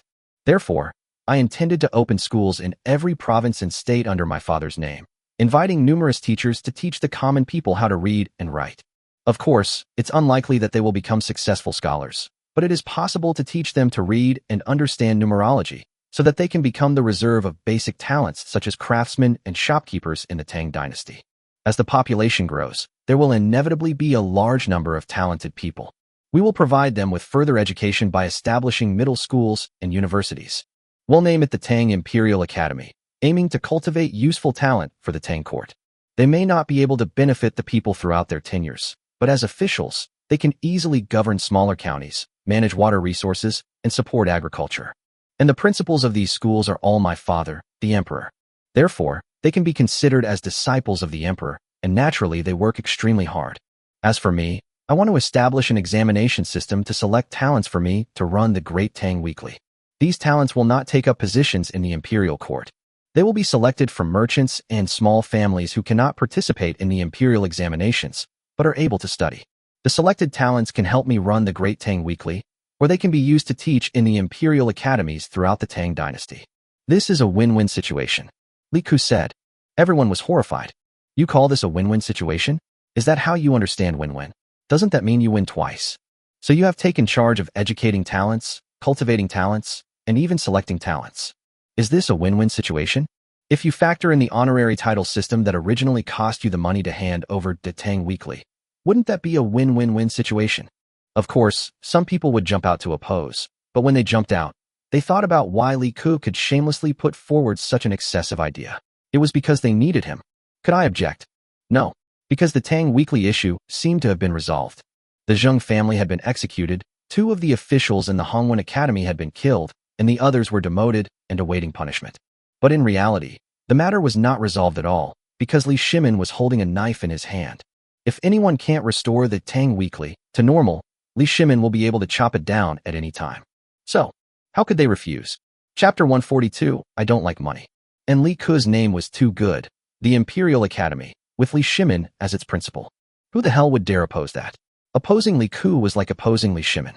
What did you want to do by opposing Li Shimin? Even the emperor couldn't open a school, so what? Are you really planning a rebellion? If they dare to oppose, they will definitely be labeled as rebels. So, who is in favor and who is against? Li Ku looked at everyone again and asked. Li Shimin looked at Li Ku with a strange expression. This kid always came up with something new. Was it really what Changlin said? Was there a gully in his heart? Your Highness, I am not trying to oppose you. I just have a doubt. It is certainly a good thing to establish royal academies across the country, but the cost is extravagant. The annual income of the Tang dynasty is only 10 million strings of cash. Money is needed for foreign wars, disaster relief at home, dredging rivers, and building dams. The court is really unable to afford it. Fang Xianling said. It's not a big deal. If you have no other opinions, I will take full responsibility for this matter. Let me tell you, I don't like money at all. Money is something you can't bring with you when you are born, and you can't take it with you when you die. That's why I look down on those aristocratic families who always bury their money. What's the point of burying it? Money spent is called money, but money buried deep down is called copper mine. Li Ku waved his hand and spoke directly. Okay, it's settled. If you restore the sales volume of the Tang Weekly to its previous level of 50,000 copies, I will confer the title of king on you again. Li Shimin, who was sitting on top, spoke loudly. Ministers. Thank you, father. Li Ku was very happy. He didn't want to be an emperor, but he was still happy to be given the title of king. So, in the future he would be His Royal Highness the Prince of Wu, Li Ku? Changsun Wuji said, Your Highness is so righteous. We have underestimated you. Since Your Highness is so committed to the court and the country, I agree with the proposal Your Highness, the Prince of Shu, just made. Popularize it throughout the Tang dynasty? Do you think you can just spend it carelessly just because the Zheng family compensated you with 2 million strings of cash? Compared to the entire world, those 2 million strings of cash are just a drop in the bucket. Fang Xianling. I also agree with Your Highness's proposal. Wei Zheng. I second the proposal. Quan Wanji. I second the motion. Gao Shilian. I second the motion. Xiao Yu. I second the motion. All the ministers stood up and agreed at once, because they all knew that no matter what outrageous conditions Li Ku proposed today, unless Li Shimin objected, they would have no choice but to agree. Li Ku was the only one who could fill the hole left by the Tang Weekly. Who made them lose? They lost miserably. So, they had no choice but to agree to this. Disagree? Just ask if the Zheng family's 127 heads, plus the 2 from Hong Wangwen, would hurt if they fell to the ground. Okay, since all the ministers have no objection, then starting from the next issue of the Tang Weekly, you, Li Ku, will be responsible for it," Li Shimin said loudly. Looking at the faces of the crowd, Li Ku sneered inwardly. "You want to see me lose everything, right? I tell you, you're overthinking it. No way, there are so many ways for me to make money. I'm going to make a few 100,000 guan after today's court session. Your Majesty, fellow dukes and ministers, please do not accuse me, Li Ku, of being ignorant. The role of the Tang Weekly is to serve as the court's mouthpiece. Therefore, if the court has any policies that need to be explained to the people in the future, Your Majesty, please hand them over to me in advance. I will be responsible for printing them and ensure that the people can effectively understand them. However, I would like to ask Your Majesty to allow me to make my own decisions on some other articles in the Tang Weekly. After all, we have learned from the previous experience of the Tang Weekly. In this industry, the worst thing is for laymen to command professionals. Li Ku said straightforwardly. Okay, but you can't go too far, otherwise, I will issue an order to stop it at any time. Li Shimin said lightly. In fact, he was just talking nonsense. He issued an order. Who would dare to disobey? Thank you, Your Majesty. This matter is settled. I may be busy with these things in the near future and may not be able to come to court. Let me tell you this first. Li Ku took the opportunity to speak. Meetings are so annoying, especially listening to a bunch of people arguing. It's more enjoyable to do it yourself. Okay, but I want to see results. Li Shimin waved his hand. He knew what Li Ku was thinking, but do you think other court officials wanted to see Li Ku? Oh, Dad, there are 5 convicted scholars in the Hongwen Academy. Give them to me. It would be a shame to let them die in prison. Talents should be put to good use. It's better to let them clean toilets than to die in prison. Speaking of this, I have a suggestion. The Tang dynasty should build several large prisons to detain ordinary prisoners. The advantage of centralized detention is that we can build some factories inside the prisons and let these prisoners work. Now these prisoners are too idle. Li Ku made another suggestion. There was one downside to the Tang dynasty.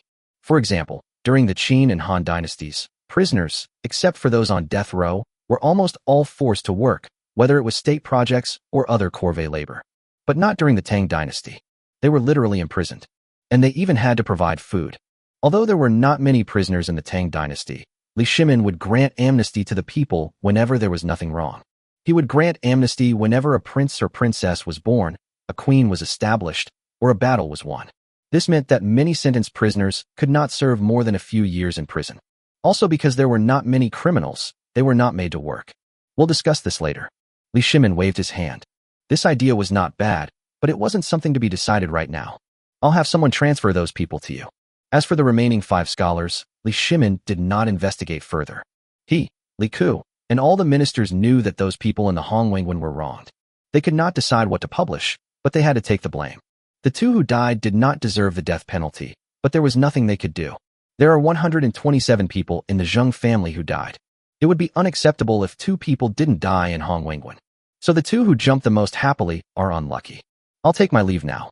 I'm going to go down and arrange the matters concerning the Tang Weekly. Li Ku said quickly. Go ahead. Li Ku turned around and left the Taiji Hall. Li Ku wanted to laugh 3 times. Ha ha, my newspaper is back, and I brought back a bunch of things too. It's so cool. Changsun Wuji is so cute. We ordinary people are so happy today. We ordinary people are so happy today. Li Ku walked away humming a song. But the sound of his humming was a little loud, and everyone in the Tai Chi Hall heard it. Everyone. What the hell do you have to do with the common people? Li Shimin's mouth twitched, and he didn't bother to pay attention to him. Changsun Wuji and others were wondering in their hearts. Li Ku deliberately sang so loudly. Was there any special hint? After leaving the palace, Li Ku quickly called over Tian Meng, who was waiting outside, and said directly, Go, invite Li Zhang, the head of the Dunhuang branch of the Longxi Li family, to come over. Tell him that I have a brand new business. I want him to be the agent for a royal furniture brand. I need to provide a set of furniture for the Daming Palace free of charge. However, I need to pay 500,000 strings of cash to purchase this qualification, but I will only have a 49% share. I will design it myself, and the furniture brand will have royal certification, allowing them to export to the 36 countries of the western regions as tribute to the Tang dynasty. Yes. Tian Meng hurriedly bent down and bowed, and went to invite him in person. Li Ku was a little worried. He had only earned 500,000 strings of cash. It was not easy to make money. He didn't know how long it would last. He had to think of other ways, such as selling a few more houses or encouraging his father to build a few more palaces. Chapter 143, Isn't This a Win-Win? Li Ku returned to Yujian Shopping Mall and waited for Li Zhang in a specially renovated reception room. The furniture in this reception room was all new Chinese-style wooden furniture of later generations, with a minimalist style. The overall look was very grand, and unlike the traditional Chinese style, which was not very comfortable, all the places that needed to be padded were padded, which was very authentic. It can be described as simple but not simplistic, high-end and atmospheric. After waiting for less than half an hour, Li Zhang arrived. When he saw Li Ku, Li Zhang clasped his fists and saluted, saying, "Your Highness, Li Zhang greets His Majesty the King of Shu." Li Zhang had mixed feelings towards Li Ku. The reason why he opened this gold membership was purely because Li Ku was a prince and he wanted to give Li Ku face, and secondly, because of the influence of ULI Trading Company. As the head of the Dunhuang House, Li Zhang is very clear about the influence of ULI Trading Company in the western regions, so he understands that His Royal Highness the King of Shu is not as simple as he seems. However, there are some things he cannot say, because the main sphere of influence of their Dunhuang House is in the Dunhuang area. So Li Zhang just pretended that he knew nothing. He couldn't tell anyone because no one would believe him. So Li Zhang didn't say anything. Smart people always just know what they know themselves and never try to impose their views on others.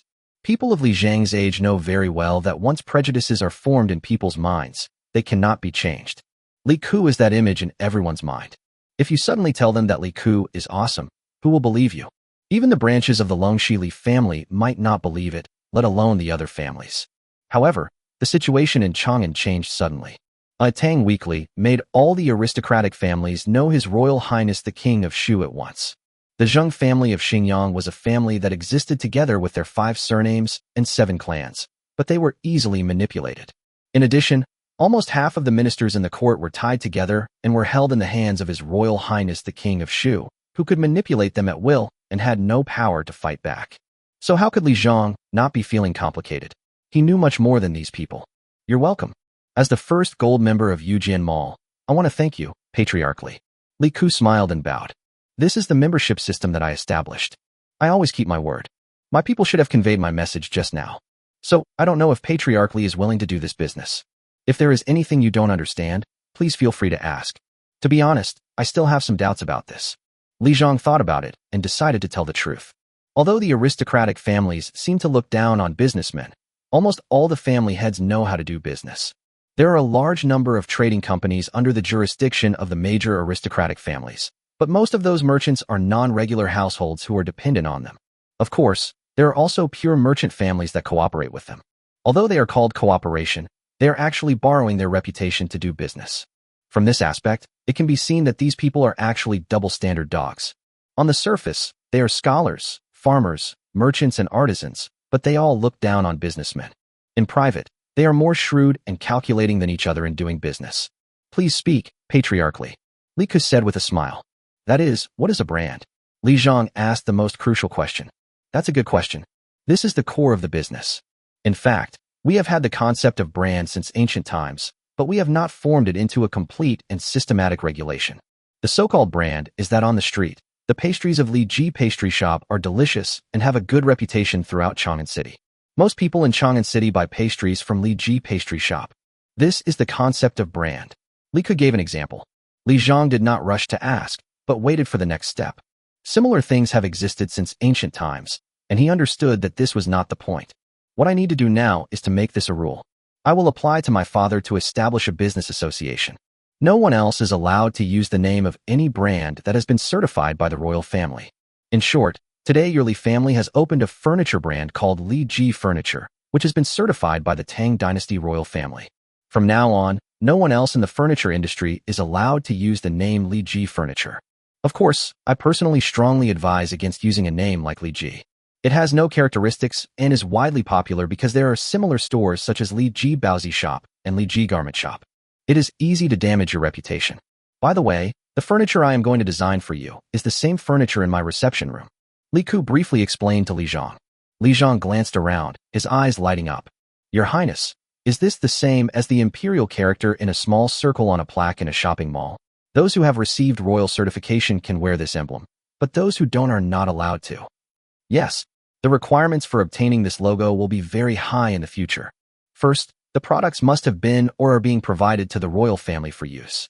This is the first criterion for entering the industry. Second, the quality requirements must be met. Third, the most stringent after-sales service must be provided to customers. These are the three most important points. Li Ku said lightly. Li Zhang took a deep breath. If that was the case, then 500,000 strings of cash wasn't expensive. Even if it included all the furniture in the Daming Palace, it wouldn't be expensive. It was too cheap.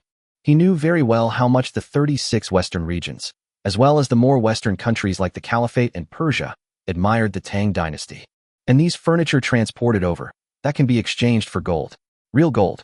Daqin or Persia is a bit far, but the 36 kingdoms of the Western regions are not far away at all, at least not far for the Dunhuang family. And are there not many wealthy people in the Tang dynasty? Not at all. Although the 5 surnames and 7 noble houses seem to represent the strength of the Tang dynasty's aristocratic families, there are actually too many aristocratic families in the Tang dynasty, and many of them are only slightly weaker than them. For example, the Hongnongyang family. Although the Sui dynasty was destroyed, the Hongnongyang family did not. There weren't many similar aristocratic families. Millennia of accumulation was astonishing, and these people's spending was also very high, so these royal furniture must have been sought after by them.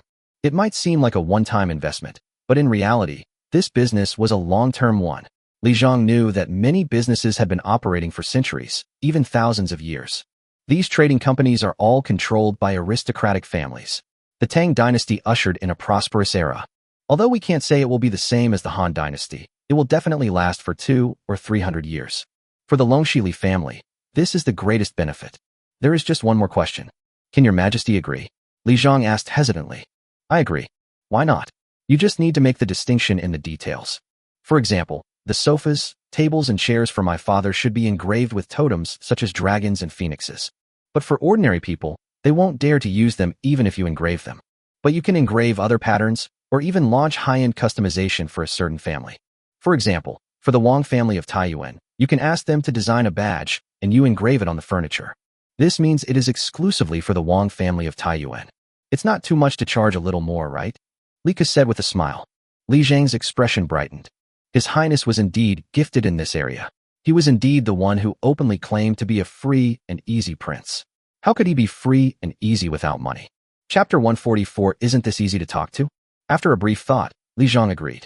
He bowed and said, Your Highness is kind enough to give me this opportunity. I will have someone transfer another 300,000 strings of cash to join us. But what did Your Highness mean by the 49% share you mentioned earlier? This is one of the reasons why my father will definitely agree to what I told you. I'll call it shares. Your Dunhuang family will pay 500,000 strings of cash and get 49% of the shares. The remaining 51% will be partly my father's and partly mine. If the business grows in the future, it's no problem for your Li family to introduce other shareholders. The company's major decisions are determined by shareholders holding more than 51% of the shares. Of course, most of the time, my father's voting rights will be held by people like you. After all, experts should be responsible for experts.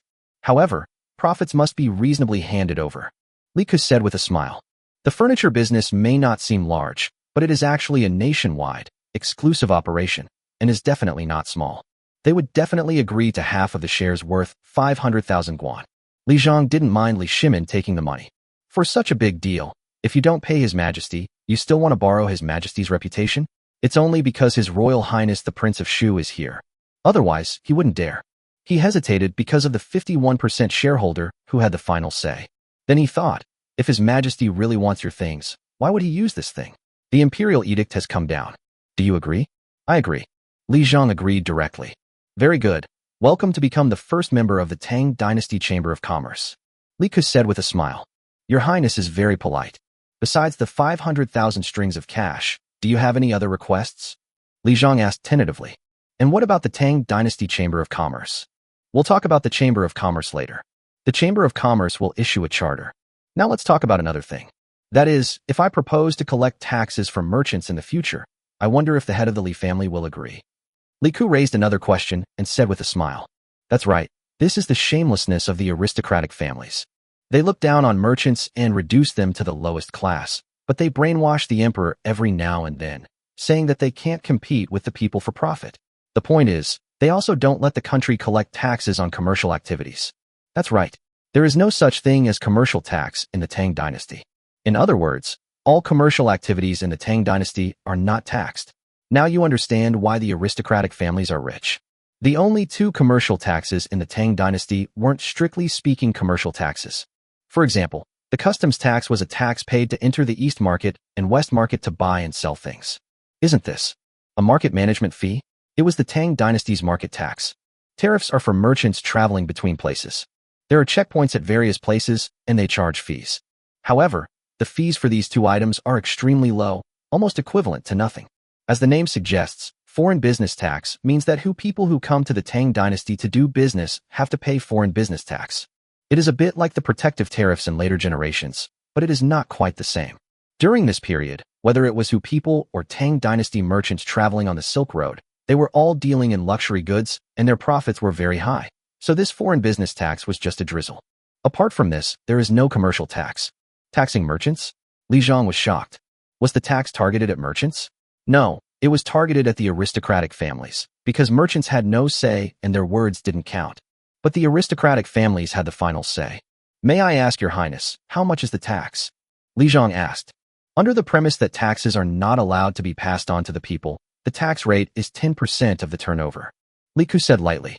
Li Zhang took a deep breath. This tax wasn't low. What he didn't know was that Li Ku had originally planned for a 5% tax rate, or 20%. Later, he realized that transportation and other aspects of the current era were too messed up, and that taking too big a step would easily lead to failure. Therefore, he decided to set a 10% tax rate. Small businesses would then be exempted from some taxes or face a fixed small tax rate.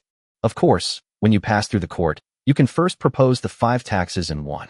But the time is not right now. Patriarchally, don't worry about it. Let me ask you, the annual profits of several major businesses of the Li family's Dunhuang branch are about 400,000 to 500,000 strings of cash. At a tax rate of 10%, your profits will eventually be reduced by about 100,000 strings of cash. If I can make your annual profits close to 1 million strings of cash, do you still need to worry about paying taxes? Li Ku looked at him and asked. The reason why the net profit has dropped so much is that the tax rate is calculated based on the operating turnover, and the profit ratio of many industries in this era is not that high. Li Zhang had some cold sweat on his back, not because of anything else, but because Li Ku actually accurately told the net profit of their Dunhuang house business in 1 year. This is a family secret. Li Ku's subsequent words surprised Li Zhang. Increasing profits to 1 million guan is just paying taxes. Is that a change? That's even a question. The money he got was much more. In fact, this is similar to financing in later generations. Before financing, the company holders may own 100% of the shares, but the company is worth 100 million.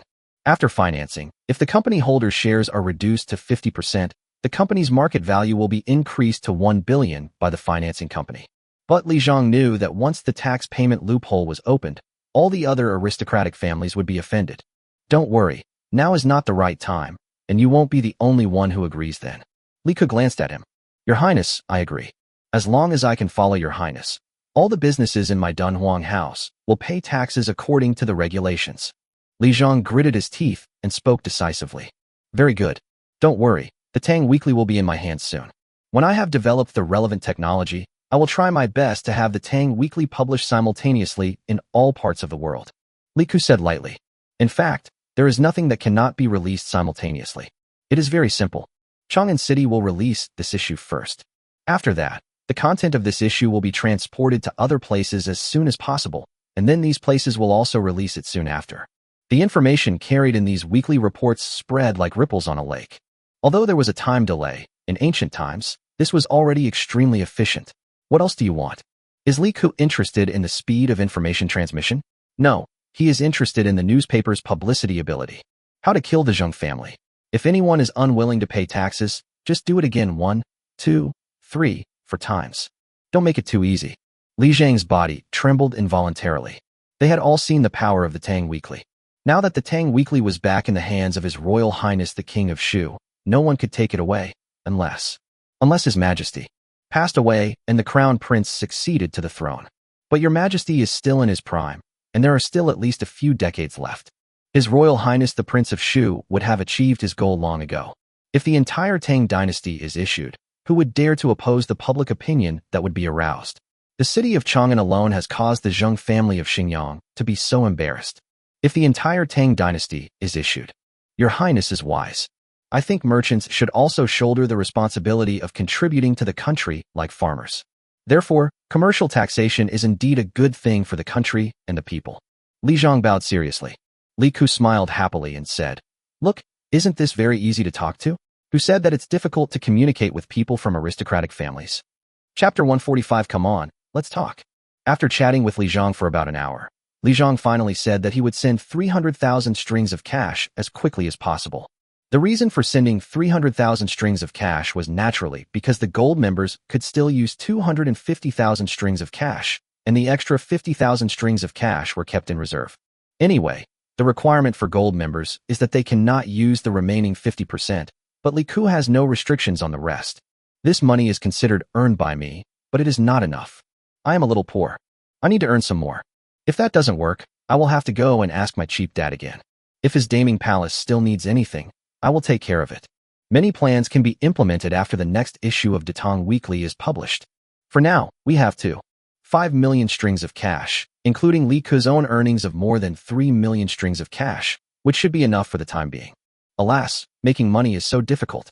It has been almost 3 months, and we have only earned 1/3 of Datong's annual income. We still have to increase revenue and reduce expenditure. Go and invite Li Shiji. Li Ku thought about it and asked Tian Meng to invite Li Shiji. Some tasks also needed to be arranged. Li Shiji arrived quite quickly. He was a little curious about why Li Ku asked him to come, but he still came as soon as possible. Li Shiji changed into casual clothes. When he entered the reception room, he was stunned. Wow, this reception room looked more high-end than His Majesty's palaces. "Generally, please take a seat." After greeting Li Shiji, Li Ku made a gesture of invitation.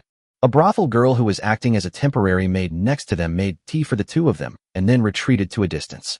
"Your Highness invited me here?" Li Shiji was a little confused. "Generally, as the first gold member of Yujian Mall, I should thank you." Li Ku repeated what he had just said. "Your Highness is too polite." Li Shiji did not explain. Some things would be meaningless if explained. It's like this. As a gold member, in addition to enjoying distinguished treatment in the mall, there are also some special benefits, such as business. I invited General Li here this time because I want to do a business with General Li. Li Ku said with a smile. Business? Li Shiji paused. He also had some shops in his house, but these shops were run by his family. Generally speaking, they were small businesses. Otherwise, 500,000 strings of cash would not have emptied Li Shiji's family fortune. A lot of money here was deposited before the establishment of the Tang dynasty. I wonder what business Your Highness is talking about. Li Shiji was not pretentious. He had a whole family to support, so Li Shiji thought it was good to make money. The annual profit is not very high, only about 2 to 3 million strings of cash. Li Ku thought for a while and said roughly, "Puff." Li Shiji, who had just taken a sip of tea, immediately spat it out. "From the time I, Li Shiji, was Su Shiji until today, including our original family assets, I've only saved a little over 500,000 guan. You're making a profit of 3 million guan a year, and you're telling me that's not a high profit? That's profit. Do you know what 2 or 3 million strings of cash can do? From last winter to this year, the Tang dynasty has spent less than 2 million strings of cash on its war against Tian.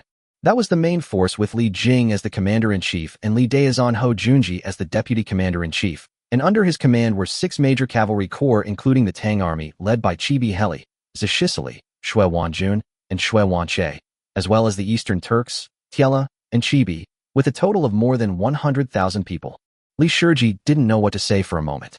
To be precise, this business was done with you, Li Jing, Ho Junji, Li Daozan, and others, and of course with my father. Li Ku did not keep the secret. I wonder what Your Highness is talking about. Li Shiji was stunned. Li Jing, Ho Junji, Li Daozong? This is the commander-in-chief of the army against Tian. What is this business? Salt. Li Ku uttered a word. The Tang dynasty actually does not lack salt. Li Shiji said after a moment of hesitation. That's right, the salt of the Tang dynasty was different from that of later generations. At present, the salt of the Tang dynasty was not an official monopoly, and the salt of the Tang dynasty was not so-called exorbitant profits. On the contrary, the salt of the Tang dynasty was very cheap. The current salt of the Tang dynasty mainly consisted of well salt and pond salt. Sea salt was only a supplement. Sea salt in this era was really not the mainstay. Because the processing of sea salt in this era could not reach the level of later generations, and even the principles were not understood, sea salt is bitter and salty, and not as delicious as well salt and pond salt. The main source of salt for the Tang dynasty came from the Hedong Salt Lake, later known as the Dead Sea of China, located north of the Zhongtiao Mountains. This salt lake served as the primary source of salt for the Tang dynasty, from the time of Emperor Yin Huang until the Tang dynasty. Taking the prices of these salts at their origin as an example, the price of coarse salt was about the same as that of brown rice. It was really not expensive. It cost 180 won per stone and 18 won per dough of salt. That's right, it was 180 won per stone of salt. One stone was equivalent to about 120 jin, approximately 120 caddies, in modern times. That's about 1.5 won per jin, approximately 120 kilograms. These salts were of poor quality and contained many impurities, and were eaten by the poorest ordinary people. In fact, everyone in the Tang dynasty could afford salt. Even ordinary people who lived a little better would buy better salt. This kind of salt was more expensive, about 5 won per pound, which was definitely not a huge profit. After all, a pound of salt can last people a long time. Li Ke stretched out his hand, and the brothel girl next to him immediately brought over a plate of salt that had been prepared. Li Ke placed the plate of salt directly in front of Li Shiji. Looking at the plate of salt in front of him, which was whiter than snowflakes, Li Shiji was stunned. He reached out his hand, dipped a little, and put it in his mouth. There was no bitterness at all. To be precise, there was no other taste except the salty taste of the salt itself. Li Shiji was shocked. What kind of method could make salt so fine? You said that this kind of salt is sold at 3 times the price of the Hedong pond salt, which is the main supply on the market. Will anyone buy it? Li Ke asked with a smile. Li Shiji pondered for a moment. The Hedong Salt Lake mainly supplies important areas of the Tang dynasty, such as Chang'an. The best salt, such as the one used by Li Shiji's family, is about 10 times the price of the most common coarse salt, which is 15 won per caddy. Ordinary people could not afford this salt, and it was only supplied to small families and the powerful people of the Tang dynasty. Speaking of this, Li Ke felt so distressed. People in this era didn't understand packaging.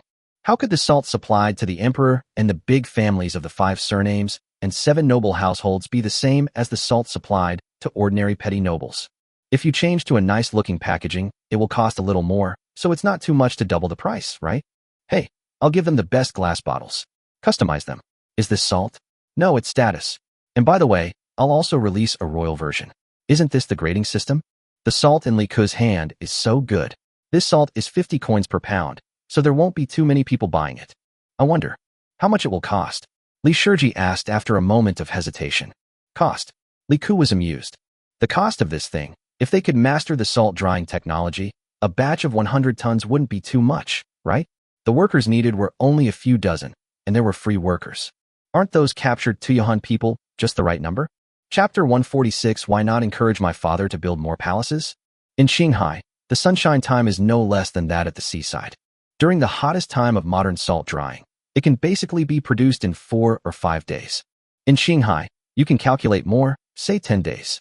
Assuming 100 tons are sold every 10 days, the basic selling price in a year is 360,000 strings of cash. Don't ask whether 300 tons can be sold in a month.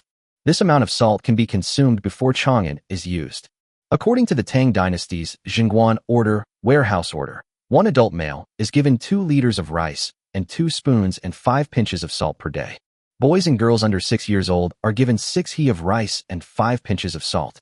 The spoon was a unit of volume in the Tang dynasty, equivalent to 1/liter. Therefore, the average daily salt consumption in the Tang dynasty was about 15 grams. Strong laborers in particular needed more salt, so their consumption was likely even higher. 300 tons per month is less than the monthly consumption of 700,000 people. It is not enough for the 36 countries in the western regions and the entire Heshi corridor. Then the salt is packaged and sold separately. After the scale is expanded, 2 or 3 million strings of cash a year is nothing. I can only say that you can regard it all as profit. Li Ke said lightly. Li Shiji was confused. Is there any free service? Do you know where the salt I'm talking about is? Li Ke asked indifferently. I don't know. Chi-han. Li Ke uttered 2 words. With a swish, Li Shiji stood up from his seat. He stared at Li Ke with wide eyes. Chihai was located in the territory of Tuyuhan, not far from the Tuyuhan royal court. Your Highness, was this part of the plan? The Red Sea mentioned by Li Ke is naturally the Shaka Salt Lake in later generations, which is located less than 100 miles southwest of Qinghai Lake. If nothing unexpected happens, by the end of April this year, Ho Junji will win a battle at Shaka Salt Lake and completely lay the foundation for the elimination of Tuyuan. Originally in history, after the Tang dynasty conquered Tuyuan, Morong Fuyun was killed, but his son surrendered and later submitted to the Tang dynasty. Tuyuhun naturally also came under the leadership of Morong Fuyun's son. People in later generations all understood the so-called surrender of these nomadic peoples. Does the Tang dynasty not want to control it directly? No, it is because it cannot control it. The cost of stationing troops is too expensive. The cost of stationing tens of thousands of soldiers year-round is a huge expense for the Tang dynasty court. But now, if Li Ku can rely on Qihai to station tens of thousands of elite Tang dynasty troops every year without any additional expenses, it can also bring huge profits to the court. Excuse me, is there still a need for Tuyuhun to exist? And controlling that place would be of great help to the Tang dynasty. Li Shiji is not a brainless general. He can figure these things out immediately. Your Highness, this is not up to you or me to decide. Li Shiji said in shock. Of course I know, so I told you, if you pay 200,000, I will give you 20% of the share. Li Ku said lightly. Isn't that too much? Li Shiji opened his mouth. He said, let's put it at the lowest level. For a year, let's not even talk about 1 million. Let's say 500,000 strings of cash. 20% is 100,000 strings of cash, and that's pure profit. It would take 2 years to recoup the investment, and the rest would be pure profit. If we spread the word, who knows how many people would be willing to follow Li Ku? Not much. I mean 20%. Li Ku said with a smile. I'll discuss this with my father when I get back. Just collect the money. When the time comes, you'll need to arrange for someone, preferably your son, to take charge of this matter. It doesn't matter if it's not the eldest son. I understand. Li Shiji took a deep breath. He didn't expect that just a casual move of his would allow Li Ku to make such a huge profit. Moreover, this was not a short-term profit, but a long-term profit that would last far into the future. All right, General Li, you can go back and prepare. I'll have someone notify General Li when the time comes. This matter will remain confidential for now. Li Ku said with a smile. I still have to go to the palace in a while. Then I'll take my leave. Li Shiji turned and left. Li Ku smiled slightly.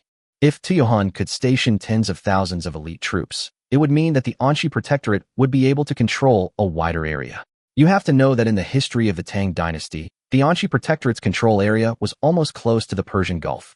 That piece also represents huge profits and contains a lot of treasures. Especially the reserves of gold are quite large. Forget it. It looks like I have to talk to Cheap Dad about this matter in the afternoon. First, I want to talk about this matter, and second, I want to ask Cheap Dad what his Daming Palace still needs. I can provide it to him for free. When Li Shiji left Yujian Mall, he was still a bit dazed. He turned around and glanced behind him. Was this the Prince of Shu who had single-handedly overthrown all the court officials and the alliance of the aristocratic families? His strategic vision was unmatched. The Tang dynasty was able to subdue many small countries around it, but it could not completely control them. It could only make them submit, but just like the vassal states in the past, there was really a possibility of rebellion at any time. But this kind of stationing is completely different. These are two different concepts. Controlling Tuyuhun meant that the Tang dynasty had a large area of grassland. Li Shiji knew about the high-quality grassland near Qinghai Lake, which could provide the Tang dynasty with a large number of war horses every year. After Li Shiji left, Li Ku thought about it and decided not to rush to greet other people. He had to eat one bite at a time and set a few examples first. Then he could set up his other businesses. Making money is really tiring. Li Ku felt dry and thirsty. He drank a sip of tea and then said to the brothel girl who had just served him, Xiaowan, get me a blanket. I'm going to take a nap. Call me in an hour. I'm tired of making such a small amount of money. Xiaowan. Li Ku turned over and lay down on the sofa and began to sleep, while Xiaowan quietly retreated to find a blanket. It was not easy for His Highness to earn money to support them. Alas, I wonder if His Highness needs a bed warmer. When she brought the blanket back, Li Ku was already asleep. Xiaowan did not leave, but moved a chair and stood guard outside the door, fearing that someone passing by would make too much noise and wake up the prince. An hour later, Li Ku was awakened by Xiaowan. He first had lunch in a restaurant and then went out to enter the palace. Your Highness, are you going to the palace again? You won't be beaten this time, will you? Yang and Ning was a little worried. It's okay, I'll spend the money this time. Li Ku waved his hand. Yang Anning was a little confused. Going to the palace to spend money? Where in the palace was there a place to spend money? Although I have made a lot of money, there are more places to spend money, so we need to increase revenue and reduce expenditure. I am going to the palace to increase revenue and spend 2 million strings of cash first. Li Ku waved his hand, left after saying a few words, and left, leaving Yang Anning with a confused look on her face. Is this what increasing revenue and reducing expenditure means? Why? What I learned seems different from what you learned, Your Highness. Am I wrong? Yang Anning pondered for a long time. She decided to go back and look through the books and ask a few more scholars to see if this is exactly what it means. Chapter 147 Dad, I'll take care of everything you need. Li Ku entered the palace. His father was not in the Liangyi Hall, but in the Lijing Hall, where Empress Chang's son was. Empress Chang's son was seriously ill these days and was basically resting in bed, so Li Shimin came here today because he had nothing to do. After hearing what the maid said, Li Ku felt a little hesitant. He was not sure whether Empress Chang's son had respiratory disease. There were many theories in later generations, including asthma and various hereditary bronchial diseases, but these were all speculations of later generations. More than 1,000 years later, if you went to the hospital for a disease, the doctor would not dare to give you a diagnosis without tests and x-rays, let alone guessing based on historical data. Li Ku himself was not a medical student, and many of the diagnostic terms used in traditional Chinese medicine during this era were different from those in later generations. Respiratory diseases cover a wide range, and it seems that they do not only refer to the lungs. Even if it is the lungs, various diseases from the lungs to the bronchi are considered respiratory diseases. For example, there are common asthma and allergic asthma, etc., all of which have genetic genes and may or may not be inherited. Li Ku actually asked Li Shimin indirectly and learned that Empress Changsuan's respiratory disease did not occur all the time. When she was young, she was normal most of the time, but it would occur sometimes, so allergic asthma was also a possibility. This made Li Ku unable to take any action. Although he had a strategic warehouse in his mind, and there was a high probability that there were medicine reserves in it, but at present, he had not unlocked this warehouse at all. The only medicines he could get were the common medicines equipped in the medical room in the entire office building. In other words, the only thing Li Ku could give Empress Chang's son was anti-inflammatory drugs, because the infirmary only had common medicines and no asthma medicine. However, now that Empress Changsuan's condition has worsened, anti-inflammatory drugs will definitely be effective. He was a little conflicted. Actually, there were other reasons. It was simple. If Empress Chang's son hadn't died, then Chang's son Wuji wouldn't have died. Li Ku would definitely have found a way to kill him. Never mind. Li Shimin's health was actually quite good. If Empress Chang's son hadn't died young, and if Princesses Chang'e, Cixi, and Jinshan hadn't died young, Li Shimin's health wouldn't have declined so quickly. As long as Li Shimin is alive, everything is fine. As for Chang's son Wuji, we should cripple him first. If he doesn't take office, there will be plenty of ways to kill him later. For example, Chang'e's physical condition, historical records show that she died of respiratory disease, but Li Ku has not found any signs of respiratory disease in her body. It is also possible that she married Chang's son Chong too early in history and was too young when she gave birth to a child, which may have induced the disease. After organizing his thoughts, Li Ku asked someone to report. Soon, Li Shimin's voice came from inside, asking him to come in. After entering the hall, Li Ku first saluted Li Shimin and Empress Chang's son, and then asked, "How is the Queen Mother's health?" "I'm fine. It's an old illness that has recurred in the past few days. I should be fine soon." Empress Chang's son looked a little pale and forced a smile as she spoke. "What are you doing here again?" Li Shimin glared at Li Ku impatiently. The meaning of his eyes was very clear. "If you dare to make me angry today, I will beat you up." "Mother, my father dislikes me." Li Ku turned to Empress Chang's son without saying a word. "Li Shimin." Empress Chang's son was somewhat amused. Although Li Ku was not her biological child, he had always been spoiled and naughty with her since childhood, and she never treated him as an outsider. Empress Chang's son naturally had a different feeling towards Li Ku. In fact, Li Ku was much more considerate than her own fourth child. People always treat each other with sincerity, so Empress Chang's son always treated Li Ku as her own son. Erlang. Empress Chang's son called Li Shimin. Okay, I'm wrong." Li Shimin apologized decisively. "Tell me, what are you doing here?" "It's nothing. Dad, is the only thing missing for your gaming palace now furniture? Is there anything else you need?" Li Ku asked hurriedly. "What do you mean?" Li Shimin frowned and looked at Li Ku in confusion. "If you need anything else, I'll pay for it all. It's only natural for a son to spend money on me," Li Ku said generously, patting his chest. It was a nice thing to say, but why did it sound so wrong? Li Shimin looked Li Ku up and down, and he quickly figured out the reason. Was it because of the 2 million strings of cash from the Zheng family? TSK. He thought this kid had really accepted it himself? You know, it's too hot to handle. The construction of Daming Palace is basically complete. It's just lacking some furniture. These are mainly the kind of furniture I want you to make. They're more comfortable." Li Shimin glanced at Li Ku indifferently. "Other things are not missing. Is it really not missing anything? Or should you think about it again, Dad?" Li Ku was a little anxious. In fact, the Daming Palace was not completely built. It was initially completed in the 8th year of Xingguan. Currently, Only one palace was completely completed. If Li Ku remembered correctly, Li Ji expanded it again after he came to power. Li Shimin, why are you getting anxious when I don't allow you to spend money? Nothing is missing. Everything that needs to be prepared has been prepared long ago, except for the furniture. When will you deliver it? Li Shimin was a little surprised, but still asked. It's almost done. We will definitely be able to complete a palace this summer. It will probably take this year to complete all the furniture for the palace. Li Ku estimated the number of craftsmen of the Longxi Li family and estimated that their speed would not be that fast, but it would be no problem to complete the construction of a palace before the summer. Are you here to talk about this?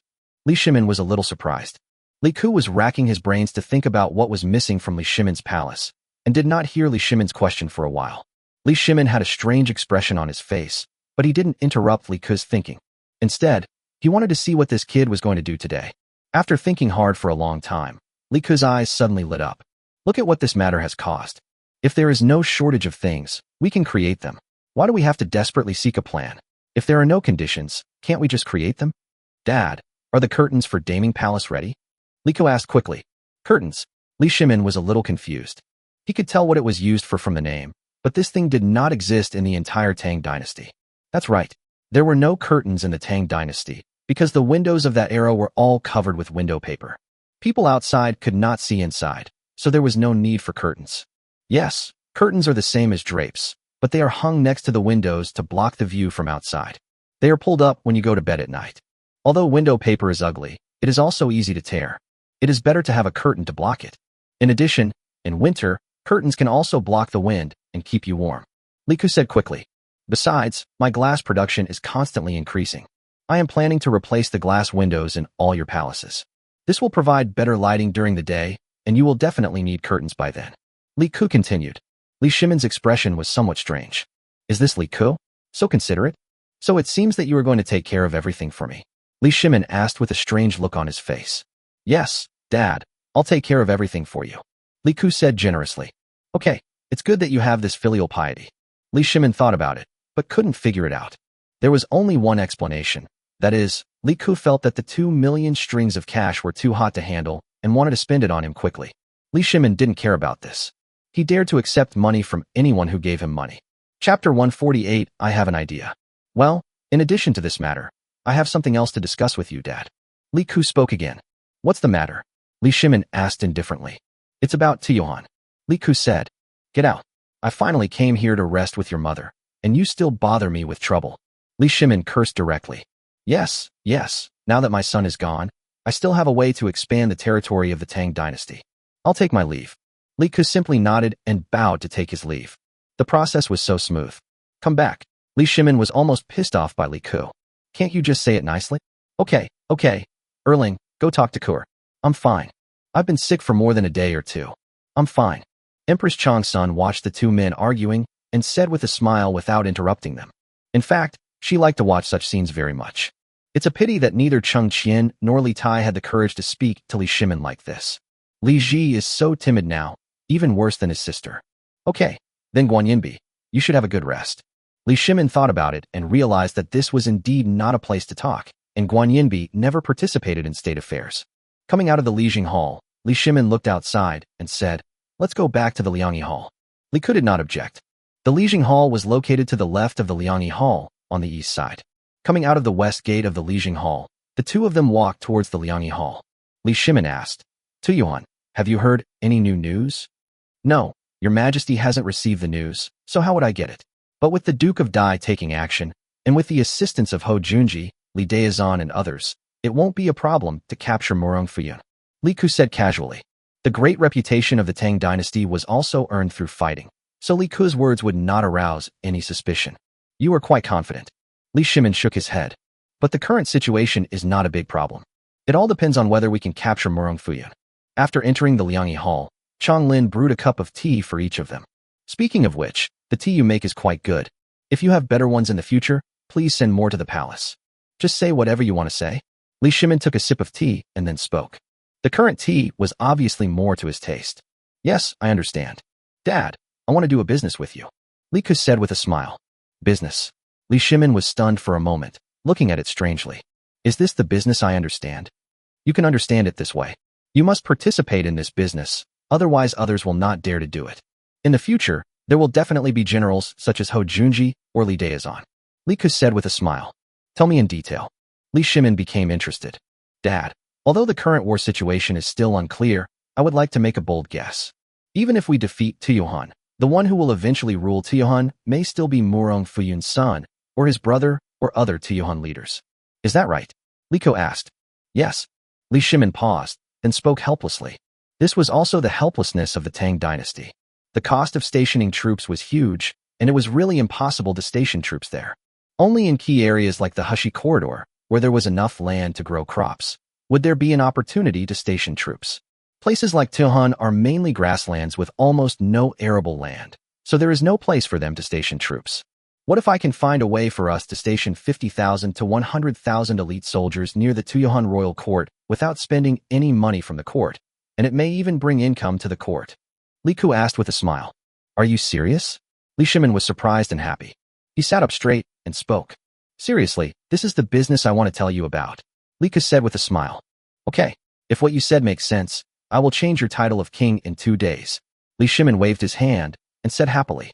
Dad, if we have the opportunity to station 50,000 to 100,000 elite troops, can the entire Tuyohan territory be divided into the territory of the Tang dynasty? Li Ku said with a smile. Of course you can. The biggest problem in places like Tuyohan and the former Jieli of the Eastern Turks is that it is impossible to station troops there. The ethnic groups on the grasslands are mainly nomadic. They cannot settle in one place for a long time. They make a living by chasing pastures. Tuyohan has a small population, and its pastures are not as rich in water and grass as the Hatao, Jiyuan, and other territories of the Eastern Turks of Jieli. But for us, stationing a large army is still a problem. Li Shimin was a little helpless. Once we have enough ways to station a large army, 50,000 troops will be enough to radiate the entire Tuyohan. Not only that, even the Tubo in the south can be deterred by us. Countries like the 36 kingdoms in the western regions will be under our direct deterrence. If the people of Kucha dare to speak disrespectfully to our Tang dynasty, I can make the same thing happen to Fu Jiezi in the Han dynasty. Li Shimin said viciously. Li Ku understood. Perhaps later generations claimed to be Han Chinese? He certainly knew about Fu Jiezi's deeds. Fu Jiezi was a famous diplomat in the Western Han dynasty. What did he do? At that time, states like Lulan and Xiaozi had always been fence-sitters, wavering between the Xiongnu and the Han. Lulan also committed the crime of killing Han envoys and looting property. Fu Jiezi volunteered to bring gold and brocade to Lulan as an envoy. Then, at a banquet hosted by the king of Lulan, he drew his sword and killed the king of Lulan. Not only that, he also said to the king of Lulan's son and ministers, the Han army is approaching. Do not dare to move. If you move, your country will be destroyed. It was so awesome that no one dared to touch Lulan at that time. In fact, the Tang dynasty did much the same. The later Emperor Xiansu was able to single-handedly destroy the entire Indian kingdom, a feat not dissimilar to that of Fu Jiezi of the Han dynasty. This was all thanks to the immense national strength of the Han dynasty and the Tang dynasty. Even Gua Xian, a later Tang dynasty figure, defended a remote city in present-day Kucha, a city filled with white-haired soldiers. Was this due to their fighting prowess? Perhaps, but it was more due to the Tang dynasty's once dominant strength, which had swept across the western regions. These countries were afraid that killing these people would provoke retaliation from the Tang dynasty. After all, no one knew history. So it is easy to understand Li Shimin's thoughts. The countries in the western regions were not actually very strong. The Anxi army, the most powerful fighting force of the Tang dynasty, had a standing force of no more than 30,000 in the later period. Although they were all elite, the territory they threatened covered an area of more than 3 million square kilometers. Li Shimin knew better than Li Ku what it meant that Tuyohan could station 50,000 to 100,000 elite troops. Then we must do this business. In fact, the most important location for this business is located in the Red Sea, less than 100 miles southwest of the Tuyohan Royal Court in Qinghai. This is a natural salt lake. Once the salt production method improved by my son's craftsman is adopted, it can produce more than 50,000 dan of salt per month, and all of it is refined salt that is better than the salt you are eating now, father. If you run it in my way, the annual profit can reach about 2 million strings of cash. Li Ku said with a smile. Are you serious? Li Shimin was completely excited. 2 million strings of cash in profit? Forget 2 million strings of cash. If 50,000 elite troops were stationed there without fighting, the annual cost would be around 100,000 strings of cash. Considering that Tuyohan was quite far away, Adding another 50,000 strings of cash to this figure would be enough. Really? Li Ku said with a smile. So, your son's idea is to calculate this deal based on a 100% split. Li Shiji gets 20%, I get 20%, and the remaining 60% will be left to the local garrison, 30%, and 30% to you, father. Chapter 149. Why do this? Li Shimin did not ask the reason for the share Li Ku mentioned, but frowned and asked directly. What does it have to do with Li Shiji? Nothing. He is a gold member of a shopping mall owned by me. I promised to help him do business. Li Ku shrugged. For 500,000 strings of cash, you only gave him half of a business that makes a profit of 2 million strings of cash a year. Li Shimin widened his eyes. He really wanted to say, are you okay with your brain? If you spend a fortune on horse bones, of course you have to set a good example. Li Ku said as a matter of course. Okay, the technology is yours. You can do with it yourself, but isn't it too much to leave 30% for the original garrison? Also, I don't need the 30%. Li Shimin said after thinking for a while. You must take this money. If you don't, others will feel uneasy. After all, there are tens of thousands of troops here. If they are all handed over to the generals, these soldiers will definitely be very loyal to the generals, which is not good for your rule. Therefore, this matter must be done in your name. If you really don't want this 30% profit, I can make 2 yuan an iron plate within a few years. Completely belong to the Tang dynasty. Li Ku said with a smile. If I say no, then I don't want it. How do you say we should deal with it? Li Shimin's eyes lit up. He was not interested in money. As an emperor, the money in the national treasury was, to some extent, his, Li Shimin's money. Although there was now a distinction between the national treasury and the inner treasury, it depended on what the emperor thought. Li Shimin looked down on this little money, but the temptation of expanding territory was even greater for him. Because of the Xuanwu Gate incident, Li Shimin urgently needed more achievements to prove himself. This is easy.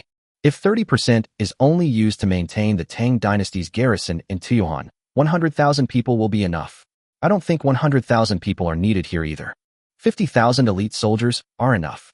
Taking 50,000 as an example, I can do other businesses as well. However, the local grain should not be purchased from the 36 countries in the western regions, nor should it be transported from the Heshi corridor. Instead, it should be transported from the inland areas of Shannon Road and Hedong Road. Li Ku said straightforwardly. Why? Li Shimin was a little confused. Isn't this just wasting money? Do you know how much grain is lost when transported from Shannon Road and Hedong Road? At least 70%. The so-called 70% means that out of 100 kilograms of grain transported from these places, only 30 kilograms will be left when it arrives at the destination, because the soldiers transporting the grain also need to eat, and these are the losses. I know. Li Ku smiled. You don't want the other 30%, do you? That 30% is used to pay the soldiers who transport the food. Since these soldiers are only responsible for transportation, I think you can consider using some of the older soldiers, or those who have made meritorious contributions but have returned to their hometowns. We're using them to transport food. Firstly, they have combat effectiveness, and secondly, this can be considered as a subsidy for them, providing them with military pay. Wouldn't that conflict with the Tang dynasty's existing military system? Li Shimin frowned. This required discussing the Tang dynasty's military system. Later generations had the impression that military service paid. With an annual revenue of only 10 million guan, approximately 10,000 strings of cash, how could the Tang dynasty afford to support nearly 800,000 soldiers? Actually, there is a misunderstanding here. First of all, there is no military pay under the phubbing system. In other words, when phubbing was given permanent farmland under the equal field system by the state, he had to serve in the military, so he had no money to take. Not only that, phubbing also had to prepare to buy light weapons himself. For example, bows, swords, and their own food. That's right, the soldiers brought their own food. Of course, this is during non-wartime.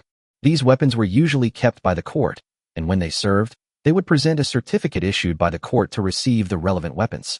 The court was only responsible for the armor, but the armor could be rotated. Therefore, the Tang dynasty's army consumed very little funds from the court. But there are special troops among them, such as the border guards. The troops guarding the border can get military pay after more than a year. However, there are not many soldiers in this area, so the burden on the Tang dynasty court is naturally very light. This is also the reason why the Tang dynasty could not station troops in these vassal states for a long time, because it could not afford it. There is no conflict. Father can hire these palace soldiers. Li Ku said with a grin. Li Shimin was a little confused and obviously didn't understand. This is the Tang dynasty royal family's way of showing sympathy for the soldiers on the frontier. They then used their own treasury to pay for the meritorious soldiers to solve the food problem for the soldiers on the frontier. This is not a state act and does not conflict with the state's military system. Li Ku explained with a smile. Li Shimin, isn't that just another way of saying it? But if you think about it carefully, it seems. It does make sense. And it also promotes Li Shimin's reputation, making him quite prestigious among the lower-level soldiers. Thinking of this, Li Shimin looked at Li Ku strangely. No wonder he could make the entire court officials and aristocratic families helpless by himself. You haven't explained why we have to transport grain from the inland. Li Shimin looked at Li Ku and asked. Li Ku had a headache. This was difficult to explain. It was an economic issue. In the minds of people of this era, for example, if there was a war in the western regions, in order to save the court's funds, it would be natural to transfer grain directly from the Hushi Corridor and Longyu Road. There was nothing wrong with this. However, although Longyu Road can produce grain, the current output and surplus are not large. If too much grain is withdrawn, it will inevitably cause the local grain prices to rise. The output of a country is constant, and the number of people who eat the food is also constant, which means that the total amount is unchanged. It seems that 70% of the grain transferred from the inland was consumed, but in fact, this 70% was eaten by the soldiers who transported the grain, and the grain in the homes of these soldiers was left. When the people's grain could not be stored in large quantities, it would naturally be sold, so the total amount of grain on the market remained unchanged. By transporting grain from the inland, the surplus grain in the Hushi Corridor will be retained. This is itself a method of strategic storage, which can help regulate grain prices in various regions of the Tang dynasty. Secondly, giving money to these soldiers has another hidden purpose, which is to keep the wealth in the hands of the people. When the people have money, they will naturally have money to buy the goods produced by Li Ku. When Li Ku has money, he can find ways to make more money for the people. In this process, the country has also developed. It is a virtuous cycle and a win-win situation for all parties. In ancient times, both ordinary people and aristocratic families had a bad habit of burying their money. It was not so bad for ordinary people, as they didn't have much money after all. As for the big families like the 5 surnames and 7 families, as well as the wealthy households, their money was either rotting in the warehouse or secretly buried somewhere. These wealthy families were incredibly wealthy, burying millions, even tens of millions, of coins. Buried money, uncirculated, was nothing more than underground copper ore. With fewer coins available for use throughout the country, there naturally wasn't enough. It was a vicious cycle. Now all the noble families in the Tang dynasty must have a large number of coins from previous dynasties, even from the southern and northern dynasties. If they dug out all this money and melted it down to recast, the Tang dynasty would definitely have enough copper coins and would no longer need to use silk or other materials as a substitute for currency. What Li Ku is doing now is to find a way to make the money circulate. The only way is for him or Li Shimin to spend money and put the money into the hands of the people. In fact, this is also part of enhancing the country's strength. Dad, how about I explain this to you another day? Li Ku said helplessly. This thing cannot be explained in a short time. What do you mean? Li Shimin glared at him. I'm afraid you don't understand. Li Ku said tentatively. Li Shimin, is your butt itchy again? Chapter 150, I want to renovate the entire Chang'an city. Speak, Li Shimin said angrily. This is about economics, and it's very difficult to explain. Li Ku was somewhat helpless. This thing seems simple. To explain it to a modern person, it might be enough in a few words, because modern people have the relevant basics. They will understand everything you say. But to explain it to someone who knows nothing, it's like explaining quantum physics to someone who doesn't understand physics. You have to start from the basics. Economy? When is it your turn to talk to me about economics? Li Shimin was confused. You? Upon hearing what Li Shimin said, Li Ku reacted and realized, oh, the term economy in the Tang dynasty is not the same as that in later generations. The term economy in the Tang dynasty means to manage the country and benefit the people, to govern the world, and to help the people, that is, to govern the country. Oh, Dad, you misunderstood. The word economy I mentioned refers to the circulation of currency, the prosperity of the country, and issues related to national finances, expenditures, and annual budgets. Since I couldn't find a suitable word, I used this. Li Ku racked his brains to think of a few words.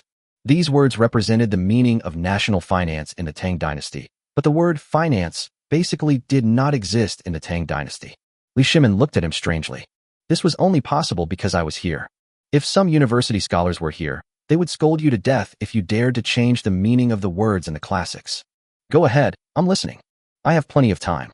Li Ku had no choice but to explain to Li Shimin with a bitter face the basic economic foundations, especially the knowledge about the national economic prosperity brought by the circulation of currency. This stuff, Li Ku himself only had a vague understanding of it. After all, he had experienced the information explosion of the later era, so he knew a little bit, and he still understood the general principles. After Li Ku finished explaining, Li Shimin was completely bewildered. He didn't understand, or perhaps only understood partially. The main reason was that Li Ku knew the concepts, but not the reasons. If you asked him to explain something to someone else, he wouldn't be able to find a suitable example. Naturally, even the explanatory text would leave him completely bewildered. Old Li blushed, but luckily he hid it well. The embarrassment passed quickly. He waved his hand and said, "I naturally understand these things. Just do as you say. What you said does make some sense. Wealth should be shared with the people. When the people have money, the court will naturally receive less subsidies. With less subsidies, the court will be richer. Naturally, the money can be used for other purposes. Then let's do it this way," Li Ku asked tentatively. He suspected that Li Shimin understood this point, but he had no evidence. "Just do it this way. You need to write a memorial with the specific details. You can give Li Shiji the 20%, and you can use the 30% left for the local soldiers, and my 30% as you see fit. But how do you think we should deal with these cost control issues? Should we let the soldiers do it directly?" Li Shimin asked. "Why use palace soldiers? This battle will surely capture many guilty people. Let them set up the initial camp, including the salt pond. They won't feel bad even if they die. As for the later stages, it will be even simpler. We can use the name of training to send these elite cavalry to suppress bandits. There shouldn't be too many horse bandits outside the Heshi corridor. Although Tubo has submitted to the Tang dynasty, doesn't Songtsen Gampo want to marry the princess for no reason? If you don't marry him, he will threaten to plunder the border of the Tang dynasty. 50,000 elite soldiers will attack directly and look for some tribes near Tubo. If that doesn't work, we will send the local people of Tuyohan who have been controlled to infiltrate these tribes and then take the initiative to cause trouble. We will take the opportunity to go to war. After we bring the people back, let them work." Li Ku had already made up his mind. Li Ku had already figured out how to recruit laborers. Thanks to the high-quality salt from Shaka Salt Lake, the salt workers here only needed physical strength, and there would naturally be someone to provide guidance. Therefore, the production cost was almost zero. As for the transportation cost, Li Ku had actually thought about it. When transporting grain from the inland, he would pick up some goods when returning. Isn't this a normal operation?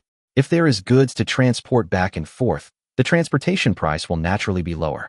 There are also other ways to reduce costs, such as using the Yellow River. The upper reaches of the Yellow River were navigable during this period. In fact, the grain output of Longyu Road in the Tang dynasty was sufficient, but Guangzhou, due to its large population, often suffered from food shortages in the middle period of the Tang dynasty. Instead, it needed to be supplemented by Longyu Road, which was done by transporting the grain downstream along the Yellow River to the upper reaches of Hukou Waterfall and then transporting it to Guangzhou by land. In fact, the Yellow River in this era undertook a very important transportation task. Li Shimin nodded and said, "That's right. Hurry up and write this into a complete plan memorial. I will announce it to the court and then send a letter to Li Jing and others to prepare for implementation. When will your personnel arrive?" "Once the battle situation over there is settled, my people will be in place immediately," Li Ku said very straightforwardly. "Also, Dad, this matter doesn't need to go through the court. You can just announce it directly in your name. This is to notify the court instead of letting them decide, because it doesn't cost the court a penny." Li Shimin looked at Li Ku. This kid was quite smart. He could see the true nature of the court right away. "Okay, I understand. Let's see when you finish writing your plan." Li Shimin nodded. "Is that all? There is one more thing I need your consent for." Li Ku stood up and spoke arrogantly. "What's the matter? Why are you so proud?" Li Shimin was a little confused. "I want to renovate the entire Chang'an City. I want to cover the walls of Chang'an City with bluestone bricks, and even the Great Wall with bluestone bricks." Li Ku was so excited that he boasted to the sky. "You have a fever and are talking nonsense?" Li Shimin frowned. "You are still laying blue bricks on the Great Wall. Why don't you go to heaven?" "Well, I'm a little excited. The latter part is just bragging, but I'm serious about the first part. I want to renovate the entire Chang'an City." Li Ku said quickly. "Li Shimin, where did you get the money?" Li Shimin was a little confused. "To renovate the entire Chang'an City, just fill the national treasury and see if it is enough. I donated the 2 million that Zheng gave me. I want to renovate all the roads in Chang'an City. Although the main streets in Chang'an City are currently paved with stone slabs, many places have been damaged. I plan to repair all the roads in Chang'an City." Li Ku said seriously. Are you serious? I'm not going to ask you for the 2 million. Besides, aren't you responsible for all the furniture in the Daming Palace? Li Shimin looked at Li Ku strangely. Don't worry, Dad. Li Ku, keep my word. Li Ku said straightforwardly. I will announce this news in the first issue of the reissued Tang Weekly. Okay, I have no objection, but just don't burden the people. Li Shimin quickly agreed. Of course, he was happy that someone would help renovate Chang'an City. What made him happiest was that he didn't have to spend his money, which was even better. Well, don't worry, Dad. I pay the people to do the work. Li Ku said lightly. In ancient times, some projects were costly and labor-intensive because of corvée labor. If the people were not paid, it would be a waste of money and labor. If you give money, do you understand the massiveness of infrastructure? If you don't understand, just turn the clock back 1,400 years and you'll understand. And I not only want to repair the streets in Chang'an City, I also plan to build an official road leading all the way to the industrial zone. Li Ku added, as long as you have money, you can do whatever you want. But before you spend all your money, you have to clean up my things for me. Li Shimin said quickly, as long as you are willing to spend money, anything is fine. Chapter 151 Decision. After coming out of Liangyi Hall, Li Ku went straight back to Lijing Hall. He made a decision in his heart to try to save Empress Chang's son. It cannot be said that she could save her. Her illness might be delayed for many years in modern times, but in this period, Li Ku wanted to see if he could delay it until Sun Simiao came. Sun Simiao is the person who lived the longest according to real records in history. Whether it is 101 years old, 120 years old, 125 years old, 141 years old, or 165 years old, these ages are controversial. Not to mention ancient people, even among modern people, he is one of the absolute representatives of longevity. He also often came into contact with the wounded.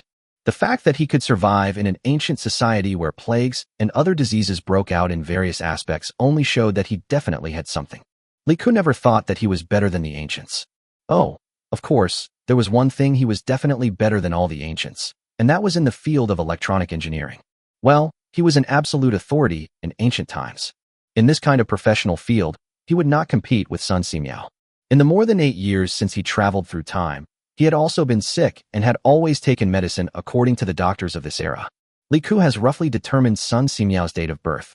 According to the records of the previous dynasty found in the Tang dynasty, Sun Simiao was born the same time as Emperor Wen of Sui Yongjian. According to later calculations, he was born in 541 AD, which means that the later speculation that he lived to be 141 years old is correct. In other words, Sun Simiao is now 94 years old. But Li Ku didn't know how long he could live. If he really lived to be 141 years old, that means he could live for another 47 years. Li Ku was 17 years old this year. After 47 years, Li Ku would be 64 years old. He couldn't guarantee that he could live to that age. There is a saying that goes, young people should not compete with old men in terms of longevity. When it comes to life, no one knows which will come first, tomorrow, or an accident. No wonder Wei Zheng, in the 3rd year of Jingguan, responded to Li Shimin's order to revise and compile the history of the 5 dynasties, Qi, Liang, Chun, Zhou, and Sui, and consulted Sun Simiao. He had seen this person with his own eyes, so of course he had to ask for advice. You should know that there were 2 long-lived people who accompanied Wei Zheng in revising history. One was Yao Silian, who was born in 557 AD, and the other was Li Baiyao, who was born in 565 AD. Both of them are over 70 years old this year.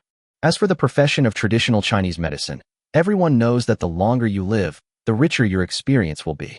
So Li Ku is now thinking about whether he can delay Empress Changxuan's illness until Sun Simiao arrives in Chang'an. Because of Li Ku, Li Shimin has also issued an order to find Sun Simiao and invite Sun Simiao to Chang'an.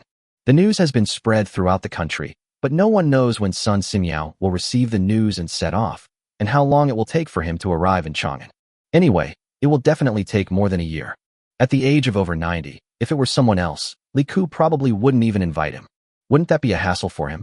In later generations, it would be hard to imagine an old man over 90 years old climbing mountains and crossing rivers every day to find herbs and cure diseases and save lives. Anyway, Li Ku knew Lao Sun's ideal. As long as he came, Li Ku was sure that he would not be able to leave in the future. Li Ku walked past the guards and returned to the Lijing Hall. Since Li Shimin had returned to the Liangyi Hall, he certainly wouldn't be back anytime soon. Finding an empty corner, Li Ku quickly entered his own space. He first checked the speed of the fog clearing from the windows of the building. Alas, it was still very slow. It was barely noticeable. Then he went straight to the infirmary, which had quite a lot of commonly used anti-inflammatory drugs, such as cephalexin, ofloxacin, amoxicillin, azithromycin, and erythromycin. Li Ke hesitated and scratched his head. They were all anti-inflammatory, so what was the difference? He was really confused. He really envied those other time travelers, who knew everything, while he knew nothing except his own specialty. Although Li Ke had a vast library of strategic books, the books there were, well, forget it. The engineering ones were okay, but the medical ones. Li Ke decided he shouldn't hurt anyone. Couldn't someone learn that without a teacher? Li Ke felt that if he and Sun Simiao started reading modern medical books and studying on their own at the same time, he was sure that Sun Simiao would definitely learn much faster than him. After hesitating for a moment, Li Ke took the largest amount of amoxicillin. Li Ke remembered that this thing seemed to be very cheap in modern times, extremely cheap, and the quantity was also the largest. Although many modern people felt that it was ineffective, that was because modern people's drug resistance was too high, but the ancients had never eaten it, so it should be okay. Li Ke memorized the usage and dosage. He decided not to give Empress Changsun the medicine according to the instructions above, but to use the standard specifications for children.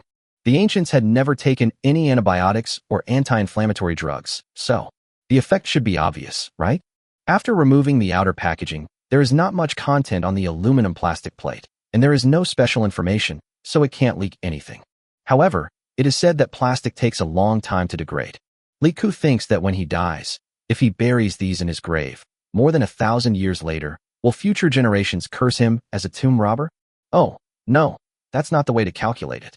His arrival will inevitably change the history of the Tang dynasty, and naturally, it will also change the history of future generations. After the progress of science and technology has changed, perhaps more than 1,000 years later, they will take it for granted that these were invented by the ancients, and they will say that their ancestors are awesome. As long as this world doesn't develop into the Protoss in a game he played, technology can rely on archaeology. One box contains 12 amoxicillin pills, and Li Ke took 3 boxes. After entering the Lijing Hall, Empress Changsun was a little surprised to see Li Ke coming back. It was rare for Li Ke to come to her alone. "Ke, why are you here?" Empress Changsun sat up with the help of her maid and asked while leaning on the cushion. "Mother, I have something to tell you. Can you please let them all go?" Li Ke said. "You all go down." Empress Changsun waved her hand, signaling everyone else to leave. Li Ke rarely had such moments, so she didn't care. After the servants left, Li Ke simply moved a chair and sat down beside Empress Changsun's bed. Li Ke looked at Empress Changsun carefully. To be honest, Empress Changsun was very beautiful. She was only 35 years old. In later generations, this was the most attractive time for a woman. Only the real LS. Oh no, Prime Minister Chao knows what he is doing. It is hard to believe that Empress Changsun, who was only 35 years old, already had a 17-year-old son, Li Chengqian. But the current Empress Changsun seemed to have drained all her energy away from her children. Her eyes were dull and lifeless, her skin was fair but pale, and her hair had lost its luster. A kind of morbid beauty made her look extremely thin. It is hard to imagine that such a woman supported half of the Tang dynasty. This statement is not an exaggeration at all. If it were not for Empress Changsun, Li Shimin might not have been able to reach the position of Heavenly Khan. "You said they are brother and sister. Why is there such a big difference?" Ke. Empress Changsun felt a little strange when Li Ke looked at her, and she asked with some confusion. "Mother, I am a little hesitant." Li Ke came to his senses and spoke frankly. "What are you hesitating about? Tell me, and let your mother discuss it with you." Empress Changsun asked with a smile. Chapter 152, Frankly Speaking. Empress Changsun's smile seemed to be contagious. It was a smile completely different from that of her mother, Concubine Yang. To be honest, Concubine Yang was the type who doted on her children. "Actually, I have thought about whether to save you." Li Ke said something that Empress Changsun could never have imagined. She looked at Li Ke in surprise. She never expected to hear this. "You mean, your conflict with Duke Qi? Your conflict with the Changsun family?" Empress Changsun paused for a few seconds before coming to her senses and asking, "Do you know the condition of your body?" Li Ke did not answer Empress Changsun's words, but asked another question. This question made Empress Changsun silent. Li Ke always believed that people would feel something when they reached the end of their lives, but he just didn't say it. He thought of his grandfather again. When his grandfather passed away in his previous life, he was 84 years old and had not caught a cold for several years. When he suddenly fell ill, he seemed healthy to his family and thought it was just a minor illness. But he inexplicably wanted his eldest grandson, Li Ke, to go back from his workplace. Later, the old man was diagnosed with advanced lung cancer. Although he did not undergo any surgical treatment and was only treated conservatively with medication, he insisted on returning to the courtyard in his hometown and spent half a year there. Until the day before his death, when he was in a state of blurred consciousness, he knew to ask his father, who was staying by his side, to notify everyone to come back and prepare old clothes he had made for him. In the end, the pain made him unable to lie down, and the strong painkillers had no effect. He sat in bed for 2 days and 2 nights without eating or drinking, and waited until the last person came back before he passed away. Maybe I can't hold on for much longer. After a long silence, Empress Changsun suddenly raised her head and smiled. Without you, my father's health will deteriorate quickly. Without you, Cizi's childhood and Xinqing's childhood will be unhappy. They don't understand it now, but without you, their future will be very sad. Li Ku said softly. So, actually, I have a drug that I have developed, but I'm not sure if it will be useful for your condition, and I'm not sure if it can cure you, but I think it will have some effect. I just don't know if you dare to take it. Li Ku took out the amoxicillin in his hand. Regardless of the type of qi disorder Empress Changsun suffered, it must have caused complications elsewhere in her body, including inflammation. Traditional Chinese medicine's treatment for inflammation, or rather, human medical methods before medical development, were not very effective against inflammation. Empress Changsun reached out and took the medicine from Li Ku's hand. She stared at these well-made medicines in a daze. She had never seen these things before. Even the empress of the most powerful empire in the world had never seen them. It was conceivable that they were not easy to come by. How to eat it? Asked Empress Changsun. 1 pill at a time. Take it in a cup of tea after a meal, 3 times a day. Li Ku said softly. Amoxicillin has different dosage rules according to its concentration. Li Ku followed the children's standard for this dosage standard. Empress Changsun's hands were a little clumsy. After all, she had never seen this before. In front of her, Li Ku opened the sealing film behind the aluminum plastic plate and poured out a pill. Empress Changsun took it and put it into her mouth, then picked up the cup of water from the table next to her and took a sip of it. After she finished drinking, she smiled and said, "Now what? Your room should be ventilated frequently. If you can walk around, go out and exercise regularly." Li Ku said with a smile. "As for the rest, I'm not sure if the medicine will be effective for your condition, but I think it should be effective within a few days. I will keep the medicine myself and not let the maids interfere. In fact, ever since I married your father, I have always understood one thing. He is the only person I can rely on in this life. I don't understand the world of you men. You have all kinds of ambitions. Some pursue power, some pursue beauty, and some pursue various enjoyments. My meeting with your father may not be considered a love affair like Qin and Jean. In ancient times, there was no such term as love, so these elegant terms were generally used to refer to it. At least, when he liked me, I didn't know he liked me. I read a lot, and from some historical books I found that the world is just like what Zhou Zi said. The world is divided into yin and yang, and men and women are the 2 sides of this world. The world is complex, yet simple. Just like you men love power and want to conquer the world, but after conquering the world, many people become obsessed with women and forget about the empire, like King Zhou. And there are women who own the world by conquering a man, such as Lu Ji." Empress Changsun looked at Li Ku with a smile on her face and said softly. There were wrinkles at the corners of her eyes, but there was a different kind of beauty, a radiance that was unique to motherhood. "And I own the world now, don't I? So, I'm not as ambitious as you men, but in fact, I already have everything. Everything in the world, every sip and every bite, is determined by heaven. I can't decide anything. Kur, you are a person with great ambitions. Whatever you want to do, just do it. Although I am not your biological mother, I support you. In fact, in this regard, neither Cheng Qian nor Qin Ke can compare to you." Having said this, Empress Changsun stopped and just looked at Li Ku with a smile. "I understand. Thank you, mother. I'll take my leave." Li Ku took a deep breath, stood up, bowed deeply, and saluted Empress Changsun. Standing up straight, Li Ku turned and walked outside. When he reached the door, Empress Changsun's voice came from behind him again. "Kur." Li Ku stopped, and before he turned around, Empress Changsun's voice continued. "A gentleman is inherently benevolent and kind, but behind his back, there is also a knife." Li Ku paused for a moment. He understood what this sentence meant. It is good for a gentleman to have the virtues of benevolence and kindness, but behind every gentleman who possesses benevolence and kindness, there is a knife. In the preaching classics, the word gentleman refers to the king.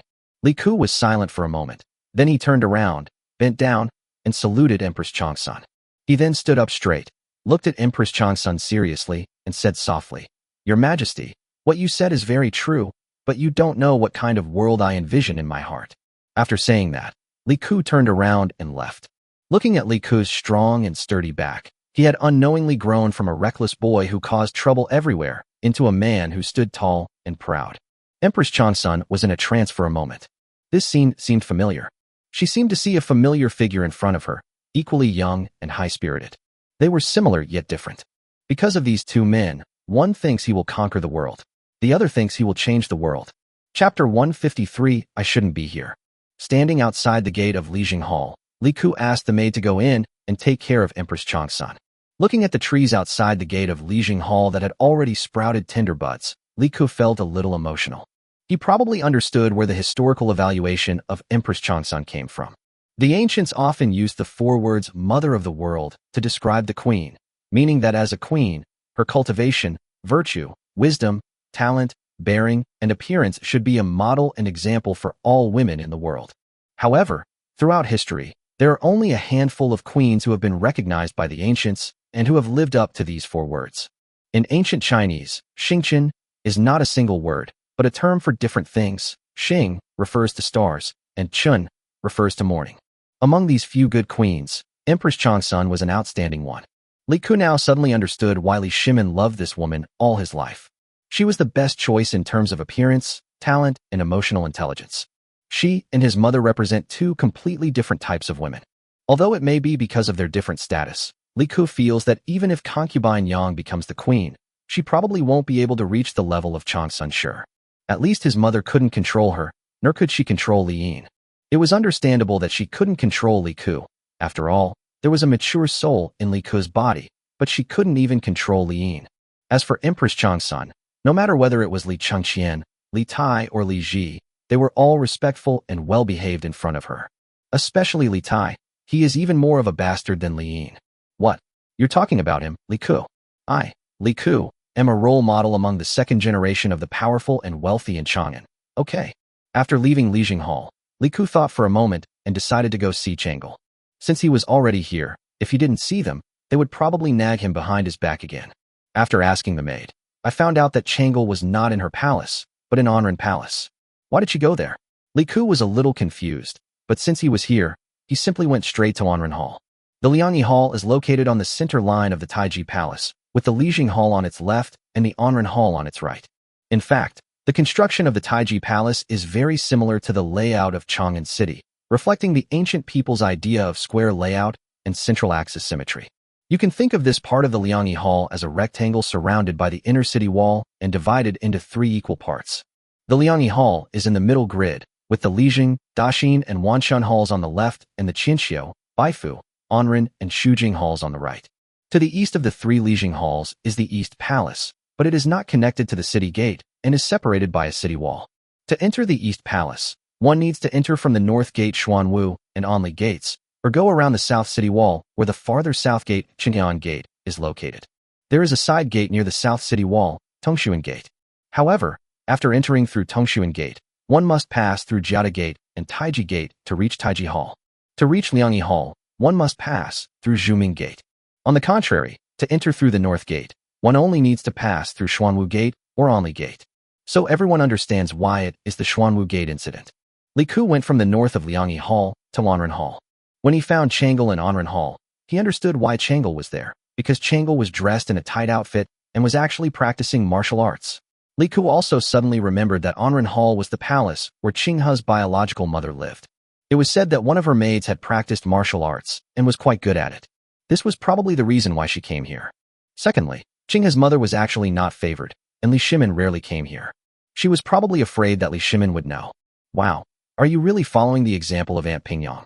Yu Zhang and the others were actually here as well, but they were not practicing martial arts. Instead, they were cheering for Changle from the side. Li Ku was speechless. He felt that these sisters must be watching the fun from the side to see how long Changle could hold on. When Changle first started, it was obvious that she was just doing basic exercises. Seeing this scene, Li Ku felt that it would be better for him not to go out. He turned around and prepared to leave. Unexpectedly, as soon as Li Ku turned around, he saw Li Shimin coming from the front. The father and son's eyes immediately met. Li Ku, what are you doing here? Li Shimin was a little confused. Didn't this guy leave long ago? Why is he still in the palace? This is not the only way to get to his mother's palace. Li Ku wanted to ask, why are you here? Aren't you generally not interested in Qinghe's mother? Why? Want to try something new today? Are you here to look for Changle and the others? Li Shimin reacted quickly and said in sudden realization. Li Ku immediately understood that Li Shimin obviously knew that Changle and the others were here, and he probably came to find Cixi. This is a daughter slave. In fact, Li Shimin was very good to all his daughters. Even people like Qinghe rarely saw Li Shimin because of her mother, but Li Shimin was still good to them. Not to mention Cixi. This girl is so sweet-talkerish. What are you looking at? Seeing Li Ku's strange expression, Li Shimin knew that there was something fishy. He immediately strode over, walked to Li Ku's side, and looked over there. Li Shimin's eyes widened at the sight. What did he see? Changle, the always obedient girl, was actually practicing martial arts. Is it you? Li Shimin reacted instantly. You're getting more and more outrageous, aren't you? Why did you let Changle learn martial arts? What's the matter? Beating Chang Sun Chong wasn't enough, so you're holding back, right? What if you fail, and you want Changle to beat Chang Sun Chong after you marry him? What on earth did Chang Sun Chong do wrong? Shoo! Li Ku quickly made a gesture to keep quiet. Li Shimin was furious. You're so bold, aren't you? You actually dared to tell me to shut up. Li Ku didn't care about all that, and just pulled Li Shimin to the side. As they walked, Li Ku's head was spinning wildly. He had to find an excuse quickly. Li Shimin did not stop him. He wanted to see what this kid was up to. After walking to the side, Li Ku thought about it, and simply waved his hand. Li Shimin was a little suspicious when he saw this scene, but he also waved his hand. Chong Lin and others around him immediately retreated far away. What are you doing? Li Shimin asked. Dad, there's actually something I haven't dared to say. Li Ku thought for a moment and said, Oh, is there anything you dare not say? Li Shimin could not help but sneer. Your Highness the Prince of Shu is so powerful, you can infuriate your father and ridicule the court officials. Is there anything you dare not say? Li Ku, although I know I'm very good, you really don't have to brag like that. Dad, actually this matter concerns mother, elder brother, Changle, and Cixi. Li Ku said. Li Shimin was stunned for a moment, then frowned and raised his eyebrows and asked. I also learned about this from a medical book written by the Old Immortal Sun. According to the Old Immortal Sun, there is a disease called genetic disease. Li Ku began to fool people. This card of Sun Simiao is too damn useful. What does it mean to be 94 years old? In ancient times, 94 years old was truly a godlike existence. Really, no exaggeration. He probably understood that many people equated Sun Simiao's longevity with his medical skills. Longevity is something everyone wants. Chapter 154 People are forced to do. Li Shimin was stunned for a moment, then said, You continue. Genetic diseases mean that there are some diseases that have a certain probability of being inherited from parents to their descendants. There is even the possibility of skipping generations. That is, the diseases of the grandfather's generation are passed on to the descendants. Li Ku roughly explained the meaning of genetic diseases. Do you mean that Changle and Cixi's respiratory illnesses are related to your mother? Li Shimin immediately thought of Changle and Cixi's respiratory illnesses. Yes, it's not just the mother's. It's also possible that it's the father's disease. For example, do you sometimes have headaches, and so does your grandfather? Li Ku gave another example. In history, Li Shimin's family seemed to have genetic cardiovascular diseases. However, these are all speculations made by later generations based on historical materials. But as modern people, we all know that cardiovascular and cerebrovascular diseases are related to many reasons, not necessarily genetic, such as poor diet control. The emperor's diet is naturally much better than that of the common people. If he eats less vegetables and more meat, it may also lead to this. The people in the Tang dynasty really didn't eat much vegetables because there was not enough land to grow crops, so who would grow vegetables? Moreover, there were no out-of-season vegetables in that era, so the people basically couldn't eat them. Although the royal family could eat it, it was far less abundant than in later generations, and the quantity was relatively much smaller. This can be seen from Li Shimin's soaring weight. When he was young, Li was really strong and healthy. After all, he led troops to fight in battles. But after becoming emperor, his weight increased visibly, and now his belly is not small. What do you mean? Li Shimin thought about it, and indeed, his occasional headache symptoms were exactly the same as his father's. We compare the human body to a complex machine, like a textile loom. Machines are made up of various parts, and so is the human body. We are like a machine that is constantly running. If we want this machine to run longer, the parts must not malfunction, and this requires maintenance. And constant exercise can actually enhance one's physical fitness and prolong one's lifespan. Dad, have you noticed that, aside from military commanders like General Qin Xiong who have suffered numerous injuries, Most of the generals are in better health than the less physically active civil officials, and they generally live longer, too. Take you for example. Leading the troops in battles back then was so hard, and many conditions were much more difficult than they are now. Yet, you rarely got sick. Even common illnesses like colds were rare. Li Ku gave an example. Li Shimin thought about it carefully, and it seemed to be true. And you see, before, you and the Queen Mother restricted Xixi's activities because she had been in poor health since she was a child. You didn't let her run and jump. Most of the time, the doors and windows of the room were not opened, for fear that she would get sick. But her health was not very good. Later, because of your son's advice, she ran and jumped more and ventilated frequently. Isn't her health much better than before? Lika said seriously. Well, what you said makes sense. Li Shimin thought carefully, and it seemed to be true. However, for qi diseases like Xixi, exercise should not be excessive, but it should not be restricted either. Li Ku briefly explained that for some diseases, excessive exercise is not good, and moderate exercise is enough. But Changel actually had no problems at all. Changel's respiratory disease had occurred before, but Li Ku had never seen it once in all these years, so he knew that Changel's respiratory disease was not serious. Her early death in history was probably related to the fact that Changel gave birth to children too early. She got married at the age of 13 and probably had children at the age of 15 or 16, and not just one. Although history only records one eldest son, Li Ku felt that there was more than one. Because many daughters of this era were not recorded and did not even have the right to be included in history books. Think about it. How many of Li Shimin's daughters are recorded in the Book of Tang?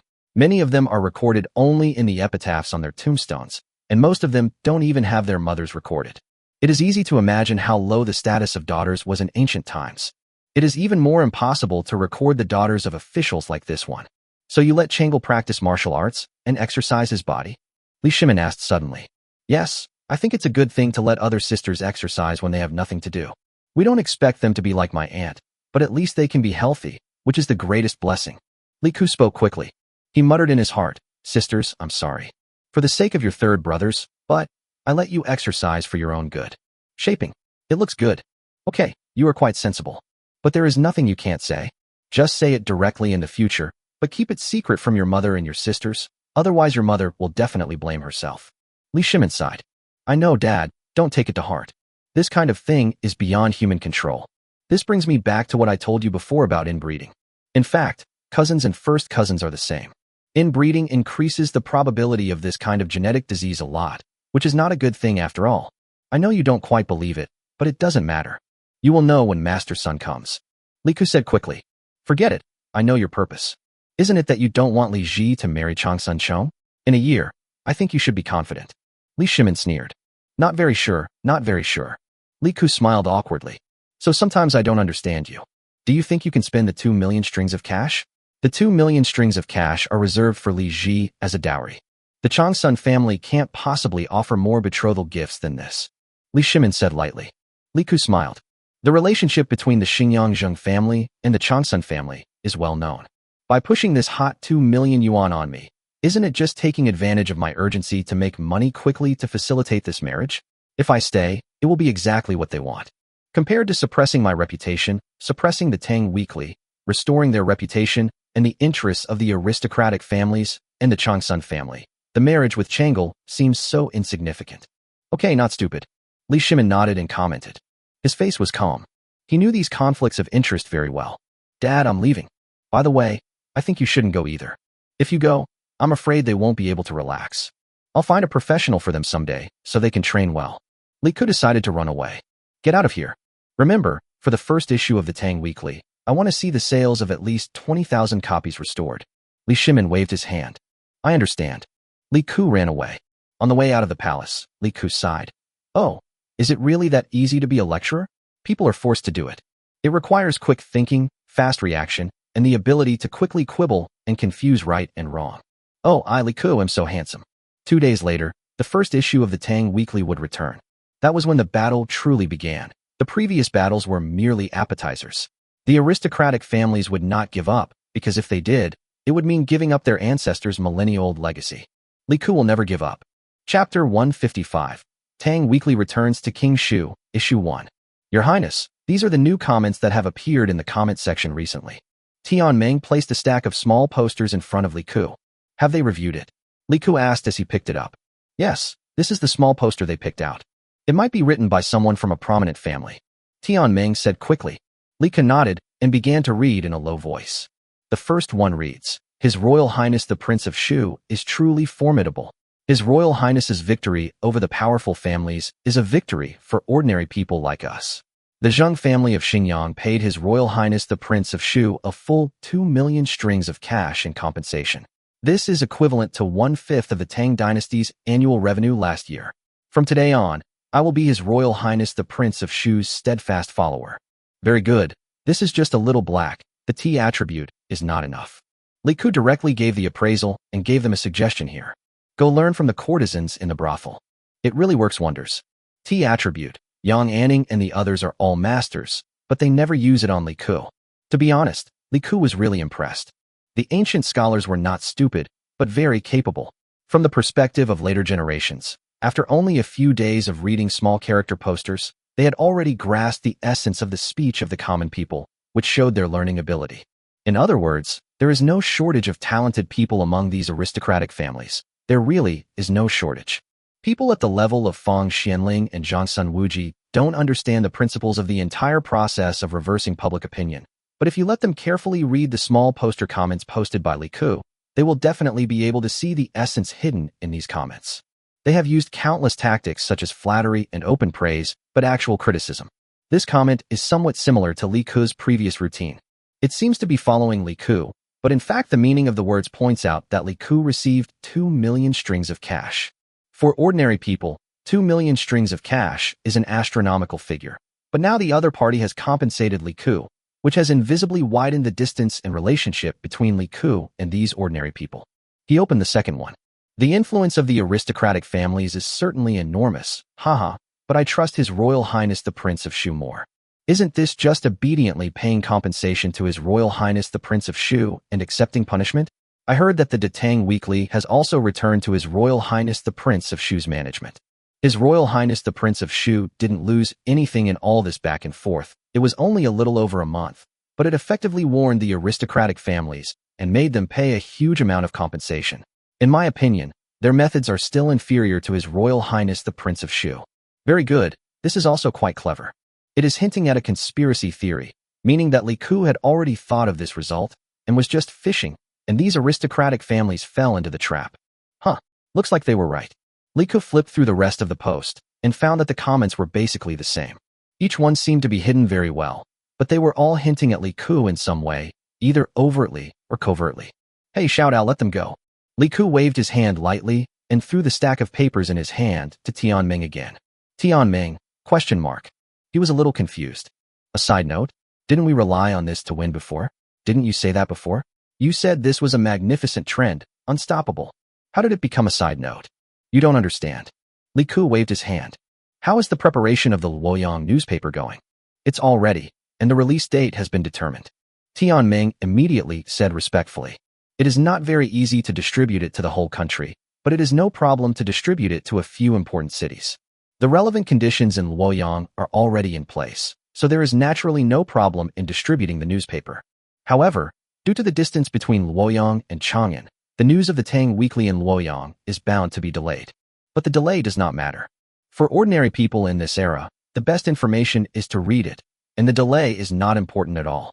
Well, where's the storyteller? Li Ke asked again. They are already in training and will be in place in about 10 days, Tianming added. The storytellers in Luoyang will launch the Tang Weekly at the same time. Li Ke nodded. Tell the people below to get started.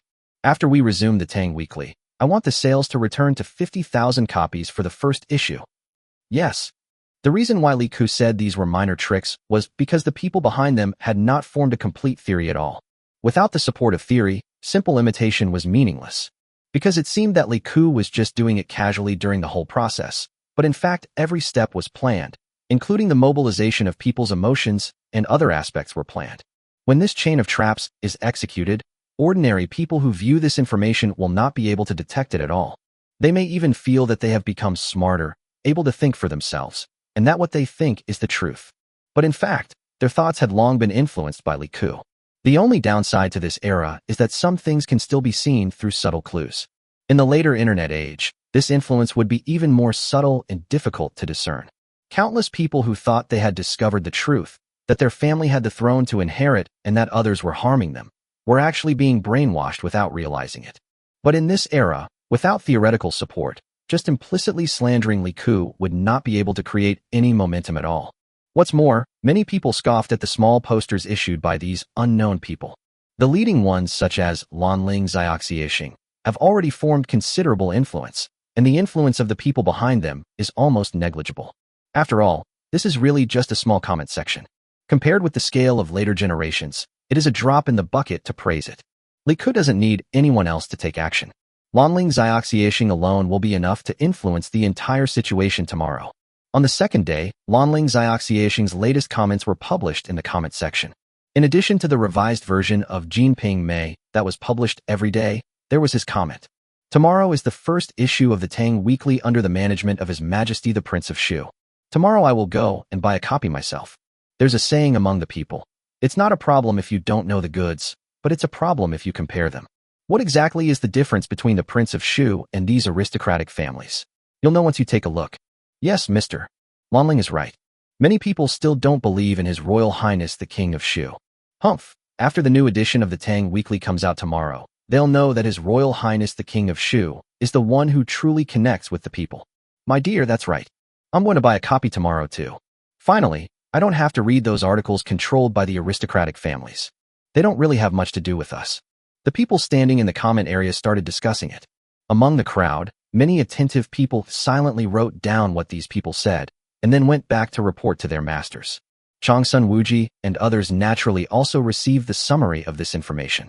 There will definitely be no problem with the sales of the first issue of the Tang Weekly tomorrow. Li Ku's methods are still very clever. An official side. Of course the first issue will be fine, but how he maintains the level of purchases will depend on the following issues. He personally ruined the reputation of Tang Weekly, and I don't believe it won't be affected. It seems that Tang Weekly's reputation has recovered because of Li Ku, but in fact, the influence he caused before will definitely cause backlash if content similar to the interpretation of court policies appears in Tang Weekly now. But His Majesty must have asked him to post these contents. Changsun Wuji sneered. He still didn't understand many of Li Ku's overall methods, but he could already guess the impact of some of his backup plans. Chapter 156 sold out again His Royal Highness the King of Shu Gaoyi. If Li Ku knew what Changsun Wuji said, he would probably laugh endlessly. Theoretically, there was nothing wrong with what Changsun Wuji said, and there was some truth in it, but he misunderstood the essence of the matter. They always thought that because they always published articles related to imperial policy, people thought that Tang Weekly was boring and irrelevant to the people. It seemed that the same was true of discussions among the people, but this was not the case. What son-in-law in later generations has not experienced drinking a few glasses with his father-in-law and talking about state affairs? Don't talk too much. The same principle also existed in ancient times. To be precise, the Han people have had this tradition since ancient times, and it is engraved in their bones. In fact, what the people really care about is the fact that the aristocratic families controlled the Tang Weekly. When they felt that the Tang Weekly was controlled, even if the articles published in it were actually national policies, they also felt that these were national policies formulated under the control of the aristocratic families. They hated him because of this, not because they really didn't care. Besides, Li Ku's newspaper didn't contain the same content in the whole newspaper. He would also have other content. This was why Changsun Wuji and others couldn't follow suit. But they don't understand. They are already in the game and cannot see through it. Li Xiaojiu happily put on his small jacket with the words, Tang Weekly, written on the back. He had always kept the clothes neatly and cleanly. After more than a month, he could finally use them again. For more than a month, Li Xiaojiu and all the former beggars were very worried. They were worried about His Royal Highness the Prince of Shu, but they had no way to help His Royal Highness the Prince of Shu. They thought they could help His Royal Highness the Prince of Shu sell newspapers and help His Royal Highness the Prince of Shu share the burden, but who knew that after just selling newspapers once, they would never have another chance, and then they would be taken back by those damn aristocratic families. Fortunately, God has mercy on us, and those aristocratic families were executed by His Majesty. The Tang Weekly is back in His Majesty's hands. Humph. When I grow up, I must find an opportunity to kill a few more people from the aristocratic families. For a month, these beggars had done nothing, but His Majesty the King of Shu still provided them with food and drink, and even prepared 3 sets of fine linen clothes for each of them to change into. Moreover, the food they ate was much better than that of many ordinary people in the streets and alleys. Li Xiaozhou felt that His Royal Highness the King of Shu was a god from heaven who came down to save them. Even his sister, Li Xiaoshi, had gained a lot of weight in the past month. Her face had become chubby and rosy, and she even seemed to have grown taller. No one here wants to go back to their previous lives. In this month, Li Xiaozhou really hates himself for not being an adult. Otherwise, he would definitely kill that person called Changsun Wuji. Humph. After all, this life was given by His Royal Highness the King of Shu. This way, his sister can live a good life. But luckily, I can go back to selling newspapers. His Royal Highness the King of Shu has even decided to give everyone a raise. For every 20 newspapers sold, I get 2 cents. I can already save money at such a young age.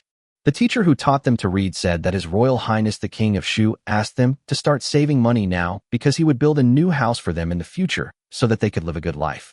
By then, the money they saved could be used to buy a house. Li Xiaozhou has calculated everything. His Royal Highness the King of Shu provides food and accommodation here, so he will save all this money. It was still dawn outside, but Li Xiaozhou had already gotten up and prepared. He had dressed neatly, washed his face, and combed his hair. Confucius said, "The people regard the ruler as their heart, and the ruler regards the people as their body. A solemn heart leads to a relaxed body, and a solemn heart leads to a respectful appearance. The monarch will treat the people as his own body, and he himself is the body of His Majesty the King of Shu, so his appearance must be neat and tidy, and he must serve His Majesty the King of Shu and represent the face of His Majesty the King of Shu." After receiving the newspapers and seeing more people on the streets of Chang'an, Li Xiaozhou once again rushed out onto the streets carrying his small bag of newspapers. Newspapers for sale. Newspapers for sale. The new issue of Tang Weekly is out, and His Royal Highness the King of Shu has something to say to all the people of Chang'an. Newspapers for sale. Newspapers for sale. The new issue of Tang Weekly is out, and His Royal Highness the King of Shu has something to say to all the people of Chang'an City. Li Xiaozhou shouted loudly. Seeing the familiar scene, Wei Zheng couldn't help but smile. In this regard, His Royal Highness the King of Shu did a good job. He knew where these children selling newspapers were. They were all beggars in Chang'an City, but now all the beggars in Chang'an City have disappeared. They all put on neat clothes and did what they could. These beggars ranged from 4 or 5 years old to more than 10 years old. They could not do other work, but His Royal Highness the King of Shu gave them a completely new way to make a living. "Kid, give me one." Wei Zheng waved to Li Xiaozhou. "Yes." Li Xiaozhou rushed to Wei Zheng's side and handed him a newspaper. He then took the money from Wei Zheng's hand and bowed, saying, "Thank you, father-in-law, on behalf of His Highness the King of Shu." After saying that, Li Xiaozhou turned around and ran away, continuing to shout about selling newspapers on the street. Wei Zheng was stunned. A beggar. Had he started to learn etiquette? They used to be considered a blight on Chang'an, looked down upon by everyone. They also had a deep sense of inferiority. Except when begging for food, they rarely approached anyone, fearing they would be beaten to death if they angered someone they shouldn't. But now, each of them is extremely energetic and lively, even more positive than children from ordinary families. What method did His Royal Highness the King of Shu use? After Wei Zheng was stunned for a while, he opened the Tang Weekly in his hand. The familiar layout and page, not much has changed, except for today's date, today's Chang'an City prices, and the title of the first article under the Tang Weekly, on the latest situation of the war against Tian. Wei Zheng knew this, so he skipped it and looked at the article below. On the second article, the title was, "Statement from His Majesty the King of Shu to the people of Chang'an City." The people of Chang'an have all heard about the recent incidents involving the Tang Weekly and the Zheng family. First and foremost, I, King Li Ku of Shu, would like to sincerely apologize to the people of Chang'an who have been affected by this incident. Wei Zheng's eyes widened. The first sentence caught Wei Zheng off guard. Apologize to the people? The point is, what did you do wrong? It seems that you did nothing wrong. Wei Zheng felt that he was being picky enough, but he couldn't think of where His Royal Highness the King of Shu had gone wrong. He could only continue watching.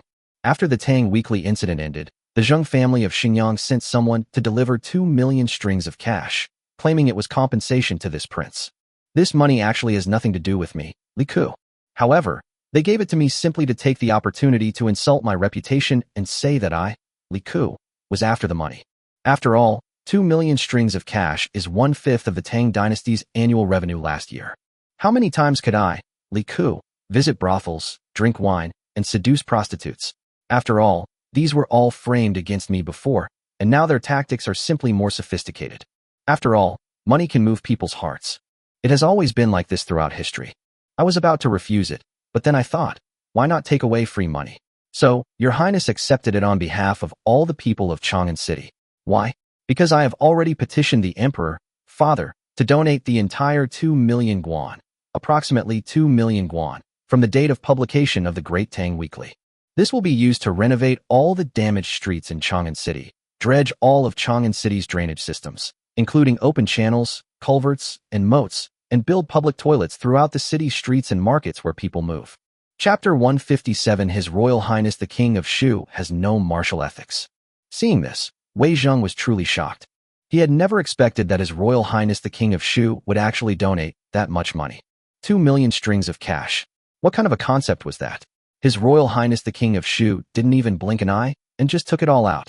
Ministers like Wei Zheng naturally saw the evil intentions of Zheng of Xingyang in giving the money, but they were reluctant to remind them because it was barely acceptable to give the money to Li Ku, and Li Ku accepted the money so readily that no one could say anything. But now, it turns out that His Royal Highness the King of Shu had already seen through the other party's plan. In other words, the other party's purpose was not very obscure. They were gambling on human greed. How many young princes of Li Ku's age could refuse 2 million strings of cash? Wei Zheng thought about it, and, to be honest, he couldn't think of any. Even Li Chengqian probably couldn't refuse it. Wei Zheng continued reading. 2 million strings of cash is a large sum, but compared to the entire city of Chang'an, it's nothing. Although spending these 2 million strings of cash wouldn't be enough to renovate all of Chang'an's facilities, I will shoulder the remaining costs. As for why Your Highness wants to build public toilets in various areas, the next popular science article on epidemic prevention will explain the reason. The Tang dynasty is now a prosperous era with all nations coming to pay tribute. Chang'an is the capital of the Tang dynasty. The people of Chang'an are the people of the Tang dynasty's capital and the face of the Tang dynasty. I've heard that the capitals of the Western Arab states and several other nations are rife with feces and urine, stink-stricken throughout the streets. That's why many scholars and nobles from the Arab states have come to our Tang dynasty to see the splendor of Chang'an. The people of our Tang dynasty certainly wouldn't be like the Western barbarians, seeing feces and urine everywhere. For those who occasionally make mistakes, I hope you can set an example and correct yourself, so that the Western barbarians can see the moral character and qualities of the people of Chang'an during the prosperous Tang dynasty. Today, let us encourage each other. Wow, after reading it, Wei Zheng was full of admiration. His Royal Highness the King of Shu was indeed the one who defeated all the ministers in the court by his own strength. His eloquence was indeed the result of years of arguing with His Majesty. This news would probably spread throughout the entire Chang'an city in an instant after today. These words may seem ordinary, but they contain a method of provoking others, and this method of provoking others is quite in line with the hearts of the people of Chang'an. Wei Zheng could guess without even looking that after today, the sanitation in Chang'an would definitely improve significantly. TSK, think about the last time when the people gathered in Suzaka Square. It was a good thing that His Royal Highness the Prince of Shu didn't go. If His Royal Highness the Prince of Shu had been there to incite the people, His Majesty would have had to chop off those court officials on the spot to appease the public anger. Wei Zheng couldn't help but sigh in admiration. Your Highness, the King of Shu, what a master. You are indeed the one who invented the newspaper. It seemed that there should be no problem for the Tang Weekly to return to its former glory, as the content here was closely related to the people. Wei Zheng took a look at the third article, titled Popular Science on Epidemics. It used the simplest and most straightforward words to describe why people get sick. Illness comes from the mouth, and if the food you eat is not clean, you will easily get sick. The most vulnerable places to pollution are important places, such as water sources. It is simple knowledge that human feces can easily pollute water sources if disposed of carelessly, and that one person's illness can infect everyone. The establishment of public toilets is to prevent people from urinating and defecating anywhere because they don't have time. After reading it, Wei Zheng couldn't help but nod his head. Many people didn't understand, but after reading this article, everyone understood and would definitely pay attention to some of their daily behavior. However, His Royal Highness the King of Shu's boasts were too big. Could he really back it up? Renovating all the streets in Chang'an City, building public toilets, and hiring people to maintain them on a daily basis would all cost money, wouldn't it? 2 million strings of cash is definitely not enough, especially since His Royal Highness the King of Shu also said that he wanted to dredge the drainage system of Chang'an City, which would cost a lot of money. Since His Majesty agreed, it would definitely not be conscription, but hiring the people to do the work. If the people are hired, the money spent on manpower alone would not be a small number. But there's nothing to worry about. Even if we can't finish the work, We'll just build as much as we can. It's still done. This is a good deed for the country and the people. And even if we can't finish it, it won't affect His Majesty the King of Shu's reputation. It's just TSK. The reputation of the aristocratic family is probably ruined again. No one expected that His Royal Highness the King of Shu would put it directly into plain words. Zhang Sun Wuji had already received the newspaper. After reading it, his face turned black. He had miscalculated again. He was ready to cancel his engagement with Chang Lo, but he never expected that Li Ku would not fall for it at all and actually donated all the money. The point is, you were so shameless. You were very happy to take the money, but now you are also very happy to curse people. After his face darkened, Chang Sun Wuji sneered again. Li Ku, I admit you're smart, but aren't you just trying to be rich? Renovating the entire Chang'an city, right? Let's see how much money you have to build it. Is 2 million strings of cash a lot? Compared to renovating the entire Chang'an city, that's too little. Have you forgotten the bet you made with my Changsun family a year from now? I'll see how you'll embarrass yourself then. Faced with this situation, both Chang Sun Wuji and these noble families understood that their strategy was no longer effective. Li Ku's move was too ruthless. After spending millions of guan, there had to be some impact. Moreover, Li Ku's reputation was already good. Their predictions were correct. Thanks to comments from Lanling Xiaoxiaxing and others, the first issue of De Tang Weekly was printed again with 50,000 copies, and it sold out in one morning. Li Ku's announcement instantly caused a huge sensation among the people. These aristocratic families are truly ruthless. They even resorted to such tactics to frame His Royal Highness the Prince of Shu. But His Royal Highness the Prince of Shu is still the most clever. That's right. Although His Royal Highness the King of Shu has a somewhat reckless personality, he's no fool. He's right to lead the people of Chang'an City to accept it. Many roads in Chang'an are indeed in need of repair. His Royal Highness the King of Shu truly stands on the side of us, the people. I'm going to erect a longevity tablet for His Royal Highness the King of Shu. By the way, did you read what His Royal Highness the King of Shu said about hygiene? From now on, anyone who dares to urinate or defecate anywhere will be beaten. That's right, people often poop in our alley, and if we find anyone, we'll beat them up. Your Highness the King of Shu is right. We are the people of Chang'an City. We should be more polite than people from other places. Those Western barbarians are indeed barbaric. There is feces and urine everywhere in the capital. It's disgusting just thinking about it. Li Ku's 2 articles caused a huge response in Chang'an City, and many people were cheering Li Ku's name. Li Ku naturally had a premonition of such an outcome. His reputation was very high now, and compared to this, the little tricks of the aristocratic families were not worth mentioning at all. At this moment, in various places in Chang'an City, the 5 battalions of palace soldiers were constantly shouting and cursing. You are all a bunch of scum. You lived like garbage before. Although it's better now, it's not much better. If it weren't for His Royal Highness the King of Shu, would you be here today? Stand still. Stand straight. I'll see who dares to move. Remember everything I'm telling you now. In the entire Chang'an City, within the territory we're responsible for, anyone over the age of 13 who dares to urinate or defecate casually, show your true colors and beat me up. Do you understand? But be careful not to hurt anyone. Got it? The palace soldiers cursed loudly. If I find 1 case, you'll all run 10 miles with me. If I find 2, you'll carry a 20-pound weight and run 10 miles. And so on. I'm not afraid of tiring you to death, understand? Yes. All the local tyrants gnashed their teeth and answered loudly in unison. While speaking, they stood straight at attention. Chapter 158. Today, I will teach you what precise needs are. Report. After the captain on the stage finished speaking, Qian Liuzi, a former local gangster, shouted loudly. Speak. Report to the captain. We were hooligans before, but now we have learned our lesson. The political commissar said that a prodigal son who returns is worth more than gold. We were a bit of a bastard before, but we are not unforgivable criminals. Why should we return to our previous appearance? Qian Liuzi was not convinced. He felt a little wronged. He didn't understand those principles before, but after the palace soldiers came and began to train them, and the political commissar began to teach them, he understood a lot of principles. Now that things have changed, why should we restore the old state? You know shit. You were such assholes before, but I don't know if you've completely changed now. You probably don't know either. If we weren't in charge, could you guarantee you'd changed? But no matter what, at least I've seen the changes in you, and that's a good thing. But, this time, I'm asking you to carry out this mission for His Royal Highness the King of Shu. You all personally experienced the grievances His Royal Highness suffered some time ago.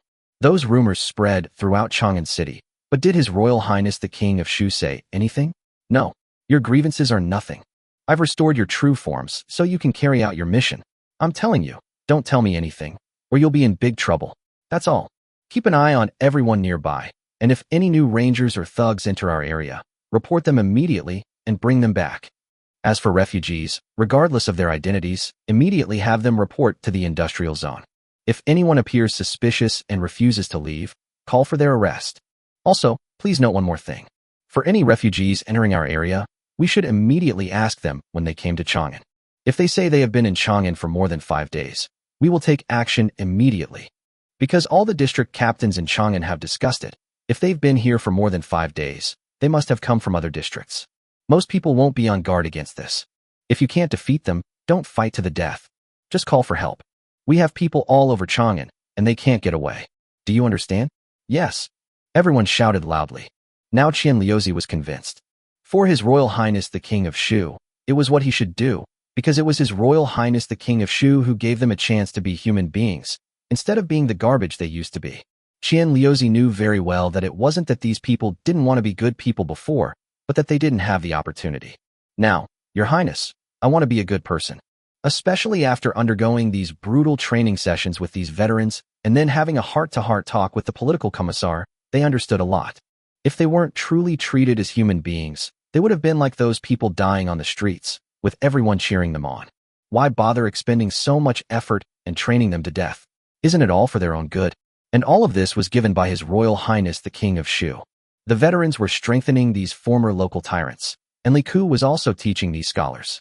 Oh, by the way, there were also the 5 university scholars who had redeemed themselves for their crimes in the corner, but they were just sitting in the corner. Li Ku let them watch, without asking them any questions, just letting them watch. You should all know the decision I made a few days ago.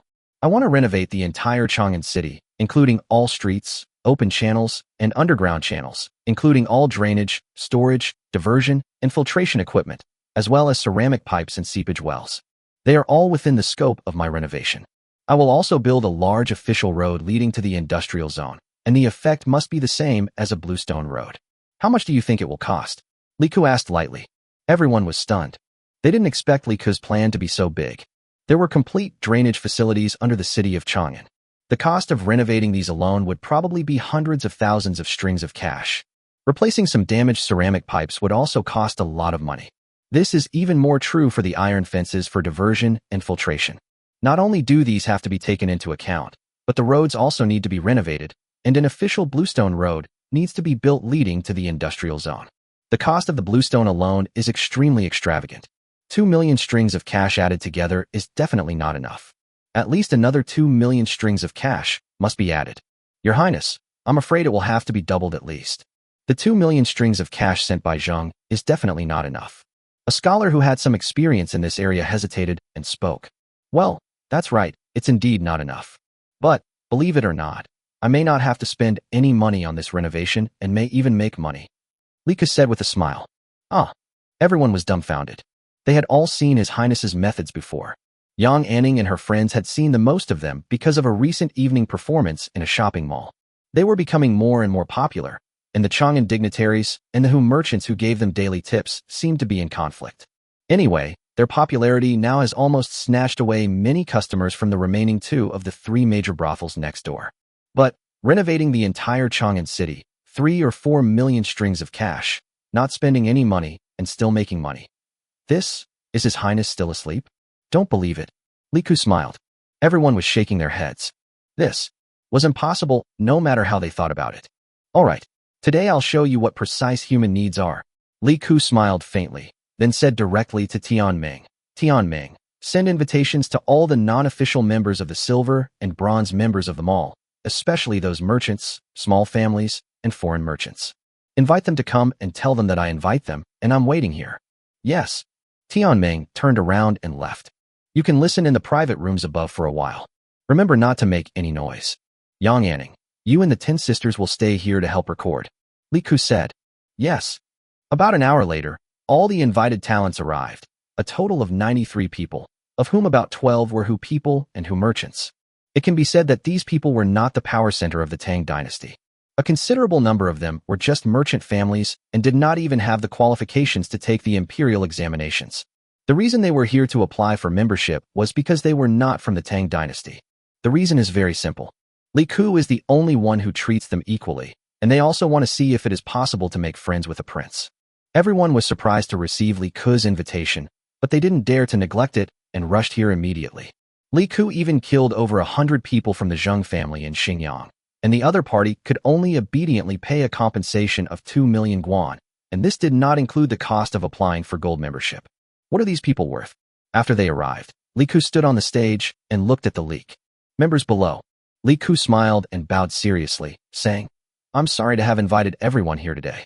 I hope I haven't caused any trouble to you. Your Highness the King of Shu is too polite." Everyone hurried to return the greeting, because they were indeed far inferior to Li Ku. Looking at these people, Li Ku sighed.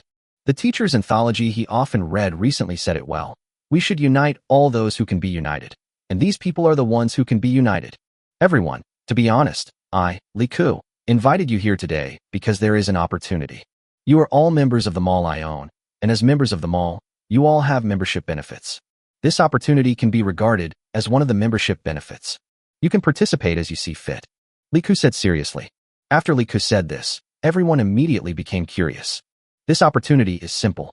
I want to renovate all the streets in Chang'an City and build a large official road leading to the Datong Industrial Park.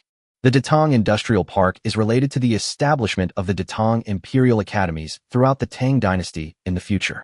From now on, no matter whether you are from the noble family or not, you can all attend the Datong Imperial Academies. All students are considered disciples of the emperor. This time, in order to renovate the official roads and all the streets in Chang'an City, I, Li Ku, will accept donations from some members. For those who donate money to build streets and official roads, a stone tablet will be erected next to the road after the project is completed. The names of all donors and their families will be engraved on it for future generations to admire.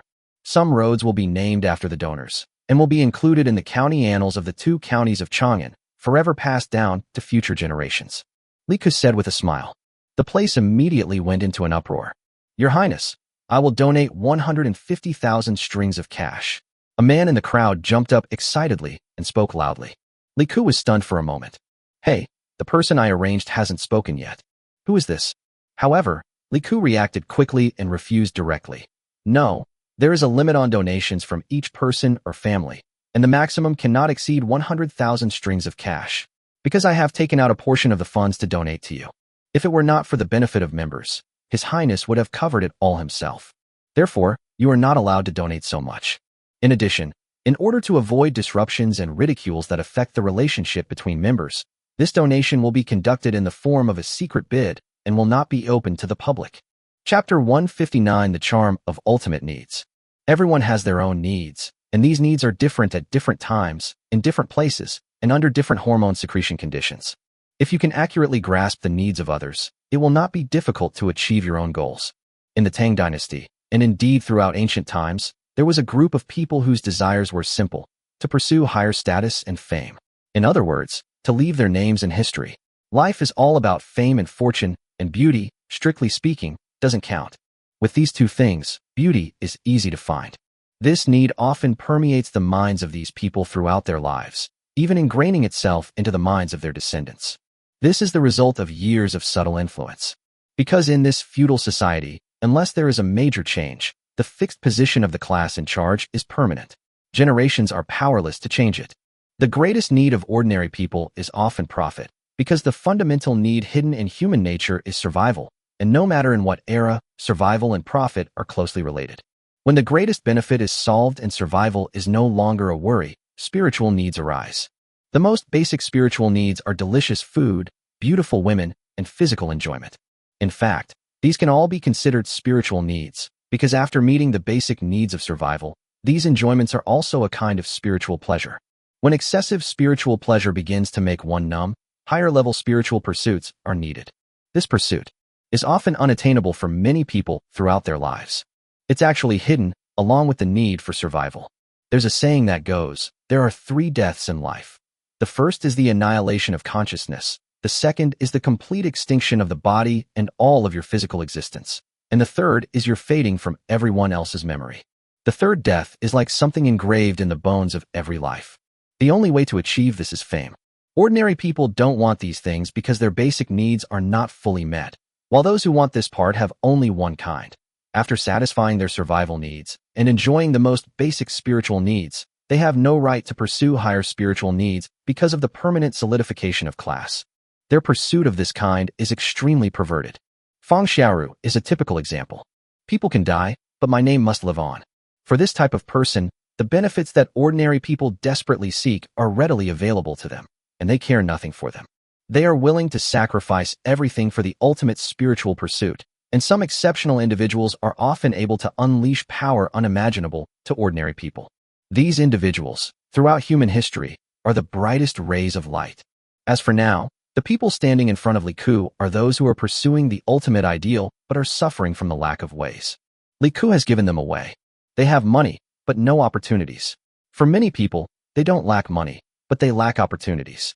You know, many people here paid for the construction of roads and bridges in the area just for this name, so that those bridges and roads can be named after them. The cost of building bridges in this era is not small at all. But what kind of name could be more attractive than the name of Chang'an City? Li Ku's current behavior is a bit like he is a unicorn enterprise with an extremely broad and bright future, and these people are venture capitalists. They smell the scent and run faster than anything else. Everyone was stunned by Li Ku's words. How could there be any restrictions? Your Highness, isn't it better if we have more money? Ashalu, who was arranged by Li Ku, asked loudly in the crowd. Nonsense, this prince is not short of money. I don't want to tell you about the profit of a shopping mall, but this prince is not short of money. Not to mention renovating Chang'an City, renovating Luoyang in a few years will not be a problem. Li Ku said impatiently. It's just bragging. Who can't do that? Everyone thought. That seemed to make sense, huh? They didn't know the profits of a shopping mall, but they knew the profits of a monopoly. Even if they didn't have the concept of the term, they understood the principle. The production rights, pricing rights, bargaining rights, explanation rights, and even the most outrageous jurisdiction are all in Li Ku's hands. As for the profit, well, we are all doing business, and we all understand it. It's just that Li Ku doesn't make it public, so no one knows the profit margin. But they guessed that the profit was at least more than double. I'm telling you, this opportunity was won after a long struggle with the court officials. I'm not afraid to tell you why, but I ask that you keep it a secret today. Of course, it's up to you to decide whether to keep it secret or not, as it concerns your own family and future generations. Why? Because I, Li Ku, want to give all the poor families and merchant families a chance, so that your descendants will have the opportunity to take the imperial examinations. Li Ku dropped a bombshell lightly. Everyone was stunned. Everyone present understood what it meant to have the opportunity to take the imperial examination. They had all heard about the previous conflict between Li Ku and the aristocratic families, the small posters throughout Chang'an City, and the leaked news. At that time, they had all secretly looked forward to it. But it was just an expectation, because they didn't think Li Ku could succeed. But no one expected that His Royal Highness the King of Shu would actually succeed. However, you have to eat one bite at a time. You can't become fat in one bite. You also have to walk one step at a time. So I have to make an opening for this matter first. Otherwise, I will keep this opportunity to earn fame to myself. Li Ku said lightly. Everyone suddenly understood. No wonder His Highness was willing to give them this opportunity. So that's how it was. Although it sounded like they were just pawns in His Highness's hands, it was great to be pawns. No one else had this opportunity. Come here, pass out some pens and ink. Everyone, please donate a little bit. There are so many of us here. Give others a chance. Li Ku waved his hand. Oh no, I don't force you. I think everyone should contribute according to their ability. It's best not to donate so much. After all, you all have to run businesses and stuff. This is just a reputation. It's useless. There will be many opportunities in the future. By the way, after writing it, please send it to any shopping mall in Chang'an City within 3 days. If it is not received by the deadline, the quota will be invalid. Don't worry, I will not release the list to anyone until the project is completed. Remember to write down your name, origin, and family. Li Ku waved his hand, and all the brothel girls who had been prepared nearby immediately handed out paper, pens, ink, and a pre-made silk bag to each person. At this time, things had to be handed out quickly, without giving them time to think. They had to act on instinct and write. As soon as they wrote, they would regret it. After hearing what His Royal Highness the King of Shu said, everyone lowered their heads and started writing without saying a word, some even hiding from others so that no one could see them. After about a cup of tea, Li Ku asked someone to collect all the bags. Everyone, today's matter is over. You can leave on your own. I have something else to do and will not keep you here. Li Ku said loudly. He did not even mention the money. Thank you, Your Highness. Everyone bowed to Li Ku. Chapter 160 Life is as lonely as snow. Everyone quickly left Eugene Mall, but after they emerged, someone at the doorway spoke loudly. Everyone, it's not easy for us to gather here. How about we go to Eugene Mall in West Market and gather together? I'll treat you. I have some feelings I want to share with everyone today. Yes, if you don't have anything important to do, I would like to invite you as sincerely as Bai Langjun does. Another person spoke loudly. Those who came here today were all the heads of their respective families. They were invited by Li Ku, but their status and position were not high. If they did not come as the head of the family or someone who could make the decision, it would be a disrespect to Li Ku. Even Li Ku of the Zheng family of Xingyang was killed, let alone these small families like them. These people are all shrewd people. As soon as they said this, everyone realized that there was something to say. They all immediately smiled and nodded in agreement.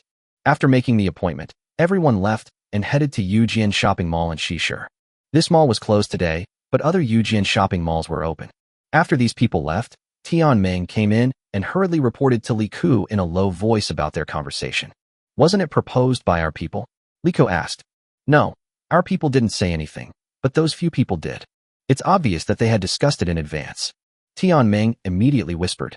What Tian Ming was talking about were the few people with greater influence among the group of people invited today. They also had considerable influence among these people who were mainly merchants. I didn't expect that they have such vision. Li Ku was a little surprised.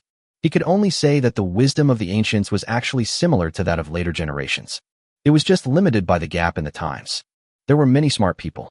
Have someone collect the information, especially their respective family information, and where their family's main power is, and how many local smaller wealthy families they can influence. Li Ku said quickly. Yes. Tian Ming was full of admiration for His Highness.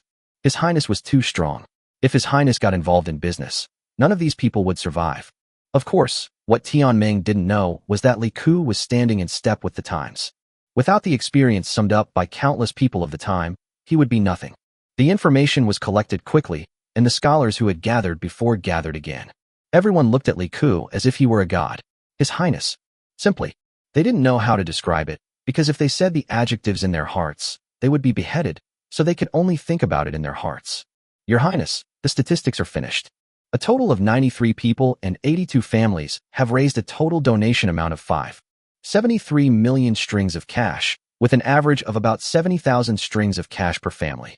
Tian Ming took a deep breath and then said an astronomical figure. Announce it to everyone. Li Ku sat lazily on the chair and took a sip of tea.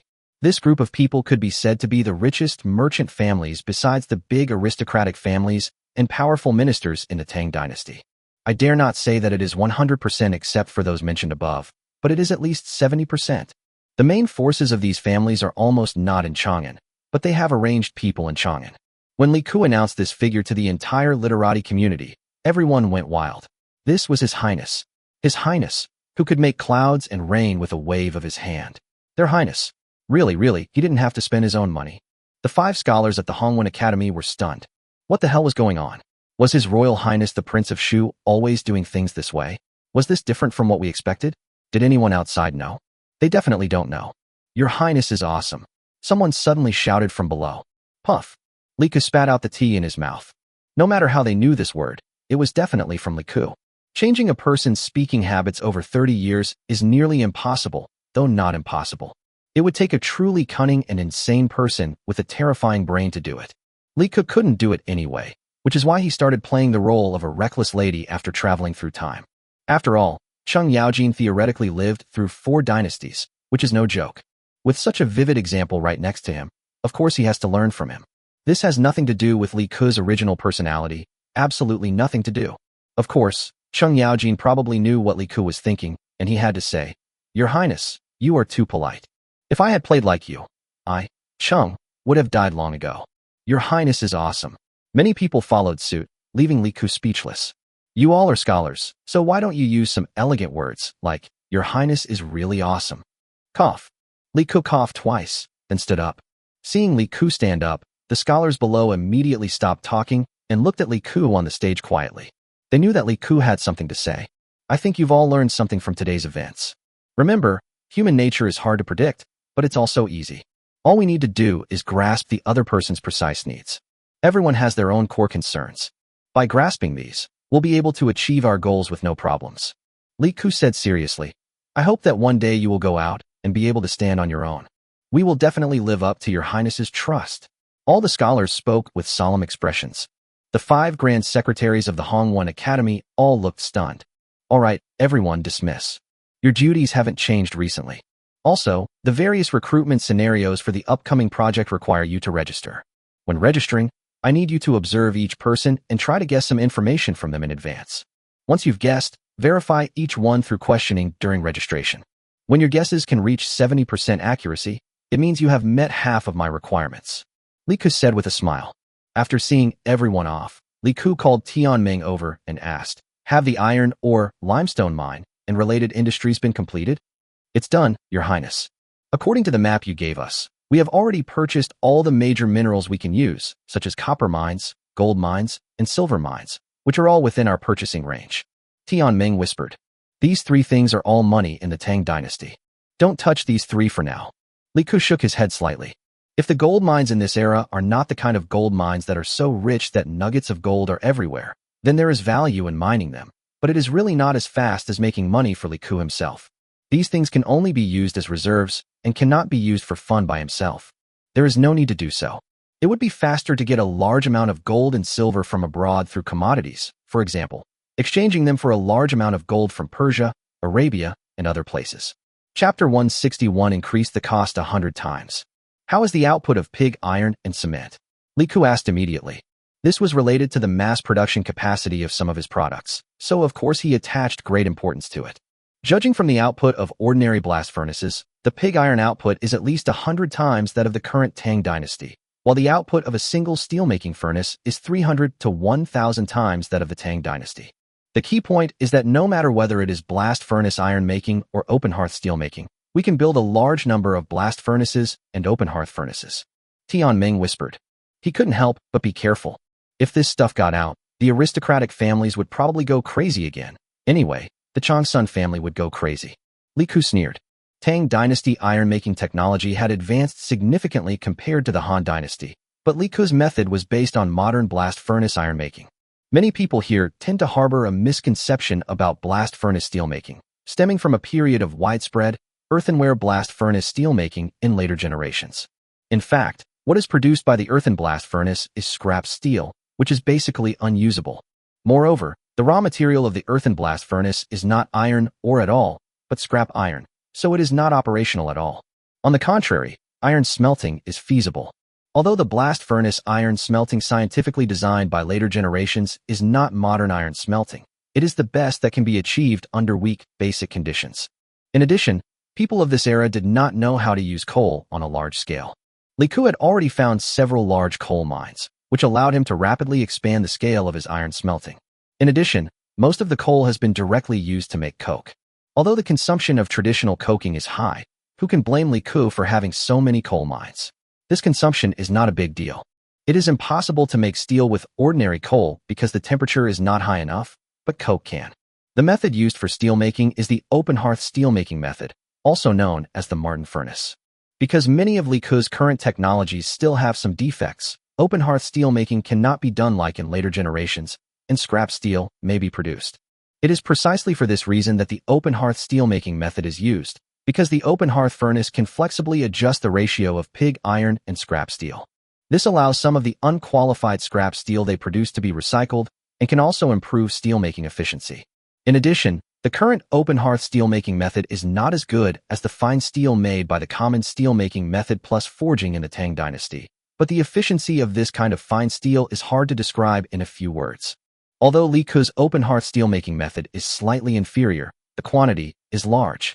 In fact, after these steels are refined, they still need to be forged to be made into swords, which means that there is actually no difference in the finished swords. Several master chefs have already begun preparing to combine blast furnaces and open hearth furnaces.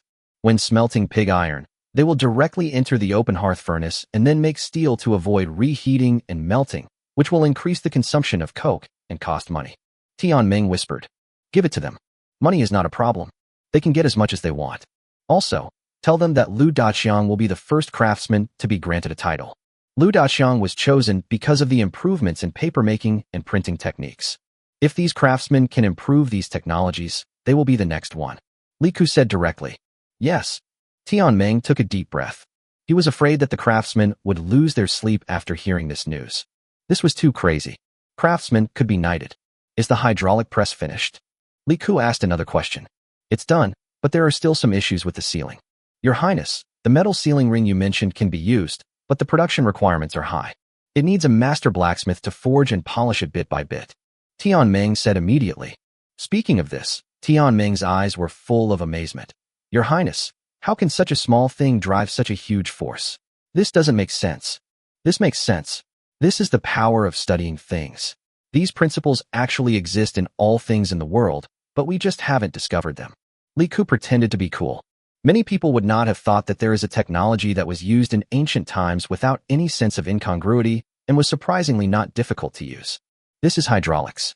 Hydraulic technology seems very advanced, but in fact it is because the theory of hydraulics was discovered too late, and naturally humans began to use it even later. But in fact, if you knew its theory, you could actually use it in ancient times. The easiest liquid to find is naturally water, so Li Ku had already played with the hydraulic press in the Tang dynasty. Of course, in later generations, his so-called hydraulic press was just a toy. Compared with those heavy weapons of a great power that weighed more than 10,000 tons, his was really a toy among toys. But Li Ku made this thing not only to come up with this theory for them, but also to see if he could make a bigger one to forge large cast iron molds. Let these craftsmen research these aspects. Give them money if they want money, and provide them with people if they want them. Li Ku reminded. Yes. What about the cement production? Li Ku asked again. Very big, because your Highness's requirements are not high. The amount of cement we produce is not small, which should be enough for us to repair Chang'an City, and the cost is not high. Tian Meng whispered. It must be said here that what Li Ku calcined was all traditional cement, and it should never be compared with cement in later generations. Although it is actually not bad, especially in ancient times when the quality requirements of engineering projects were not high, there was no problem at all, but it still has a long way to go from modern cement, at least not now. The results of these traditional cement production methods cannot even be guaranteed to be exactly the same from batch to batch. After all, the iron ore thrown in for calcination and the waste slag after iron smelting cannot guarantee the purity and proportion of the substances inside. Anyway, the same old saying applies, as long as it is sufficient, it's fine. The output is large, which means the cost is not high. Li Ku thought about it. The main cost is the labor cost of mining the ore, plus the cost of transportation, but our coal mines and limestone mines are almost all open-pit mines. As for calcination, there is some cost for building the furnace, but with our human resources, it's actually just that. Tian Meng didn't know what to say. In ancient times, labor costs were actually too low. In a country where corvée labor wasn't paid, and ordinary labor paid very little, it was easy to recruit people during most non-farm seasons. Some even worked for free if they were provided with food, because providing food meant that the people wouldn't consume their own food. So the labor cost is not high, at least compared to the function of cement, it is very low. Tell those accountants we trained to cook the books. Increase the cost 100-fold. Li Ku snapped. Nonsense. How could renovating Chang'an City cost over 7 million strings of cash without increasing costs? Oh no, that's not right. How could it be over 7 million strings of cash? Nonsense. It should be over 7 million strings of cash. He still has 2 million strings of cash in compensation from the Zheng family. Anyway, I'm telling you, make the cost at least 8 million guan. Li Ku added. Tian Meng. How much did we actually spend? Li Ku was curious. About 2 million strings of cash will be enough to complete all the renovations, including the roads you requested. Tian Meng gave a budget figure. After a pause, Tian Meng continued. And the important thing is, you told us that money can make money. The money from these merchants goes directly into our hands, but we can't spend it all at once. The initial expenditure may be hundreds of thousands of strings of cash. It is normal for the entire construction period to last 1 to 2 years, or even longer. Chapter 162, I'm too poor. Tian Meng's words made Li Ku smile with relief. It was okay. The training was not in vain. At least he understood these principles. In 2 days, print an additional issue of the Tang Weekly to explain the situation to the people.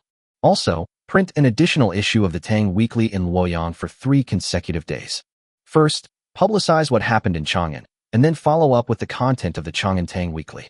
Besides, the donations from so many merchants will be heavily publicized in the next issue of the Tang Weekly. They donated money, so we need to give them credit, Lika said quickly. Also, our family's finances must not be disclosed to outsiders. From today on, I, Liku, am a pauper, understand? Yes. Tianming was speechless. He didn't know how to describe his prince. He just used some unpleasant words to describe him. Okay, go ahead and get busy. Construction will begin in 7 days, but one thing is for sure. You can't disturb the people. Subsidize those small businesses. Lika thought about it and thought of another place to spend money. To be honest, Liku is really not afraid of spending money on the people now, because there is a high probability that this money will eventually flow back into his hands. In the process of going back and forth, the people will become richer, the country will become richer, and he, Liku, will also become richer. Alas, the win-win-win situation is so simple and unpretentious. After Tianming left, Liku thought about it, and simply called Yang Anning and the tailor who made the clothes over. Your Highness. Yang Anning and the others bowed and saluted. Now I'll give you a task, Liku said with a serious expression. Your Highness, please speak. Everyone spoke hurriedly. You design a set of clothes for me. This set of clothes will be worn often in the future. In addition to court dress, this set of clothes must be worn on other occasions. Remember, they must be exactly the same, without any difference. At least people cannot see the difference. Make 20 sets first, including boots and underwear, Liku said seriously. Everyone was a little confused. They could understand making clothes, but what did it mean to make 20 identical sets? Because from today on, this prince is very poor, so poor that he has no clothes to wear. The task of renovating Chang'an City will begin immediately, Liku said lightly. Yang Anning nearly choked on his own saliva. What kind of a stunt was this? Poor. Could a prince be so poor as to have nothing to wear? The problem was, Liku made 20 identical sets. If he kept this up for a year, I bet someone would actually believe him. Your Highness, we understand. Your Highness wants to set an example and warn everyone under your command to be frugal and to put the people at the center. Your Highness, please rest assured that we will live up to your trust. It's just that you will have to wear the same clothes for a long time. The seamstresses understood instantly and spoke respectfully. It's okay. It's not a grievance at all. It doesn't matter what clothes you wear. Liku waved his hand generously. Several female workers stopped talking. They knew that His Highness always liked to bear the pressure on himself and never let them share it. But he gave them, the servants, the best treatment. No matter which duke's mansion they went to, they would not receive such good treatment. Over the years, His Majesty the Prince of Shu had never had a servant die suddenly. Ask around and see if there were fewer servants who died suddenly. Furthermore, His Majesty the Prince of Shu did many things that seemed incomprehensible to ordinary people, but he would not hide them from them, but would tell them everything. Which master could do this? His Highness the King of Shu treated each of them with sincerity, yet they had nothing to repay him except their lives. As for this humble appearance, they would never insult His Highness's dignity. Yang Anning sighed. These women workers were just so imaginative. But it wasn't their fault. They didn't have much experience. How could someone like His Highness do something so simple? Someone in the court must have been targeting His Highness, perhaps using his extravagant lifestyle to stir up trouble. Your Highness thinks about the people all day long, and has the millions of people in the entire Tang dynasty in his heart. How can he have time to argue with those crappy censors? That's why he resorted to this bad idea to avoid the remarks of these censors. It's a pity that they can't see it, but it's also good this way. Otherwise, when will His Highness take a fancy to her and become her close friend like Guan Yu and Bao Bao? That's basically it. We at the Prince of Shu's mansion will be very busy recently, so your performances will go on as usual. If you have nothing to do, study more about songs and the like.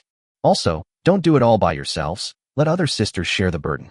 We're not here to make people laugh. We're just performing. It doesn't matter whether it looks good or not, Liku said with a smile. Yes, Your Highness. Yang Anning bowed immediately. While Liku was giving his instructions, all the merchants who had just donated gathered together in another shopping mall. Everyone, we are fortunate to be gathered together today, and thanks to the generosity of His Royal Highness the King of Shu, we have this opportunity. So just now I was thinking, can we set up a membership system similar to that of His Royal Highness the King of Shu? Almost all of you here are businessmen. Why don't we call it a Chamber of Commerce? Bai Ling, who had just made the suggestion, spoke loudly to everyone. May I ask, Mr. Bai Ling, what is the significance of this Chamber of Commerce? Someone asked. It's very simple actually. Our Chamber of Commerce doesn't require membership fees, but since we have common experiences, we might as well unite. The power of a single family may be weak, but with dozens of us combined, we're not weaker than some of the big aristocratic families, right? Bai Ling said. Let me be frank. We've made a lot of money, but the only one willing to give us opportunities and fame is probably His Royal Highness the King of Shu. Today, His Royal Highness is renovating Chang'an City, and someday, he might renovate Luoyang City. But let's put that aside for now. We can help His Royal Highness with some official connections, but a little money shouldn't be a problem. Bai Ling said seriously. You all just heard about the Tang Dynasty Imperial Academy. I think you all probably want your children to have the right to take the imperial examination, right? Bai Ling's words were quite straightforward. To some extent, they were the first group to benefit from following Li Ku. Although all present were merchants, and some came from impoverished families, many were not short of money. For example, Bai Ling's business could not be compared with those of the larger aristocratic families, but he still made a profit of over 100,000 guan per year. These people all had a lot of savings, so the money they donated to Li Ku was nothing. Bai Ling's words made everyone ponder. Indeed, they had never had this opportunity before, not even the money. But Li Ku gave them this opportunity and didn't even let them spend any more money. I agree with what Mr. Bai said. Although I am a Hu person, I have been in the Tang Dynasty for many years. I would like to say a few words from the perspective of an observer. Please don't mind me. Ashalu stood up in the crowd. Please speak, Mr. Ashalu. Most of them were businessmen. Regardless of how the Hu people felt about it, they were naturally very polite on the surface. They all knew a lot about business. In fact, I think many of your families are related to large and powerful families. After all, doing business in the Tang Dynasty cannot avoid them. To make an inappropriate analogy, we are like believers going to the temple to burn incense, and they are the bodhisattvas sitting there. They receive many offerings without having to do anything themselves, while we need to work hard, but in the end we get nothing in return. Honestly, I'd rather follow His Royal Highness the Prince of Shu than this. First of all, His Royal Highness the Prince of Shu is a prince, so his status is not bad.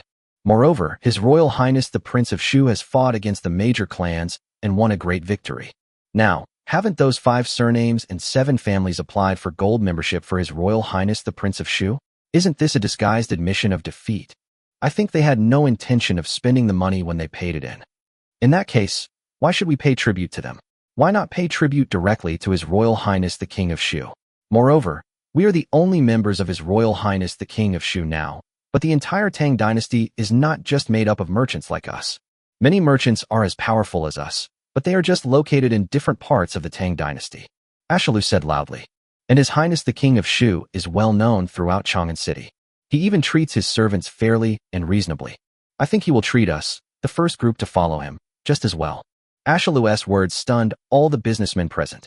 After thinking about it carefully, they felt that these words made so much sense.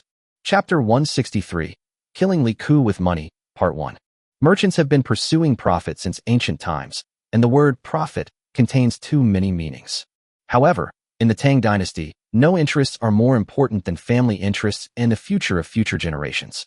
This idea has run through the minds of the Chinese people from ancient times to the present, and the internal circulation of later generations of parents can be seen from this. This is even more true in this era. After all, being able to read in this era means being a superior person. Ashalu's words made everyone ponder. I agree, someone suddenly said. Actually, establishing a chamber of commerce wouldn't be a bad idea. Even though we didn't know each other before, we'd all heard a lot about each other. This is an opportunity. Let's establish a chamber of commerce and help each other out. Our business will naturally grow. After all, many of us definitely have something to complement each other. Yes, this is a good idea. Putting aside the matter of His Royal Highness the King of Shu, it would be a good idea for us to set up a chamber of commerce ourselves. I think after we have the first batch of members, other members who want to join will have to be invited by one of us and get the consent of a number of members. Yes, and think about it. When some businesses advance and retreat together, we are more able to withstand risks. Many businessmen nodded in agreement, because establishing a chamber of commerce has no disadvantages and only benefits. It is a loose organization where everyone can chat and get to know each other. Isn't that what doing business is all about? As for His Royal Highness the Prince of Shu's matter, my suggestion is that we should not publicize it today. After all, if some gold members also want this qualification, it may be difficult for His Royal Highness the Prince of Shu to refuse. After all, it is impossible for His Royal Highness the Prince of Shu to offend all the big families at the same time. After everyone discussed it for a while, Bai Ling spoke loudly again. Those people won't look down on this little thing, right? Someone asked hesitantly. I don't think so. It's very simple. They are eager to restore their reputation, and the best way to restore their reputation is from His Royal Highness the King of Shu. Another person said, When others thought about it, it seemed to be true. Moreover, the more embarrassed the aristocratic families were before, the more desperate they are to restore their reputation now. For these aristocratic families, money doesn't matter at all, because they just want to maintain their current status and reputation, and money doesn't come easily to them. With this tone, everyone immediately understood that this was indeed the case, so naturally no one had any objections to this proposal. The news and content of their meeting were known immediately. To be honest, Li Ku was also a little surprised. The more he integrated into this era, the more he discovered that the ancients were also extremely sensitive, but no one provided them with enough information. To be honest, this Chamber of Commerce was really beyond Li Ku's expectations. Li Ku had originally expected that he would be the first to come up with it, but he didn't expect that it would be first established by a group of businessmen. Of course, Li Ku would not stop it. It would be good if someone could come up with it. Once he came up with it, he could use it. If he had to do everything, it would be too tiring. But for the time being, Li Ku doesn't need to pay attention to it. Li Ku didn't care, but Changsun Wuji and others knew the news. They didn't know what Li Ku invited these members to do, but they could guess that inviting these people was nothing more than money. After all, the cost of renovating the entire Chang'an city was not cheap. Changsun Wuji quickly came up with a solution. The ministers were useless in this matter. People like Zheng family of Xinjiang had to take action, and they would surely not refuse. Changsun Sikong, just tell us what methods you have. If it is an official targeting, I think we have no way to take action for the time being. The man opposite Changsun Wuji smiled bitterly. This man represented the Zheng family of Xinjiang. There were only 2 of them in the room at the moment. It's not official. I was wrong about what happened last time. Changsun Wuji said calmly. This man was talking nonsense. Was he wrong? With just one casual remark, 129 lives were lost. Of course, he also knew that this matter was not Changsun Wuji's fault. In fact, they had discussed this matter with Changsun Wuji. He also knew that Changsun Wuji's interests were aligned with theirs. Then please speak, Lord Sikong. The man breathed a sigh of relief. As long as it wasn't an official matter, it would be fine. For now, they couldn't afford to offend Li Ku. Everything should be done gradually. How can you just rush in and attack someone to death like this? If the other party loses, it's fine, but the other party is clearly winning. Isn't it courting death to continue to attack at this time? Although the other party is not strictly speaking a legitimate prince, he is still a prince even if he is not legitimate. To be precise, this matter only requires money. Even if you spend money, even if His Majesty knows about it, I'm afraid he won't be able to say anything to you, or anyone else won't be able to say anything to you if they know about it. His Majesty might even have to thank you. But at the same time, you can cause trouble for Li Ku. Changsun Wuji said. What method? The man was a little curious. How come he didn't know about such a good thing before? You should know that Li Ku is planning to renovate Chang'an City? Changsun Wuji asked lightly. Right. It's very simple. There are 2 steps. The first step is to purchase all the stone factories near Chang'an City and mark up the price. Double it. Your Majesty's Daming Palace is now completed, and the demand for stone is basically gone. Although some maintenance will still be needed, the price to the royal family will naturally be lowered. We can use this excuse externally, saying that we want to ensure the priority construction of the royal Daming Palace, and to thank your Majesty for his contribution, we will sell these stones at 80% off the market price. But because of this, theoretically they are not sold to the outside world. If they are sold to the outside world, the price will double. Changsun Wuji spoke first and stated the first goal. The man's eyes immediately lit up. This was indeed a good idea. All the main streets in Chang'an City were paved with stone slabs and bricks. However, many roads had become worn out due to age, exposing the mud underground. Once it rained, the roads would become extremely muddy. Some roads are paved with bricks and stones, which are more damaged. In addition, some alleys between the towns are dirt roads. The other party certainly wouldn't maintain these dirt roads, but if the price of brick and stone slabs doubled, it would be enough to make him suffer. Especially the stone slabs, which were very expensive in ancient times, and the same color stone slabs used in the imperial palace were even more expensive. Although the roads in Chang'an City were not that luxurious, using the same color of stone slabs, basically using whatever was available, the prices could still be considered extravagant. You should know that the entire Chang'an City was not built by a single dynasty. In addition, if the price of bricks and stones is doubled, the price will naturally be more expensive. After all, this thing is used in greater quantities, because the brick and stone roads in Chang'an City are damaged much more than the paved stone roads. Chapter 164. Killing Li Ku with Money, Part 2. After a little thought, the man knew that this method was very good. No one could say anything because it was a normal business activity. Who could say anything? But there is one more thing. What if he builds his own brick factory? The man asked after thinking for a while. For a large project like this, it is not a big deal to build a brick kiln or even several brick kilns by yourself, because it is very worthwhile. It is not a project that can be completed in a short time. It may last for 1, 2, or even 3 years. After all, the entire Chang'an city is so large and has so many roads. It makes sense to build a brick factory. This is related to the second move I mentioned. Changsun Wuji said with a smile. Please enlighten me, Sekom. You should take the initiative and expand the scale of the brick factory and the quarry, and increase the wages of these craftsmen 3 times. Changsun Wuji said with a sneer. The man took a deep breath. This was too cruel. This is the strategy of cutting off the source of the problem. First, use triple the salary to attract all the craftsmen who can work, temporary farmers, and even refugees, almost attracting all the labor force in the vicinity. This means that if Li Ku wants to work, the salary must not be lower than 3 times the current market salary and maintain the same level as theirs, so that it is possible to recruit people. For such a huge project, Li Ku is responsible for more than 10,000 refugees. At least half of these 10,000 people are laborers, and their salaries need to be increased. What's more, these refugees do not necessarily have to work for Li Ku. They could also work in the brick factories and quarries of the Zheng family or other aristocratic families. There are definitely many people willing to come with triple the salary, and even many people from the surrounding areas want to come and work. When there were almost not enough workers on the market, in order to ensure the workers, the possibility of opening a brick factory by oneself was reduced a lot. At this time, Li Ku had no choice but to buy from them. Of course, the premise was that they bought out all the large brick factories and quarries within a radius of dozens of miles of Chang'an City. This is not difficult. It's really not difficult. Chang'an City doesn't have much demand for bricks and stones on a daily basis. Apart from the official brick factories and quarries used to build the Daming Palace, it doesn't cost much to buy the rest, because a considerable portion of them were run by them. This move will definitely have an impact on their aristocratic families. Triple the salary is actually not much. The most common labor job in the quarry earns 100 coins a month, which is the general salary price. Triple it, and it will only be 300 coins per person. Even if 10,000 people are hired, the extra expenditure per month will only be 2,000 guan, and the extra expenditure per year will only be more than 20,000 guan.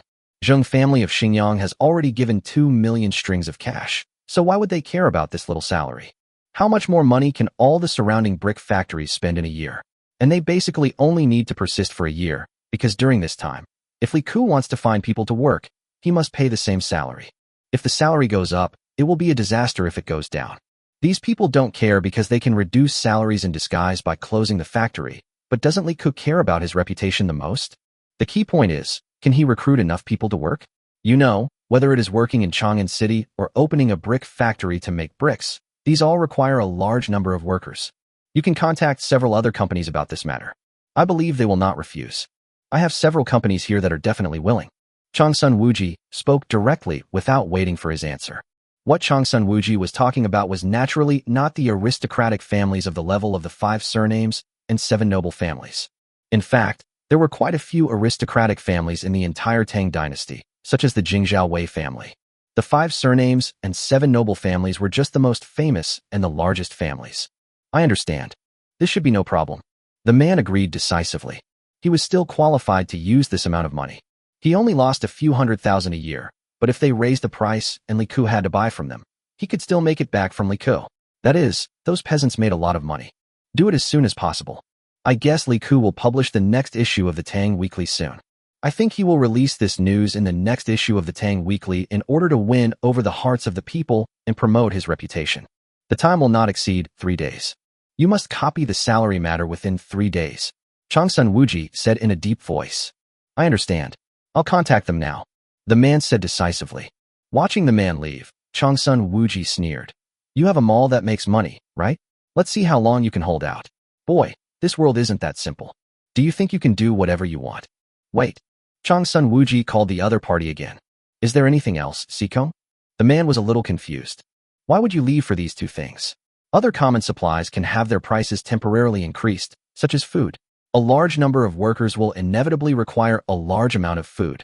Food price fluctuations can't be too large, but a 20% fluctuation is no problem. In addition, the price of coarse linen clothes that working people most often wear can also increase. There are also iron tools. Iron tools and other tools are necessary for workmanship, and these can all increase in price. Changsun Wuji said coldly, but these are related to reputation, so the price increase should not exceed 20%. Changsun Wuji said with a gloomy face. The man paused, then bowed and turned to leave. However, before leaving, he couldn't help muttering in his heart, "It seems that the king of Shu has offended the Duke of Qi to death." But he couldn't decide these things, and he certainly couldn't stand on Li Ke's side. Changsun Wuji looked at the man's back as he left and couldn't help but sneer in his heart. Li Ke, you are still too naive. You think that you have made some money and you think that you can do whatever you want just because you won? If you hadn't taken on this job, I really wouldn't have any means to deal with you for the time being. Now, let me make you understand that some things are not up to you. It was a day later when Li Ke received the news. To be honest, he was stunned for a moment when he saw the news. This was really beyond his expectations, but Li Ke could only say that he was worthy of being the old sinister Changsun. This move is really insidious. But are these things useful to Li Ke? No. But Li Ke's brows did not relax, because it had no effect on him, but it did affect the people of Chang'an City. It has to be said that for the first time, Changsun Wuji made Li Ke feel from another perspective the influence of aristocratic families on all aspects of the Tang dynasty. And this influence is sometimes difficult to get rid of. Li Ke looked at the information in his hand with a cold expression. These people had never given up, and it was these people who would frame him to death in the future. After a long moment, Li Ke sneered twice. You're going to kill me with money, right? Very good. Chapter 165. Li Ke harms others and does not benefit himself. If someone else took these measures, they would be doomed. But Li Ke's words could only mean that Changsun Wuji didn't know how profound Li Ke was. Looking at the information in his hand, Li Ke sneered. You want to play, right? You want to kill me with money, right? The aristocratic families are wealthy, but they definitely don't have as much as Li Ke has now, giving money to the people and raising their wages, right?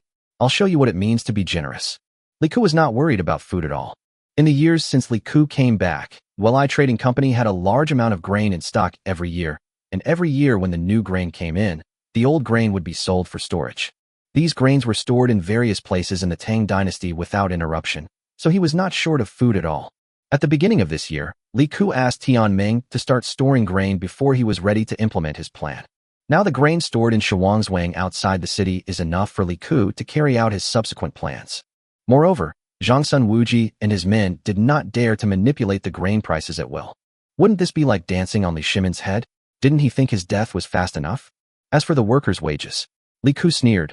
3 times, right? Li Ke made a quick decision. Want to play, huh? I'll play with you guys. But he thought for a moment. He couldn't raise salaries right from the start. If he raised them before the aristocratic families, what if they simply refused to follow? Wouldn't Li Ke be the only one who lost out?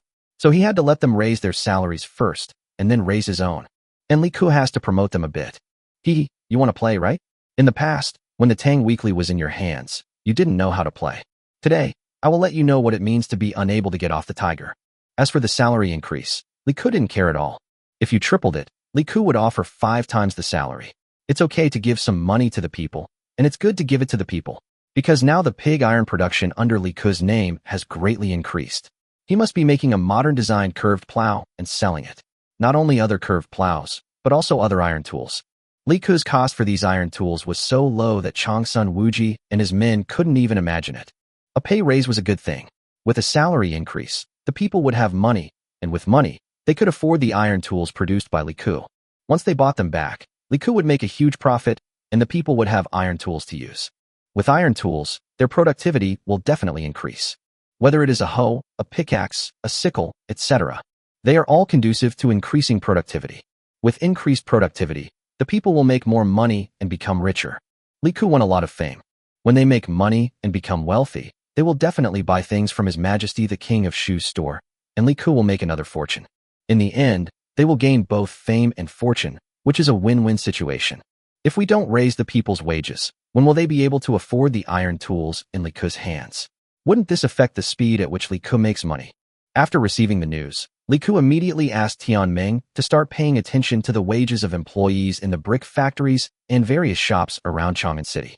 Li Ke also prepared 2 copies of the article for the printing factory of the Tang Weekly, asking them to prepare 2 printed versions and be ready to start printing at any time, depending on the situation. Time passed little by little. The area around Chang'an City has always been the main information gathering place of Webtoon Trading Company, so the speed of gathering information was very fast. In 2 days, Tianming had summarized the information from the surrounding areas. News has spread from many recruitment sites around Chang'an City. All the craftsmen and coolies at brick factories, quarries, and other places have tripled their salaries. The current standard salary for coolies is 300 won per month. Hearing this news, Li Ke couldn't help laughing. There were also technical jobs in the Tang dynasty. For example, craftsmen were all technical jobs, but coolies were the main temporary jobs for most people. Because people could not do technical jobs, they could only serve as coolies under the command of craftsmen. For example, laborers who worked long hours in brick factories and other places, also known as artisans, were originally paid 100 won a month, which couldn't even buy a dan of brown rice. In Chang'an, the price of brown rice was stable at 120 won per dan, or about 120 jin. A strong laborer earning 100 won a month could support at least 3 or 4 people, and 100 jin of brown rice a month was just enough to get by. A household had only one able-bodied worker, and the family could do other work to supplement the household income, so they could maintain a stable life with a little surplus. In ancient times, being able to live a stable life was considered a good life. Under these circumstances, the salaries of the surrounding laborers suddenly tripled. This instantly caused a huge sensation among the people. The salary increase naturally had to be given to the craftsmen and laborers in the original workshop first, and then expanded. After these craftsmen go back, the news will spread. Once the recruitment is announced, a large number of people will definitely flock in. What would Li Ke do then? Changsun Wuji and the others all wanted to see Li Ke's joke. Of course, the reason they were able to complete it so quickly was because these places were actually controlled by various aristocratic families. They could discuss and confirm with each other, and they didn't even need to buy them. For the common people, such closely related matters are naturally of the greatest concern and are also the easiest to spread. In just 2 days, the news spread throughout the entire Chang'an city. Although no one knew what had happened, the money was real. Now that they could suddenly receive such a large sum of money, some people who had originally not planned to work were tempted. Li Ke deliberately delayed the publication of the Tang Weekly for a day to give the news a chance to spread. Changsun Wuji and the others didn't know, but in fact, Li Ke secretly had the local tyrants in various markets secretly fan the flames and publicize the salary. Then, the second issue of the Tang Weekly, Return of His Majesty the King of Shu, was published. The headline article of the entire Tang Weekly was about the renovation of Chang'an City. It mainly explained the benefits of renovating Chang'an City, such as faster logistics speed and the drainage system no longer accumulating rainwater. Without accumulation, rainwater naturally would not rot with debris such as leaves and breed diseases. Many people in later generations know that the capitals of medieval and ancient Europe were truly filled with fragrance. This is why many castles of European kings and nobles were built on high and well-ventilated places, such as hilltops. One is for better defense, and the other is to avoid these fragrances. Why didn't this phenomenon occur in ancient China during the same period? At least it was not seen on all the main streets in the entire city. The main reason was several measures. One of them was that large capitals like Chang'an and Luoyang all had complete sewage systems. For example, the sewage system in Chang'an, which was built with ceramic pipes, has some parts that have been completely preserved for more than 1,000 years. The underground drainage system has various processes such as diversion and combing. It can be said that all modern sewer drainage systems are based on the ancient Chinese drainage system. Even foreign countries have learned from China. As early as the Qin and Han dynasties, underground drainage channels such as ceramic pipes were used in the capital. In addition to a suitable drainage and sewage system, the Chinese people's innate talent for farming is also related. Since ancient times, China has had a large population, and the people have tried every possible means to increase food production. Using manure as fertilizer has been a tradition since ancient times. In the Tang dynasty, there was a profession called poachers, which were simply workers who transported feces. They collected feces in the alleys of Chang'an City, transported the feces out of Chang'an City, and then sold them to the people who farmed around Chang'an City, who used them as fertilizer. Chapter 166 Li Ke is too mean. The first article of Tang Weekly is about all these aspects. It can be said that it is closely related to the people, so naturally all the people want to read it. But the second article surprised everyone. This was truly unexpected.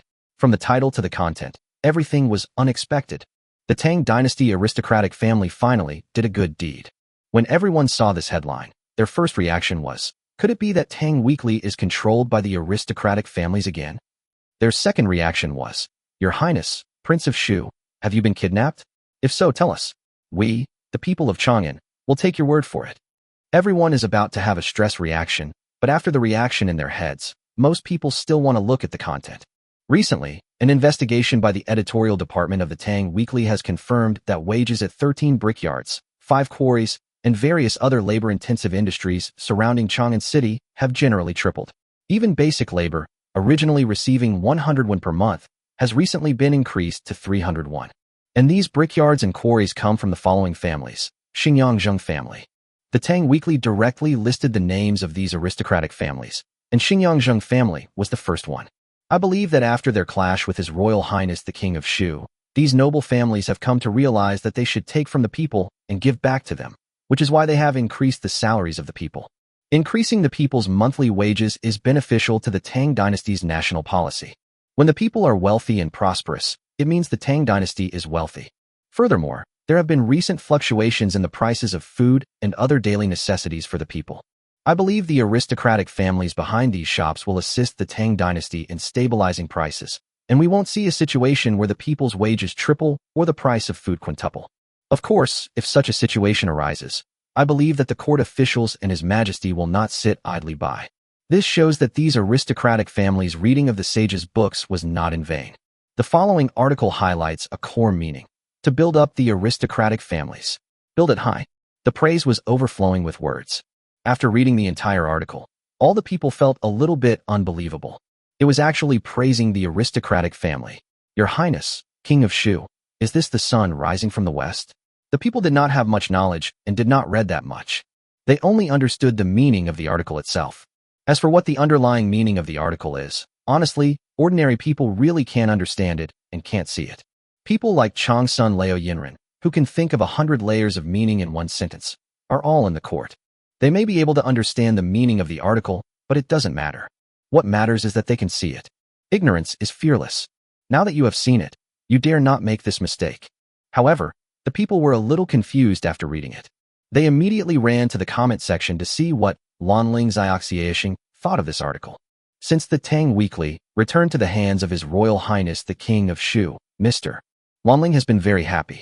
Many of his comments were posted at noon in order to comment on the relevant content of the Tang Weekly. Give the people another interpretation. When people ran to the comment section, they saw that Lanling Xiaoxiaxing's comment had indeed come out. I read an article in the Tang Weekly today. I'm sure many people were initially confused, just like me, by why His Highness the Prince of Shu, who had been fighting against the aristocratic families, suddenly praised them. But after reading it, I was speechless. I suddenly understood His Highness's heart. He never fought against someone just for the sake of being hostile, nor for his own reputation or personal gain. His Highness has only one principle. He praises those who benefit the people and denigrates those who try to manipulate and deceive them. That's all. His Highness's pure heart is evident to all the world. After reading the comments of Lanling Xiaoxiaxing, all the people were silent. It turned out, they were so important in His Highness's heart. For a moment, the people didn't know what to do. They benefited from His Royal Highness the King of Shu, but they had no ability to help His Royal Highness. They didn't even have the chance to say thank you to His Royal Highness. At that moment, many people looked towards the direction of the Prince of Shu's palace, bowed silently, and saluted. In the Tang dynasty's bowing ceremony, the body is almost motionless, just slightly bent. When facing people of higher status or elders, the bow can be bent lower. A bend of almost 90 degrees like this is equivalent to kneeling in later generations. But they didn't think it was wrong to do so, because His Royal Highness the King of Shu deserved such treatment. With a crisp bang, the teacup fell to the ground in Zhangsun Wuji's study, shattering violently. There was no one else in the study, but at this moment, he felt uncomfortable. In other words, the plant grass had not yet appeared in the Tang dynasty. Otherwise, he would have made several high and low sounds. This Li Ku, stay calm. Stay calm. After all, he single-handedly overthrew the court officials and the aristocratic families. It's only natural that they're good at manipulating public opinion. Don't be angry, don't be angry. Changsun Wuji took a few deep breaths and forced himself to calm down. It's so fucking cheap. Zhangsun Wuji had only one feeling in his heart at this moment. They say every failure teaches wisdom, and after this loss, Changsun Wuji, along with the various powerful families and even the court officials, were the first to buy the Tang Weekly after Li Ku returned. They also immediately had people copy the comments in the street corners. This was especially true of comments by people like Lanling Xiaoxiaxing, who were undoubtedly connected to the King of Shu. After watching it today, Changsun Wuji has only one feeling at this moment. So angry. Of course he knew what the article meant. Isn't this just flattery? Praising them to the bone, until they can't be defeated. Changsun Wuji had figured it out. This method is not difficult, but flattery is flattery, and most people don't understand it. If he can restore a little reputation, it is still a little reputation. Although it is buying reputation with money, it is not a loss. But after a year or two, everyone will forget about this matter. Then they will find a pretext to shut down these brick and stone factories, saying they can't continue to operate. Why don't you allow me to close down? The people won't be able to blame them then. If this little property is sold to a small family, it will be hidden, and it will still be in their hands, right? But what disgusted Changsun Wuji was that Li Ke's move was so mean. He praised him, but in the end, his reputation was taken away from him. What the hell? How could he not be angry? Isn't that cheap? However, what Changsun Wuji didn't know was that Li Ke was currently arranging something else that would make him even more uncomfortable. Remember, no matter who asks you, you should say that this blacksmith shop belongs to the Zheng family of Xingyang. Do you understand? The Zheng family of Xingyang dare not oppose it openly. If they dare to oppose it openly, I will ruin their reputation. Li Ke explained. Your Highness, I understand, but why is this happening? The shopkeeper was a little confused. He was the shopkeeper that Tian Meng had transferred from Uli Trading Company to help Li Ke. It's nothing special. Your blacksmith shop has only one purpose, which is to improve the benefits for all blacksmiths and apprentices. Didn't they increase their salaries? If they triple it outside, we'll do it fivefold. Anyway, your blacksmith shop only has 3 master craftsmen and 20 apprentices. Even if they increase their salaries 100-fold, it won't make much money. Not only will your salary be increased, but you will also be provided with food and accommodation and fine linen clothes every month. You will get 1 day off every 5 days. There will be meat for every meal. Just do as you say. This time, in the name of Zheng family in Xingyang, we will recruit 20 hard-working apprentices. I will ask someone to help you publicize it. Li Ke said with a sneer. Are you trying to play a price war with me? Are you trying to backstab me? I'll let you play. People don't worry about scarcity, they worry about inequality. Let's see how you play. Li Ke learned this trick from a stupid netizen in his previous life. A netizen ordered beef noodles outside, but it only came with 2 slices of beef. Furious, the netizen bought some beef himself, cut half a bowl, put it in the bowl, took a photo, and gave the owner a 5-star rating, praising him profusely. As a result, the owner subsequently received countless negative reviews. Chapter 167. Disgusting. So disgusting. Blacksmith shops are ready-made. There are a large number of blacksmith shops in Chang'an. The sizes of these blacksmith shops are different. Some smaller ones may only have a master and a few apprentices, while the larger ones may have hundreds of apprentices. These apprentices are called apprentices, but most of them actually do hard labor, that is, swinging sledgehammers, the kind with 80 or 80 sledgehammers, to forge iron blocks, or to refine steel through the steelmaking method. These blacksmith shops are responsible for all aspects of work, such as making kitchen knives, iron pots, swords, etc. If it is a special period, some blacksmith shops will also receive the task of forging armor plates. But making armor is not the responsibility of the blacksmith shops. They only need to forge armor plates. Ordinary blacksmith shops are more likely to serve the common people. So after Li Ke made the arrangements, he immediately let them open for business. Then the next day, Li Ke asked the local tyrants controlled by the palace soldiers throughout Chang'an City to spread the news to Chang'an City. In an instant, this blacksmith shop, called Zhengji Blacksmith Shop, became popular. In the past, the monthly salary for a blacksmith apprentice's hard labor was only 121, which was about the same as rough rice. It was slightly better than the wages in a brick factory, because the hard labor in a blacksmith shop was real hard labor, and most young people could not do it. But now, Zheng's blacksmith shop has increased that salary 5-fold, to 601 a month. Not only is food and lodging provided, but they also provide clothing. Housing isn't a big deal, but the food is provided, and the meals even come with meat. And you get 1 day off every 5 days. What a magical workshop. And this Zheng's blacksmith shop is the same blacksmith shop owned by the Zheng family of Xingyang, who had 127 of their members killed last time. It seems they've truly changed. His Majesty the King of Shu is awesome. If it weren't for His Majesty the King of Shu, how could these people possibly pay us ordinary people such high salaries? How could they possibly see us peasants? If it weren't for His Majesty the King of Shu, we might still be doing the same hard work as before, and then taking the salary that is barely enough to survive. I heard that after Zheng surrendered, he would increase the salaries of all his blacksmith shops, brick factories, and other businesses by 5 times. And he would also give all kinds of benefits. 1 day off every 5 days, clothes, and meat for meals. The recruitment notice of Zheng's blacksmith shop spread throughout the entire Chang'an city in just 1 day. Not only did Zheng Ji announce this notice, he also openly asked a master to write it and then posted it at the door of the blacksmith shop. And the shopkeeper Zheng Ji greeted those who were interested in coming to work at the door every day. That's right. Although I'm just a small branch of the Xingyang Zheng family, I must respond to the call of the main family and benefit the vast majority of people. If possible, we will gradually promote this salary nationwide. Thank you for your support. We have made mistakes before, but we will correct them. Please give us a chance. Of course, I guarantee that these salaries and benefits will remain unchanged for at least 3 years. I see everyone's enthusiasm, but my shop is small, so we can only recruit 20 apprentice craftsmen. Don't worry, all our craftsmen are paid. My shop here is small, but you should have noticed that recently our other brick factories and other places have been recruiting workers with triple the salary, and they will gradually increase the salary. Zheng Ji. Yes, his name is Zheng Ji. Zheng Ji remembered His Highness's words deeply in his mind. Unless he died, he would be Zheng's man. Zheng might not acknowledge him, but I am. Everyone knows that an apprentice craftsman is a hard-working craftsman. It just sounds better. Shameless brat. Zheng Yu roared angrily in his own house. His study was already a mess. However, Zheng Yu naturally didn't dare to shout this outside, so he could only rage in his own house. Zheng Yu represented the Zheng family of Xingyang. Although it seemed that the Zheng family of Xingyang had given Li Ku 2 million strings of cash, everyone knew that the two sides had already formed a mortal feud. It was just that on the surface, everyone was still maintaining a goodbye situation. Therefore, the Zheng clan of Xingyang had to follow Changsun Wuji strategies, as they had to support Changsun Wuji no matter what. This was the policy set by the clan elders.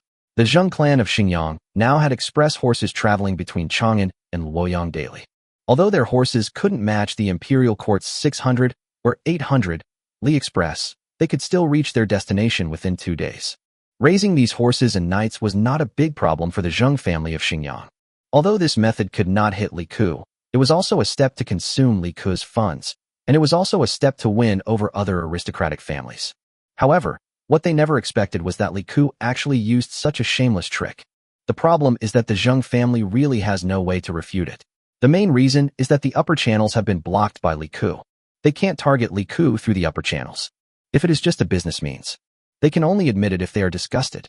But the point now is that if Zheng's blacksmith shop is released, employees of all Zheng's subordinate businesses and workshops will ask whether they also want a salary increase. They are caught in a dilemma. If they raise the price, the loss will be huge, but if they don't, there will soon be chaos, and these craftsmen will definitely be dissatisfied, whether it is the construction period or other issues, which will definitely cause confusion. The problem was that this wasn't just a matter for the blacksmith shop. Even if Zheng Yu caught up with the blacksmith shop's salary, it would affect the blacksmith shops of other families, and they would have no choice but to follow suit. Zheng Yu would have to go over and speak well of this. Otherwise, a rift would develop between the two parties, which would be bad. Disgusting, so disgusting. Fortunately, although they were disgusted, Li Ku's situation had not changed. His situation was similar to theirs. Although Li Ku had a reputation could not be eaten. The people still had to eat, so they would definitely choose to work for them, the Zheng family. To be honest, Zheng Yu was really in trouble. This time, there were only 2 brick factories and quarries in the Zheng family around Chang'an, and the others were from other aristocratic families. Why did Li Ku have to target the Zheng family? Can't you change someone? What Li Ku does now is, if you, Zheng, hit me, I, Li Ku, hit you. And if others hit me, I will fucking hit you, Zheng too. Li Ku is an expert at this kind of group fight, where he focuses on killing one person. He really thinks that he fights for nothing. Not only the Zheng family was disgusted, but Changsun Wuji was also disgusted, because the Changsun family mainly engaged in iron ore. It can be said that almost all the iron ore industry in the Tang dynasty was related to the Changsun family. There were naturally blacksmith shops, but the blacksmith shops of families like the Zheng family were all supplied with pig iron or by the Changsun family. That's right, many blacksmith shops in the Tang dynasty also took into account the function of iron smelting. The Tang dynasty did not have any very professional iron smelting factories. Even the official ones were both iron smelting and forging, not to mention steelmaking. In that era, steelmaking was all done by the stir-fry method, which was not suitable for assembly line operations, so it was all done individually by these craftsmen. With Li Ku's actions, the Changsun family also had to increase their monthly salary. Because if they didn't, apart from the non-registered craftsmen of the Changsun family, who were basically the master craftsmen of various blacksmith shops. All the remaining coolie craftsmen would run away.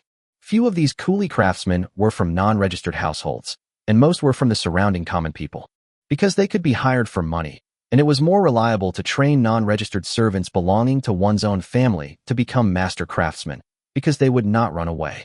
The problem is that without the coolie craftsmen, what's the difference between their blacksmith shop and closing it?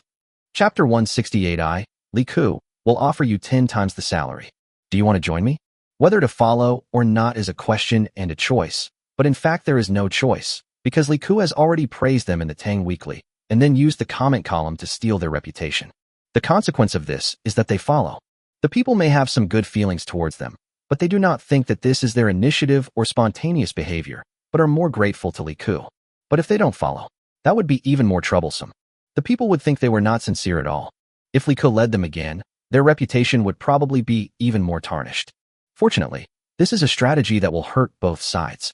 To put it bluntly, I will use money to kill you, but originally I would kill 1,000 enemies and lose 800 of my own. But now it may be possible to kill 1,000 enemies and lose 1,000 of my own. Acceptable. Damn it. They followed. Changsun Wuji gritted his teeth and hardened his heart. If they followed this wave, it would be difficult to retreat. But he accepted it. Li Ku couldn't get away with it anyway. The number of craftsmen Li Ku needed to recruit to maintain Chang'an City far exceeded theirs, and it wasn't just double. It would probably be at least tens of thousands. So in the end, they still won. Changsun Wuji gave the order directly. Li Ku had been keeping an eye on the situation on the side of Changsun Wuji in Chang'an City. When the blacksmith shop affiliated with the Changsun family began to increase the salary fivefold, Li Ku directly ordered Tianming to take action.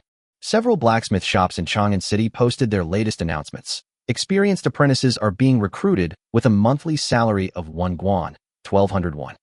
Blacksmiths are being recruited with a monthly salary of 10 guan, 100 won. 1 day off every 7 days. Work clothes and food are provided. They're even willing to sign 3-year employment contracts. When this news came out, everyone was stunned, including Zhangsun Wuji and the Zheng family. This, 10 times. Is Li Ku crazy? Where did he get so much money? At this time, it was obvious that only Li Ku could do such a crazy thing. Are you afraid of 10 times the price? Li Ku sneered. If he wanted, he could ask for 20 times the price, because he was going to expand the number of blacksmiths on a large scale. Experienced apprentices were better because they had worked in the blacksmith shop for a long time and could do both physical and basic work well. The important thing is that the main source of income for the Changsun family is the blacksmith shop and the iron mine. Li Ku is now going to dig up the roots of the Changsun family.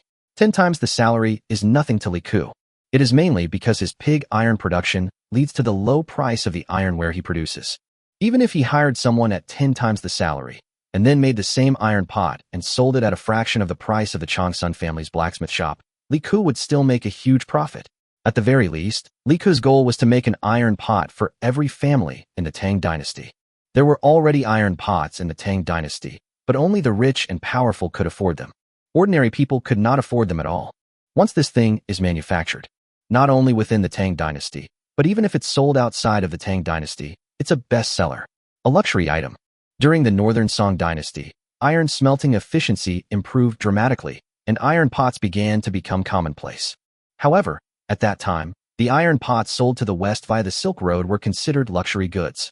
Iron pots sold to Jin, Mongolia, and other countries could fetch 100 taels of silver each. These items were considered wedding gifts and even betrothal gifts in Mongolia, Jin, and Liao. When it was exported to places like the Arab world, it could be exchanged for gold. During the Tang dynasty, after the iron pot was produced, you can imagine how precious it was. During the reign of Emperor Huizong of Song dynasty, the annual steel output was only about 9 million jin, or about 4,500 tons. But Li Ku now has a blast furnace for iron making. Anyway, one furnace of iron can produce nearly 1 ton of pig iron. What limits Li Ku now is the output of coal and iron or mining, not the speed of steel smelting. With the efficiency of blast furnaces, by building hundreds of blast furnaces, Li Ku can smelt thousands of tons in a month. So, what does 10 times the monthly salary mean? If Li Ku wants to have fun, he can afford it even if it's 100 times higher. But 10 times is still in line with market laws, but 100 times is not. Moreover, 10 times is enough. I want to see if your Changsun family will follow suit. If you don't, I wonder how you're going to support these people. Li Ke's biggest way to make a profit is naturally ironware. With so many blacksmiths starting to make ironware, all the people working for him can buy iron pots, plowshares, kitchen knives, and other ironware at 80% off the external market price. So, no matter how much money Li Ke gives out, won't he have to get back the same amount in the end? Isn't money just a matter of transferring it from one hand to the other? For ordinary people, they may hesitate about things like iron pots, but they will definitely buy things related to productivity like plows first. Therefore, Li Ke wanted to see what the Changsun family could offer. He was following suit now because ironware could still bring high profits. But what would he do when he found that the ironware could no longer be sold? Originally, Li Ke was not going to cause trouble for them. They had just had a conflict, and now it was halftime. I would renovate my Chang'an city and make more money. How great is that? You're trying to cause trouble for me behind my back, aren't you? Just dig a hole for me. Changsun Wuji had to temporarily gather Zheng Yu and others together to discuss countermeasures. Do you have any latest news about the king of Shu? Changsun Wuji asked them. No. Everyone shook their heads. Is he crazy? Changsun Wuji frowned, a headache in his head. Why did his policies, which always worked so well, always fail with Li Ke? The point was, what was Li Ke's reason for success? Was he a deity descended to earth? He could have anything he wanted, or had his craftsman truly come up with something new? Could this craftsman's power really be so strong? Could it be enough to change the situation in the Tang dynasty? Changsun Wuji really couldn't figure it out. We can't figure it out either. A 3-year contract means he can support these people for at least 3 years. Although the other party is only targeting apprentices who have worked in a blacksmith shop, the salary is too high, and the master chef pays even higher. If we can still keep the master chef, after all, their household registration is in our hands, but most of the apprentices may not be able to be retained. Zheng Yu said with a headache. The Zheng family was actually fine. It didn't matter whether their blacksmith shop was open or not, but Li Ke's move directly blocked the lifeline of the Changsun family. The main sources of profit for the Changsun family are all iron ore and iron-related industries. Changsun Sikong, should we follow him? Zheng Yu asked after a moment of hesitation.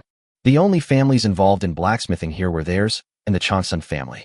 Although several other families also had blacksmith shops, they were mostly used by themselves. It didn't matter whether they were closed or not. Even if they couldn't recruit blacksmith apprentices from outside, they could use their servants. But the Changsun family and the Zheng family are not so good, as their gaps are too big. Chapter 169, Life or Death? No. After a long pause, Changsun Wuji finally spoke in a cold voice. Let him recruit. Let's see how many people he can recruit. We can't relax on other aspects. If he has the ability, he'll even pay 10 times the salary of those ordinary laborers who are going to help him renovate Chang'an City. I don't believe it. How much money can Li Ke have? Just relying on that mall. After hearing what Changsun Wuji said, everyone breathed a sigh of relief. It was not difficult for them to maintain the current situation. Then will we increase all salaries to 5 times? Zheng Yu was a little helpless. Their original idea was to triple it, but who knew that now it would go straight to 5 times? Not to mention the blacksmith shop. The experienced blacksmith apprentices recruited by Li Ke would not affect other industries for the time being. But Zheng Ji has already spread his identity everywhere, and now Zheng family can't explain it no matter how hard they try. The various workshops and other industries under him have started to talk about it, and people's hearts are uneasy. Although everyone was still waiting and watching at the beginning, people are not fools. This sudden salary increase is too crazy. Monthly salary increases do happen, but they are usually given by the employer after working for the employer for many years. How could it be a direct triple or quintuple increase like this? There is clearly something wrong here. Perhaps His Royal Highness the King of Shu is arguing with these aristocratic families again. Now things are even worse, with even the monthly salary being 10 times higher than before. Although they had their doubts, the tenfold monthly salary was too tempting, so many apprentice craftsmen simply ran away. When they arrived, as long as they demonstrated their blacksmithing skills, the other party would directly ask for their wages. And just as they said, the monthly salary was 200 coins per string. This salary made all the craftsmen who came here very happy. His Highness the King of Shu was really amazing. When Changsun Wuji was meeting with Zheng Yu, they were in Kaifeng County, Xinjiang County, under Luoyang. A special family meeting was also being held in the Xinjiang Zheng Ancestral Hall. There were more than a dozen elders at this clan meeting. These elders were all very prestigious elders of the Xinjiang Zheng family. In addition to these elders, there was also a man in his 30s. Zheng Lin. The old man sitting in the main seat opened his eyes. Old patriarch. The young man called Zheng Lin raised his head and spoke. 3 days ago, I discussed with the elders of the clan and decided to expel you and your family from the ancestral home of the Zheng family in Xinjiang today. In other words, after today, your family will no longer be members of the Zheng family in Xinjiang. The old man said calmly. Zheng Lin was silent. Zheng Lin, you are very smart and good at accepting new things in the family. At present, you, Zheng Lin, have many descendants. You have 4 legitimate sons and 7 illegitimate sons. You will take those illegitimate sons as legitimate sons later. After they are expelled from the Zheng family, you can marry more wives and concubines. The old man continued. Elder, why me? Zheng Lin felt a little uncomfortable. Since we are taking this step again, we must choose someone with talent. You were one of our favorite candidates for this generation's clan leader. Your abilities are beyond doubt. After expelling you from the Zheng family of Xinjiang, they will compensate you with 1 million strings of cash, 12 shops in Chang'an, 1,000 acres of land around Chang'an, a 5-courtyard house in Chang'an, a mansion in Luoyang, 17 shops in Luoyang, and all the servants and shopkeepers will be transferred to you, Zheng Lin, the Zheng family. Furthermore, Li Ke's gold membership in the shopping mall will also belong to you, Zheng Lin. From today on, you can call yourself the Jingzhao Zheng family, the Chang'an Zheng family, whatever you want. Remember, you go and follow Shu King Li Ke. No matter what he does, you support him. If he falls, no one will save you, and no one will save your Chang'an Zheng family. Of course, if he falls, you will not be implicated. Your Chang'an Zheng family is not part of my Xinjiang Zheng family. From today on, your Zheng family has nothing to do with my Xinjiang Zheng family. The old man said in a cold tone. Zheng Lin wanted to say something, but the old man sitting in the main seat waved his hand. I believe you can figure it out. If you can't, that's fine. We've already made the decision. It's up to you to decide how to proceed. If I don't follow the king of Shu, will there be a second disciple expelled from the Zheng family in Xinjiang? Zheng Lin bit his lip.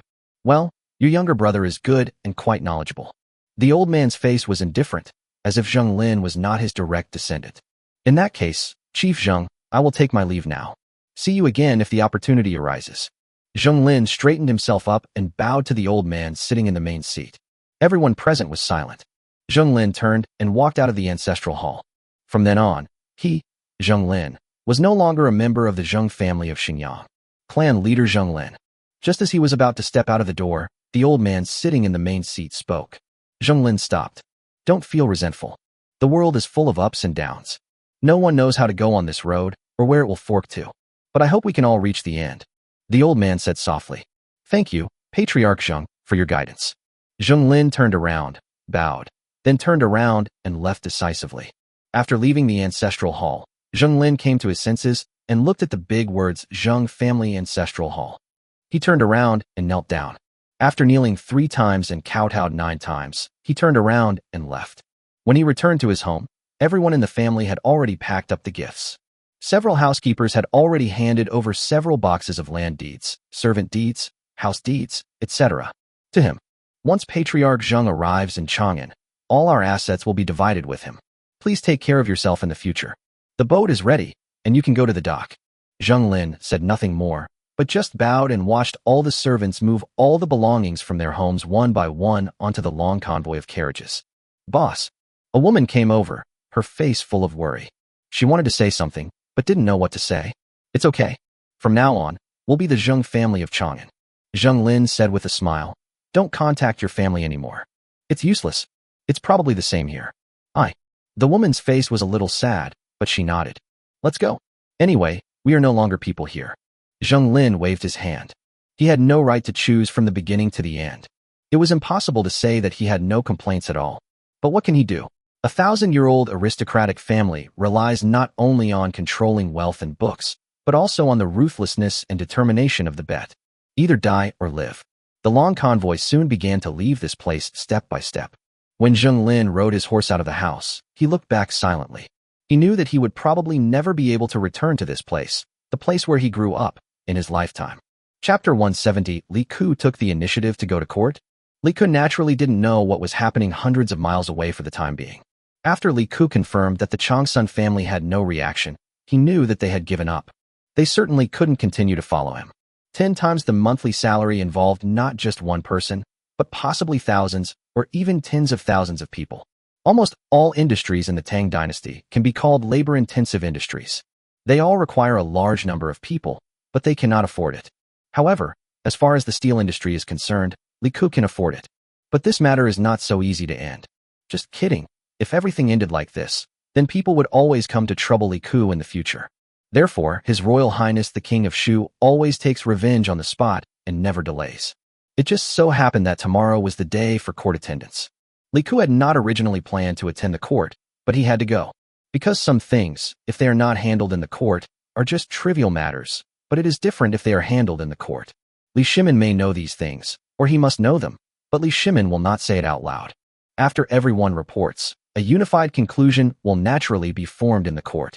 Li Ku is going to disrupt this conclusion tomorrow, so of course he can't play by the rules. Early the next morning, Li Ku put on his court robes and went straight to the Taiji Hall. When Li Ku arrived outside Taiji Gate, Cheng Yaojin and the others were shocked.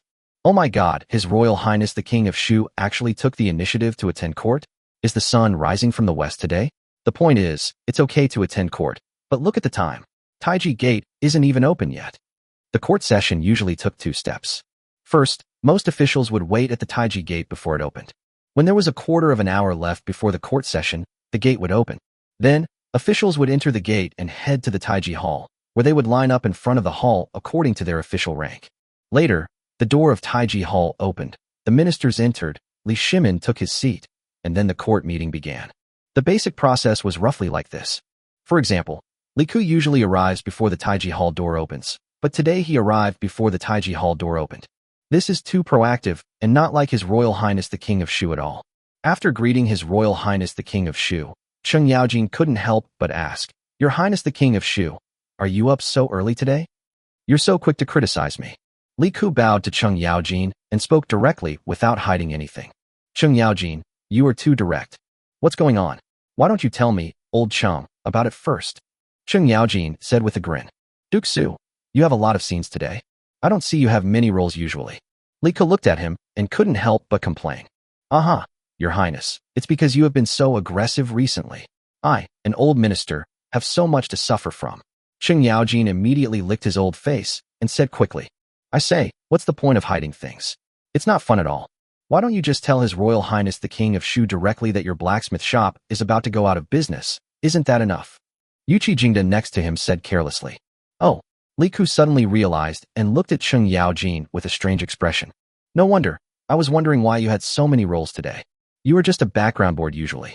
He also remembered that the Cheng family also had a blacksmith business. Although it was not the main industry, it also occupied a considerable part. Isn't this just a fight between Jieduobo and Wang Leji, and Heqi Zheng was dead? This is normal. The first and second place are competing for the market, while the third and the rest are dying. Isn't this normal? Then you can just sell it to me. Li Ku said straightforwardly. Sell it to Your Highness? Your Highness, you see, my family's income is just average, and I rely on it to make a living. I, old Cheng, also have a whole family to support. Cheng Yaojin began to complain. Li Ku glanced at Cheng Yaojin and couldn't help but tisk twice. He was worthy of being a man who had lived through 4 dynasties. He was just a reckless person. You thought he was doing this, but he was actually very smart. Did the Cheng family lack money? Certainly not. Cheng Yaojin came from a family of officials. While not considered aristocratic, his family was quite wealthy. When he was young, he could easily organize hundreds of local militias. After becoming an important official under Emperor Li Shimin, he received even more rewards from him. Although Cheng Yaojin seems to be a reckless military general, his family's business is doing well, so Cheng Yaojin's mansion is also very rich. In fact, few of those who followed Li Shimin were poor. Anyway, I'm telling you, if you don't sell it, don't cry in a while. Li Ku said lightly. Now it's just that there is a lack of manpower and it can't continue to operate, but after a while it will be completely uncompetitive, and there is no point in running it. What do you mean, Your Highness? Just tell me. I have a cow at home that just jumped into the river and drowned because of depression. I will treat you to some beef. Cheng Yaojin said quickly. Li Ku. Your Highness, you see, I am still your silver member. Why don't you tell this old minister about this for your honor? Cheng Yaojin said with a grin, rubbing his hands as he spoke. Li Ku was about to speak when he saw Zhangsun Wuji and others approaching from a distance. He said directly, let's talk after the court session. Then I will treat you to dinner today. Cheng Yaojin immediately said generously. When Zhangsun Wuji saw Li Ku, his heart also skipped a beat. Everyone had the same understanding of Li Ku. They all knew that nothing good would happen when this guy went to court, but they couldn't stop Li Ku from going to court. Soon, In the Taiji Hall, when Li Shimin sat down in his seat, he immediately saw Li Ku, who came to attend the court. Li Shimin couldn't help but raise his eyebrows. What was this bastard going to do today? When Chang Lin announced the start of the court meeting, everyone fell strangely silent. No one spoke, but many people's eyes were directly cast on Li Ku. Your son has something to report. Li Ku didn't bother to care about everyone's gaze. He just spoke when no one spoke. Oh, what's the matter? Li Shimin raised his eyebrows. He already felt pain in his forehead. Your Majesty, the most unacceptable threat to the world is the so-called peace and order, but in reality, there are unexpected worries. Li Ku did not hide anything and spoke directly. However, as soon as Li Ku's words came out, everyone thought they had misheard. Cheng Yaojin even stretched out his thick fingers and couldn't help scratching his ears. Could he have hallucinated and heard it wrong? If we sit back and watch the situation unfold without taking any action, we fear it will become irreversible. If we rise up and force an action, the world will become accustomed to peace and order and lose our trust. Only benevolent, noble, and heroic men are willing to step forward and brave great difficulties for the sake of the world, in order to achieve great success. This cannot be achieved in a short period of time or simply for the sake of fame. Ministers, did Li Ku take medicine? When the world is at peace, a disaster may arise for no reason. If I start it, I can contain it, and then I will have an explanation to the world. If I hesitate to get rid of it when it happens and let others take the responsibility, then the disaster of the world will be on me. Li Ku ignored the gazes of others and continued to speak. Even Li Shimin, who was sitting on the throne, was stunned. This is my son. Li Ku looked at everyone with disdain. Humph. You know nothing about my knowledge. I can't write, but there's a descendant named Su Shi who can write. In the past, Chao Kuo served the Han dynasty with all his loyalty and plotted to weaken the vassal states of Shandong. These vassal states rose up in rebellion under the pretext of punishing Kuo. However, the emperor failed to investigate and instead used Kuo as an excuse. The world mourned that Kuo, despite his loyalty, had suffered misfortune, unaware of Kuo's reasons for his misfortune. Those who accomplished great things in ancient times possessed not only extraordinary talent, but also unwavering perseverance.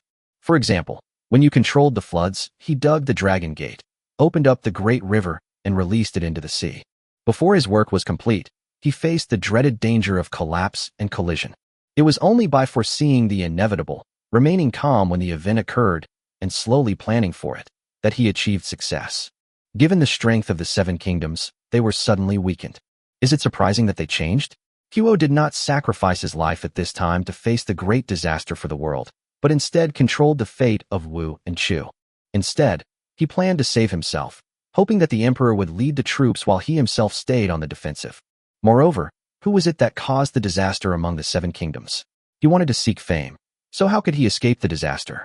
He led the most dangerous situation himself, while staying on the defensive was the safest. He was the first to cause the disaster, chose the safest place, and sent the emperor to the most dangerous place. This is why loyal ministers and righteous men are indignant and dissatisfied. At this time, even without Yuan Ong, Kuo would not have escaped disaster. Why? He wanted to remain in defense, but let the ruler lead the army himself. This was already difficult for the emperor, and he had already violated his own will. Therefore, Yuan Ang's advice was able to prevail. If Wu and Chu rebelled, Kuo would have personally taken on the danger, tempering himself day and night, facing east to wait. If he did not bring disaster to his ruler, the emperor would have relied on him and felt safe. Even if there were 100 Yuan Ongs, how could they have been able to disrupt him? Alas, gentlemen of this world, if they wish to achieve extraordinary success, should not worry about preserving themselves. If Kuo had led the army to attack Wu and Chu, he might have achieved success, but his desire to secure his own position displeased the emperor. The treacherous ministers were able to exploit this opportunity. The very reason Kuo sought to preserve himself was actually the very reason for his own misfortune. When Li Ku finished reciting On Chao Kuo, the whole court was shocked. Chu Suiliang, with his eyes shining, wrote down the entire On Chao Kuo word for word. Ministers. Everyone looked at Li Ku in confusion. Is this His Royal Highness the King of Shu? Li Ku, have you caught a cold recently? Li Shimin choked and asked subconsciously. Chapter 171 Li Ku, am willing to set an example, Part 1. Li Shimin's words made Li Ku feel a little depressed. Dad, what do you mean Li Ku, am also very talented?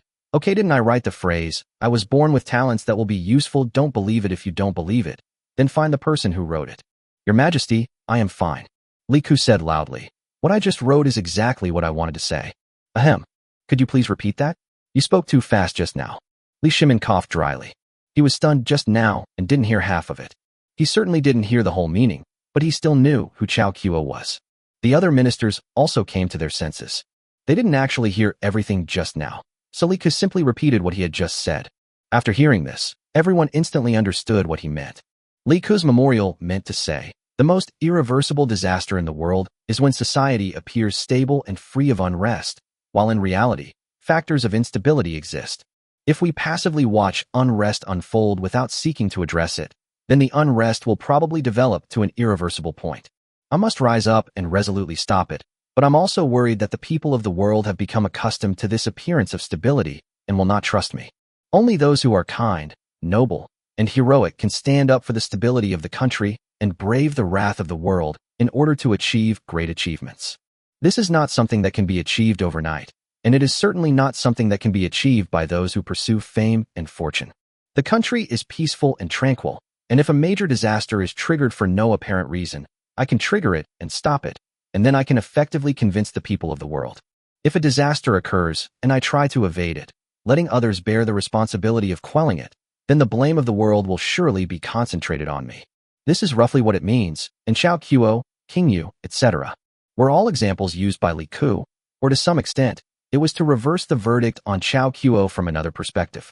But when Li Ku said this today, all the ministers in the court were shocked. What was meant by these words? Could it be that His Royal Highness the King of Shu was planning to take action against someone again? So what you mean is that there are some hidden dangers in the Tang dynasty that must be dealt with in a timely manner. Li Shimin looked at Li Ku and asked. Yes. Recently, in some industries in Chang'an City, the monthly wages of the surrounding people have doubled, and the highest is even 10 times. Li Ku said directly. Changsun Wuji couldn't help but roll his eyes. Didn't you come up with that tenfold number? You still have something to say. The level of monthly wages is actually related to important factors such as social stability. Take this incident for example. If we sit idly by and do nothing, in a month or even several months, these businesses and workshops will suddenly reduce the monthly wages to their previous levels, which will inevitably trigger public protests. The people gathering in front of Suzaka Square in the past will inevitably happen again. So I mentioned this today because I hope that my father and the court can pay attention to this matter. Li Ku said seriously. Ministers, everyone actually has an idea of how this incident happened. It must be closely related to Li Ku, but what Li Ku said is absolutely flawless and no one can find fault with it. Everyone has seen the talent of the article that took Chao Kuo as an example. It is well-reasoned and well-founded, and the historical events are there. Naturally, everyone can see the hidden dangers that Li Ku mentioned. Changsun Wuji was shocked. Could it be that Li Ku was going to force the monthly allowance down through the court? I hadn't expected him to have such power. If that was the case, then all our efforts would be in vain. Changsun Wuji felt a little annoyed. He had originally thought that this matter was completely unsolvable. Even though they were killing 1,000 enemies and losing 1,000 of their own, this was completely acceptable. Because they can bear it, but Li Ku can't. Who knew that Li Ku would actually think of using this trick? The problem is that he has no way to stop it, and no other ministers will stop it either. Because if they stop it, once the people really gather, wouldn't that be courting death? No one would do such a stupid thing as putting a knife to their own neck. Your Highness, the King of Shu, is absolutely right.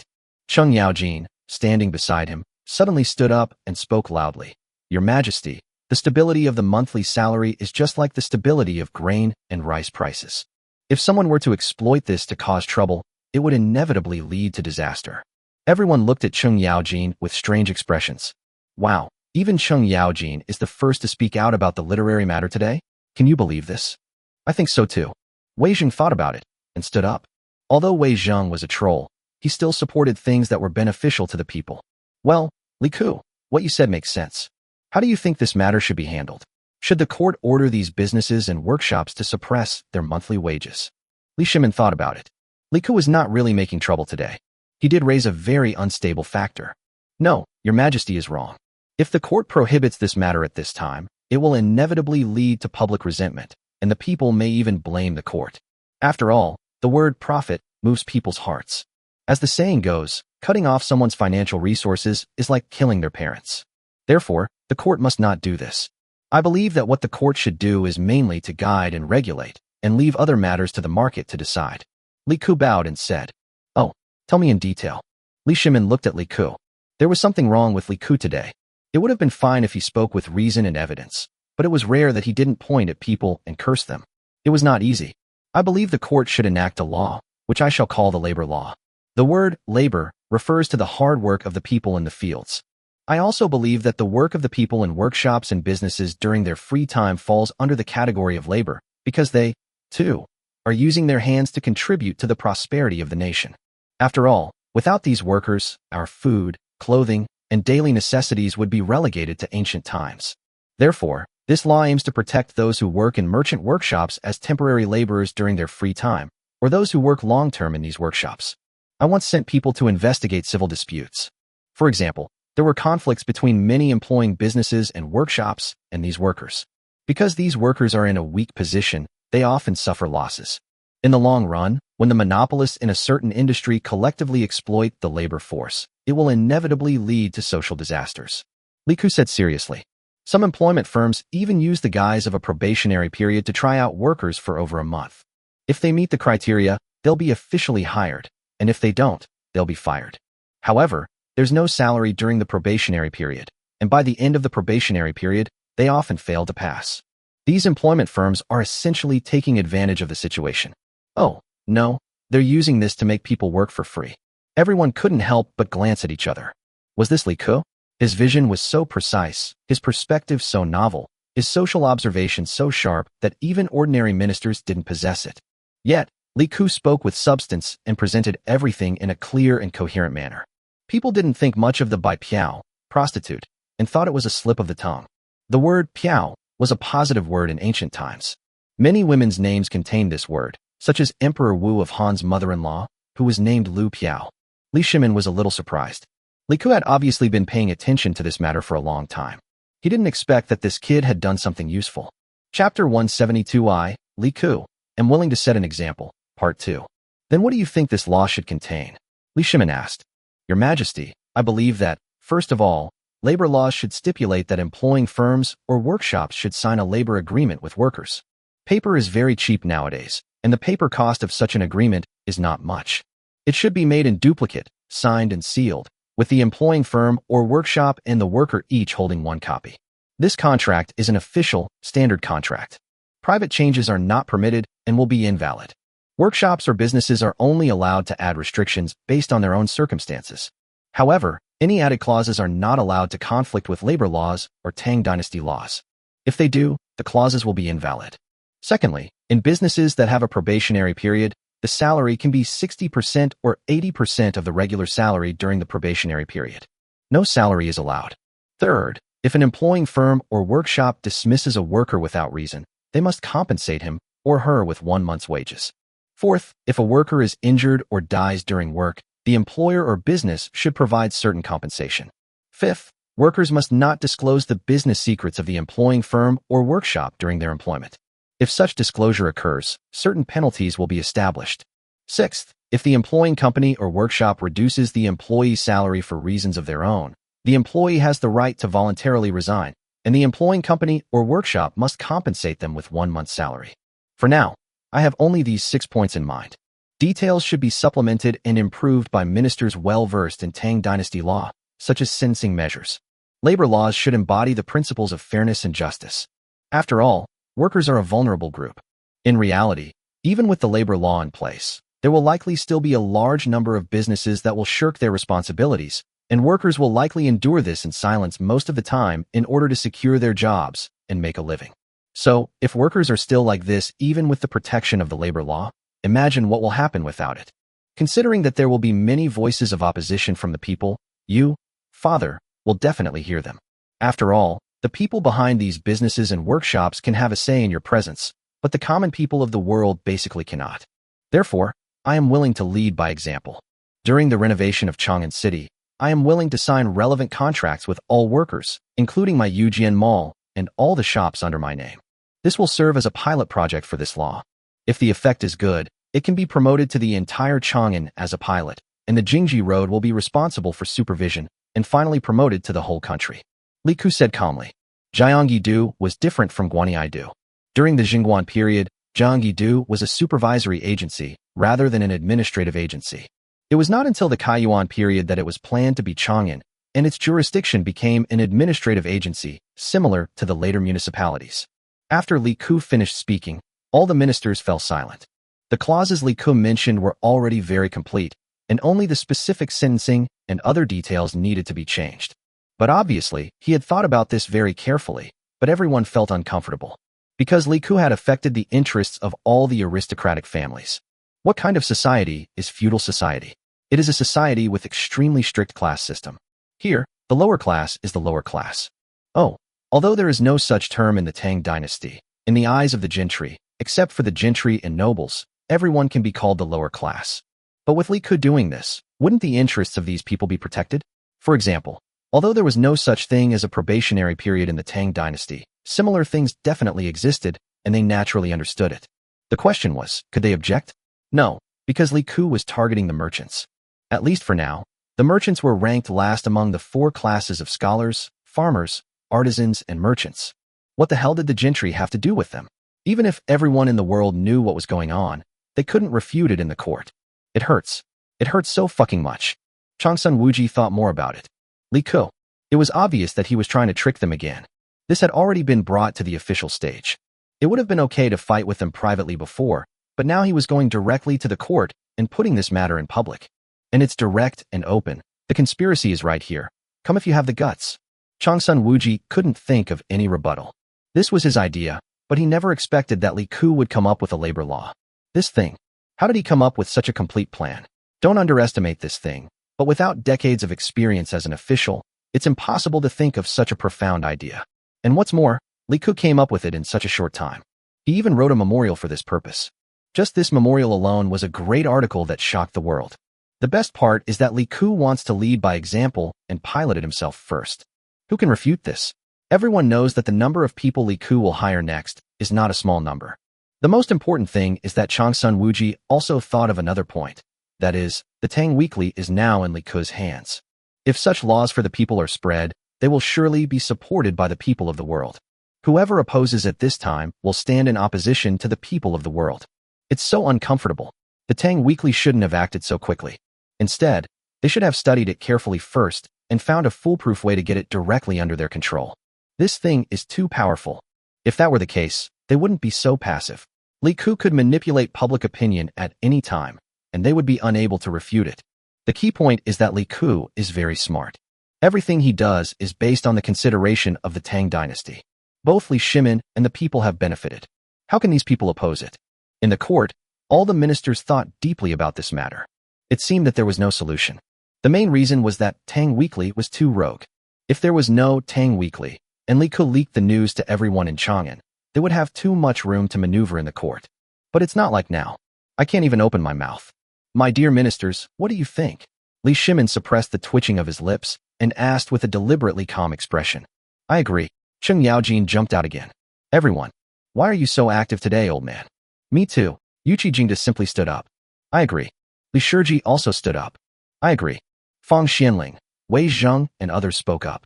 There was no way to refuse this matter. Since Li Shimin had begun to ask directly, it meant that Li Shimin attached great importance to this matter. As for the other ministers, they had no way to object, so since they had no way to object, they might as well stand up and agree. Very good. Since most people agree, Li Ku will temporarily draw up a contract according to the terms you mentioned and then implement it. I will ask relevant officials to investigate the implementation of the contract and ask the people about their feelings. Li Shimin finalized it directly. Yes, I have something else to report. Li Ku bowed and spoke loudly. Chapter 173, One Ring After Another. Li Shimin was very satisfied today. Although Li Ku's proposal seemed insignificant, from Li Shimin's perspective, he certainly knew that this was a great restriction on the aristocratic families. As we all know, although merchants were at the bottom of the social class, the aristocratic families controlled most of the business. There are really not many truly independent merchant families. To a certain extent, if all the aristocratic families were like Wei Zheng, who was so poor that he had to rely on Li Shimin's rewards to maintain the expenses of his own mansions, would their influence be as great as it is today? Of course, we may face another problem at that time.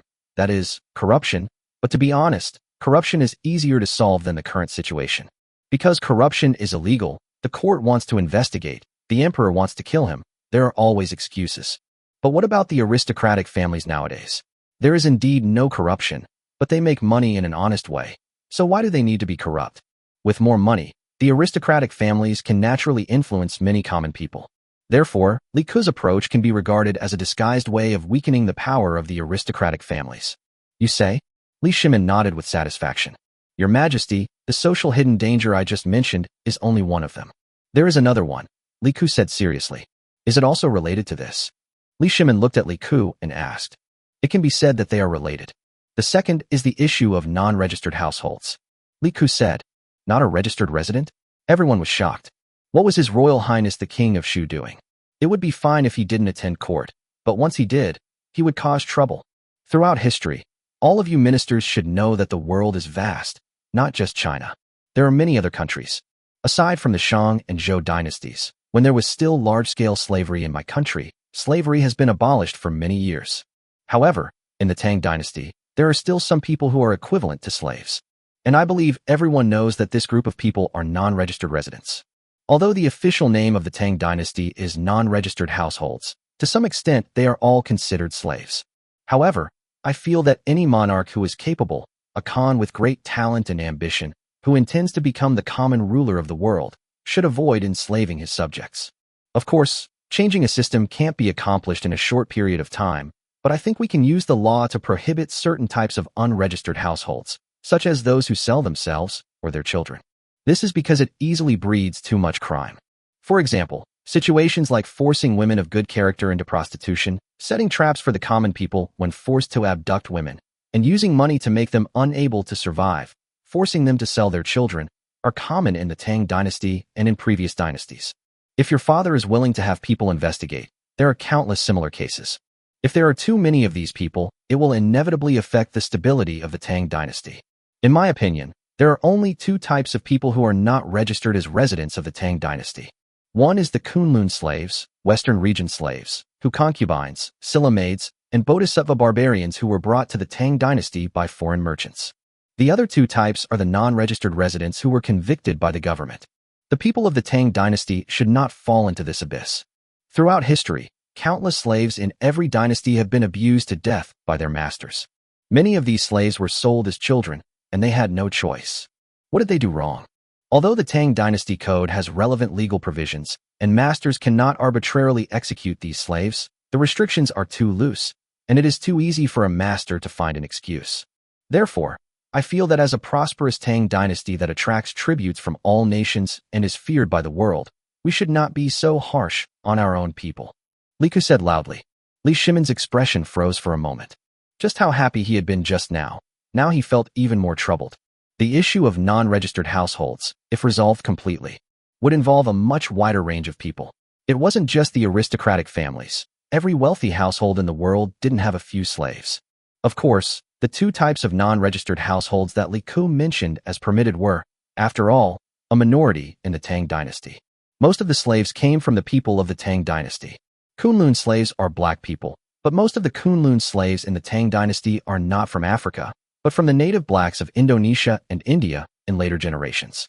India's caste system was created after the Aryan whites invaded India. The top classes of Brahmins, Kshatriyas, and Vaishyas are Aryans. The Putras, who are untouchables, are the indigenous inhabitants of India. Among these four major classes, there is also a Dalit, or untouchable. Untouchables are not considered human beings at all in the current Harsha dynasty. These people are a kind of black people who are the indigenous people of the Indian mainland. Their skin is almost the same as that of blacks, but they are short and small. This species also exists in Southeast Asian archipelagos such as Indonesia. After being discovered by Middle Eastern merchants, they began to be sold to the Tang dynasty. Currently, the place with the largest number of Kunlun slaves is Guangzhou. Of course, some Kunlun slaves also come from Africa. There is a big difference between those from Africa and those from India.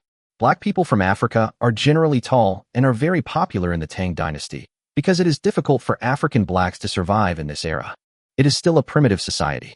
Although working for the master in the Tang dynasty is tiring, it is much better than working in primitive tribes. Therefore, African blacks at this time in the Tang dynasty were actually very hardworking. On the contrary, the black people from Southeast Asia and India are not in good health and are very lazy. The slaves in the western regions came from the defeated Turks and the 36 kingdoms in the western regions, and the Silla maids came from the Silla kingdom on the Korean peninsula. As a vassal state of the Tang dynasty, Silla had too many women who could not survive or wanted to come to the Tang dynasty to become residents of the Celestial Empire, so they came to the Tang dynasty to serve as slaves. In the eyes of the Silla people, being a slave in the Tang dynasty was better than being in Silla. After the Tang dynasty destroyed Goguryeo, the women of Goguryeo were also called Silla slaves in the Tang dynasty. The origin of Huji was actually similar to that of Western slaves, but they were mainly singers from Middle Eastern countries such as Persia and the Arab Empire. They were tributes from merchants and were also very popular. The last type is Bodhisattva man. Bodhisattva man later became the name of a tune, but the source of Bodhisattva man is the Tang dynasty. Its inspiration is a small country called Newman Kingdom in the western regions of the Tang dynasty. Li Ku always thought that Newman Kingdom was a legend in later generations, but facts have proved that some things are not groundless. Newman Kingdom really existed in the Tang dynasty. It was not big, and it was further west than the 36 kingdoms in the western regions. And they are indeed all beauties. The envoys from the Newman Kingdom who had come to visit the Tang dynasty were all beauties, not quite like the Huji. In Li Ku's opinion, they were more like the beauties from Ukraine in later generations, and their dressing styles were very similar to the Bodhisattva styles in the Buddhism that was currently flourishing in the Tang dynasty. So, LSP knows, that's why they were called Bodhisattva man. Anyway, Li Ku thought it was pretty good. Everyone was at the level of Naza and Reba, and Bodhisattva man was also very famous in the Tang dynasty. I won't go into details about the official slaves. Li Ku's proposal made all the officials silent for a moment. You know, even a relatively honest minister like Wei Zheng had slaves at home.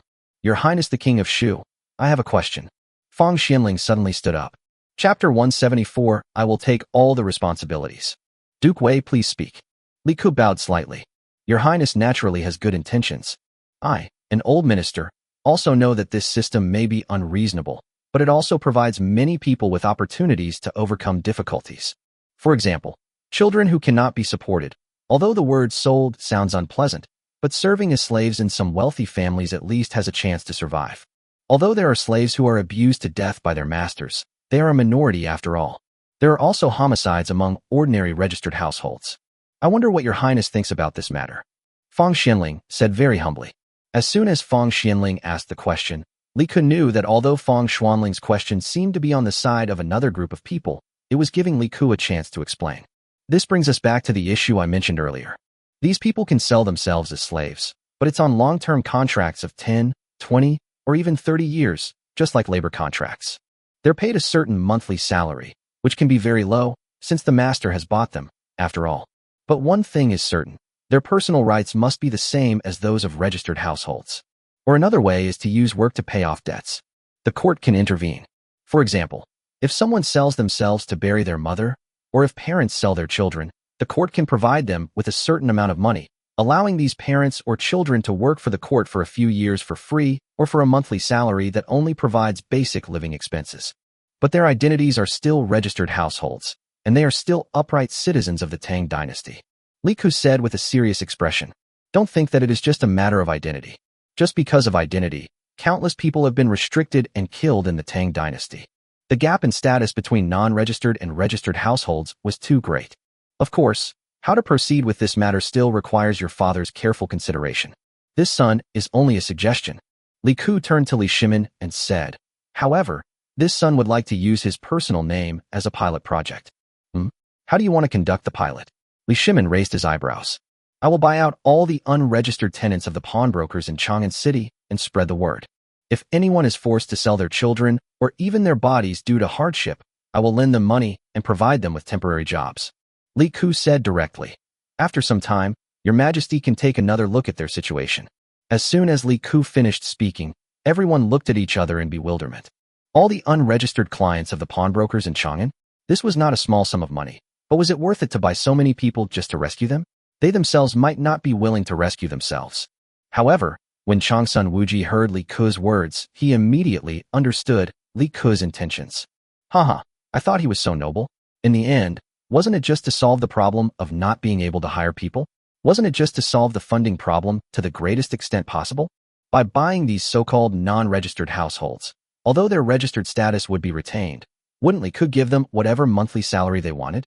Even if Li Ku asked them to work for free for a few years, they would probably be willing to do so. After all, few people were willing to become non-registered households. It turned out that this was his biggest goal. Chong Sun Wuji thought he saw through Li Ku's thoughts, and he stood up directly. Your Majesty, I also have questions for His Royal Highness the King of Shu. Li Shimin glanced at Zhang Sun Wuji, then paused and said, Prince Kong, please speak. I agree with the proposal of His Royal Highness the Prince of Shu. I admire His Royal Highness the Prince of Shu's kindness. If all the people of the Tang dynasty, except for criminals, were non-registered households, I would also like to see such a prosperous Tang dynasty. His Royal Highness the Prince of Shu is willing to serve as a pilot for the proposal just now, but I have a few details I would like to ask. What will His Royal Highness do after buying these non-registered households who sell themselves? Zhang Sun Wuji asked calmly. As soon as Zhang Sun Wuji raised his butt, Li Ku knew what he was going to say. However, Li Ku pretended not to know and said directly, change their status back to registered households and sign a certain agreement with them. For example, if I buy a slave for 1 guan, I will sign a contract with him. It is equivalent to me lending him 1 guan, and he works for me. The monthly salary is 100 won. He needs to work for me for a year to pay it back. After paying off the debt, whether he continues to work or quits and finds work elsewhere has nothing to do with me. I do this to give these people a chance to live an upright life. I hope that even if they become servants for some wealthy and powerful families, their service is only a contractual relationship. If they want to live their own lives one day, they will have the opportunity to leave. And not once a slave, always a slave. Your Highness the King of Shu is indeed kind. I agree with Your Highness the King of Shu's opinion. However, I wonder how Your Highness the King of Shu will settle the monthly wages with those who sign the contracts. Chong Sun Wuji asked another question. Li Ku sneered, knowing that this was your plan. However, Li Ku didn't care and said directly, of course, we treat everyone else the same. They just need to pay more interest on the borrowed money. Okay, I have nothing to say. Since His Royal Highness the King of Shu is willing to use Chang'an City as a pilot, I agree with this opinion. Chong Sun Wuji spoke loudly and decisively. Li Ku wanted to jump into such a big pit, so Chong Sun Wuji was naturally not polite. He wanted to see how much money you, Li Ku, have. Anyway, it is just a pilot project now, and there is still a long way to go before it becomes a national policy, because it involves not only one person, nor just aristocratic families, but all wealthy families including merchants and wealthy families. This is different from the decision of Tang Weekly, and it is definitely not something that can be decided in a short period of time. Since Chong Sun Wuji agreed, naturally no one else objected. Since Li Ku was willing to take on this task, let Li Ku do it. Since all the ministers agree, Father, I have another request. Please allow me to convert these people's non-registered household status into registered household status. Li Ku confirmed with Li Shimin again. Although non-registered households can restore their status and indentures after being purchased by the master family, as long as the master family is willing, allowing them to become registered households again, but it still needs to go through the government. Okay, after the court session, I will ask Chong Lin to draft an edict to the county magistrates of Wanyin and Chang'an counties. Li Shimin nodded and agreed. After thanking him again, Li Ku returned to his seat and sat down. Looking at Chong Sun Wuji's back, Li Ku sneered. You think I'm doing this to avoid Gao Yueqian finding a way out for myself, right? You'll soon find out that I'm cutting off your retreat. After buying out all the non-registered households in the pawn shops in Chang'an City, when Chong Sun Wuji and his blacksmith shop couldn't hire anyone, they no longer had the chance to buy these slaves to do the work. As for Li Ku, hiring anyone is just like hiring. Buying these people is nothing more than giving them their salary in advance. I just don't know who will find people to work in your shops when the time comes. Chapter 175, They are all talented. After leaving the court and the palace, Li Ku was about to order Tian Meng to go to all the brokerages and buy back all the non-registered households in Chang'an. However, as he left Hongguang Gate, an armored general came up to greet him and bowed, saying, Your Highness, the King of Shu, is greeted by Your Highness, the Left Guard General Su Lai and Su Dingfang. General Su is here? Li Ku was a little curious and looked Su Dingfang up and down. This was also a famous general in history, but after Li Ku traveled through time, he had never seen Su Dingfang. As a military general, the general of the Left Guard was only of the 4th rank and did not have to attend court. It was not that 4th rank officials did not have to attend court, as there were many 4th rank civil officials in the court, but the general of the Left Guard had the important job of guarding the capital and did not have to attend court unless necessary. In compliance with His Majesty's order, while His Majesty the Prince of Shu is renovating Chang'an City, I will obey His Majesty's orders, including the actions His Majesty has mentioned today. I will cooperate with His Majesty and may freely mobilize 2,000 men of the left guard to assist His Majesty in carrying out his mission. Su Dingfang said, "This is His Majesty's handwriting." Su Fang handed an unopened handwritten letter to Li Ku. Li Ku was a little curious, but he still reached out to take it and opened it directly in front of Su Dingfang. Su Dingfang served under Lu Haida, an old general of Do Jianda, in the 6th year of Wuda. After Lu Haida's defeat, Su Dingfang retired.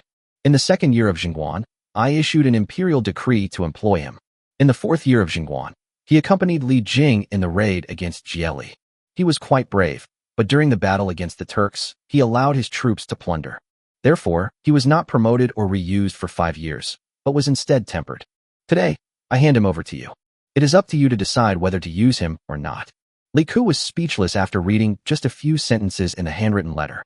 Li Shimin had the idea of disciplining his son again. However, Li Ku's impression of Su Dingfang was that Li Shimin had not used him for more than 5 years, but for many years. However, he could not remember. It was only after Li Ji ascended the throne that Su Dingfang became famous. It seemed that Li Shimin was really cruel in tempering his temper, or he was leaving it for the next emperor. General Su, you're welcome. Just follow me first. I'll ask you to do anything.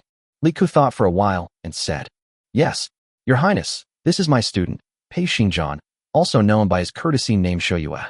He is 16 years old this year and currently serves as a military officer in the warehouse. He will be accompanying Your Highness for the time being. Sometimes I may not be able to follow Your Highness all the time, so he can serve as an errand boy." Su Dingfang introduced Li Ku to a young general behind him. "Greetings to His Royal Highness the King of Shu." Pei Xingjian also bowed again. Wow, this guy is also a celebrity. Li Ku looked at this famous general who was born in the same year as him with some curiosity. He was the same age as Li Ku, but he looked younger. Su Dingfang's words could be said to be recommending Pei Xingjian to Li Ku. Everyone understood the implication. How old is General Su this year? Li Ku looked at Su Dingfang and asked. Judging from Su Dingfang's appearance, he was not very old. "I was born in the 20th year of Rinshou." Su Dingfang answered immediately, and Li Ku nodded. The 20th year of Rinshou was the 20th year of Kai Wang in the Sui dynasty, but now it is the Tang dynasty, and many people no longer call it Kai Wang. After Kai Wang, it was changed to Rinshou, and now most people call it Rinshou. Li Ku calculated in his mind that it was exactly 600 AD. Su Dingfang was already 35 years old this year, which was not young. "Let's go. I have something important to do today." Li Ku nodded with a smile. "Yes." Su Dingfang was shocked and stood up straight. "Hey, Your Highness, wait a minute. Your Highness, wait a minute." Li Ku was just about to leave when he heard a rough voice calling from behind him. Hearing this voice, Li Ku was speechless. It was that old man Cheng Yaojin. Turning around, Cheng Yaojin had indeed caught up with him. When he arrived in front of Li Ku, Cheng Yaojin complained, "Your Highness, you are looking down on me. I promised to treat you to a meal, so why are you leaving now?" "Greetings, Duke Su." Su Dingfang and Pei Xingjian both bowed. Cheng Yaojin glanced at them, ignored them, and just waved his hand. It wasn't that Cheng Yaojin was arrogant, but he knew whose orders these two people were here, and he never said anything he shouldn't say. "Aren't you just asking about your blacksmith shop? No need to eat.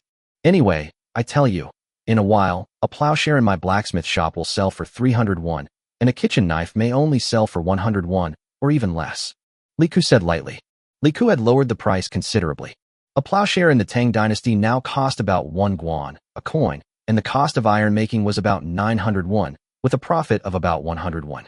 This profit was controlled by the imperial court, as plowshares were crucial to the cultivation of the land. Even so, demand still outstripped supply. The plowshares of ordinary people are often used for many years, but because the plowshares nowadays are not made of fine steel, they are severely worn.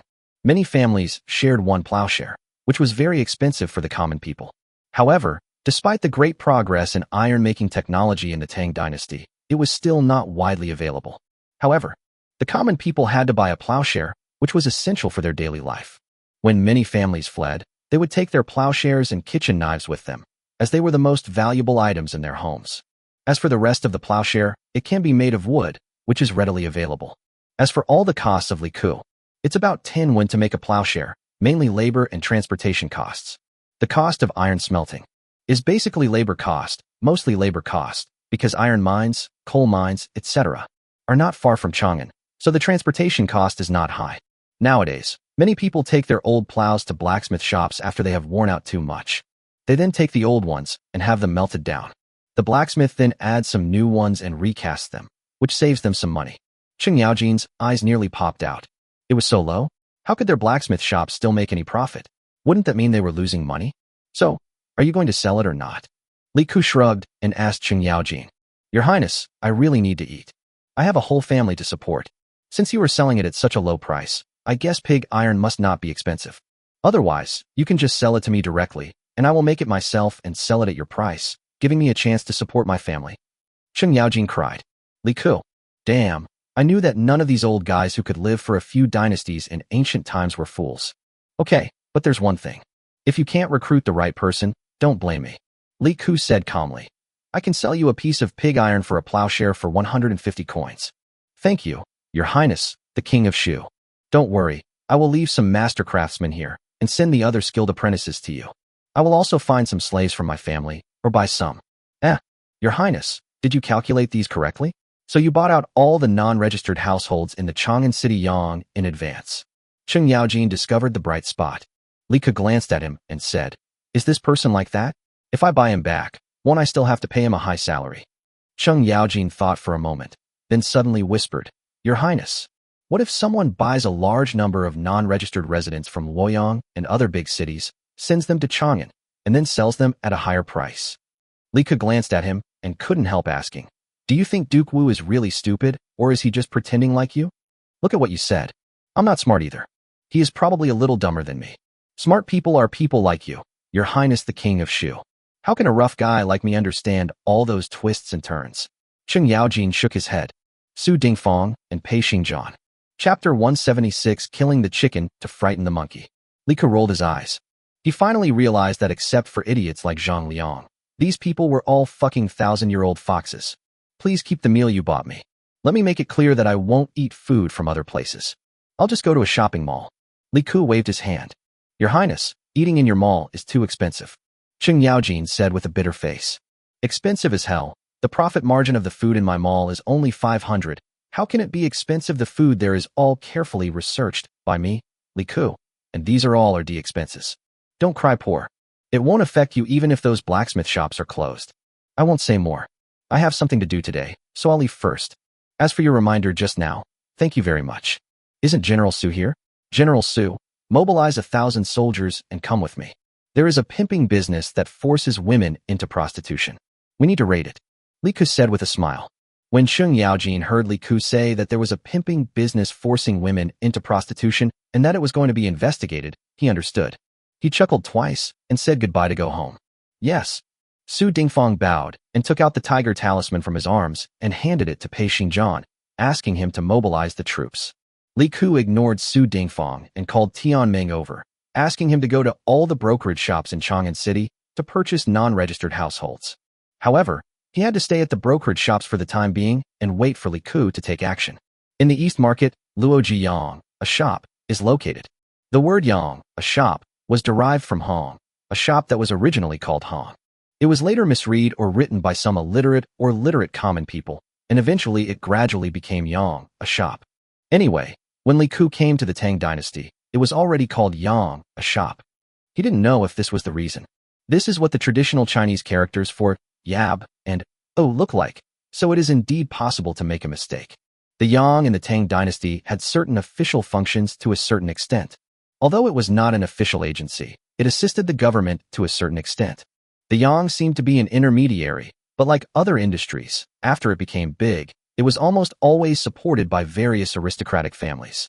Even without aristocratic families, there are still various officials, princes, and the like behind them. This is the ancient ecosystem. To a certain extent, what Ashalu said was correct. If you want to engage in business in the Tang dynasty, you need to pay tribute. Luo Jiyang is related to the Zheng family of Xingyang. As for why it is the Zheng family of Xingyang, this is a good question. In a fight, of course you have to find the right person to fight to the death. Hitting here and there with a hammer is not good. Su Dingfang had obviously received Li Shimin's order a long time ago, so when Li Ku and Su Dingfang rode to the East Market on horseback, 1,000 fully armed left guards had already arrived at the East Market and directly surrounded Luo Jiyang. Although the human trafficking industry is an intermediary, it also runs its own business, such as openly operating human traffickers. Of course, all the non-registered households in the Tang dynasty were voluntary, and most of them were official criminals. But how many criminals were there in the Tang dynasty? How could they possibly satisfy the slave needs of so many powerful families and merchants throughout the Tang dynasty? In fact, there were not so many volunteers, so there were some beautiful and outstanding women here. The means of forcing women of good character into prostitution were really too simple in ancient times. In this era, if the rich want to kill the people, it is just a matter of snapping their fingers. Therefore, almost every broker has done something similar, but some timid ones play it in some remote dojo, while the bold ones dare to play it in Chang'an City. There is a saying that goes, in an avalanche, no snowflake is innocent. Similarly, none of the pawn shops in the Tang dynasty were innocent. If you investigated every one of them, you would find problems. It was just a matter of degree. When Li Ku arrived here, the owner of the pawn shop and others were already kneeling on the ground, shaking like chaff. Seeing Li Ku coming, many of the people watching around boldly began to ask, "Your Highness, King of Shu, what crime have they committed?" Hearing these people's questions, Li Ku nodded with satisfaction. His reputation has worked. Now when he has a conflict with others, everyone subconsciously thinks it is the other party's fault. This is right. Today, I came to court to ask His Majesty for a favor. I wish to rescue all unregistered households in the entire Tang dynasty. This applies only to the common people of the Tang dynasty, not to Kunlun slaves or criminals. However, national policies cannot be achieved overnight, so His Majesty has decided to use Chang'an City as a pilot project. Therefore, today, I will buy out all unregistered households in the pawn shops in Chang'an City. As for the specific details, you can read the Tang Weekly tomorrow for a detailed explanation. As for why, it is because this prince accidentally discovered that Luo Jiyang was framing people, forcing women of good families into prostitution and slavery, and colluding with some powerful people to help them use other means to rob women and harm the people. They also maliciously raised the prices of non-registered households and disrupted the market. This is evidence and proof of guilt. Later, this prince will send everyone to the Dali Temple for conviction and investigation. Li Ku said loudly to the people around him, and as he spoke, he raised the thick stack of papers handed to him by Tian Ming. The soldiers arranged by Su Dingfang loudly spread Li Ku's words in all directions. The owner of Luojiyang and others who were kneeling in front of Li Ku had already turned pale. Don't worry if you don't know about it. I, Your Highness, never implicate the innocent when doing things. Search, Li Ku said with a wave of his hand. Li Ku naturally thought of the concerns that Cheng Yaojin mentioned. The other party even thought of raising the monthly wages of the people. How could he not think of this trick? So Li Ku appeared here. If someone wanted to raise the price, then let them do it. Otherwise, why would Li Ku go to court? Li Shimin probably guessed this, so he sent Su Dingfang to him. TSK, Li Ku wished he didn't have to spend any money. Following Li Ku's order, 1,000 soldiers rushed directly into the pawn shop, and all the shopkeepers and other pawn shop staff who were kneeling in front of Li Ku were captured. Li Ku did not stay here, but handed them over directly to the people behind him to bring all these people back.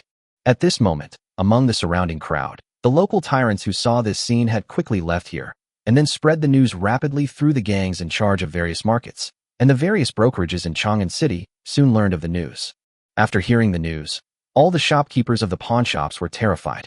This kind of thing could not stand up to investigation. So, when the people sent by Tian Ming arrived here later, these shopkeepers were very polite.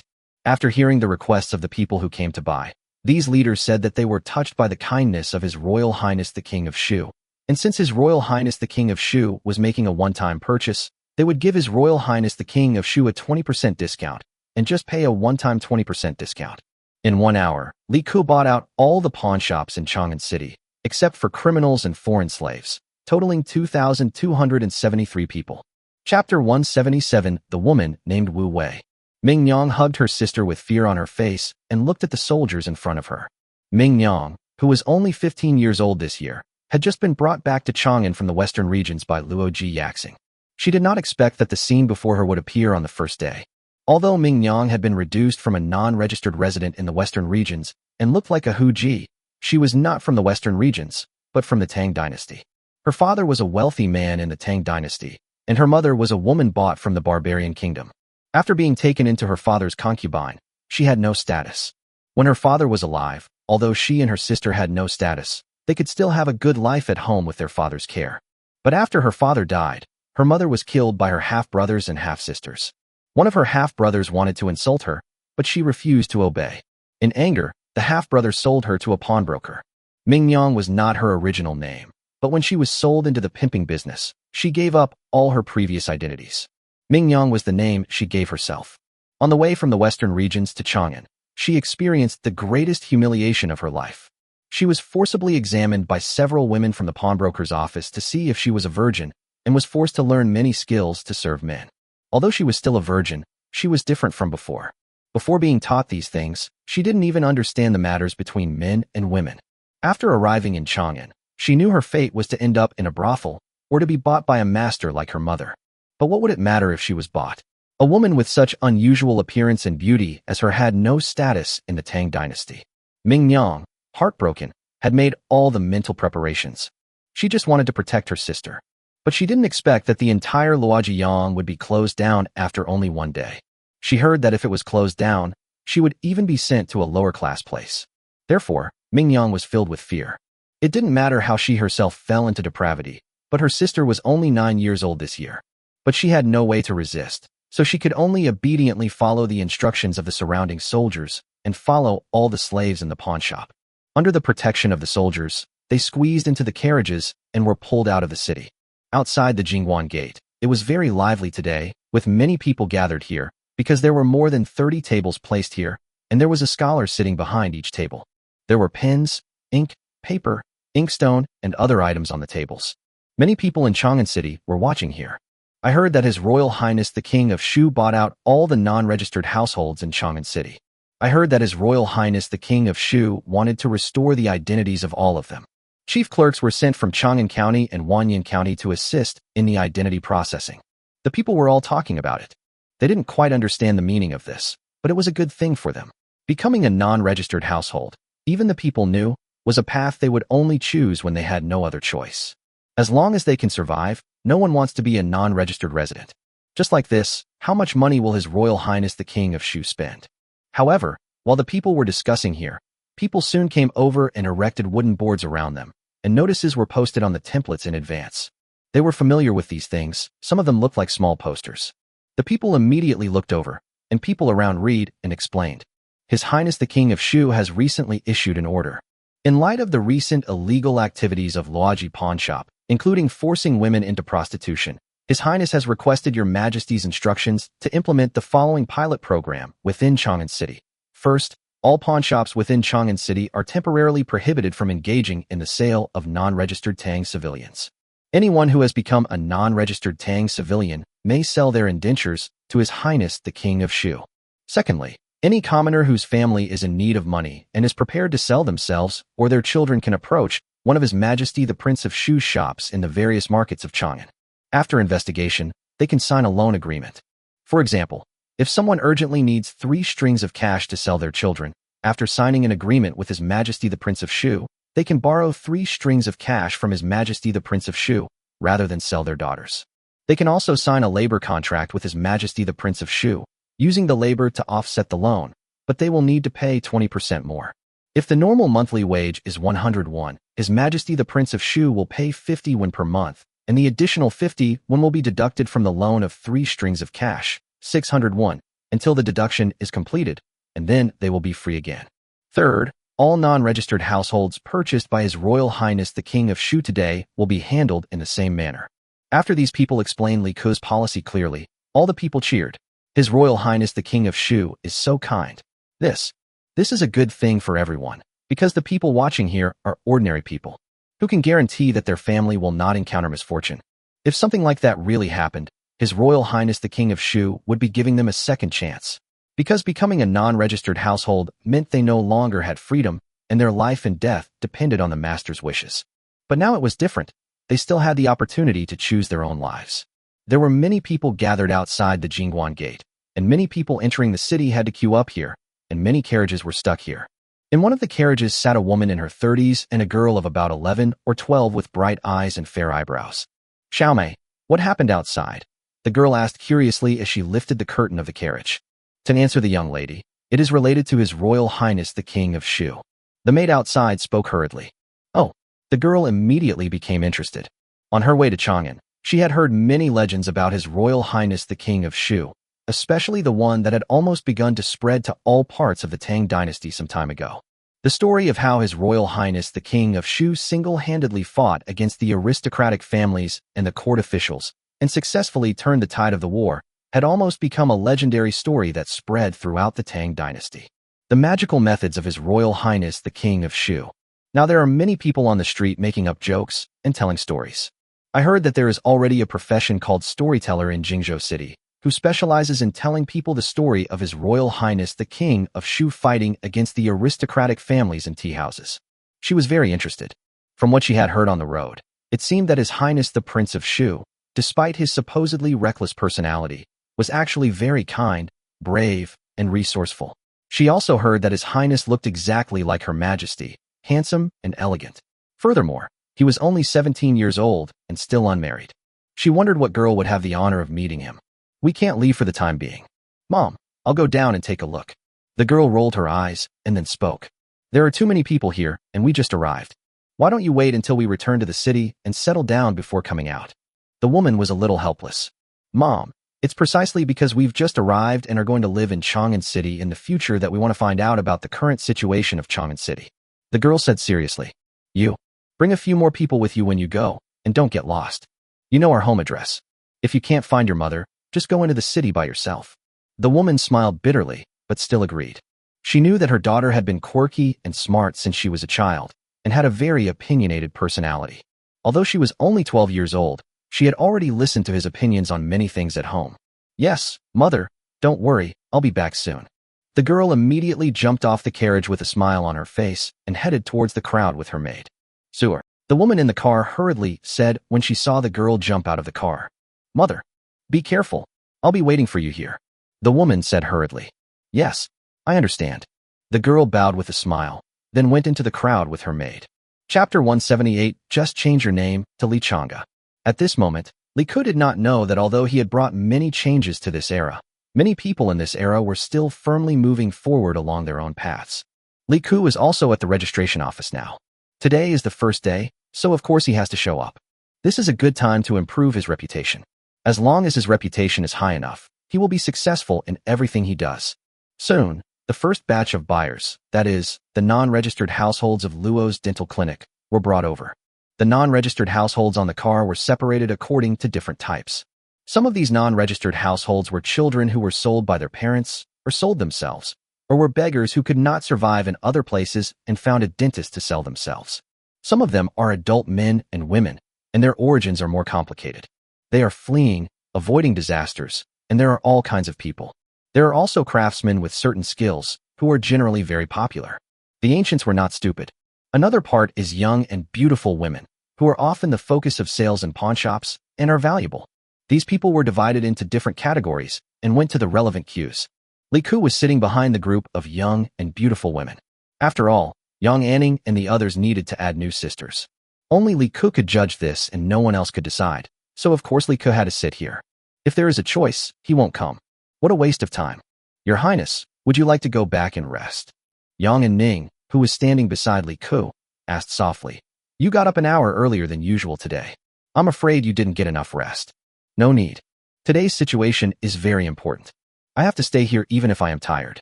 Li Ku waved his hand and quickly sat up straight. Yes, I just heard that there are some good-looking women in Luo Jiyang, so it's a good opportunity for you to feast your eyes.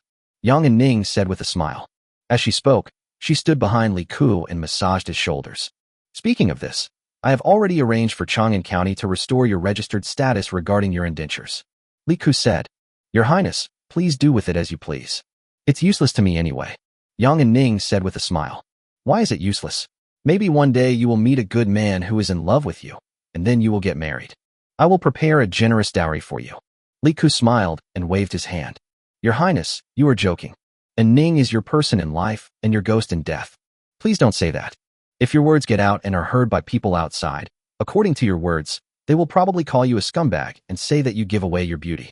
I'm afraid they will criticize you in the comment section every day. Yang and Ning didn't care. She had already made up her mind. Oh, I'm not a good person. Li Ku sighed, feeling helpless. Your Highness, please don't say that. I was too kind before, so I want to find someone who is not a good person to be my mentor. Yang and Ning bent down slightly and whispered in Li Ku's ear. No, No, I can't become your liquid-transmitting minter until I'm 18 at least. Li Ke shook his head quickly. Why is this? Yang and Ning was a little confused, breathing out a sweet breath. Go, stand still and don't bother me. Li Ke stretched out a finger and pushed her forehead back in anger. Is it easy for your highness to persist for so many years without breaking the rules? You must persist in practicing until you are 18 years old, and then teach me everything you know. Otherwise, it's too early. It's like the saying goes, youth knows not the value of gold, and old age brings tears in vain. Even at 90, your highness will still be galloping on horseback and bearing his spear into battle, so for now, I must endure. Yes. Yang Anning covered her mouth and chuckled, and said no more. Ming Yang was standing in front of a scholar outside. The scholar looked up at her and asked calmly, Are you from the Tang dynasty? Yes. Ming Yang nodded honestly, then took out the indenture in her hand, which the other party had given her after finding it from the pawnbroker. His Highness spent 500 strings of cash to buy you, and your sister spent 100 strings of cash. Are you willing to sign an agreement with His Highness? If so, your indenture will be changed back into a registered household of the Tang dynasty, and then you will work for His Highness. His Highness will give you a monthly salary every month, and half of the monthly salary will be deducted from the 600 strings of cash. After the deduction is completed, you can leave at any time and go anywhere. The scholar asked calmly. Ming Yang was stunned for a moment. She had never expected such an answer. She hurriedly asked, I am willing. What can I do for His Highness? You will have to go inside and see His Highness, and he will decide. The scholar shook his head and carefully asked her a few questions, including her name. After copying them down, Ming Yang noticed that he had written a lot of words on it before handing it to another maid beside him. Come with me. The maid smiled and walked towards a tent behind with the paper. Ming Yang followed the maid into the tent. As soon as she entered, she saw a gorgeously dressed and extremely handsome man sitting in the main seat, and next to him stood an equally extremely beautiful young woman. The maid handed the paper to Li Ke. When this person named Ming Yang came in, Li Ke was stunned for a moment in amazement, and a word subconsciously popped up in his mind, Bodhisattva man. He had an exotic face, deep eye sockets, fair skin, long black hair, and a pair of exceptionally beautiful blue eyes, which were rare in the Tang dynasty. There was no blemish on his face, and his height was estimated to be at least 1.7 meters. Li Ke lowered his head and took a look. Her name was Ming Yang, female, 15 years old, suspected of being trafficked by her family, and she changed her name herself. She probably had resentment towards her family. She was registered in the Tang dynasty and should be the daughter of a Tang dynasty man and a Western region woman. Part of the information above is an assessment of the conversation between her and the scholar outside. People outside should have told you about the contract? Li Ke asked. Your Highness, I have already told this to you, Ming Yang said hurriedly. No need to call yourself a slave. From today on, you are just an ordinary citizen of the Tang dynasty. Just call yourself me. Since you already know about the contract, I have two options. You can choose one. One is that I own several shopping malls. There are performances every night, mainly playing the piano, singing, and dancing. If you can do it, you can do it. Secondly, you can work as a maid selling things in several shops in my mall. You are just like ordinary people during your working period, with 1 day off and 7 days. If you work, your monthly salary will be different depending on the nature of the job. I will just say some things directly. Is that okay with you? Li Ke said. Your Highness, please tell me. Your Highness saved me from danger today. Ming Yang is very grateful to you. Ming Yang said hurriedly. You know your appearance well enough. I don't know what you've been through, but it's likely been tragic. There's not much I can do for you. I just hope you can live a dignified life like ordinary Tang people. But for now, I think you're more suited to singing and dancing, if you can. If not, that's fine. Yang Anning beside me can teach you. The reason why I say you're suitable for singing and dancing is because you can earn more money from it. You can also pay off your debts faster, and you can even have a surplus to buy a small house in Chang'an to settle you and your sister. While you are performing singing and dancing, your sister can live with you, and someone will arrange for her to go to school, eat, stay, etc. She will be surrounded by women, so you don't have to worry. Your indenture will be returned to you later. If anyone does something bad to you, you can go to any government office to sue. Okay, Li Ke said calmly. Thank you for your frankness, Your Highness. Ming Yang will obey your orders. Ming Yang can sing and dance, and she can also dance with a sword. The only musical instrument she can play is the pipa. Ming Yang said quickly. Okay, there's one more thing. Do you have any other names? The name Ming Yang is not very suitable. Li Ke asked with a smile again. Ming Yang has no other name. Could Your Highness please give me a name? Ming Yang raised her head, looked at Li Ke seriously, and asked respectfully. Looking at that exotic face, Li Ku thought of a TV series he had watched. A sense of evil interest came over him, and he said, "How about calling her Li Changa? There is nothing wrong with giving her the surname Li." Many beggars who did not have surnames before were given the surname Li. Many people misunderstand that this is a given surname, but it is not. The imperial family's bestowal of a national surname does not only mean that you have the same surname, but also that you are granted the same family as the emperor. This is a given surname. Changa greets His Highness. Chapter 179, This is His Royal Highness the King of Shu. More than 2,200 non-registered households were bought by Li Ku. Among them, there were not many outstanding people like Li Changa, and there were only 22 people in total.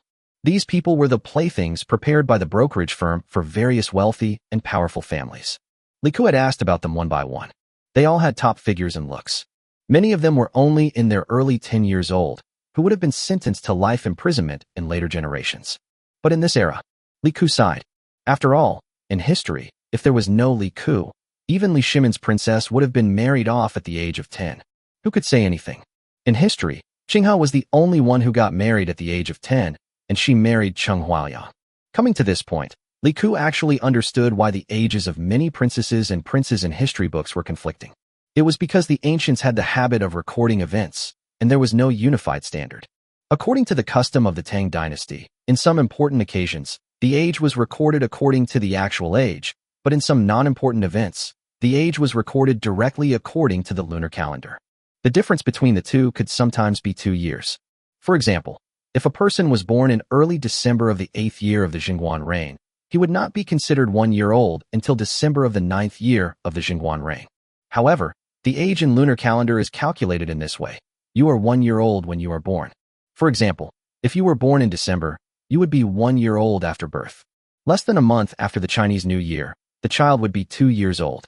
Not to mention the Tang dynasty. In his previous life, Li Ku used to count his age based on his lunar age when he was a child. Anyway, many old people have this habit.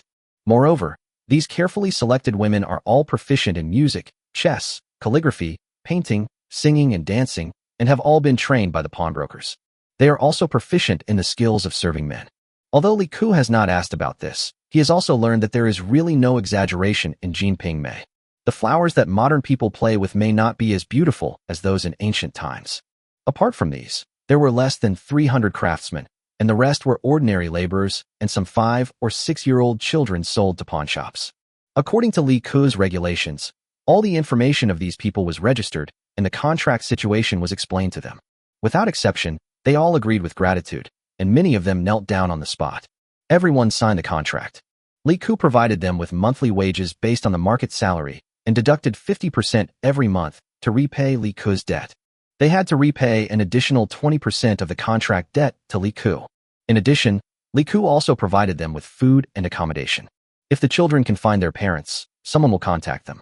If their parents cannot be contacted, or if both parents are dead, they will be placed in the previous group of beggars.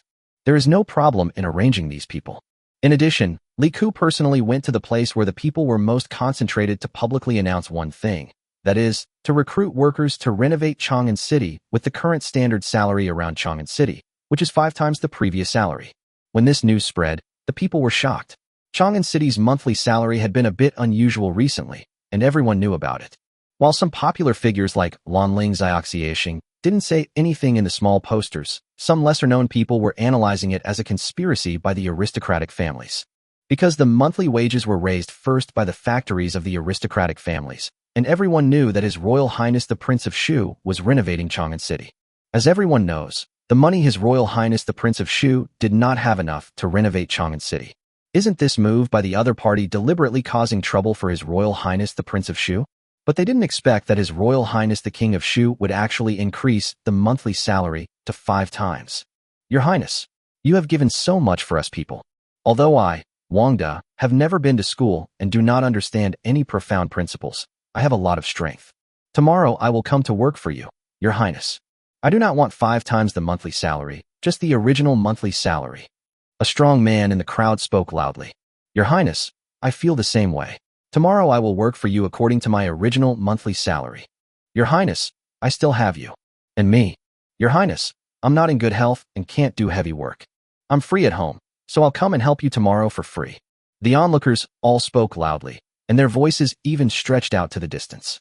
Among the thousands of people watching the scene, the voices of and me became one and the same. Lika silently looked at these common people, most of whom were thin and wearing ordinary linen clothes. They had little education and did not understand any great principles, but it was these ordinary people who supported the entire Tang dynasty, the entire Chinese civilization, and the entire Chinese history of thousands of years. None of these people were arranged by Li Ku, and he disdained to do so. He could afford to give money to the people. However, the actions of these people made Li Ku feel inexplicably moved. Throughout the thousands of years of history, the simplicity of this group of people has never changed, whether now or 1,000 years from now. Li Ku said nothing, but silently bowed with both hands and bent his waist to salute. After the people below saw Li Ku's actions, for some reason, many people were so excited that they wanted to cry. They also imitated Li Ku and saluted him. Just like that, with Li Ku as the center, circles of people bent down, spreading in all directions like ripples in the water. Su Dingfang, Pei Xingjian, and others standing behind Li Ku all looked excited. This is His Royal Highness the King of Shu. Everyone. After a long time, Li Ku stood up straight and spoke loudly. Following Li Ku's words, all the people also stood up straight. I, Li Ku, appreciate your trust, but this is the law of the market. So I, Li Ku, cannot let you work for nothing.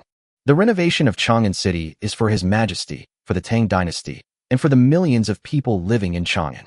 So as long as everyone works diligently and earns a higher monthly salary, His Majesty will be happy. I, Li Ku, will be happy too. Because if you have money, it means that the Tang dynasty is rich, and it means that the country is prosperous. So you can take your monthly salary without worry. As long as you work hard, it will be the greatest support for me. I would like to thank you all here. Li Ku saluted everyone again. Li Ku didn't say anything extra. There was no need. The people's reactions had already explained the problem, so there was no need to say more about the rest. Li Ku left here, and as he wished, he saw the young girl of His Royal Highness the King of Shu, Yuer, returning to the carriage in the crowd. Mother, His Royal Highness the King of Shu is truly a rare talent. Couldn't help but exclaim in admiration. That's the prince. The woman said with a smile. Tisk, why don't the other princes come out? Curled his lips in disdain. Wu Wei. The woman was startled and said sternly. Mom, I was wrong. I'm at home now. Don't worry, I won't say anything outside. Wu Wei said with a smile. Chapter 180. Who said I would use bricks and stones?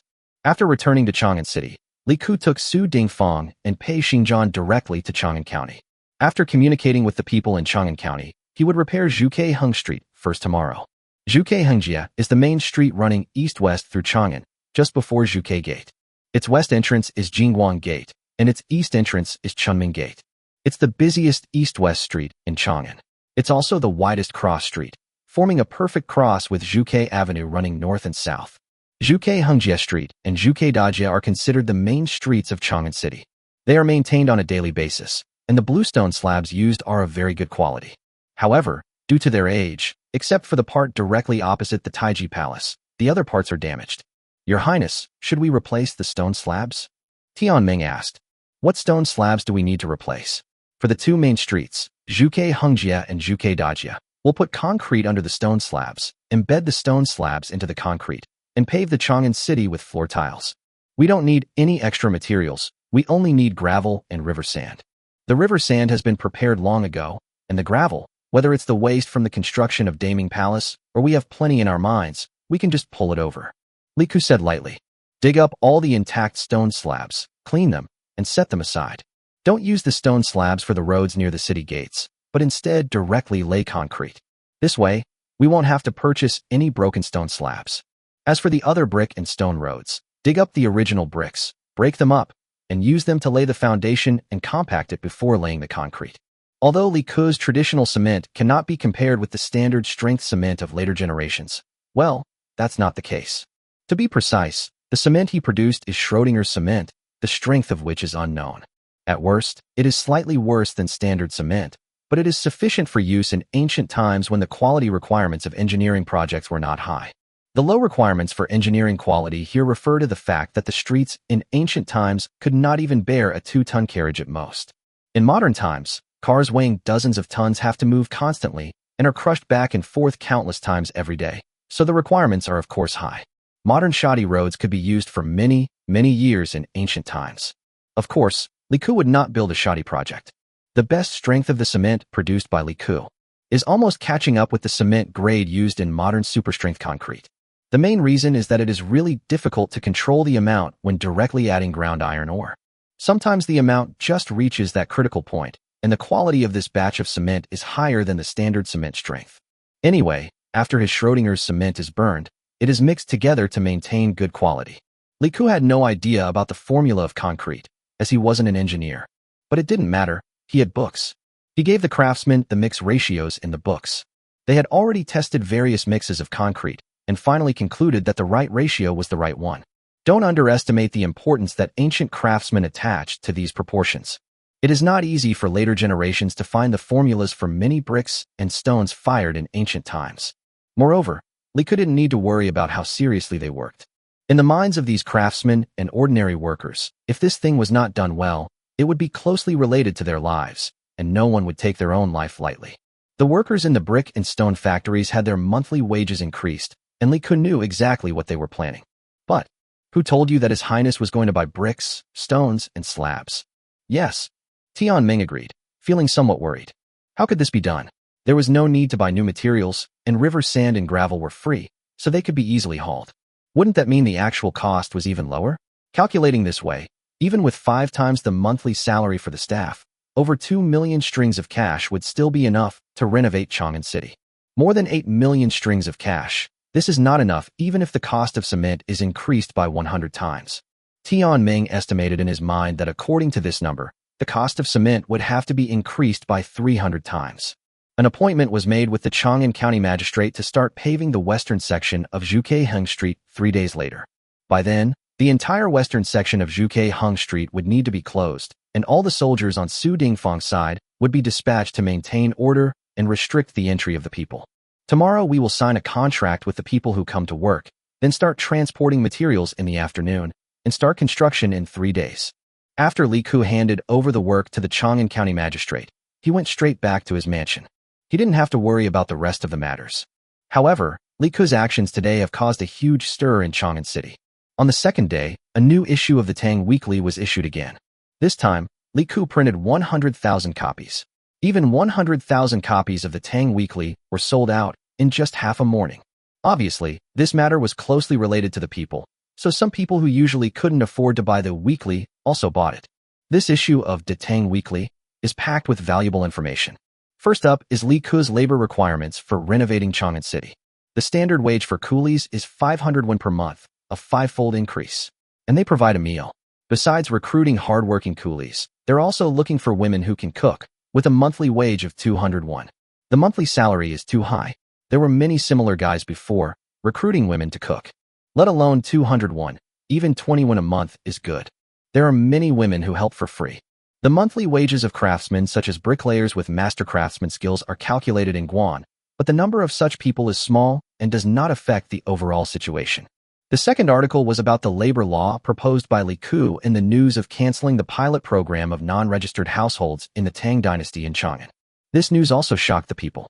After a family encountered an accident, the people were lent money for free to tide over the difficulties, with only 20% interest added, and then compensated with work. Even the monthly wages were not fully deducted, and 50% was retained for the people. In particular, the monthly salary is calculated based on the average monthly salary of Chang'an City, which means it is the same as the monthly salary for recruiting laborers to renovate Chang'an City this time. In the eyes of all the people, His Royal Highness the King of Shu is a living bodhisattva descending to earth. This is not a prince, this is a bodhisattva, a living Buddha, billions of living people. Some civilians, fearing they wouldn't be elected and would be left without work, considered selling themselves to find work. Working for His Majesty the King of Shu year-round. What better way to get a job than this? While the interest rate might be 20%, if they sold enough, they could keep doing it forever, and they'd even get a large sum of money up front. If the article had not said that His Royal Highness the King of Shu would conduct an investigation and, if there was any deception, convict according to Tang Dynasty law, many people would probably have actually done so. The third article is about the news that the renovation of the western section of Zhuke-Heng Street will begin in 2 days, and all citizens who need to travel are required to take a detour. The fourth article praises some ambitious merchants in Chang'an for voluntarily donating money to assist His Royal Highness the King of Shu in building the city of Chang'an. It could be said that the entire Datang Weekly is closely related to the people of Chang'an City today. Therefore, it's understandable that these 100,000 copies were sold. However, Li Ke's move was so big that many people were puzzled. For example, Zhang Sun Wuji and others were a little confused. Starting construction in 3 days? Where are your raw materials? Not buying them. Chapter 181. Full again? Did you find out from the Chang'an County Magistrate? Asked Zhang Sun Wuji. I found out that the king of Shu has already confirmed with Chang'an County the time to block the western section of Zhuke Hung Street, which will be in 2 days. The servant bowed. Didn't he place an order with you? Zhang Sun Wuji asked Zheng Yu and others. No. I've checked all the bricks and stones and the quarries, and the king of Shu didn't buy any of the relevant materials. I was even worried and checked all the purchase records for the entire year last year, and there's no record of the king of Shu buying anything. Not only that, I have investigated all the quarries and brick factories within 100 miles of Chang'an City, and there are no relevant records. Zheng Yu shook his head. Beyond 100 miles, there's no need to investigate. Transportation costs are prohibitive, especially for something as difficult to transport as slate. Shipping it that far would cost twice as much as buying it from a nearby quarry near Chang'an. The main issue is that the amount that can be transported at once is too small. Zhang Sun Wuji frowned. This isn't right. What is Li Ke up to? He'd already read today's Datang Weekly. Li Ke had actually increased the monthly salary 5-fold. If this monthly salary was calculated for 30,000 to 40,000 people, Li Ke would have to spend hundreds of thousands of strings of cash more on wages per year.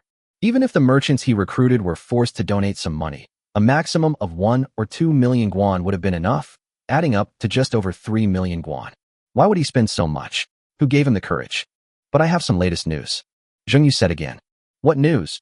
Zhang Sun Wuji raised his head and looked at him. Li Ke seems to have mobilized a large number of ships. Starting tomorrow, he should start transporting things through the canal outside Jingguan Gate. Zheng Yu said. The Caoziu is a man-made canal that serves as a means of transporting grain and supplementing the drinking water supply for the city of Chang'an. There is a canal outside Jingguan Gate. In ancient times, water transportation was much more developed than land transportation, mainly because it could transport larger amounts of goods. Could it be that he really transported the raw materials from a long distance? Zhang Sun Wuji felt a headache when he thought about this. This guy didn't play by the rules. Think about it. With Li Ke's temper, it is not impossible that he would rather lose money than give them money. It doesn't seem so.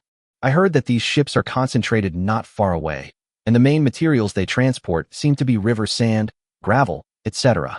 Zheng Yu shook his head. Aren't these all foundation materials? Could it be that he's just planning to lay the foundation and not replace the bluestone slabs on top? What about the damaged roads? What about the large amount of brick and stone roads? Zhang Sun Wuji was a little confused. Even ancient road construction required a foundation. For example, the Forbidden City, built during the Ming Dynasty, had 15 layers of bricks. Although the Daming Palace and Taiji Palace were not as luxurious, they also had thick foundation layers and brick paving layers. Underground drainage systems were all underneath these layers.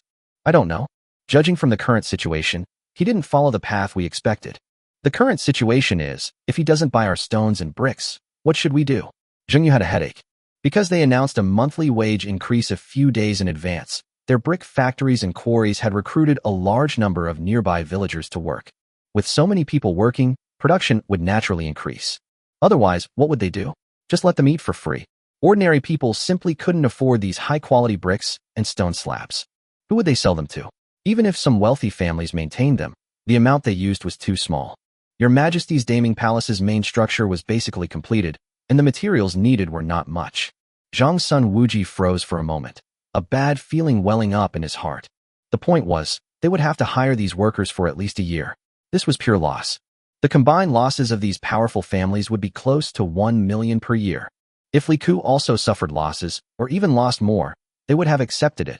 But now it is possible that Li Ke did not suffer losses, but they did. This is unbearable. Doesn't this mean they are a bunch of idiots? From the current perspective, this is the only way we can do. We have done everything we should do. If we can't influence him, there is no other way. I heard that he doesn't even lack food. Zhang Sun Wuji asked again. No, he's definitely stockpiled a large amount of food. It's possible he's already anticipated this. Zheng Yu shook his head. Also, Sikong should have heard about what happened outside the city yesterday.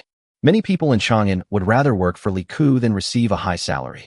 This speaks volumes about his popularity among the people. So, I'm afraid we can't continue targeting him at this point. If we continue to target them and cause public outrage, I'm afraid it will be a repeat of the Siska Gate incident not long ago, Zheng Yu added. I understand. For now, let's maintain the current situation in all other areas. We'll see what he's up to. As for his reputation, don't worry. Sometimes, a higher reputation isn't necessarily a good thing. What's the point of him going through all this? Changsun Wuji sneered. You can go back for now. I have things to do this afternoon. Yes. Zheng Yu bowed and said goodbye. Changsun Wuji took a deep breath. It seemed he would have to find time to visit his nephew. Actually, the Changsun family had also suffered heavy losses. Currently, all the blacksmith shops were short of staff. Li Ku had directly offered 10 times the monthly salary to the blacksmith shops, and almost all the apprentices in the blacksmith shops in Chang'an City had run away. Zhangsun Wuji also transferred some people from his mansion to hold on, but Li Ku had obviously made preparations for this and reported to Li Shimin in advance, buying out all the servants from the pawn shops in Chang'an City. They wanted to buy people from here to fill the gap, but they couldn't find anyone. In Taiji Palace, Li Shimin was also a little surprised. He did not call any ministers today, but he and Chang Lin checked the news found from the outside world in the palace. Li Shimin was also amazed at the news that the Tang Weekly sold 100,000 copies a day. Facts proved that Li Ku was indeed ambitious. Moreover, Li Ku's method of renovating Chang'an City was still unclear to Li Shimin. Didn't Li Shimin know about the methods of the aristocratic families? He knew, but if Li Ku didn't come to ask for help, Li Shimin would not take any action. He wanted to see how Li Ku would act. But judging by the current situation, it's clear that Li Ku has another plan in mind, but I don't know what it is. Will he ship the materials from a farther place via river transport? Given Li Ku's stubbornness, this possibility is very high. After all, these aristocratic families have started to hurt the enemy by 1,000 and lose their own 800. With Li Ku's character, he is totally capable of hurting the enemy by 800 and losing his own 1,000. Chang Lin, prepared to draft the edict. Li Shimin thought for a while and suddenly spoke. Yes, Your Majesty. Chang Lin's face showed no expression. Chang'an City seemed very calm, but in fact, the eyes of Chang'an's dignitaries and merchants were all on Li Ku. They wanted to know how Li Ku would break the deadlock in 2 days. Chapter 182, Sand to Stone Technique. There was no need to wait 2 days. On the second day, a large number of ships continuously transported supplies through the canal and piled them outside the Jingguan Gate, and then they were guarded by people. Everyone knew about things like stones and sand, but the only thing they could think of for use was laying the foundation. At the same time, a large number of people outside the Jingguan Gate came here to register and sign contracts. Li Ku arranged for 100 people to register. Ancient engineering projects relied on numbers of people. The registration of people continued until the afternoon. In the evening, Tianming gave Li Ku a summary. Not counting the 7,000-strong laborers among the 10,000 refugees who had been gathered before, the number of people who registered today was 20,000, including about 3,000 women who cooked. About 30,000 people are enough in the early stage. On the morning of the third day, Su Dingfang had already sealed off the entire western section of Zhuke Hung Street before lifting the curfew. All the people had already gathered outside the city. The master craftsmen, who had been prepared long ago, divided the 24,000-strong laborers into 240 groups of 100 each. They were then assigned to various tasks, including transporting raw materials, mixing raw materials, prying off the original floor tiles of Chang'an City, and tamping the foundation. Li Ku didn't have to worry about these aspects, but he still came today and stood on the city wall, watching the people below and directing them to work. The people who entered the scene first pried up all the original bluestone slabs on the street. As the main pedestrian street in Chang'an, the road under these slabs was actually compacted very tightly. However, Li Ku still made a large number of cast iron ingots to use as a solid foundation. Along with the shouts of the laborers, dull sounds of bang and bang continued to be heard, while the master craftsman in front was measuring the paving distance by prying up the intact bluestone slabs. 2 hours later, Tianming sent a message to Li Ku. Your Highness, we only need to pave about 260 steps of concrete pavement from the city gate. The remaining intact bluestone slabs can complete the paving of the rest of the road. The Tang Dynasty step is a unit of length. 1 Tang Dynasty foot is equal to 10 inches, 1 step is equal to 5 feet, 1 zhang is equal to 10 feet, and 1 li is equal to 300 steps. 1 step is the average length of a continuous stride between the left and right feet. Li Ku once took out a modern ruler from the space and calculated that 1 step is about 1.52 meters and 1 foot is about 0.31 meters. There may be errors, but this is the basic number. Okay, Let's lay out these 260 steps today and show them to everyone. Li Ke said with a smile. Yes. Following Li Ke's order, the 260 steps, including the inside of the city gate, began to be compacted, covered with sand and gravel, and continued to be compacted, followed by the mixing of concrete. Chang'an City has a complete water system, so getting water is not a problem.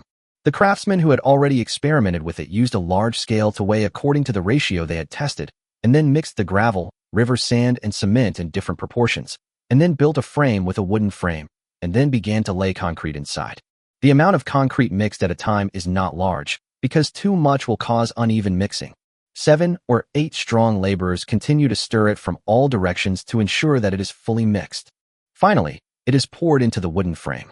Then someone wearing special leather boots walks in directly, holding a wooden stake in his hand, and constantly stirring it inside to avoid leaving any air. There were a lot of people watching the excitement around. They had no idea what was going on. It felt like they were mixing mud. Could the road built with this thing be useful? When the last mason stood on the specially erected wooden boards and began to smooth the entire road, by nightfall, the 300-meter road had been basically completed, and special cork boards were placed in the middle of the road at regular intervals to leave expansion joints. Early the next morning, as soon as the city gate was opened, someone came with straw and used it to cover the entire road surface from the wooden planks. The materials used in the construction over the past 2 days were transported to the city yesterday. The canal is connected to many water diversion channels in Chang'an City.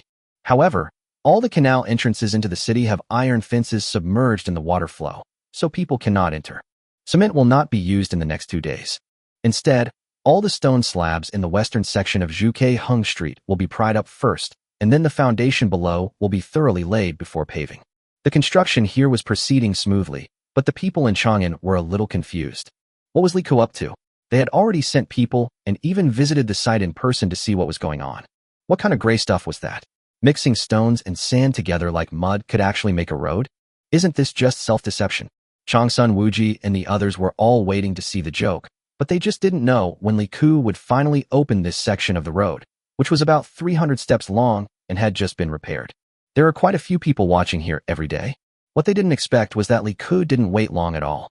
On the second day, he sprinkled some water on the road. On the third day, nothing happened. On the fourth day, Li Ke announced that this section of road could be opened to the public. Li Shimin, upon learning the news, could no longer tolerate it. Isn't this nonsense?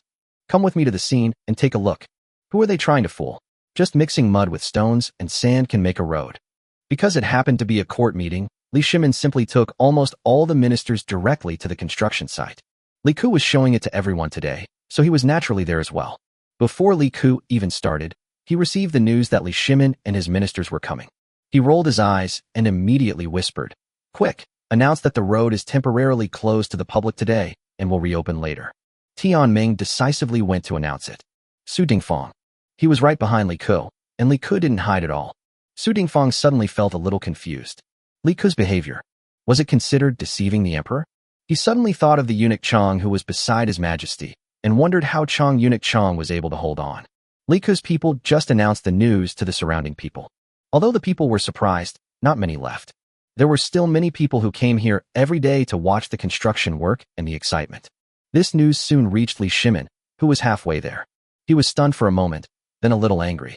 What was this kid doing?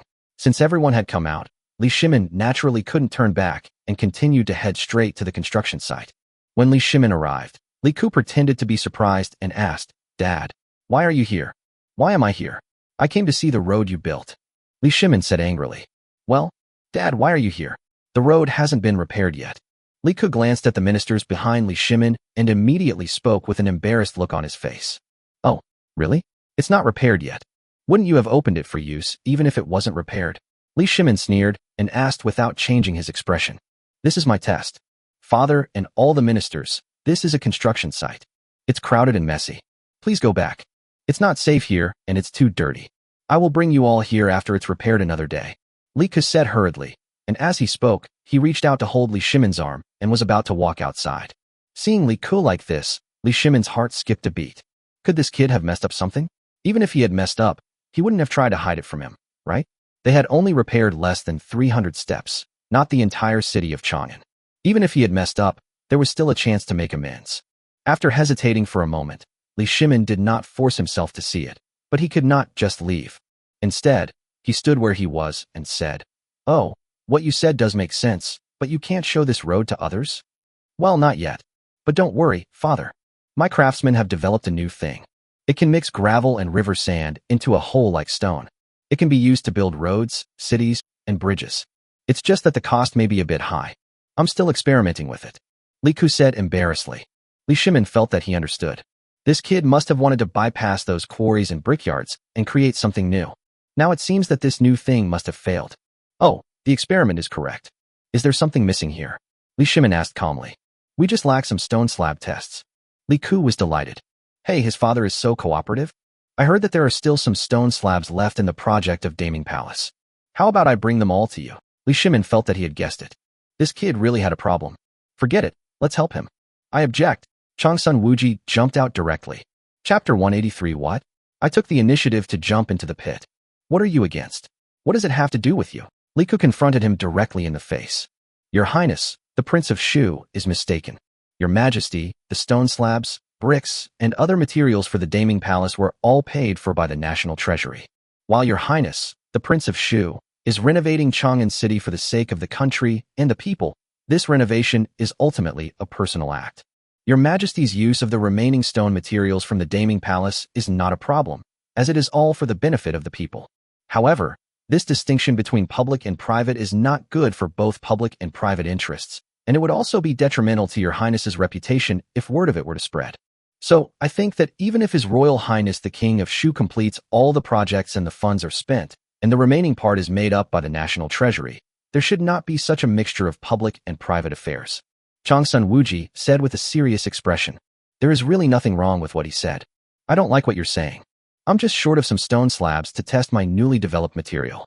I'm not short of money to renovate Chang'an City. My father has some leftovers. I can just buy them. Why not? The material I developed can solidify gravel and sand into stone in just a day or two. And it's a complete piece of stone. It's very useful in building cities and roads. How can such strategic materials, which are of such important significance to the entire Tang dynasty, not be used? Li Ku said loudly. Really? If that's the case, since we're all here, why don't you demonstrate it for us, Your Highness? As long as it's as solid as a rock, I agree. Changsun Wuji sneered inwardly. Just 1 or 2 days to make gravel and sand solidify into a large rock. Are you kidding me? I said, how can we test it without a stone slab? Li Ku looked a little angry and embarrassed. Seeing Li Ku's performance, Changsun Wuji became even more certain that he was just trying to steal the stone slab from Li Shimin, although he didn't know what to test with the stone slab. To be honest, Your Highness, it's not that I don't believe you, but what you said is too exaggerated. You said that mixing gravel and sand like mud will turn it into a complete stone in a day or two. I don't believe this. I think you are taking advantage of His Majesty's favor to deceive His Majesty. But this is the father-son relationship between you and His Majesty, and I have no right to say anything. But the stone materials for the Daming Palace were paid for by the National Treasury, and this is not acceptable.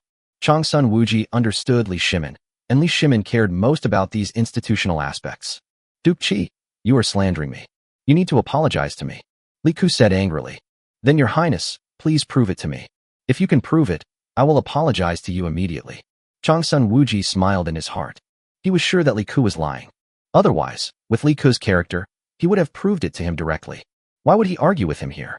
Over the years, if Li Ku had the guts to slap someone in the face, he wouldn't have waited until the next day. Wasn't that what happened the last time he went to court?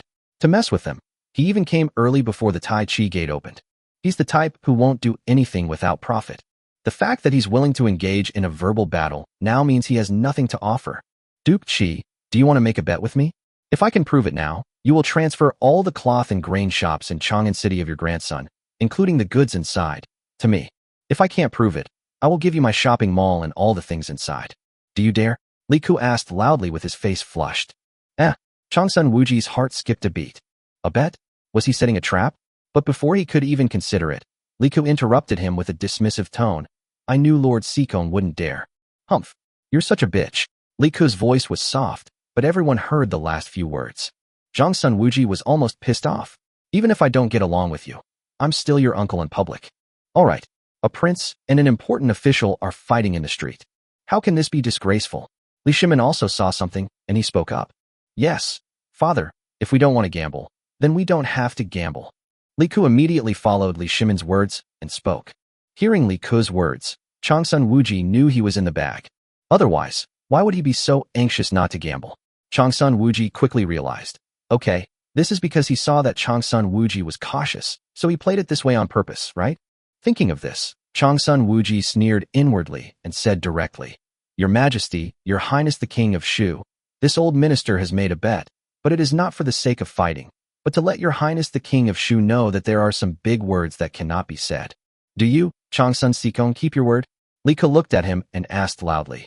There are so many people around, so many civil and military officials watching. Do you keep your word? A gentleman's word is as good as gold. Changsun Wuji simply stretched out his hand. Do you think you can provoke me? Do you think you have seen through my cautious character? With a pa sound, Li Ku stretched out his hand and high-fived Changsun Wuji. After the high-five, Li Ku turned around and walked to the road next to him, then reached out and lifted the straw covering it, revealing the gray and flat road surface underneath. Looking at the smooth road surface like a stone slab, Li Shimin and others were stunned. What is this? When Changsun Wuji saw this scene, his face instantly turned gloomy. Was he tricked? Li Ku didn't stop at all and just walked up, walking around on it casually. Seeing Li Ku's movements, everyone noticed that there were no traces left under his feet, and the ground seemed to be very hard. But at this time, Changsun Wuji still had some luck, because even if the soil was made of clay, there would be no problem for people to step on it after it dried completely. Li Shimin understood something at this moment, so he simply walked forward. When he stepped on the road, he immediately felt that it was very hard, no different from a stone slab. Li Shimin stomped his feet hard twice, and his feet were slightly numb, but the gray road surface below did not react at all and was still extremely flat. Feeling the solid ground beneath his feet, though unsure if it could compare to stone, Li Shimin's face turned green. He'd been tricked, hadn't he? Was that so? I was so worried about you. I was secretly preparing some stone slabs for you, and you used me to set a trap for someone else. Li Ku was sensitive to the change in Li Shimin's expression, and he was also startled, but soon Li Ku relaxed. At most, he would be beaten by Li Shimin, so what was there to be afraid of? What is this? Li Shimin didn't have time to think about it for the time being. He was really shocked. Although he didn't know the reason, everyone saw with their own eyes how this thing was made. It took less than 4 days for it to change from a lump of mud to its current shape. But they didn't know that it didn't take 4 days at all. Theoretically, 12 hours would be enough, and to be safe, 18 hours would definitely be enough. Come on, generally. Thank you for your help. Give me 2 cuts. Li Ku reached out and pulled out a knife from the waist of Su Dingfang, who was standing not far behind him, and then handed the handle to Li Shiji. Li Shiji. Why me again? But this time he was not going to chop anyone. So Li Shiji simply took the long sword and chopped it hard on the ground. Chapter 184. Killing and Destroying the Heart. There was a crisp sound of metal clashing, and a great force came from his hand, causing the long sword to bounce up directly. Li Shiji took a breath of cold air, because there was obviously only a white mark where he had chopped. Li Shiji took the long sword in his hand and took a look. The blade was a little bent. Although it was not serious, it proved that the ground was not much worse than stone. Li Shiji showed the blade of the long sword to Li Shimin again. Come on, try out the sledgehammer. Li Ku waved his hand, and soon someone behind him handed Li Shiji the sledgehammer that had been prepared in advance. Li Shiji. However, he still picked up the sledgehammer and smashed it hard on the concrete floor. After a huge rebound and a dull sound, a white mark still appeared on the ground, but other than that, nothing was left. Dad, look, this is the new material my craftsmen have developed. It's called cement. It's expensive, but the effect is remarkable. Most importantly, it sets quickly and is highly malleable. It took about 12 hours to become something like this. I heard the prices of bricks, stone, and slabs around Chang'an have skyrocketed several times recently. I'm thinking we should save money and build more roads in Chang'an, so I've decided not to use these things. Well, I discussed it with the craftsman and came up with this thing. Dad, you know what? It's quite useful. The river sand and gravel that can be found everywhere should not increase in price. Li Ku said seriously. Uft. Cheng Yaojin and Yuchidasha at the back couldn't help but burst out laughing. The other ministers were also feeling very frustrated at the moment. What Li Ku said was simply murderous. Why have brick and stone prices doubled? Who doesn't know this? But to claim that cement was invented because of this is sheer nonsense. There's no way this stuff could be produced in just a day or two, and in such large quantities. In other words, His Royal Highness the King of Shu had already made this cement a long time ago, but he was just covering it up and didn't tell anyone. This time he was going to use it under the pretext of renovating Chang'an City. If the aristocratic families didn't jump out, there would be no problem, but who knew that the aristocratic families would just jump in? Li Ku had clearly orchestrated this scheme. Now, all the ministers understood why Li Ku had suddenly taken the initiative to appear before the emperor. Why had he suddenly bought out all the non-registered households in the Chang'an City Yang? Why, after buying them out, was he willing to sign contracts with them offering them salaries equal to those in the surrounding areas of Chang'an, 5 times their original salaries? It's all about digging a hole. When the court was in session, this matter had become a resolution of the court. Although it had not been formally passed, through On Chao Qo, Li Ku had made it clear that this matter was a huge hidden danger, so in order to maintain salary stability, there was a labor law. Li Ku was willing to take the initiative to sign employment agreements with the people around him at a high monthly salary to maintain price stability in order to solve this problem. Just as it was said in On Chao Qo, a truly capable person should foresee hidden dangers, trigger them, and solve them to prove to those around him that he is a capable person. What Li Ku did was to let Li Shimin and the court see the hidden dangers of this matter. So, in this situation, the surrounding brick factories and quarries were the ones who suddenly raised their monthly wages. Now, to avoid losses, you're suddenly lowering them. Do you dare? Isn't that just defying the law? Do you really think Li Shimin wouldn't kill? The heads of the 127 members of the Zheng family are probably just rotting by now, and the stench is still strong. Just for this pit alone, the surrounding brick and stone yards and quarries, which recently expanded their recruitment of craftsmen, will have to keep these aristocratic families employed for at least 1 to 2 years. During this time, the aristocratic families will lose hundreds of thousands, or even millions of strings of cash in monthly wages. This amount of money may not be a big deal for aristocratic families, but if there are more people and more bricks, stones, and slabs are produced, it will be easy to sell them and make a partial profit. But Li Ku has now made the cement, which means he doesn't need these materials. This is a lot of fun. There's nowhere to sell this stuff. Chang'an City's annual consumption of bricks and stone and other materials is limited, and now the surrounding brick factories and quarries have expanded their scale by at least 3 to 5 times. The consumption that was originally normal has suddenly increased so much. Tell me, who should we sell it to? What if Li Ku sold cement to people who originally intended to buy bricks and stones at this time? This means that the bricks, stones, and slabs will all rot in your hands, and you won't be able to make a profit for at least the next 1 or 2 years. And His Royal Highness the King of Shu had just used a trick on Changsun Sikong. All the fabrics, grain stores, businesses, and property rights in the entire Chang'an City, at least 1 million strings of cash were lost. So, what do you want to test with the stone tablet? Li Shimin's face was a little constipated. You're using me as a gun again, right? You're getting bolder and bolder. To test the hardness, the stone slab is hard enough. I plan to have someone use a sledgehammer to hit the stone slab and the concrete floor respectively to see which one is stronger. Li Ku said as a matter of course. Li Shimin. Ministers. Changsun Wuji. I'm so fucking stupid. You call this a test? Is this a test? The few hammer strikes you just made on the road didn't prove anything? You had to go out of your way to find a slate? And you even asked Li Shimin for one? Can't your old, tattered slate work? Changsun Wuji was so heartbroken that he couldn't breathe. He was so careless. He was so careless. Li Ku had just asked Li Shimin for new stone slabs, without mentioning the old bricks dug up from the road. He thought Li Ku was asking for new stone slabs to pave the road. What is the output? Li Shimin asked after taking a deep breath. The output is good. Although the cost is a bit higher, I can afford it myself.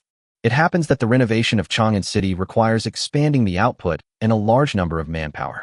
Although my monthly salary has been increased recently, I can still hire a large number of people, so it is worth it. Li Ku was still killing people and destroying their hearts. The expressions of all the ministers were very strange.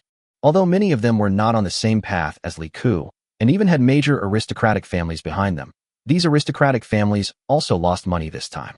But after all, it was not them who lost money, and the one who lost the most was undoubtedly Changsun Wuji.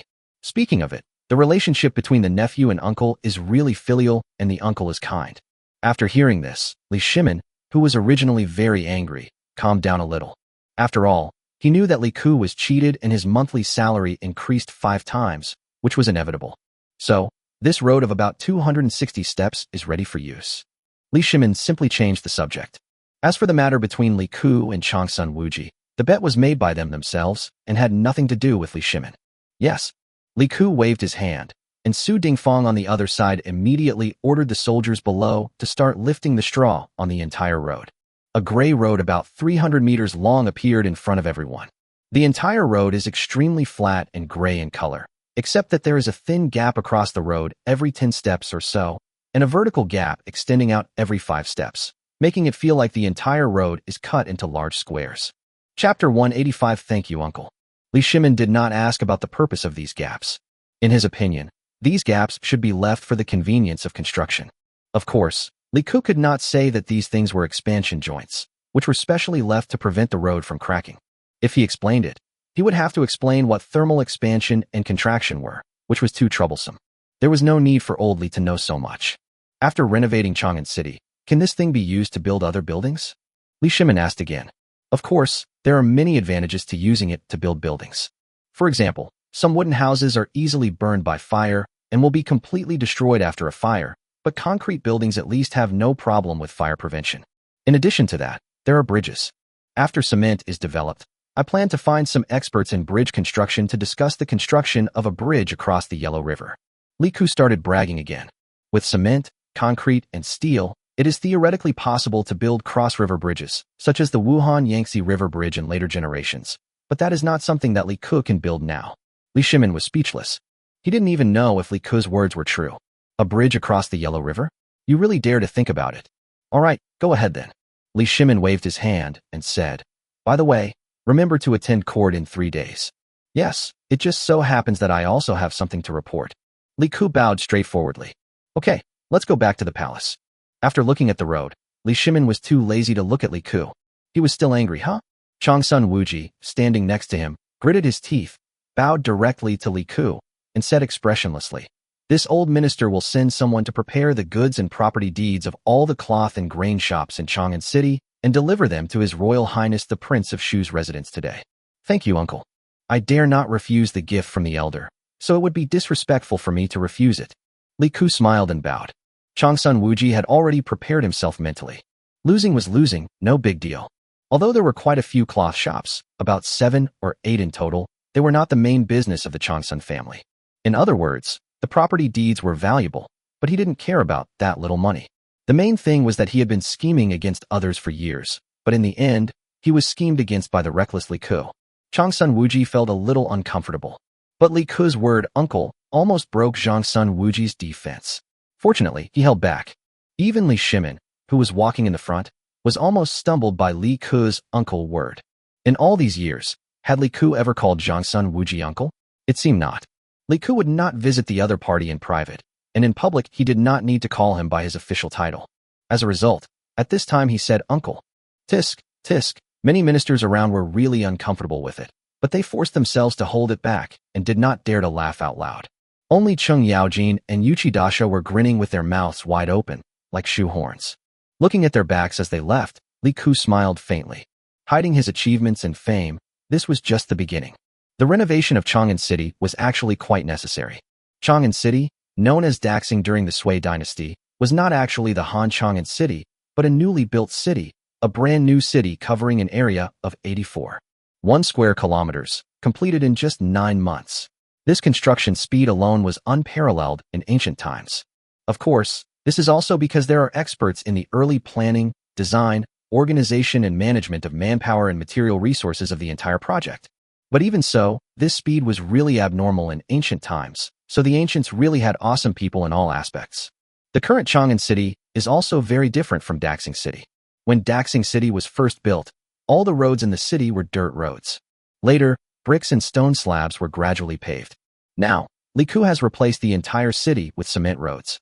In fact, some of the markets outside the 6th horizontal street south of Zhuke Gate in Chang'an City are not inhabited by many people now. Those markets have been gradually filled up during the 300-year history of the Tang dynasty. At least they were definitely not filled up during the first 3 dynasties of the Tang dynasty.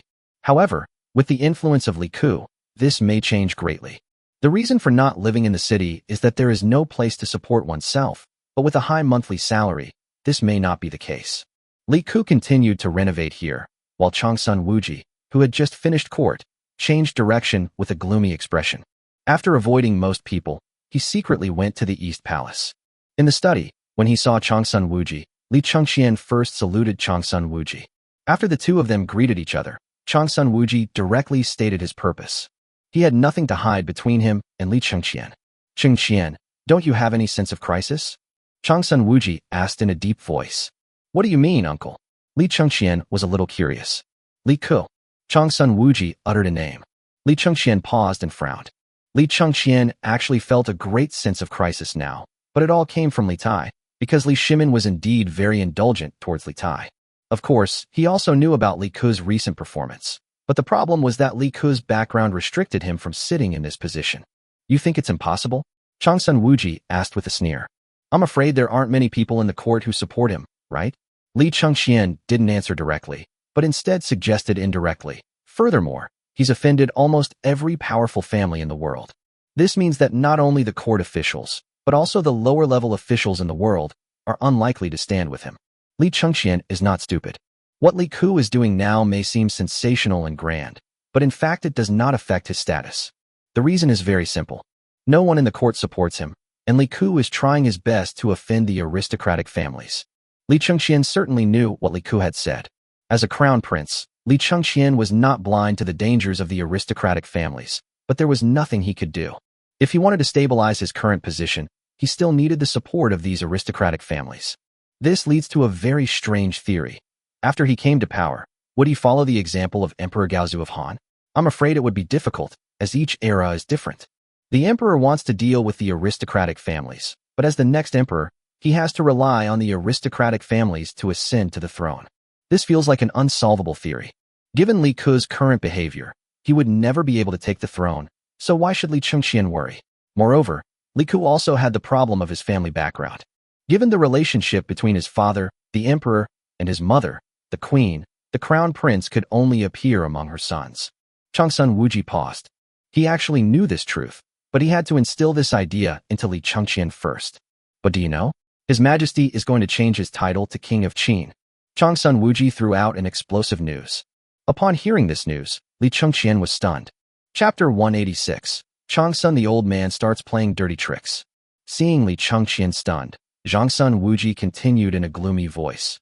Although what you just said makes sense, nothing can surpass His Majesty's wishes. What if Your Majesty insists on appointing Li Ku as crown prince? At least I know Fang Xianling and Wei Zheng might object, but their opposition wouldn't be strong. Xiao Yu would support it. Don't forget, some of the ministers in the court are former Sui ministers. Li Chengqian was silent for a long time before he looked up at Changsun Wuji and asked, I wonder what uncle means by that. How should I respond? I'm not asking you to deal with anything. I'm asking you to take it seriously and stop ignoring Li Ku. Look at how popular Li Ku is among the people of Chang'an now. Don't just keep your eyes on Li Tai. To some extent, we have underestimated Li Ku before. Changsun Wuji said lightly. Uncle, what you said is quite true. Li Chengqian took a deep breath and nodded. It seems that the third brother is indeed a threat. Well, if you have any problems in the future, you can tell me directly. Changsun Wuji added. I will help you in the court. I understand. Li Chengqian nodded quickly, then bowed and said, Thank you, uncle. Changsun Wuji did not return the gift, but accepted it calmly. Don't worry. You and I are nephew and uncle. It will be the greatest benefit for me if you become the emperor. I will help you no matter what. After chatting with Li Chengqian for a while and helping Li Chengqian analyze the situation, Changsun Wuji said goodbye. Li Chengqian did not send it off, and there was no fanfare when Changsun Wuji came. So Li Chengqian did not need to send it off in a high-profile manner to avoid leaking some news. Looking at Changsun Wuji's back, Li Chengqian sighed silently. Uncle, do you think that once I, Li Chengqian, become the emperor, I will have no chance to resist and can only let you people control me? It is true that Changsun Wuji is his uncle, and it is also true that Changsun Wuji certainly hopes that he will ascend the throne. But he just told me not to keep an eye on Li Tai, but to focus on Li Ku. Is it really because the third brother is a bigger threat? Oh, is this threat to his Changsun family, our Li family, or my Li Chengqian's throne? This requires careful consideration.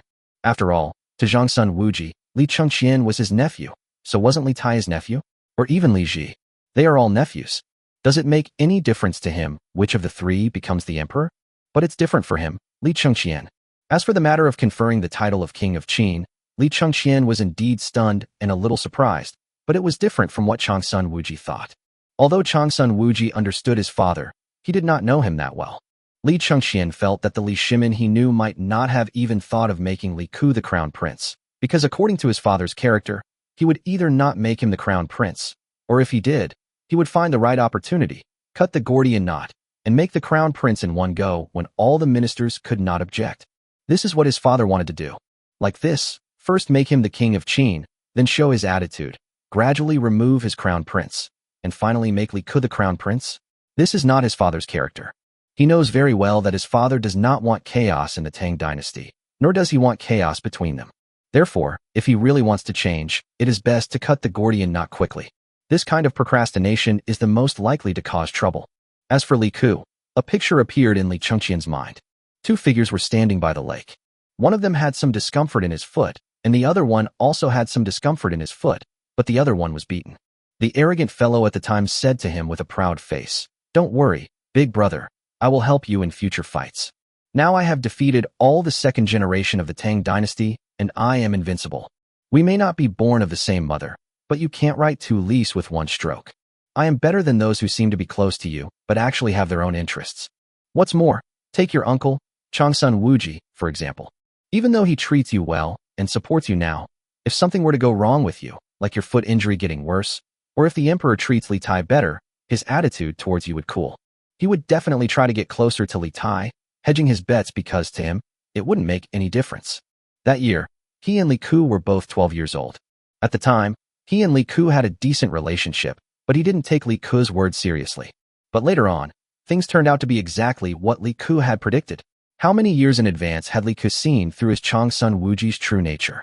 Furthermore, Li Chengqian remembered at least two instances where Li Ke secretly told his father that his elder brother was a good person and asked him not to think of replacing the crown prince. He overheard these incidents accidentally, and no one noticed his presence at all. The most recent one was in the 7th year of Jingguan, 2 years ago. Li Ke said this privately, so he really cared about the throne now? Then again, if he cared about the throne, would he bother to cause trouble in front of Li Shimin? How many times had he been beaten since he was a child? What man vying for the throne would do that? But Li Chengqian wouldn't reveal anything. Changsun Wuji's reason for coming was simply to outmaneuver his younger brother, wasn't he? Wasn't he looking for help? If he was willing to help him in the court, Li Chengqian wouldn't refuse. As for targeting Li Ke, Li Chengqian didn't have the skills to outmaneuver the other officials, so how could he do that? That made sense, didn't it? Li Chengqian was in deep thought, and Li Ke was also in deep thought. But he was wondering, who on earth had come up with this thing? He remembered learning about it in the textbook. Maybe it was Lianpa? It was too wild. What kind of animal would be capable of such a wicked thing? Li Ke looked at the bramble in front of him, stunned. The densely packed spikes on it were no different from a cactus. If old Li gets angry and does something wrong, won't he be in big trouble? No, let's change to wooden sticks. Li Ke shuddered and decisively asked someone to throw away the thorns. Li Ke asked someone to break some tender willow branches, wrap them with cloth, and went straight into the palace. Hey, be more proactive, and you will be beaten less. Otherwise, if you provoke Li Shimin next time, Li might take the opportunity to take action. The original 10 sticks will be increased to 20. After entering the palace and arriving outside the Liangyi Hall, he confirmed that his father was inside, and then asked someone to go in and inform him. After the person who informed him came in, Li Ke quickly took off his upper body clothes, wrapped them around his waist, and then carried several prepared willow branches tied with cloth strips directly on his back. The guards beside him were dumbfounded when they saw Li Ke taking off his clothes. What was His Royal Highness the King of Shu doing? When they saw the willow branch that His Royal Highness the King of Shu was carrying on his back, they realized what he was going to do. Goodness, His Highness the Prince of Shu is really keeping up with the times, even asking for a beating? Will the specialized beating techniques they've honed with military clubs be lost? Your Majesty, His Royal Highness the King of Shu is outside seeking an audience. After receiving the report from the young eunuch, Chang Lin whispered in front of Li Shimin. Huh? Li Ke wants to see you? Are you sure? Li Shimin raised his eyebrows. Yes. Chang Lin whispered. Li Shimin immediately snorted coldly. Let him get out of here. He still has the nerve to come over here. I think he is getting bolder and bolder. As he spoke, Li Shimin put down the brush in his hand, leaned back in his chair, and picked up the teacup. He wanted to see what Li Ke was up to. With Li Shimin's permission, Chang Lin naturally called out to Li Ke to come in. Puff! Li Shimin, who had just taken a sip of tea, looked at Li Ke who came in and sprayed the tea on the ground. What are you doing? Li Shimin looked at Li Ke in amazement. Your son is here to apologize. Li Ke chuckled twice, took 2 steps, knelt in front of Li Shimin and spoke. Looking at the willow branch behind Li Ke, Li Shimin was speechless. I'm asking for forgiveness by carrying the willow branch. Where's your willow branch? I didn't find it, Li Ku said confidently. I was in a hurry to apologize, so I used willow branches instead. Forget it. Get out of here and put on your clothes. You'll piss me off to death sooner or later. Li Shimin was so angry that he laughed. What was the point of fighting? Chapter 187, I'm going to take action. Li Ku chuckled and got up from the ground, then sat down next to Li Shimin and quickly started to act cute. Dad, don't you think I did a great job? Li Shimin got goosebumps all over his body when Li Ku called him dad. Can you please speak properly? Li Shimin leaned back with a look of disgust on his face. Well, Dad, just tell me, is it useful for me to reward the craftsman? Li Ku began to show off.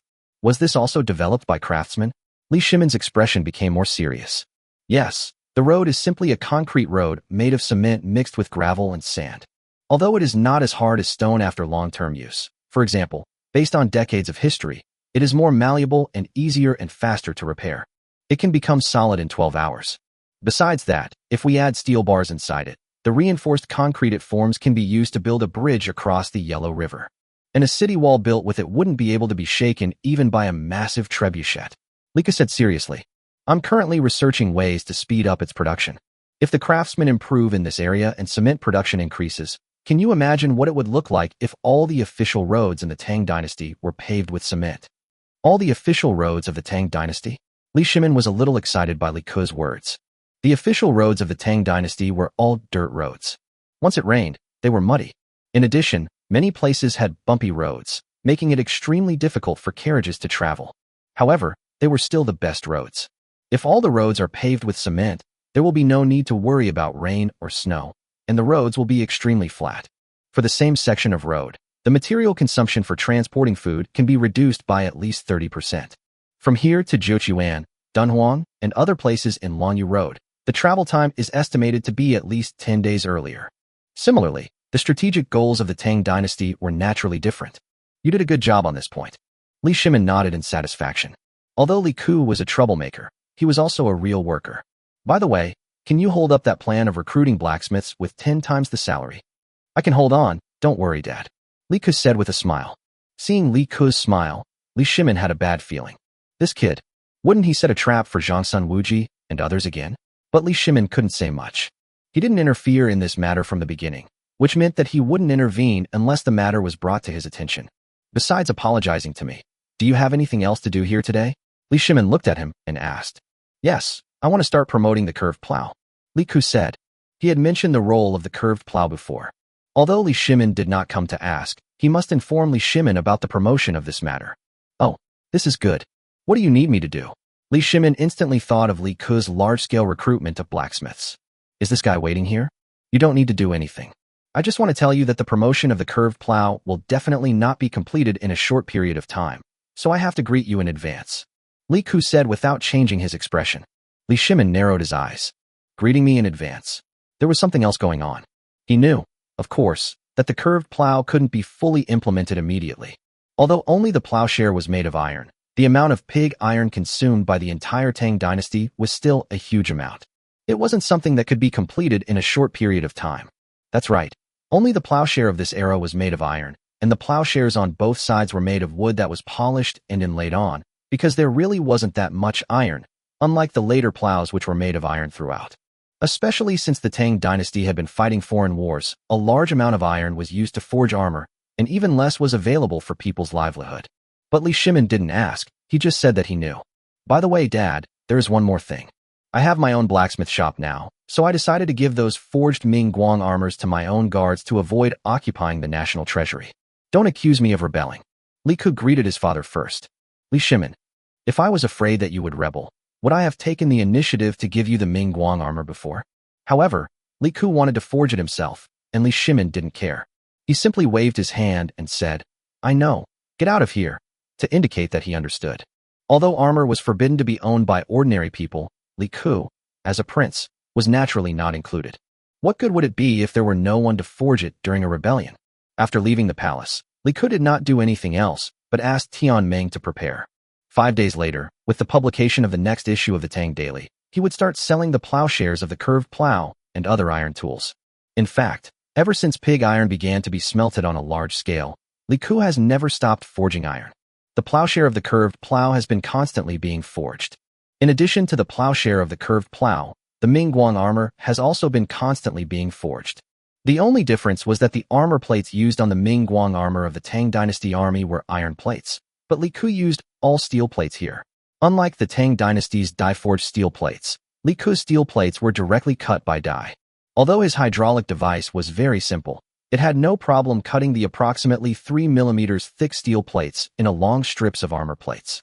Many people think that 3 mm is thin, but in fact, the thickness of the cast iron armor plates of the Tang Dynasty Mingguang armor is only about 2 mm.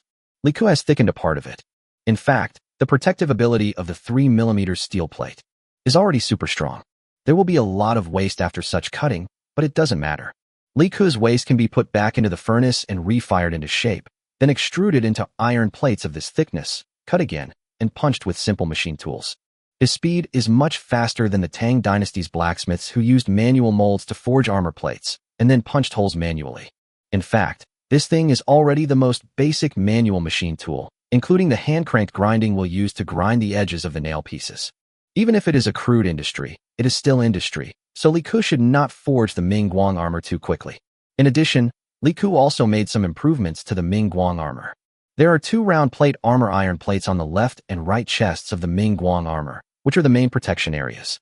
In fact, in the Tang Dynasty, even these 2 bowl-sized plate armor protection areas are difficult to make, and they are also the most expensive part of the Mingguang armor.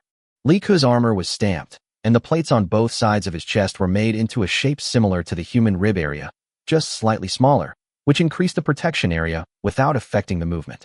In addition, he also added a piece of plate armor on the abdomen to increase the protection area. The armor plates on the back have been enlarged to form a unified protective area.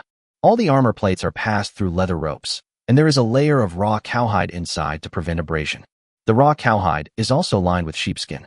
It can be said that in the Tang Dynasty, the slowest part of this work was the forging of armor plates, but in Li Ku's place, the slowest part was the sewing. However, there were a large number of women working here, so the sewing speed was not slow either. Li Ku is actually making Mingguang armor very quickly. In half a month at most, all 2,000 guards under his name will be equipped with new Mingguang armor. Chapter 188 His Royal Highness the Prince of Qin of the Tang Dynasty. After greeting Li Shimin, Li Ku simply sped up the forging speed. The worst that could happen was that he would ask people to make more related machines. To be honest, Li Ku really didn't lack people now. The manpower needed to renovate Chang'an City is actually not as many as imagined, because the streets renovated at one time should not be too long. Otherwise, it will cause congestion in Chang'an City, and the manpower available will be limited. For example, all the non-regular households bought by Li Ku and those who signed the contract were mobilized to sew Mingguang armor, make plowshares, and other jobs. Then the trained and extremely loyal craftsmen who originally worked in these places were transferred to steel mills and cement plants. 3 days later, Li Ku obediently changed his clothes and prepared to go to court. Although he didn't know why his father asked him to come to court, Li Ku still came obediently. What Li Ku didn't expect was that when he arrived at the place, he was shocked to find that all the ministers who came today were there. Many officials who were usually exempted from attending court due to government affairs were there, and all the princes over the age of 14 were also present. Li Ku was a little puzzled when he saw this scene. Was there something important happening today? However, when Feng Xianling, Wei Zheng, and others saw Li Ku, they all saluted him with smiles on their faces. However, that smile made Li Ku feel a little numb and a little weird. Li Ku didn't think much about it. After Li Shimin arrived, Li Ku quickly found out the reason. Because after announcing the start of court, Li Shimin said, "Before the court proceedings today, I have an important announcement to make, Li Ku. Your son is here." Li Ku was stunned for a moment, then quickly stood up from his seat and stepped out of the line. Chong Lin announces the decree. Li Shimin waved his hand. Yes. Chong Lin stepped out from the side and unfolded the imperial edict in his hand. Li Ku hurriedly bent down to listen to the edict. All the ministers stood up, bent over, and listened respectfully. Soon Chong Lin's voice was heard. Disciple, the third son, Li Ku, is bold and forthright, free and easy in his dealings, pioneering new paths and innovating. He has been granted the privilege of bathing in the spring, but he still has some old rules. He can be granted the title of King of Qin, with a fief of 3,000 households. The master will execute this. 28th day of the 4th month of the 9th year of the Jingguan reign. When Chong Lin finished speaking, Li Ku was stunned. King of Qin. Wasn't that King of Wu? And King of Qin had never been granted a title in the entire Tang dynasty, let alone the Jingguan era. The most important ministers in the court have already known the news, because the main person in charge in the imperial edict means that the relevant units will execute it. The content of the imperial edict is not just that. The signatures and opinions of the main officials of the 3 provinces who are in charge of the edict are also listed on it. So people like Chang Sun-Wuji must have known about it, but the other ministers who didn't know about it were also buzzing in their heads at the moment. They were in the same situation as Li Ku. They all knew that Li Shimin had changed Li Ku's title to prince. After all, Li Shimin had said in person in the court that if Li Ku could restore the sales of Tang Weekly to 50,000 copies, he would be given the title of prince. Now Li Ku has not only achieved 50,000 copies, but has even reached 100,000 copies. It is normal for Li Shimin to change his title. But now the King of Qin. Your Majesty, what are you planning to do? This is the King of Qin. The King of Qin of the Tang dynasty. That was Li Shimin's title. Although Li Shimin was now the emperor, this title was generally abolished and would rarely be bestowed upon anyone else. But now, Li Shimin had actually conferred the title of King of Qin on Li Ku. Many officials' expressions changed slightly, and some even subconsciously glanced at Li Chengqian. Several princes, for example, were all shocked at this moment. Everyone could see the jealousy in Li Tai's eyes, but he naturally did not dare to act rashly at this moment. As for the following sentence about being granted the title of empress, there are old rules. It means that this is based on ancestral rules, and it wasn't granted to Li Ku for no reason. Everyone just scoffed at this. The Tang dynasty was just beginning, and Li Yuan was still alive. To some extent, Li Shimin was the ancestral rule. So, just take this as a passing note. Whatever Li Shimin said was true. As for being bold and straightforward, and being free and easy, everyone's mouth twitched a little. It was really hard for the person who polished the imperial edict to come up with these 2 words. The 3,000 households of the fief here are quite impressive, and this is the actual number of households. However, none of this can compare to the shocking image of the King of Qin. Congratulations, His Royal Highness the Prince of Qin. Cheng Yaojin, who was not far away from Li Ku, saw that Li Ku was a little confused and couldn't help but speak in a low voice. Cheng Yaojin's words brought Li Ku back to his senses. He quickly bowed and said, "Thank you, father. I will obey your order." Seeing Li Ku's bewildered expression, Li Shimin felt relieved. This was exactly the effect he had been looking for. However, none of them knew that Li Ku was shocked because his title had changed from King of Wu to King of Qin. Moreover, the title was supposed to be changed in the 11th year of the Jingguan reign, but it was only the 9th year. He knew without thinking that these would leave a heavy mark in history books. Li Ku truly felt that he was changing history. Greetings to His Royal Highness the Prince of Qin. After Li Ku received the order, all the ministers in the court saluted Li Ku at the same time and said in unison, "Greetings, ministers." Li Ku also hurriedly returned the greeting. "Congratulations, third brother." Li Chengqian also smiled and bowed to Li Ku. "Thank you, big brother. Anyway, don't think that I want to steal your throne. If there are treacherous villains whispering in your ears, it will definitely lead to your offspring having no assholes." Li Ku quickly bowed to Li Chengqian. The forced smile on Chang Sun-Wuji's face froze in an instant. The other ministers didn't think much of it, but were full of admiration. His Royal Highness the King of Shu was really ruthless and dared to say anything. Although they had long been accustomed to it, they were still terrified to hear his way of speaking, which was like grabbing the throne with one mouth and rebelling with another. The ministers had all adapted to it, and Li Chengqian was even more so. Li Ku had been able to speak his mind since he was a child. However, for some reason, when he heard Li Ku's words, Li Chengqian just wanted to laugh, but he held it back. He waved his hand at Li Ku and said, "Don't worry, third brother. I won't think too much about it. If the emperor removes me as crown prince one day, it will only be because I have committed an unforgivable sin, and it has nothing to do with anyone else." Li Chengqian was also very bold today, but Li Ku's body stiffened when he heard Li Chengqian's words.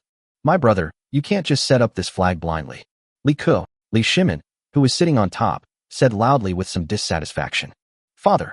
Li Ku hurriedly bent down. "Do you want to be beaten on the first day after you are conferred the title of king?" Li Shimin asked with his eyes wide open. "Your Majesty is wise. Even if I had this idea, you would definitely not do it. After all, this conflicts with your idea of conferring a title." Li Ku hurriedly said with his head lowered. Li Shimin felt a little regretful. Why did I make him the King of Qin? Did I make him the King of Qin so that he could piss me off? Get out of here now. I don't want to see you. Go to the harem to see your mother, the queen, and then go back to supervise the renovation of your Chang'an city. If you don't do it well, you will be beaten," Li Shimin said angrily. Yes. Li Ku ran away decisively. The other ministers were all trying to hold back their laughter. His Royal Highness the King of Shu. Oh, no. Even though he had become His Royal Highness the King of Qin, it still had that familiar taste. Chapter 189, I will bankrupt your Changsun family. Li Shimin asked him to go to the harem, so Li Ku naturally went to see Empress Changsun first. When Li Ku arrived at Lijing Hall, he was a little surprised to see Empress Changsun playing with Cixi in the small courtyard at the entrance of Lijing Hall. After having her maid inform her, Empress Changsun smiled and waved at Li Ku. Her face was noticeably redder. Li Ku was a little surprised. Are modern anti-inflammatory drugs so effective? He remembered that in history, Empress Changsun had fallen ill and been bedridden from the beginning of the 9th year of the Jingguan reign until her death, and she had hardly gotten up. Isn't this His Royal Highness the Prince of Qin of the Tang dynasty? Come, meet His Royal Highness the Prince of Qin. Empress Changsun said, while suppressing a smile. Greetings to His Royal Highness the Prince of Qin. All the maids bowed at the same time. No thanks. Mother, please don't laugh at me. Li Ku was a little embarrassed. It was obvious that Li Shimin had someone inform everyone in the harem before going to court. How is your health, mother? With a filial son like you, Kuer, my illness has improved a lot. The implication of Empress Changsun's words was very clear. The medicine Li Ku gave her was effective. Li Ku nodded. Inflammation is often the decisive factor in death. Many people say that the immune system will eliminate inflammation immediately. It is obvious that they do not understand medical knowledge. Although Li Ku does not understand it either, he has read books. Inflammation itself is caused by the immune system. It is a reaction caused by the large number of immune cells gathering when the immune system fights viruses and bacteria in the body. How could the immune system possibly go back to fight inflammation on its own? You have to know that when humans take medication to fight inflammation, they are actually destroying excess immune cells. In his previous life, Li Ku had seen someone claim that garlic could reduce inflammation. And theoretically, it could even prevent cancer and kill cancer cells. This was the same as discussing toxicity without considering the dosage. If you discuss effectiveness without considering the dosage, that's still just blasphemy. The anti-inflammatory drugs given by Li Ku worked, but did not cure Empress Changsun at all. They only allowed her immune system to continue fighting the disease, instead of the immune system gathering a large number of immune cells in order to eliminate the disease as quickly as possible, which eventually led to excessive inflammation and caused organ failure and death. However, this anti-inflammatory drug cannot treat her respiratory disease itself. It can only treat the inflammation caused by the complications of the respiratory disease. However, with the help of the decoctions given by the Imperial Hospital, her condition has obviously stabilized. Now it depends on when Sun Simiao can arrive. Then mother, take the medicine on time. After taking it, wait for a while before taking it again. Li Ku said. Okay. Empress Changsun nodded. She could feel her own body. She felt much more energetic recently, and her appetite had increased. It was obvious that she was getting better. Naturally, she had more confidence in the medicine that Li Ku brought. Third brother, you are the king of Qin now. Jinyang spoke sensibly after seeing Li Ku finish talking to his mother. Yes, His Royal Highness the Prince of Qin of the Tang dynasty will take Princess Jinyang of the Tang dynasty out to play someday. Li Ku said with a smile. Hee, then it's a deal, third brother. Jinyang said with a smile. After saying hello to Empress Changsun, Li Ku left first. He was going to his mother's place, but to his surprise, when he left Lijing Hall, he happened to meet Li Ji, who was running over. Hello, third brother. When Li Ji saw Li Ku, his eyes lit up and he ran over to salute. No thanks, where have you been? Li Ku was a little curious.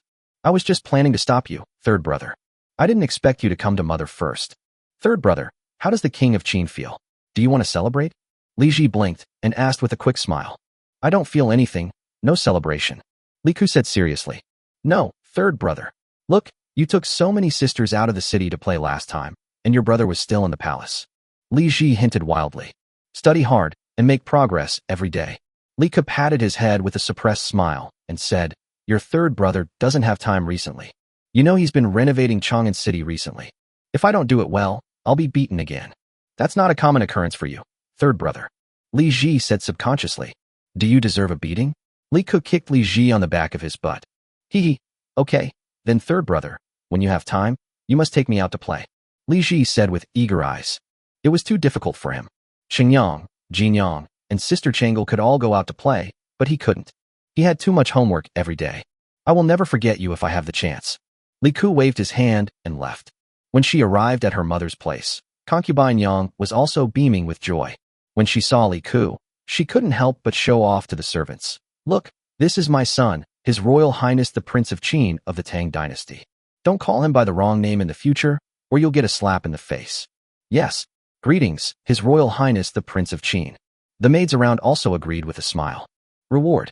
Li Ku waved his hand and said loudly, Mother, you reward them first. I will bring you money later. No need. Your father sent quite a bit yesterday.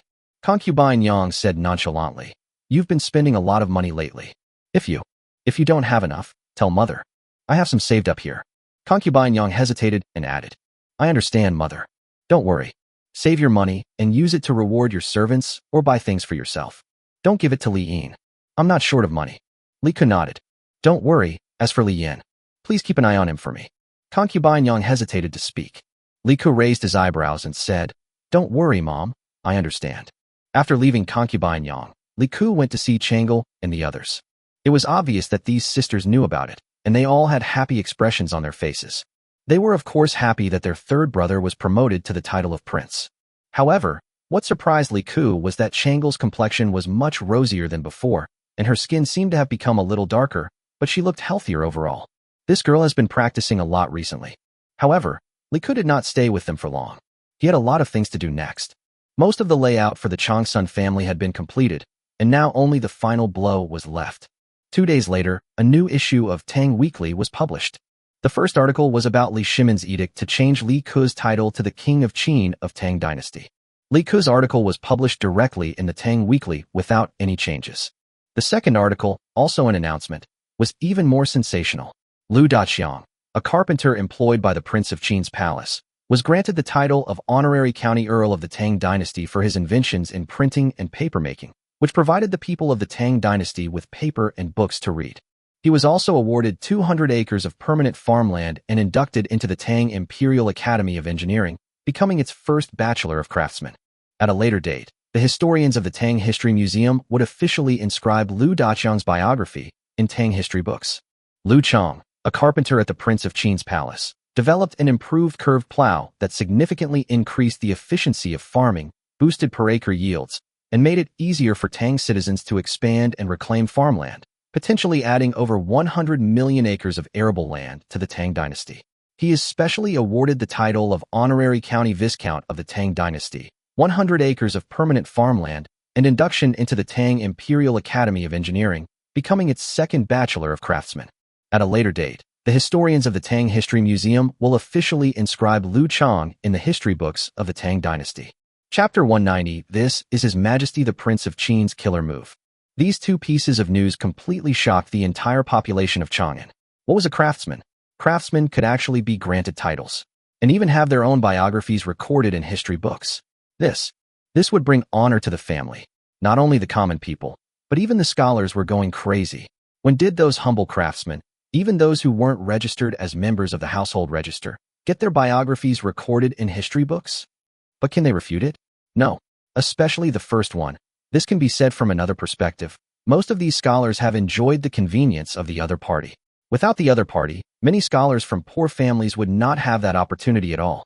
The concept of poor families in the Tang Dynasty might be different from what most people understand. What is a poor family? It refers to those who were originally from the aristocratic family, but whose family fortunes fell into poverty. Common people were not considered poor families. They had no chance to study and were not considered poor at all. And among the common people's craftsmen, they almost wanted to give Shu. Oh no, to His Majesty the Prince of Qin an immortal tablet. It was His Majesty the Prince of Qin who allowed these ordinary craftsmen to be granted titles and even have their names recorded in history books. What a great honor. Not to mention this era.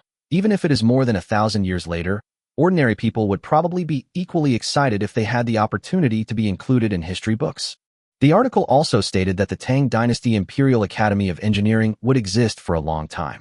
In the future, all craftsmen who invented or developed tools worthy of widespread promotion would have the opportunity to be knighted and enter the academy. All craftsmen who entered the academy would have their own biographies recorded in the history books of the Tang Dynasty. All the blacksmiths, carpenters, and masons recruited by His Majesty the Prince of Qin instantly felt their blood boil. What was this? This was an honor that even Gongxu Ban, the ancestor of all their craftsmen, had never achieved. In fact, in the Tang dynasty, except for carpenters, all other craftsmen believed that one of their ancestors was Gongshu Ban, because to a certain extent, all craftsmen started as carpenters. For example, blacksmiths believe that they have two ancestors. One is Lao Junli heir and the other is Gongshu Ban. These are just the first two articles. The third article, starting today, the blacksmith shop under His Majesty the Prince of Qin of the Tang dynasty will begin selling curved plows. The plowshare is priced at 301. The complete plow is priced at 501. Any carpenter interested in learning how to make a curved plow can visit His Majesty the Prince of Qin's shop. However, to encourage innovation among craftsmen, His Majesty the Prince of Qin recommends that each craftsman who creates and sells a curved plow set aside 1 for the original craftsman. This penny can be transferred to the Qin prince's business, and then to Liu Chong, the inventor of the curved plow. In addition, the article also revealed other ironware prices sold at His Majesty the Prince of Qin's blacksmith shop. They were incredibly low, only a third of the current market price, or even lower.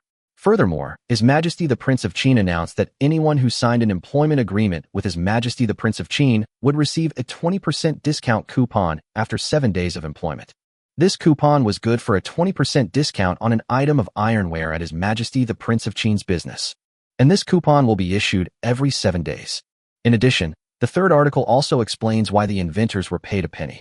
In simple terms, it explains that this is to reward these craftsmen for their fearless spirit of making their inventions public rather than keeping them for themselves. Craftsmanship. A role model for craftsmen all over the world. In this article, Li Ku played a game of honor kidnapping.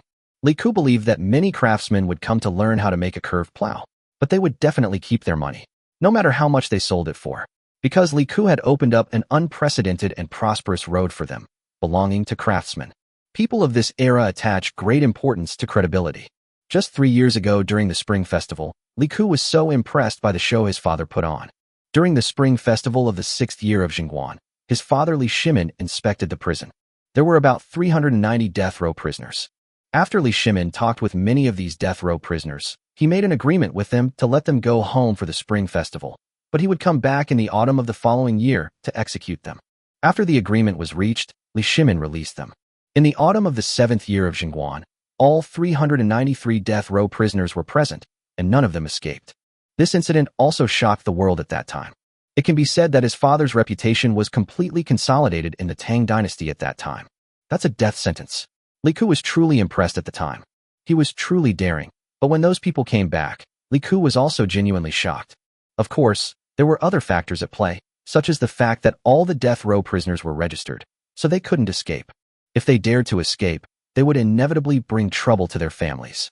Not only would their families be implicated, but they themselves could not escape at all.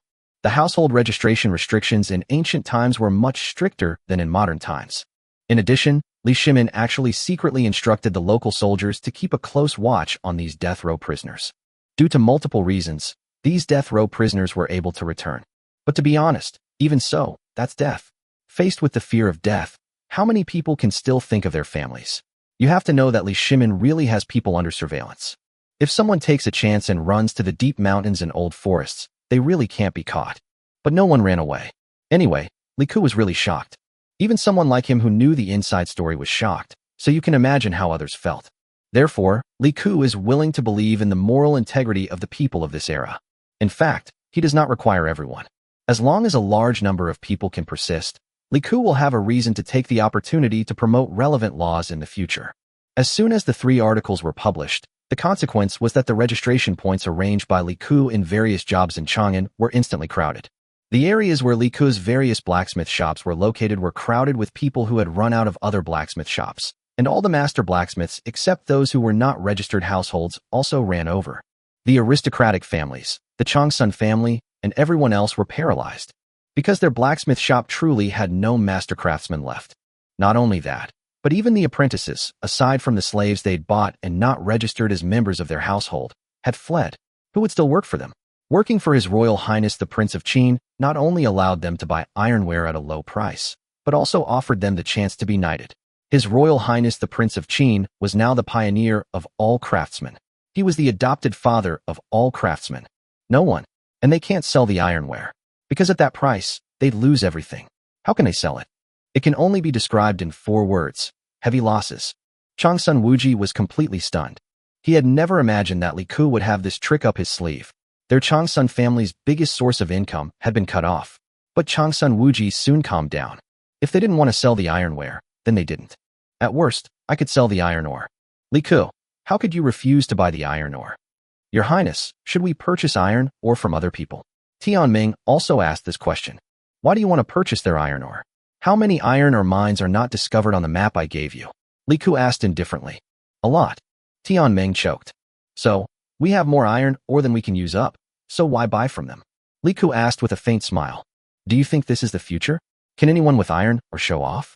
In this era, there are more mines than people. Because of the demand for steel in this era, Li Ku, not to mention the entire country, the iron ore within a 300-kilometer radius of Chang'an alone cannot be used up. Therefore, Li Ku was not afraid at all that the people he recruited would have no work to do. It was no exaggeration to say that he could recruit as many people as possible. In fact, it was impossible for all these people to come to work. The Chinese people have a deep attachment to land, and they would never give up their land if they had a choice. By the way, you should continue to expand iron mining, but the safety of the people must be the top priority. After the ironware sales are stable, I will ask the relevant officials in the Ministry of Industry if they want pig iron. I will sell pig iron ingots at the same price as Cheng Yaojin. I want to see who can sell the iron ore of his eldest grandson family too. Yes. Tianming took a deep breath. He was a little excited. Changsun family, what can you use to play with His Highness?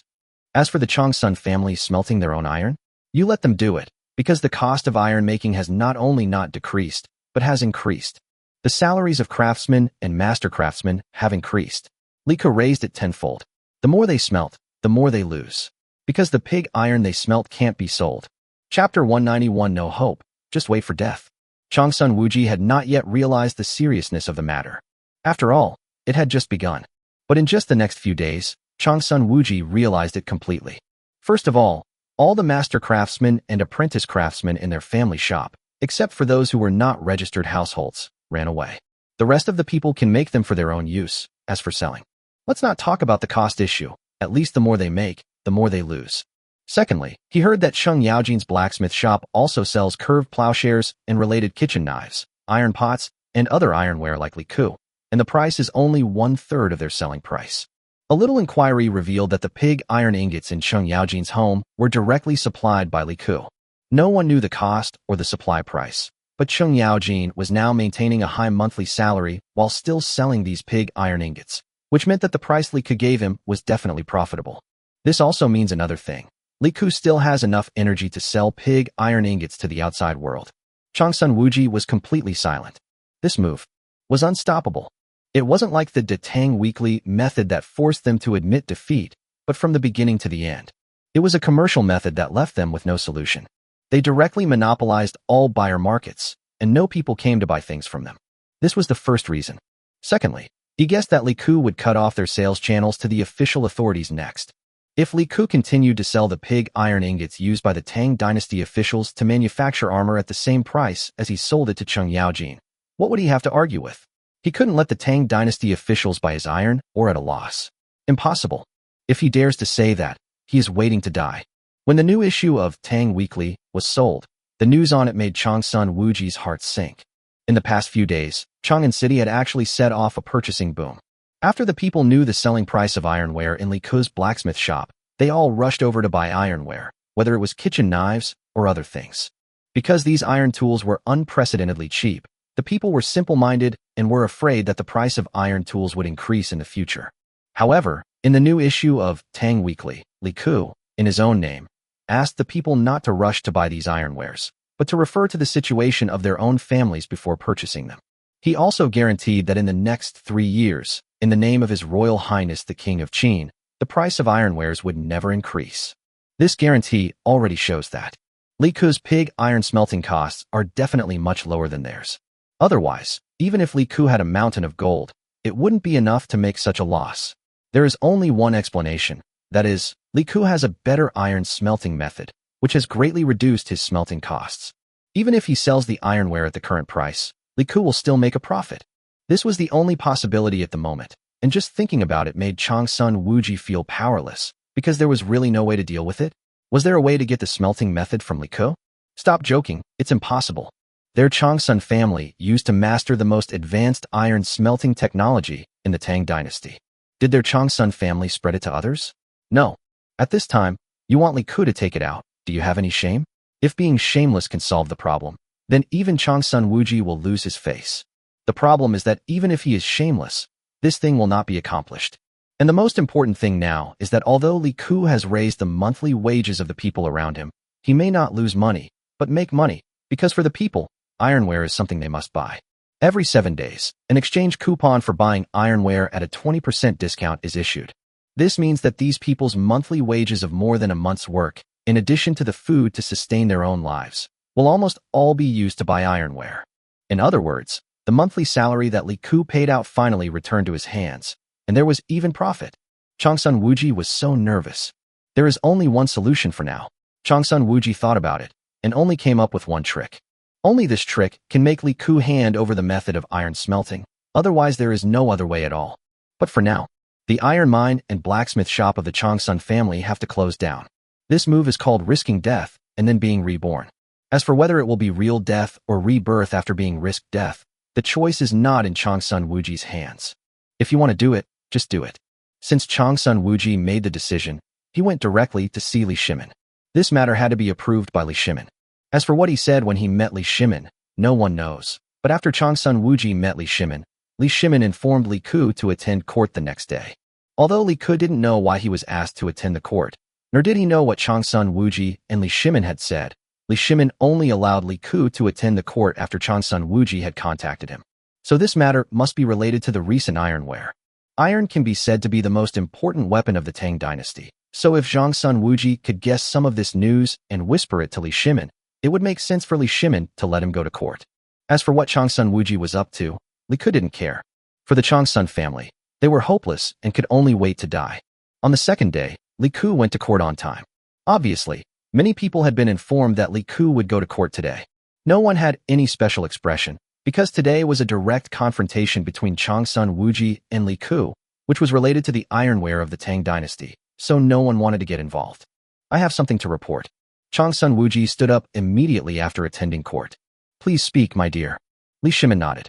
Your Majesty, the price of ironware in Chang'an has dropped dramatically recently, which is a boon for both the nation and the people.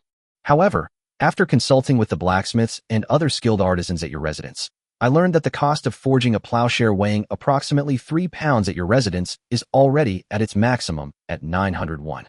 However, Your Highness the Prince of Qin's shop can reduce the price to 301. Presumably, Your Highness the Prince of Qin possesses a brand new smelting technique. My blacksmith shop can no longer operate, so I want to close it. In addition, 80% of the pig iron under my name is sold to the court. Considering that His Royal Highness the Prince of Qin may have better smelting technology, in order to save the court's costs, I think perhaps the court can purchase directly from His Royal Highness the Prince of Qin, so I want to close the iron mine as well. Changsun Wuji said directly. Li Ku narrowed his eyes at Changsun Wuji's words. This old sinister man actually cut off his own retreat today? Here I would like to talk about the iron mining business in the Tang dynasty. Although private operation was allowed in the Tang dynasty, a 20% iron tax was levied. That is to say, if your iron mine mined 100 kilograms of iron ore, you had to hand over 20 kilograms of iron ore to the court, and the rest was yours. The iron ore used in the imperial court's official iron smelting workshops basically came from the imperial court's own iron mines, and the iron ore handed over by private iron mines in various places. In addition, the court also purchased some pig iron directly from private blacksmith shops. For example, in addition to the iron ore that the Changsun family handed over, about 70% to 80% of the remaining iron ore was sold to the Tang court after smelting. This can be considered as a benefit that Li Shimin gave to the Changsun family, because the court would definitely reserve a portion of the profit when purchasing. Although the Changsun family's blacksmith shop was forced to be unable to be sold by Li Ku, mainly because no one was smelting it, he could still sell iron ore to the court, but he chose to cut off his own path. Chapter 192. That's it? Li Ku. Li Shimin turned to Li Ku after hearing this. Your son is here. Li Ku stood up with a calm expression. Is this true? Li Shimin asked Li Ku. Well, the craftsmen under my command have indeed improved certain methods, so the cost of iron smelting has dropped a lot. If the court wants to purchase pig iron ingots, I can afford it. Li Ku said lightly. Pig iron ingots? Do you provide the finished product directly? Li Shimin asked Li Ku. I don't know what the smelting price of the Ministry of Industry is, but I think it is lower than that of the Ministry of Industry. Li Ke nodded. Duan Luan. Li Shimin called out directly. I'm here. Duke G of G, Duan Luan, stood up from his seat. Duan Luan was the current Minister of Works, so these questions should naturally be asked to him. What is the price cost of smelting? Li Shimin asked directly. The price Duke Qi just mentioned is almost the same as the imperial court's price. Take the forging of the main plow head of the Tang dynasty as an example. A plow head weighs 3 jin, and the final cost of forging is about 900 won. Putting aside the labor cost of forging, after smelting it into pig iron, the cost of 3 jin of pig iron is about 881. Duan Luan gave a similar price. Li Ke immediately calculated in his mind that the pig iron production of the Tang dynasty last year was about 1 million jin. According to this cost, the cost of iron smelting in the Tang dynasty last year, both official and private, was 610,000 guan. However, it is estimated that at least 60% to 80% of the national output went into the hands of the imperial court. Of course, smelting technology also limited output, limiting annual production to a mere 51 million caddies. Li Ke remembered reading articles in his previous life that speculated that during the Tang dynasty's peak, national pig iron production could reach 10 million caddies. However, it now appeared that this was an error. After all, there was no statistics bureau in this era, and later calculations were based on the iron revenue and tax rates recorded in basic ancient books to reversely infer pig iron production. In fact, the error is very large. Many people make their calculations based on a 20% iron or tax, and then look at the court's iron revenue and the tax rate to work backwards. However, the court's iron revenue does not all come from the smelting of the 20% iron or handed over by private iron mines. The court also has a large number of self-operated iron mines, all of which are handed over to the court. Therefore, the error in inferring the iron income of the entire Tang dynasty is too large. Li Ke's estimated pig iron production was also a preliminary statistical estimate made by his ULI trading company. If you asked Li Shimin about this number, he would not know it. He only knew the number from the court. Many people say that the Tang dynasty's pig iron production was only so limited. So how could it make so many swords, knives, and armor? The pig iron production of the Tang dynasty was indeed very small, but China's smelting did not start in the Tang dynasty. From the spring and autumn period to the Tang dynasty, over the years, no one knew how much pig iron had accumulated. How much pig iron revenue did the court earn last year? Li Shimin asked again. Your Majesty, the court's annual pig iron revenue last year was 6 million jin. Duan Luan gave the answer immediately. That is to say, about 140,000 kilograms of pig iron every month. If the court purchases pig iron directly, Li Ke, can you provide it? 140,000 kilograms every month. Li Shimin looked at Li Ke and asked. Li Ke silently calculated that 140,000 kilograms of pig iron is equivalent to about 84 tons of pig iron per month in modern times. He currently has 30 blast furnaces. If each furnace is operating at optimal, best-performing rates, it's estimated to produce 1 ton of iron per furnace. Of course, this isn't the upper limit. If a blast furnace operates 24 hours a day and can produce 3 furnaces per day, that would yield about 90 tons of iron per day. A daily output? Although there was light from the blast furnace and torches, and even though it was difficult to operate at night, there was no problem with 2 furnaces a day, 60 tons a day, which could be done in 2 days. That's it. Otherwise, just give the cheap dad 5 days supply. He looks so pitiful. I'll triple it for you. Never mind. Let's make it an even number, 500,000 kilograms a month. Li Ke said lightly. As soon as Li Ke said this, everyone in the court was stunned. 500,000 yuan per kilogram per month? Wouldn't that mean the court's total pig iron revenue in just 3 months was close to the entire year? You can do it. Li Shimin was shocked. Well, it accounts for a large proportion, but it can still be done. Li Ke said calmly. It is 1/6 of the monthly output, so of course it accounts for a large proportion. How much? Li Shimin took a deep breath. 51 per pound. Li Ke said with a smile. Everyone. Last year, the court's cost of 3 jin was about 881, and the average cost of 1 jin of pig iron was close to 301. Li Ke directly reduced the cost by 1/6. No wonder the Changsun family gave up. What else can they use to play? I agree. Duan Luan was excited. He agreed before Li Shimin could even say anything. 1/6 the cost. This meant that while pig iron revenue this year had tripled, the cost was actually less. Only 300,000 strings of cash could do it. Last year, it cost 480,000 strings of cash. Changsun Wuji's face darkened. This was completely different from what he had expected. According to his idea, if the court could directly purchase pig iron instead of iron ore, and Li Ku's production was not that large and could not provide the court's needs, then he could suggest that Li Shimin ask Li Ku for smelting technology and have the government set up a smelter to produce iron. Moreover, in order to prevent Li Ku from using words to pressure them as he did last time, he had already thought it through. The official smelter did not sell to the public, but was used by the court itself, so he could not say anything about competing with the people for profits. They couldn't come up with the technology for Li Ku's smelter, but wouldn't the official smelter be able to come up with the relevant technology sooner or later? But he never expected that Li Ku not only produced enough, but even tripled the amount for Li Shimin. This time they lost more than they gained. For this reason, the people in the Ministry of Industry naturally stood on Li Ku's side temporarily. Because the Ministry of Industry was under great pressure from projects every year, and now that Li Ku had increased the quantity so much at once, the pressure on their Ministry of Industry to produce armor was naturally much less. The key point is that after the main output of smelting pig iron no longer belongs to the Ministry of Industry, the Ministry of Industry no longer needs to monitor the output. So naturally it has nothing to do with the Ministry of Industry, and the responsibility is reduced. The funds required by the Ministry of Industry have also been reduced, so some of the funds can be withheld within the Ministry of Industry.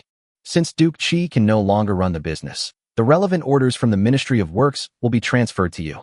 Li Shimin took advantage of the situation and did this directly. After all, it was Changsun Wuji who proposed it himself, so it was not Li Shimin's fault. Besides, why did Changsun Wuji do this? How could Li Shimin not know? Wasn't it just to tell Li Shimin that Li Ku had forced him to live a miserable life? After thinking about it, Li Shimin felt that he couldn't let the Changsun family really go bankrupt. The smelting business of the Changsun family would be gone. Otherwise, how about letting him sell the ore? Chapter 193, I want as much as you can get. Well, Li Ku. Li Shimin spoke when he thought of this. Father, please speak. Li Ku said with a smile. You can smelt so much steel here, so it must consume a lot of iron ore, right? Li Shimin asked with a smile. Of course, father. Do you mean to sell the official iron ore to me? That's fine. If several official iron mines of the court can sell the iron ore to me at the previous market price, then I will accept it. I can also increase the output of the Ministry of Works by 50,000 kilograms every month. Li Ku said generously. Li Shimin was stunned for a moment. He had not expected such a benefit. He immediately said, Okay, I agree. The output of the several iron mines here at Duke Chi is quite high.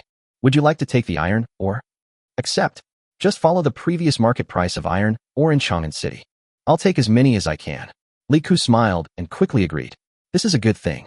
Why not accept it?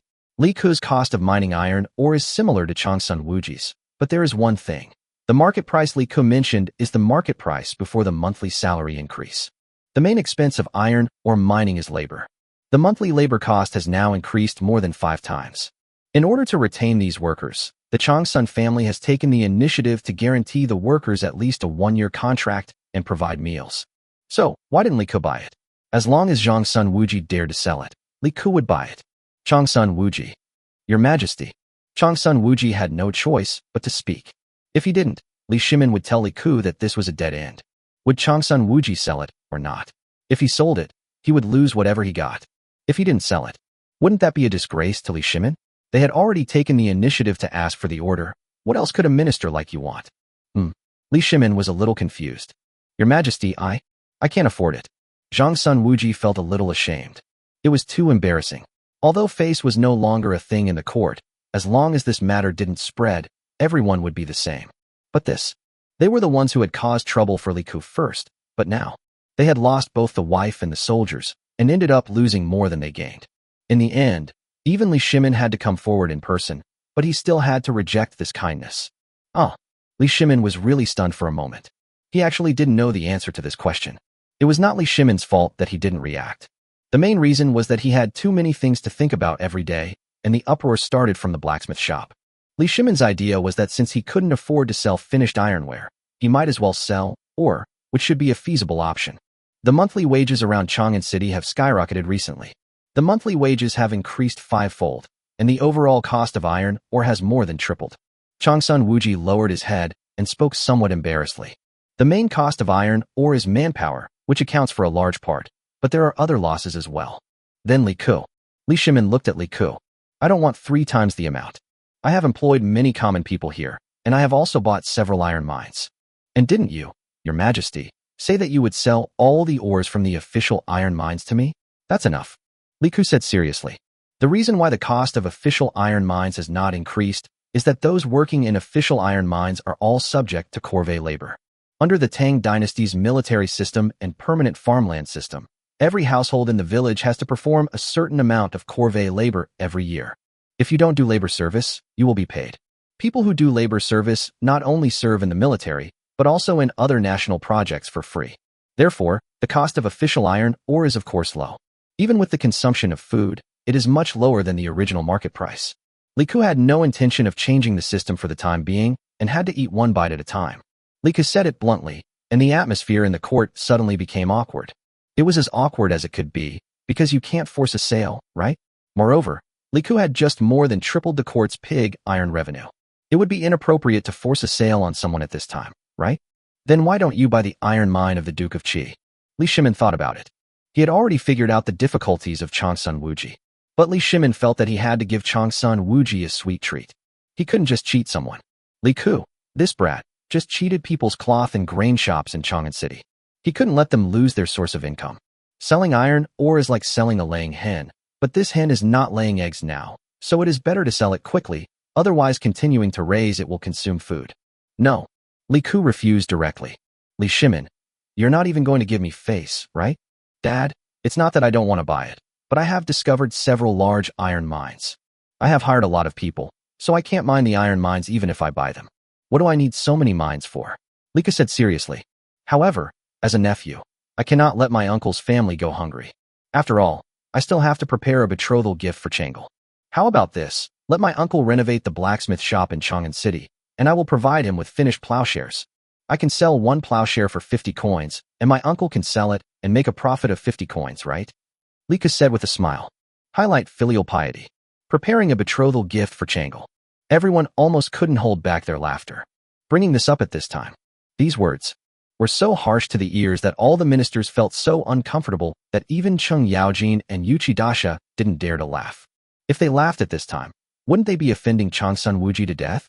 What was Li Ku's behavior like? It was like he had pinned down Changsun Chong, beaten him up, robbed him of his money, and then helped him up and said with a smile, "You didn't have breakfast, right? Here's 5 cents. Go have breakfast, dear." Zhang Sun Wuji's face flushed crimson, but he couldn't say anything at the moment. He simply lowered his head and spoke in a low voice. "Thank you, Your Highness, Prince Qin. This is not necessary. I still have a salary and can support my entire family." Oh, that's right. After all, Uncle gave nephew a group of cloth shops and grain shops before. I am sorry for being rude. Li Ku was very polite in his words today. After this scene, Li Shimin didn't say anything. He was afraid that Zhang Sun Wuji would vomit blood in the court like the previous minister, so he moved on to the next topic. Li Ku did not speak until the court was dismissed, but waited for the end with a smile on his face. The Changsun family would not die. They would be seriously injured, but not dead. Li Ku's current radiating area is not that large. It can only radiate to areas around Chang'an, Guanyi Road, and other areas. He cannot affect places farther away for the time being. The iron mine of the Changsun family will not be destroyed, and it can be manufactured and sold to other roads, but the cost will be higher. The only other option was to sell ironware to places outside the Great Wall, such as the Turkic region. However, there were restrictions on selling ironware to these places. The Tang court was no fool. Ironware was a national treasure, and it was previously forbidden to sell it to the Turkic region. Now that the Turkic and other ethnic minorities had submitted to the Tang court, Emperor Li Shimin allowed a small amount of ironware to be sold, with an annual quota and at an extremely high price. The border guards of the Tang dynasty would check the trading companies coming and going. In addition, it is not known whether it is really because the Li family has Xianbei ancestry, but these nomadic peoples who surrendered to the Tang dynasty were unusually loyal in the early days. So even if someone dared to smuggle and sell them, they would not dare to buy them, otherwise the entire tribe would easily be massacred. Instruct Crown Prince Li Chengqian, Prince of Qin Li Ku, Cheng Yaojin, Yuqi Jingda, Li Shiji, Fang Xianling, Wei Zhong, Chai Xiao, and Zhang Sun Wuji to go to Liangyi Hall to discuss matters after the court session. When the court session was over, Chang Lin suddenly announced another thing. Chapter 194, Tuyohun Battle Report. Li Ku was a little surprised. This could constitute a small court meeting. He didn't know what Li Shimin wanted them to do. However, after the court session, Everyone naturally went straight to the Liangyi Hall. When they arrived, Li Shimin called everyone into the Liangyi Hall. Sit down. After the ceremony, Li Shimin asked everyone to sit down. The chairs had been prepared long ago. After everyone was seated, Li Shimin asked Chong Lin to speak. 800 miles in a hurry, on the 23rd day of the 4th month of the intercalary year of the Jingguan reign, Li Jing's General Shui Gur led light cavalry in battle against the Tiuhun troops at Manta Mountain, later known as the Sun and Moon Mountains on the southern shore of Qinghai Lake, beheaded the Tiuhun prince, and seized over 30,000 heads of livestock. Later, the army pushed to Nixindui, on the southern shore of Qinghai Lake, and killed part of the Tiuhun troops again. Later, the army advanced to the source of the Qishui River, west of Mount Mantu, led by Shui Wanjun and Shui Wanche, reinforced by Chibi Heli, who captured the Nanchang king Murong Shoujuan and seized over 80,000 heads of livestock. On the first day of May in the 9th year of the Jingguan reign, Li Daoyang's troops captured over 20 Tiuhun princes in the Shuhun Mountains, a mountainous area west of Tianjun County, Qinghai Province, and seized 50,000 heads of livestock. Simultaneously, the troops of Shui Wanjun and Shui Wanche defeated the main force of the Tiuhun army, led by Prime Minister Tianzhu Wang, at Qihai, Shaka Salt Lake, seizing over 200,000 heads of livestock. After hearing Chong Lin's latest 800-mile urgent report, Li Ku understood why Li Shimin called him. Congratulations, Your Majesty. Everyone hurried to congratulate him. This was indeed good news. Well, Li Ku, Qihai has been taken, and your plan can be implemented. What do you think of the current actions of our Tang army? Li Shimin looked at Li Ku. Li Ku glanced at the others. Aside from his eldest brother, Li Chengxian, who seemed a little surprised, the other ministers all looked calm. It was obvious that Li Shimin had already informed them. However, it was necessary to communicate, but the words and attitudes that needed to be said must be made clear. Your Majesty, this incident only proves one thing. Li Ku spoke calmly. In international exchanges, strength is always the basis for maintaining justice. National defense is the real backing of diplomacy, and dignity lies only on the edge of the sword. Truth is only within the radiation range of the Iron Cavalry. What is the Iron Cavalry? The Iron Cavalry is used to measure the land area. Li Ku said loudly. Well said. Li Shimin looked at Li Ku in surprise.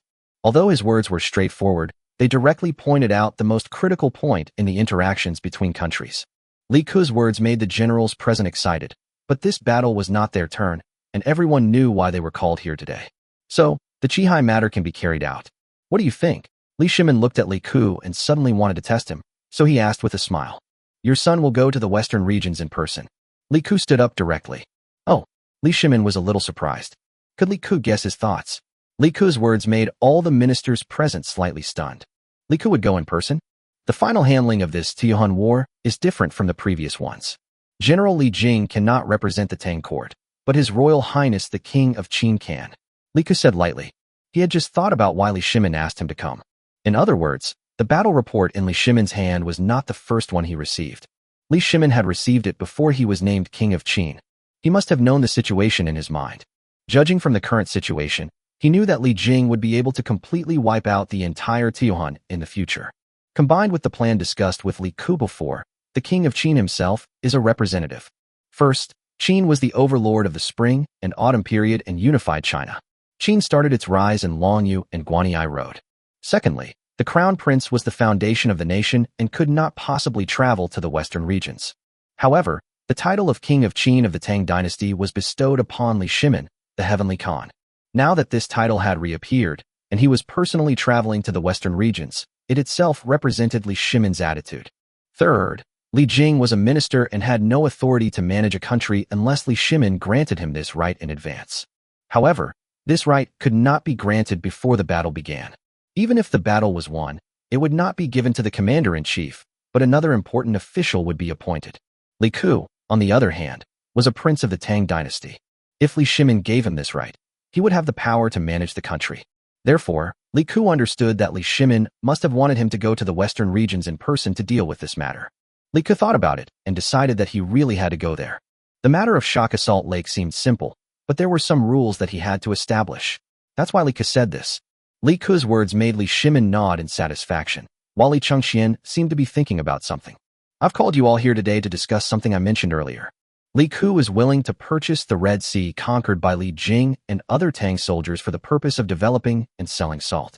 Because the Red Sea is located in the western regions, To ensure the safety of its industry, the Tang dynasty will station 50,000 elite troops there. For this reason, Li Ku is willing to give 30% of Qihai's income to the local garrison. If this 30% income is less than 300,000 strings of cash, Li Ku will make up the difference. Furthermore, to show sympathy for the hardships of the officers and soldiers stationed on the frontier, I am willing to pay 300,000 strings of cash annually to hire retired, injured, and meritorious soldiers. I will provide them with a monthly stipend, and they will purchase food from various inland areas of the Tang dynasty and send it to Qihai. These funds do not require funding from the court or the national treasury. Do you have any objections? Li Shimin asked calmly. As soon as Li Shimin said this, everyone's expression became somewhat strange.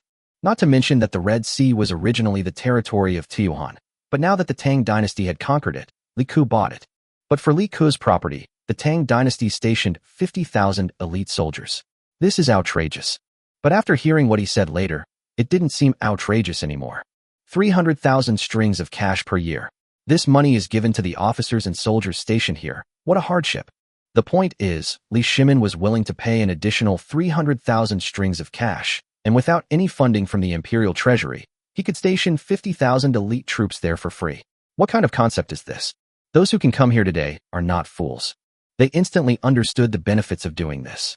They don't need to support the court's troops, and they can still station 50,000 elite soldiers. This is certainly a good thing.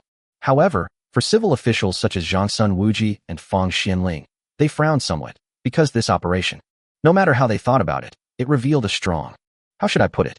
Anyway, this smell was not so right. They agreed with this matter itself. But what made them frown was that this matter bypassed the court. That's right, this matter didn't even go through the court. In theory, Li Shimin didn't need any of their consent to do it. It seems that the garrisoning of troops required discussion at court, but Li Shimin used a relatively direct statement, saying that it was to protect Li Ku's property. If Li Shimin said that after conquering Tiyuhan, he would station troops there, that would be reasonable, right? Is there anything wrong with it? If this excuse is used, how can the court not allow the garrison? As for the subsequent operations, they were all Li Shimin's own operations, and no one can say anything. The key point is that the court does not need to pay, and Li Shimin had informed everyone before, but he did not mention the detailed details at all. His Majesty has also been led astray by Li Ku. If he bypassed the court this time, wouldn't Li Ku be able to bypass it next time? Wouldn't their control over state affairs be very poor in the future? Therefore, even Fang Xianling, Wei Zheng, and others frowned. Chapter 195 Western Regions Protectorate. No one objected, because objection was futile. Without the court's money, and without going through the court, how could they object to Li Ku and His Majesty's private actions? Besides, they should be happy that private individuals were spending money on the country. Well, Li Ku, when do you think you will set off? Li Shimin asked Li Ku. This matter should be handled as soon as possible. Li Ku thought for a moment and said, I will make arrangements, and we can set off in 7 days. Yes, Chong Lin will draft an edict later, ordering Li Ku, the king of Qin of the Tang dynasty, to establish the Western Regions Protectorate near Qinghai to take charge of all affairs in the Western regions. Li Ku will temporarily serve as the Protectorate General. Before Li Jing leads the army to completely eliminate Tiyuhan, the army he leads will temporarily be under the control of the Western Regions Protectorate, and it will be temporarily called the Western Continent Protectorate to the outside world. Li Shimin said decisively. Yes, I obey your command. Li Ku accepted the order immediately. The other ministers frowned slightly, but didn't say much. They had long known about the Western Regions Protectorate. Li Shimin had actually conceived of this idea 2 or 3 years earlier. The main reason was that the Western regions were unstable. After the Eastern Turks were eliminated by the Tang dynasty, the Western Turks were reunited after a period of division. While the 36 kingdoms of the Western regions appeared to be independent, they were all influenced by the Western Turks. Because the 36 countries in the Western regions were all established with oases as their center, these small countries themselves were not large, and there were large tracts of empty land between them. In these areas, there were many small Turkic tribes, and these small tribes all belonged to the Western Turks. From a national perspective, most of these 36 countries were countries within countries, so it was normal for them to be influenced by the Western Turks. Li Shimin had previously thought of imitating the Han Dynasty's protectorate, but because Dunhuang, Jiuquan, and other places now belonged to the Longyu Road of the Tang Dynasty, establishing a protectorate would not even have its own territory, so he did not take action for the time being. Now that Tiyuhan has been conquered, it can be regarded as a bridgehead, and it can be temporarily under the jurisdiction of the Western Regions Protectorate. Li Ku didn't have any special expression. Anchi Protectorate was a later name. Of course, they had to call it an after conquering the Western regions. The reason why it was called Shizhou Protectorate to the outside world was naturally because they didn't want to reveal the ambition of the Tang dynasty. After all, the protectorate existed in the Han dynasty. It was an administrative agency used to monitor the small countries on the border. Now, strictly speaking, the Western regions are not under the jurisdiction of the Tang dynasty. Now you call it the Western regions. Doesn't this make your ambition clear? As for Shizhou, it was understandable to explain it to the outside world. After all, the Tang dynasty had already conquered Tuhan, and Tuhan was surrounded by Western regions countries such as Tubo, so it was not normal to establish a protectorate. The purpose of this trip is different. After all, we have not defeated Tuhan yet, so, Fang Xianling. Li Shimin paused for a moment and spoke again. I am here. Help Li Ku write a manifesto against Tuhan, and Li Ku must read it to the public when he sets out. Li Shimin said. Yes. Fang Xianling said, bending down. Dad, let me write the manifesto myself. Li Ku waved his hand quickly. The manifesto is the ancient version of Don't Say I Didn't Warn You, a document used to inform, conquer, and denounce enemies or rebels. There are also some highly combative criticism and denunciation articles. You? Li Shimin looked strange. I am quite confident in this aspect. Li Ku nodded seriously. Okay. After thinking about it, Li Shimin did not refuse. Li Ku would not lie about such a thing. He could do it himself. It didn't matter if the writing was a little worse, as long as the meaning was clear. You should arrange your affairs in the next few days. Let a reliable person take charge of the renovation work of Chang'an City. The progress can be slow, but don't make any mistakes. When you set out for the Western regions, let Su Dingfang and 5,000 left guards accompany you. Li Shimin said directly. Dad, we don't need that many. I have 2,000 guards, and I must bring them this time. Su Dingfang and the others only need 1,000. My idea is to use all cavalry and rush to the Western regions as quickly as possible. Li Ku said. Now it is almost 10 days into May, and it will probably be the end of May by the time Li Ku arrives. In June and July, the sunshine and temperature there will rise, and the salt pond can be advanced quickly. If you take a carriage, at least January. That will be very hard. Li Shimin raised his head and glanced at Li Ku. The entire cavalry was traveling fast, but it was not something that ordinary people could endure. This place was nearly 2,000 miles away from the Red Sea, and it would take at least 10 days. If a man doesn't show his ambition, his 8-foot body will be wasted. Li Ku said with a grin. Okay, just make some bold statements before you leave, and don't complain along the way. Li Shimin smiled, looked at him, and nodded. Then this matter is settled. The Ministry of Rights will make relevant preparations for the expedition. Li Shimin finalized the matter directly. Everyone bowed and saluted at the same time. After leaving the palace, Li Ku did not look for anyone else, but only informed Su Dingfang to select 1,000 elite cavalrymen. To some extent, this expedition was just a political show, except for what Li Ku had to do. There are many envoys from various small countries in the Tang dynasty. In fact, all the states are paying attention to the affairs of Tuyuan. They all know very well that this represents the national policy of the Tang dynasty. Li Shimin asked Li Ku to go to the Western regions, which was also a political show. To put it bluntly, it is to let the small countries around you see clearly and stop making trouble. This is also a kind of killing the chicken to scare the monkey. No one would hold back in such matters. Although Changsun Wuji and his men usually caused trouble for Li Ku, Li Shimin had decided to let Li Ku go. No one from Changsun Wuji and his men would hold them back, but instead they would assist Li Ku with all matters concerning the expedition as quickly as possible. The entire Tang court sprang into action at an unprecedented speed, and Li Ku summoned Tian Meng and his men. Tian Meng, notify the Yueli Trading Company in the Western regions to move all their supplies in that direction. The supplies stored in Longyu Road can now be shipped toward the Red Sea. Yes. Take everything I need with me. Li Ku reminded him again. Unfortunately, the space in his mind could only be taken out, except for himself. Everything else could only be taken out, not in. Yes, only he himself could not enter, not even his clothes.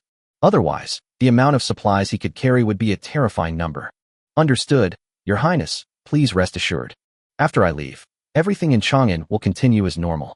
The Tang Weekly will just need to follow my earlier plan and publish on schedule. The aristocratic families shouldn't cause us any trouble during this period. We just need to maintain stability. By the way, give me a summary of the information I gave you earlier. I need to see it. I understand. Tian Meng answered straightforwardly. He was very experienced in keeping a low profile. After all, He had been keeping a low profile for more than 8 years. If it weren't for His Highness's actions, they wouldn't have been discovered by too many people now. Huigang. Li Ku spoke again. Exist. How is the guard training going? Li Ku looked at him and asked. The formation training is complete, and all Mingwang armor and weapons have been replaced. Well, we'll be ready to leave in 7 days. Give everyone a day off in turn so they can arrange their own affairs. Yes. Chapter 196. It's not easy to coax my sister. Your Highness. Yang Anning and others looked at Li Ku with worry and concern. What's wrong? You guys take care of yourself at home. Don't worry. Duke Dai and others have won the battle on the front line. I won't be in any danger when I go there. Li Ku said with a smile. He could probably see the worry of the women. Your Highness, I want to follow you. Yang Anning said softly. Nonsense, this time we are all cavalry. I wouldn't say we are traveling day and night, but our daily rest time is not long. If you fall ill on the way, how should I take care of you? Li Ku looked at her and asked. Your Highness, I will never cause you any trouble. Yang Anning said seriously. The reason she came up with this idea was because Li Ku was not a general, but a prince. His mission this time was different from others, and there was nothing wrong with bringing a maid with him.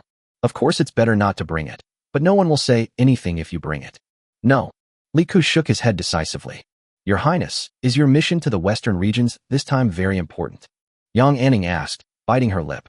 What do you want to say? Li Ku looked at her. Or you can take Li Chang'e with you. Yang Anning took a deep breath and then made another suggestion. Why should I bring her? Li Ku was a little surprised. Your Highness, I have already found out everything for you recently. She was born in the western regions and has been able to ride a horse since she was a child. This will not affect your itinerary. The most important thing is that she can speak Turkic, Persian, and Arab languages, and she also has some knowledge of the languages of the 36 countries in the western regions. This will be of great help to you, Your Highness. Yang Anning said. Oh, Li Ku was a little surprised. In this era, such linguists were not valued very much, let alone the Tang dynasty, because people from all countries had to learn Chinese when they came to the Tang dynasty. All the powerful people in the vassal states and states around the Tang dynasty could speak Chinese. Ordinary people in countries like the western regions could even understand Chinese and speak a few words. Therefore, most people in the Tang dynasty disdain to learn foreign languages. Of course, the officials of the Honglu Temple have special official translators who need to learn some major national languages. Some of these translators are people who study abroad and serve as officials in the Tang dynasty, and some are officials of the Tang dynasty itself. In addition, the people of the Tang dynasty had a special profession called tongue teller, which was actually a translator. Some ordinary people who were relatively poor in the society learned the languages of these countries by themselves and worked as translators for these countries to make money. It's a bit like the children in Southeast Asia more than 1,000 years later who didn't receive much education but knew several languages. Ordinary people in the Tang dynasty were illiterate, but they were able to learn these languages. Li Ku may not need to consider other aspects, but as for translation, although these people can speak Chinese, Li Ku still needs to know what they are saying when they communicate with each other. This is indeed quite necessary. After pondering for a moment, Li Ku said, How about this? You all set off 3 days in advance and follow the people from ULI Trading Company. You will take the carriage and go alone. It's okay to let them go. Some of Li Ku's past actions required the cooperation of some maids and beauties. He was originally planning to ask Li Zhang's Dunhuang house for them. If they go, some of his own people will also be fine. Yes. Yang Anning's face lit up with joy. Just as she was about to say something, an anxious female voice came from outside the door. Third brother, third brother. Li Ku was stunned for a moment. Why was Chang'e here? With a bang, the door was pushed open by Chang'e from the outside. Seeing Chang'e rushing in, followed by several maids, Li Ku waved his hand to signal them to go back. Chang'e wanted to come in, and they couldn't stop her. Third brother. After coming in, Chang'e called out in grievance. Come here and sit down. Why are you here? Li Ku smiled and greeted him. Third brother, the western regions are so dangerous and there is a war. Why are you going there? Chang'e bit her lip and asked with a worried look on her face. Why do you look down on your third brother? Your third brother is both capable of maintaining peace in the country through literary means and expanding the territory through military force. Li Ku said with a laugh. Third brother. You know what I mean? It's too dangerous. Father is the same. Why does he always ask you to do these things? Chang'e couldn't help stamping his feet and said with some embarrassment. Okay, Chang'e, third brother is the prince of the Tang dynasty, the newly appointed prince of Qin. He has the obligation to make his own contribution to the Tang dynasty. This time, going to the western regions, either eldest brother or I will go. But eldest brother is the crown prince, and secondly, He has difficulty walking, so only third brother can go. Liku said with a smile. Changle bit her lip, wanting to say something but stopping herself, but her eyes were already red. You guys go out first. Liku waved his hand. Yang Anning and others immediately turned around and left the room. Yang Anning, who left last, closed the door. After Yang Anning and the others left, Changle's tears began to fall. Oh dear Lizzie, why are you crying? Don't cry, don't cry. Liku was a little flustered. He couldn't stand this the most. It would have been better if Liku didn't coax her. As soon as he did, Changle cried even harder. Liku didn't know how to comfort her for a moment. Changle wiped away her tears and sobbed. Third brother, it's Lizzie who has let you down. What do you mean? Liku was a little dumbfounded. If it weren't for you, third brother, for my marriage. Marriage, you wouldn't have thought about making money and messing around with these things. If you didn't mess around with the aristocratic families, you wouldn't have to go to such a dangerous place. It's Li Ji who has dragged third brother down. Changle couldn't stop crying. I know third brother. Third brother, you hate these things the most. Third brother, you just want to live a carefree life and be a happy prince. Be good. This has nothing to do with you. Liku was a little amused and simply stretched out his sleeve to wipe Changle's tears. Who knew that the more he wiped, the more tears there were. Liku also smiled bitterly.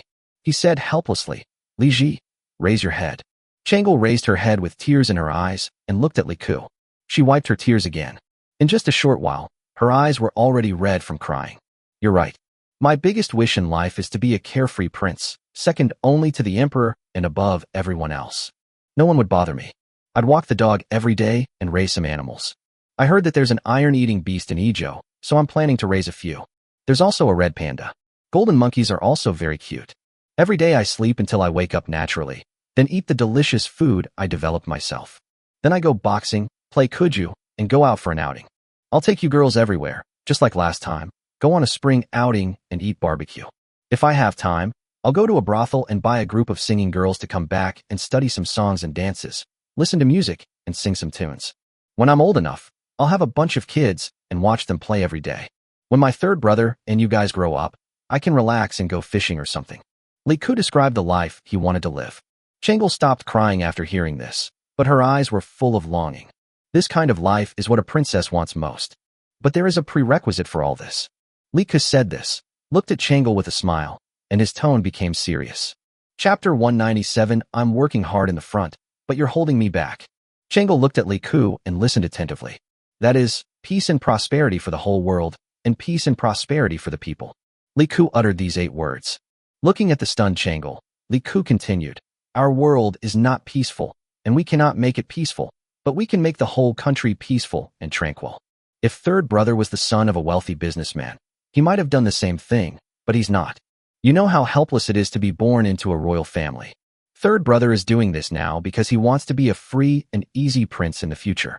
Not only can I be a free and easy prince, but you can all be free and easy princesses. In fact, third brother has another dream that he has never told anyone. Liku said with a smile. What? Changle asked in surprise.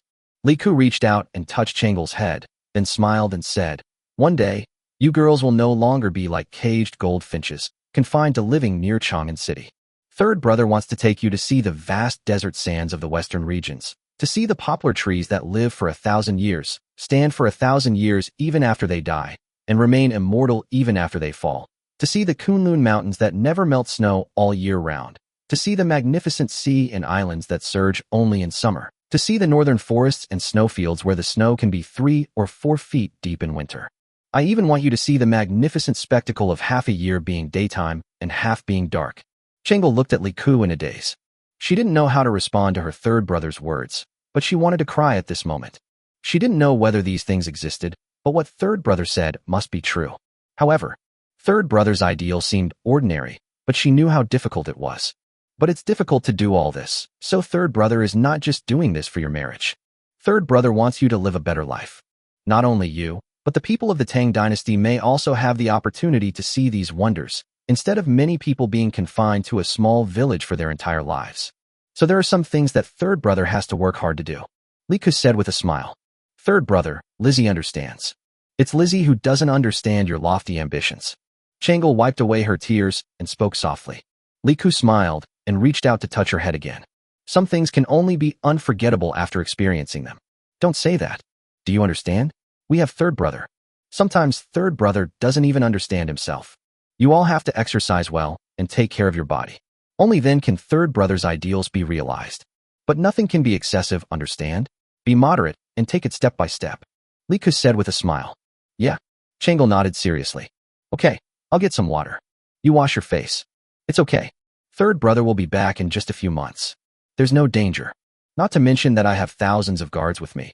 The army ahead has already wiped out Tiohan. Liku said with a smile. Third brother went there to do other things. I understand.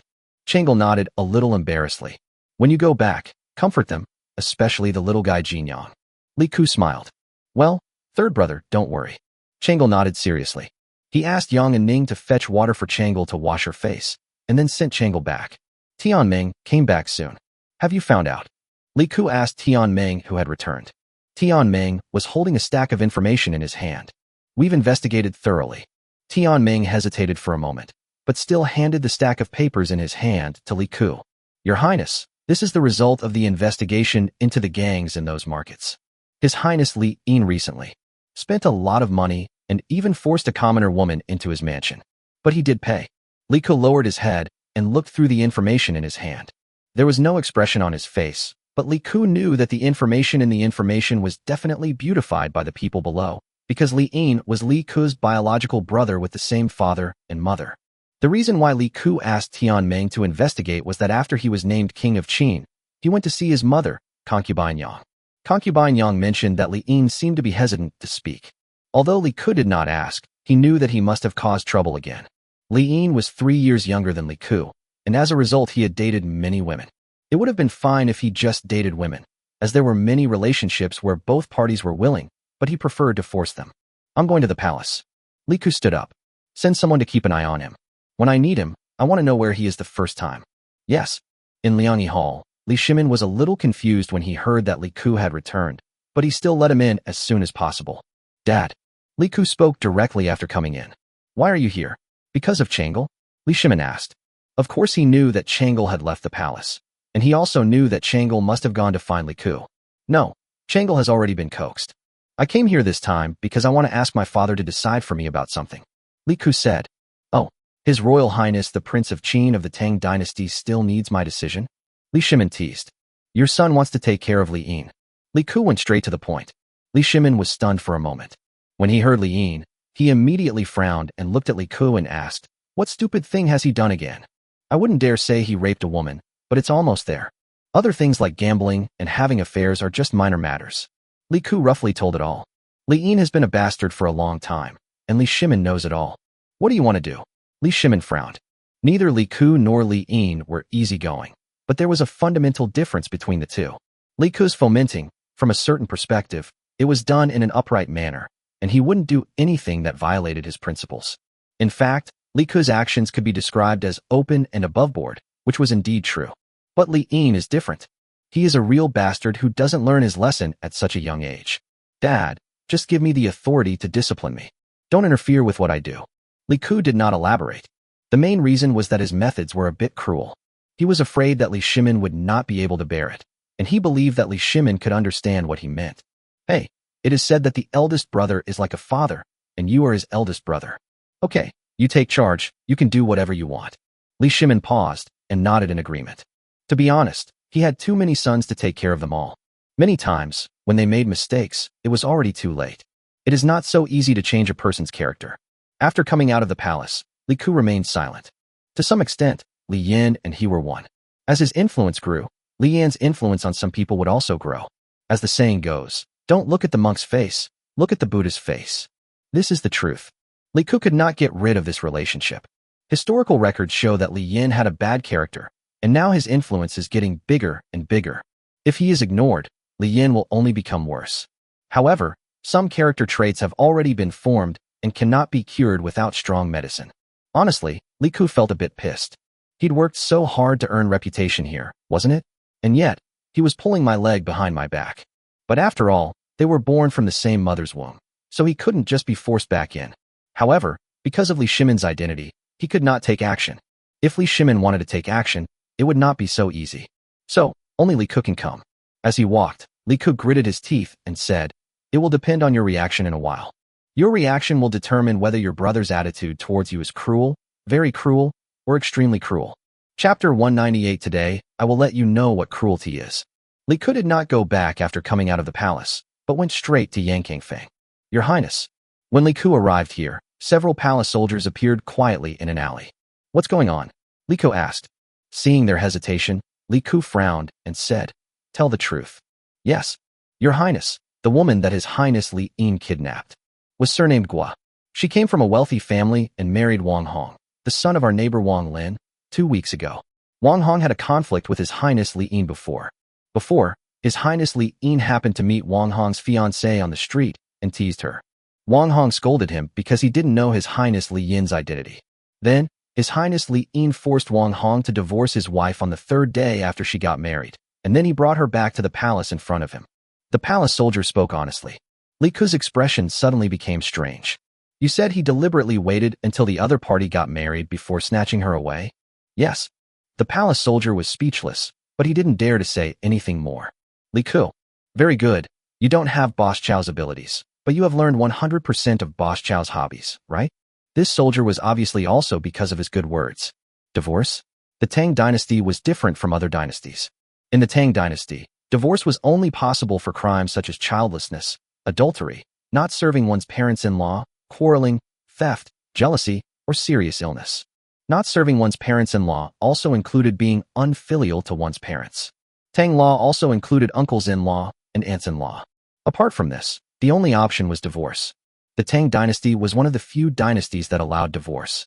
Since the other party was divorced, Li Yin must have done something else. How did he force the other party to divorce his wife? Li Ku asked.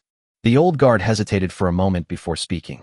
His Highness Li Yin secretly drugged the newly married Lady Gua and had sex with her before Wang Hong returned. Because she had no way to resist. She never explained afterward, but she nearly attempted suicide, only to be stopped. However, Master Wang Hong believed they were having an affair. The old guard behind him didn't say anything, but Li Ku probably understood. The Gua family's wife didn't say anything, didn't explain, and just wanted to die. Wang Hong divorced his wife, probably just taking advantage of the opportunity. What else could he do? If he continued, he would be afraid of dragging down the family. After all, Li Yin was a prince, and they couldn't afford to offend him. Just thinking about Li Ku made them furious. It was because he didn't die? If he had, wouldn't that be a life? And there was a good chance it wasn't just one. This bastard. Li Ku had a headache and sighed. Li Ku asked, Do both of their families live here? The Guo and Wang families live in this alley. The palace soldier said softly. Send someone to invite him out. Be careful. I'm here to apologize. Li Ku took a deep breath and said, If there are people watching later, don't stop them. Yes. The soldier whispered. Li Ku walked directly into the alley, and the guards who followed Li Ku followed him in silently, while these local tyrants went in to invite people. When the Gua and Wang families heard that His Royal Highness the Prince of Qin had arrived, they were startled. They had already silently endured the conflict with Prince of Liang, Li Yin. What else could they do? Actually file a complaint? But what they never expected was that His Royal Highness the Prince of Qin would actually show up. Although the two families were nervous, they still hurried out, fearing that they would neglect Li Ku.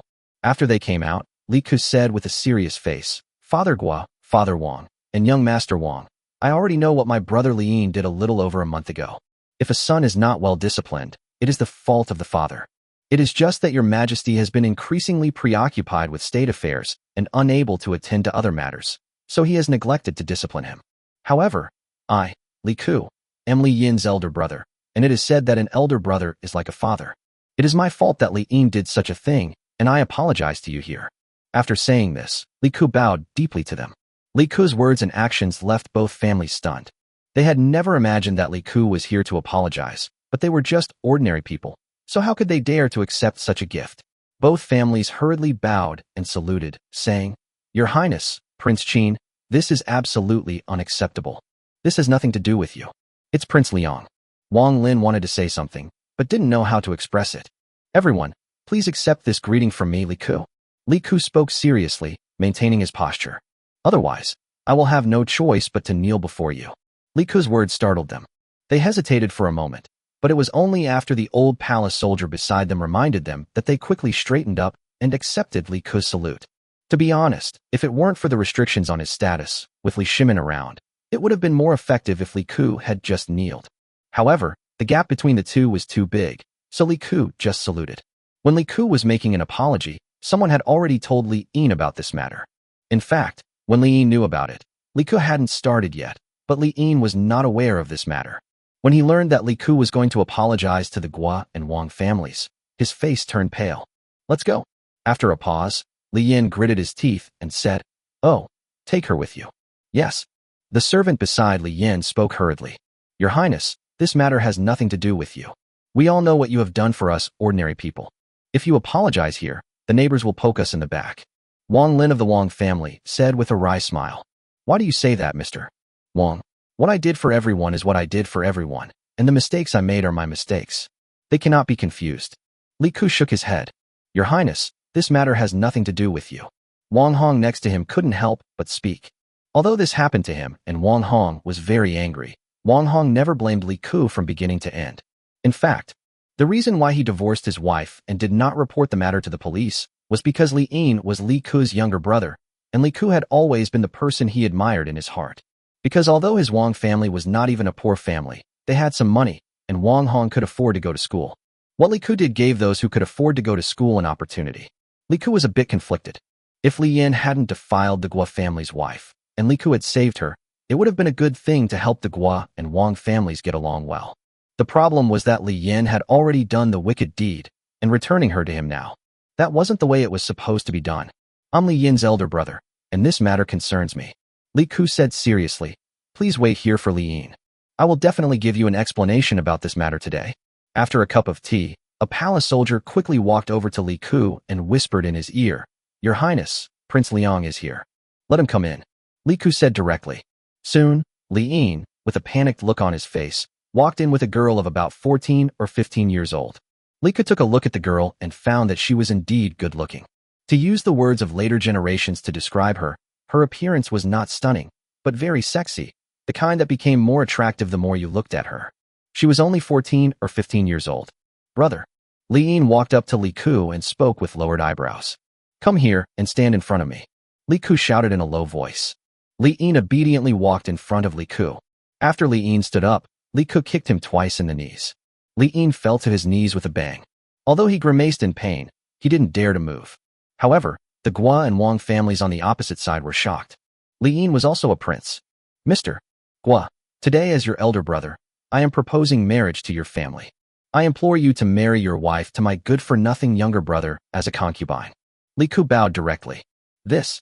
The man from the Gua family stuttered and couldn't speak for a while, because Li Yin was a prince, and under normal circumstances, his daughter had no qualifications to be taken as his concubine. "Brother Gua, His Royal Highness the Prince of Qin is here, just agree to it." The man from the Gua family didn't know what to do for a moment, but Wang Lin next to him sighed and took the initiative to speak. Then I agree," the man from the Gua family said in a low voice. "I will have someone prepare the betrothal gifts later. Today, I would like to apologize to you two on behalf of Li Yin." Li Ku bowed to them again. "Li Yin, just let him kneel down." Although Li Yin was also a prince, unlike Li Ku, he was facing the Gua family. From another perspective, the Gua family was his father-in-law's family, so he could kneel. Secondly, with Li Ku present, Li Yin had no say. If Li Ku told him to kneel, he would have done so. It was like Li Shimin asking Li Ku to kneel before these people, and Li Ku would have done so. "Your Highness, please let Prince Liang stand up." "Since Prince Liang has apologized, this matter ends here," Wang Lin said. "My son and I have no objection. Ever since my son and I divorced Madame Gua, she has nothing to do with my Wang family." Wang Lin had directly referred to the divorce as a peaceful separation, and Wang Hong had no objection. Instead, he said with great emotion, "Your Highness Prince Qin, I no longer blame Your Highness Prince Liang." Alas, Li Ku sighed in his heart. If this kind of thing happened to modern people, it would not be as simple as anger. There would probably be people who would pick up knives and kill people. But for the ancients, many ideas were deeply rooted. Li Ku could see that Wang Hong and the others really didn't care at the moment. Because women, in this era, are really nothing. Without the woman from the Gua family, the Wang family can still marry someone else, but this matter is related to Li Ku, so the Wang family can only be happy. Although he felt helpless, Li Ku did not blame them. This was the era. Even though they did not blame him, this matter would not end so easily. "Please go back, two fathers-in-law. You can forgive as much as you want, but the royal rules cannot be abandoned," Li Ku said. Li Ku could only say this because the two families did not dare to pursue the matter from beginning to end. If the people did not report it and the officials did not investigate, Li Yin would not be guilty. Yes. The Guo and Wang families paused, saluted Li Ku, and then turned around and went back home. After they went in, Li Ku sneered. The Wang and Guo families were safe for the time being, but Li Yan's matter was not going to go away today. If he didn't teach Li Yan what cruelty was, he would never change. If he didn't change, Li Ku would be implicated because of him in the future. The wife of the Guo family, who had been standing aside, suddenly came over silently, knelt down beside Li Yin, and then kowtowed 3 times in the direction of the Guo family and the Wang family. Li Ku did not stop her. After bowing, she did not stand up and seemed to be kneeling with Li Yin. Sister-in-law, get up. Li Ku spoke at this time. The Guo family woman hesitated for a moment, but finally stood up and saluted Li Ku again. Greetings, His Royal Highness the Prince of Qin. Go back. From now on, you are Li Yan's concubine. Don't worry, if he dares to beat or scold you, I will deal with him. I will take charge of you in the future. Not only me, but also my father and my mother. Li Ku said. Yes, Your Highness, The woman from the Guo family first agreed, then lowered her head and asked again. It was self-evident who she was talking about. I got the imperial edict today. My father asked me to educate him, so you go back. Li Ku said. Yes, I'll take my leave. After the girl from the Guo family left, the people from Li Yan's house who followed her naturally took her back. Third brother, can I get up now? Li Yan raised his head and asked pitifully. Get up? Huh. Chapter 199. Deal with your brother as soon as possible. Kneel down, I will stand with you. I won't move, and you can't move. If you dare to move, I will break your legs. Li Ku said expressionlessly. Third brother. Li Yan shuddered and dared not move. He had been afraid of Li Ku since he was a child, and he also listened to Li Ku. At this moment, Li Yan felt a little regretful. If he had known earlier, he would not have done these things. Li Ku, who was standing next to him, could more or less guess what he was thinking. He might have regretted it at the moment, but the scar had healed and the pain had been forgotten. After a moment, he immediately felt that he could do it again. So this time I have to give him a deep pain. At first, Li Yin didn't think much about it. His brother said that he couldn't move if he stood, so he just knelt. Actually, kneeling was better than standing. After all, people in the Tang dynasty were used to kneeling. As time passed, Li Yin felt his lower body numb, but Li Ku, who was standing next to him, remained motionless, until Li Yin could no longer hold on and fell to the side. He felt that his legs had lost all feeling and the sky was almost getting dark, but Li Ku didn't seem to have any intention of leaving. He just stood there. Brother, I can't kneel anymore. Li Yan's voice was trembling. It was already afternoon when he came. He didn't eat lunch properly, but he was very hungry now. His legs were numb and a little painful. Although he said he was kneeling, he had actually leaned to one side but was already sitting on the ground. If you won't die, keep kneeling. Li Ku's face was calm. It had not been long since the night watchman left, and they had been standing there for more than an hour. During this period, there were always people watching at the entrance of the alley in the distance, and many people who also lived in this alley were walking back and forth. They naturally saw Li Ku and Li Yin who was kneeling here. The people were not afraid, because the guards outside had already explained that His Royal Highness the Prince of Qin was indeed a great man. When the sky darkened and turned dark, until the night watchman came again and cooperated with the Jinwu guard to start the curfew, the people around also dispersed, but Li Ku still did not move. It had been more than 2 hours, but Li Ku still did not move, standing straight.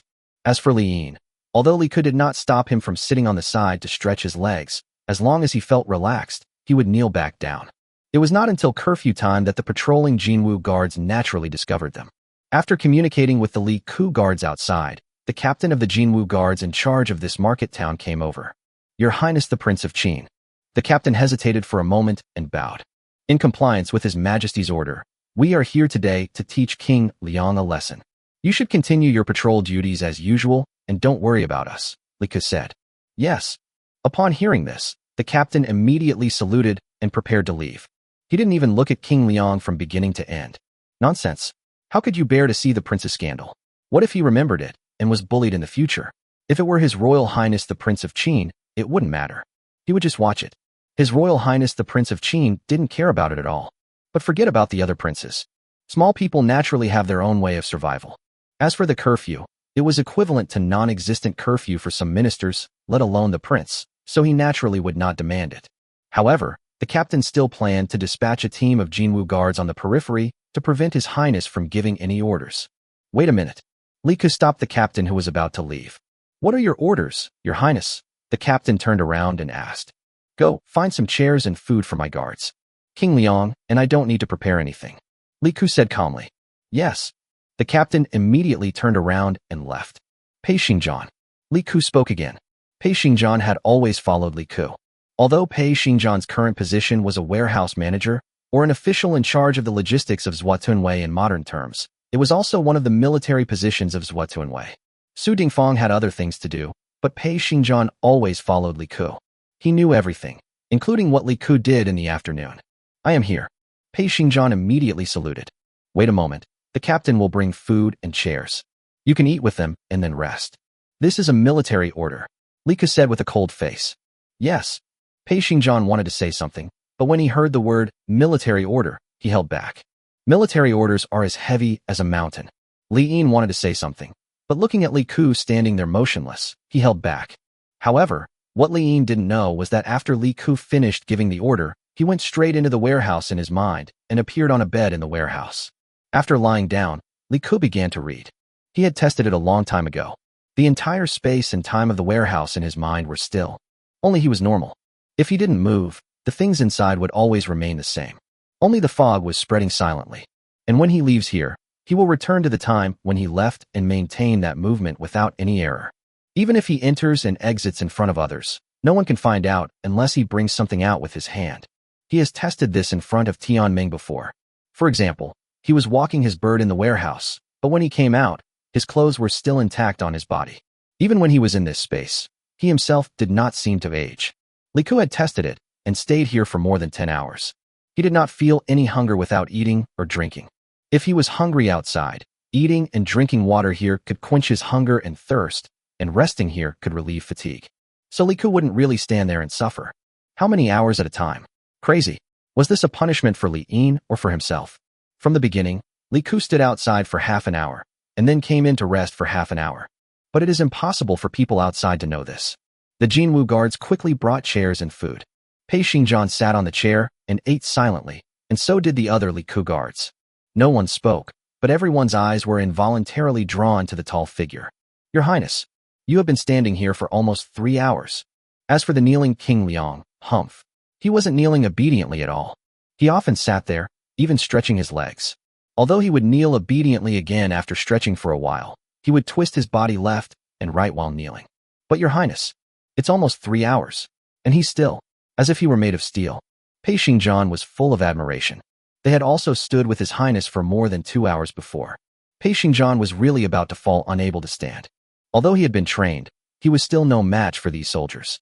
But His Highness was too cruel. Li Yin was also confused.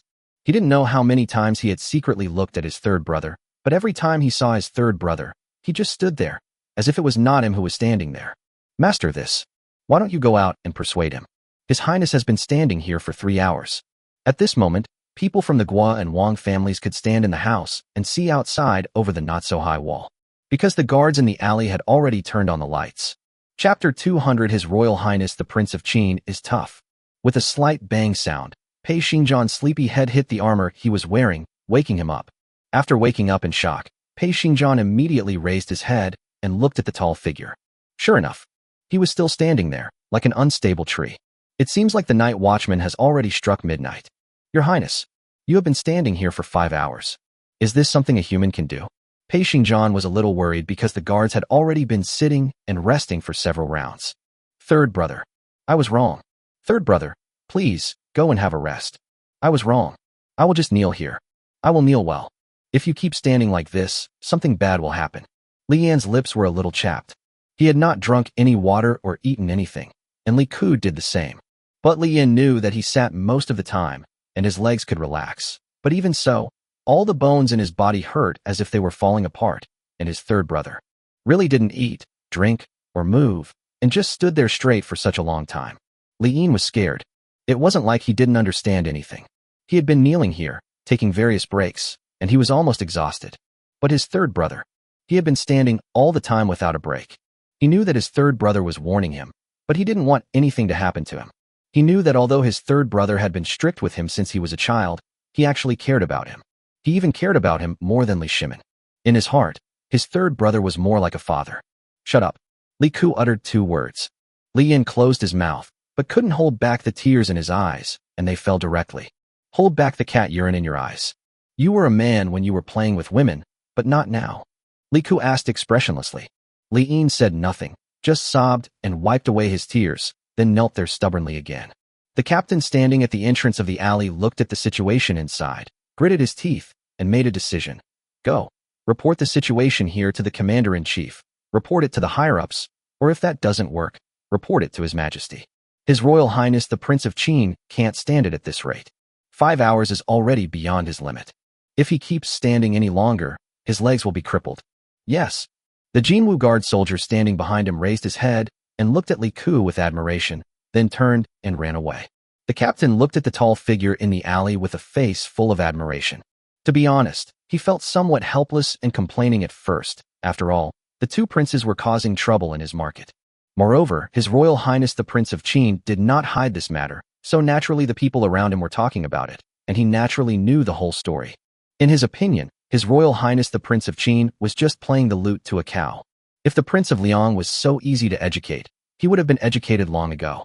Moreover, His Royal Highness the Prince of Qin's trick may not work. After all, how long can a person stand? But as time passed, the complaints in his mind had long disappeared and turned into admiration. He came here when he knew about this matter. At the beginning, they also stood together. After all, the prince was still standing inside. But later they couldn't hold on any longer. Their legs felt like they were filled with lead, as if they didn't belong to them anymore. And they only stood for 2 hours at most.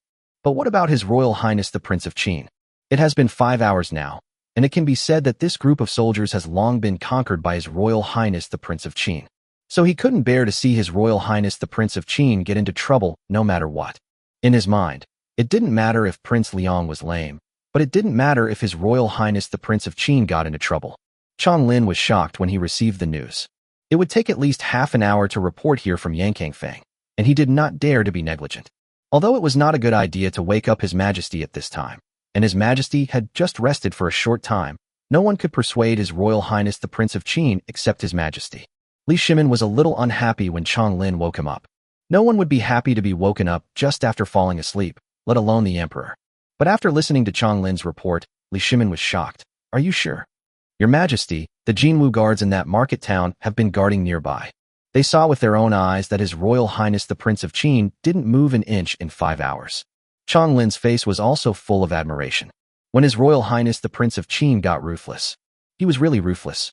He was worthy of being the Prince of Qin who was beaten to a pulp by your Majesty with a military stick but refused to give in.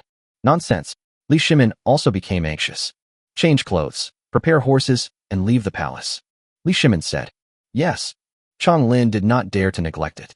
Fortunately, His Majesty was resting in Liangyi Palace today, otherwise it would definitely alarm the harem. When Li Shimin and Chang Lin arrived, another hour had passed, which means that Li Ku had been standing here for 6 hours. It was actually nothing for him. Although he had stood for all this time, he was not tired and could even stand for a few more days. However, when he heard that Li Shimin had arrived, Li Ku was a little surprised. He didn't expect that his father would come here in the middle of the night. When Li Shimin walked in from the alley, he saw Li Ku still standing there motionless.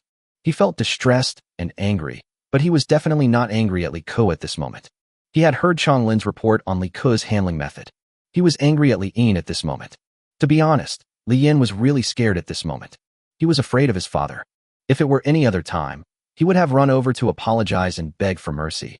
But at this moment his third brother had not moved, and he also stood still. Dad, why are you here? Li Ku asked when Li Shimin came up to him. Let me see you 2 bastards. Is this how you educate people? Don't you want your legs anymore? Li Shimin breathed a sigh of relief when he heard him speak with full energy, but he still cursed him. Dad, he did something wrong, and as his elder brother, I have an uncompromising responsibility.